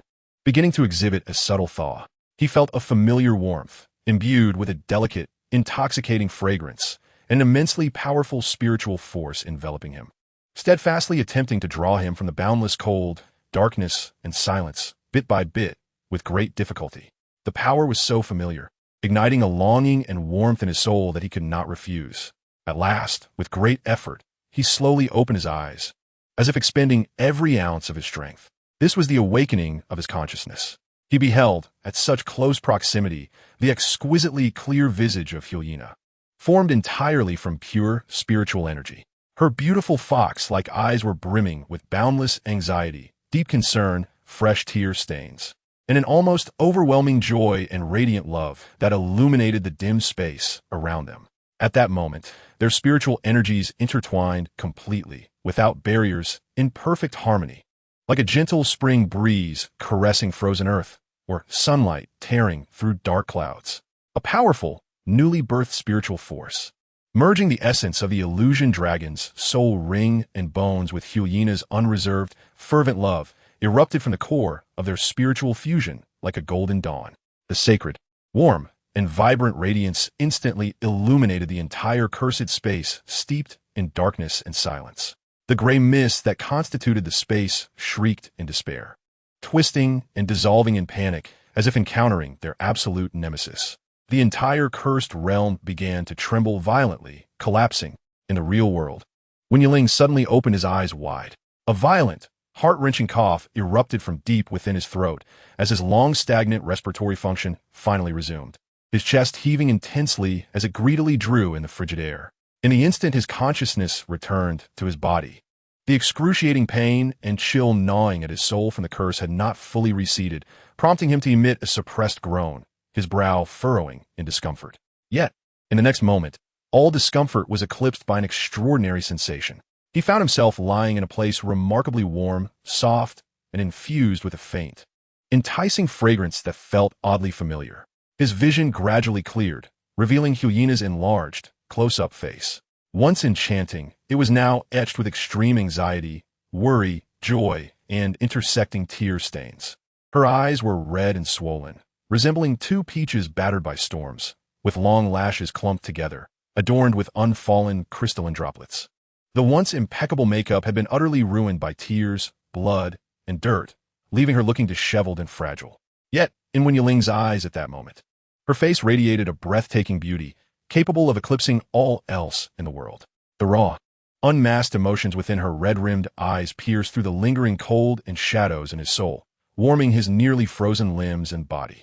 He parted his lips, but his throat was too parched to produce any sound, and his mind was a chaotic haze, utterly unable to comprehend the situation before him. However, when Hu Liena saw him finally open his eyes, the genuine, bewildered gaze focusing on her face, the taut string of her heart, stretched to its limit, suddenly released. An immense, Indescribable joy, like a volcano that had accumulated pressure for millennia, erupted, mingling with all the preceding fears, despair, grievances, and overwhelming love, crashing down upon her reason, restraint, and composure. "Yiling," she cried out, her voice trembling with a thick sob, hoarse yet imbued with emotions potent enough to melt steel. In the next moment, under Wen Yiling's astonished, perplexed gaze, Hu Liena suddenly leaned down, extending her arms with all her might, enveloping him tightly, fiercely, as if trying to meld him into her very being, never to part. Then, without a hint of hesitation or any forewarning, she closed her tear-streaked eyes, pressing her slightly cool yet incredibly soft and warm lips, tinged with the saltiness of her tears, deliberately and passionately against Wen Yiling's pale, parched lips. Time seemed to freeze at that moment, as if plunged into absolute zero. Wen Yiling's pupils constricted to pinprick sizes, his mind struck like a thunderbolt, plunging into blankness. All thought, all analytical capabilities, crashed and ceased to function. He could only acutely sense her body's softness and warmth passing through their clothing, the complex scent of mingled blood, sweat, and her unique fragrance filling his nostrils, tasting the saltiness of her tears on her lips, and the fervent love and emotions behind those tears, akin to the molten core of the earth, threatening to ignite and consume his very soul. Lin Yuan, who had been facing away, blushing fiercely and tactfully avoiding their scene, caught a glimpse of the commotion before immediately turning back, as if scalded, his heart racing wildly, wishing to bury himself in the ground. He felt an overwhelming joy at Wen Yiling's awakening, yet was rendered utterly flustered by the intensely passionate scene. Around them, the silent forbidden forest remained still, the luminescent plants seemingly holding their breath. Not far away, the colossal corpse of the illusion dragon silently recounted the ferocity of the recent battle. Xiaoyu and Yin remained unaccounted for, the path ahead fraught with uncertainty and danger. Yet, in that moment, for the two who were tightly embraced, their lips intertwined, as if to meld their very essences into the depths of each other's beings. All else became trivial, distant as if woven from another world's tale. The entirety of existence shrank down to the singularity of their shared presence. The kiss shared by Hu Liena was devoid of finesse, imbued instead with a certain clumsiness and trepidation. It was driven purely by instinct, raw and fervent, as she pressed her lips against his with an intensity that seemed to convey all her fears, her affections, and the tumultuous joy and dread of having regained what she thought lost. Through this kiss, she sought to communicate her unreserved emotions to him, while simultaneously affirming his existence, soothing her heart that felt as if it might burst from overwhelming excitement. Wen Yiling, emerging slowly from a state of profound shock and bewilderment, was enveloped by the exquisite reality of her soft, warm lips and the searing passion that threatened to scorch his very soul. It was as if the most tumultuous tide had swept over him, rendering him breathless. He could distinctly feel her trembling body, tightly encircling him, each shiver a testament to the immense emotional upheaval within her. His heart, which had long been accustomed to rational analysis and strategic planning, felt ignited and melted by this fervent flame of emotion. The rigidity of his body softened gradually, as an icy corner of his inner self collapsed, giving way to an unprecedented warmth. Instinctively, with a hint of awkwardness and hesitation, he began to respond to her kiss, clumsily savoring the traces of her tears on his lips as if they were the sweetest nectar. His previously limp arms slowly rose, trembling slightly, yet with determination. They encircled her delicate, supple waist, drawing her closer into his embrace. This kiss, mingled with the saltiness of tears and the metallic tang of blood, was far from beautiful, even bordering on the disheveled. Yet it transcended the boundaries of life and death, pouring forth every ounce of their being, filled with the most primal, pure, and fervent vitality. Chapter 11. The Love of the Fox. That sudden kiss, laden with the weight of life's fears and passionate love, ignited an eternal flame of the soul between them, irrevocably reshaping their relationship. Wen Yiling and Hu Liena were no longer mere comrades in battle, nor simply harmonious partners with a hint of sibling affection. The subtle feelings that had quietly blossomed over the past 2 years, suppressed by their identities, responsibilities, and temperaments, finally shattered all constraints after enduring a true test of life and death and a mingling of souls. They transformed into love, fierce and clear.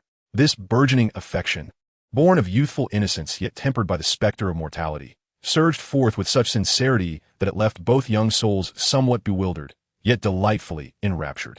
After absorbing nearly 90,000 years' worth of the illusory dragon-esque spirit ring and the head spirit bone, Hu Liena not only broke through the 60th level, but ascended 3 levels higher, stabilizing at an astonishing 63rd level.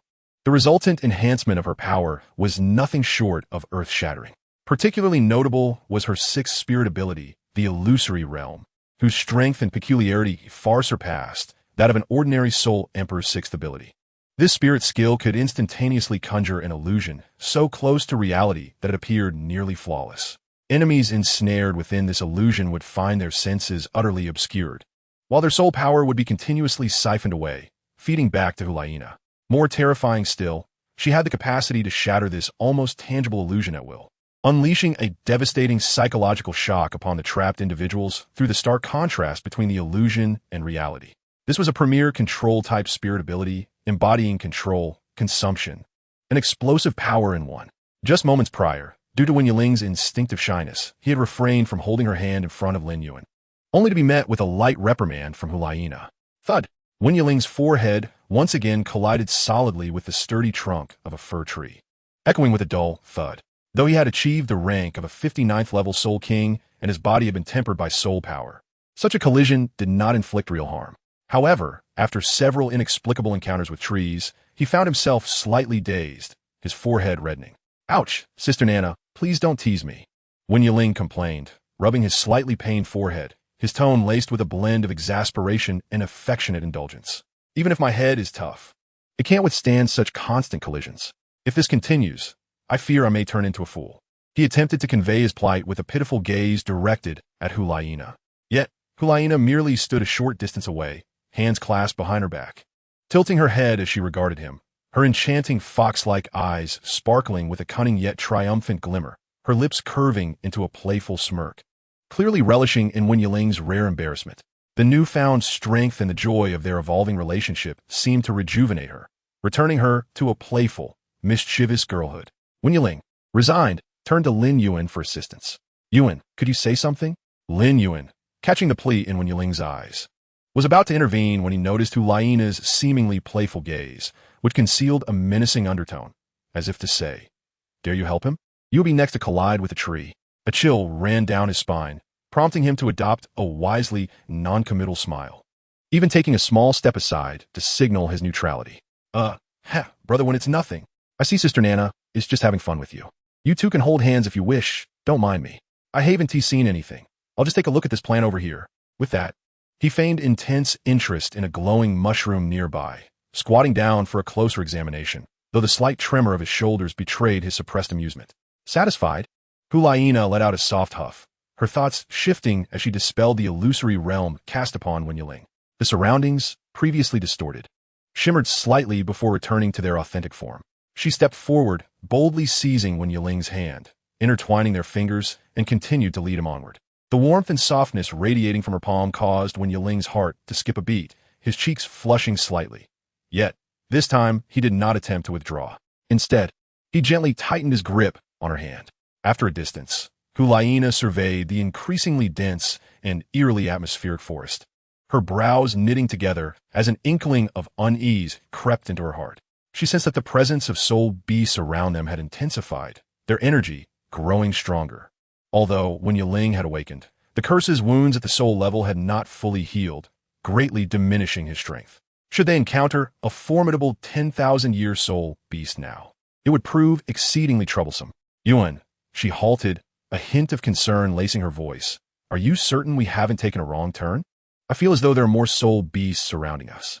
Lin Yuan, now serious, dispensed with his previous mirth. He closed his eyes, concentrating for a moment, the 4th spirit ring at his feet shimmering as he engaged in silent communion with the surrounding flora. After a while, he opened his eyes and nodded affirmatively. Sister Nana, we're on the right path. Although I have never set foot in this area, my martial soul shares its essence with my father's life tree, allowing me to sense the faint consciousness of all the plants in this forest from a distance. The essence of my father is guiding us in this direction. Though it is faint, it cannot be mistaken. However, it appears that this region is particularly favored by some formidable soul beasts. Hearing Lin Yuan's confirmation, Hu Liena felt a measure of relief and nodded. All right, let us proceed, but we must be even more cautious. Wen Yiling responded affirmatively, his other hand stealthily gripping the hilt of the steel moon blade gifted by Xiaoyu at his waist, his gaze sharpening with the vigilance characteristic of the golden generation. Despite his less-than-ideal condition, his resolve to protect those around him remained unwavering. The trio set forth once more, this time with heightened alertness, striving to temper their presence and avoid areas radiating potent soul power. However, deep within the Panlong Great Forest, particularly in this area known as the Forbidden Zone at the edge of the Forest of Life, danger is ever present. After traversing for approximately an hour, the daylight began to wane. The tree canopy above was so dense that sunlight could no longer penetrate, and the faint light characteristic of day was swiftly fading, replaced by a deeper, more unsettling darkness.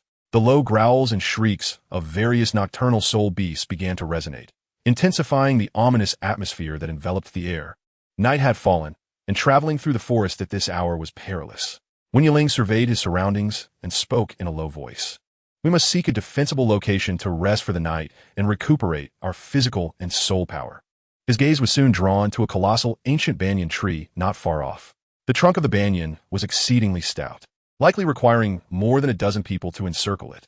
Its canopy obscured the sky, with countless thick aerial roots cascading down like giant serpents from its limbs, embedding themselves into the ground and creating a wondrous spectacle of a singular tree resembling a forest. More remarkably, at a height of about 20 meters above the ground, several relatively flat and spacious platforms formed naturally from the large branches and aerial roots, resembling the foundations of a treehouse, easily defensible and ideal for camping. That tree appears quite promising, Wen Yiling remarked, pointing at the great banyan. Indeed, it is an excellent location, Hu Liena concurred. Soul bone skill, levitate, Wen Yiling called out, activating the left leg bone skill from a gale dragon. A gentle yet powerful force field enveloped the three of them, allowing them to float effortlessly and land steadily upon the largest platform. The area was sufficiently spacious to accommodate 5 or 6 individuals without feeling cramped. Once they were on solid ground, Wen Yiling exhaled in relief. All right, we are temporarily safe. While the light has not completely vanished, let us assess what supplies we have, as we may need to remain in this forest for several days and must plan accordingly. He began to inventory his belongings. The razor-sharp wrist blade gifted by Teacher Wei, capable of absorbing his own soul power attacks, several vials of precious potions prepared before their departure for rapid soul power recovery, and the moon blade crafted by the master blacksmith at the behest of Xiaoyu for his last birthday. Although it paled in comparison to Xiaoyu's twin martial soul moon blades, it was still a formidable weapon, perfectly suited for the current situation. Lin Yuan then produced a gleaming, sharp-bladed, short-handled hunting knife from his pocket, its handle wrapped in non-slip leather, a tool he typically used for gathering herbs and processing materials at the forest's edge, now serving as a means of defense. From her exquisitely crafted soul guide belt, which contained a storage space, Hu Liena retrieved several loaves of bread wrapped in oil paper. A touch of embarrassment colored her cheeks as she explained, I did not prepare much in terms of provisions. These were meant for emergencies. Yet it seems they are coming in handy now. It appears we will need to find ways to hunt or forage for wild fruits in the coming days. For tonight, we must make do. She carefully divided the bread into 3 portions. The piece given to Lin Yuan and the one in her hand were of equal size, while the one handed to Wen Yiling was noticeably larger, filled with more fruit and meat fillings. Wen Yiling paused for a moment, about to voice his thoughts. But Hu Liena, seemingly aware of his intentions, interjected with an undeniable tone of concern, you have not fully recovered. The wounds to your soul are mentally draining, and you need to replenish your energy. No diffused. Seeing the feigned firmness in her gaze, tinged with softness, Wen Yiling swallowed his words, feeling a warmth swell within him. He complied, accepting the larger piece of bread and murmuring, thank you, Sister Nana. A satisfied smile spread across Hu Liena's face. After their modest dinner, she retrieved 2 lightweight, warm blankets from her soul guide. She handed one to Lin Yuan, saying, Yuan, this one is for you. Noticing this, Wen Yiling felt a slight flush creep up his face and quickly interjected, I can share a blanket with Yuan. He was not prepared to be so intimately close to Hu Liena for the night, especially in front of Lin Yuan. However, Hu Liena immediately shot him a look, grasped his arm, and pulled him closer, her tone a mix of playful defiance and certainty. No, you are still injured and need someone to look after you. What if something happens? You must stay with me. The sparkle in her enchanting eyes seemed to say, there is no escaping this. Wen Yiling found himself captivated by her proximity, feeling the warmth of her arm against him. His heart raced uncontrollably, his cheeks flushed, and despite his initial resistance, he ultimately surrendered, settling beside her and avoiding Lin Yuan's gaze.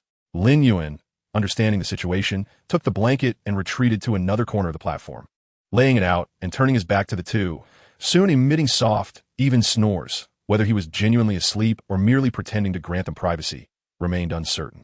As the night deepened, the forest succumbed entirely to darkness, with only scattered moonlight and starlight filtering through the leaves, casting mottled spots of light on the platform. The sounds of various nocturnal soul beasts and the chirping of insects filled the air, interspersed with distant, spine-chilling roars from unknown soul beasts, reminding them of the peril that still loomed.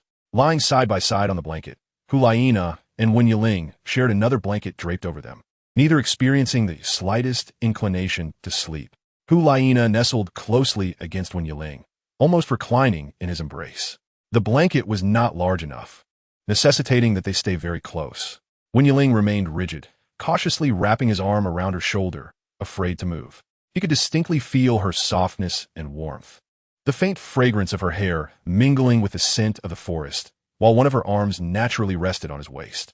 She could sense the rapid beating of his heart, pulsating with an unusually quickened rhythm, resonating against her eardrum. She also perceived his slightly rigid frame and deliberately slowed breaths. He was clearly not asleep. Hu Liena, attuned to his accelerated heartbeat and tense body, quietly lifted her head. In the dim starlight, she discerned the defined line of his jaw and the gentle movement of his throat. She knew he was awake. Silence enveloped them, yet it was not awkward. Rather, it was imbued with a sweet and ambiguous atmosphere. After a while, Hu Liena suddenly spoke softly, her voice as delicate as a whisper. Yet it clearly reached Wen Yiling's ears. Do you not like me? Well, what? Wen Yiling appeared taken aback by her directness, his body tensing, heart racing even faster, his voice tinged with a hint of panic. Hu Liena shifted slightly in his arms to find a more comfortable position and repeated, this time with greater clarity, laced with a touch of discernible tension and testing. Do you not like me? Upon hearing her words, Wen Yiling felt a pang of urgency and hastily replied, No. How could I not like you? I just. He took a deep breath, seemingly summoning courage, his voice lowering, laced with profound shyness. I'm just a bit shy. Throughout my life, aside from training and studying, I have rarely been close to others, let alone holding hands or anything like that. I've never done this with a girl. His voice dwindled to a near whisper. Upon hearing his explanation, the small grievance within Hu Liena dissipated, replaced by a delightful blend of sweetness and amusement. She leaned her head back against his shoulder and softly murmured, I haven't either. It was the truth. As the saintess of the spirit hall, she stood high above, and it was a rarity for ordinary men to even approach her, let alone experience such intimate contact with the opposite sex. Silence enveloped them once more, yet the atmosphere grew increasingly gentle. Hu Liena turned around, gazing up at the sky. Having escaped the clamor and lights of the town, the night sky of the forest appeared particularly profound and expansive, resembling a vast, dark blue velvet curtain adorned with countless diamond-like stars. The stars twinkled quietly, clear and mysterious. Hu Liena gently shifted her position, lying back and gazing at the patch of dark blue night sky, meticulously sliced open by the banyan tree's branches and leaves, leaving behind the town's chaos and illumination. The forest night sky seemed especially deep and vast, with innumerable stars scattered like diamonds across the firmament, shimmering quietly in all their resplendence. As she looked at the starry sky, she suddenly spoke again in a soft, slightly petulant tone. Hey, could you not push me away in the future? I always have to take the initiative, and you have to refuse me first, as if I'm not welcome. I didn't mean to, Wen Yiling quickly assured her, his voice tinged with sincerity and resolve. I won't do it again. Truly. Yet after saying this, he felt that his promise was somewhat absolute and instinctively added in a very quiet voice, I'll try my best. However, Hu Liena's keen ears immediately caught his subtle addition. What did you say? The last part? And nothing. I didn't say anything. You must have misheard, right, Liena? Wen Yiling stammered, a wave of guilt washing over him as a look of panic crossed his face, fortunately obscured by the darkness. Hu Liena huffed softly, her tone carrying a hint of danger. You had better not. Yet, she was not genuinely angry. Instead, she found his flustered and awkward demeanor remarkably endearing. With her eyes wide open, she carefully observed the contours of Wen Yiling's face in the faint starlight. He was strikingly handsome, not in the aggressive, cold manner of Xiaoyu, nor in the rugged, masculine way of yin, but rather with a gentle elegance, tinged with a subtle aloofness characteristic of youth. Especially those brown eyes, typically sparkling with wisdom and calmness, now shone exceptionally bright and clear under the starlight, exuding a pure youthful aura that made her heart skip a beat. As she gazed, Hu Liena suddenly recalled something, her voice softening further with a touch of shyness and anticipation. Actually, you don't have to always call me Liena in private. Wen Yiling was momentarily taken aback, instinctively asking, then how would you like me to address you? His heart began racing, subtly anticipating something. Hu Liena feigned deep contemplation, elongating her tone. Let me think.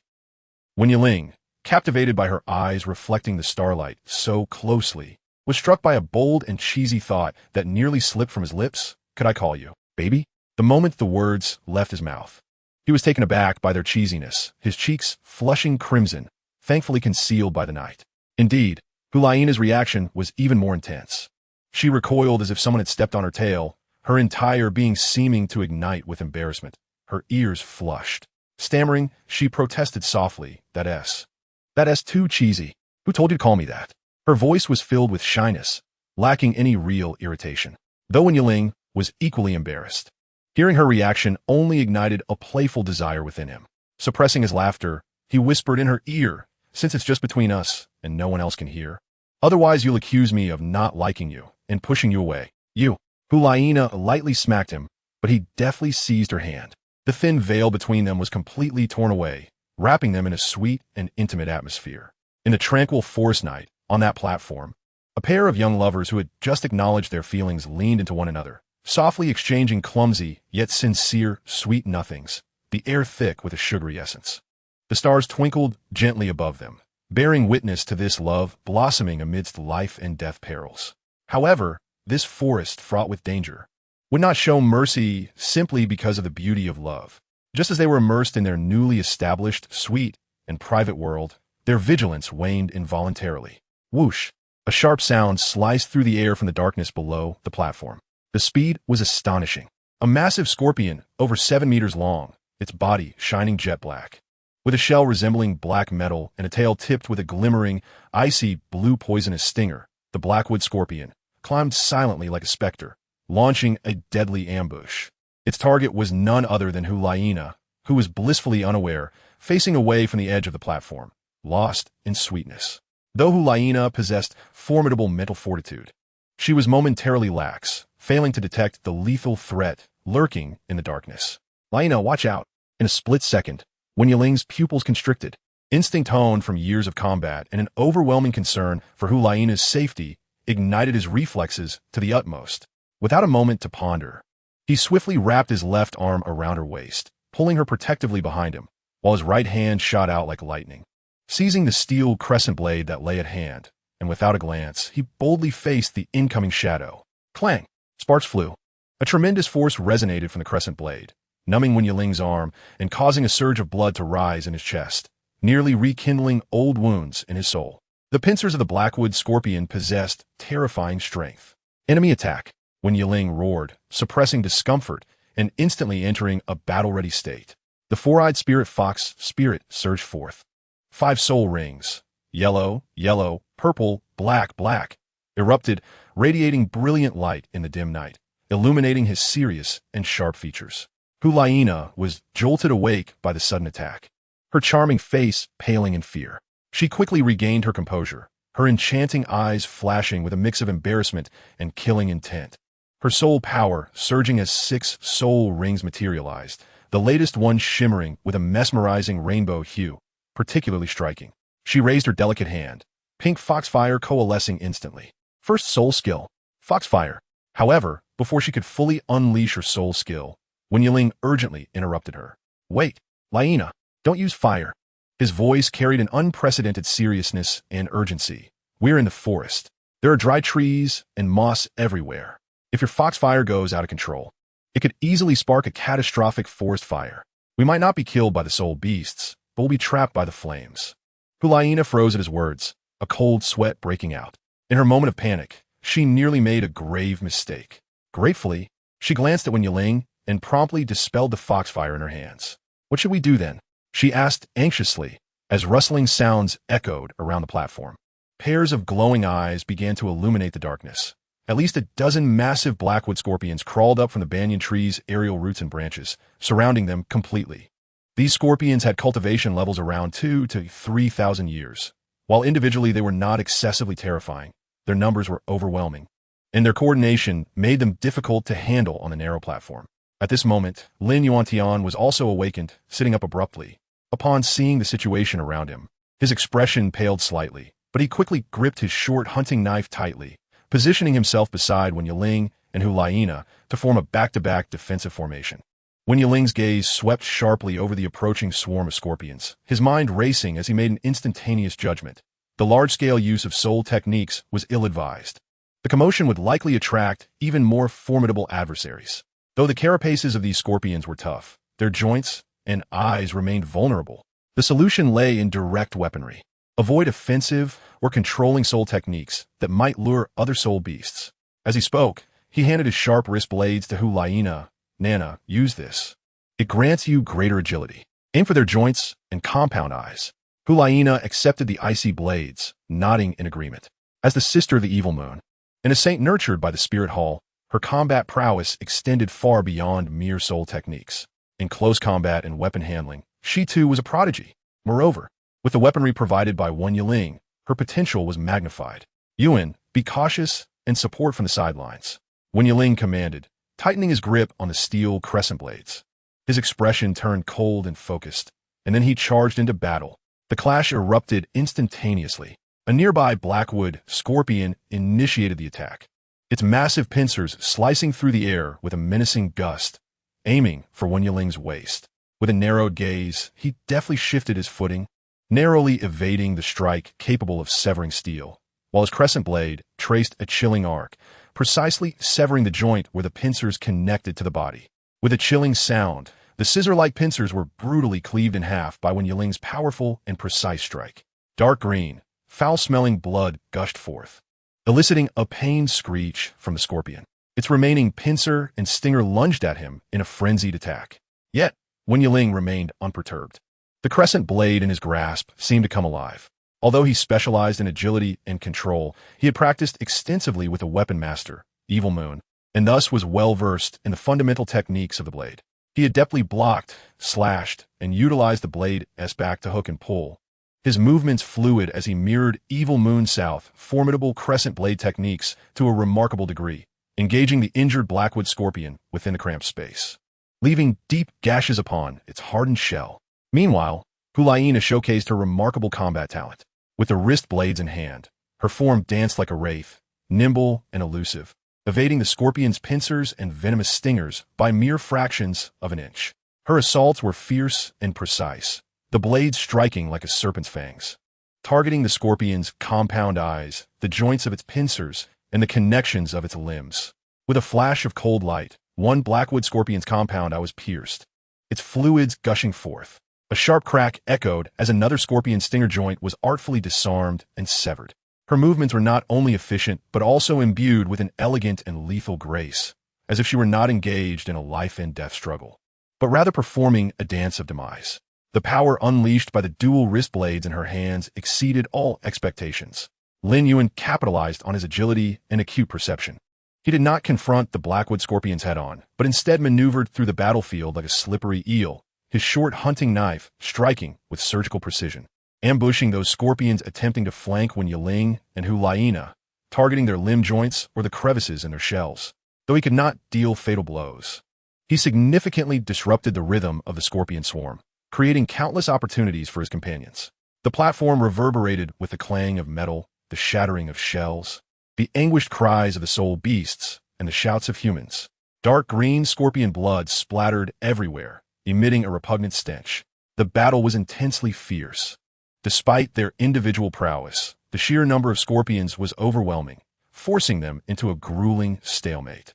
Wen Yiling had just executed a clever upward slash to sever a scorpion's jaw, repelling its assault, when another scorpion's stinger darted toward his back like a bolt of lightning.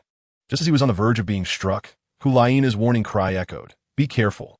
Without regard for her own safety, she hurled her wrist blade with great force. With a thud, the blade pierced the base of the stinger of the attacking scorpion, pinning it mercilessly to the wooden platform. The scorpion let out a horrific scream. However, as Hu Liena's attention was diverted, a scorpion's pincer lunged towards her exposed arm. Nana!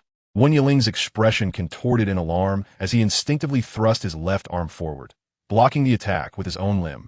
Simultaneously, he swung his crescent blade with all his might towards the scorpion's head. With a crack, the scorpion's pincer came down heavily upon Wen Yiling's arm. Fortunately, he had shielded himself with soul power, but the immense impact and the sharp edges of the pincer caused excruciating pain, likely fracturing his arm.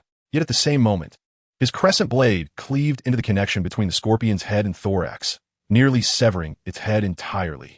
In that critical moment, both had selflessly shielded each other from lethal blows. The scene sent a tremor of unspoken emotion and understanding coursing through their eyes. Without the need for words, they pressed closer together, their cooperation becoming even more seamless. Lin Yuan maximized his supportive capabilities, occasionally releasing a faint blessing of life to absorb minor attacks for his companions, or using a gentle interference to disrupt the scorpion's movements. The arduous melee continued for nearly half an hour.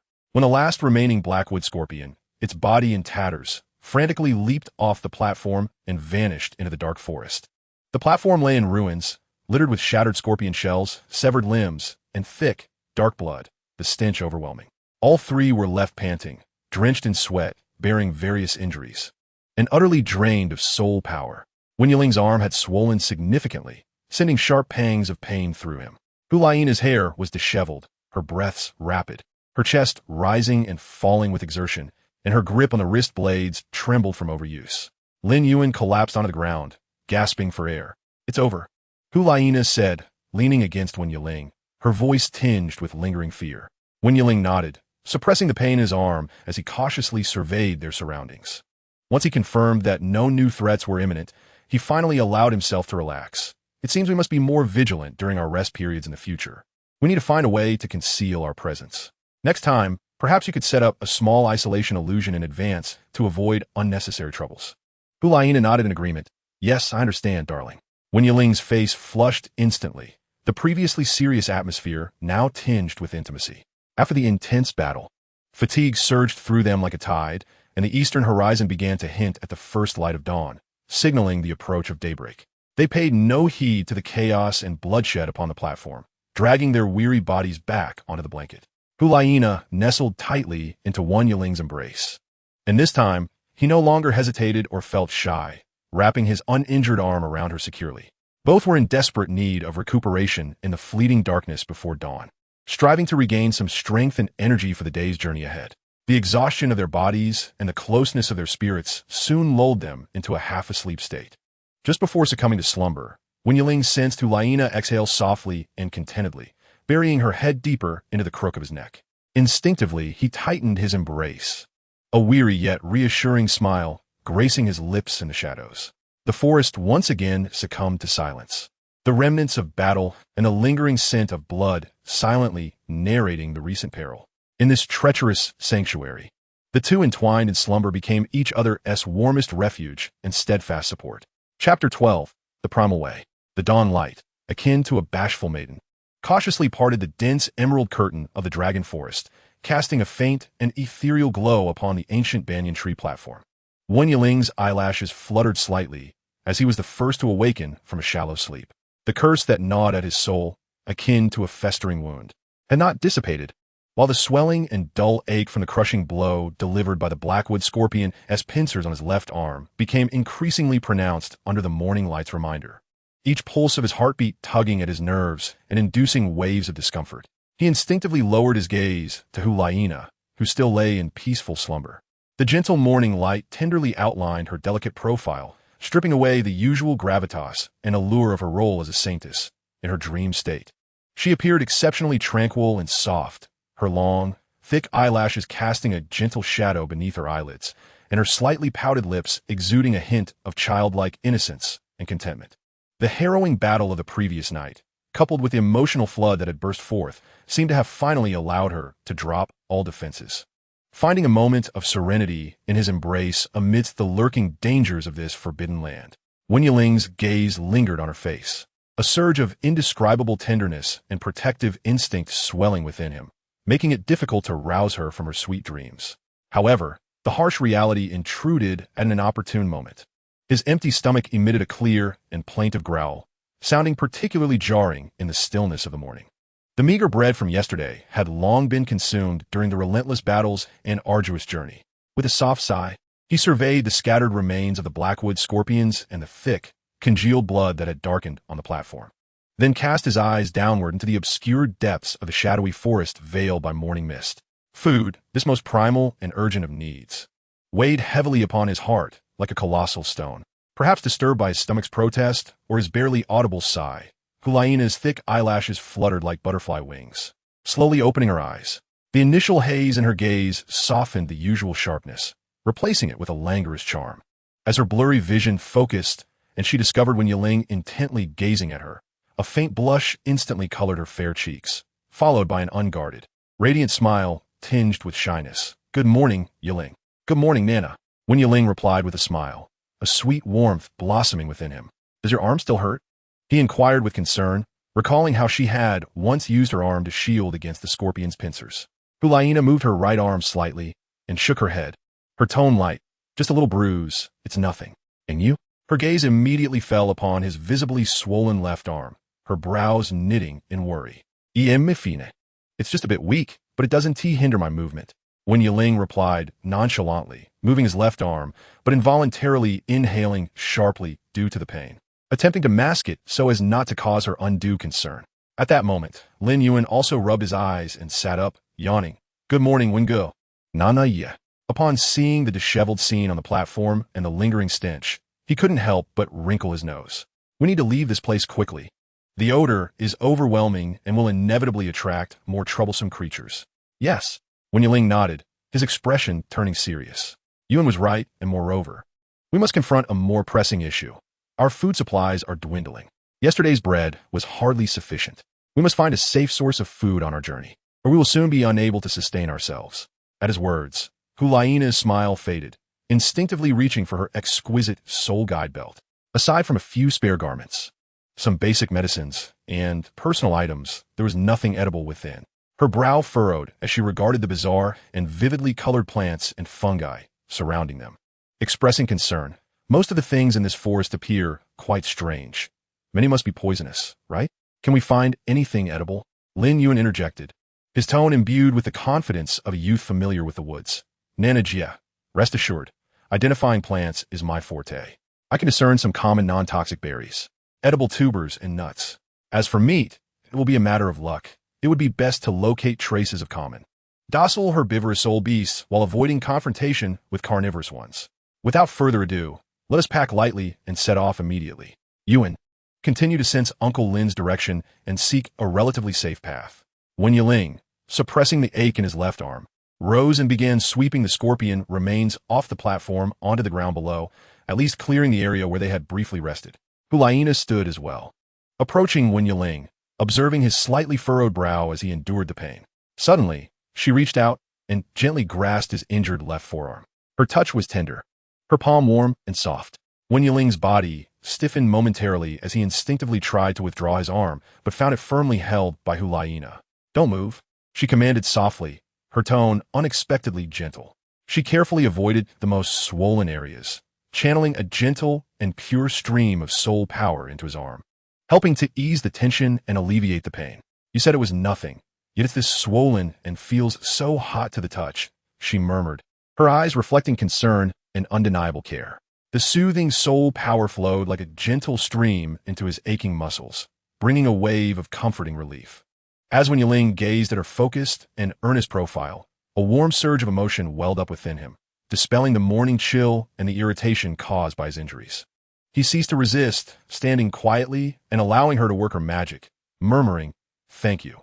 After a brief period of tidying and preparing, the trio once again relied on Wen Yiling's soul-bone ability to float gracefully back to the ground. Upon solid ground, the complex aroma of the forest depths, mingling with the sense of decaying leaves, moisture, and various peculiar plants, became even more pronounced. Lin Yuan closed his eyes once more, his fourth soul ring flickering faintly as he concentrated fully. After a moment, he opened his eyes and pointed northeast. "The direction is correct. My father's essence still guides us in that direction. However, The vegetation ahead feels older and denser, and the presence of soul beasts is stronger and more chaotic.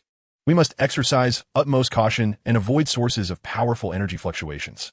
Once again, the three set forth. Wen Yiling continued to grip the fine steel crescent blade, leading the way, his sharp gaze scanning the path ahead and the surroundings for any sign of disturbance. Hu Liena closely followed at his side, her alluring fox-like eyes now filled with vigilance, the golden wrist blade adorned with a glimmer of pink poised for a lethal strike. Lin Yuan trailed behind, not only responsible for their rear, but also silently communicating with the surrounding flora, providing early warnings of any potential dangers. The trails deeper within the forest proved far more challenging than those on the periphery. Massive, plate-like roots twisted up like distorted walls, obstructing their path, while damp, slippery vines hung like giant serpents, requiring careful navigation. The thick layer of humus, accumulated over countless years, was soft and resilient, yielding no sound underfoot, yet concealing treacherous roots and sudden pits. The air was saturated with a heavy, unyielding sense of decaying leaves and moist earth, occasionally stirred by a breeze that would carry the faintly hallucinogenic sweetness of certain peculiar flowers, prompting Wen Yiling to alert everyone to hold their breath and move swiftly through. Along the way, they were not devoid of discoveries. Occasionally, one might catch glimpses of lower-tier soul beasts, whose temperaments are relatively gentle. For instance, the forest mouse, with its fur adorned in vibrant colors that seamlessly blend with its surroundings, darts away at remarkable speed, vanishing in the blink of an eye. Or consider the clumsy and corpulent burrowing beast, with its elongated snout constantly twitching as it digs through the Earth's surface in search of specific fungi to consume. Yet, these diminutive creatures are either too vigilant and nimble to capture or lurk deep underground or within the dense thickets, disappearing without a trace at the slightest disturbance. Time passes quietly amidst their arduous journey. The sun ascends gradually, yet the lofty, densely layered canopy above stubbornly obstructs its rays, preserving a dim and cool ambience within the forest. Only the occasional stubborn shafts of light pierce through the leaves, akin to stage spotlights, illuminating the swirling dust and spores in the air. The trio's stamina wanes significantly, with hunger gnawing at their resolve and vitality like a relentless parasite, particularly for Wen Yiling. The persistent pain in his left arm, coupled with a dull ache at the soul level, saps his energy, and the protests of his empty stomach grow increasingly frequent and loud. Hu Liena, walking beside him, observes the slight furrow of his brow from the pain and the increasingly evident fatigue in his demeanor, feeling a sense of urgency in her heart. Several times, she discreetly raises her hand, her pink soul power subtly swirling at her fingertips, contemplating employing a soul skill to capture the fleeting forest mouse or to startle some seemingly plump avian soul beast among the treetops. However, each time, Wen Yiling, as if possessing eyes at the back of his head, timely halts her with a subtle shake of his head or a cautionary glance. In this unknown and perilous forbidden zone, any unnecessary fluctuations of soul power could act like a stone cast into a tranquil lake, provoking terrifying and unpredictable entities. Just as the atmosphere becomes increasingly oppressive, with hunger and fatigue reaching their zenith, Wen Yiling, leading the group, suddenly halts, swiftly raising his right hand into a fist, executing a perfectly standard gesture for silence. He crouches down with utmost slowness, lowering his voice, infused with an irrepressible excitement and vigilance. Ahead, there is movement. It resembles the sound of many creatures chewing on grass. The numbers seem considerable, yet their breaths are generally weak, and their energy responses are mild. They are likely a herd of herbivorous soul beasts. This is our opportunity. Hu Liena and Lin Yuan immediately feel a surge of energy, forcibly suppressing their fatigue and hunger. Cautiously bending their bodies to draw closer to Wen Yiling, they use the dense foliage of enormous ferns, standing half their height, to conceal their forms, holding their breath as they gently part the leaves before them. Before them lies a rare clearing in the forest. This glade is adorned with a peculiar moss that emits a soft blue glow. Upon this azure moss, a group of 7 or 8 peculiar soul beasts is focused intently on grazing. They resemble elk, yet are only the size of a pony. Their bodies covered in tightly arranged, slate-gray scales that shimmer with a cold metallic luster in the dim light. Most intriguingly, their heads are adorned with a pair of short, wooden horns that resemble ancient, gnarled branches, exuding a faint breath of life. Their gazes are gentle, their auras tranquil, with the highest among them possessing merely a millennium of cultivation, an ideal target for hunting. It's the azure-scaled deer, Lin Yuan whispers excitedly, a very docile soul beast, primarily feeding on various mosses and tender shoots. It is said their meat is exceptionally tender and imbued with mild energy, making it a great source of sustenance. Wonderful! We have finally found them. Hu Liena exhales a sigh of relief, her beautiful eyes flashing with sharp determination, instinctively tightening her grip on her wrist blade, eager to spring into action. Wen Yiling meticulously observes the number and distribution of the deer, as well as the surrounding terrain, his mind racing as he formulates a straightforward yet effective hunting strategy. The herd possesses a fair degree of alertness. Once startled, they will scatter in an instant. Their speed is remarkable, and they are familiar with the terrain, making them difficult to capture once they dive into the thickets. We must strike true and subdue at least one at the first attempt. Nana, he looks at Hu Liena, his eyes brimming with trust. I am the fastest among us, so I shall take on the role of the primary attacker. You, with your wrist blade, aim for the carotid artery or the heart to ensure a swift death, minimizing its suffering and preventing any desperate thrashing that could create excessive noise. You and Yuan will flank from the sides, deliberately creating some commotion to draw the attention of the other deer, thereby creating the optimal opportunity for my ambush, while intercepting any individuals that might flee in your direction. Hu Liena nods firmly, taking a deep breath as the immense soul power within her begins to flow quietly, not to activate any soul skills, but to maximize her muscle strength, neural reaction speed, and the precision of her strikes. She slightly lowers her body, akin to a leopard poised to pounce, her gaze fixed intently on the azure-scaled deer nearest to their hiding spot, which is engrossed in grazing. The cold touch of the wrist blade against her palm sharpens her focus. Wen Yiling and Lin Yuan exchange a glance, and the plan commences. Like phantoms trained through countless repetitions, Hu Liena and Lin Yuan stealthily maneuver through the terrain, drawing closer to the deer herd. Time seems to slow. The only sounds are the rustling of the deer as they graze on the moss, and the suppressed heartbeats of the trio. Now is the moment. As Hu Liena and Lin Yuan nearly reach their designated positions, Wen Yiling's pupils constrict suddenly. His figure moves, like a spring released from its utmost compression, or a red lightning bolt tearing through the dim forest. From absolute stillness to frenetic motion, his speed leaves a clear afterimage in place. Almost simultaneously as he springs into action, Hu Liena and Lin Yuan reveal themselves from their hiding spots. Hu Liena forcefully snaps a dry twig beneath her foot, producing a sharp crack. Lin Yuan emits a low growl, imitating a predator's roar. The sudden cacophony shatters the tranquility of the forest. The herd, startled, collectively lifts their heads, their gentle eyes suddenly filled with panic, letting out a brief and frantic bleat, their powerful limbs tensing as they instinctively prepare to flee in all directions. Wen Yiling's target, the azure-scaled deer nearest to him, has just raised its head, still bewildered by the unfolding scene, not yet having the chance to discern the identity of its assailants. Two icy beams, imbued with unparalleled speed and strength, descend upon it like the kiss of death, striking true, with two nearly simultaneous soft sounds. The moon blade slices through the thick scales of the deer's neck as effortlessly as a hot knife through butter, plunging deep into the artery. Then, with an exceptionally deft angle, it bypasses the sturdy breastbone, directly piercing through the intercostal spaces, instantly penetrating its warm heart. The movement is clean, swift, ruthless, and decisive, demonstrating an utmost mastery of speed and precision. The azure-scaled deer's body stiffens abruptly, its gentle eyes widening in disbelief and terror, before the light within them swiftly dims. It doesn't even have a chance to emit a proper cry of despair. Its limbs weaken, and its heavy body collapses to the ground, warm blood gushing forth like a small fountain, staining the blue-glowing moss beneath. Meanwhile, the remaining azure-scaled deer, thoroughly frightened, emit frantic bleats and vanish into the dense forest, leaving behind only fleeting gray shadows as they escape at astonishing speed. The hunt, executed in a flash of lightning, is a resounding success. The silhouette of Wen Yiling emerged beside the fallen azure-scaled deer, her breath coming in gentle gasps, her elevated chest rising and falling softly. Gazing at the lifeless prey before her, a flicker of mixed emotions danced across her face.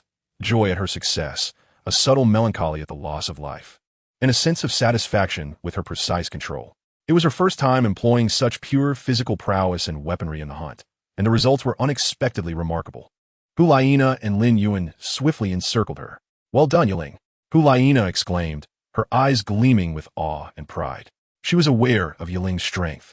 Yet each time she witnessed how effortlessly Yiling translated that power into such efficient and precise action, she felt a profound shock and admiration. Lin Yuan, equally taken aback, promptly gave a thumbs up, genuinely impressed. Brother One, that was incredible. The speed, the accuracy, absolutely phenomenal. Feeling a tinge of embarrassment from their praise. When Yiling's cheeks flushed slightly, though the delight in her eyes and the corners of her mouth could not be concealed. She crouched down and deftly drew her moonblade, meticulously wiping the blood off on a clean, broad leaf beside her. Please help me out here. The scent of blood spreads quickly and will soon attract other predators. Understood. Hu Liena and Lin Yuan immediately sprang into action. Although when Yiling's left arm was impaired, she assisted with her right hand, while Lin Yuan primarily handled the butchering. Clearly experienced in processing game, Lin Yuan wielded his short hunting knife with remarkable skill, expertly skinning, bleeding, and sectioning the most succulent cuts of tenderloin and hindquarters with fluidity and speed. When Yiling, enduring discomfort, helped secure the prey and opened its hide.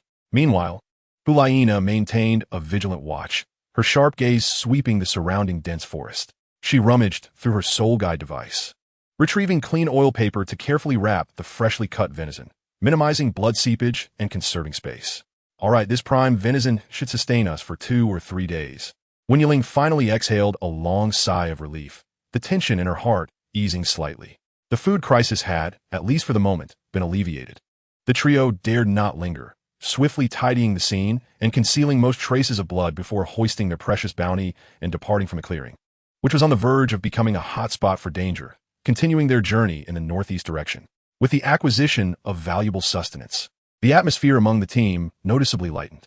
However, as they traveled, Hu Liena's gaze repeatedly strayed toward Wen Yiling. Observing her still furrowed brows and the fleeting pain that crossed her face whenever she instinctively moved her left arm, her heart tightened once more. Your arm. She couldn't help but draw closer to him, her voice laced with deep concern. It seems to be swelling more severely. Are you truly all right? Should we find a place to rest so I can help you channel some soul power? As she spoke, her fingers instinctively lifted, as if yearning to touch his injury. Wen Yiling shook her head, forcing a reassuring smile. I'm really fine. It just looks worse than it is. The bone should be intact, but the muscles and tendons are quite bruised. It's still early, and we can't afford a delay. We need to press on. We can discuss it when we find a truly safe place to camp tonight. He understood that the longer they lingered in this forest, the greater the risk became. Hu Liena pursed her luscious lips, her heart torn between frustration and sympathy as she watched him feign strength despite his discomfort. Suddenly, as if resolute in her decision, she quickened her pace to walk alongside him, then reached out and gently grasped his trembling left hand that hung at his side. Wen Yiling's body stiffened, as if struck by lightning. He instinctively wanted to withdraw his hand, the unexpected intimacy leaving him feeling bashful and out of his element, especially with Lin Yuan ahead. Yet, Hu Liena seemed to anticipate this, her fingers tightening around his hand, soft yet firm, refusing to let him pull away. Don't move, she whispered, her tone imbued with an undeniable tenderness, her cheeks slightly flushed yet striving for composure. I'll hold your hand. This way, if you feel tired or if the pain becomes unbearable, I'll be the first to notice. She paused, her voice dropping to almost a whisper, imbued with a hint of playful insistence. And seeing you endure pain like this makes my heart ache. The warmth radiating from her palm, the delicate sensation, and her clumsy yet sincere concern swept through Wen Yiling like a warm current, shattering all his defenses and shyness. He ceased his struggle, his heart swelling with an indescribable mix of emotions, an ache and sweetness intertwining. He no longer sought to withdraw his hand, but instead felt his fingertips tremble slightly before gently, tentatively returning her grip. A profound sense of security spread from their clasped hands. All right, he murmured softly, his voice hoarse, yet brimming with unmasked gratitude. Thus, hand in hand, they traversed the silent, perilous depths of the ancient forest. Lin Yuan, sensing a shift in the atmosphere, tactfully quickened his pace, creating a greater distance and feigning complete immersion in scouting and sensing their surroundings, affording the two behind him a wholly private space. With their fingers interlaced, palms touching, Wen Yiling could distinctly feel the delicate smoothness of Hu Liena's fingers, the slight moisture from her palm betraying her own nervousness, and the unreserved care and protection conveyed through their firm grasp. This sensation was entirely novel and foreign to him, causing his heart to race, his ears to flush, while a tremendous, indescribable desire surged within him. a yearning for this moment to stretch on indefinitely. Hu Liena's emotions mirrored his, her heart racing uncontrollably. For her, the holy maiden of the spirit hall, taking the initiative to hold a man's hand was a decision requiring immense courage. She could vividly recall his initial stiffness and instinctive resistance, as well as the cold sweat that formed in his palm due to pain and anxiety. But when he ultimately relaxed and gently returned her grasp, an overwhelming sense of joy and fulfillment nearly engulfed her. She relished in this closeness, this mutual reliance, and the ability to express concern openly, sharing warmth in their newfound roles. His hand was significantly larger than hers, with defined knuckles and the rough calluses of a martial artist, yet it bestowed upon her an unparalleled sense of security and reliability. Is it still hurting badly? After traversing a distance, the forest grew denser and eerily quiet, prompting Hu Liena to inquire softly. Her thumb unconsciously brushed against the back of Wen Yiling's hand in a soothing manner. Feeling the gentle caress on his hand, a faint current of electricity coursed through him, and he shook his head, his ears reddening further. It's much better. The pain still stubbornly lingered, yet her concern and this tender touch seemed to wield a miraculous power, significantly diverting his attention from his discomfort and offering an indescribable solace. That's good. A sweet smile curved Hu Liena's lips, and after a brief pause, she lowered her voice to a whisper, as if sharing the most significant secret. From now on, if you feel unwell, tired, or in pain, you mustn't push through it. You must tell me, all right? You are not alone anymore. I can share the burden with you. Wen Yiling's heart skipped a beat, then surged like a drum. A complex blend of bittersweet emotions flooding his chest, tightening his throat. He tightened his grip on her hand, as if seeking to convey all his determination and gratitude through that singular action. He nodded solemnly, his voice low yet resolute. Yes, I understand. From now on, I shall no longer endure in silence. The sun seemed to bestow an extraordinary warmth upon them, striving to penetrate the layers of obstacles, casting dappled patches of light upon their clasped hands, as if silently imprinting a warm blessing upon their burgeoning and fervent love, which had sprouted amidst the perils of despair. The path ahead remained long and fraught with danger, with unknown threats lurking in the depths of the forest like slumbering beasts. Yet, at this moment, as their fingers entwined, a sense of fearless courage arose within them, as though they could face the entire world together. Chapter 13.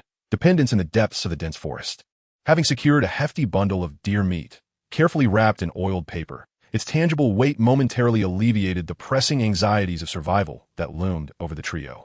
However, the lingering scent of blood in the air, coupled with the distant rustle of eyes drawn to this scent, acted like an invisible whip, urging them to vacate the clearing where the slaughter had recently transpired. We must move quickly. That scent makes us a target.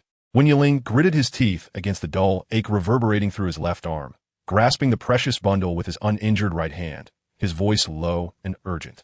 He barely had time to wipe the trace of greenish blood from his moonblade before pivoting and striding northeast, as directed by Lin Yuan. Each step crunched softly upon the thick layer of humus. Hu Liena followed suit without hesitation.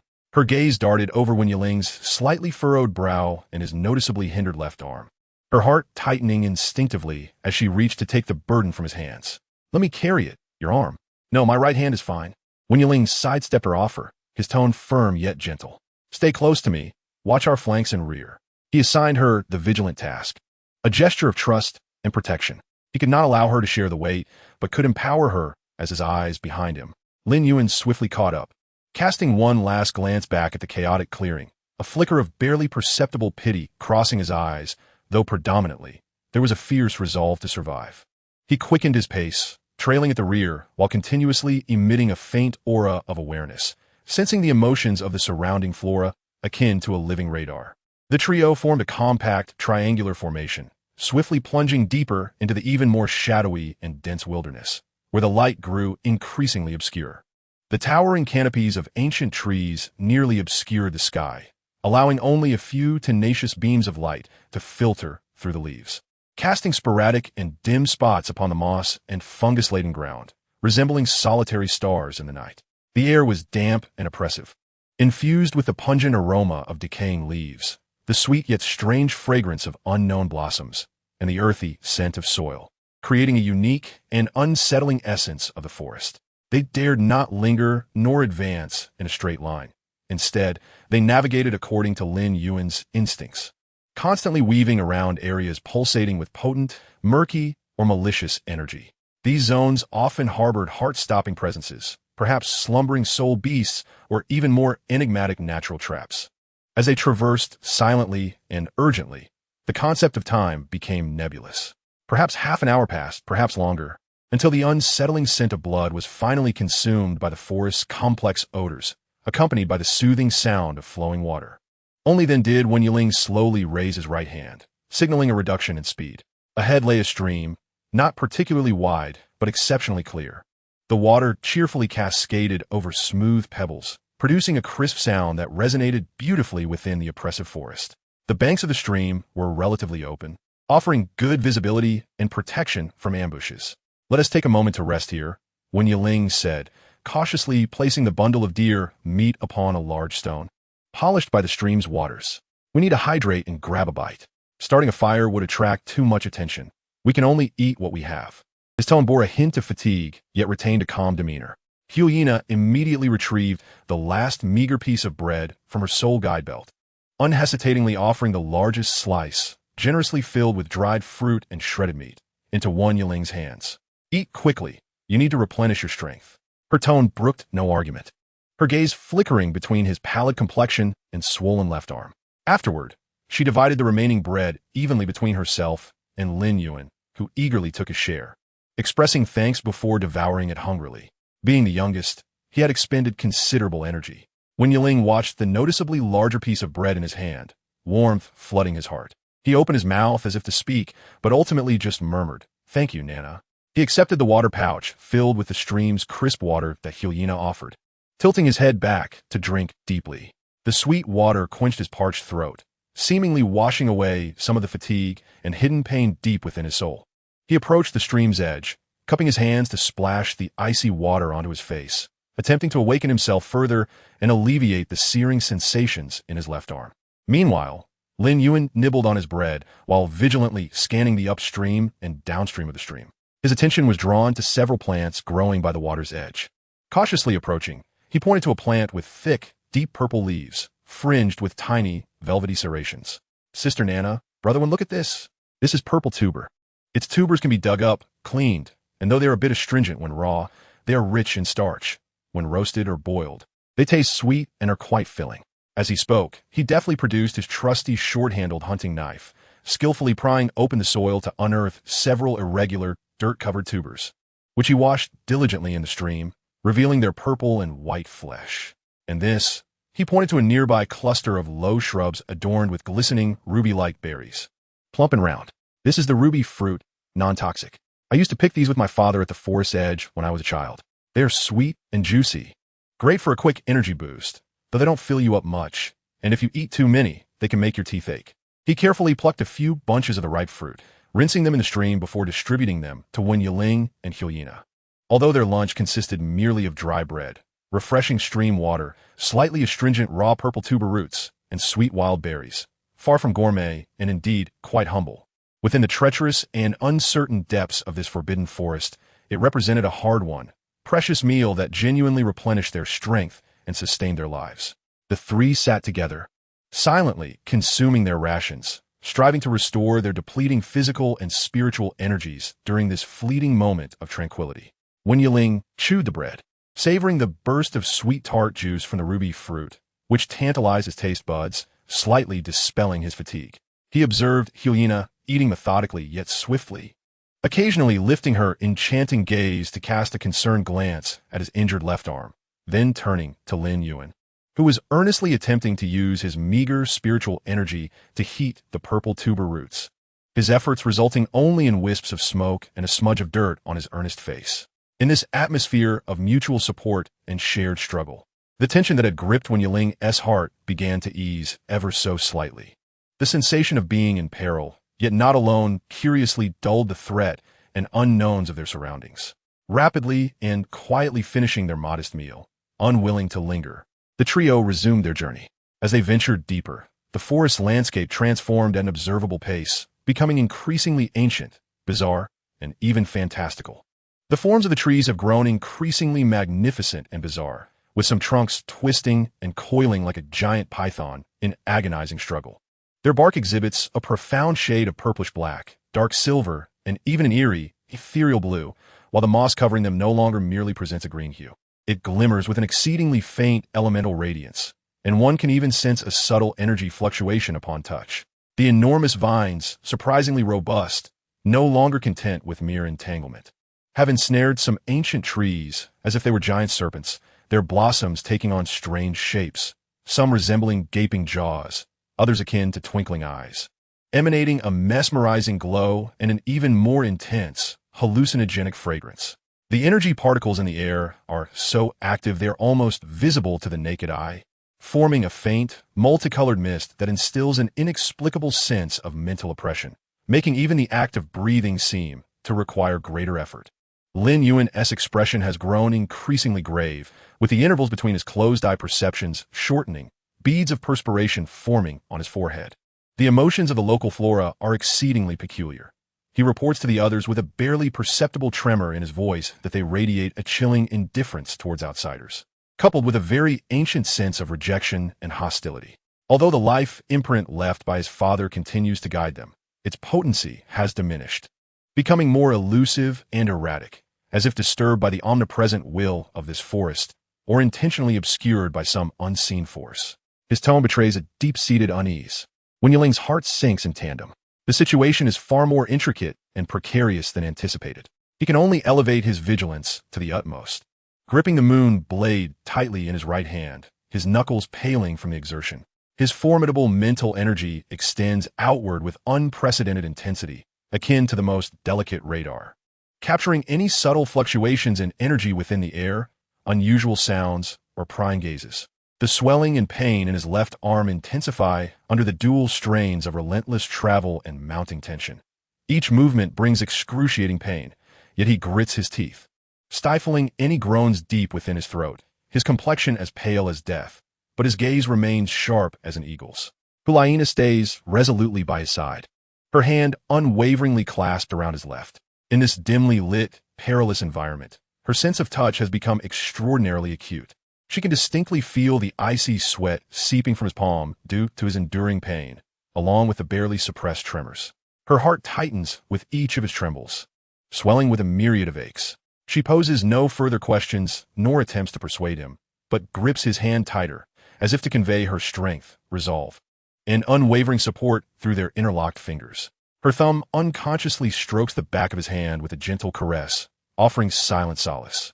Along their path, they inevitably encounter several minor disturbances from soul beasts. Once, a swarm of iron-jawed ants, each the size of a fist, glossy and black, were drawn by the scent of deer meat, surging towards them like a tide, attempting to seize their provisions. On another occasion, a few venomous whip snakes, camouflaged seamlessly to resemble dead twigs and leaves, launched a sudden and lethal ambush from the overhead vines. Fortunately, these soul beasts generally possess low individual cultivation, mostly ranging from a century to a millennium in age, relying on their numerical advantage or the element of surprise. Through their seamless cooperation, Wen Yiling engages in direct defense and precise strikes. Hu Liena utilizes the agility of her wrist blades for support and finishing blows, while Lin Yuan employs the flora for interference and warnings, successfully driving them away without significant risk. However, each skirmish, regardless of scale, continually depletes their already scarce soul power and energy, and more critically, exacerbates the injury to Wen Yiling's left arm. His left arm is nearly incapacitated during combat. He cannot muster any force for defense, relying entirely on his right hand to wield the moon blade and his nimble footwork to evade attacks. This sight horrifies Hu Liena. Several times, when she sees the fangs of a venomous snake nearly graze Wen Yiling's neck or an iron-jawed ant about to crawl onto his injured arm, she is on the verge of recklessly deploying her sixth spirit ability, misleading illusion, or her formidable foxfire. Yet, each time, Wen Yiling sternly halts her with a gaze imbued with urgency and a hint of fear. He understands that should she unleash such a potent spirit ability, the ensuing energy fluctuations would be akin to igniting a torch on a darkened sea, instantly exposing them to the true horrors lurking within the depths of the forest, which would spell disaster. I'm fine, don't worry, conserve your soul power. After narrowly evading a snake's strike and swiftly cleaving it in two, Wen Yiling leans against an ancient tree to catch his breath, attempting to reassure the pale-faced, shaken Hu Liena with a smile that barely masks his own pain and exhaustion, rendering it exceedingly forced. Hu Liena says nothing, but strides forward and grips his hand tightly once more, her expressive eyes brimming with concern, trepidation, empathy, and a suppressed impulse. Emotions intertwining almost to the point of overflowing. She gently wipes the cold sweat, mingled with moisture from the forest, from his brow. As the day wanes amidst their relentless journey, vigilance, and sporadic skirmishes, the twilight falls inexorably, swiftly darkening. The night deep within the forest arrives, particularly early and profoundly. That heart-wrenching, pure darkness, akin to spilled ink, rapidly permeates and engulfs every inch of space, draining all colors into monotonous shades of black and gray. The fungi and plants that appeared so grotesque and luminescent by day now resemble malicious eyes, flickering with ominous glimmers in the all-encompassing darkness. The distant and nearby sounds of various nocturnal soul beasts, their howls, roars, and cries, along with the rustling of bodies against bushes and the ground, grow increasingly dense, clear, and near, as if an invisible noose is slowly tightening around them, sending chills down their spines. We cannot proceed any further. Wen Yiling suddenly halts, his voice resolute and unwavering, infused with an undeniable determination.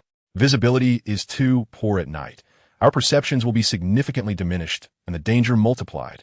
We must immediately find a suitable place to rest for the night, or we will become sitting ducks. However, this time, locating a relatively safe campsite proves exceptionally challenging.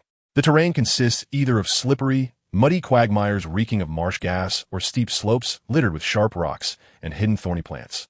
The trees that seem tall and sturdy enough to shelter them either possess bare, smooth trunks with no footholds or are completely enshrouded by dark purple moss that emits an ominous aura, as if capable of absorbing light, deterring any approach. Anxiety begins to spread among the trio. Must they truly risk spending the night in the exposed, unobstructed boulder area? That would be akin to laying themselves upon a banquet table with no defenses. Just as Wen Yiling is about to resolutely choose the boulder area and instruct Hu Liena to cast a stronger illusion for concealment, Lin Yuan, who has been diligently sensing their surroundings, suddenly exclaims with utmost excitement, "Over there! Wen Gie, Nana Jie! Look over there!" His voice trembles with enthusiasm as he points to a wall of thick, dark green vines that seems impenetrable. "I can feel it. Behind it, there's a small opening perfectly concealed by the plants. The air inside is extremely dry, without a hint of moisture, and there are no signs of any creatures lurking. Only a few desiccated weeds and the ancient remains of small animals lay scattered about, reminiscent of a long-abandoned nest." This discovery was akin to a miraculous reprieve. The spirits of the three companions instantly lifted, and they hurried to the rocky wall ahead.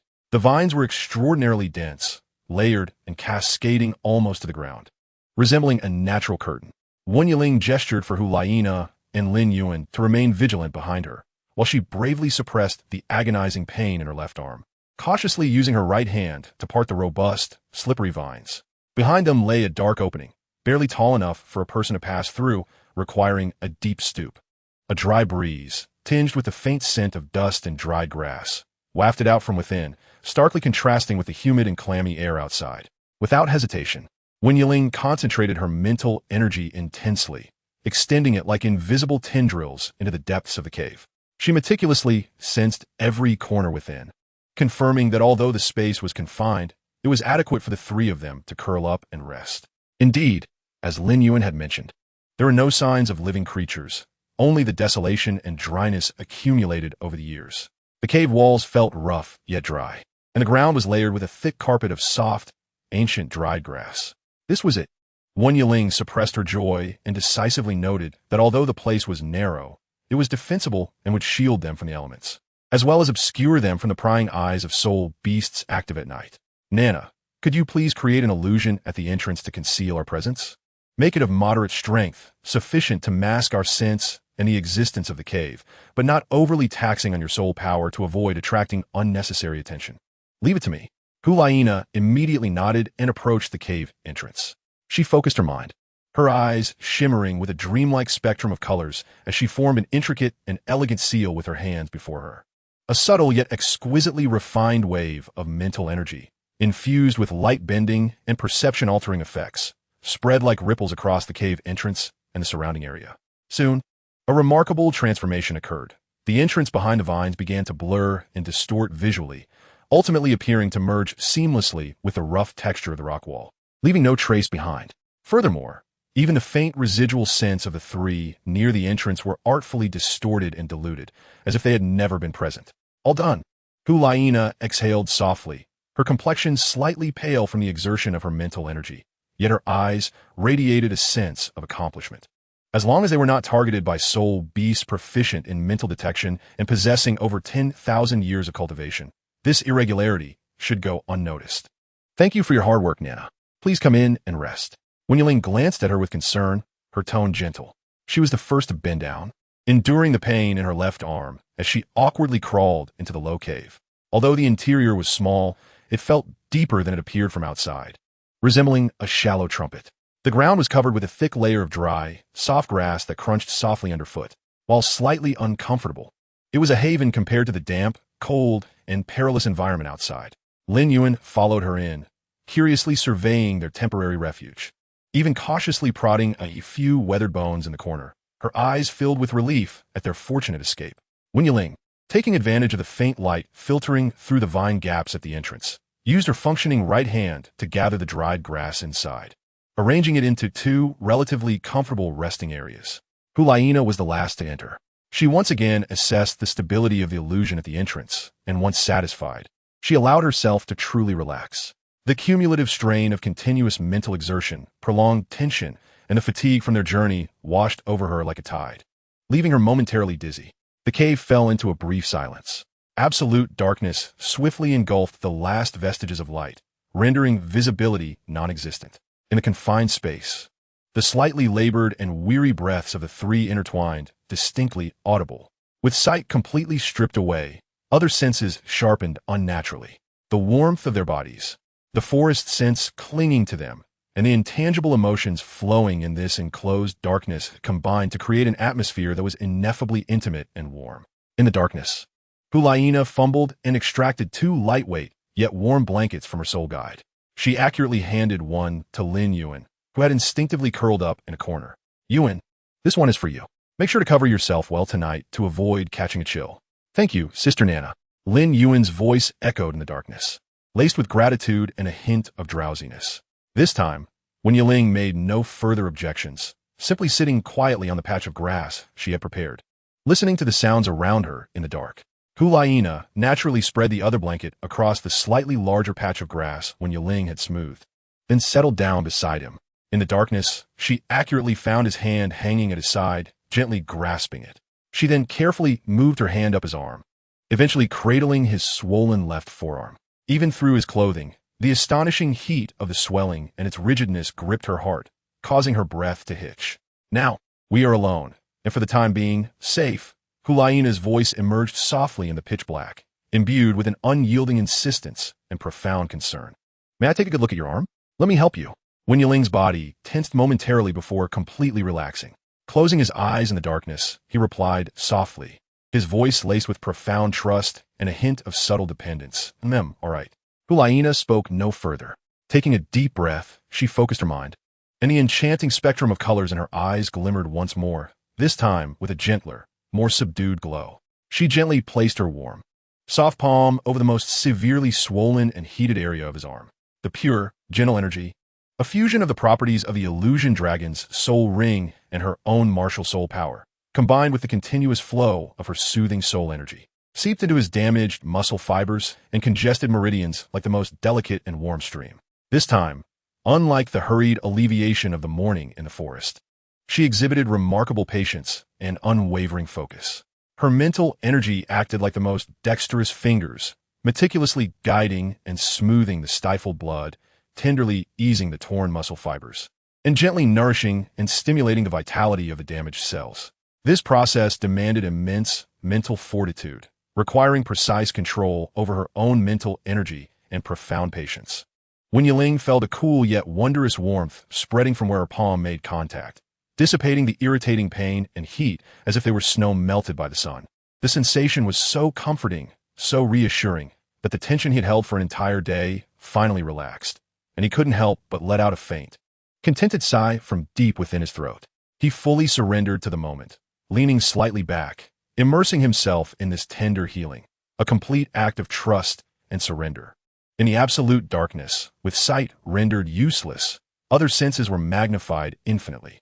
He could distinctly hear her soft and steady breathing mere inches away, and detect the faint aroma of her skin, which mingled with a hint of perspiration, the scent of the forest, and a unique, crisp elegance that was purely her own. He could feel the subtle tremors in her fingertips, a result of her continuous output of soul power and mental energy, alongside her unwavering focus, devoid of distractions. Time flowed quietly in the darkness, the duration unknown, perhaps a quarter of an hour, perhaps half an hour. It was not until the alarming swelling in Wen Yiling's left arm had visibly diminished and the burning sensation in his skin had significantly lessened that Hu Liena slowly, albeit reluctantly, withdrew her hand. Her voice, tinged with evident fatigue and a hint of weakness, carried a note of relief. All right, the bruising has largely dissipated, and the meridians have been considerably unblocked. The bones should indeed be fine. However, the injured muscles and ligaments will not heal quickly. For the next 2 days, you must refrain from exerting this arm. It must be allowed to recover properly, or it may sustain irreparable internal damage, impacting your future cultivation.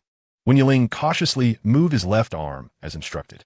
Although he still felt weakness and stiffness in the joints, the unbearable, throbbing pain that had felt almost pulsating had indeed lessened significantly, returning to a tolerable state, with much of his flexibility restored. His heart brimmed with gratitude as he turned in the darkness to face her, sincerely expressing, his voice deep and gentle, imbued with emotion. "Thank you, Nana, truly. I feel much better." Now I know to say thank you? This morning and all along the way, who was it that gritted their teeth and insisted they were fine, that wouldn't tea affect them? Hu Liena replied softly, with a playful pout and a touch of grievance, as she settled beside him, leaning naturally into him, resting her head gently on his uninjured, sturdy right shoulder, as if it were her most comforting haven. Wen Yiling's body momentarily stiffened as she leaned against him, but he quickly relaxed completely. He carefully raised his right arm. Though the movement was somewhat awkward, yet he firmly encircled her slender, supple shoulder, allowing her to rest more comfortably and securely against him. "I truly want to do that again," he assured her once more, his voice filled with solemnity and promise. His chin brushed lightly against her soft, fragrant hair, a profound sense of satisfaction and protective instinct flooding his heart. Thus, they nestled together in the small, dark yet safe cave, quietly listening to each other's heartbeats and breaths, feeling the warmth and presence of one another. Outside loomed a perilous wilderness, rife with countless unknown dangers, and the howls and slithering sounds of nocturnal soul beasts seemed to originate from another realm. Within the cave, however, in this intimate, warm sanctuary, there lingered a tender tranquility and solace of mutual reliance and redemption. The darkness not only obscured their vision, but also seemed to cast aside all identities and external distractions, leaving only their truest selves. "Are you cold?" After a while, Wen Yiling asked softly, pulling the blanket closer to her, anxious she might catch a chill. "I'm not cold." Hu Liena gently shook her head against his shoulder, her hair brushing against his neck, sending a slight tickle. Instead, she reached out and tucked the blanket more carefully around him, particularly over his injured left arm. "You're the one who has injured and lost blood. Given the exertion you've endured, you are the most susceptible to cold. It would be troublesome if the chill seeped into your body." She paused, her voice lowering, filled with drowsiness and complete dependence. "Just stay still. Let me lean against you for a while, please." "All right," Wen Yiling replied softly, drawing her closer, using his warmth to envelop her. The weight and warmth of her right arm brought him immeasurable comfort and fulfillment. Extreme fatigue washed over them like a surging tide, ultimately submerging both in a profound slumber, one so deep that even dreams could not reach them. When the first faint rays of grayish-white light, filtered through thick vines and illusions, crept into the cave, Wen Yiling's instinctive alertness compelled him to open his eyes first. The cave remained dim, yet barely illuminated enough for visibility. The first sensation that greeted him was the reassuring warmth, slightly tinged with soreness, emanating from his right shoulder. Hu Liena was still nestled against him, deep in sleep, her breathing long and even. Her pale cheeks had regained some color after rest, and her long, thick eyelashes cast gentle shadows beneath her eyes, shedding some of her usual allure for a more serene purity. He carefully moved his left arm, striving not to disturb her, pleasantly surprised to find that the swelling had nearly subsided. Although the deeper muscles still felt sore and weak, and the joints retained a slight stiffness and dull ache, it paled in comparison to the excruciating heat and pain of the previous night. Hu Liena's meticulous and devoted application of spiritual energy had yielded remarkable results. He gently shifted his body, attempting to make her resting position more comfortable, but even this slight movement roused the lightly sleeping Hu Liena. Her long eyelashes fluttered, and her dreamy azure eyes gradually opened, meeting Wen Yiling's concerned gaze from mere inches away. Instantly alert, she straightened up instinctively, her gaze anxiously falling upon his injured left arm. "How is your hand? Does it still hurt terribly?" "Much better, thanks to you," Wen Yiling replied with a gentle smile. Voluntarily raising his left arm and demonstrating its range of motion with slow, fluid movements, it was almost back to normal function, though he sensed a lingering dullness in the flow of his soul power, indicating he should not exert too much force. He felt the delicate fibers of the injured muscle healing with a subtle itch. Hu Liena watched his movements closely, then reached out to gently press several key areas. Confirming the swelling had indeed diminished, and the temperature had returned to normal. Only then did she truly relax, a relieved smile illuminating her face. "That's good. But you must be careful moving forward. Don't strain it again." Meanwhile, Lin Yuan rubbed his eyes and sat up, stifling a small yawn.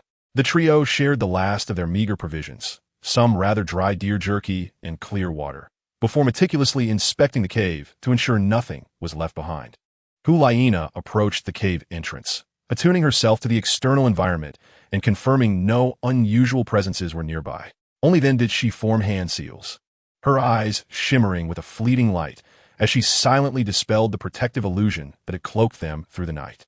As she pushed aside the still damp vines, the outside world revealed itself once more, an ancient forest filled with bizarre sights and a stifling atmosphere that made it hard to breathe. The air was cool and damp, saturated with a rich mixture of decaying organic matter and exotic floral scents. However, after a night of relative safety and deep rest, the trio's spirits and physical strength had improved significantly, granting them a newfound confidence to face the uncertainties ahead.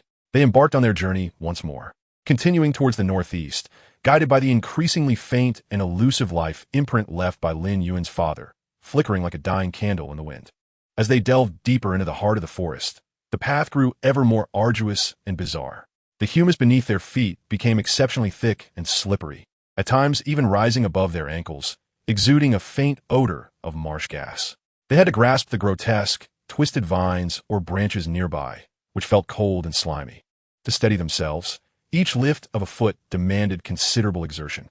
The vibrant energy particles in the air formed a colorful mist that would occasionally thicken, obscuring their vision. And at other times, it would thin, yet the sense of mental interference and pressure was ever present, surging like a tide and forcing Wen Yiling to expend more soul energy to maintain the precision and range of her spiritual detection. Beads of cold sweat occasionally breaking out on her brow. The areas radiating with powerful, obscure, or malevolent energy fluctuations grew more numerous, resembling dangerous whirlpools in the dark forest. They were compelled to invest considerable time in detours, rendering their route exceedingly convoluted and lengthy, as if it would never reach an end. Lin Yuan's expression remained grave.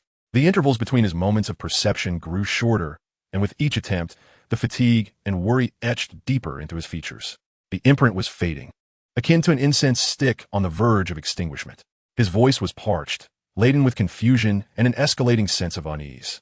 Although the direction consistently pointed northeast, the sensation conveyed from the destination was not one of vibrant life, but rather perplexingly tranquil, even somewhat void. He hesitated, unable to continue. Yet the ominous premonition permeated the hearts of the trio. Along the way, they encountered an exceedingly perilous pursuit. A pack of millennium-old shadow wolves, driven into a frenzy by a peculiar pink mist in the forest, discovered them. These wolf-like soul beasts, already adept in speed and stealth, became immensely powerful and oblivious to pain in their rage, lunging and tearing with abandon. The trio dared not confront them head-on, retreating while fighting. Wen Yiling's moon blade danced into a chilling silver light, precisely dispatching the most ferocious of the leading wolves, with the foul blood splattering on the surrounding leaves and vines. Emitting a faint corrosive hissing sound, Hu Liena's wrist blades struck with the precision of venomous serpents, targeting the wolves' vulnerable midsections, eyes, and joints under her deft control. Each strike resulting in a spray of blood that effectively hindered their assaults. Lin Yuan, pale-faced, strained every ounce of his strength to communicate with the surrounding flora, invoking the spirit of nature. Under his efforts, the vines at their feet occasionally grew wildly, ensnaring the pursuer's feet, while nearby towering thorn-laden bushes would bizarrely thrash their branches against the shadow wolves. Though causing little harm, it significantly disrupted the wolf chase rhythm. The battle was fierce yet brief, the consumption of soul energy akin to a breached dam. Ultimately, they utilized a narrow crevice in the rocks, barely wide enough for one to pass, where Wen Yiling exerted herself to sever a hanging boulder, temporarily sealing the gap, allowing them to narrowly escape the relentless pursuit of the wolves. Each bore new wounds. Wen Yiling's right arm bore a gash from a wolf's claw. Hu Liena's shoulder was torn, revealing reddened skin beneath, while Lin Yuan trembled slightly from soul energy depletion, his complexion as pale as parchment. They leaned against the cold stone wall, gasping for breath, the air thick with the metallic scent of blood and the distant, furious howls of the retreating pack, rendering them even more disheveled. After a brief respite, unwilling to linger, they pressed onward. The despair in Lin Yuan's countenance deepened. He seemed to rely solely on sheer will to sense the impending dissipation of the guiding mark, just as their physical and soul energies were nearly exhausted, their water supply entirely depleted, and the last morsel of venison jerky consumed. Lin Yuan was on the verge of despairingly announcing the imminent vanishing of his father's life imprint when the scene ahead suddenly opened up. As if an invisible boundary had been crossed, the oppressive, peculiar ancient forest came to an abrupt end. The twisted, colorful giants of the woods vanished, replaced by a vast expanse of relatively sparse, towering ancient oaks, their trunks upright and robust, adorned with normal deep brown bark, their broad leaves vibrant and alive, casting dappled patches of warm sunlight, banishing the unsettling shadows of before. Even more astonishing was the appearance of a clearly man-made path, paved with smooth, bluish stones, winding into the distance beneath their feet. The stones, while not exceptionally polished, bore a certain aged and sturdy aura, with moss clinging to their edges. The emergence of this path amidst the pristine wilderness felt jarringly out of place, yet invigorating. Gazing further down the path, the silhouette of a city emerged, shrouded in the drifting mist of the forest. It was a town of strikingly ancient style. The city walls were not imposing, but constructed from massive, unrefined grayish stones, fitting together seamlessly, adorned with deep green ivy and a plant bearing small white flowers, exuding a sense of timelessness and tranquility. There were no soldiers guarding the gates. Only two weathered stone sculptures, eroded by wind and rain, standing silently on either side. The sculptures vaguely resembled some grand and elegant deer-like soul beast, with antlers intricate as ancient branches, their gazes profound and serene, eternally observing the visitors from the depths of the forest, as if both scrutinizing and welcoming them. Is this the destination indicated by my father's mark? Lin Yuan gazed incredulously at the town bathed in soft light, serene to the point of seeming lifeless, his face a canvas of bewilderment, loss, and a hint of unreality. Yet, the vibrations of his father had completely dissipated here. He felt no trace of him within these walls. Was he not here? Or perhaps, his voice trembled, tinged with a hint of tears, as the belief that had sustained him began to crumble in that moment. Wen Yiling furrowed her brow, suppressing the discomfort in her left arm and her fatigue, extending her mental energy like a tide, carefully sensing the city ahead. There were many life forces within the town, a considerable number, yet all were tranquil, perhaps overly so, like still water in a deep pool, calm and unruffled. She discerned carefully, her tone laced with curiosity. There were no intense fluctuations of soul energy, suggesting a lack of powerful soul masters or beasts congregating there. The overall atmosphere felt peculiar, devoid of any malice, yet lacking a clear sense of welcome. She paused, her gaze falling upon the inviting bluish stone path. Both this road and the city undeniably existed. Since the guidance concluded here, we must enter regardless. At the very least, it appeared safe, and we could replenish our vital supplies of water and food, perhaps even glean some information. Though hope seemed faint, it remained our only option. With heightened vigilance, deep confusion, and a flicker of lingering hope, the trio stepped onto the bluish stone path, advancing towards the enigmatic ancient city. The closer they approached, the more they could feel the city's antiquity, peculiarity, and tranquility. White flowers grew in clusters at the base of the city walls, emanating a gentle fragrance that calmed the mind. Inhaling it seemed to ease the accumulated fatigue and anxiety. The energy particles in the air became unusually docile. The pervasive sense of oppression and restlessness found deep within the forest was nearly absent here, replaced by a profound tranquility emanating from the very earth itself. As they passed through the open, unguarded gates, adorned with intricate vine patterns, the sight that greeted them caused the trio to pause momentarily, instinctively slowing their pace. The architecture within the city exudes an ancient simplicity, characterized predominantly by stone and timber structures, their roofs adorned with thick, dark blue-black tiles. Many eaves are intricately carved with depictions of various forest creatures, graceful deer, cunning foxes, fluttering birds, and agile squirrels, each rendering a lifelike presence, rich in exquisite detail. The streets are astonishingly clean and orderly, devoid of clutter and embellished with meticulously trimmed hedges and flower beds adorned with vibrant wildflowers, clearly tended to with care.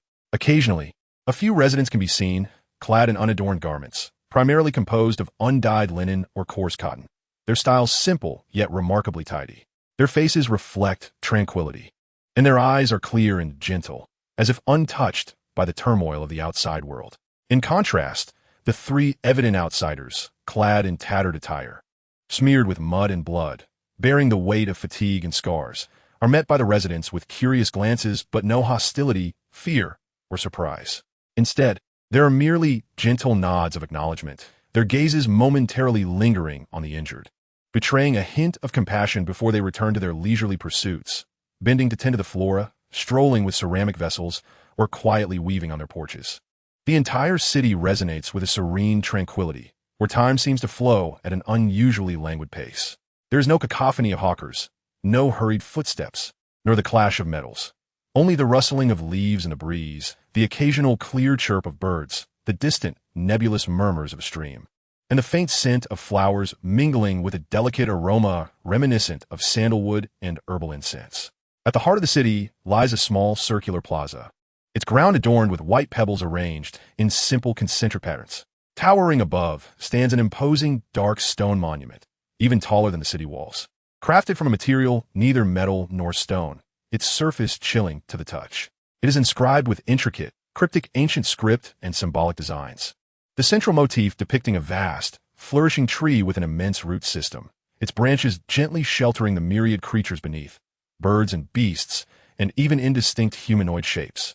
The stone's surface is smooth, as if reverently touched by countless hands, and before it lies a flat stone dais, adorned with fresh garlands, plump fruits, and bowls filled with clear water, indicating regular offerings made in reverence. Do they, too, guard the spirit of the forest? Hu Liena mused, gazing at the life-affirming tree depicted on the monument, her voice barely above a whisper, filled with wonder and contemplation. The ambience of this city starkly contrasted with any human settlement she had ever known. Absent are the trappings of power, the essence of commerce, and the dichotomy of strength. Instead, there exists a profound, integrated faith and tranquility, as if the city itself were a part of the forest. At that moment, an elder clad in a plain linen robe, with white hair and a serene countenance, approached them with a staff that appeared unremarkable, yet emanated a gentle life energy. His steps were steady, and his gaze was wise and profound, as if he could peer into the depths of the human heart and the passage of time. His eyes briefly scanned the three of them, pausing particularly on Lin Yuan, whose energy was depleted, and Wen Yiling, who bore significant injuries. Travelers from afar, you carry the marks of the forest, he intoned, perhaps alluding to the essence of the woods clinging to them, the traces of battles fought, or Lin Yuan's distinctive soul power. You also bear confusion and pain. Welcome to the city of Greenwood. We are the sentinels of the forest god. It appears you did not wander here by mere chance, but rather followed some guiding light. His words seemed to transcend mere observation, touching upon a deeper truth. Wen Yiling felt a shiver of trepidation and stepped forward, bowing slightly with caution. Esteemed elder, we are grateful for your welcome. We indeed followed a life mark left by an elder, in search of his whereabouts. He was an accomplished plant-based soul master. Might you or the townsfolk have encountered an outsider recently? Or is there something unique about this city that may relate to a dissipated life mark? He deliberately withheld specific details regarding Lin Yuan's father and their quest for soul rings, maintaining necessary vigilance while speaking respectfully.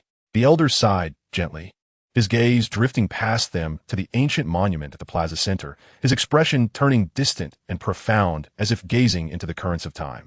The mark of life returns to the forest's embrace, akin to fallen leaves finding their roots. Outsiders, what you seek may not be a corporeal form still walking among us, but rather an echo preserved, a bestowed sanctuary. He paused, lightly tapping the ground with his staff. The forest god nurtures all and welcomes all to rest in silence. Perhaps it is the final compassion and wisdom of the departed that has guided you to the sole beacon of light and peace within this forbidden wood. His words, enigmatic yet akin to a key, unlocked the door of fear and speculation within Lin Yuan. The boy's face drained of color, his body swaying slightly as waves of profound sorrow and an undeniable realization washed over him. The mark of his father had dissipated here, not because he had lived among them, but because he had ultimately found his rest here. Was this city a grave within the forest? When Yiling and Hu Liena's hearts sank heavily, the most dreadful conjecture seemed to be confirmed. The end of their pursuit did not lead to the abode of the living, but rather to an ancient city safeguarding the mysteries of life's cycle and the equilibrium of nature. Lin Yuan's father had likely perished from grievous wounds sustained in battles against formidable soul beasts or succumbed to other misfortunes, and his last vestige of strength, that life mark, was not a call for help, but rather a final, selfless directive pointing towards this sanctuary in the deathly forest, the city of Greenwood. The shattering of hope brought a weighty sense of loss, yet the elder's words hinted at a sanctuary and compassion, and the city's profound atmosphere of peace oddly dulled the sharpness of their grief, as if death here was not an ending, but a form of return and tranquility. The elder seemed to perceive their emotional turmoil, and gently spoke, "Children, you are weary and battered. Please follow me, and allow the city's spring to cleanse your wounds, and the tranquil abode to soothe your souls. Regarding the echoes you seek and the resting place of the departed, I shall share more once you have rested. The forest god witnesses all and embraces all." He turned, leaning on his staff, and slowly made his way into the city. When Yiling and Hu Liena exchanged glances, supporting the nearly unsteady Lin Yuan, enveloped in sorrow, and silently followed the elder's lead. They traversed the serene streets, where residents occasionally cast warm glances from their windows. The elder guided them to a modest courtyard enclosed by a low stone wall near the inner city. Within the courtyard stood several simple stone houses, accompanied by a clear well and wooden buckets, surrounded by common herbs and delicate white flowers exuding an aura of peace. "This is a refuge for sentinels needing solace or for wayward travelers," the elder explained kindly. "You may rest here. The well water is sweet and suitable for drinking or cleansing your wounds. I shall arrange for clean garments, food, and healing salves to be brought to you. When you are prepared, you may seek me at the central monument. Remember, within the city of Greenwood, there is no need for vigilance or fear. Allow the tranquility of the forest to heal you." After speaking, the elder gave them a slight nod and turned to leave, leaving the three of them standing in the tranquil courtyard, as if they had stepped from the bloody, perilous hell of the jungle into a peaceful paradise, untouched by worldly strife. The stark contrast left them momentarily dazed. For the next few hours, they seemed to be immersed in a serene dream. They drew icy well water, drinking and washing it away, cleansing themselves of the grime and blood that clung to their bodies. Indeed, shortly thereafter, two young maidens clad in simple garments brought soft, clean linen clothes, a basket filled with sustenance, fresh bread, cheese, fruits, and a handful of dried nuts, as well as several jars emitting a refreshing aroma of herbal ointments. The ointments worked wonders, swiftly alleviating pain and swelling when applied to their wounds. They changed into the fresh garments and enjoyed the most decent meal they had since entering the forest, before seeking out their rooms to rest. Lin Yuan remained silent and sorrowful, but the extreme fatigue soon lulled him into a deep slumber. When Yiling and Hu Liena, despite their own urgent need for rest, found themselves unable to sleep immediately due to the questions and shocks swirling in their minds. The two sat on a stone bench in the courtyard, sunlight filtering through the branches of the oak trees, warm and comforting. This place was simply incredible, Hu Liena murmured softly, watching a vibrant butterfly alight on a small white flower in the courtyard, as if the carnage and danger outside were but a nightmare. Indeed, when Yiling nodded, his gaze sharply scanning their surroundings. Years of habit prevented him from fully relaxing, yet the more tranquil it became, the more inscrutable it felt. "What do you think of the elder's words?" "Uncle Lin," Hu Liena's eyes dimmed. "He is probably truly gone. But that elder seems to know something. He spoke of echoes and resting places. Perhaps Uncle Lin's remains or belongings lie near this city, or perhaps in some special location within it. That is quite possible. Once Yuan's emotions stabilize, we should inquire further with the elder. When Yiling contemplated, the mere existence of this city is a miracle. How did they survive deep within this forbidden forest, coexisting with soul beasts? What exactly is the forest deity they worship? These secrets may be intricately connected to our ability to leave safely. After resting for several hours, as the setting sun began to cast a warm golden hue over the city of Greenwood, Lin Yuan awoke. Though his mood remained low, his eyes now held a glimmer of determination to uncover the truth. The three decided to venture to the central square in search of the elder. It seemed the elder had anticipated their arrival, as he sat quietly beside the base of the stone monument, appearing almost to merge with it. Upon seeing them, he offered a gentle smile. "Children, it seems the tranquil waters have somewhat soothed your fatigue and pain." Lin Yuan stepped forward, taking a deep breath, his voice still somewhat hoarse. "Elder, please tell me my father. Is he really? Where's his echo? I wish to see him." The last few words were almost a plea. The elder gazed at him with kindness, slowly rising and pointing with his wooden staff towards a path leading deeper into a particularly serene area surrounded by gigantic ancient trees. "Child, your father was a soul master worthy of respect. He came with a profound love for the forest and ultimately sustained severe injuries in a fierce battle with the Guardian. Yet, through his formidable will and understanding of life, he arrived at the forest of rest beyond our city. He transformed his final strength into a mark to guide you and entrusted us with an important relic, waiting for your arrival. His body has returned to the forest, nourishing all things. This is the exalted resting place bestowed by the forest deity. If you wish to sense his echo, you may go to the forest of rest, where all guardians and acknowledged travelers who have returned to the forest find their peace, devoid of graves, only teeming with verdant life. The relic he left behind is within the sanctuary of the guardians beneath the monument."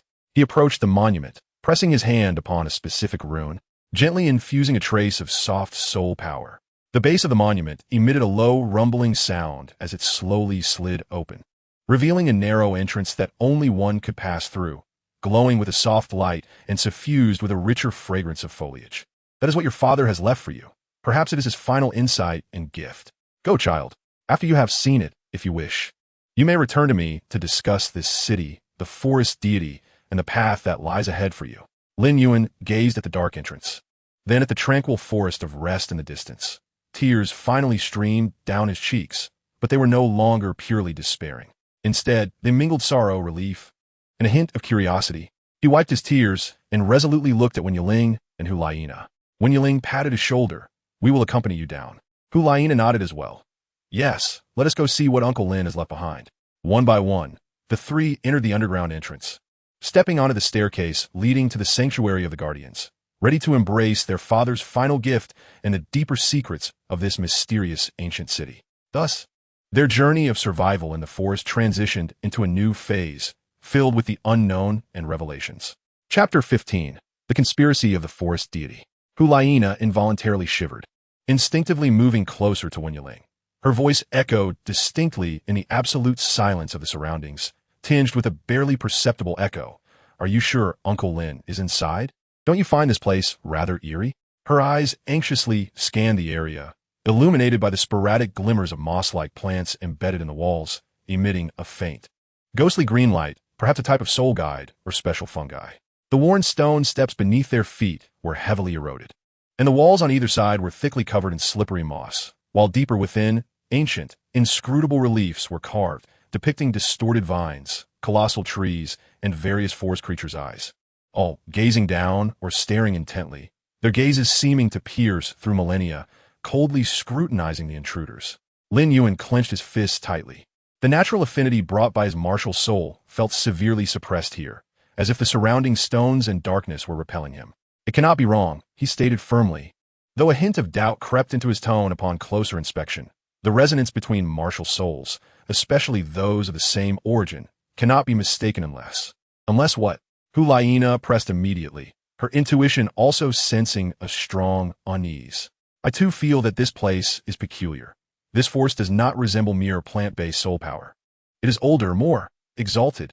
Her instincts as a spiritual soul master were continuously warning her. Unless, Lin Yuan's voice trailed off, laden with uncertainty. Unless the one guiding me is not my father himself, but some entity possessing the same origin as him, or even a higher-level plant martial soul, and it is actively guiding someone else. As he spoke, the confidence he had previously exhibited noticeably waned, and this conjecture sent a chill down his spine. First soul skill, Foxfire Command.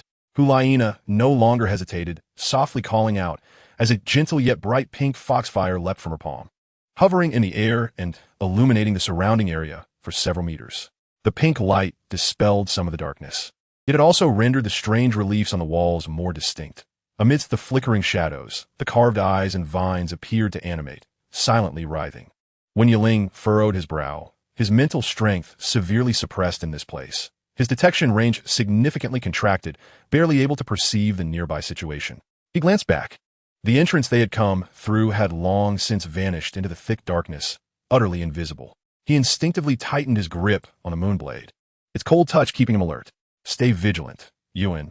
If the sensing direction is correct, press on, but if anything feels amiss, retreat immediately. His voice was low and serious. The trio formed a battle formation, with Wen Yiling at the forefront, Hu Liena positioned in the center to provide support and illumination, and Lin Yuan bringing up the rear while guiding their direction.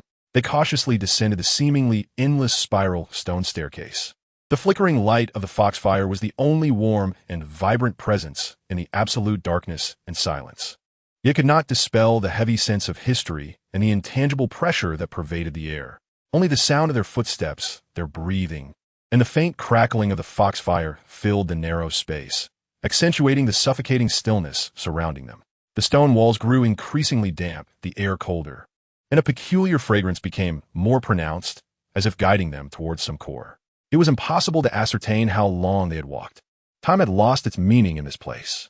Just as the foxfire in Hu Liena's palm dimmed slightly due to the continuous consumption of soul power, a distant, steady white light appeared ahead, contrasting sharply with the ghostly green moss and pink foxfire. An exit, Lin Yuan exclaimed, a hint of weary delight in his voice. The trio quickened their pace toward the luminous point. The light gradually expanded, ultimately forming an arched exit. They hastened through the passage, and their surroundings suddenly opened up before them. They seemed to find themselves in a vast underground cavern, the ceiling soaring high above, out of sight, with countless natural crystal clusters emitting a soft white glow embedded in the walls and ceiling, illuminating the entire space like a starry sky.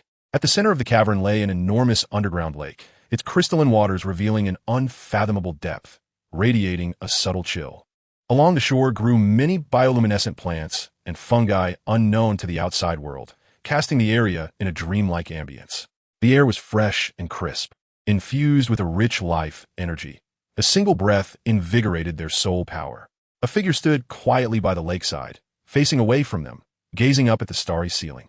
This figure was tall and upright, clad in a simple, unadorned linen robe that oddly blended with the enchanting surroundings. "Father!" Lin Yuan exclaimed excitedly, ready to approach. Yet, before he could finish his sentence, he abruptly halted, his expression of excitement freezing into one of astonishment and confusion. For the figure slowly turned to face them.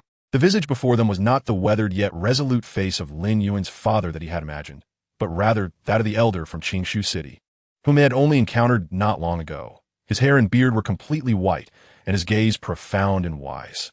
"What? Is it you?"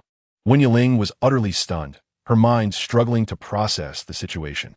The moon blade instinctively crossed before her, her body entering a combat stance out of reflex.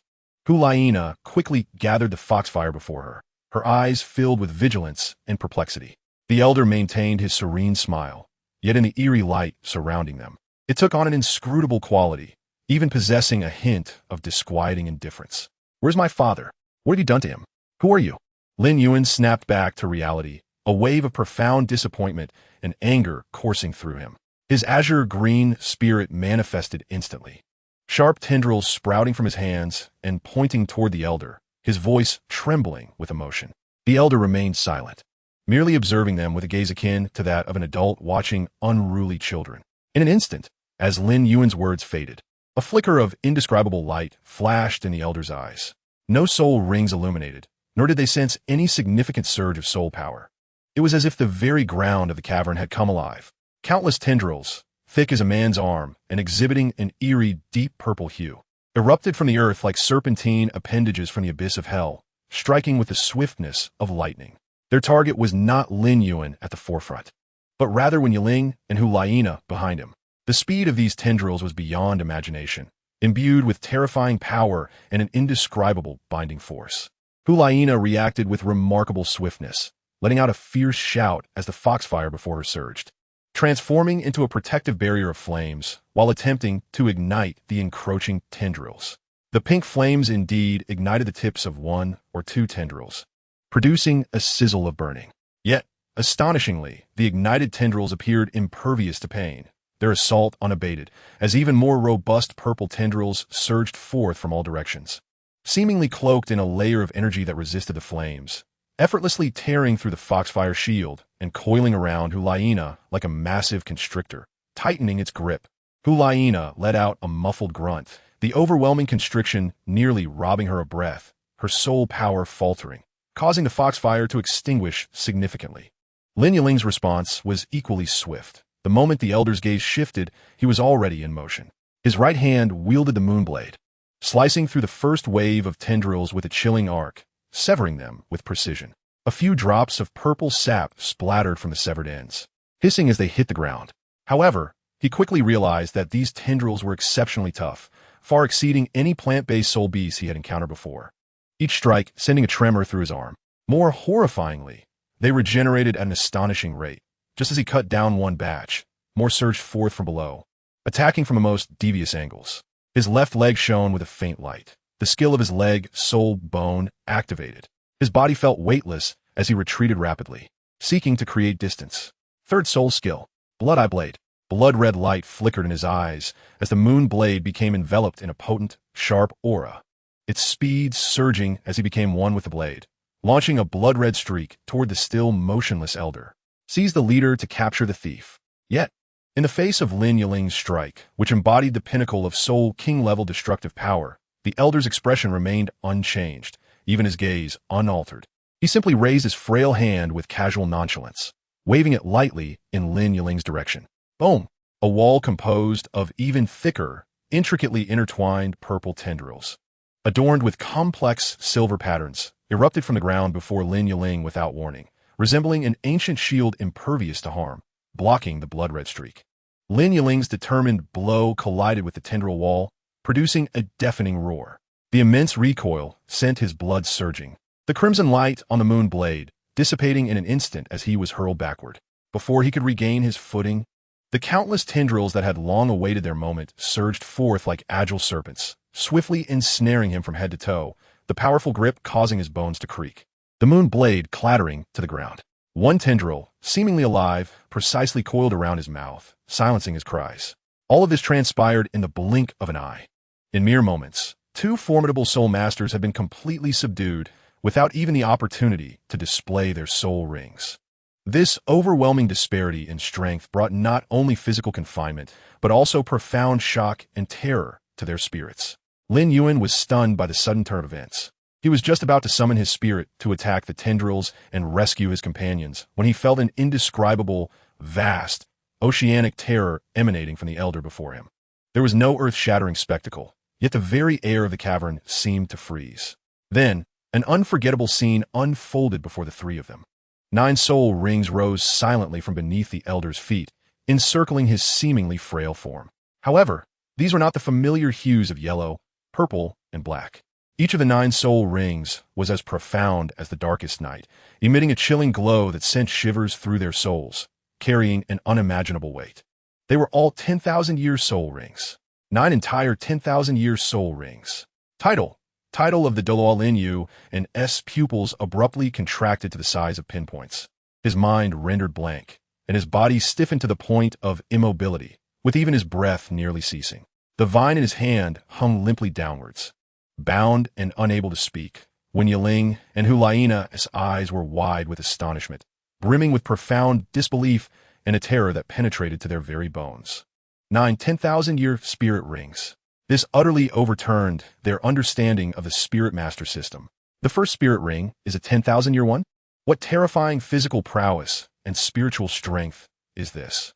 Is this a realm attainable by humans?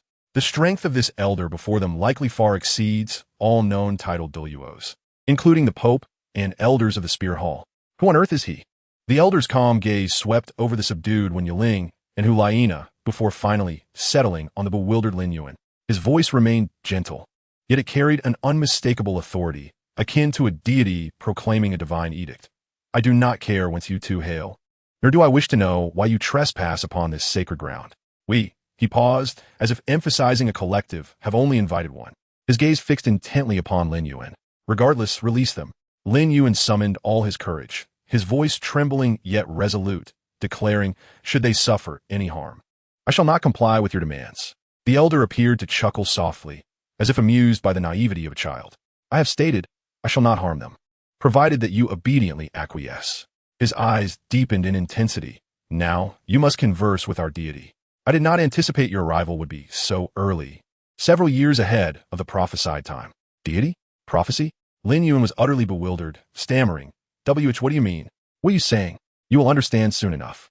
The elder ceased his lengthy discourse, lightly waving his hand at Lin Yuan.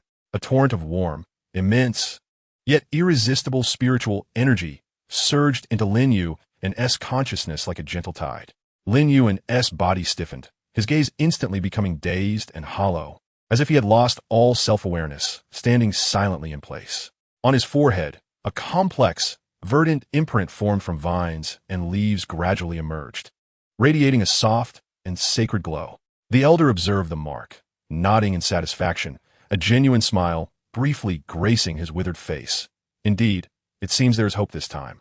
He waved his hand once more, and the vines that had ensnared Wen Yiling and Hu Liena receded like a tide, swiftly burrowing back into the earth as if they had never existed, leaving behind chaos and two individuals still shaken.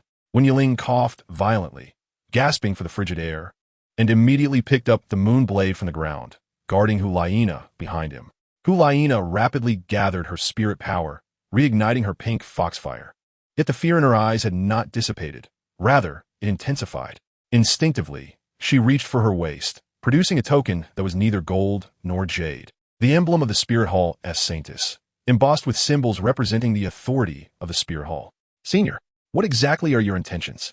Wen Yiling's voice was hoarse and wary, attempting one last negotiation. We hail from the Spirit Hall. Should we go missing here? The Pope will not let this matter rest. Our companions must have already sent word. He sought to exert pressure through the Spirit Hall's reputation. The elder glanced at the token in Hu Liena's hand, his eyes betraying no sign of disturbance, as if it were merely a child's toy. The fire attributes Spirit Master and that strong assault type lad. Their spirit quality is indeed commendable. They are quite safe at the moment, guided by my little pets, strolling towards the forest periphery, though they may not remember what transpired after entering. Was it you? Did you orchestrate that bizarre phantom dragon? Hu Liena exclaimed, her heart racing. Not by my hand, but I know everything. The elder's tone was as calm as if discussing the weather. I do not wish to entangle myself with you two further. Do you think I would fear this so-called Spirit Hall? He slightly raised his eyelids, his gaze seemingly piercing through layers of rock to distant realms. Had I not intervened out of old affection that year, all of your titled Douluos from the Spirit Hall would have perished deep within the Wulong Great Forest, their bones scattered and forgotten. Such nonchalant words stirred a tempest within Wen Yiling and Hu Liena. It was said that several years prior, the Spirit Hall had organized a covert exploration of the core region of the Wulong Great Forest, resulting in heavy losses, with several titled Douluos returning gravely injured, claiming to have encountered a horde of 100,000-year soul beasts. Could the truth be? The strength and identity of the elder before them had transcended their comprehension entirely. Senior, what do you truly wish to accomplish? Wen Yiling's voice was fraught with dryness, his former pride and confidence shattered before absolute power, leaving only a profound sense of helplessness and confusion. The elder turned to glance at Lin Yuan, still entranced, the mark on his forehead glowing ever brighter, and spoke gently. The time is nigh. Now observe you two, or rather, observe him, and see if he can attain that recognition and emerge alive from this trial. Wen Yiling and Hu Liena immediately tensed again, their spirits manifesting, soul rings igniting, prepared to fight to the death, even knowing it was akin to a mantis attempting to stop a chariot. However, at that moment, Lin Yuan's body jolted, his vacant gaze rapidly awakening with an expression of indescribable shock, realization, and elation. He abruptly lifted his head, looking at Wen Yiling and Hu Liena, his voice trembling with excitement. Brother One, Sister Liena, I have received the legacy of the forest god. God? Legacy? Wen Yiling and Hu Liena were utterly stunned, their minds struggling to process the implications of such words. Ascending to divinity? Was that not a mere figment of ancient legends and myths? Lin Yuan excitedly pointed to the verdant mark on his forehead, exuding vitality and a sacred aura. It's real. The forest god. He truly exists. The guardian of this forest, the source of all plant-type spirit masters. He has chosen me. The elder regarded the exhilarated Lin Yuan, nodding in satisfaction. Indeed. It seems the prophecy was not mistaken. You are indeed the suitable candidate. Thus, according to the ancient covenant, the ritual may proceed. Wait. Though Lin Yuan was ecstatic, he did not forget his companions. He turned to the elder, his tone laced with a plea. Senior, I am immensely grateful for your guidance. But could you please inform my father that we are safe? Otherwise, the Spirit Hall will undoubtedly dispatch numerous personnel to search for us, likely disturbing the tranquility of this place. The elder appeared quite pleased with Lin Yuan's thoughtfulness, slightly nodding. Very well. He extended a withered finger, gesturing in the air, causing an inconspicuous blade of grass beneath them to sway gently. A pure, vibrant green spirit power flowed into it. The elder softly chanted ancient and obscure syllables, and the blade of grass grew at a visible rate, blossoming and ultimately yielding a seed of energy imbued with information, which quickly withered, the seed silently merging with the earth, as if transmitting the message through some botanical network. Done. The message has been dispatched. They will believe you have encountered fortuitous events in the forest and require seclusion for a time. Once the elder completed this, his gaze swept over the trio again, and his tone grew serious and formal. Now, I shall announce the rules. Lin Yuan, as the chosen inheritor of the forest god, you must complete the first 5 trials here within 5 months. The subsequent 4 trials may only commence once your spirit power reaches the rank of Spirit Daw. His gaze shifted to Wen Yiling and Hu Liena. As for you two, fate has intertwined your paths with this matter, and your bond with the inheritor is profound. The oracle permits you to act as aides and partake in the first 5 trials, with a time limit of 8 months. Upon the completion of each trial, the forest god shall bestow rewards commensurate with your contributions and performances. These may include enhancements to your soul power, extensions to the lifespan of your soul rings, or perhaps soul bones or divine gifts. The elder's gaze deepened with an air of gravitas. Remember, within the trials, crises and opportunities coexist. Failure may result in severe injuries or, at worst, the obliteration of your very soul, becoming nourishment for the forest. After tonight, return here to seek me out to commence the first trial. I wish you all good fortune, children. With that, the elder's figure faded like ink dissolving in water, gradually becoming indistinct until he vanished completely, leaving only the echoes of his words to linger in the vast cavern. The enormity of this revelation left Wen Yiling and Hu Liena in a state of stunned silence, unable to regain their composure for an extended moment. Becoming a deity? Trials? Rewards? Death upon failure? All of this sounded like an extravagant fantasy, yet was unfolding before their very eyes. The sacred mark radiating from Lin Yuan's forehead, along with the enigmatic elder and his terrifying 9 eternal soul rings, served as undeniable proof of the authenticity of these events. Becoming a deity.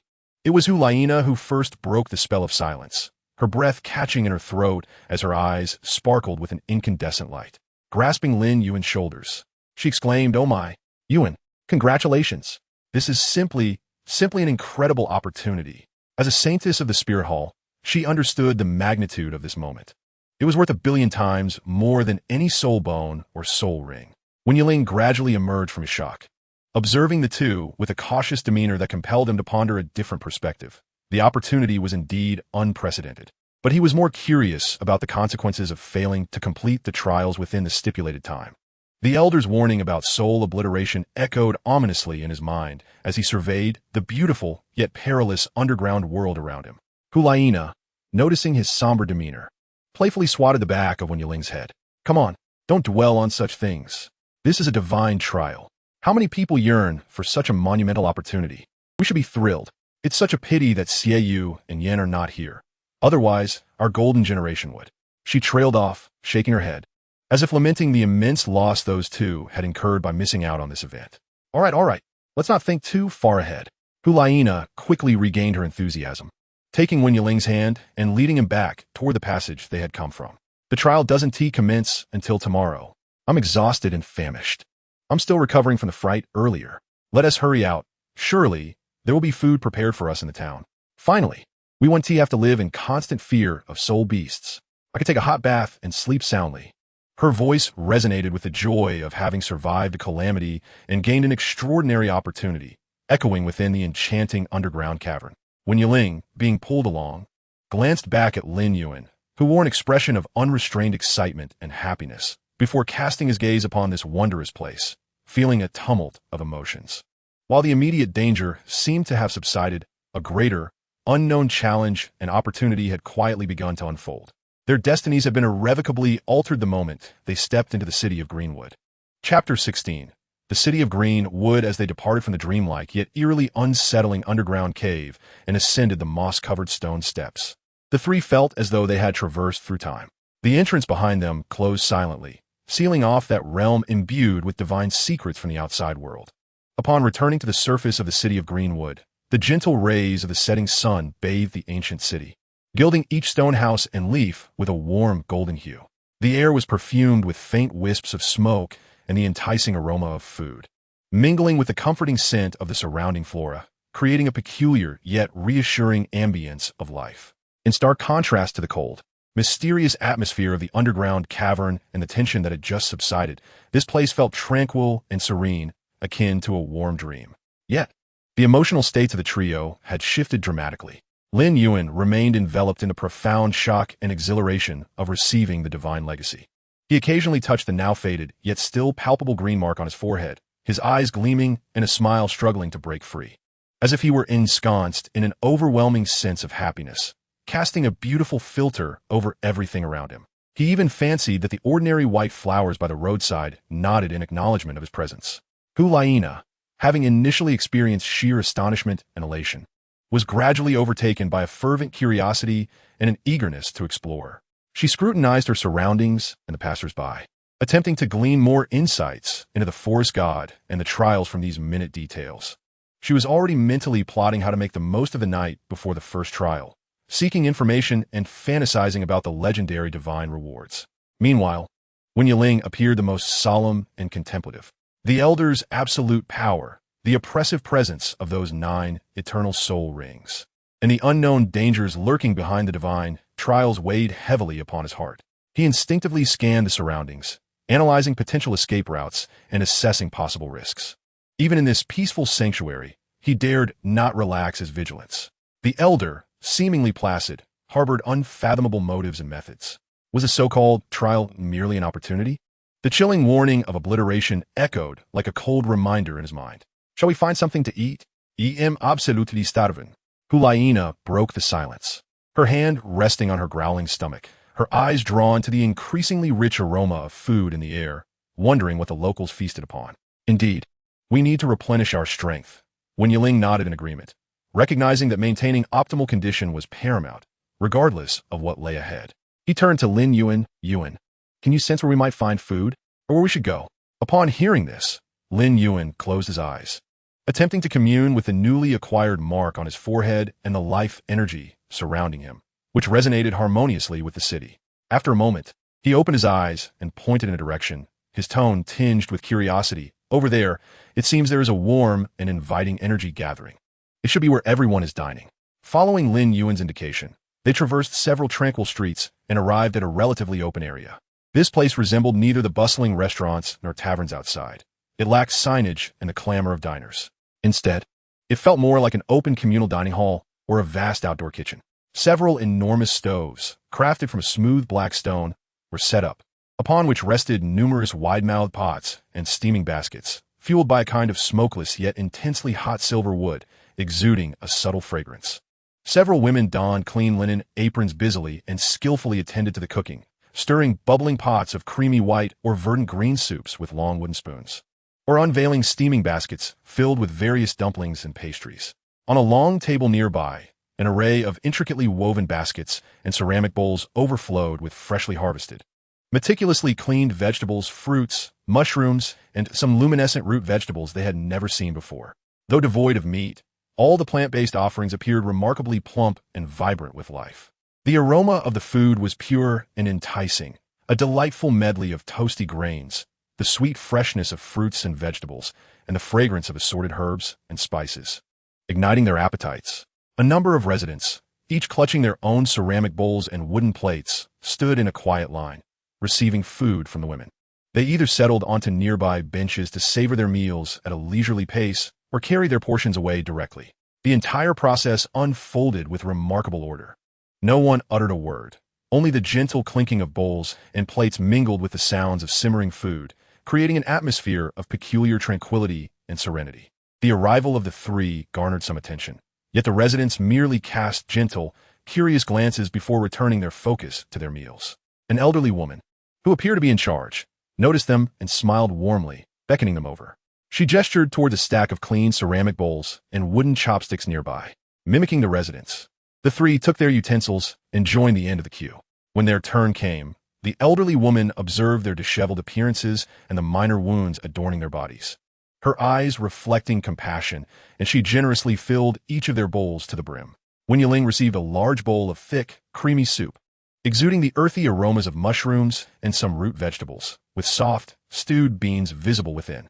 Hu Liena's bowl was brimming with an assortment of vibrant, crisp wild vegetables and mushrooms, drizzled with a hint of amber sauce that released fruity fragrances. Lin Yuan was served a slice of rustic bread, roasted to a perfect crisp on the outside and tender within, studded with nuts and dried fruits, alongside a bowl of verdant vegetable puree, as green as jade. The elderly woman further added a delicate dessert, resembling a crystal cup, filled with a translucent, quivering concoction that housed a medley of colorful berries. They carried their food to a vacant bench in a corner. Unable to contain their eagerness, the trio took their first bites, and their eyes instantly sparkled with delight. The flavors were unexpectedly exquisite. Rather than the rich taste shaped by complex seasonings prevalent in the outside world, this meal showcased the utmost and purest essence of each ingredient, perfectly elicited and harmoniously blended. The soup was rich and comforting, the salads refreshingly appetizing with a perfect balance of sweet and sour, the bread bursting with a hearty grain flavor and a satisfying chew, while the green vegetable puree melted in the mouth, radiating an unusual sweetness and abundant life energy that felt as if it nourished their very limbs and bones. The dessert was a sweet delight, not overly cloying, with the berries bursting forth with a tart sweetness, providing a perfect conclusion to the meal. They had never tasted such uniquely fulfilling food. It not only satisfied their hunger, but also felt like a cleansing and rejuvenation for both body and soul. The weariness and hidden injuries accumulated from their journey seemed to dissipate significantly after this meal. "It's incredibly delicious," Hu Liena exclaimed softly, nearly burying her face in her bowl. Wen Yiling also ate rapidly, distinctly feeling the food transforming into pure energy that nourished his body. Even the recovery of his soul power accelerated. "These ingredients are surely extraordinary." Imbued with a gentle and pure energy, he whispered. Lin Yuan, deeply engrossed in his meal, felt as though his martial soul was jubilantly responding, embracing the food with an unusual affinity. "These are the gifts of the forest," he murmured, his eyes filled with gratitude. After finishing, they placed their bowls and utensils into a designated wooden barrel, and immediately, a resident approached quietly to clean them. The elderly woman returned, smiling as she handed them a small ceramic jar containing a dark green ointment that emanated a refreshing herbal scent. "Apply it to your wounds. It will heal swiftly," she said gently before returning to her duties. Holding the ointment, warmth surged through the hearts of the three. Though the residents were mostly silent, their unspoken kindness and concern felt profoundly touching. Having filled their bellies, the next question was about their lodging. The elder mentioned arranging accommodations for us. Where might they be? Hu Liena scanned the surroundings. Lin Yuan closed his eyes once more to sense the environment, this time taking longer, seemingly communicating and adapting to the new perceptions bestowed by the legacy. After a moment, he pointed deeper into the city, toward the secluded courtyard near the so-called Forest of Respite. "There lies a tranquil place, imbued with peaceful energy." They followed a cobblestone path, and, as they progressed, the number of residents dwindled, and the environment grew increasingly serene. Eventually, they halted before a low stone wall, encircling a simple wooden gate that was unlocked. Pushing the gate open revealed a petite and tidy courtyard, its ground covered in white pebbles that crunched softly underfoot. In one corner stood an ancient well, with a wooden bucket placed nearby for drawing water.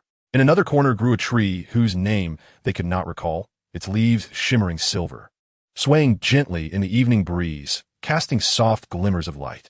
There was also a small herb garden, flourishing with several common healing herbs and delicate white flowers that exuded tranquility. The courtyard featured 3 independent, low stone houses, their doors slightly ajar. They each pushed a door open to take a look.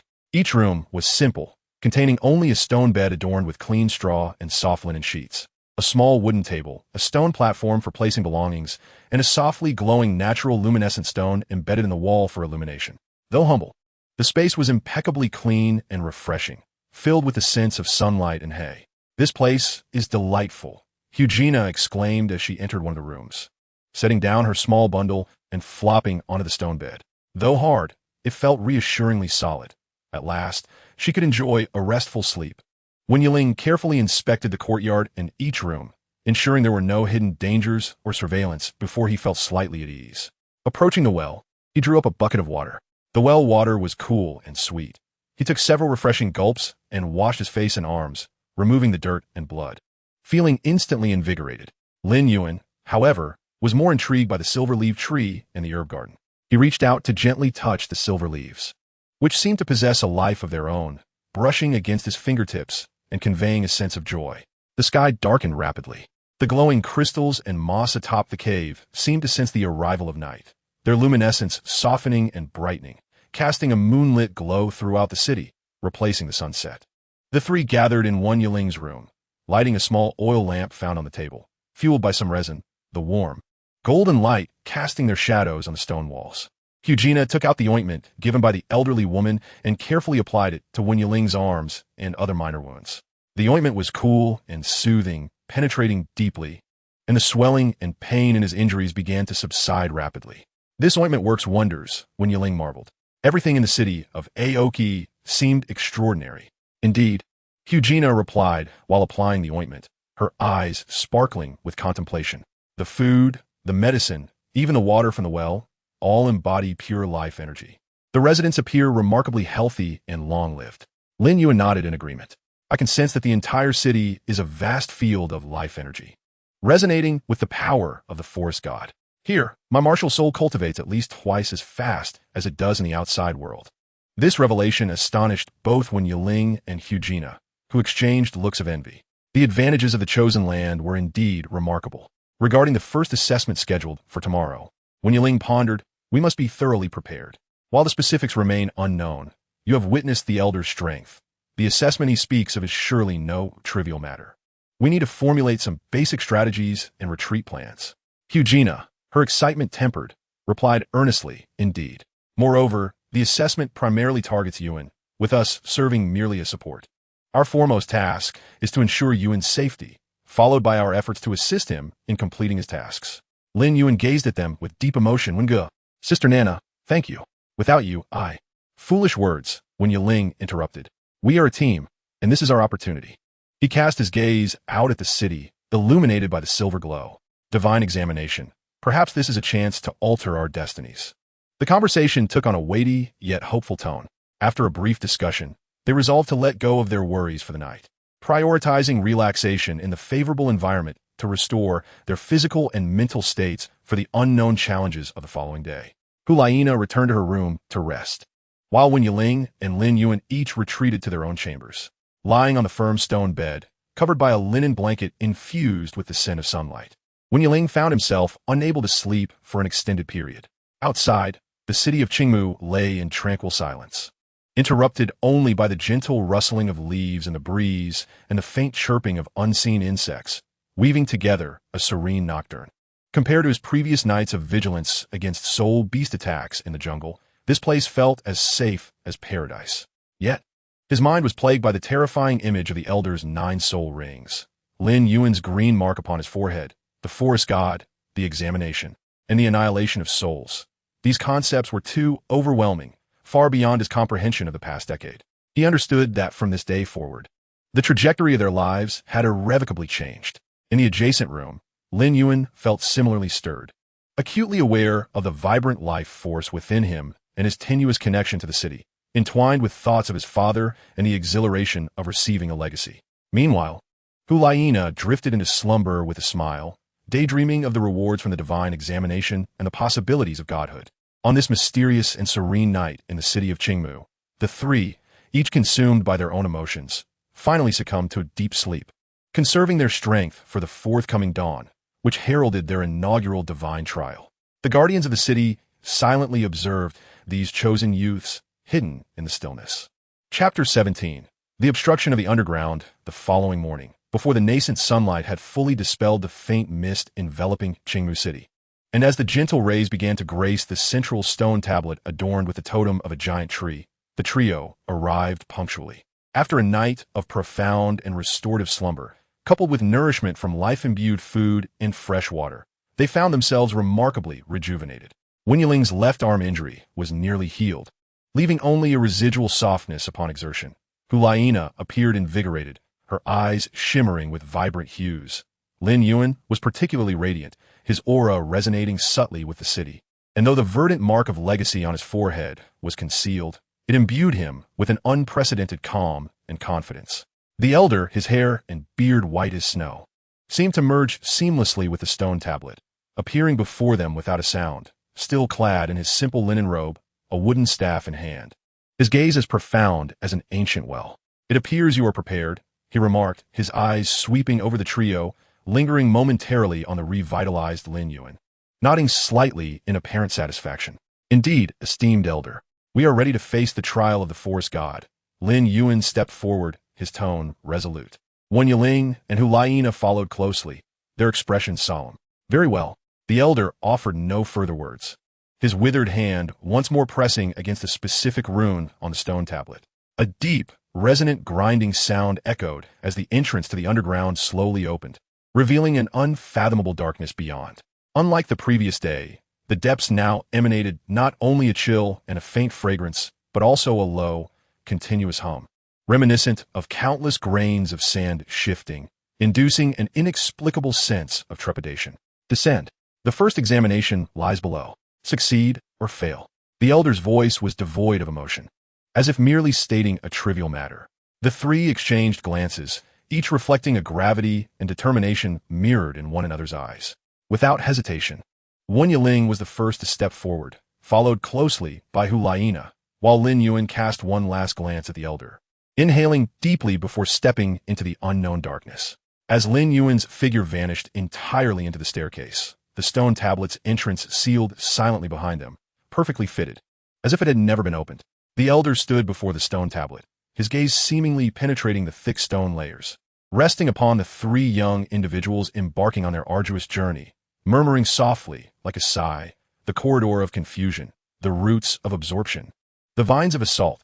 Let us see your choices, children favored by the divine, and your companions. Within the underground passage, the initial sensations mirrored those of the previous day. The cold, damp air, moss on the walls emitting an eerie green glow, and the smooth, worn stone steps beneath their feet.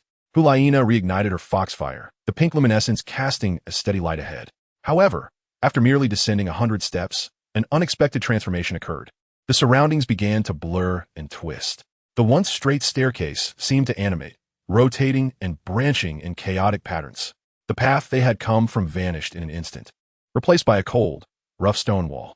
It felt as though they had been abruptly thrust into a vast, ever-shifting labyrinth. "What is happening?" Hu Liena exclaimed, halting in confusion, the light of the foxfire flickering wildly, illuminating the frantically changing stone walls. The path had shifted. Wen Yiling turned abruptly, and indeed, what lay behind was no longer a staircase, but a strange corridor extending into the darkness. He immediately extended his mental energy to its fullest, only to discover, to his horror, that here his mental power faced immense suppression and interference, akin to being trapped in quicksand, allowing him to perceive only a radius of about 10 meters, beyond which lay a chaotic swirl of distorted energy.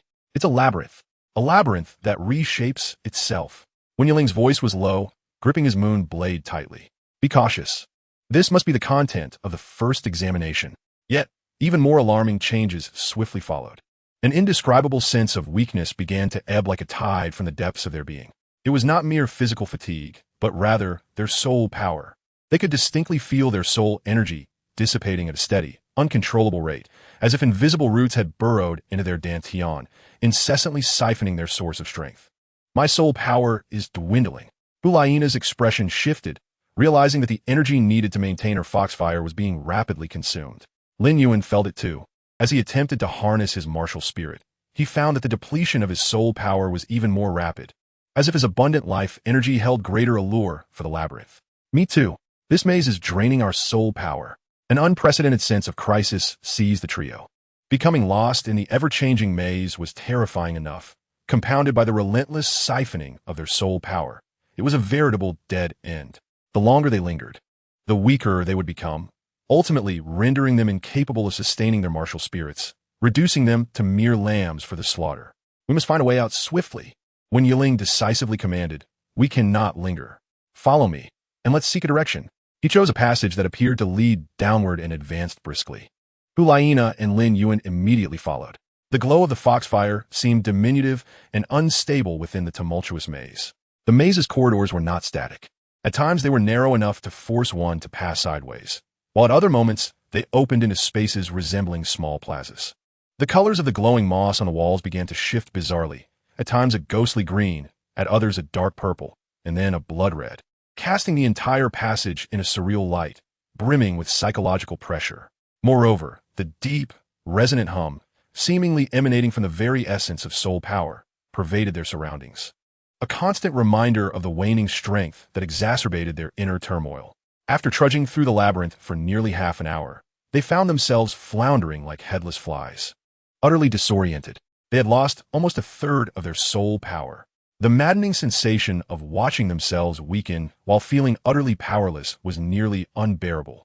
At that moment, an attack struck them unawares. As they traversed an area blanketed in unnaturally vibrant crimson moss, the once dormant moss suddenly erupted as if animated, spewing forth a deluge of highly corrosive and hallucinogenic red dust. "Be careful," when Yiling shouted, wielding his moon blade to create a gust of wind in an attempt to disperse the dust. Hu Liena reacted with remarkable speed, her foxfire contracting instantly to form a dense shield of flames before the trio, incinerating the encroaching spores with crackling sounds and an acrid scent of charred matter. Lin Yuan summoned his blue silvergrass, striving to conjure a barrier. However, the depletion of his soul power rendered his spirit summon sluggish and feeble. Just as one wave subsided, another surged forth. From the fissures in the stone floor, a multitude of sharp vines, resembling black serpents, suddenly surged forth with a whooshing sound, fiercely whipping and entwining around their legs. When Yiling deftly slashed through several of the vines with his moonblade, but the sheer number and speed of the tendrils meant that some still ensnared his ankles, sharp barbs piercing through flesh, delivering a jolt of paralyzing pain while accelerating the drain of his soul power. These vines could siphon soul energy as well.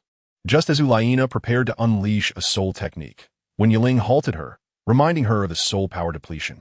He then tossed the wrist blade gifted to him by Wei Yi to Hu Liena, who gracefully twisted away from the attacking vines.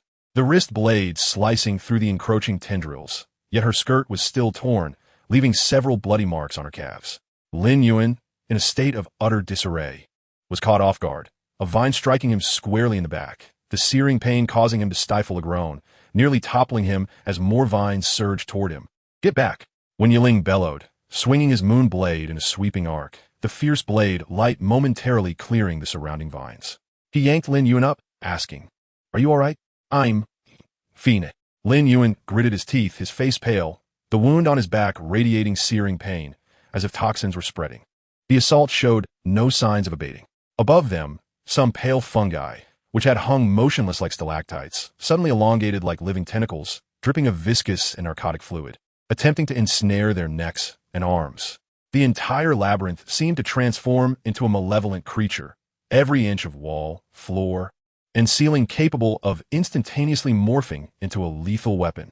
The plant attacks were relentless and insidious, compounded by the constantly shifting corridors and the ceaseless siphoning of soul power.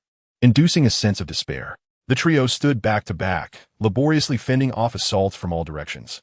When Yiling's moon blade danced with impenetrable precision, severing every approaching threat, while Hu Liena's foxfire and wrist blade collaborated seamlessly, nimbly blocking incinerating and slicing through, her focus razor-sharp, anticipating each onslaught. Lin Yuan summoned all his strength to activate his third soul technique, Thorned Armor, which, despite diminished efficacy in the confined space, managed to create some barriers and occasionally break a vine or two. Yet their soul power was depleting rapidly. Every action, be it attack, defense, or movement, accelerated the drain. The brilliance of the foxfire began to noticeably dim. When Yiling's breaths grew labored, the speed of his moon blade waned, and Lin Yuan felt himself teetering on the brink, barely able to maintain his spirit embodiment. "We can't go on like this. We will perish here." Hu Liena's voice, laden with urgency, was punctuated by breaths heavy with exertion, sweat trickling down her face. The constant use of foxfire and rapid movements drained her soul power immensely. "We must discern a pattern. Find the core of this maze. He does not wish to kill us. Yuan, you must be the key to this trial. Think of something. Your mark, does it not sense certain things?" When Yiling deflected a sneaking vine, his gaze sharp as he scanned the frenzied assaults of the plants and the ever-twisting walls. Knowing these attacks and the maze's transformations must have an origin or a pattern. However, amidst such chaos and pressure, discerning a pattern proved to be a formidable task. Each alteration of the maze occurred without warning, and the plant attacks came from every conceivable angle, leaving them defenseless. Time ticked by agonizingly slowly, each second stretching out like an eternity. Their soul power was dwindling perilously, their bodies bearing numerous wounds, movements growing sluggish, and a sense of despair, akin to icy tendrils, began to coil around their hearts.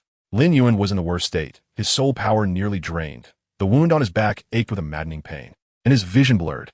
Leaning against Wen Yiling's back, he struggled to maintain his footing, watching Wen Yiling and Hu Liena tirelessly endure to protect him, accumulating new injuries. An overwhelming sense of helplessness and guilt threatened to engulf him. Was this where they would meet their end? To disappoint the forest god's expectations and drag Wen Ge and Nana down with him? Just as his consciousness teetered on the brink of exhaustion and despair. While Wen Yiling and Hu Liena also approached their limits, the flickering of foxfire diminishing and the moon blade growing heavier. The long-dormant aquamarine mark on Lin Yuan's forehead unexpectedly began to radiate a subtle warmth. A faint yet unmistakable tremor coursed through his nearly parched veins, connecting with the innate affinity he shared with the plants, which at that moment was suppressed to its utmost limits, reaching deep into his consciousness. It was not a voice, but rather a sensation, a whisper of emotion from all the surrounding flora, faint, chaotic, yet undeniably present. He heard the agonized groans of the luminescent moss on the walls as energy was forcibly siphoned to alter the maze and launch attacks. He sensed the frantic defiance of the attacking vines, compelled by some external command to betray their natural growth patterns. He could even vaguely perceive an energy pathway hidden beneath the chaotic currents, relatively stable, like the roots of plants, directing the siphoned soul power in a specific direction. This perception was nebulous and intermittent, akin to capturing the faintest sound amidst a raging storm. Yet for Lin Yuan, teetering on the edge of despair, it was akin to a drowning person grasping the last remaining straw. "Wait," he rasped, summoning his last reserves of strength. Wen Yiling and Hu Liena immediately shielded him, thinking he was under attack again. Yet Lin Yuan closed his eyes, disregarding the surrounding dangers, pouring every ounce of his remaining mental energy, along with the faint warmth emanating from his forehead mark, unreservedly into that peculiar perception. He no longer attempted to see with his eyes or hear with his ears, but instead sought to feel the maze, to sense the manipulated plants. "Pain, chaos, flow, over there," he mumbled incoherently, extending a trembling finger toward one of the many junctions, pointing to a seemingly inconspicuous, even partially obstructed by thrashing vines, downward-sloping narrow passage. The energy flow around that passage appeared the most orderly, with the largest siphon power, as if all the roots ultimately converged there. Wen Yiling and Hu Liena exchanged glances, each reflecting uncertainty and resolve. In that moment, they had no better choice. Trusting Lin Yuan's sudden intuition was their only hope. "Let us go." Wen Yiling, without a moment's hesitation, let out a low cry, and the moon blade unleashed its final surge of power, forcefully shattering the vines that had sealed the passageway. She surged forward, leading the charge. Hu Liena supported the nearly exhausted Lin Yuan, closely following her. The instant they plunged into the passage, the surrounding assaults seemed to intensify and become more frenzied, as if the labyrinth had realized they had found the correct path and was attempting a final obstruction. Yet, the passage itself remained unchanged. This confirmed Lin Yuan's perception. It was here. Charge ahead. Wen Yiling's spirits soared as she recklessly advanced. Hu Liena gritted her teeth, the foxfire igniting once more in a fierce blaze, clearing the way for her. Lin Yuan, half supported by Hu Liena, kept his eyes tightly shut, yet his fingers steadfastly pointed forward, subtly adjusting their direction. Left, slightly left, towards the area of strongest energy. They struggled through the narrow and perilous corridor. As the path behind them began to twist and close, while the assaults ahead raged like a tempest, their soul power was nearly depleted, sustained only by sheer will and the last vestiges of potential. At last, at the end of the passage, they beheld an exit emanating a soft, white glow. However, at that exit loomed a gargantuan, dark purple vine, resembling a monstrous guardian, its body twisted like a contorted serpent, with countless spiked and suction-cupped tendrils writhing like tentacles, exuding a suffocating aura of malevolence and powerful soul energy fluctuations. It was evidently one of the core guardians of this siphoning array, the final obstacle. As the three rushed forth, a massive, gaping fissure, akin to a mouth, suddenly split open in the vine's body, emitting a soundless roar, and all the tendrils surged towards them like spears from hell. This strike gathered an immense quantity of absorbed soul energy, its might far surpassing all previous assaults. When Yiling and Hu Liena's faces paled instantly, in their current state, they could not withstand such a devastating blow. In that critical moment, Lin Yuan, supported by Hu Liena, suddenly opened his eyes. No longer did they reflect exhaustion and despair, but instead were filled with a strange, resonating green luminescence, harmonizing with nature.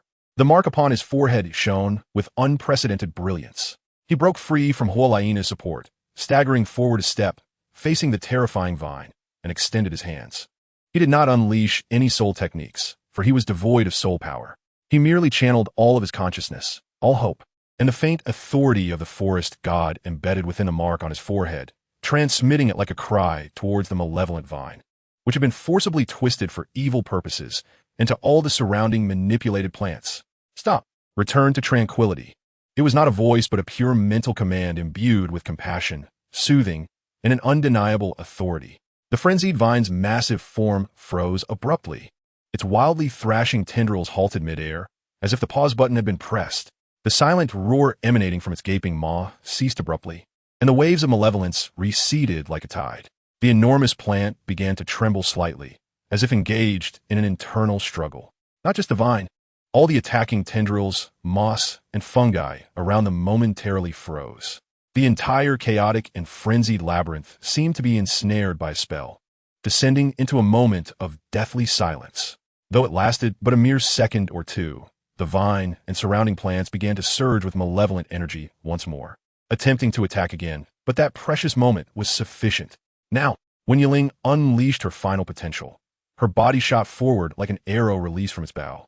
The moon blade concentrating its last vestige of power, not in a slash, but as a drill, melding human and blade into a decisive streak of light, directly piercing the exposed core of the vine that had momentarily faltered. With a sharp thrust, the moon blade precisely penetrated the core of the vine. A noxious, dark green liquid gushed forth.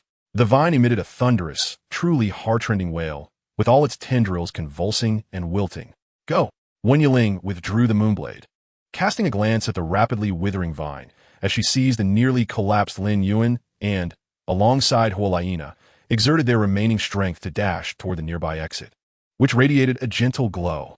The three of them burst through as if passing through a cold curtain of water, crashing heavily onto the hard, frigid ground. The suffocating pressure behind them, the frenzied assaults, the weakness from drained soul power, and the labyrinth's distorted humming all vanished in an instant. They collapsed onto the ground, gasping for breath, their bodies battered and bruised, their soul power entirely depleted, with no desire to move a single finger. The immense relief of surviving and the ultimate weariness washed over them like a tide. As they lifted their heads, they found themselves back in the vast underground cavern adorned with glowing crystals.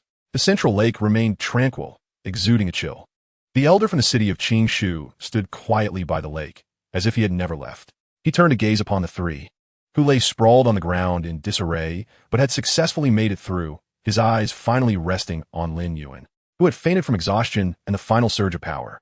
A fleeting glimmer of appreciation sparkled in his otherwise impassive gaze. Well done, he spoke slowly, his voice echoing in the expansive cavern. The trial of the maze of misleading paths, the first test of the forest god, you have passed. He paused, adding with a hint of significance, especially you, Lin Yuan. You ultimately chose to listen rather than destroy. This is commendable. As his words resonated, 3 gentle, life-imbued green light pillars suddenly shot forth from the crystals above, enveloping the 3 precisely. A warm, overwhelming, and pure life energy surged into their parched bodies like a nourishing rain, swiftly healing their wounds and replenishing their depleted soul power, even granting them a noticeable increase in their total soul power. The sensation of recovery was indescribably blissful. Lin Yuan gradually awakened within the light pillar, feeling the surging power within him and the mending of his wounds, his eyes filled with astonishment and confusion. The green light pillars lasted for about a quarter of an hour before slowly dissipating. When the 3 stood once more, their injuries had fully healed. Their soul power was abundant, even in a state better than before they had entered the labyrinth. This was the reward for passing the divine trial. The elder observed the rejuvenated trio and spoke slowly. The maze of misleading paths tests not only your strength, sense of direction, and endurance, but also your will, wisdom, and resonance with the forest in times of despair. Recklessness and destruction may provide a temporary solution, but they cannot earn the forest's true acknowledgement. Only understanding, communication, and guidance embody the essence of the forest god's legacy. He turned his gaze to Lin Yuan. Your final choice has proven your qualification. The reward for this first test is a 2-level increase in soul power, restoring it to peak condition. In addition to this enhancement and healing, the forest god grants you the ability to communicate with plants at a rudimentary level, which will aid you in better perceiving and understanding the will of the forest in subsequent assessments. Wait, senior, I am already at level 48. If I increase by 2 levels, I know. I will inform you about the soul rings afterward. He then shifted his gaze to Hu Liena and Hu Liena. As for the 2 of you as supporters, you have successfully assisted the inheritor in passing the test and will receive the reward of increased soul power. Your performances will also be evaluated. As the leader of the team, Hu Liena played a pivotal role in the tactical arrangements made the previous night. Your leadership and combat prowess are truly remarkable, considering that a soul master specializing in control and mental strength can still excel in such disadvantageous circumstances. You have continuously created advantages for others through your first soul skill and your physical techniques. Your reward is an elevation of 2 levels in soul power and this shadow rose, which, when consumed, will significantly enhance your speed and mental strength, as well as amplify the effects of your various charm-related soul skills. Wen Yiling, you have reminded Lin Yuan to utilize the divine seal, to think calmly in extreme environments, and demonstrated exceptional combat capabilities. You are a key figure in this assessment. Your reward is this rare herb, the Tianqi lotus, which will greatly enhance your physique and soul power upon consumption. After further use, your soul power should surpass level 60. It seems that the soul ring granted by the forest god may not be suitable for your martial soul. You may choose to hunt soul beasts on your own, and I shall provide you with guidance, or you can opt to accept the divine soul ring. Senior, I can manage the soul ring myself, but if I do not accept the divine soul ring, will there be any compensation? This soul ring can be granted to you after you reach level 70. The divine soul ring will fortify the true form of your martial soul, and the forest god is never stingy with his devotees. And you, Lin Yuan, will you choose the divine soul ring or resolve it on your own? The elder again cast his gaze towards Lin Yuan, who stood beside him. I choose the divine soul ring, senior. Immediately, a black soul ring appeared in the elder's hand, a divine soul ring of 60,000 years. It is the pinnacle of excellence. Absorb it. Thank you, senior. Lin Yuan promptly began the absorption process. You ought to thank the forest god. I hope you can accomplish what I could not. The weight of this information was immense, and the 3 needed time to absorb it. Not only had they successfully passed the first assessment and secured tangible benefits, but they also gained an initial understanding of the forest god's trials, which were far from mere skirmishes. They contained profound ideological tests and a comprehensive evaluation of a soul master's multifaceted qualities. 10 minutes later, Lin Yuan successfully absorbed the soul ring, and the 3 rose to prepare for departure. Thank you for your guidance, senior. The trio bowed in unison, their tone now imbued with genuine reverence. Go back and rest. The content of the second assessment will be revealed in due course. The elder waved his hand, offering no further words. The staircase leading back to the surface reappeared. The 3 embarked on their journey home, though their steps remained heavy. Their spirits were markedly different from when they had arrived. Behind them, the profound cavern and the enigmatic elder gradually faded into darkness. The first trial, this lengthy and grueling labyrinth of tribulation, had finally been left behind. Ahead of them lay even more unknown and powerful divine challenges. Their path to divinity had only just commenced with this arduous yet solid first step. Chapter 18, The Kiss of Fate. The exit of the deep tunnel appeared once more before them, as the trio ascended the final stone step back to the surface. The abundant and warm sunlight poured down in an instant, filtering through the vast canopy above the city of Qingshu, transforming into countless dancing golden flecks that gently enveloped them. It felt as though they had abruptly returned from a cold, oppressive nightmare, where their soul power had been incessantly drained, to a vibrant and luminous reality. The sunlight dispelled the lingering chill of the underground and alleviated the residual trepidation brought about by the trial. Wen Yiling instinctively squinted, adapting to the long mist brightness. He inhaled deeply the crisp, life-infused air of the forest, feeling not only completely rejuvenated, but even more vigorous and pure in his soul power than before entering the maze. A sense of relief and a solid feeling of enhanced strength surged within him. He turned to his companion. Hu Liena was stretching her somewhat stiff back. The sunlight cast a gentle halo on her delicate profile, and though a hint of fatigue lingered, her enchanting eyes sparkled with excitement and curiosity. Her gaze ultimately settled on Lin Yuan, clearly intrigued by the divine soul ring mentioned by the inscrutable elder. Lin Yuan stood in the sunlight, his posture appearing slightly more upright than before.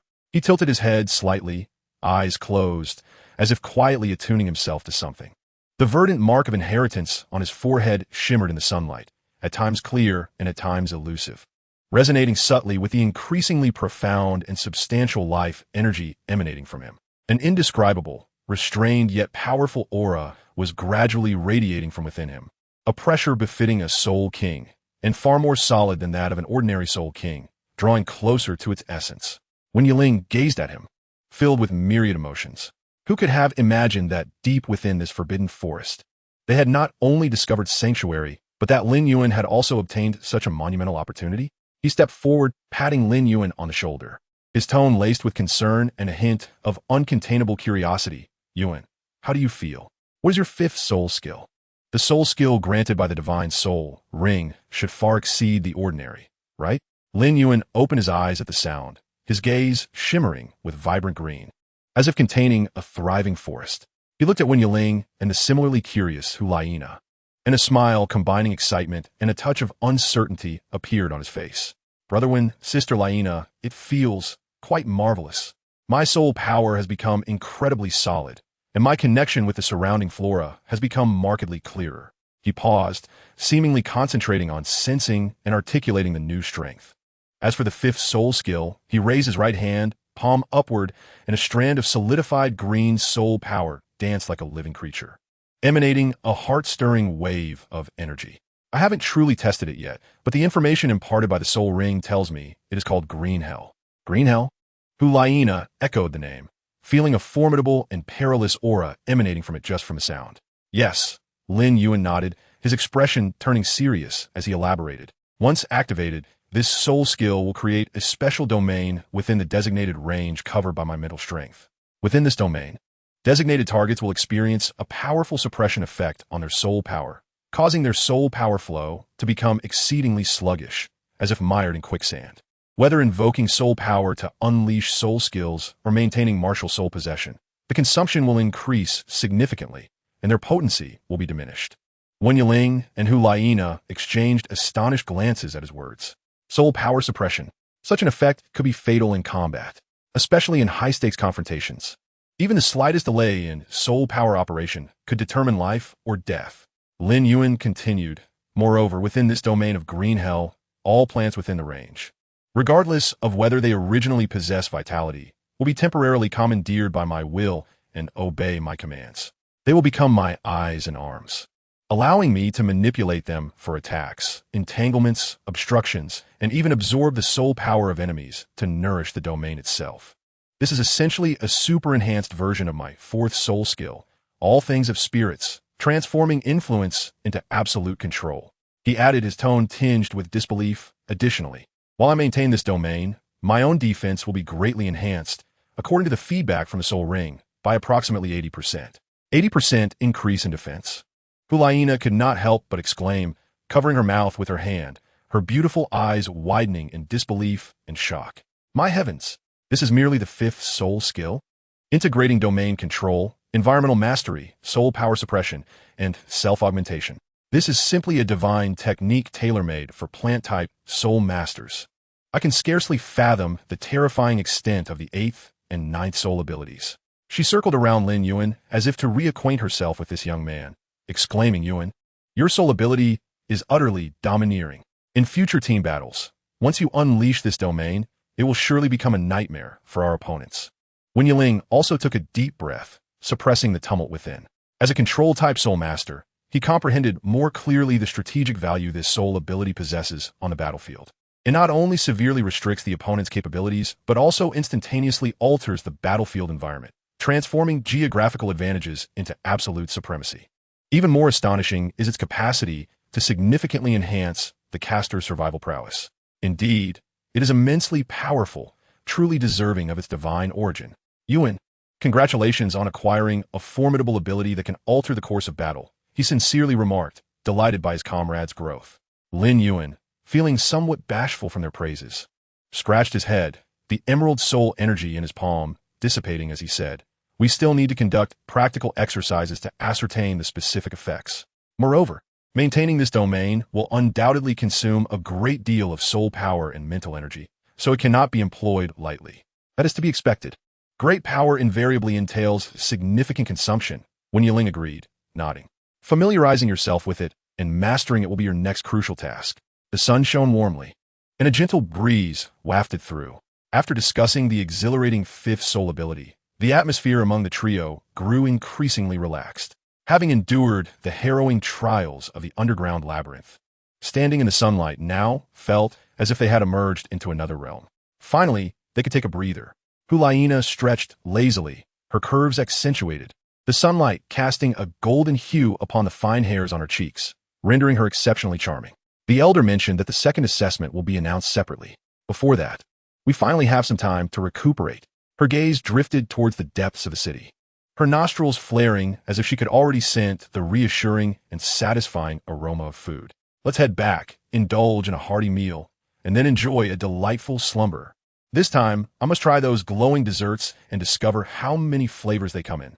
Seeing her eager demeanor, both Wen Yiling and Lin Yuan couldn't help but chuckle.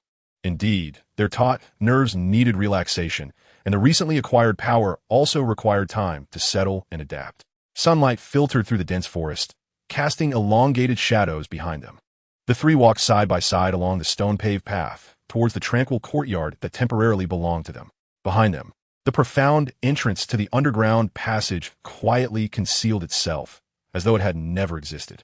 Within the secluded sanctum of Qingshu City, their brief yet precious time for recovery finally commenced.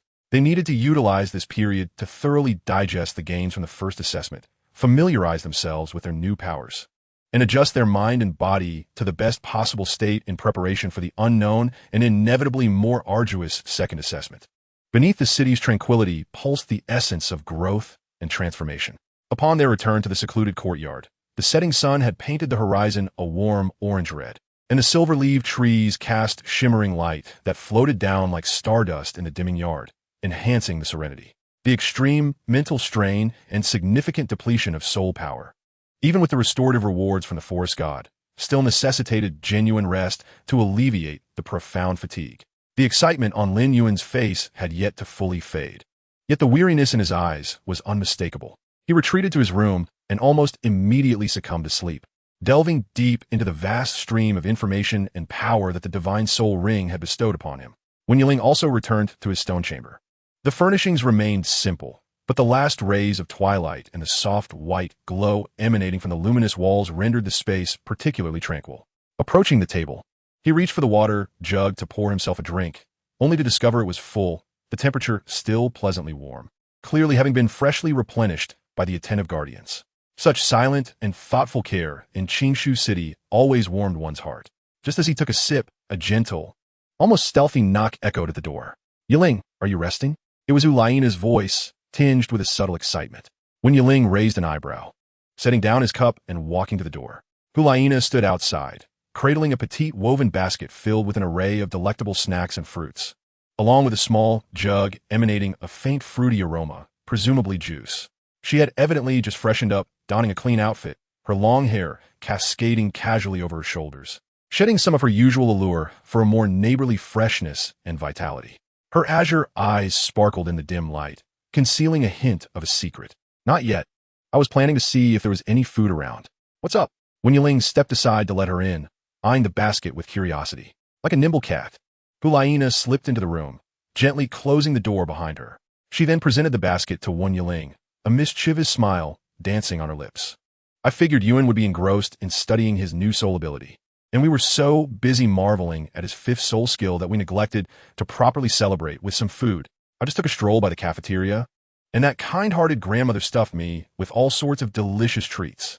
It's far better to share joy than to enjoy it alone. She shook the basket, and the sweet aroma of the pastries mingled with the fresh scent of the juice, awakening their appetites. Wen Yiling couldn't help but chuckle at her eager expression, which seemed to implore him to praise her. After such a tense and brutal assessment, her childlike exuberance somehow dissipated the last remnants of heaviness in his heart. He nodded, his tone warm. Truly, we are in sync. Thank you. They sat at the table, and Hu Liena began to unpack the snacks, most of which were unique to Qingshu City, crafted from unknown plant pollen and root powders, mixed with nuts and berries, resulting in pastries that were both artistically shaped and fragrant. She also retrieved 2 small wooden cups, filling them with the amber-hued juice. After tasting it, her eyes narrowed in bliss. It's a blend of some tree sap and fruit juice, so sweet, with a hint of aftertaste.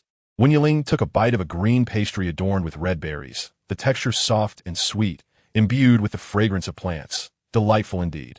The two enjoyed a quiet moment, relishing the snacks and the sweet juice, savoring this rare, undisturbed tranquility. Once satiated, Hu Liena sighed contentedly, resting her chin on her hand, her gaze fixed on Wen Yiling.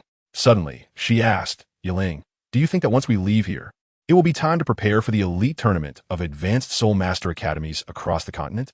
Wen Yiling paused, setting down his wooden cup, contemplating before nodding. Yes, considering the timeline, there should be about a year until the next tournament commences. The internal selection and training at the Martial Soul Hall Academy typically begin quite a while in advance. A year. Hu Liena's eyes brightened slightly, a mix of anticipation, confidence, and fierce determination shimmering within them. The timing is just right. Once Yuan completes the first 5 assessments, our strength will undoubtedly soar. By then, her lips curved into a self-assured smile, embodying the essence of a leader from the golden generation of the Martial Soul Hall. The championship will certainly belong to our Martial Soul Hall Academy. Her tone carried an air of undeniable certainty, as if the trophy had already been reserved for them. This confidence stemmed from an absolute foundation of strength. Wen Yiling wholeheartedly concurred, calmly analyzing, indeed, our lineup is already among the strongest in history. The self-created soul skill of the evil moon, the round moon, boasts formidable offensive power, merging both attack and defense. Yan's Flame Master Spirit is a pinnacle of offensive and defensive capabilities, exhibiting astonishing explosiveness and endurance. Your control abilities and spiritual attacks are nearly impossible to counter, and coupled with my explosive power and control, our configuration is impeccably balanced, devoid of any weaknesses. We may not even require additional team members. He paused, a glint of sharpness flashing in his eyes. And now, after the trials of the Wulong Forest, particularly with your acquisition of the head soul bone, your strength and potential have ascended to a new echelon. Yuan has also received the inheritance from the Forest God and a divine soul ring. The strategic value of his 5th soul skill, Green Hell, is immeasurable. I must advocate for his inclusion in the Spirit Hall. By the time of the competition, his strength will likely surpass everyone's expectations. Hu Liena interjected excitedly. Indeed, just imagine, when Yuan suddenly unleashes Green Hell during a team battle, greatly suppressing the soul power of the opposing team, while also manipulating the flora of the battlefield for indiscriminate attacks and disruptions, even absorbing the soul power of his adversaries. This is nothing short of a devastating weapon in team combat. Moreover, the strength of the rest of us will undoubtedly far exceed what it is now. Unless other academies manage to secure divine inheritances as well, she chuckled, clearly regarding this as highly improbable. On the matter of opponents, Wen Yiling continued her analytical assessment. The Tiando Empire's Tiando Royal Academy, and the Xinghua Empire's Xinghua National Academy remain the most formidable adversaries on paper. However, to my knowledge, this generation has not produced any exceptionally gifted individuals. Their strength may reach the soul sect level, but in terms of spirit quality, soul ring configurations, practical combat experience, and hidden trump cards, they likely cannot compare to us. Not to mention, we possess the spirit fusion skill, Charming Demon. When mentioning their spirit fusion skill, Wen Yiling's tone subtly shifted. A peculiar light flickered in Hu Liena's eyes, an emotion unique to the mention of their close bond. The existence of Charming Demon serves as one of their greatest assurances of confidence. However, Wen Yiling's tone shifted to a more serious note, cautioning against complacency. The competition is rife with hidden talents, especially among those established elemental academies or sects with unique inheritances, which may occasionally unveil some formidable dark horses. For instance, the heir of the Thunder Academy's Blue Lightning Tyrant Dragon family, rumored to possess considerable talent, and the girl from the Water Academy with the Ice Phoenix spirit, known for her exceptional control abilities. We need to gather more detailed information. Hu Liena appeared unfazed, lightly scoffing, her voice imbued with the deep-rooted pride characteristic of the Holy Maiden of the Spirit Hall, the Blue Lightning Tyrant Dragon. That title of the world's foremost bee-spirit is long overdue for a change. The Ice Phoenix? In the face of absolute strength, even the most formidable control is futile. Before Charming Demon, they will have no opportunity whatsoever. She slightly lifted her chin, the light accentuating the graceful curve of her neck. Her confidence bordered on arrogance. Yet it seemed entirely natural, as if it were her rightful demeanor. She picked up a piece of pastry, taking a delicate bite, and suddenly recalled something, blinking playfully at Wen Yiling, her tone laced with teasing curiosity. Speaking of which, Yiling, I wonder how many girls will scream for you, the four-eyed spiritual fox, at the competition. After all, your cold demeanor is rather intimidating. She remembered that within the Spirit Hall Academy, Wen Yiling's popularity remained consistently high, perhaps even rivaling her own as the school belle, though he seemed to have never paid it any mind. Wen Yiling was taken aback by her unexpected teasing, subsequently casting a resigned glance her way. Boring. He hesitated, gazing at her mischievous face, and inexplicably added, his voice dropping a notch. What they think is of no concern to me. Who among them can compare to the future Pope of the Spirit Hall? The underlying implication in his words subtly shifted the atmosphere within the room. Hu Liena's motion of nibbling on her pastry momentarily faltered, her cheeks seemingly flushing ever so slightly. She lowered her gaze, her long lashes casting a delicate shadow beneath her eyes, yet her lips could not suppress a gentle upward curve. The conversation, once grand and sweeping in its anticipation of the competition, inadvertently veered into a more intimate and nuanced realm. The air seemed to carry the lingering sweetness of the pastries, mingled with the faint intoxication of fruit juice, thickening and warming the atmosphere. Neither spoke for a moment, an unspoken, slightly bashful, yet exploratory tension flowing silently between them.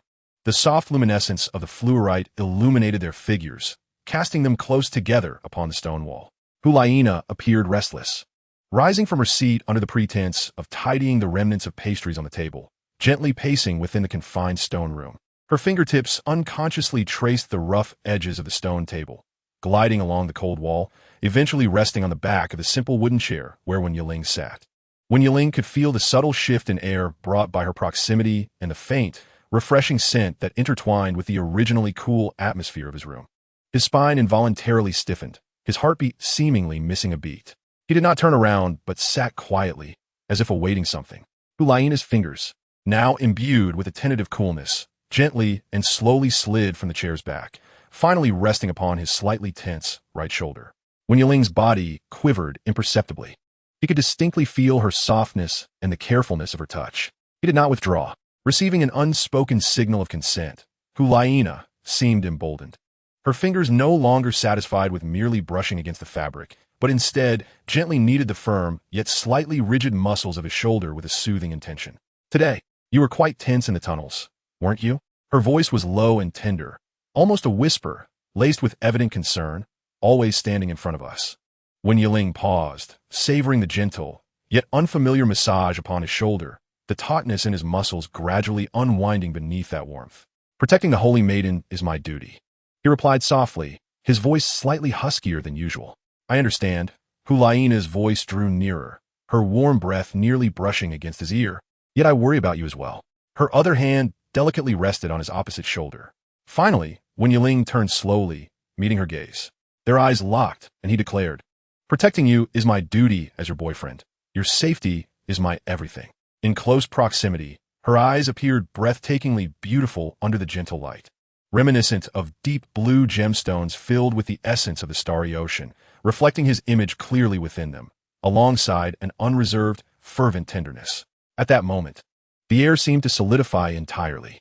Pastries, fruit juice, competitions, and adversaries, all topics were cast aside, leaving only the reflections of each other in their eyes and the gradually synchronizing beats of their hearts.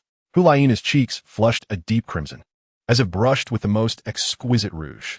She gazed into Wan Yiling's typically calm and sharp black eyes, which now appeared particularly profound under the light, harboring an undercurrent she had never witnessed before, a suppressed tide. Her heart raced, instilling a surge of courage. The hand resting on his shoulder slowly moved upward, her fingertips subtly trembling as they lightly caressed the defined line of his jaw. When Yiling's throat tightened slightly, he remained still, merely gazing at her, his gaze fervent, as if wishing to imprint her current visage deep within his soul. That gentle touch ignited a spark, like the spark that lights a fuse. Hu Liena felt propelled by some unseen force, slowly, tentatively leaning closer. When Yiling finally closed his eyes, as if extending a silent invitation and acquiescence. A kiss, gentle and imbued with a hint of sweet affection and fruity nectar, descended upon his lips as delicately as a feather, fleeting and ephemeral. Like a startled fawn, Hu Liena swiftly straightened, her cheeks flushed to the point of appearing as though they might bleed, her heart thundering in her chest as if it sought to break free from its confines. Instinctively, she wished to retreat, to escape the atmosphere that set her cheeks ablaze and her heart racing. Yet, in that very moment of withdrawal, a hand seized her wrist with remarkable speed, firm and resolute. The warmth of that palm was almost scalding, exuding undeniable strength, yet it did not inflict pain. Surprised, Hu Liena looked up to meet Wan Yiling's gaze, which had transformed from its usual calm demeanor to one brimming with evident, long-suppressed fervor and a hint of possessiveness that left no room for her escape. "You think you can run after igniting the fire?" His voice was low and husky, imbued with a magnetic allure. In the next instant, the world spun wildly. Hu Liena gasped as a deft motion pulled her from the back of the chair, causing her to lose her balance and fall onto his lap, enveloped in a firm, heated embrace. The crisp scent of masculinity mingled with the faint fragrance of the soap provided by the city of Aoki enveloped her, both assertive and possessive. Instinctively, she placed her hands against his chest, feeling the solid muscles beneath her palms and the echoing rhythm of his heart surging within. "Yiling," she murmured, her eyes wide with a blend of panic and intrigue as she gazed into his fathomless depths, the tumult of emotions swirling within captivating her, rendering her momentarily forgetful of her desire to resist. Wan Yiling did not grant her further opportunity to speak. He lowered his head and captured her slightly parted, glistening lips with a fervor that was no longer tentative. This kiss was not the mere brush of a dragonfly's wings. It was a profound expression of aggression and possession, urgent, deep, and tinged with an almost gnawing intensity, as if he sought to unleash all the pent-up feelings, worries, and emotions buried at the precipice of life and death through this single kiss.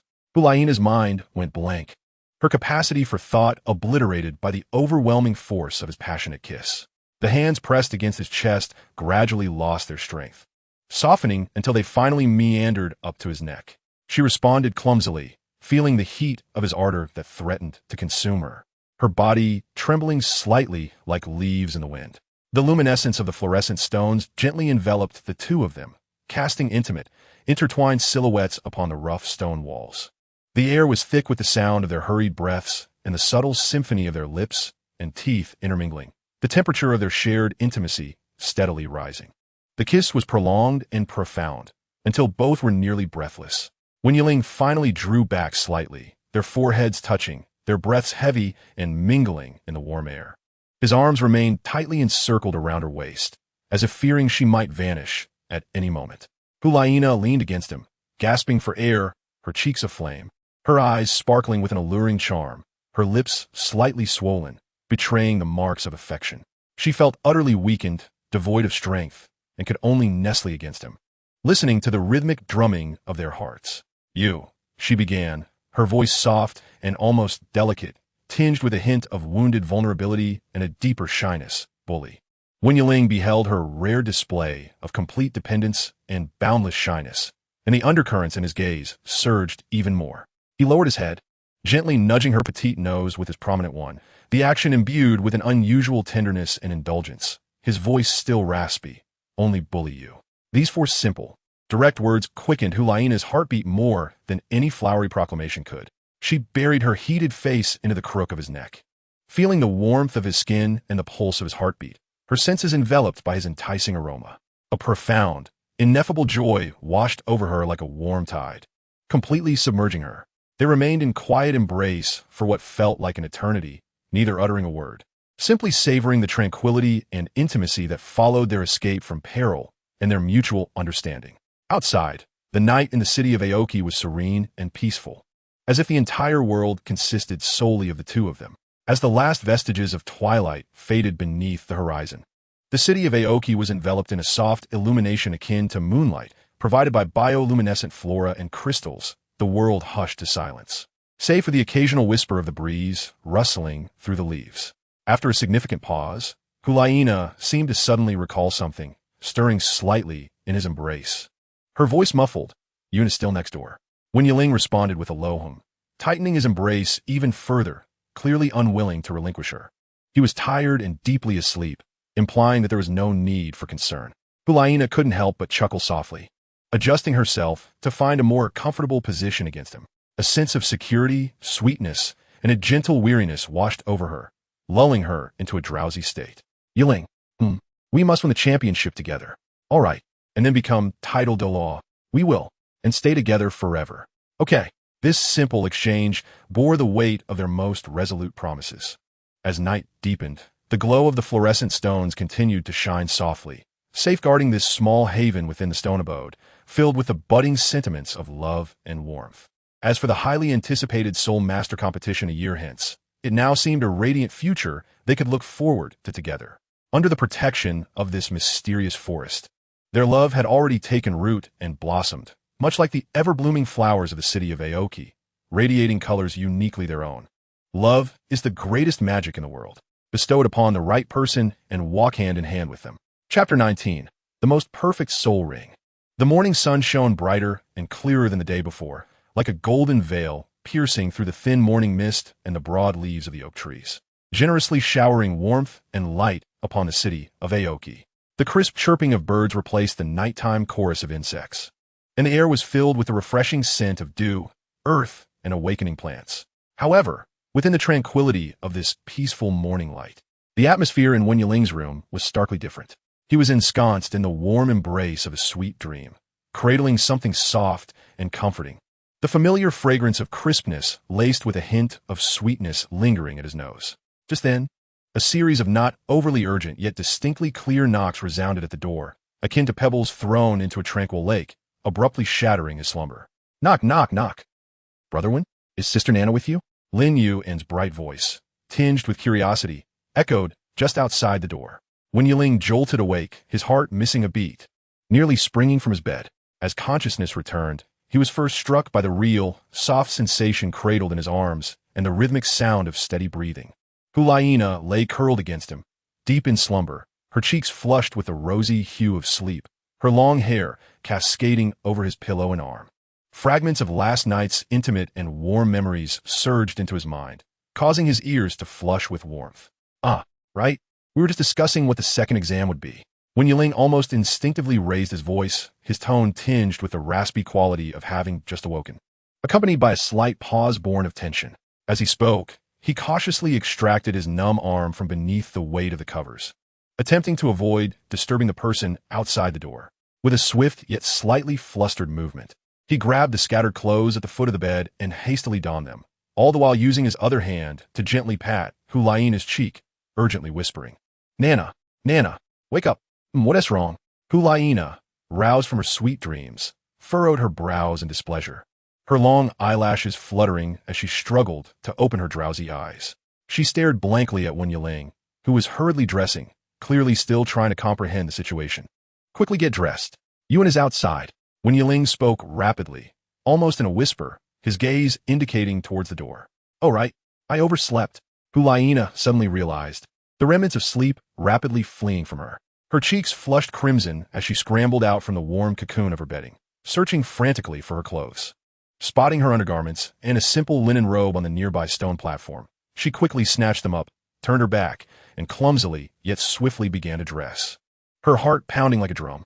Outside, there was a brief moment of silence before Lin Yuan's gentle voice rang out again. "May I come in? I brought breakfast for you." His tone remained as innocent as ever, seemingly devoid of any suspicion. "Just a moment. The room is a bit messy. Let me tidy up." Wen Yiling hurriedly called out, frantically smoothing the covers and repositioning a pillow, attempting to eliminate any evidence. He found himself at a loss for any more plausible excuses, his cheeks burning with embarrassment. Fortunately, Lin Yuan appeared to be exceptionally patient, responding with a simple, "Oh," and then fell silent, waiting quietly. Within the room, the two moved with the efficiency and silence of clockwork. Wen Yiling quickly arranged the bed and tidied up scattered personal items, while Hu Liena faced the smooth surface of the wall, hurriedly running her fingers through her slightly disheveled hair and lightly patting her cheeks in an attempt to dissipate the telltale blush. After what felt like an eternity of 5 minutes, they finally managed to achieve a semblance of order. They exchanged glances, confirming that each other's attire was relatively neat and that their faces bore no significant signs of disarray, though Hu Liena's eyes still retained a hint of the languid allure of sleep. It was only then that Wen Yiling took a deep breath, striving to calm his racing heart, and walked over to open the door. Outside, Lin Yuan stood quietly, holding a slightly larger wicker basket than the day before. The morning sun bathed him in a refreshing glow, making him appear vibrant and full of life. Upon seeing the door open, he beamed a radiant smile. "Wen Ge, Nana Jia, good morning." Hu Liena stepped forward immediately, her face illuminating with her signature. Impeccable bright smile as she naturally accepted the basket from Lin Yuan, her tone light and infused with just the right amount of apologetic charm. "Good morning, Yuan. I'm so sorry to have kept you waiting. We were discussing the possible formats for the second exam last night, and it ran a bit late. So we got up late this morning." Her performance was so natural that it seemed utterly believable. Lin Yuan, unsuspecting, followed her into the room while explaining, "It's all right. I knocked on your door this morning, Nana Jia, but no one answered for quite a while. Then I knocked on Wen Ji's door, and there was no response there either. I thought you two had left me to eat breakfast first, but when I went to the cafeteria, I couldn't find either of you." His gaze fell on Hu Liena's face, revealing a hint of innocent concern. "Next time, try not to miss breakfast time. The food here is prepared in limited quantities, and once it's gone, it's gone. Today, the kind old lady saw that you hadn't eaten and specially gave me extra." Listening to his earnest words, Hu Liena felt a mix of amusement and a twinge of guilt, quickly placing the basket on the table to mask her expression. I understand. Thank you. Our thoughtful Yuan. Come, let's see what delicious treats we have today." She lifted the clean cloth covering the basket, and a wave of delightful sweetness wafted through the air, belonging to an array of pastries. Indeed, the food was different from yesterday, presenting an array of intricately shaped and vibrantly colored confections. There were translucent green cakes reminiscent of jade, adorned with plump red berries and golden honey crystals, puddings topped with various colored jams, mini tarts that were crisp and exuded the aroma of caramel and nuts, along with some soft cakes shaped like flowers or small animals. Their ingredients unidentifiable yet enticingly fragrant. "Wow, the old lady told me that today's breakfast theme is sweets, saying you girls would surely adore it," Lin Yuan exclaimed, picking up the prettiest green berry cake and offering it to Hu Liena. "Nana Jia, you must try this. She said it's made with the juice from a uniquely sweet vine found in the forest, and it's not at all cloying." Wen Yiling, too, was drawn in by the lavish breakfast, momentarily forgetting his earlier embarrassment as he grabbed a piece of berry pudding. The pudding displayed a perfect amber hue, with whole berries suspended within, looking utterly delectable. "It looks so good. What a pity that Yan, who has a sweet tooth, isn't here to enjoy it." He scooped a generous spoonful into his mouth, his eyes lighting up as the texture was smooth, the sweetness just right, and the fruit flavor rich. It's indeed delicious." However, Hu Liena, upon receiving the exquisite green cake, did not immediately take a bite. Instead, she slightly furrowed her brows, gently poking the soft surface of the cake with her finger, her tone laced with a playful complaint and concern. "It looks delicious, but with such high sugar content, the calories must be terrifying. Eating too much will make me gain weight." As the saintess of the spirit hall, maintaining a perfect physique is almost instinctual. Upon hearing this, Lin Yuan's eyes widened, and with utmost sincerity, he replied, Nana Jia, what are you talking about? Even if you gained a little weight, you'd still be 100 times more beautiful than any other girl I know. Right, Wenge? He instinctively sought Wen Yiling's agreement to bolster the credibility of his statement. Wen Yiling, who was engrossed in devouring a crispy tart and had crumbs clinging to the corners of his mouth, nearly choked at being abruptly called out. He quickly swallowed his food, lifted his head, and met Hu Liena's gaze, which seemed casual yet held an undercurrent of expectation and a hint of threat, alongside Lin Yuan's utterly serious expression. He hurriedly nodded in agreement, his voice slightly muffled by the remnants of food in his mouth. Yes, absolutely, it looks good no matter what. To mask his sudden embarrassment, he quickly grabbed another tart and pretended to focus on tasting it, though his ears betrayed him, turning a deeper shade of red. Hu Liena, observing his somewhat clumsy demeanor and then glancing at Lin Yuan's sincere expression, finally couldn't hold back and burst into laughter. The morning's earlier flurry and awkwardness seemed to evaporate in the warmth of this lively banter and the delightful breakfast. She set aside her worries and gently took a bite of the green cake. The taste was perfectly sweet, yet not overwhelming, with the slight tartness of the berries harmoniously blending with the honey's sweetness, proving to be extraordinarily delicious. Sunlight streamed through the window, illuminating the three of them, while the room filled with the aroma of pastries and a light-hearted atmosphere. A new day began, officially ushered in by this wonderfully sweet, chaotic, and heartwarming breakfast. By the way, didn't that guardian elders say they would guide me to find the sixth spirit ring? Why haven't I heard any news yet? Wen Yiling inquired, a look of confusion crossing his face. Oh, how could I forget about that? Lin Yuan suddenly slapped his forehead, as if awakening from a dream. I received a message from the mark last night. Your sixth spirit ring is just outside the city, and it's a four-eyed spirit fox that's 80,000 years old. An 80,000-year-old four-eyed spirit fox? Such a creature is exceedingly rare. Moreover, its martial spirit is astonishingly similar to mine. What a remarkable coincidence. Wen Yiling was so exhilarated that he nearly leaped from his seat, his eyes intently fixed upon Lin Yuan, his face a canvas of disbelief, his hands unconsciously resting upon Lin Yuan's shoulders. Indeed, it is extraordinarily rare. Lin Yuan, swept up in Wen Yiling's fervor, couldn't help but smile. However, having discerned its location, when shall we embark on our quest to find it? The sooner, the better. Wen Yiling replied without hesitation, brimming with anticipation to behold his sixth spirit ring. We can set off at any moment, Lin Yuan replied with a smile. I can distinctly sense its position, so there is no need to worry about losing our way. Hearing Lin Yuan's words, Wen Yiling's excitement surged even higher. He turned to Hu Liena, who smiled and nodded in agreement, indicating her readiness to depart immediately. What are we waiting for?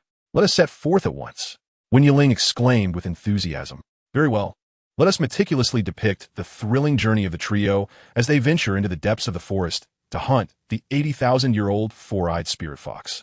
No sooner had Wen Yiling's words left his lips than the previously relaxed and joyful atmosphere of breakfast was abruptly replaced by a palpable sense of eager anticipation. An 80,000-year-old four-eyed spirit fox. This is not merely an extraordinarily powerful spirit ring. Its compatibility with Wen Yiling's martial spirit and the potential enhancement of soul skills it could provide are truly serendipitous. Without further ado, let us prepare to depart. Wen Yiling decisively stated, his gaze sharp, the previous languor vanishing in an instant, replaced by the resolute determination and fervor of a battle soul master. He swiftly gathered the remaining pastries on the table into a convenient cloth bag. In the forest, any high-energy sustenance is a precious resource. Hu Liena quickly rose as well, her demeanor returning to the calm and focused poise associated with her duties as a saintess of the spirit hall. Lin Yuan closed his eyes, once more attuning himself to the information transmitted by the mark on his forehead. After a brief moment, he opened his eyes and shook his head. There is no need for special preparations. The direction indicated by the mark is within a specific area on the outskirts of Qingmu City, not particularly far, though it seems to lie within a valley where the energy is somewhat chaotic. The four-eyed spirit fox is exceedingly cunning, adept at illusions and mental attacks. Ordinary traps would be ineffective against it. With Sister Nana's head spirit bone and mental prowess, coupled with my domain suppression, direct confrontation is to our advantage. We simply need to bring along essential fresh water and some provisions. All right, Hu Liena nodded. Then, let us proceed lightly armed. My lost illusion and 1,000 deaths will be pivotal. Yuan, your green hell must be unleashed at the optimal moment to maximally suppress its soul power and mental energy. Yiling, you may attack it with confidence. After a swift strategic discussion, the trio set into motion. They returned to their respective rooms, donning more suitable combat attire for the jungle, checking their weapons and gear, and packing fresh water and dried food. In no more than a quarter of an hour, the three reconvened in the courtyard, exchanging glances that spoke of determination and eagerness. Without disturbing the residents of Qingmu City, they stealthily traversed the tranquil streets, exiting the city through a side gate and stepping once again into the perilous embrace of the ancient forest. Upon leaving the intangible sanctuary of Qingmu City, the atmosphere around them shifted abruptly. While not as bizarre and energy-laden as the core of the forest, it was still rife with primal wildness and danger. Towering ancient trees obscured the sun, and the air was thick with the faint aroma of decaying leaves and the scent of unknown creatures. "Follow me." Lin Yuan led the way, the mark on his forehead warming slightly, clearly guiding him in the right direction. The affinity of his life tree martial spirit with the forest proved invaluable at this moment, enabling him to avoid potential toxic barriers and marshy areas, and even pacifying some mildly aggressive plants. Wen Yiling and Hu Liena closely trailed him, the trio maintaining a highly vigilant triangular formation.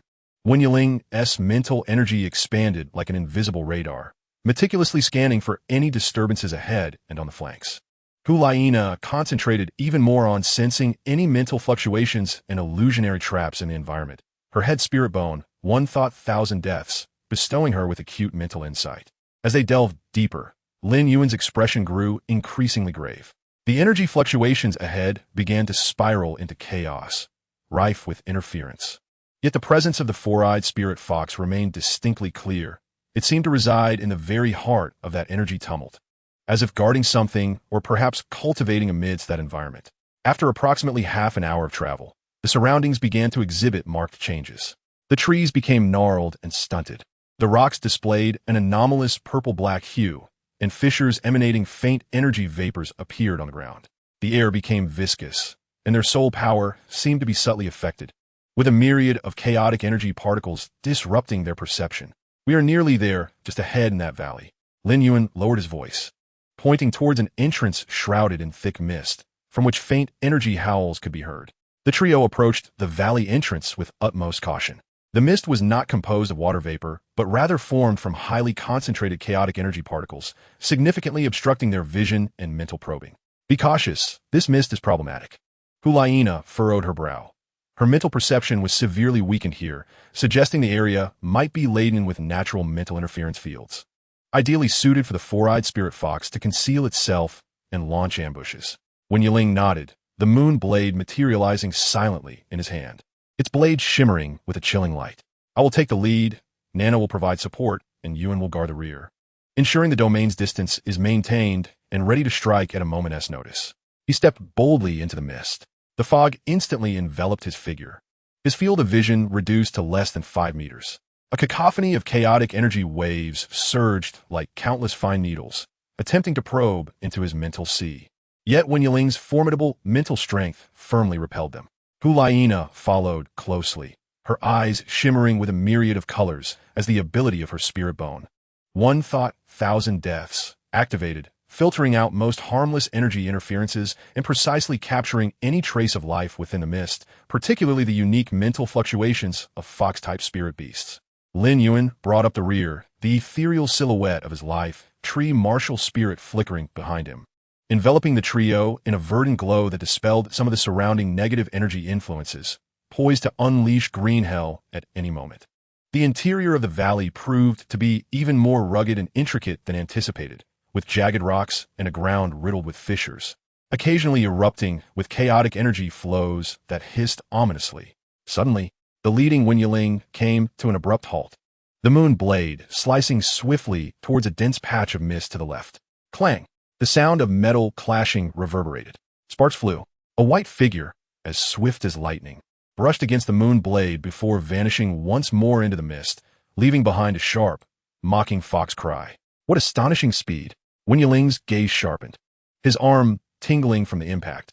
That ambush was executed with impeccable timing, speed, and power, certainly the mark of a top-tier predator. "It has detected us, testing us," Hu Liena promptly warned, her mental focus heightened. "Be cautious, its mental prowess is formidable, attempting to create illusions to disorient us."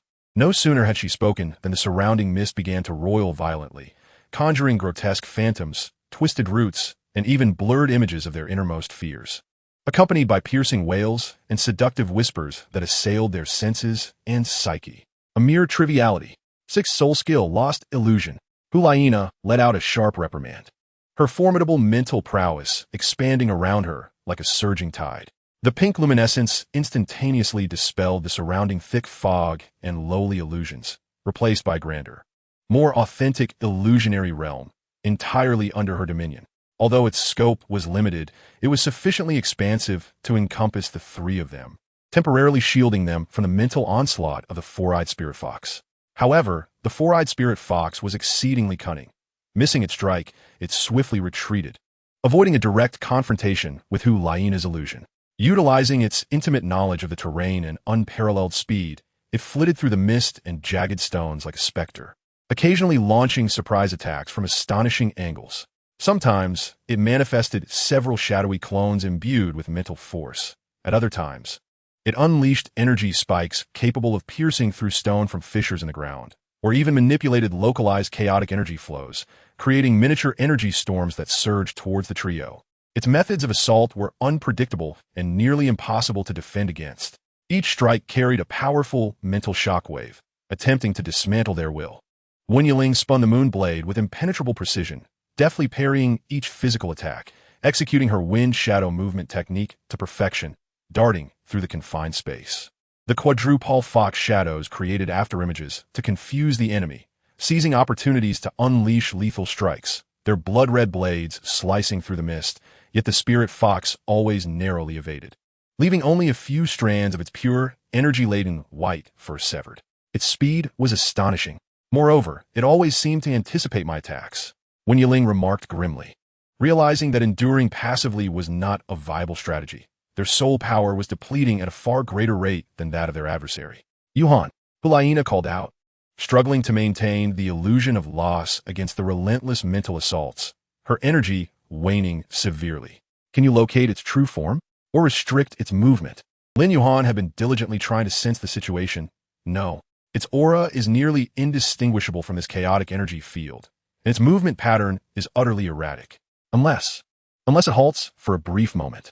At that moment, the four-eyed spirit fox seemed to be incensed by their tenacity or felt it had sufficiently tested them. It emitted a piercing, elongated howl, causing the fog to churn violently, and for the first time, its form appeared clearly before the trio, perched atop a towering, purplish-black rock. It was an elegantly elongated spirit fox, its entire body a pristine white without a single stray hair, its size several times that of a typical fox, nearly comparable to a robust cheetah. The most striking feature was its 4 eyes, arranged in 2 pairs, resembling 4 dazzling, continuously rotating purple gemstones, emanating an otherworldly, wise, and frigid glow, as if capable of piercing through all worldly illusions and gazing directly into the essence of the soul. The overwhelming mental pressure descended upon them like a tangible force. The terrifying aura of an 80,000-year-old beast was unleashed without reservation, causing the surrounding air to nearly solidify. Now is the moment. Lin Yuhan awaited this opportunity.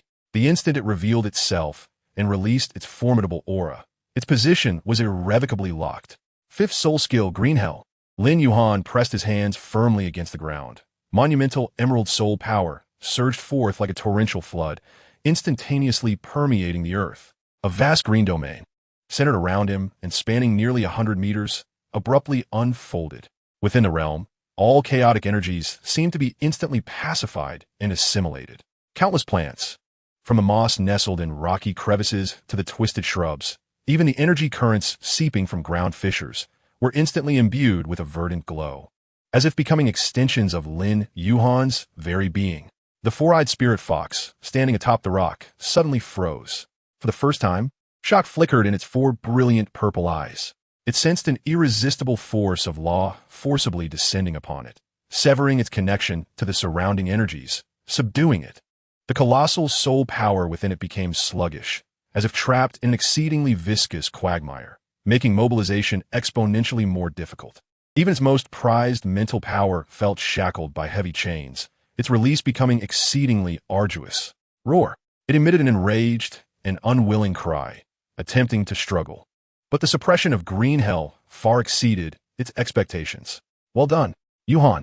Both Wen Yiling and Hu Liena felt a sudden alleviation of pressure, while the foe's aura visibly waned. Liena, subdue it, Wen Yiling shouted, launching forward like an arrow released from a bow. The left leg soul bone skill activated, allowing him to disregard the rugged terrain, his speed surging exponentially. The head soul bone skill, thousand sorrows in a thought. Hu Liena's eyes shimmered with vibrant colors, coalescing into an invisible yet incredibly sharp mental spike that transcended space, directly targeting the now vulnerable mental core of the four-eyed spirit fox, weakened by the suppression. With a piercing shriek, the four-eyed spirit fox howled in anguish. The purple light in its four eyes flickered and dimmed, its massive form swaying violently, evidently gravely injured. Hu Liena's strike, empowered by her head soul bone, had precisely struck its most vulnerable point. Now was the time. Wen Yiling had reached the four-eyed spirit fox's front.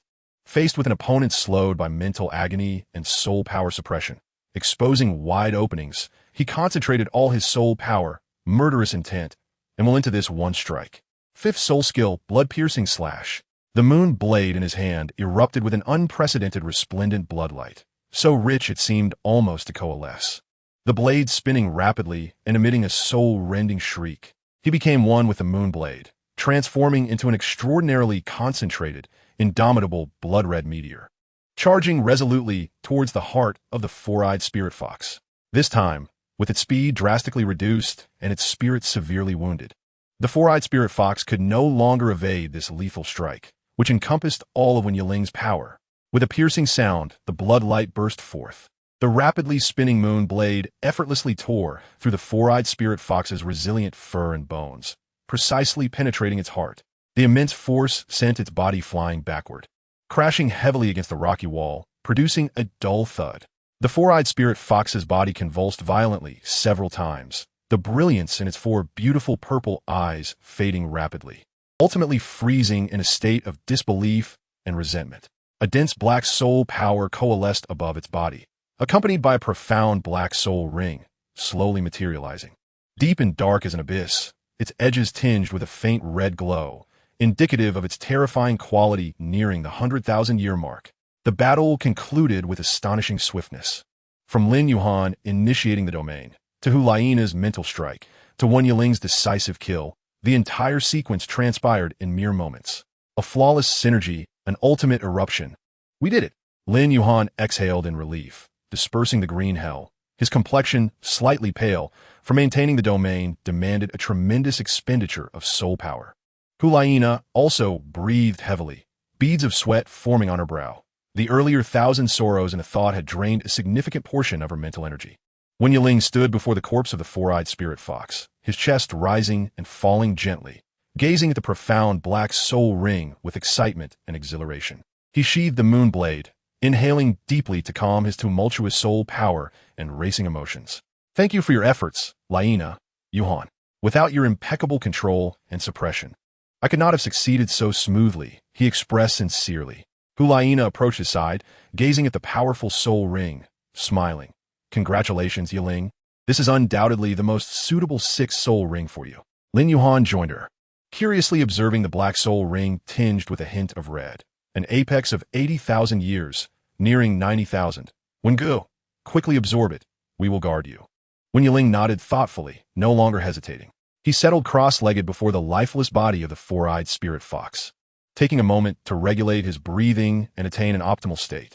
Subsequently, he unleashed his martial soul, drawing upon the immense energy and the primal essence of the four-eyed spirit fox contained within the black soul ring, which slowly encircled him. The valley once again fell into a tranquil stillness, with only the ethereal energy mist continuing to ebb and flow. Hu Liena and Lin Yuan stood vigilantly on either side, watchful guardians protecting their most cherished companion, awaiting the moment he would absorb this formidable soul ring and experience a momentous leap in strength. What kind of potent sixth soul skill would this 80,000-year-old four-eyed spirit fox bestow upon Wen Yiling? All would be revealed upon the completion of his absorption. In the valley, the chaotic energy mist appeared to have calmed slightly with the departure of the powerful soul beast, no longer surging with such fervor. The colossal form of the four-eyed spirit fox lay quietly upon the cold rocks, its deep, abyss-like black soul ring, edged with a faint crimson glow, slowly revolving and emanating a disquieting wave of energy. Wen Yiling sat cross-legged, eyes closed, wholly immersed in the process of absorbing this peak's soul ring. Hu Liena and Lin Yuan, like the most loyal sentinels, vigilantly monitored their surroundings for any sign of disturbance. Their mental acuity heightened and ready to counter any potential interference or other soul beasts drawn by the energy. However, the anticipated prolonged and agonizing absorption did not materialize. In a mere 2 minutes, an interval scarcely long enough to brew a pot of tea, Wen Yiling's soul power, which had been fluctuating violently, swiftly receded like a tide, settling into calmness. His tightly shut eyelids fluttered momentarily before slowly parting. What kind of eyes were those? Once sharp as a hawk's, they now appeared even more profound, as if they held the vastness of the cosmos within them. In the depths of his pupils, for minuscule purple glimmers flickered briefly, reminiscent of the fleeting gaze of the four-eyed spirit fox, instilling a sense of penetrating authority that pierced the heart and soul. His entire being radiated a more restrained and solidified aura, yet subtly conveyed an unsettling pressure of mental dominance. Yiling, have you completed it already? Hu Liena, who had been intently guarding him, was the first to notice his awakening. She gasped in disbelief, her enchanting eyes wide with astonishment. Could it truly be only 2 minutes? She recalled how he had spent nearly an entire hour absorbing that 10,000-year soul ring last time, enduring excruciating pain and bleeding profusely. When Yiling exhaled a long, tumultuous breath, the air imbued with a sharp, mental resonance. He glanced down at his hands, feeling the surging soul power within him, now significantly more potent and pure than before, along with the clear and vivid information regarding his new soul skill echoing in his mind. A mixture of ecstatic joy and profound shock spread across his visage, rising to his feet with fluid grace and an aura of strength. He brushed off the dust, clinging to his robe, his voice slightly hoarse, yet brimming with vigor. Incredible. This is undoubtedly the swiftest and smoothest absorption I have ever experienced. It feels as if this soul ring was meant for me, its energy and fragments of spirit harmonizing perfectly with my martial soul and mental energy, merging seamlessly without any rejection, like water blending with milk. This sensation of fluidity is an unparalleled experience compared to any soul ring I have absorbed before. Splendid. Lin Yuan sighed in relief, a genuine smile illuminating his face. It seems the guidance of the forest god was indeed remarkably precise. This four-eyed spirit fox is tailor-made for you, Wenge. Quickly, tell us, what is the sixth soul skill?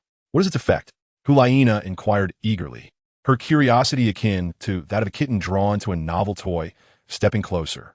As a fellow mental type soul master, she was particularly keen to understand the unique soul skill bestowed by such a rare spirit beast. Wen Yiling's eyes gleamed with intensity as he contemplated the intricacies of his new soul skill. He raised his right hand, palm upward, as a solid wisp of soul power, tinged with a faint blood-red and purple aura, leapt to life like a sentient flame, exuding an unsettling wave that blended physical sharpness with mental erosion. This sixth soul skill is named Burning Body and Mind. He spoke slowly, his tone imbued with a gravity that startled even him. Its effects are exceptionally unique and powerful. He elaborated, upon striking an enemy, this soul skill can inflict simultaneous damage on both physical and mental levels. The physical aspect delivers commendable, slicing damage akin to that of a sharp weapon, though this is not its primary strength. He paused for emphasis, underscoring the true menace. What is truly terrifying lies within the mental trauma. The skill encompasses the four-eyed spirit fox's innate spiritual resentment and tearing properties, directly assaulting the enemy's sea of consciousness. Those afflicted will experience severe headaches, nausea, and chaotic soul power, severely disrupting or even halting their ability to release soul skills. If the opponent's mental and soul power is significantly inferior to mine, a glint of cold resolve flashed in Wen Yiling's eyes, at most. It can inflict double the mental trauma. The mildest outcome could lead to a temporary loss of combat capability, plunging them into unconsciousness, at worst. It could result in a complete mental collapse, leaving a permanent scar. He reiterated, compared to this, the minimal physical damage is truly negligible. Upon concluding his description, even Wen Yiling couldn't help but draw in a sharp breath. The ruthlessness and control inherent in this soul skill far surpassed any he had possessed previously. rendering it a weapon crafted for the annihilation of his adversary's combat effectiveness. Hu Liena, upon hearing this, instinctively covered her mouth with her hand, gasping in astonishment. Her beautiful eyes sparkled with excitement and a mixture of sympathy. My heavens, burning body and mind, that name alone sends shivers down the spine, inflicting simultaneous physical and mental damage, especially double mental trauma. This is a veritable nightmare for close combat soul masters. Is it area of effect as well? It is a single target attack when Yiling clarified, but the residual mental shockwave may slightly affect nearby foes. Even as a single target, it is terrifying enough. Hu Liena mused, envisioning the scenario, before bursting into laughter. Her smile imbued with the unique, almost haughty confidence of the golden generation of the Spirit Hall. I already feel sorry for those opponents participating in the elite competition of the Advanced Soul Master Academies across the continent next year, especially those below level 40. When you face them, do be sure to hold back a bit. Otherwise, I fear the referees won't arrive in time to save them. To have a group of top-level Soul Masters face our Spirit Hall Academy's Soul Emperor's 6th Soul Skill. Tut, she shook her head. Her tone exaggerated, yet laced with an air of inevitability. This will undoubtedly be the quickest and least suspenseful competition in history. Her words were saturated with absolute confidence in her own prowess and pity for her opponents, as if the trophy of victory were already within her grasp. After the joyous laughter subsided, Hu Liena's gaze naturally drifted to the quietly smiling Lin Yuan, a flicker of genuine admiration and invitation illuminating her eyes. Approaching him, her tone shifted to one of earnest enthusiasm. Yuan, to be honest, once this matter in the forest concludes, have you considered coming to study at our Spirit Hall Academy? She extended her delicate finger, as if recounting treasures. Your martial soul is an exceedingly rare and potent life tree. Chosen by the forest god as its inheritor, your talent is unparalleled. The Spirit Hall Academy boasts the finest simulated training environment on the continent, the most systematic theoretical education for soul masters, the richest repository of resources, and the greatest number of practical opportunities for sparring with geniuses from all corners. You are undoubtedly poised for the swiftest and most remarkable development here. You have already encountered Xiaoyu and Yin. They are exceptionally dependable allies. Coupled with my support alongside Yiling, no one would dare to bully you. In response to Hu Liena's enthusiastic and heartfelt invitation, Lin Yuan shyly smiled, instinctively scratching his head, yet a trace of helplessness flickered in his eyes. Sister Nana, I truly appreciate your kindness. In fact, I have already received an acceptance letter from the Spirit Hall Academy. Oh, Hu Liena and when Yiling were somewhat taken aback. Lin Yuan elaborated, however, my father is quite insistent on personally guiding my training. He believes our family's martial spirit is unique and that the forest serves as our finest teacher and sanctuary. Thus, external education may not be suitable. He shrugged, leaving his meaning abundantly clear. I completely understand your father's perspective. Hu Liena immediately concurred, recalling when Yiling's experiences. His father used to think the same way. He was convinced that his own teachings were superior, fearing that Yiling might learn the wrong things or face unfair treatment at the academy. Yet, after Yiling turned 12, he eventually sent him there. Just look at him now. He has become one of the continent's most distinguished soul masters. With her hands on her hips, radiating confidence, she declared, rest assured, once we return, we will accompany you to speak with your uncle and clarify things. We will demonstrate that the Spirit Hall Academy is not seeking to take away his precious son, but rather to offer him a broader, more exceptional platform. We will make him understand that he can still experience the blessings of the forest within the academy while forging bonds with like-minded friends, such as us. We will surely convince him. Upon witnessing Hu Liena's exuberance and unwavering confidence, a glimmer of hope brightened Lin Yuan's eyes, clearly stirred by her words. Having grown up under the protection of his father in the forest, he had enjoyed safety, yet he undeniably lacked peer interaction and extensive combat experience. A yearning expression crossed his face as he softly remarked, to be honest, I too long to participate in the grand tournament alongside you, to fight side by side. Aside from practicing with my father on this outing with you all, I have scarcely any substantial combat experience. His tone carried a hint of self-deprecation regarding his inexperience and a deep desire for camaraderie. Sunlight filtered through the gradually dispersing energy mist, casting a warm glow upon the trio. The valley, having just emerged from a fierce battle, was now imbued with a hopeful vision for the future and the warmth of companionship. Their mission to acquire the spirit rings had been successfully accomplished, yet the story that bound them together was evidently far from over. Chapter 20. The the calm before the storm. After successfully obtaining the spirit ring of the four-eyed spirit fox, the trio did not linger in the energy-disrupted valley for long. Hu Liena, having acquired a powerful new soul skill, needed to stabilize his realm. Lin Yuan's maintenance of the domain was immensely taxing, and Hu Liena required the restoration of her mental energy.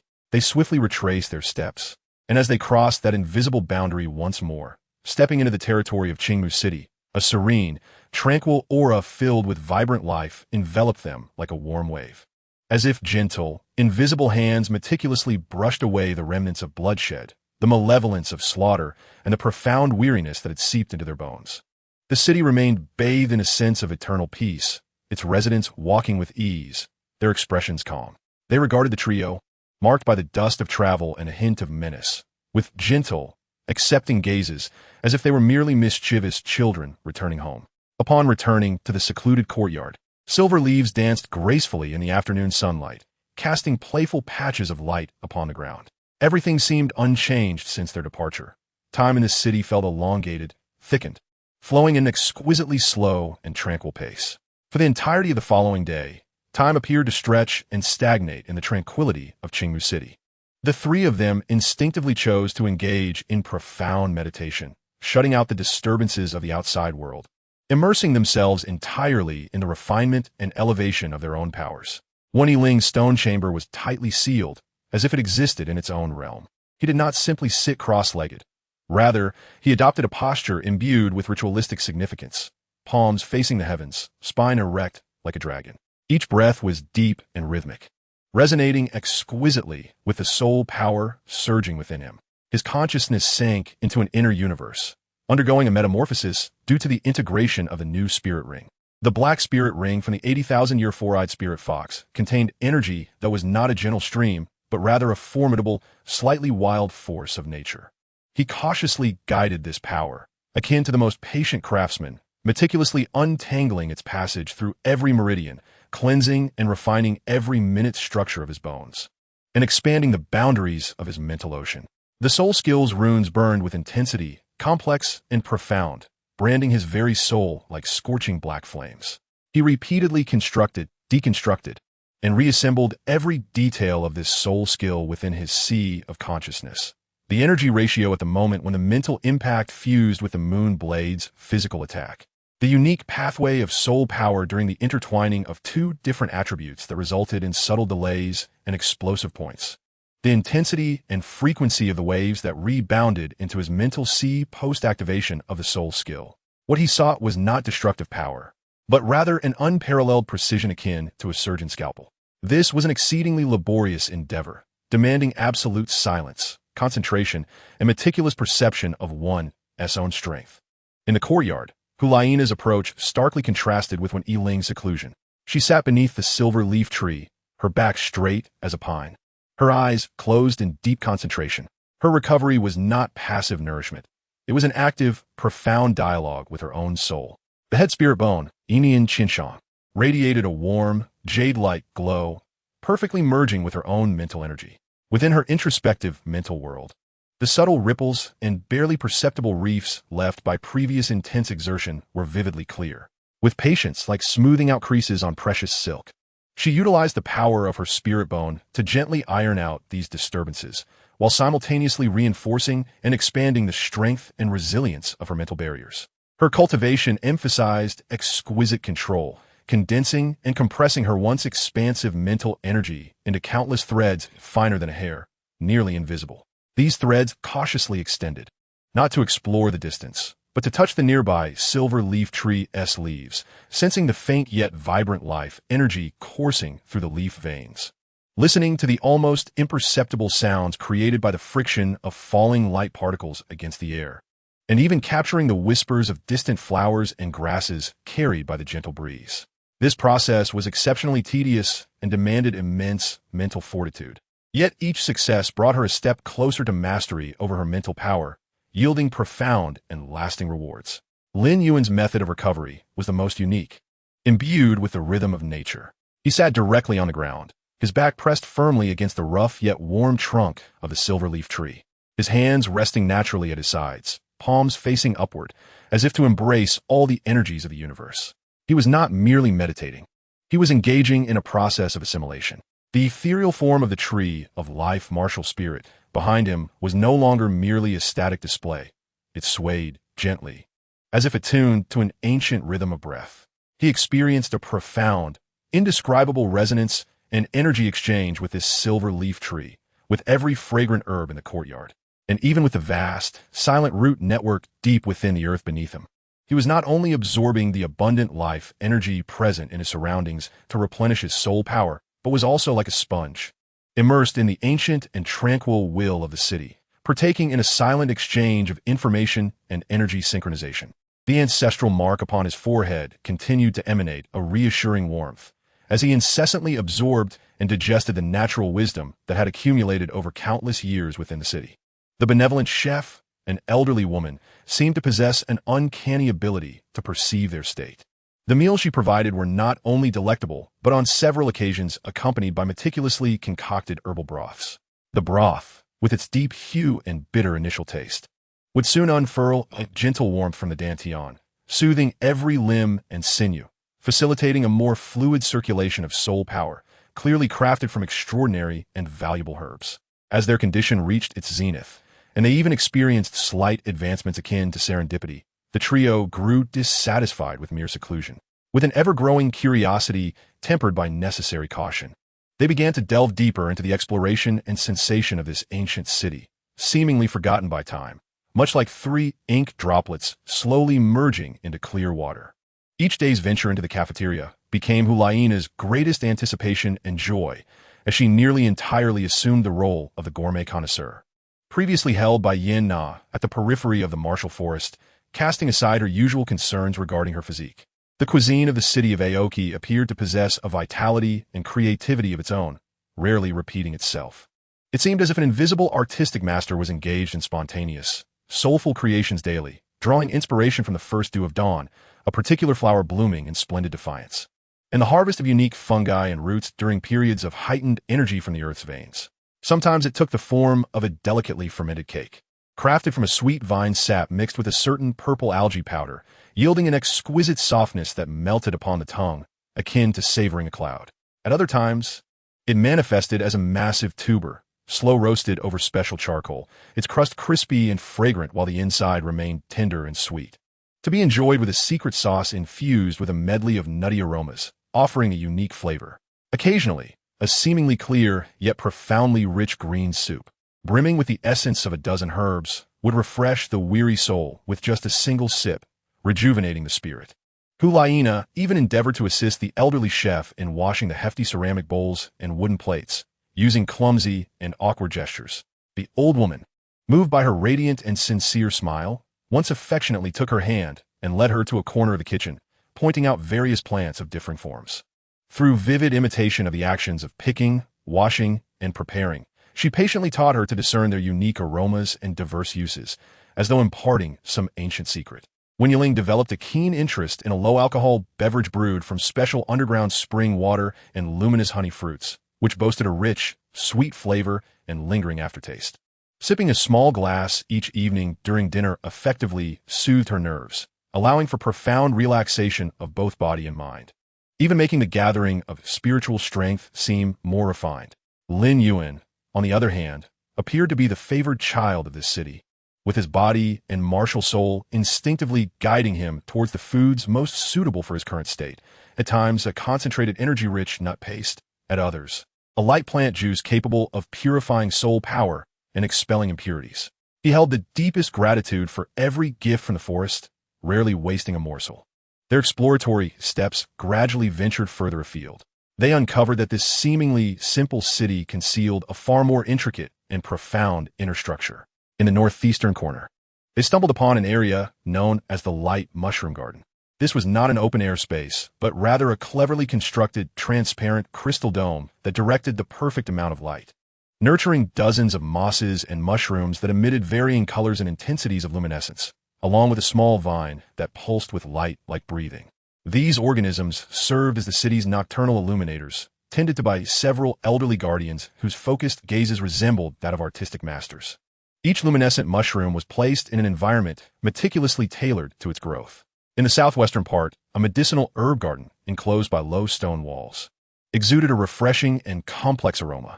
The plants within were fantastically diverse. Some bore leaves as translucent as crystal, some flowers only blossomed at night, releasing a calming fragrance conducive to sleep, while others had roots that glimmered like rubies. The guardian of this sanctuary was a taciturn elder, his hands riddled with calluses and deep stains from herbs, whose salves and broths proved remarkably effective, seemingly imbued with the magic of nature. Near the city center, a cleansing pool was constructed, utilizing natural geothermal heat and a unique black stone that absorbed and stored heat, maintaining a perpetually suitable temperature. The air was infused with a distinctive scent of sulfur and a blend of various herbs. Residents would come to soak at specific times, not only for physical cleansing, but as a ritualistic activity to purify the body and soul, washing away impurities of spirit. The trio cautiously chose to partake during a time of sparse foot traffic. Immersed in the warm waters, they felt their pores fully open. Their internal soul power began to circulate smoothly without guidance, and even the subtle, lingering fatigue and minor injuries accumulated over the days were gradually drawn out and alleviated by the gentle yet potent herbal essence, ushering in a sense of clarity and ease from within. What evoked both reverence and curiosity in them was a structure located at the city's edge, characterized by an ancient and weighty style, its entrance adorned with complex energy runes that flickered in and out of visibility. A place the ordinary residents approached with respect and trepidation, the sanctuary of the Night Watcher. They had once seen an elderly guardian with flowing white hair emerge from within, his demeanor solemn. The interior of the sanctuary seemed to house energy crystals that recorded vast amounts of information alongside stone tablets etched with ancient patterns, permeating an air of mystery, antiquity, and a sense of the sacred that commanded reverence. This tranquil interlude was not a period of inactivity. The continued enhancement of their capabilities remained the most solid foundation for confronting the unknown challenges that lay ahead. When Yiling transitioned his primary training ground to a specially designated area at the city's periphery, its ground laid with hard bluestone slabs, surrounded by massive protective stones. No longer content with merely familiarizing himself with the solitary use of his soul skills, he began to engage in extensive and perilous combinations and experiments of soul techniques. He repeatedly endeavored to determine whether, while executing the fourfold fox shadow, he could precisely infuse one or two of the clones with a seed of soul-burning spirit power, creating a deadly trap that would bewilder his opponents while unleashing unexpected mental disturbances. Alternatively, in executing the blood-red piercing slash at the peak of speed, how could he flawlessly synchronize the infusion of soul-burning mental shock to achieve a perfect duality of physical penetration and spiritual rending, resulting in a maximal impact against formidable foes? Each attempt bore tremendous risks and demanded the utmost control of soul power. The cold light of the moon blade flickered wildly across the training ground, tearing the air asunder. Occasional uncontrolled releases of spiritual fluctuations even caused the surrounding protective stones to tremble and hum faintly. Hu Liena found an excellent sparring partner in Lin Yuan. She eagerly sought to familiarize herself with and explore the limits of the application of her soul bone, a thought thousand wounds, in various complex scenarios. Lin Yuan's life shield and heavenly canopy barrier offered commendable isolation and dispersion against mental attacks, while his fifth soul skill, the green hell domain, significantly weakened and disrupted the stability of Hu Liena's illusions, as well as the intensity of any form of mental impact. The exchanges between the two individuals often unfold in remarkably innovative ways, imbued with a distinct sense of purpose. At times, Hu Liena exerts herself to the utmost, striving to subtly penetrate Lin Yuan's natural mental defenses, which stem from the tree of life, using the most elusive and delicate threads of mental energy. On other occasions, Lin Yuan actively unleashes the green hell, testing how long Hu Liena can endure the oppressive illusion of disorientation without succumbing to collapse.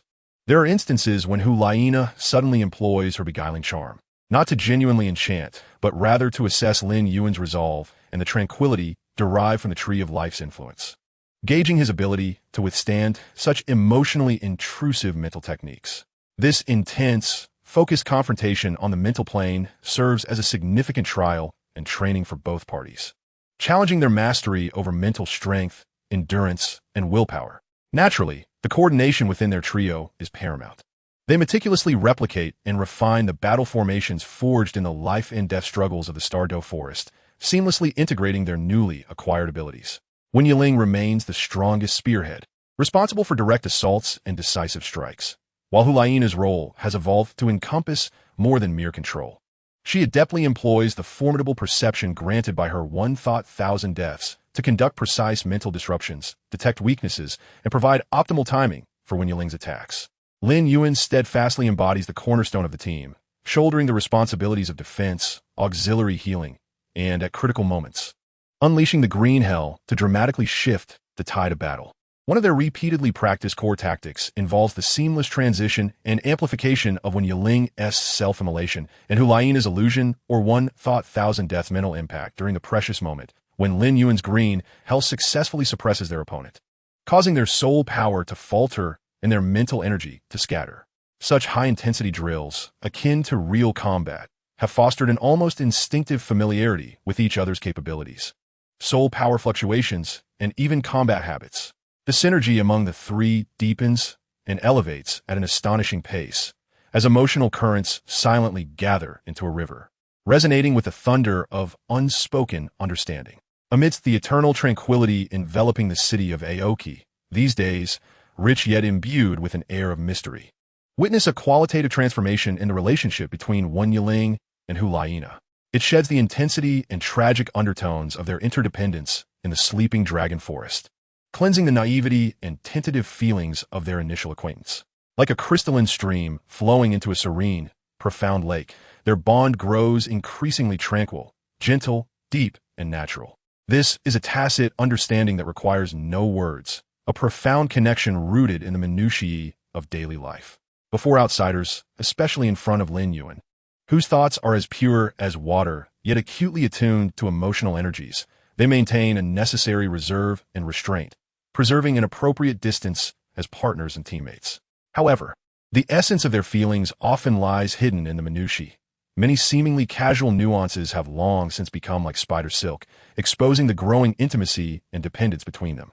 Their shared meals at the cafeteria or the stone table in the courtyard have become a stage for their silent communication.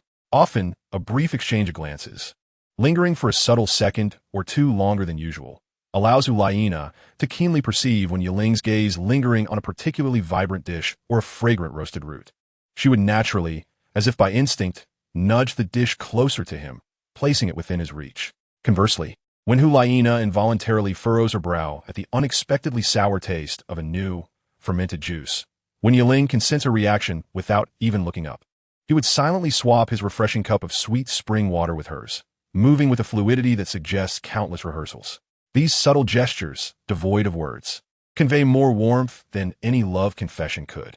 As the last rays of the setting sun are replaced by the starlight from the cavern's ceiling, their training for the day concludes, and the air is infused with the fragrance of grass and wood, mingling with a gentle weariness.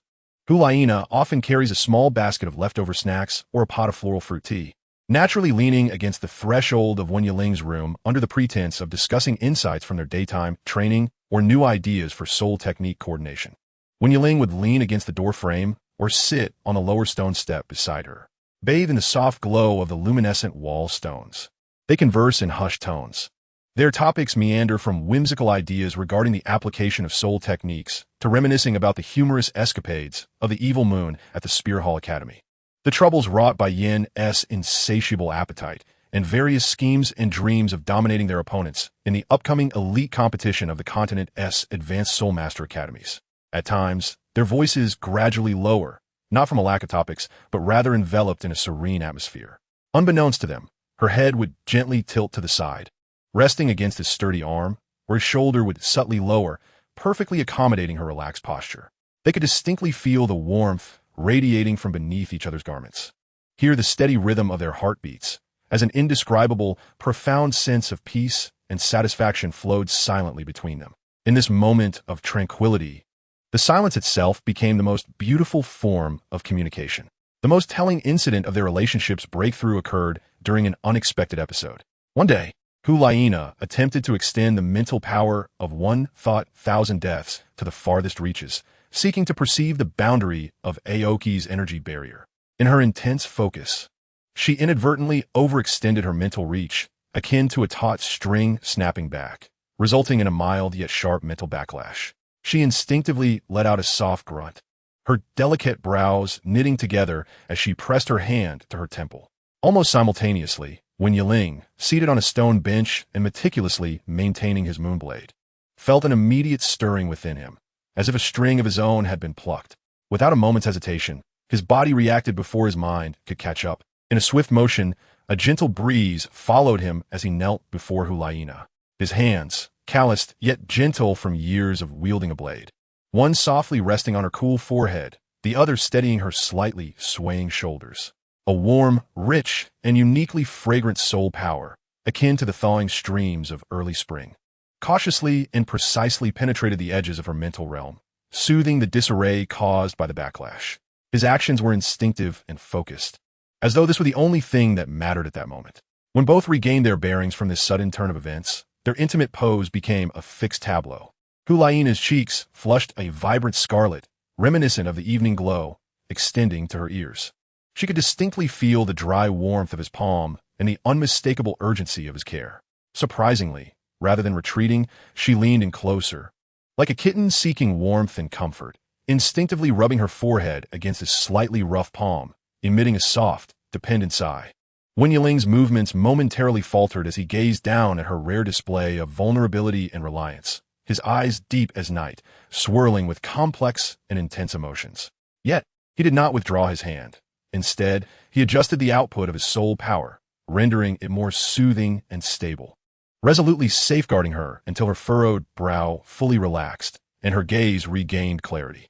In that moment, their eyes met, and the air crackled with invisible sparks, suffused with a warmth that was almost palpable, laden with a profound and unspoken understanding. All the words unvoiced, and the cautious explorations found their resolution in that instant. An emotion known as yearning subtly entwined itself around their hearts like a vine, taking roots so deeply that it could never be extricated. Lin Yuan, with his crystal-clear mind, was not oblivious to these changes. His thoughts, pure and transparent, enabled him to perceive the subtle shifts in the surrounding atmosphere and emotional energies with acute insight. He distinctly sensed the unique energy field that had blossomed between Wen Gu and Sister Nana, one that was markedly different from the past, imbued with harmony, intermingling, and suffused with a warm radiance. Out of kindness and thoughtfulness, he chose to perceive without revealing his insights, often wearing a semblance of contentment akin to one who has accomplished their task and withdrawn, deliberately crafting moments of solitude for them.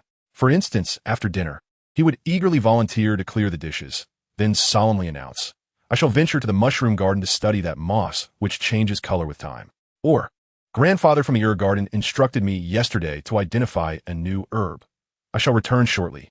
With that, he would briskly slip out of the small courtyard, leaving behind a figure imbued with profound significance. Observing the increasingly natural and warm intimacy between Wen Yiling and Hu Liena, as if they had created their own world. Oblivious to their surroundings, Lin Yuan felt no trace of jealousy or discomfort. Rather, he was filled with a pure and genuine joy for the two of them. It was as if their beautiful bond, much like the sunlight and energy of the city of Qingmu, warmly illuminated him, enveloping him in this tranquil happiness. However, tranquility was not eternal. As the days passed, news of the second examination was still forthcoming. The initial ease and comfort gradually gave way to a faint yet palpable sense of anticipation, speculation, and underlying anxiety. They understood well that the trial set by the forest god would be anything but simple. The longer the calm, the more ferocious the impending storm often proved to be. They began to consciously utilize all available resources to gather information, seeking any trace of the second examination. Lin Yuan made multiple attempts to reach out to the elder or the enigmatic forest god through the legacy mark on his forehead, offering earnest inquiries or prayers. But the responses were consistently vague and uniformly patient, urging them to wait for the right moment. Hu Liena, leveraging her formidable spiritual power, cautiously endeavored to extend her perception toward the city center near the monument and the sanctuary of the Night Watchman, only to discover that it was enveloped by a powerful and ancient spiritual barrier. Her probing was akin to a droplet merging into the ocean, silent and imperceptible, utterly unable to penetrate even a fraction, instead drawing the curious gaze of several seemingly ordinary townsfolk, compelling her to abandon her efforts. Wen Yiling, in contrast, immersed himself deeper into his training, transforming the anxiety of an uncertain future into motivation to enhance his abilities, diligently honing his new soul skills and refining his spiritual power, striving to meet any challenge in the most impeccable state. The city of Qingmu continued to bask in an eternal light of peace, the rhythm of life for its inhabitants remaining unchanged. Yet beneath this tranquil facade, the three young individuals from the outside world were undergoing rapid internal growth and maturation. The nourishment from food, the immersion in energy, their companionship, relentless training, and the wait for the unknown. All these daily fragments converged like rivers flowing into the sea, silently coalescing into a deeper reservoir of strength within them, laying the most solid foundation for the arduous trials of the second examination by the forest god that awaited them. This city resembled a wise and silent guardian, quietly observing their transformation, biding its time for them to push open the door to deeper trials. Chapter 21. The Second Examination of the Forest God. After 2 weeks of recuperation in the serene and harmonious ambience of the city of Qingmu, the long-awaited summons finally resonated clearly through the verdant legacy mark on Lin Yuan's forehead. There was no grandiose spectacle. It was simply one calm afternoon, as Lin Yuan engaged in energy resonance with a silver leaf tree, when he suddenly felt a slight tremor in his body, opened his eyes, his gaze shimmering with emerald light, and murmured, "It has come. The information regarding the second examination. We must proceed to the sanctuary immediately." The news arrived unexpectedly, yet seemed almost anticipated. Unlike the urgency and uncertainty of the first time, aided by their previous experience, their preparations this time, though not exhaustive, were nonetheless commendably organized and methodical. Hu Liena immediately showcased her exceptional organizational skills and meticulousness as the Holy Maiden of the Spirit Hall. She produced a list from an unknown source, her fingertip tracing the checked items with rapid clarity. Let me see. Concentrated food and clean water prepared according to the highest standards, sufficient for 2 weeks. 3 sets of breathable, durable clothing. The best internal and external injury medications and detoxifiers provided by that grandfather from the herb garden. Insect repellent powder. An emergency signal soul guides. Is the moon blade well maintained? Have you checked the wrist blade you lent me? Is there anything we haven't brought? She lifted her gaze, her eyes sweeping over Wen Yiling and Lin Yuan, ensuring that everything was accounted for. With the equipment and supplies nearly complete, Wen Yiling nodded steadily, his gaze assessing the organized bundles, knowing that the most crucial aspect was to don a life-preserving gear. As he spoke, a surge of soul power coursed through them, both simultaneously. In the next moment, they were adorned in a set of exquisitely crafted soul guide armor, distinctly different from ordinary protective gear, emanating a subtle energy fluctuation. This was precisely the equipment tailored for advanced soul masters by the Spirit Hall. Unlike the heavy armor pursued by regular soldiers, which aimed for full coverage, instead, it provided exceptional protection at critical points while maximizing the flexibility of movement and the transmission of soul power. The powerful assault-type soul masters, Xiaoyu and Yan, who sought ultimate defense and strength, had naturally participated in the customization of nearly all-encompassing plate armor. In contrast, Hu Liena and Wen Yiling had meticulously tailored only specific components according to their combat styles. Hu Liena's arm guards, shoulder guards, and chest armor exuded the nobility and splendor befitting a holy maiden. The main body was crafted from finely tempered steel glinting with a cold brilliance, yet at the joints, edges, and intricately carved patterns, it was tastefully adorned with shimmering gold. The designs on the armor were not mere intricate embellishments, but rather her personal creation, vividly depicting the image of a 9-tailed fox, its tail swirling gracefully, its eyes lively and cunning, not only signifying her status, but also resonating perfectly with her own martial spirit, concealing danger beneath its beauty. Wen Yiling's armor, on the other hand, was inspired by Xiaoyu's design, primarily in a somber black hue reminiscent of the deep night, only outlined in dark red at the edges and critical lines, resembling congealed blood, silently exuding a chilling and intense sense of oppression to enemies. As for the patterns on the armor, he had entrusted those to Hu Liena. Ultimately, the design presented on his armor was also a fierce 9-tailed fox, aside from a number of tails and the details of its eyes for blood-red orbs. The essence and posture of the 2 foxes were strikingly similar, as if they were companions fighting side by side. Their significance evident, perhaps a testament to Hu Liena's already stirred emotions, or merely a coincidence. Lin Yuan gazed at the 2, who had transformed into figures of striking vigor and formidable presence, a hint of envy flickering in his eyes. Advanced soul guide armor was a coveted treasure for any soul master, Hu Liena noticed his gaze and, while making final adjustments to her shoulder guards, cheerfully remarked, "Don't be envious. Once you've settled matters here and return with us to the Spirit Hall Academy, we will petition the principal to have a set tailored for you two." Her tone was light-hearted, yet imbued with unassailable confidence. Typically, only soul masters who had reached the rank of Soul Duo or had rendered significant contributions to the Spirit Hall could attain the honor of having armor custom-made by the best craftsmen funded by the Pope's Hall. But for us, she winked playfully, it's evidently a third scenario. We represent the future of the Spirit Hall.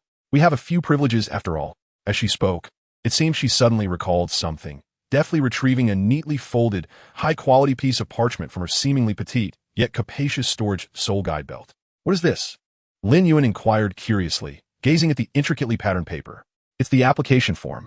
Hu Liena unfurled the parchment, revealing a standardized form replete with sections to be filled out. Typically utilized for requesting a transfer to the guard squad, dispatching supply caravans, applying for long-distance carriage teams, requisitioning supplies, or soliciting assistance from the official soul hunting team. A sly smile curved her lips as she mused. Rules are immutable, yet people are dynamic. What better way to utilize this for an enrollment application than to imbue it with significance? She continued, "Here, when you have a moment, simply fill in your basic information. Details about your martial soul and your soul power level. I am confident that the Spirit Douluo will undoubtedly not turn away a prodigious student like you." With that, she produced a sheet of parchment and pressed it into Wen Yiling's hands. Spirit Douluo? Lin Yuan had a vague recollection of this title. He believed he had heard his father mention this eminent figure, yet the connection to the enrollment at the Martial Soul Academy eluded him. Beside him, Wen Yiling, who was meticulously honing the blades gifted by the evil moon, replied without lifting his head, his tone imbued with an air of nonchalance. "She is the principal of the academy and the ultimate authority therein. Most of the daily operations and admissions processes are ultimately decided by her. Moreover, she is one of the few in the Hall of Offerings who genuinely cares for and nurtures us, the younger generation." His tone was flat. It seemed to veil unspoken sentiments. The Hall of Offerings, the principal. Lin Yuan absorbed this information, keenly sensing an undercurrent of peculiarity. Why is it that the other offerings do not concern themselves with you? Are you not the future of the Martial Soul Hall?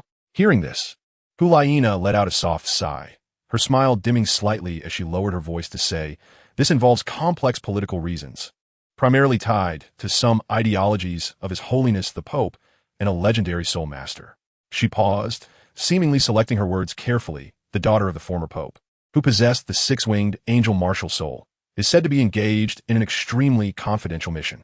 The specifics remain obscure even to the likes of the Flower Douluo and the Ghost Douluo, as her records are sealed within the highest echelons of the Pope and the Hall of Offerings, inaccessible to us.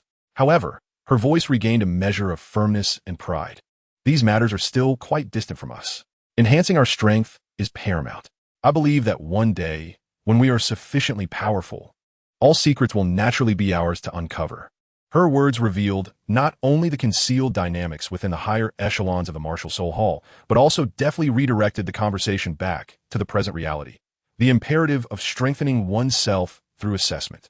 The slight tension in the air dissipated, replaced by a focused determination regarding the imminent second trial. With their gear meticulously organized and their states finely tuned, the three exchanged resolute glances before making their way towards the ancient sanctuary at the heart of the city. As they traversed the tranquil streets of the Greenwood City, they returned to the central stone monument, adorned with ancient totems. Compared to their initial visit, their emotions were now marked by steadiness and vigilance rather than confusion. The entrance at the base of the monument slid open once more without a sound, revealing a deep corridor descending into the earth, its walls adorned with luminescent green moss. What would the second trial entail? Lin Yuan whispered, cautiously stepping into the corridor while keenly observing any minute changes in the walls and floor. His life tree martial soul's perception heightened to its utmost, detecting any unusual fluctuations in energy. The previous experience within a maze of misleading paths still haunted him. Wen Yiling, armed with the moon blades, led the way, his mental energy unfurling like a delicate net, and spoke in a low tone, unclear. "None of us have participated in this so-called divine trial. We possess no experience to guide us.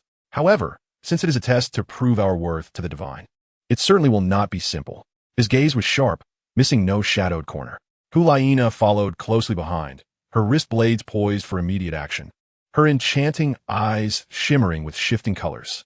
Her spiritual perception, attuned to the notion of 1,000 sorrows, remained highly concentrated, guarding against any potential mental traps or illusions. Yet, contrary to their expectations, the corridor leading to the underground cavern was eerily tranquil. In stark contrast to their previous encounter with the treacherous and perilous maze of misleading paths. This pathway was straight and stable, the moss on the walls emitting a steady, gentle glow. The air, though still chilly, was remarkably pure, devoid of any concealed threats or distorted energies. Aside from the sound of their footsteps and breaths, an unsettling silence enveloped them, allowing them to hear the thudding of their own anxious hearts. This tranquility did not induce relaxation. Rather, it heightened their vigilance. Where there is abnormality, there must be a hidden danger. The divine trial could not be this uncomplicated. With such suspicions, they ventured deeper step by step. Time seemed to lose its significance in this absolute silence, until at last they reached the familiar soft white light emanating from the crystalline clusters above. Sharing a glance, the three of them slowed their pace with heightened caution, soul power subtly coalescing as they braced for any unforeseen circumstances before stepping out of the corridor's exit in succession. Before them lay the vast and dreamlike underground cavern, the central cold pool as smooth as a mirror, reflecting the resplendent starry sky above. The journey seemed to have taken longer than their previous one. Suddenly, an ancient and tranquil voice broke the stillness of the cavern. The three immediately turned towards the sound. And there, high above on one side of the cavern, stood the elderly watchman, his white hair and beard giving him an ethereal appearance. He descended gracefully along several thick, deep purple vines that appeared to move of their own accord, as if the vines were a natural extension of his being. Wherever he walked, the vines followed, eventually coiling around him like loyal attendants, coming to a gentle rest. Forgive the wait, esteemed elder, Lin Yuan, as the inheritor stepped forward and offered a slight bow. We have prepared some supplies for the trial's exigencies. He gestured to the packs carried by the two behind him. The elder's profound gaze swept over their equipment and provisions, his eyes seemingly capable of penetrating all facades, a nearly imperceptible hint of approval gracing his features. Excellent. Entering a battle unprepared is an unwise choice. Survival is, after all, part of the trial. He strolled slowly towards them, his gaze traversing their expressions, as if he could see through their inner tension and confusion. Let me be forthright. This second trial is utterly distinct from the first. It will be a relatively protracted process, testing not your immediate combat prowess or explosive power, but rather your patience, your insight, and, he paused, emphasizing, your imagination. Patience? Insight? Imagination? The three exchanged bewildered glances, their confusion deepening. The first two were somewhat comprehensible, but imagination? What significance could imagination hold in a sacred trial? Noting their perplexed expressions, the elder chose not to elaborate further, continuing in his calm, unwavering tone. When you realize what it is you are truly seeking, you will naturally uncover clues and information regarding it. What you must do now is not to act blindly, but to contemplate, to quiet your minds and think patiently. He lifted his frail finger and gently tapped his temple. That is an essential element, an indispensable component on the path to divinity. A relic, long lost in the vast river of time, forgotten by the world. Let your imaginations run wild, dear children. Engage in speculation, deduction, and profound reflection. The figure of the elder began to slowly recede, while the surrounding vines stirred to life once more, lifting him upward. This trial does not confine your time. You are free to ponder and search at your leisure. However, his voice grew faint, and his silhouette was on the verge of disappearing into the shadows above the cavern. Be prudent in allocating your precious time, for indeed, the third, fourth, and fifth trials await you. You have a total of 4.5 months remaining. 4.5 months to complete all the remaining assessments? The urgency of time suddenly became palpable. Wait, senior. Lin Yuan could not help but exclaim urgently. But this doesn't tell us what we are supposed to seek. At least provide us with a hint. Yes, senior. Hu Liena furrowed her delicate brows. The forest is so vast and endless, brimming with countless secrets. We cannot possibly search every inch like headless flies. This is akin to finding a needle in a haystack. Yet, their inquiries were met only with the echo of their own voices within the cavern. The elder's figure had completely vanished into the shadows, leaving behind only those cryptic, maddening words that gradually dissipated into the air, as if he had never existed at all. On their return journey, in stark contrast to the tension and vigilance they had felt earlier, a thick confusion, frustration, and a tinge of helplessness replaced it. The ever-sunny and optimistic Lin Yuan now perfectly assumed the role of Yin, who was known for his endless complaints about tasks for the periphery of the forest. His face etched with worry. What on earth is this? What are we supposed to do? Patience, insight, imagination? This is far more challenging than merely engaging in battle. Surely, we cannot be expected to indulge in fanciful thinking and scour the entire forest. Not a single decent clue is provided. Just vague references to something indispensable, long lost. Is the forest deity truly serious this time? Where does one even begin? He kicked a small stone at his feet, his tones saturated with complaints. 4.5 months may not sound short, but if we can't even determine what we're looking for, let alone 4.5 months. He exaggeratedly waved his arms, declaring, even if you were to ask me to search this forest for a lifetime, I would still find nothing. This is absurdly impossible. His grievances resonated clearly on the tranquil streets of Qingmu City. Wen Yiling walked in silence, her brow furrowed, evidently deep in thought regarding the hidden meanings in the elder's words. Meanwhile, Hu Liena absent-mindedly twirled a strand of hair with her fingers, her azure eyes sparkling with contemplation, attempting to glean a hint of inspiration from the nebulous phrases. Though despair was not their state, a previously unseen challenge, grounded in the unknown, weighed heavily on the hearts of the trio. The second trial commenced in a manner that completely took them by surprise. The three, laden with confusion and the ambiguous nature of the task, returned to their secluded courtyard in Qingmu City. After unloading their heavy supplies in the courtyard, they barely had a moment to catch their breath before they instinctively entered Wen Yiling's room, which had unwittingly become their team's unofficial command center and Hu Liena's de facto bedroom. Pushing open the door, they were met with an environment that starkly contrasted Wen Yiling's previously austere and minimalistic style. Apart from the cold metallic knife rack, designed to hold the moon blade and still retaining a trace of its former owner's essence, the room was nearly adorned with traces of Hu Liena's life and youthful whims. Small animal figurines, meticulously woven from pliable twigs, sat on the windowsill, vibrant and lifelike. The table was strewn with unique trinkets sourced from the Qingmu marketplace, embellished with luminous moss and colorful pebbles. Even in the corner, a pot housed a peculiar plant native to the city, whose leaves emitted a gentle starlight at night. The entire room was suffused with a warm atmosphere, a blend of Wen Yiling's crisp aura and Hu Liena's delicate fragrance, resembling not the abode of a solitary man, but rather a shared secret haven for the two. Please, have a seat. Wen Yiling gestured, taking the lead to sit on the only stone stool, cushioned with soft animal fur, and instinctively drew the moon blade rack closer to him. Hu Liena naturally settled on the edge of the bed, her habitual spot. Lin Yuan glanced around and reluctantly moved to sit on another low stone stool that served as a makeshift coffee table. Any insights? Wen Yiling's gaze swept over his companions, eventually resting on the furrowed brow of Lin Yuan as he attempted to lighten the mood with a faint smile. This feels a bit like one of those riddle games that Yin excels at, doesn't he? Too bad he's not here. He mentioned their companion, who thrived outside the forest, relishing in riddles and problem-solving. Come on, Yuan, don't be so downcast.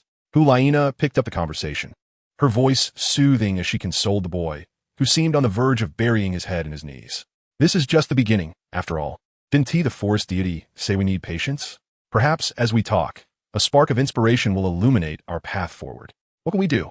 Lin Yuan lifted his head, his face a canvas of despair and helplessness, his voice tinged with a quavering note. I have no clues whatsoever.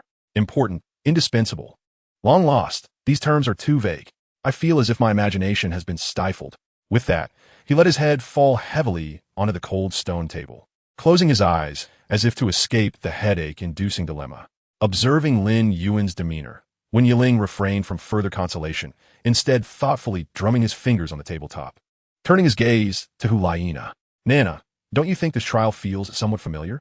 Very much like the peculiar situation we encountered at the border of the Bala Kingdom last year? Ha ha ha.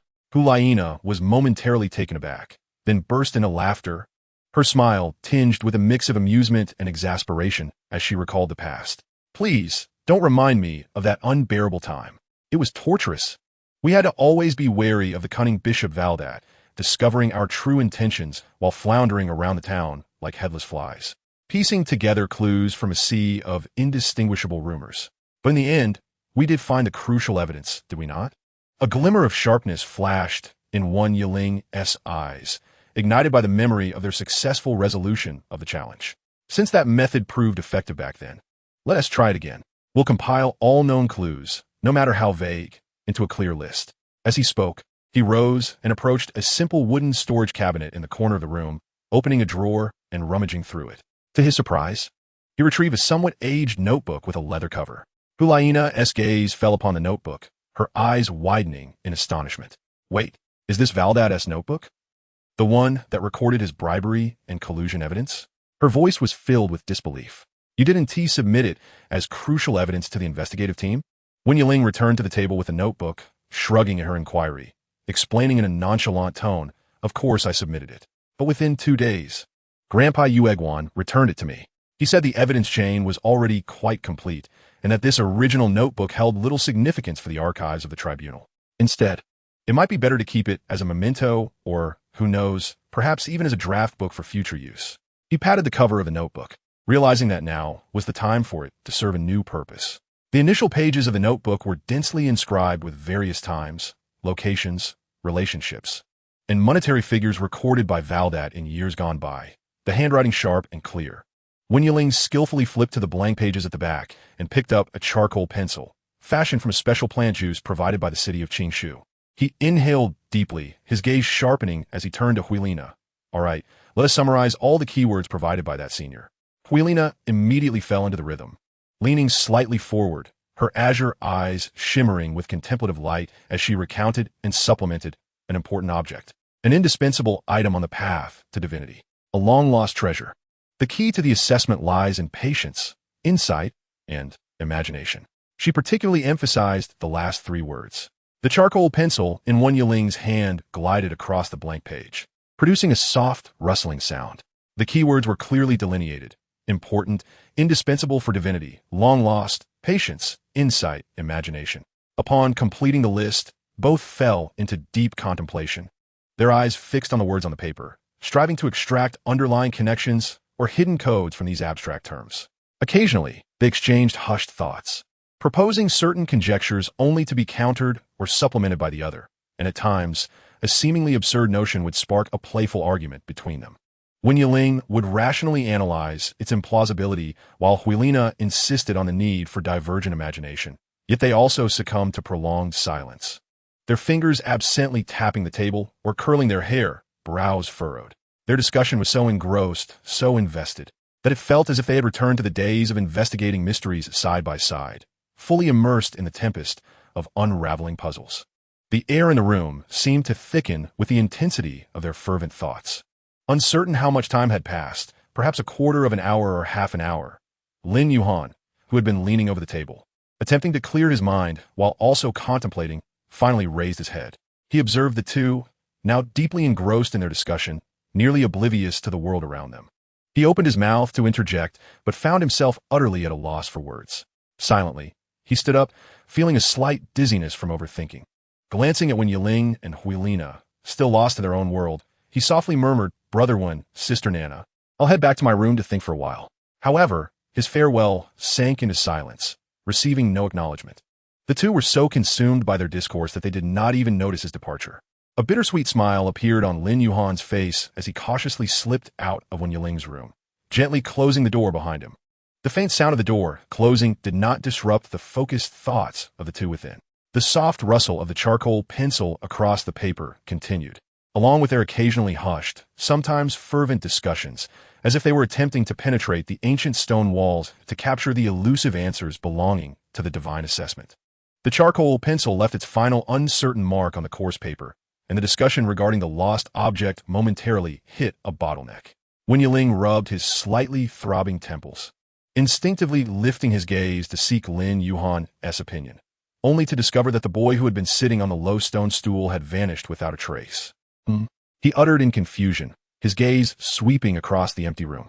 Almost simultaneously, Hu Liena emerged from her reverie, following Wen Yiling's gaze and noticing Lin Yuhan's absence as well. She listened intently, but the courtyard outside remained silent, devoid of any movement. "Where's Yuhan?" she inquired softly, a hint of curiosity in her tone. "It seems he has left," Wen Yiling replied uncertainly, realizing that they had been too engrossed in the abstract words to notice when their companion had slipped away. The room fell silent. the only sounds left being the soft glow emanating from the walls and the faint rustling of leaves stirred by the breeze outside. An atmosphere of intimacy and ambiguity quietly enveloped the space, starkly contrasting with their previous heated discussion. Hu Liena's gaze returned from the door to rest on Wan Yiling's face.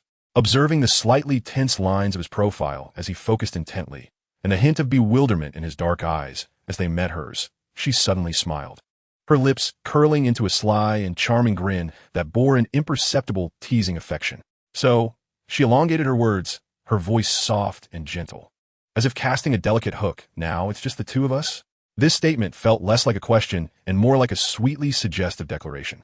Wan Yiling was momentarily taken aback by her sudden tonal shift and forthrightness. Before he could process her unexpected invitation to rest, Hu Liena had gracefully risen. She did not approach him, but rather skipped lightly to the stone bed draped in soft animal pelts, once solely belonging to Wan Yiling, now largely occupied by her belongings and presence. She naturally sat down sideways, the bed sinking slightly beneath her weight, patting the space beside her. She lifted her shimmering azure eyes to him, smiling playfully as she half-teased, half-commanded, "Little Yiling, after thinking for so long, your mind must be about to explode, right? Let's take a break." Yet, Wan Yiling remained rooted in place, as if paralyzed, his eyes wide with surprise at Hu Liena's directness. A faint blush crept rapidly across his cheeks and even to the tips of his ears. He seemed utterly unprepared for her forthrightness, his mind struggling to process the sudden directive to rest, leaving him somewhat flustered. Hu Liena took in his rare, flustered demeanor, so unlike his usual calm and composed self, and her smile deepened.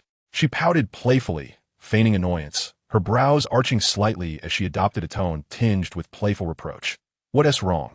Does my sister's request no longer hold any weight? Have you begun to find me bothersome already?" The last word rose in pitch, laden with a subtle threat, as if daring him to nod in agreement, lest something dreadful happen.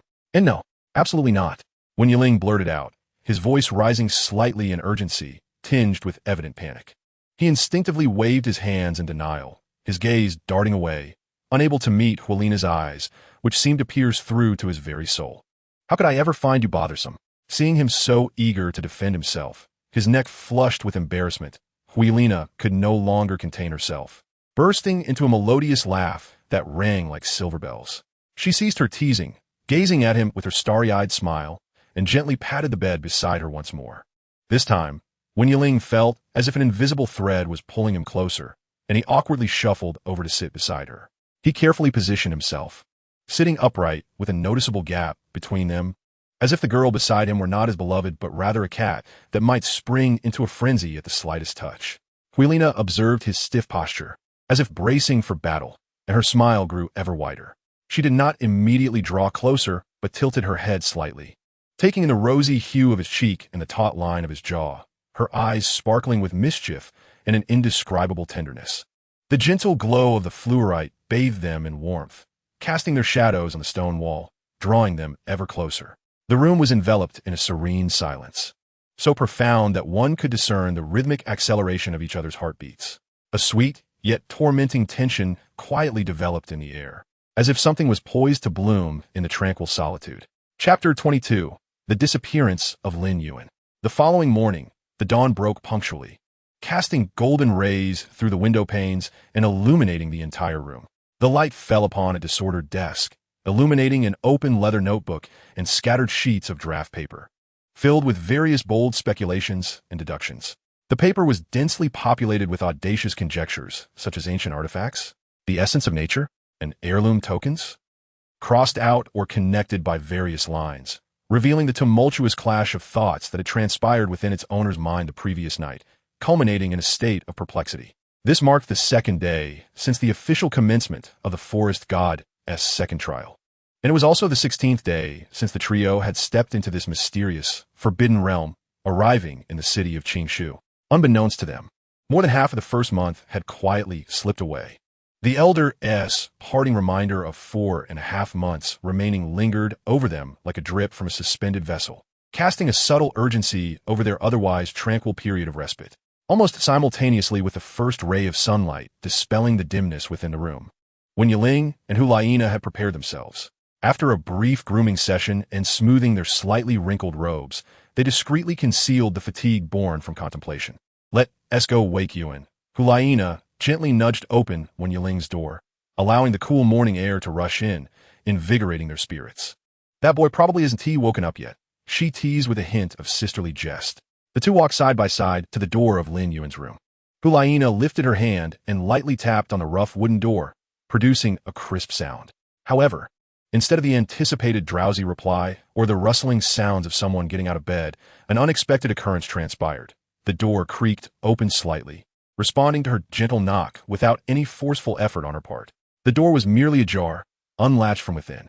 Hu Liena paused, exchanging a perplexed glance with Wen Yiling. She exerted a bit more pressure, fully opening the door. The room was remarkably tidy. The bedding on the stone bed was neatly stacked, as if it had never been slept in. Personal belongings were scarce, with only a few smooth pebbles and a small pot of vibrant green herbs emitting a tranquil aura resting on the windowsill. Lin Yuan was nowhere to be found. Could he have gone for breakfast first? Wen Yiling pondered, recalling instances from a few days prior when, on occasions, they had risen late. Lin Yuan would kindly spare them the disturbance and head to the dining hall alone. This conjecture seemed plausible. Perhaps that kid is quite considerate, Hu Liena nodded, suppressing a faint, ineffable sense of unease, attributing it merely to concern for a companion. Assuming Lin Yuan might be at the dining hall, the two made their way towards the open-air dining square in the city center. The morning in Qingshu was shrouded in a delicate veil of mist, akin to gossamer, with the air refreshingly crisp, imbued with the scent of dew and foliage. The early risers they encountered greeted them with warm smiles and nods, their expressions exuding tranquility. Seizing the moment, they intentionally slowed their pace to admire the open-air hall they frequented almost daily, yet had never truly scrutinized. This hall was not an ornate construction of human hands, but rather a natural formation, harmoniously woven with the terrain and the flora. Towering, lush trees stretched their robust limbs, forming a natural canopy, while the ground was smooth and polished, composed of naturally occurring stone slabs, devoid of walls, instead delineated by carefully cultivated shrubs and climbing plants. The array of flowers and plants was not haphazardly planted. Rather, they coalesced in an exquisitely harmonious manner, their colors and heights arranged as if following an ancient rhythm, embodying the beauty of nature and the vitality of life. One could envision that as night descended, lantern flowers hanging from branches would emit a soft, white light, and the dragon's breath grass entwined around stone columns would pulse with a flickering, ethereal blue glow, transforming the space into a dreamlike paradise. Yet under the bright morning sun, the luminescent qualities of these plants were temporarily obscured, accentuating their inherent verdancy and beauty. Before long, they arrived at the long table where food was served. Scanning the area for Lin Yuan among the residents quietly queuing or already seated at nearby tables, they found no trace of him. At that moment, the ever-smiling chef, an elderly woman, spotted them. Her gaze flitted between the two, her face breaking into an even warmer, somewhat teasing smile. Ah, Liena, you're here so early today. Come, try today's special offering, a rather rare cake, she called out, gesturing towards several conspicuously large cakes in the center of the table, each with a diameter of nearly 30 centimeters. The cakes were adorned in a romantic pink hue, their surfaces smoothed with a glossy pink jam, interspersed with crushed, deep red rose petals, resembling scattered velvet. Most enticing of all was the faint glimpse of a refreshing, delightful green hue peeking through the layers of the cake. This is the Heart's Whisper cake, crafted from the juice of lover's grass and the most tender petals of the soul rose, harmonized with morning dew. The elderly woman winked, her smile taking on a mischievous quality as she lowered her voice just enough for those nearby to hear. This cake is absolutely divine, and you and your little boyfriend can easily share one. She elongated her tone, letting out a hearty, playful laugh. As I've told you before, Liena, you two will surely discover its special effects tonight. I guarantee it's something good. The enormous pink cake indeed appeared delectable, exuding a sweet floral aroma mingled with the freshness of grass. Hu Liena's cheeks flushed slightly, both from the old woman's playful teasing and the cake's alluring appearance. She beamed. Thank you so much.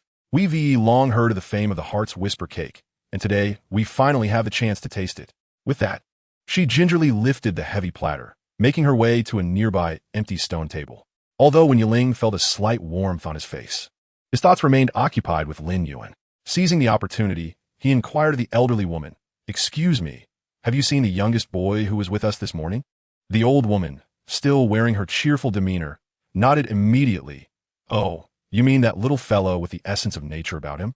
He came by earlier, had a quick bite, and rushed off to say he was going out of the city for a bit, telling you not to worry about him." She waved her hand reassuringly, her tone filled with certainty. "Don't fret about that child. In Qingshu, under the watchful eyes of the forest god, nothing can harm you blessed children before the trials are concluded. I reckon he is just off in search of inspiration. Quite safe indeed." Hearing her words, Wen Yiling's lingering doubts were finally laid to rest. So, Yuan had ventured out of the city to seek clues for the second trial. "All right, thank you for informing me." He expressed his gratitude to the elderly woman before turning towards Hu Liena and the large, symbolically significant heart's whisper cake before them. Morning light poured through the windows entwined with verdant vines, gently filling the room with a warm glow. Sunbeams danced through the dust motes, casting a serene illumination over the disarrayed desk, the open leather notebook, and the scattered sheets of hasty script. The paper was densely populated with inquiries about ancient artifacts, the essence of nature, and heirloom tokens. Bold yet directionless conjectures intertwined with lines and question marks silently narrate the fierce battle of thoughts and the resulting confusion from the previous night. This marks the second day of the forest god's second trial, and it is also the 16th day since they stepped into this forbidden land and arrived at the city of Greenwood. Time has slipped by quietly, with more than half of the first month's deadline already passed.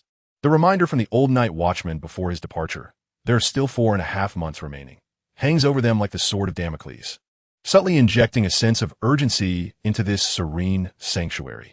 As the morning light intensifies, it pierces through the branches of the towering trees, casting warm patches of light upon the smooth stone floor and the dining table.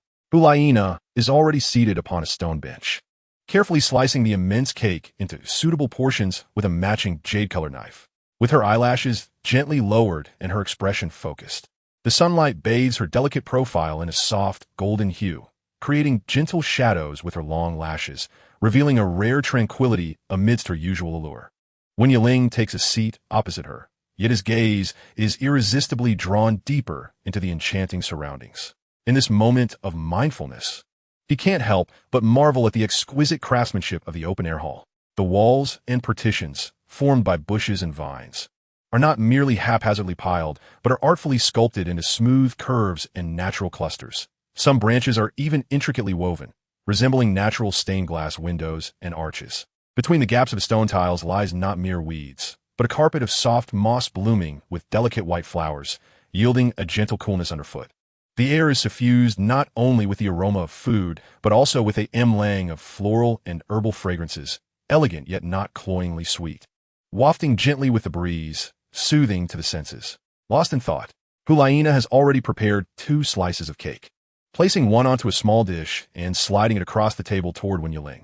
The cross-section of the cake reveals distinct layers: the pink sponge, the verdant lover's grass filling, and the deep crimson rose petals intertwined, creating a visually stunning treat. A hint of a smile dances at the corners of her mouth, her sparkling eyes fixed on him with a twinge of anticipation. "Do try it," Granny spoke of it with such reverence. Wen Yiling withdraws his gaze from the surroundings, picking up a small spoon woven from slender, resilient grass and scooping a bite into his mouth. The texture is indeed marvelous. The cake is dense yet moist, melting instantly, while the rich sweetness of the rose petals harmonizes perfectly with the unique freshness of the lover's grass juice. The sweetness is just right, avoiding any cloying sensation, instead imparting a delightful sense of ease and comfort. More subtly, after swallowing, a warm, gentle essence lingers between his lips and teeth, gradually spreading through his limbs, prompting an involuntary relaxation. "Delicious," he exclaims sincerely, looking at Hu Liena. She, too, is savoring her slice, her eyes slightly squinted in sheer enjoyment. Resembling a cat that has successfully pilfered a treat, utterly charming. "Isn't it?" She proudly lifts her chin as if the cake were her own creation. Granny's skills have never disappointed, especially with these particularly exquisite pastries. Her words are laden with double meanings, her gaze sparkling with flirtation. The two quietly indulge in this overly sumptuous and sweet breakfast. Occasionally, residents pass by, casting kind smiles and knowing glances at the seemingly perfect pair, as if to silently bless the young couple. Surrounded by the utmost beauty of nature, bathed in warm morning light and fragrant aromas, the atmosphere in the hall feels serene and almost surreal. As they continue to eat, Hu Liena suddenly lets out a light laugh, lightly tapping the dish before Wen Yiling with her spoon. Do you think Hu and is deliberately avoiding us so that we can enjoy this heart-to-heart cake alone? Wen Yiling pauses, recalling Yuan's thoughtful gestures and deliberate distancing, and can't help but smile. Perhaps he might have sensed something. Good for him. Hu Liena pouts playfully, her eyes shimmering with sweetness. She sets down her spoon, leans forward slightly, resting her elbows on the stone table, cradling her chin, and gazes intently at Wen Yiling. The morning light dances in her azure eyes, refracting splendidly. So, Yiling, in this beautiful moment, free from interruptions, and in regard to the second trial, have you formed any new thoughts about the important item we lost? She elongates her tone, mimicking a theatrical flair, clearly not in a rush to discuss serious matters, but rather teasingly drawing closer. Wen Yiling, fully aware of her intentions, shakes his head in resignation. Playing along, no new ideas have yet been born. Perhaps more inspiration is needed. He deliberately emphasizes the last two words, his gaze sweeping over the half-eaten cake before her. Hu Liena's laughter becomes even more jubilant, like blooming spring flowers. She extends her delicate fingers, dabbing a bit of the verdant lover's grass filling from the edge of the dish, and suddenly, with a swift motion, gently smears it onto the tip of Wen Yiling's nose. The icy sensation momentarily startles Wen Yiling. Here, a little inspiration for you. She triumphs in her mischief, her laughter ringing like silver bells, sending ripples through the tranquil hall. Wen Yiling gazes at her radiant, laughing face, the sweet aroma of grass lingering on his nose. And then he looks at the enticing green on her fingertip, feeling a subtle string in his heart being plucked. He doesn't wipe it away immediately. Instead, he gazes deeply into her eyes, his voice dropping slightly, imbued with a barely perceptible huskiness and affection, mischievous, not at all like when we first met. As their eyes meet, the air seems to thrum with sweetness. The surrounding floral scents, the freshness of the greenery, and the cake's sweetness seem to merge into a pleasantly intoxicating atmosphere. Hu Liena feels her cheeks flush deeper under his gaze, her heart racing quietly. The boldness of her earlier prank dissipating in an instant, leaving only the shyness of a startled fawn. Wen Yiling slowly raises his hand, as if to wipe away the green from his nose. Yet it seems he also wishes to touch her cheek, tinged with laughter and warmth, so close at hand. Time elongates in this moment, thickening into a syrupy stillness. The hall's dome, with ancient branches gently swaying, and around them, blossoms silently exude their fragrance. While in the distance, the soft murmur of flowing water intertwines with the faint sounds of plants growing, composing nature's most tranquil background music. Everything is perfectly attuned. However, just as his fingertips are about to brush against her hair, a soft sound, akin to a throat clearing, emerges from behind a dense shrub blooming with tiny purple flowers nearby. The two, startled like frightened birds, swiftly separate and sit up straight. Wen Yiling quickly wipes the green smear from his nose, while Hu Liena instinctively smooths her hair as if addressing non-existent stray strands, her blush deepening, even more pronounced. An elderly woman, carrying a wooden bowl filled with fresh berries, emerges leisurely from the shrub, as if merely passing by. She bears the customary serene smile of a Greenwood resident, and as she walks past their table, she gently reminds, "Children, while the heart-to-heart cake is delightful, do not overindulge. Especially during the day, one must maintain a clear mind to face the trials of the gods." With that, she nods warmly and continues on her way. The enchanting atmosphere is momentarily interrupted, yet not entirely dissipated. Instead, it transforms into a deeper undercurrents of intimacy and understanding. The two share a glance, both slightly embarrassed, yet unable to suppress a simultaneous quiet laugh. "It's all your fault," Hu Liena playfully scolds in a whisper, her gaze flitting away. "Indeed, it's my fault," Wen Yiling concedes, his eyes filled with a profound mirth. Breakfast continues in a sweet and subtle ambience, though no overtly bold actions are taken.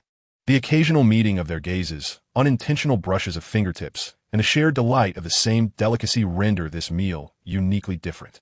Every detail of the hall, the swaying flowers and leaves, the dappled sunlight, the tranquil vine arches, seems to stand witness to the emotions unfolding between them. By the time the meal concludes, the enormous cake has been barely half consumed. Hu Liena meticulously wrapped the remaining portions in oiled paper and stored them within her soul guide, preparing to take them back to the small courtyard. As they rose to depart, the two once again surveyed the sacred hall illuminated by the morning light, their hearts filled with a profound sense of tranquility and warmth. The enigma of the second trial remained shrouded in mystery, and Lin Yuan's solitary venture continued to weigh heavily on their minds. Yet in this moment, at least they had each other, the sanctuary of this divinely bestowed land, and the sweet, hope-infused morning they had just shared. Oh dear, I should have inquired with that old woman in the city about my long-lost belongings. My attention was entirely consumed by that cake. Ha ha! Did you not say that indulging in sweets would lead to weight gain? Yet here you are, indulging excessively. You mentioned that you liked me even if I gained weight. What? Have you changed your mind? Hu Liena picked up a nearby wrist blade and donned it. What on earth are you doing? I never said that. Put the blade down. Why are you yelling at me? I wasn't. Wait, what are you doing? Hu Liena unleashed her first soul skill, launching it directly at Wen Yiling. He summoned the bones of his right arm to dissipate the flames. What are you doing, Hu Liena? What? Gust alitiest. That level of attack couldn't even harm a child. Hu Liena rolled her eyes and continued toward their residence. Childish, Wen Yiling thought, hastening his pace to keep up with her, fearing that any delay might incite another confrontation. Upon entering the room, he found Hu Liena lying on the bed, clutching the notebook that originally belonged to Valdat. Do you think Yuan has received some special instructions that only he can complete? Perhaps. Let's see if he returns tonight. If he hasn't by then, we shall go in search of him. Throughout the day, the two sequestered themselves within their chamber, wholly absorbed in contemplating the contents of the second trial. They lost themselves in the conundrum, as time seemed to stand still, apart from brief excursions for sustenance. They scarcely ventured outside their room. Even inquiries to the locals regarding the second trial yielded naught. This arcane examination appeared ensconced in layers of thick fog, leaving them utterly perplexed. As time progressed, the sun gradually descended, its final rays consumed by the encroaching darkness. Yet amidst this gloom, the dragon breath grass and lantern flowers burst forth in brilliant luminescence, twinkling like stars adorning the beautiful landscape. The two emerged from their room, settling in the courtyard. Gazing up at the stars, these celestial bodies shimmered faintly in the night sky, seemingly whispering the secrets of the universe and infinite possibilities. In this serene atmosphere, their thoughts began to settle. How beautiful! What a pity that my brother cannot see this. What? Are you missing Xieyu? We have never been apart for this long. It has almost been 3 weeks. It feels quite unusual without him and Yin around. I wonder what they're doing now. Do you think they miss us? Of course. Who wouldn't miss their sister? After all this time apart. Yes, it's only just begun. Their proximity intensified, as if the morning's cake had begun to take effect. The torch ignited by Hu Liena's foxfire radiated a soft pink glow, and they gradually nestled against one another. I always dreamed of coming out to gaze at the stars with you, but back then, with Xieyu and Yin around, you prefer their company, and I could never find the opportunity. That won't happen again. Once we return, I will always be by your side. Wen Yiling gently caressed Hu Liena's head. It's so warm, she remarked, shedding her garment and tossing it onto a nearby chair. She left her seat and straddled Wen Yiling, asking, Do you think I look like this? In that moment, she wore but a single article of clothing, her fingers gliding over Wen Yiling's chest. He, under the influence of Tianqi Fuyong, had further strengthened his physique, matching Yan's build, if not surpassing it. What? Wen Yiling momentarily faltered, attempting to pull Hu Liena off him. But to no avail. Stop messing around. Let us go to the room and discuss this. No need. Right here is just fine. No one will come. Hu Liena discarded her last piece of clothing, her gaze fixed intently on Wen Yiling. This scene would test the resolve of even the most steadfast man. And under the cake's influence, Wen Yiling offered no resistance as Hu Liena effortlessly disrobed him. Do you prefer me on top or below? With you, it matters not. Wen Yiling was already lost in a realm of tenderness.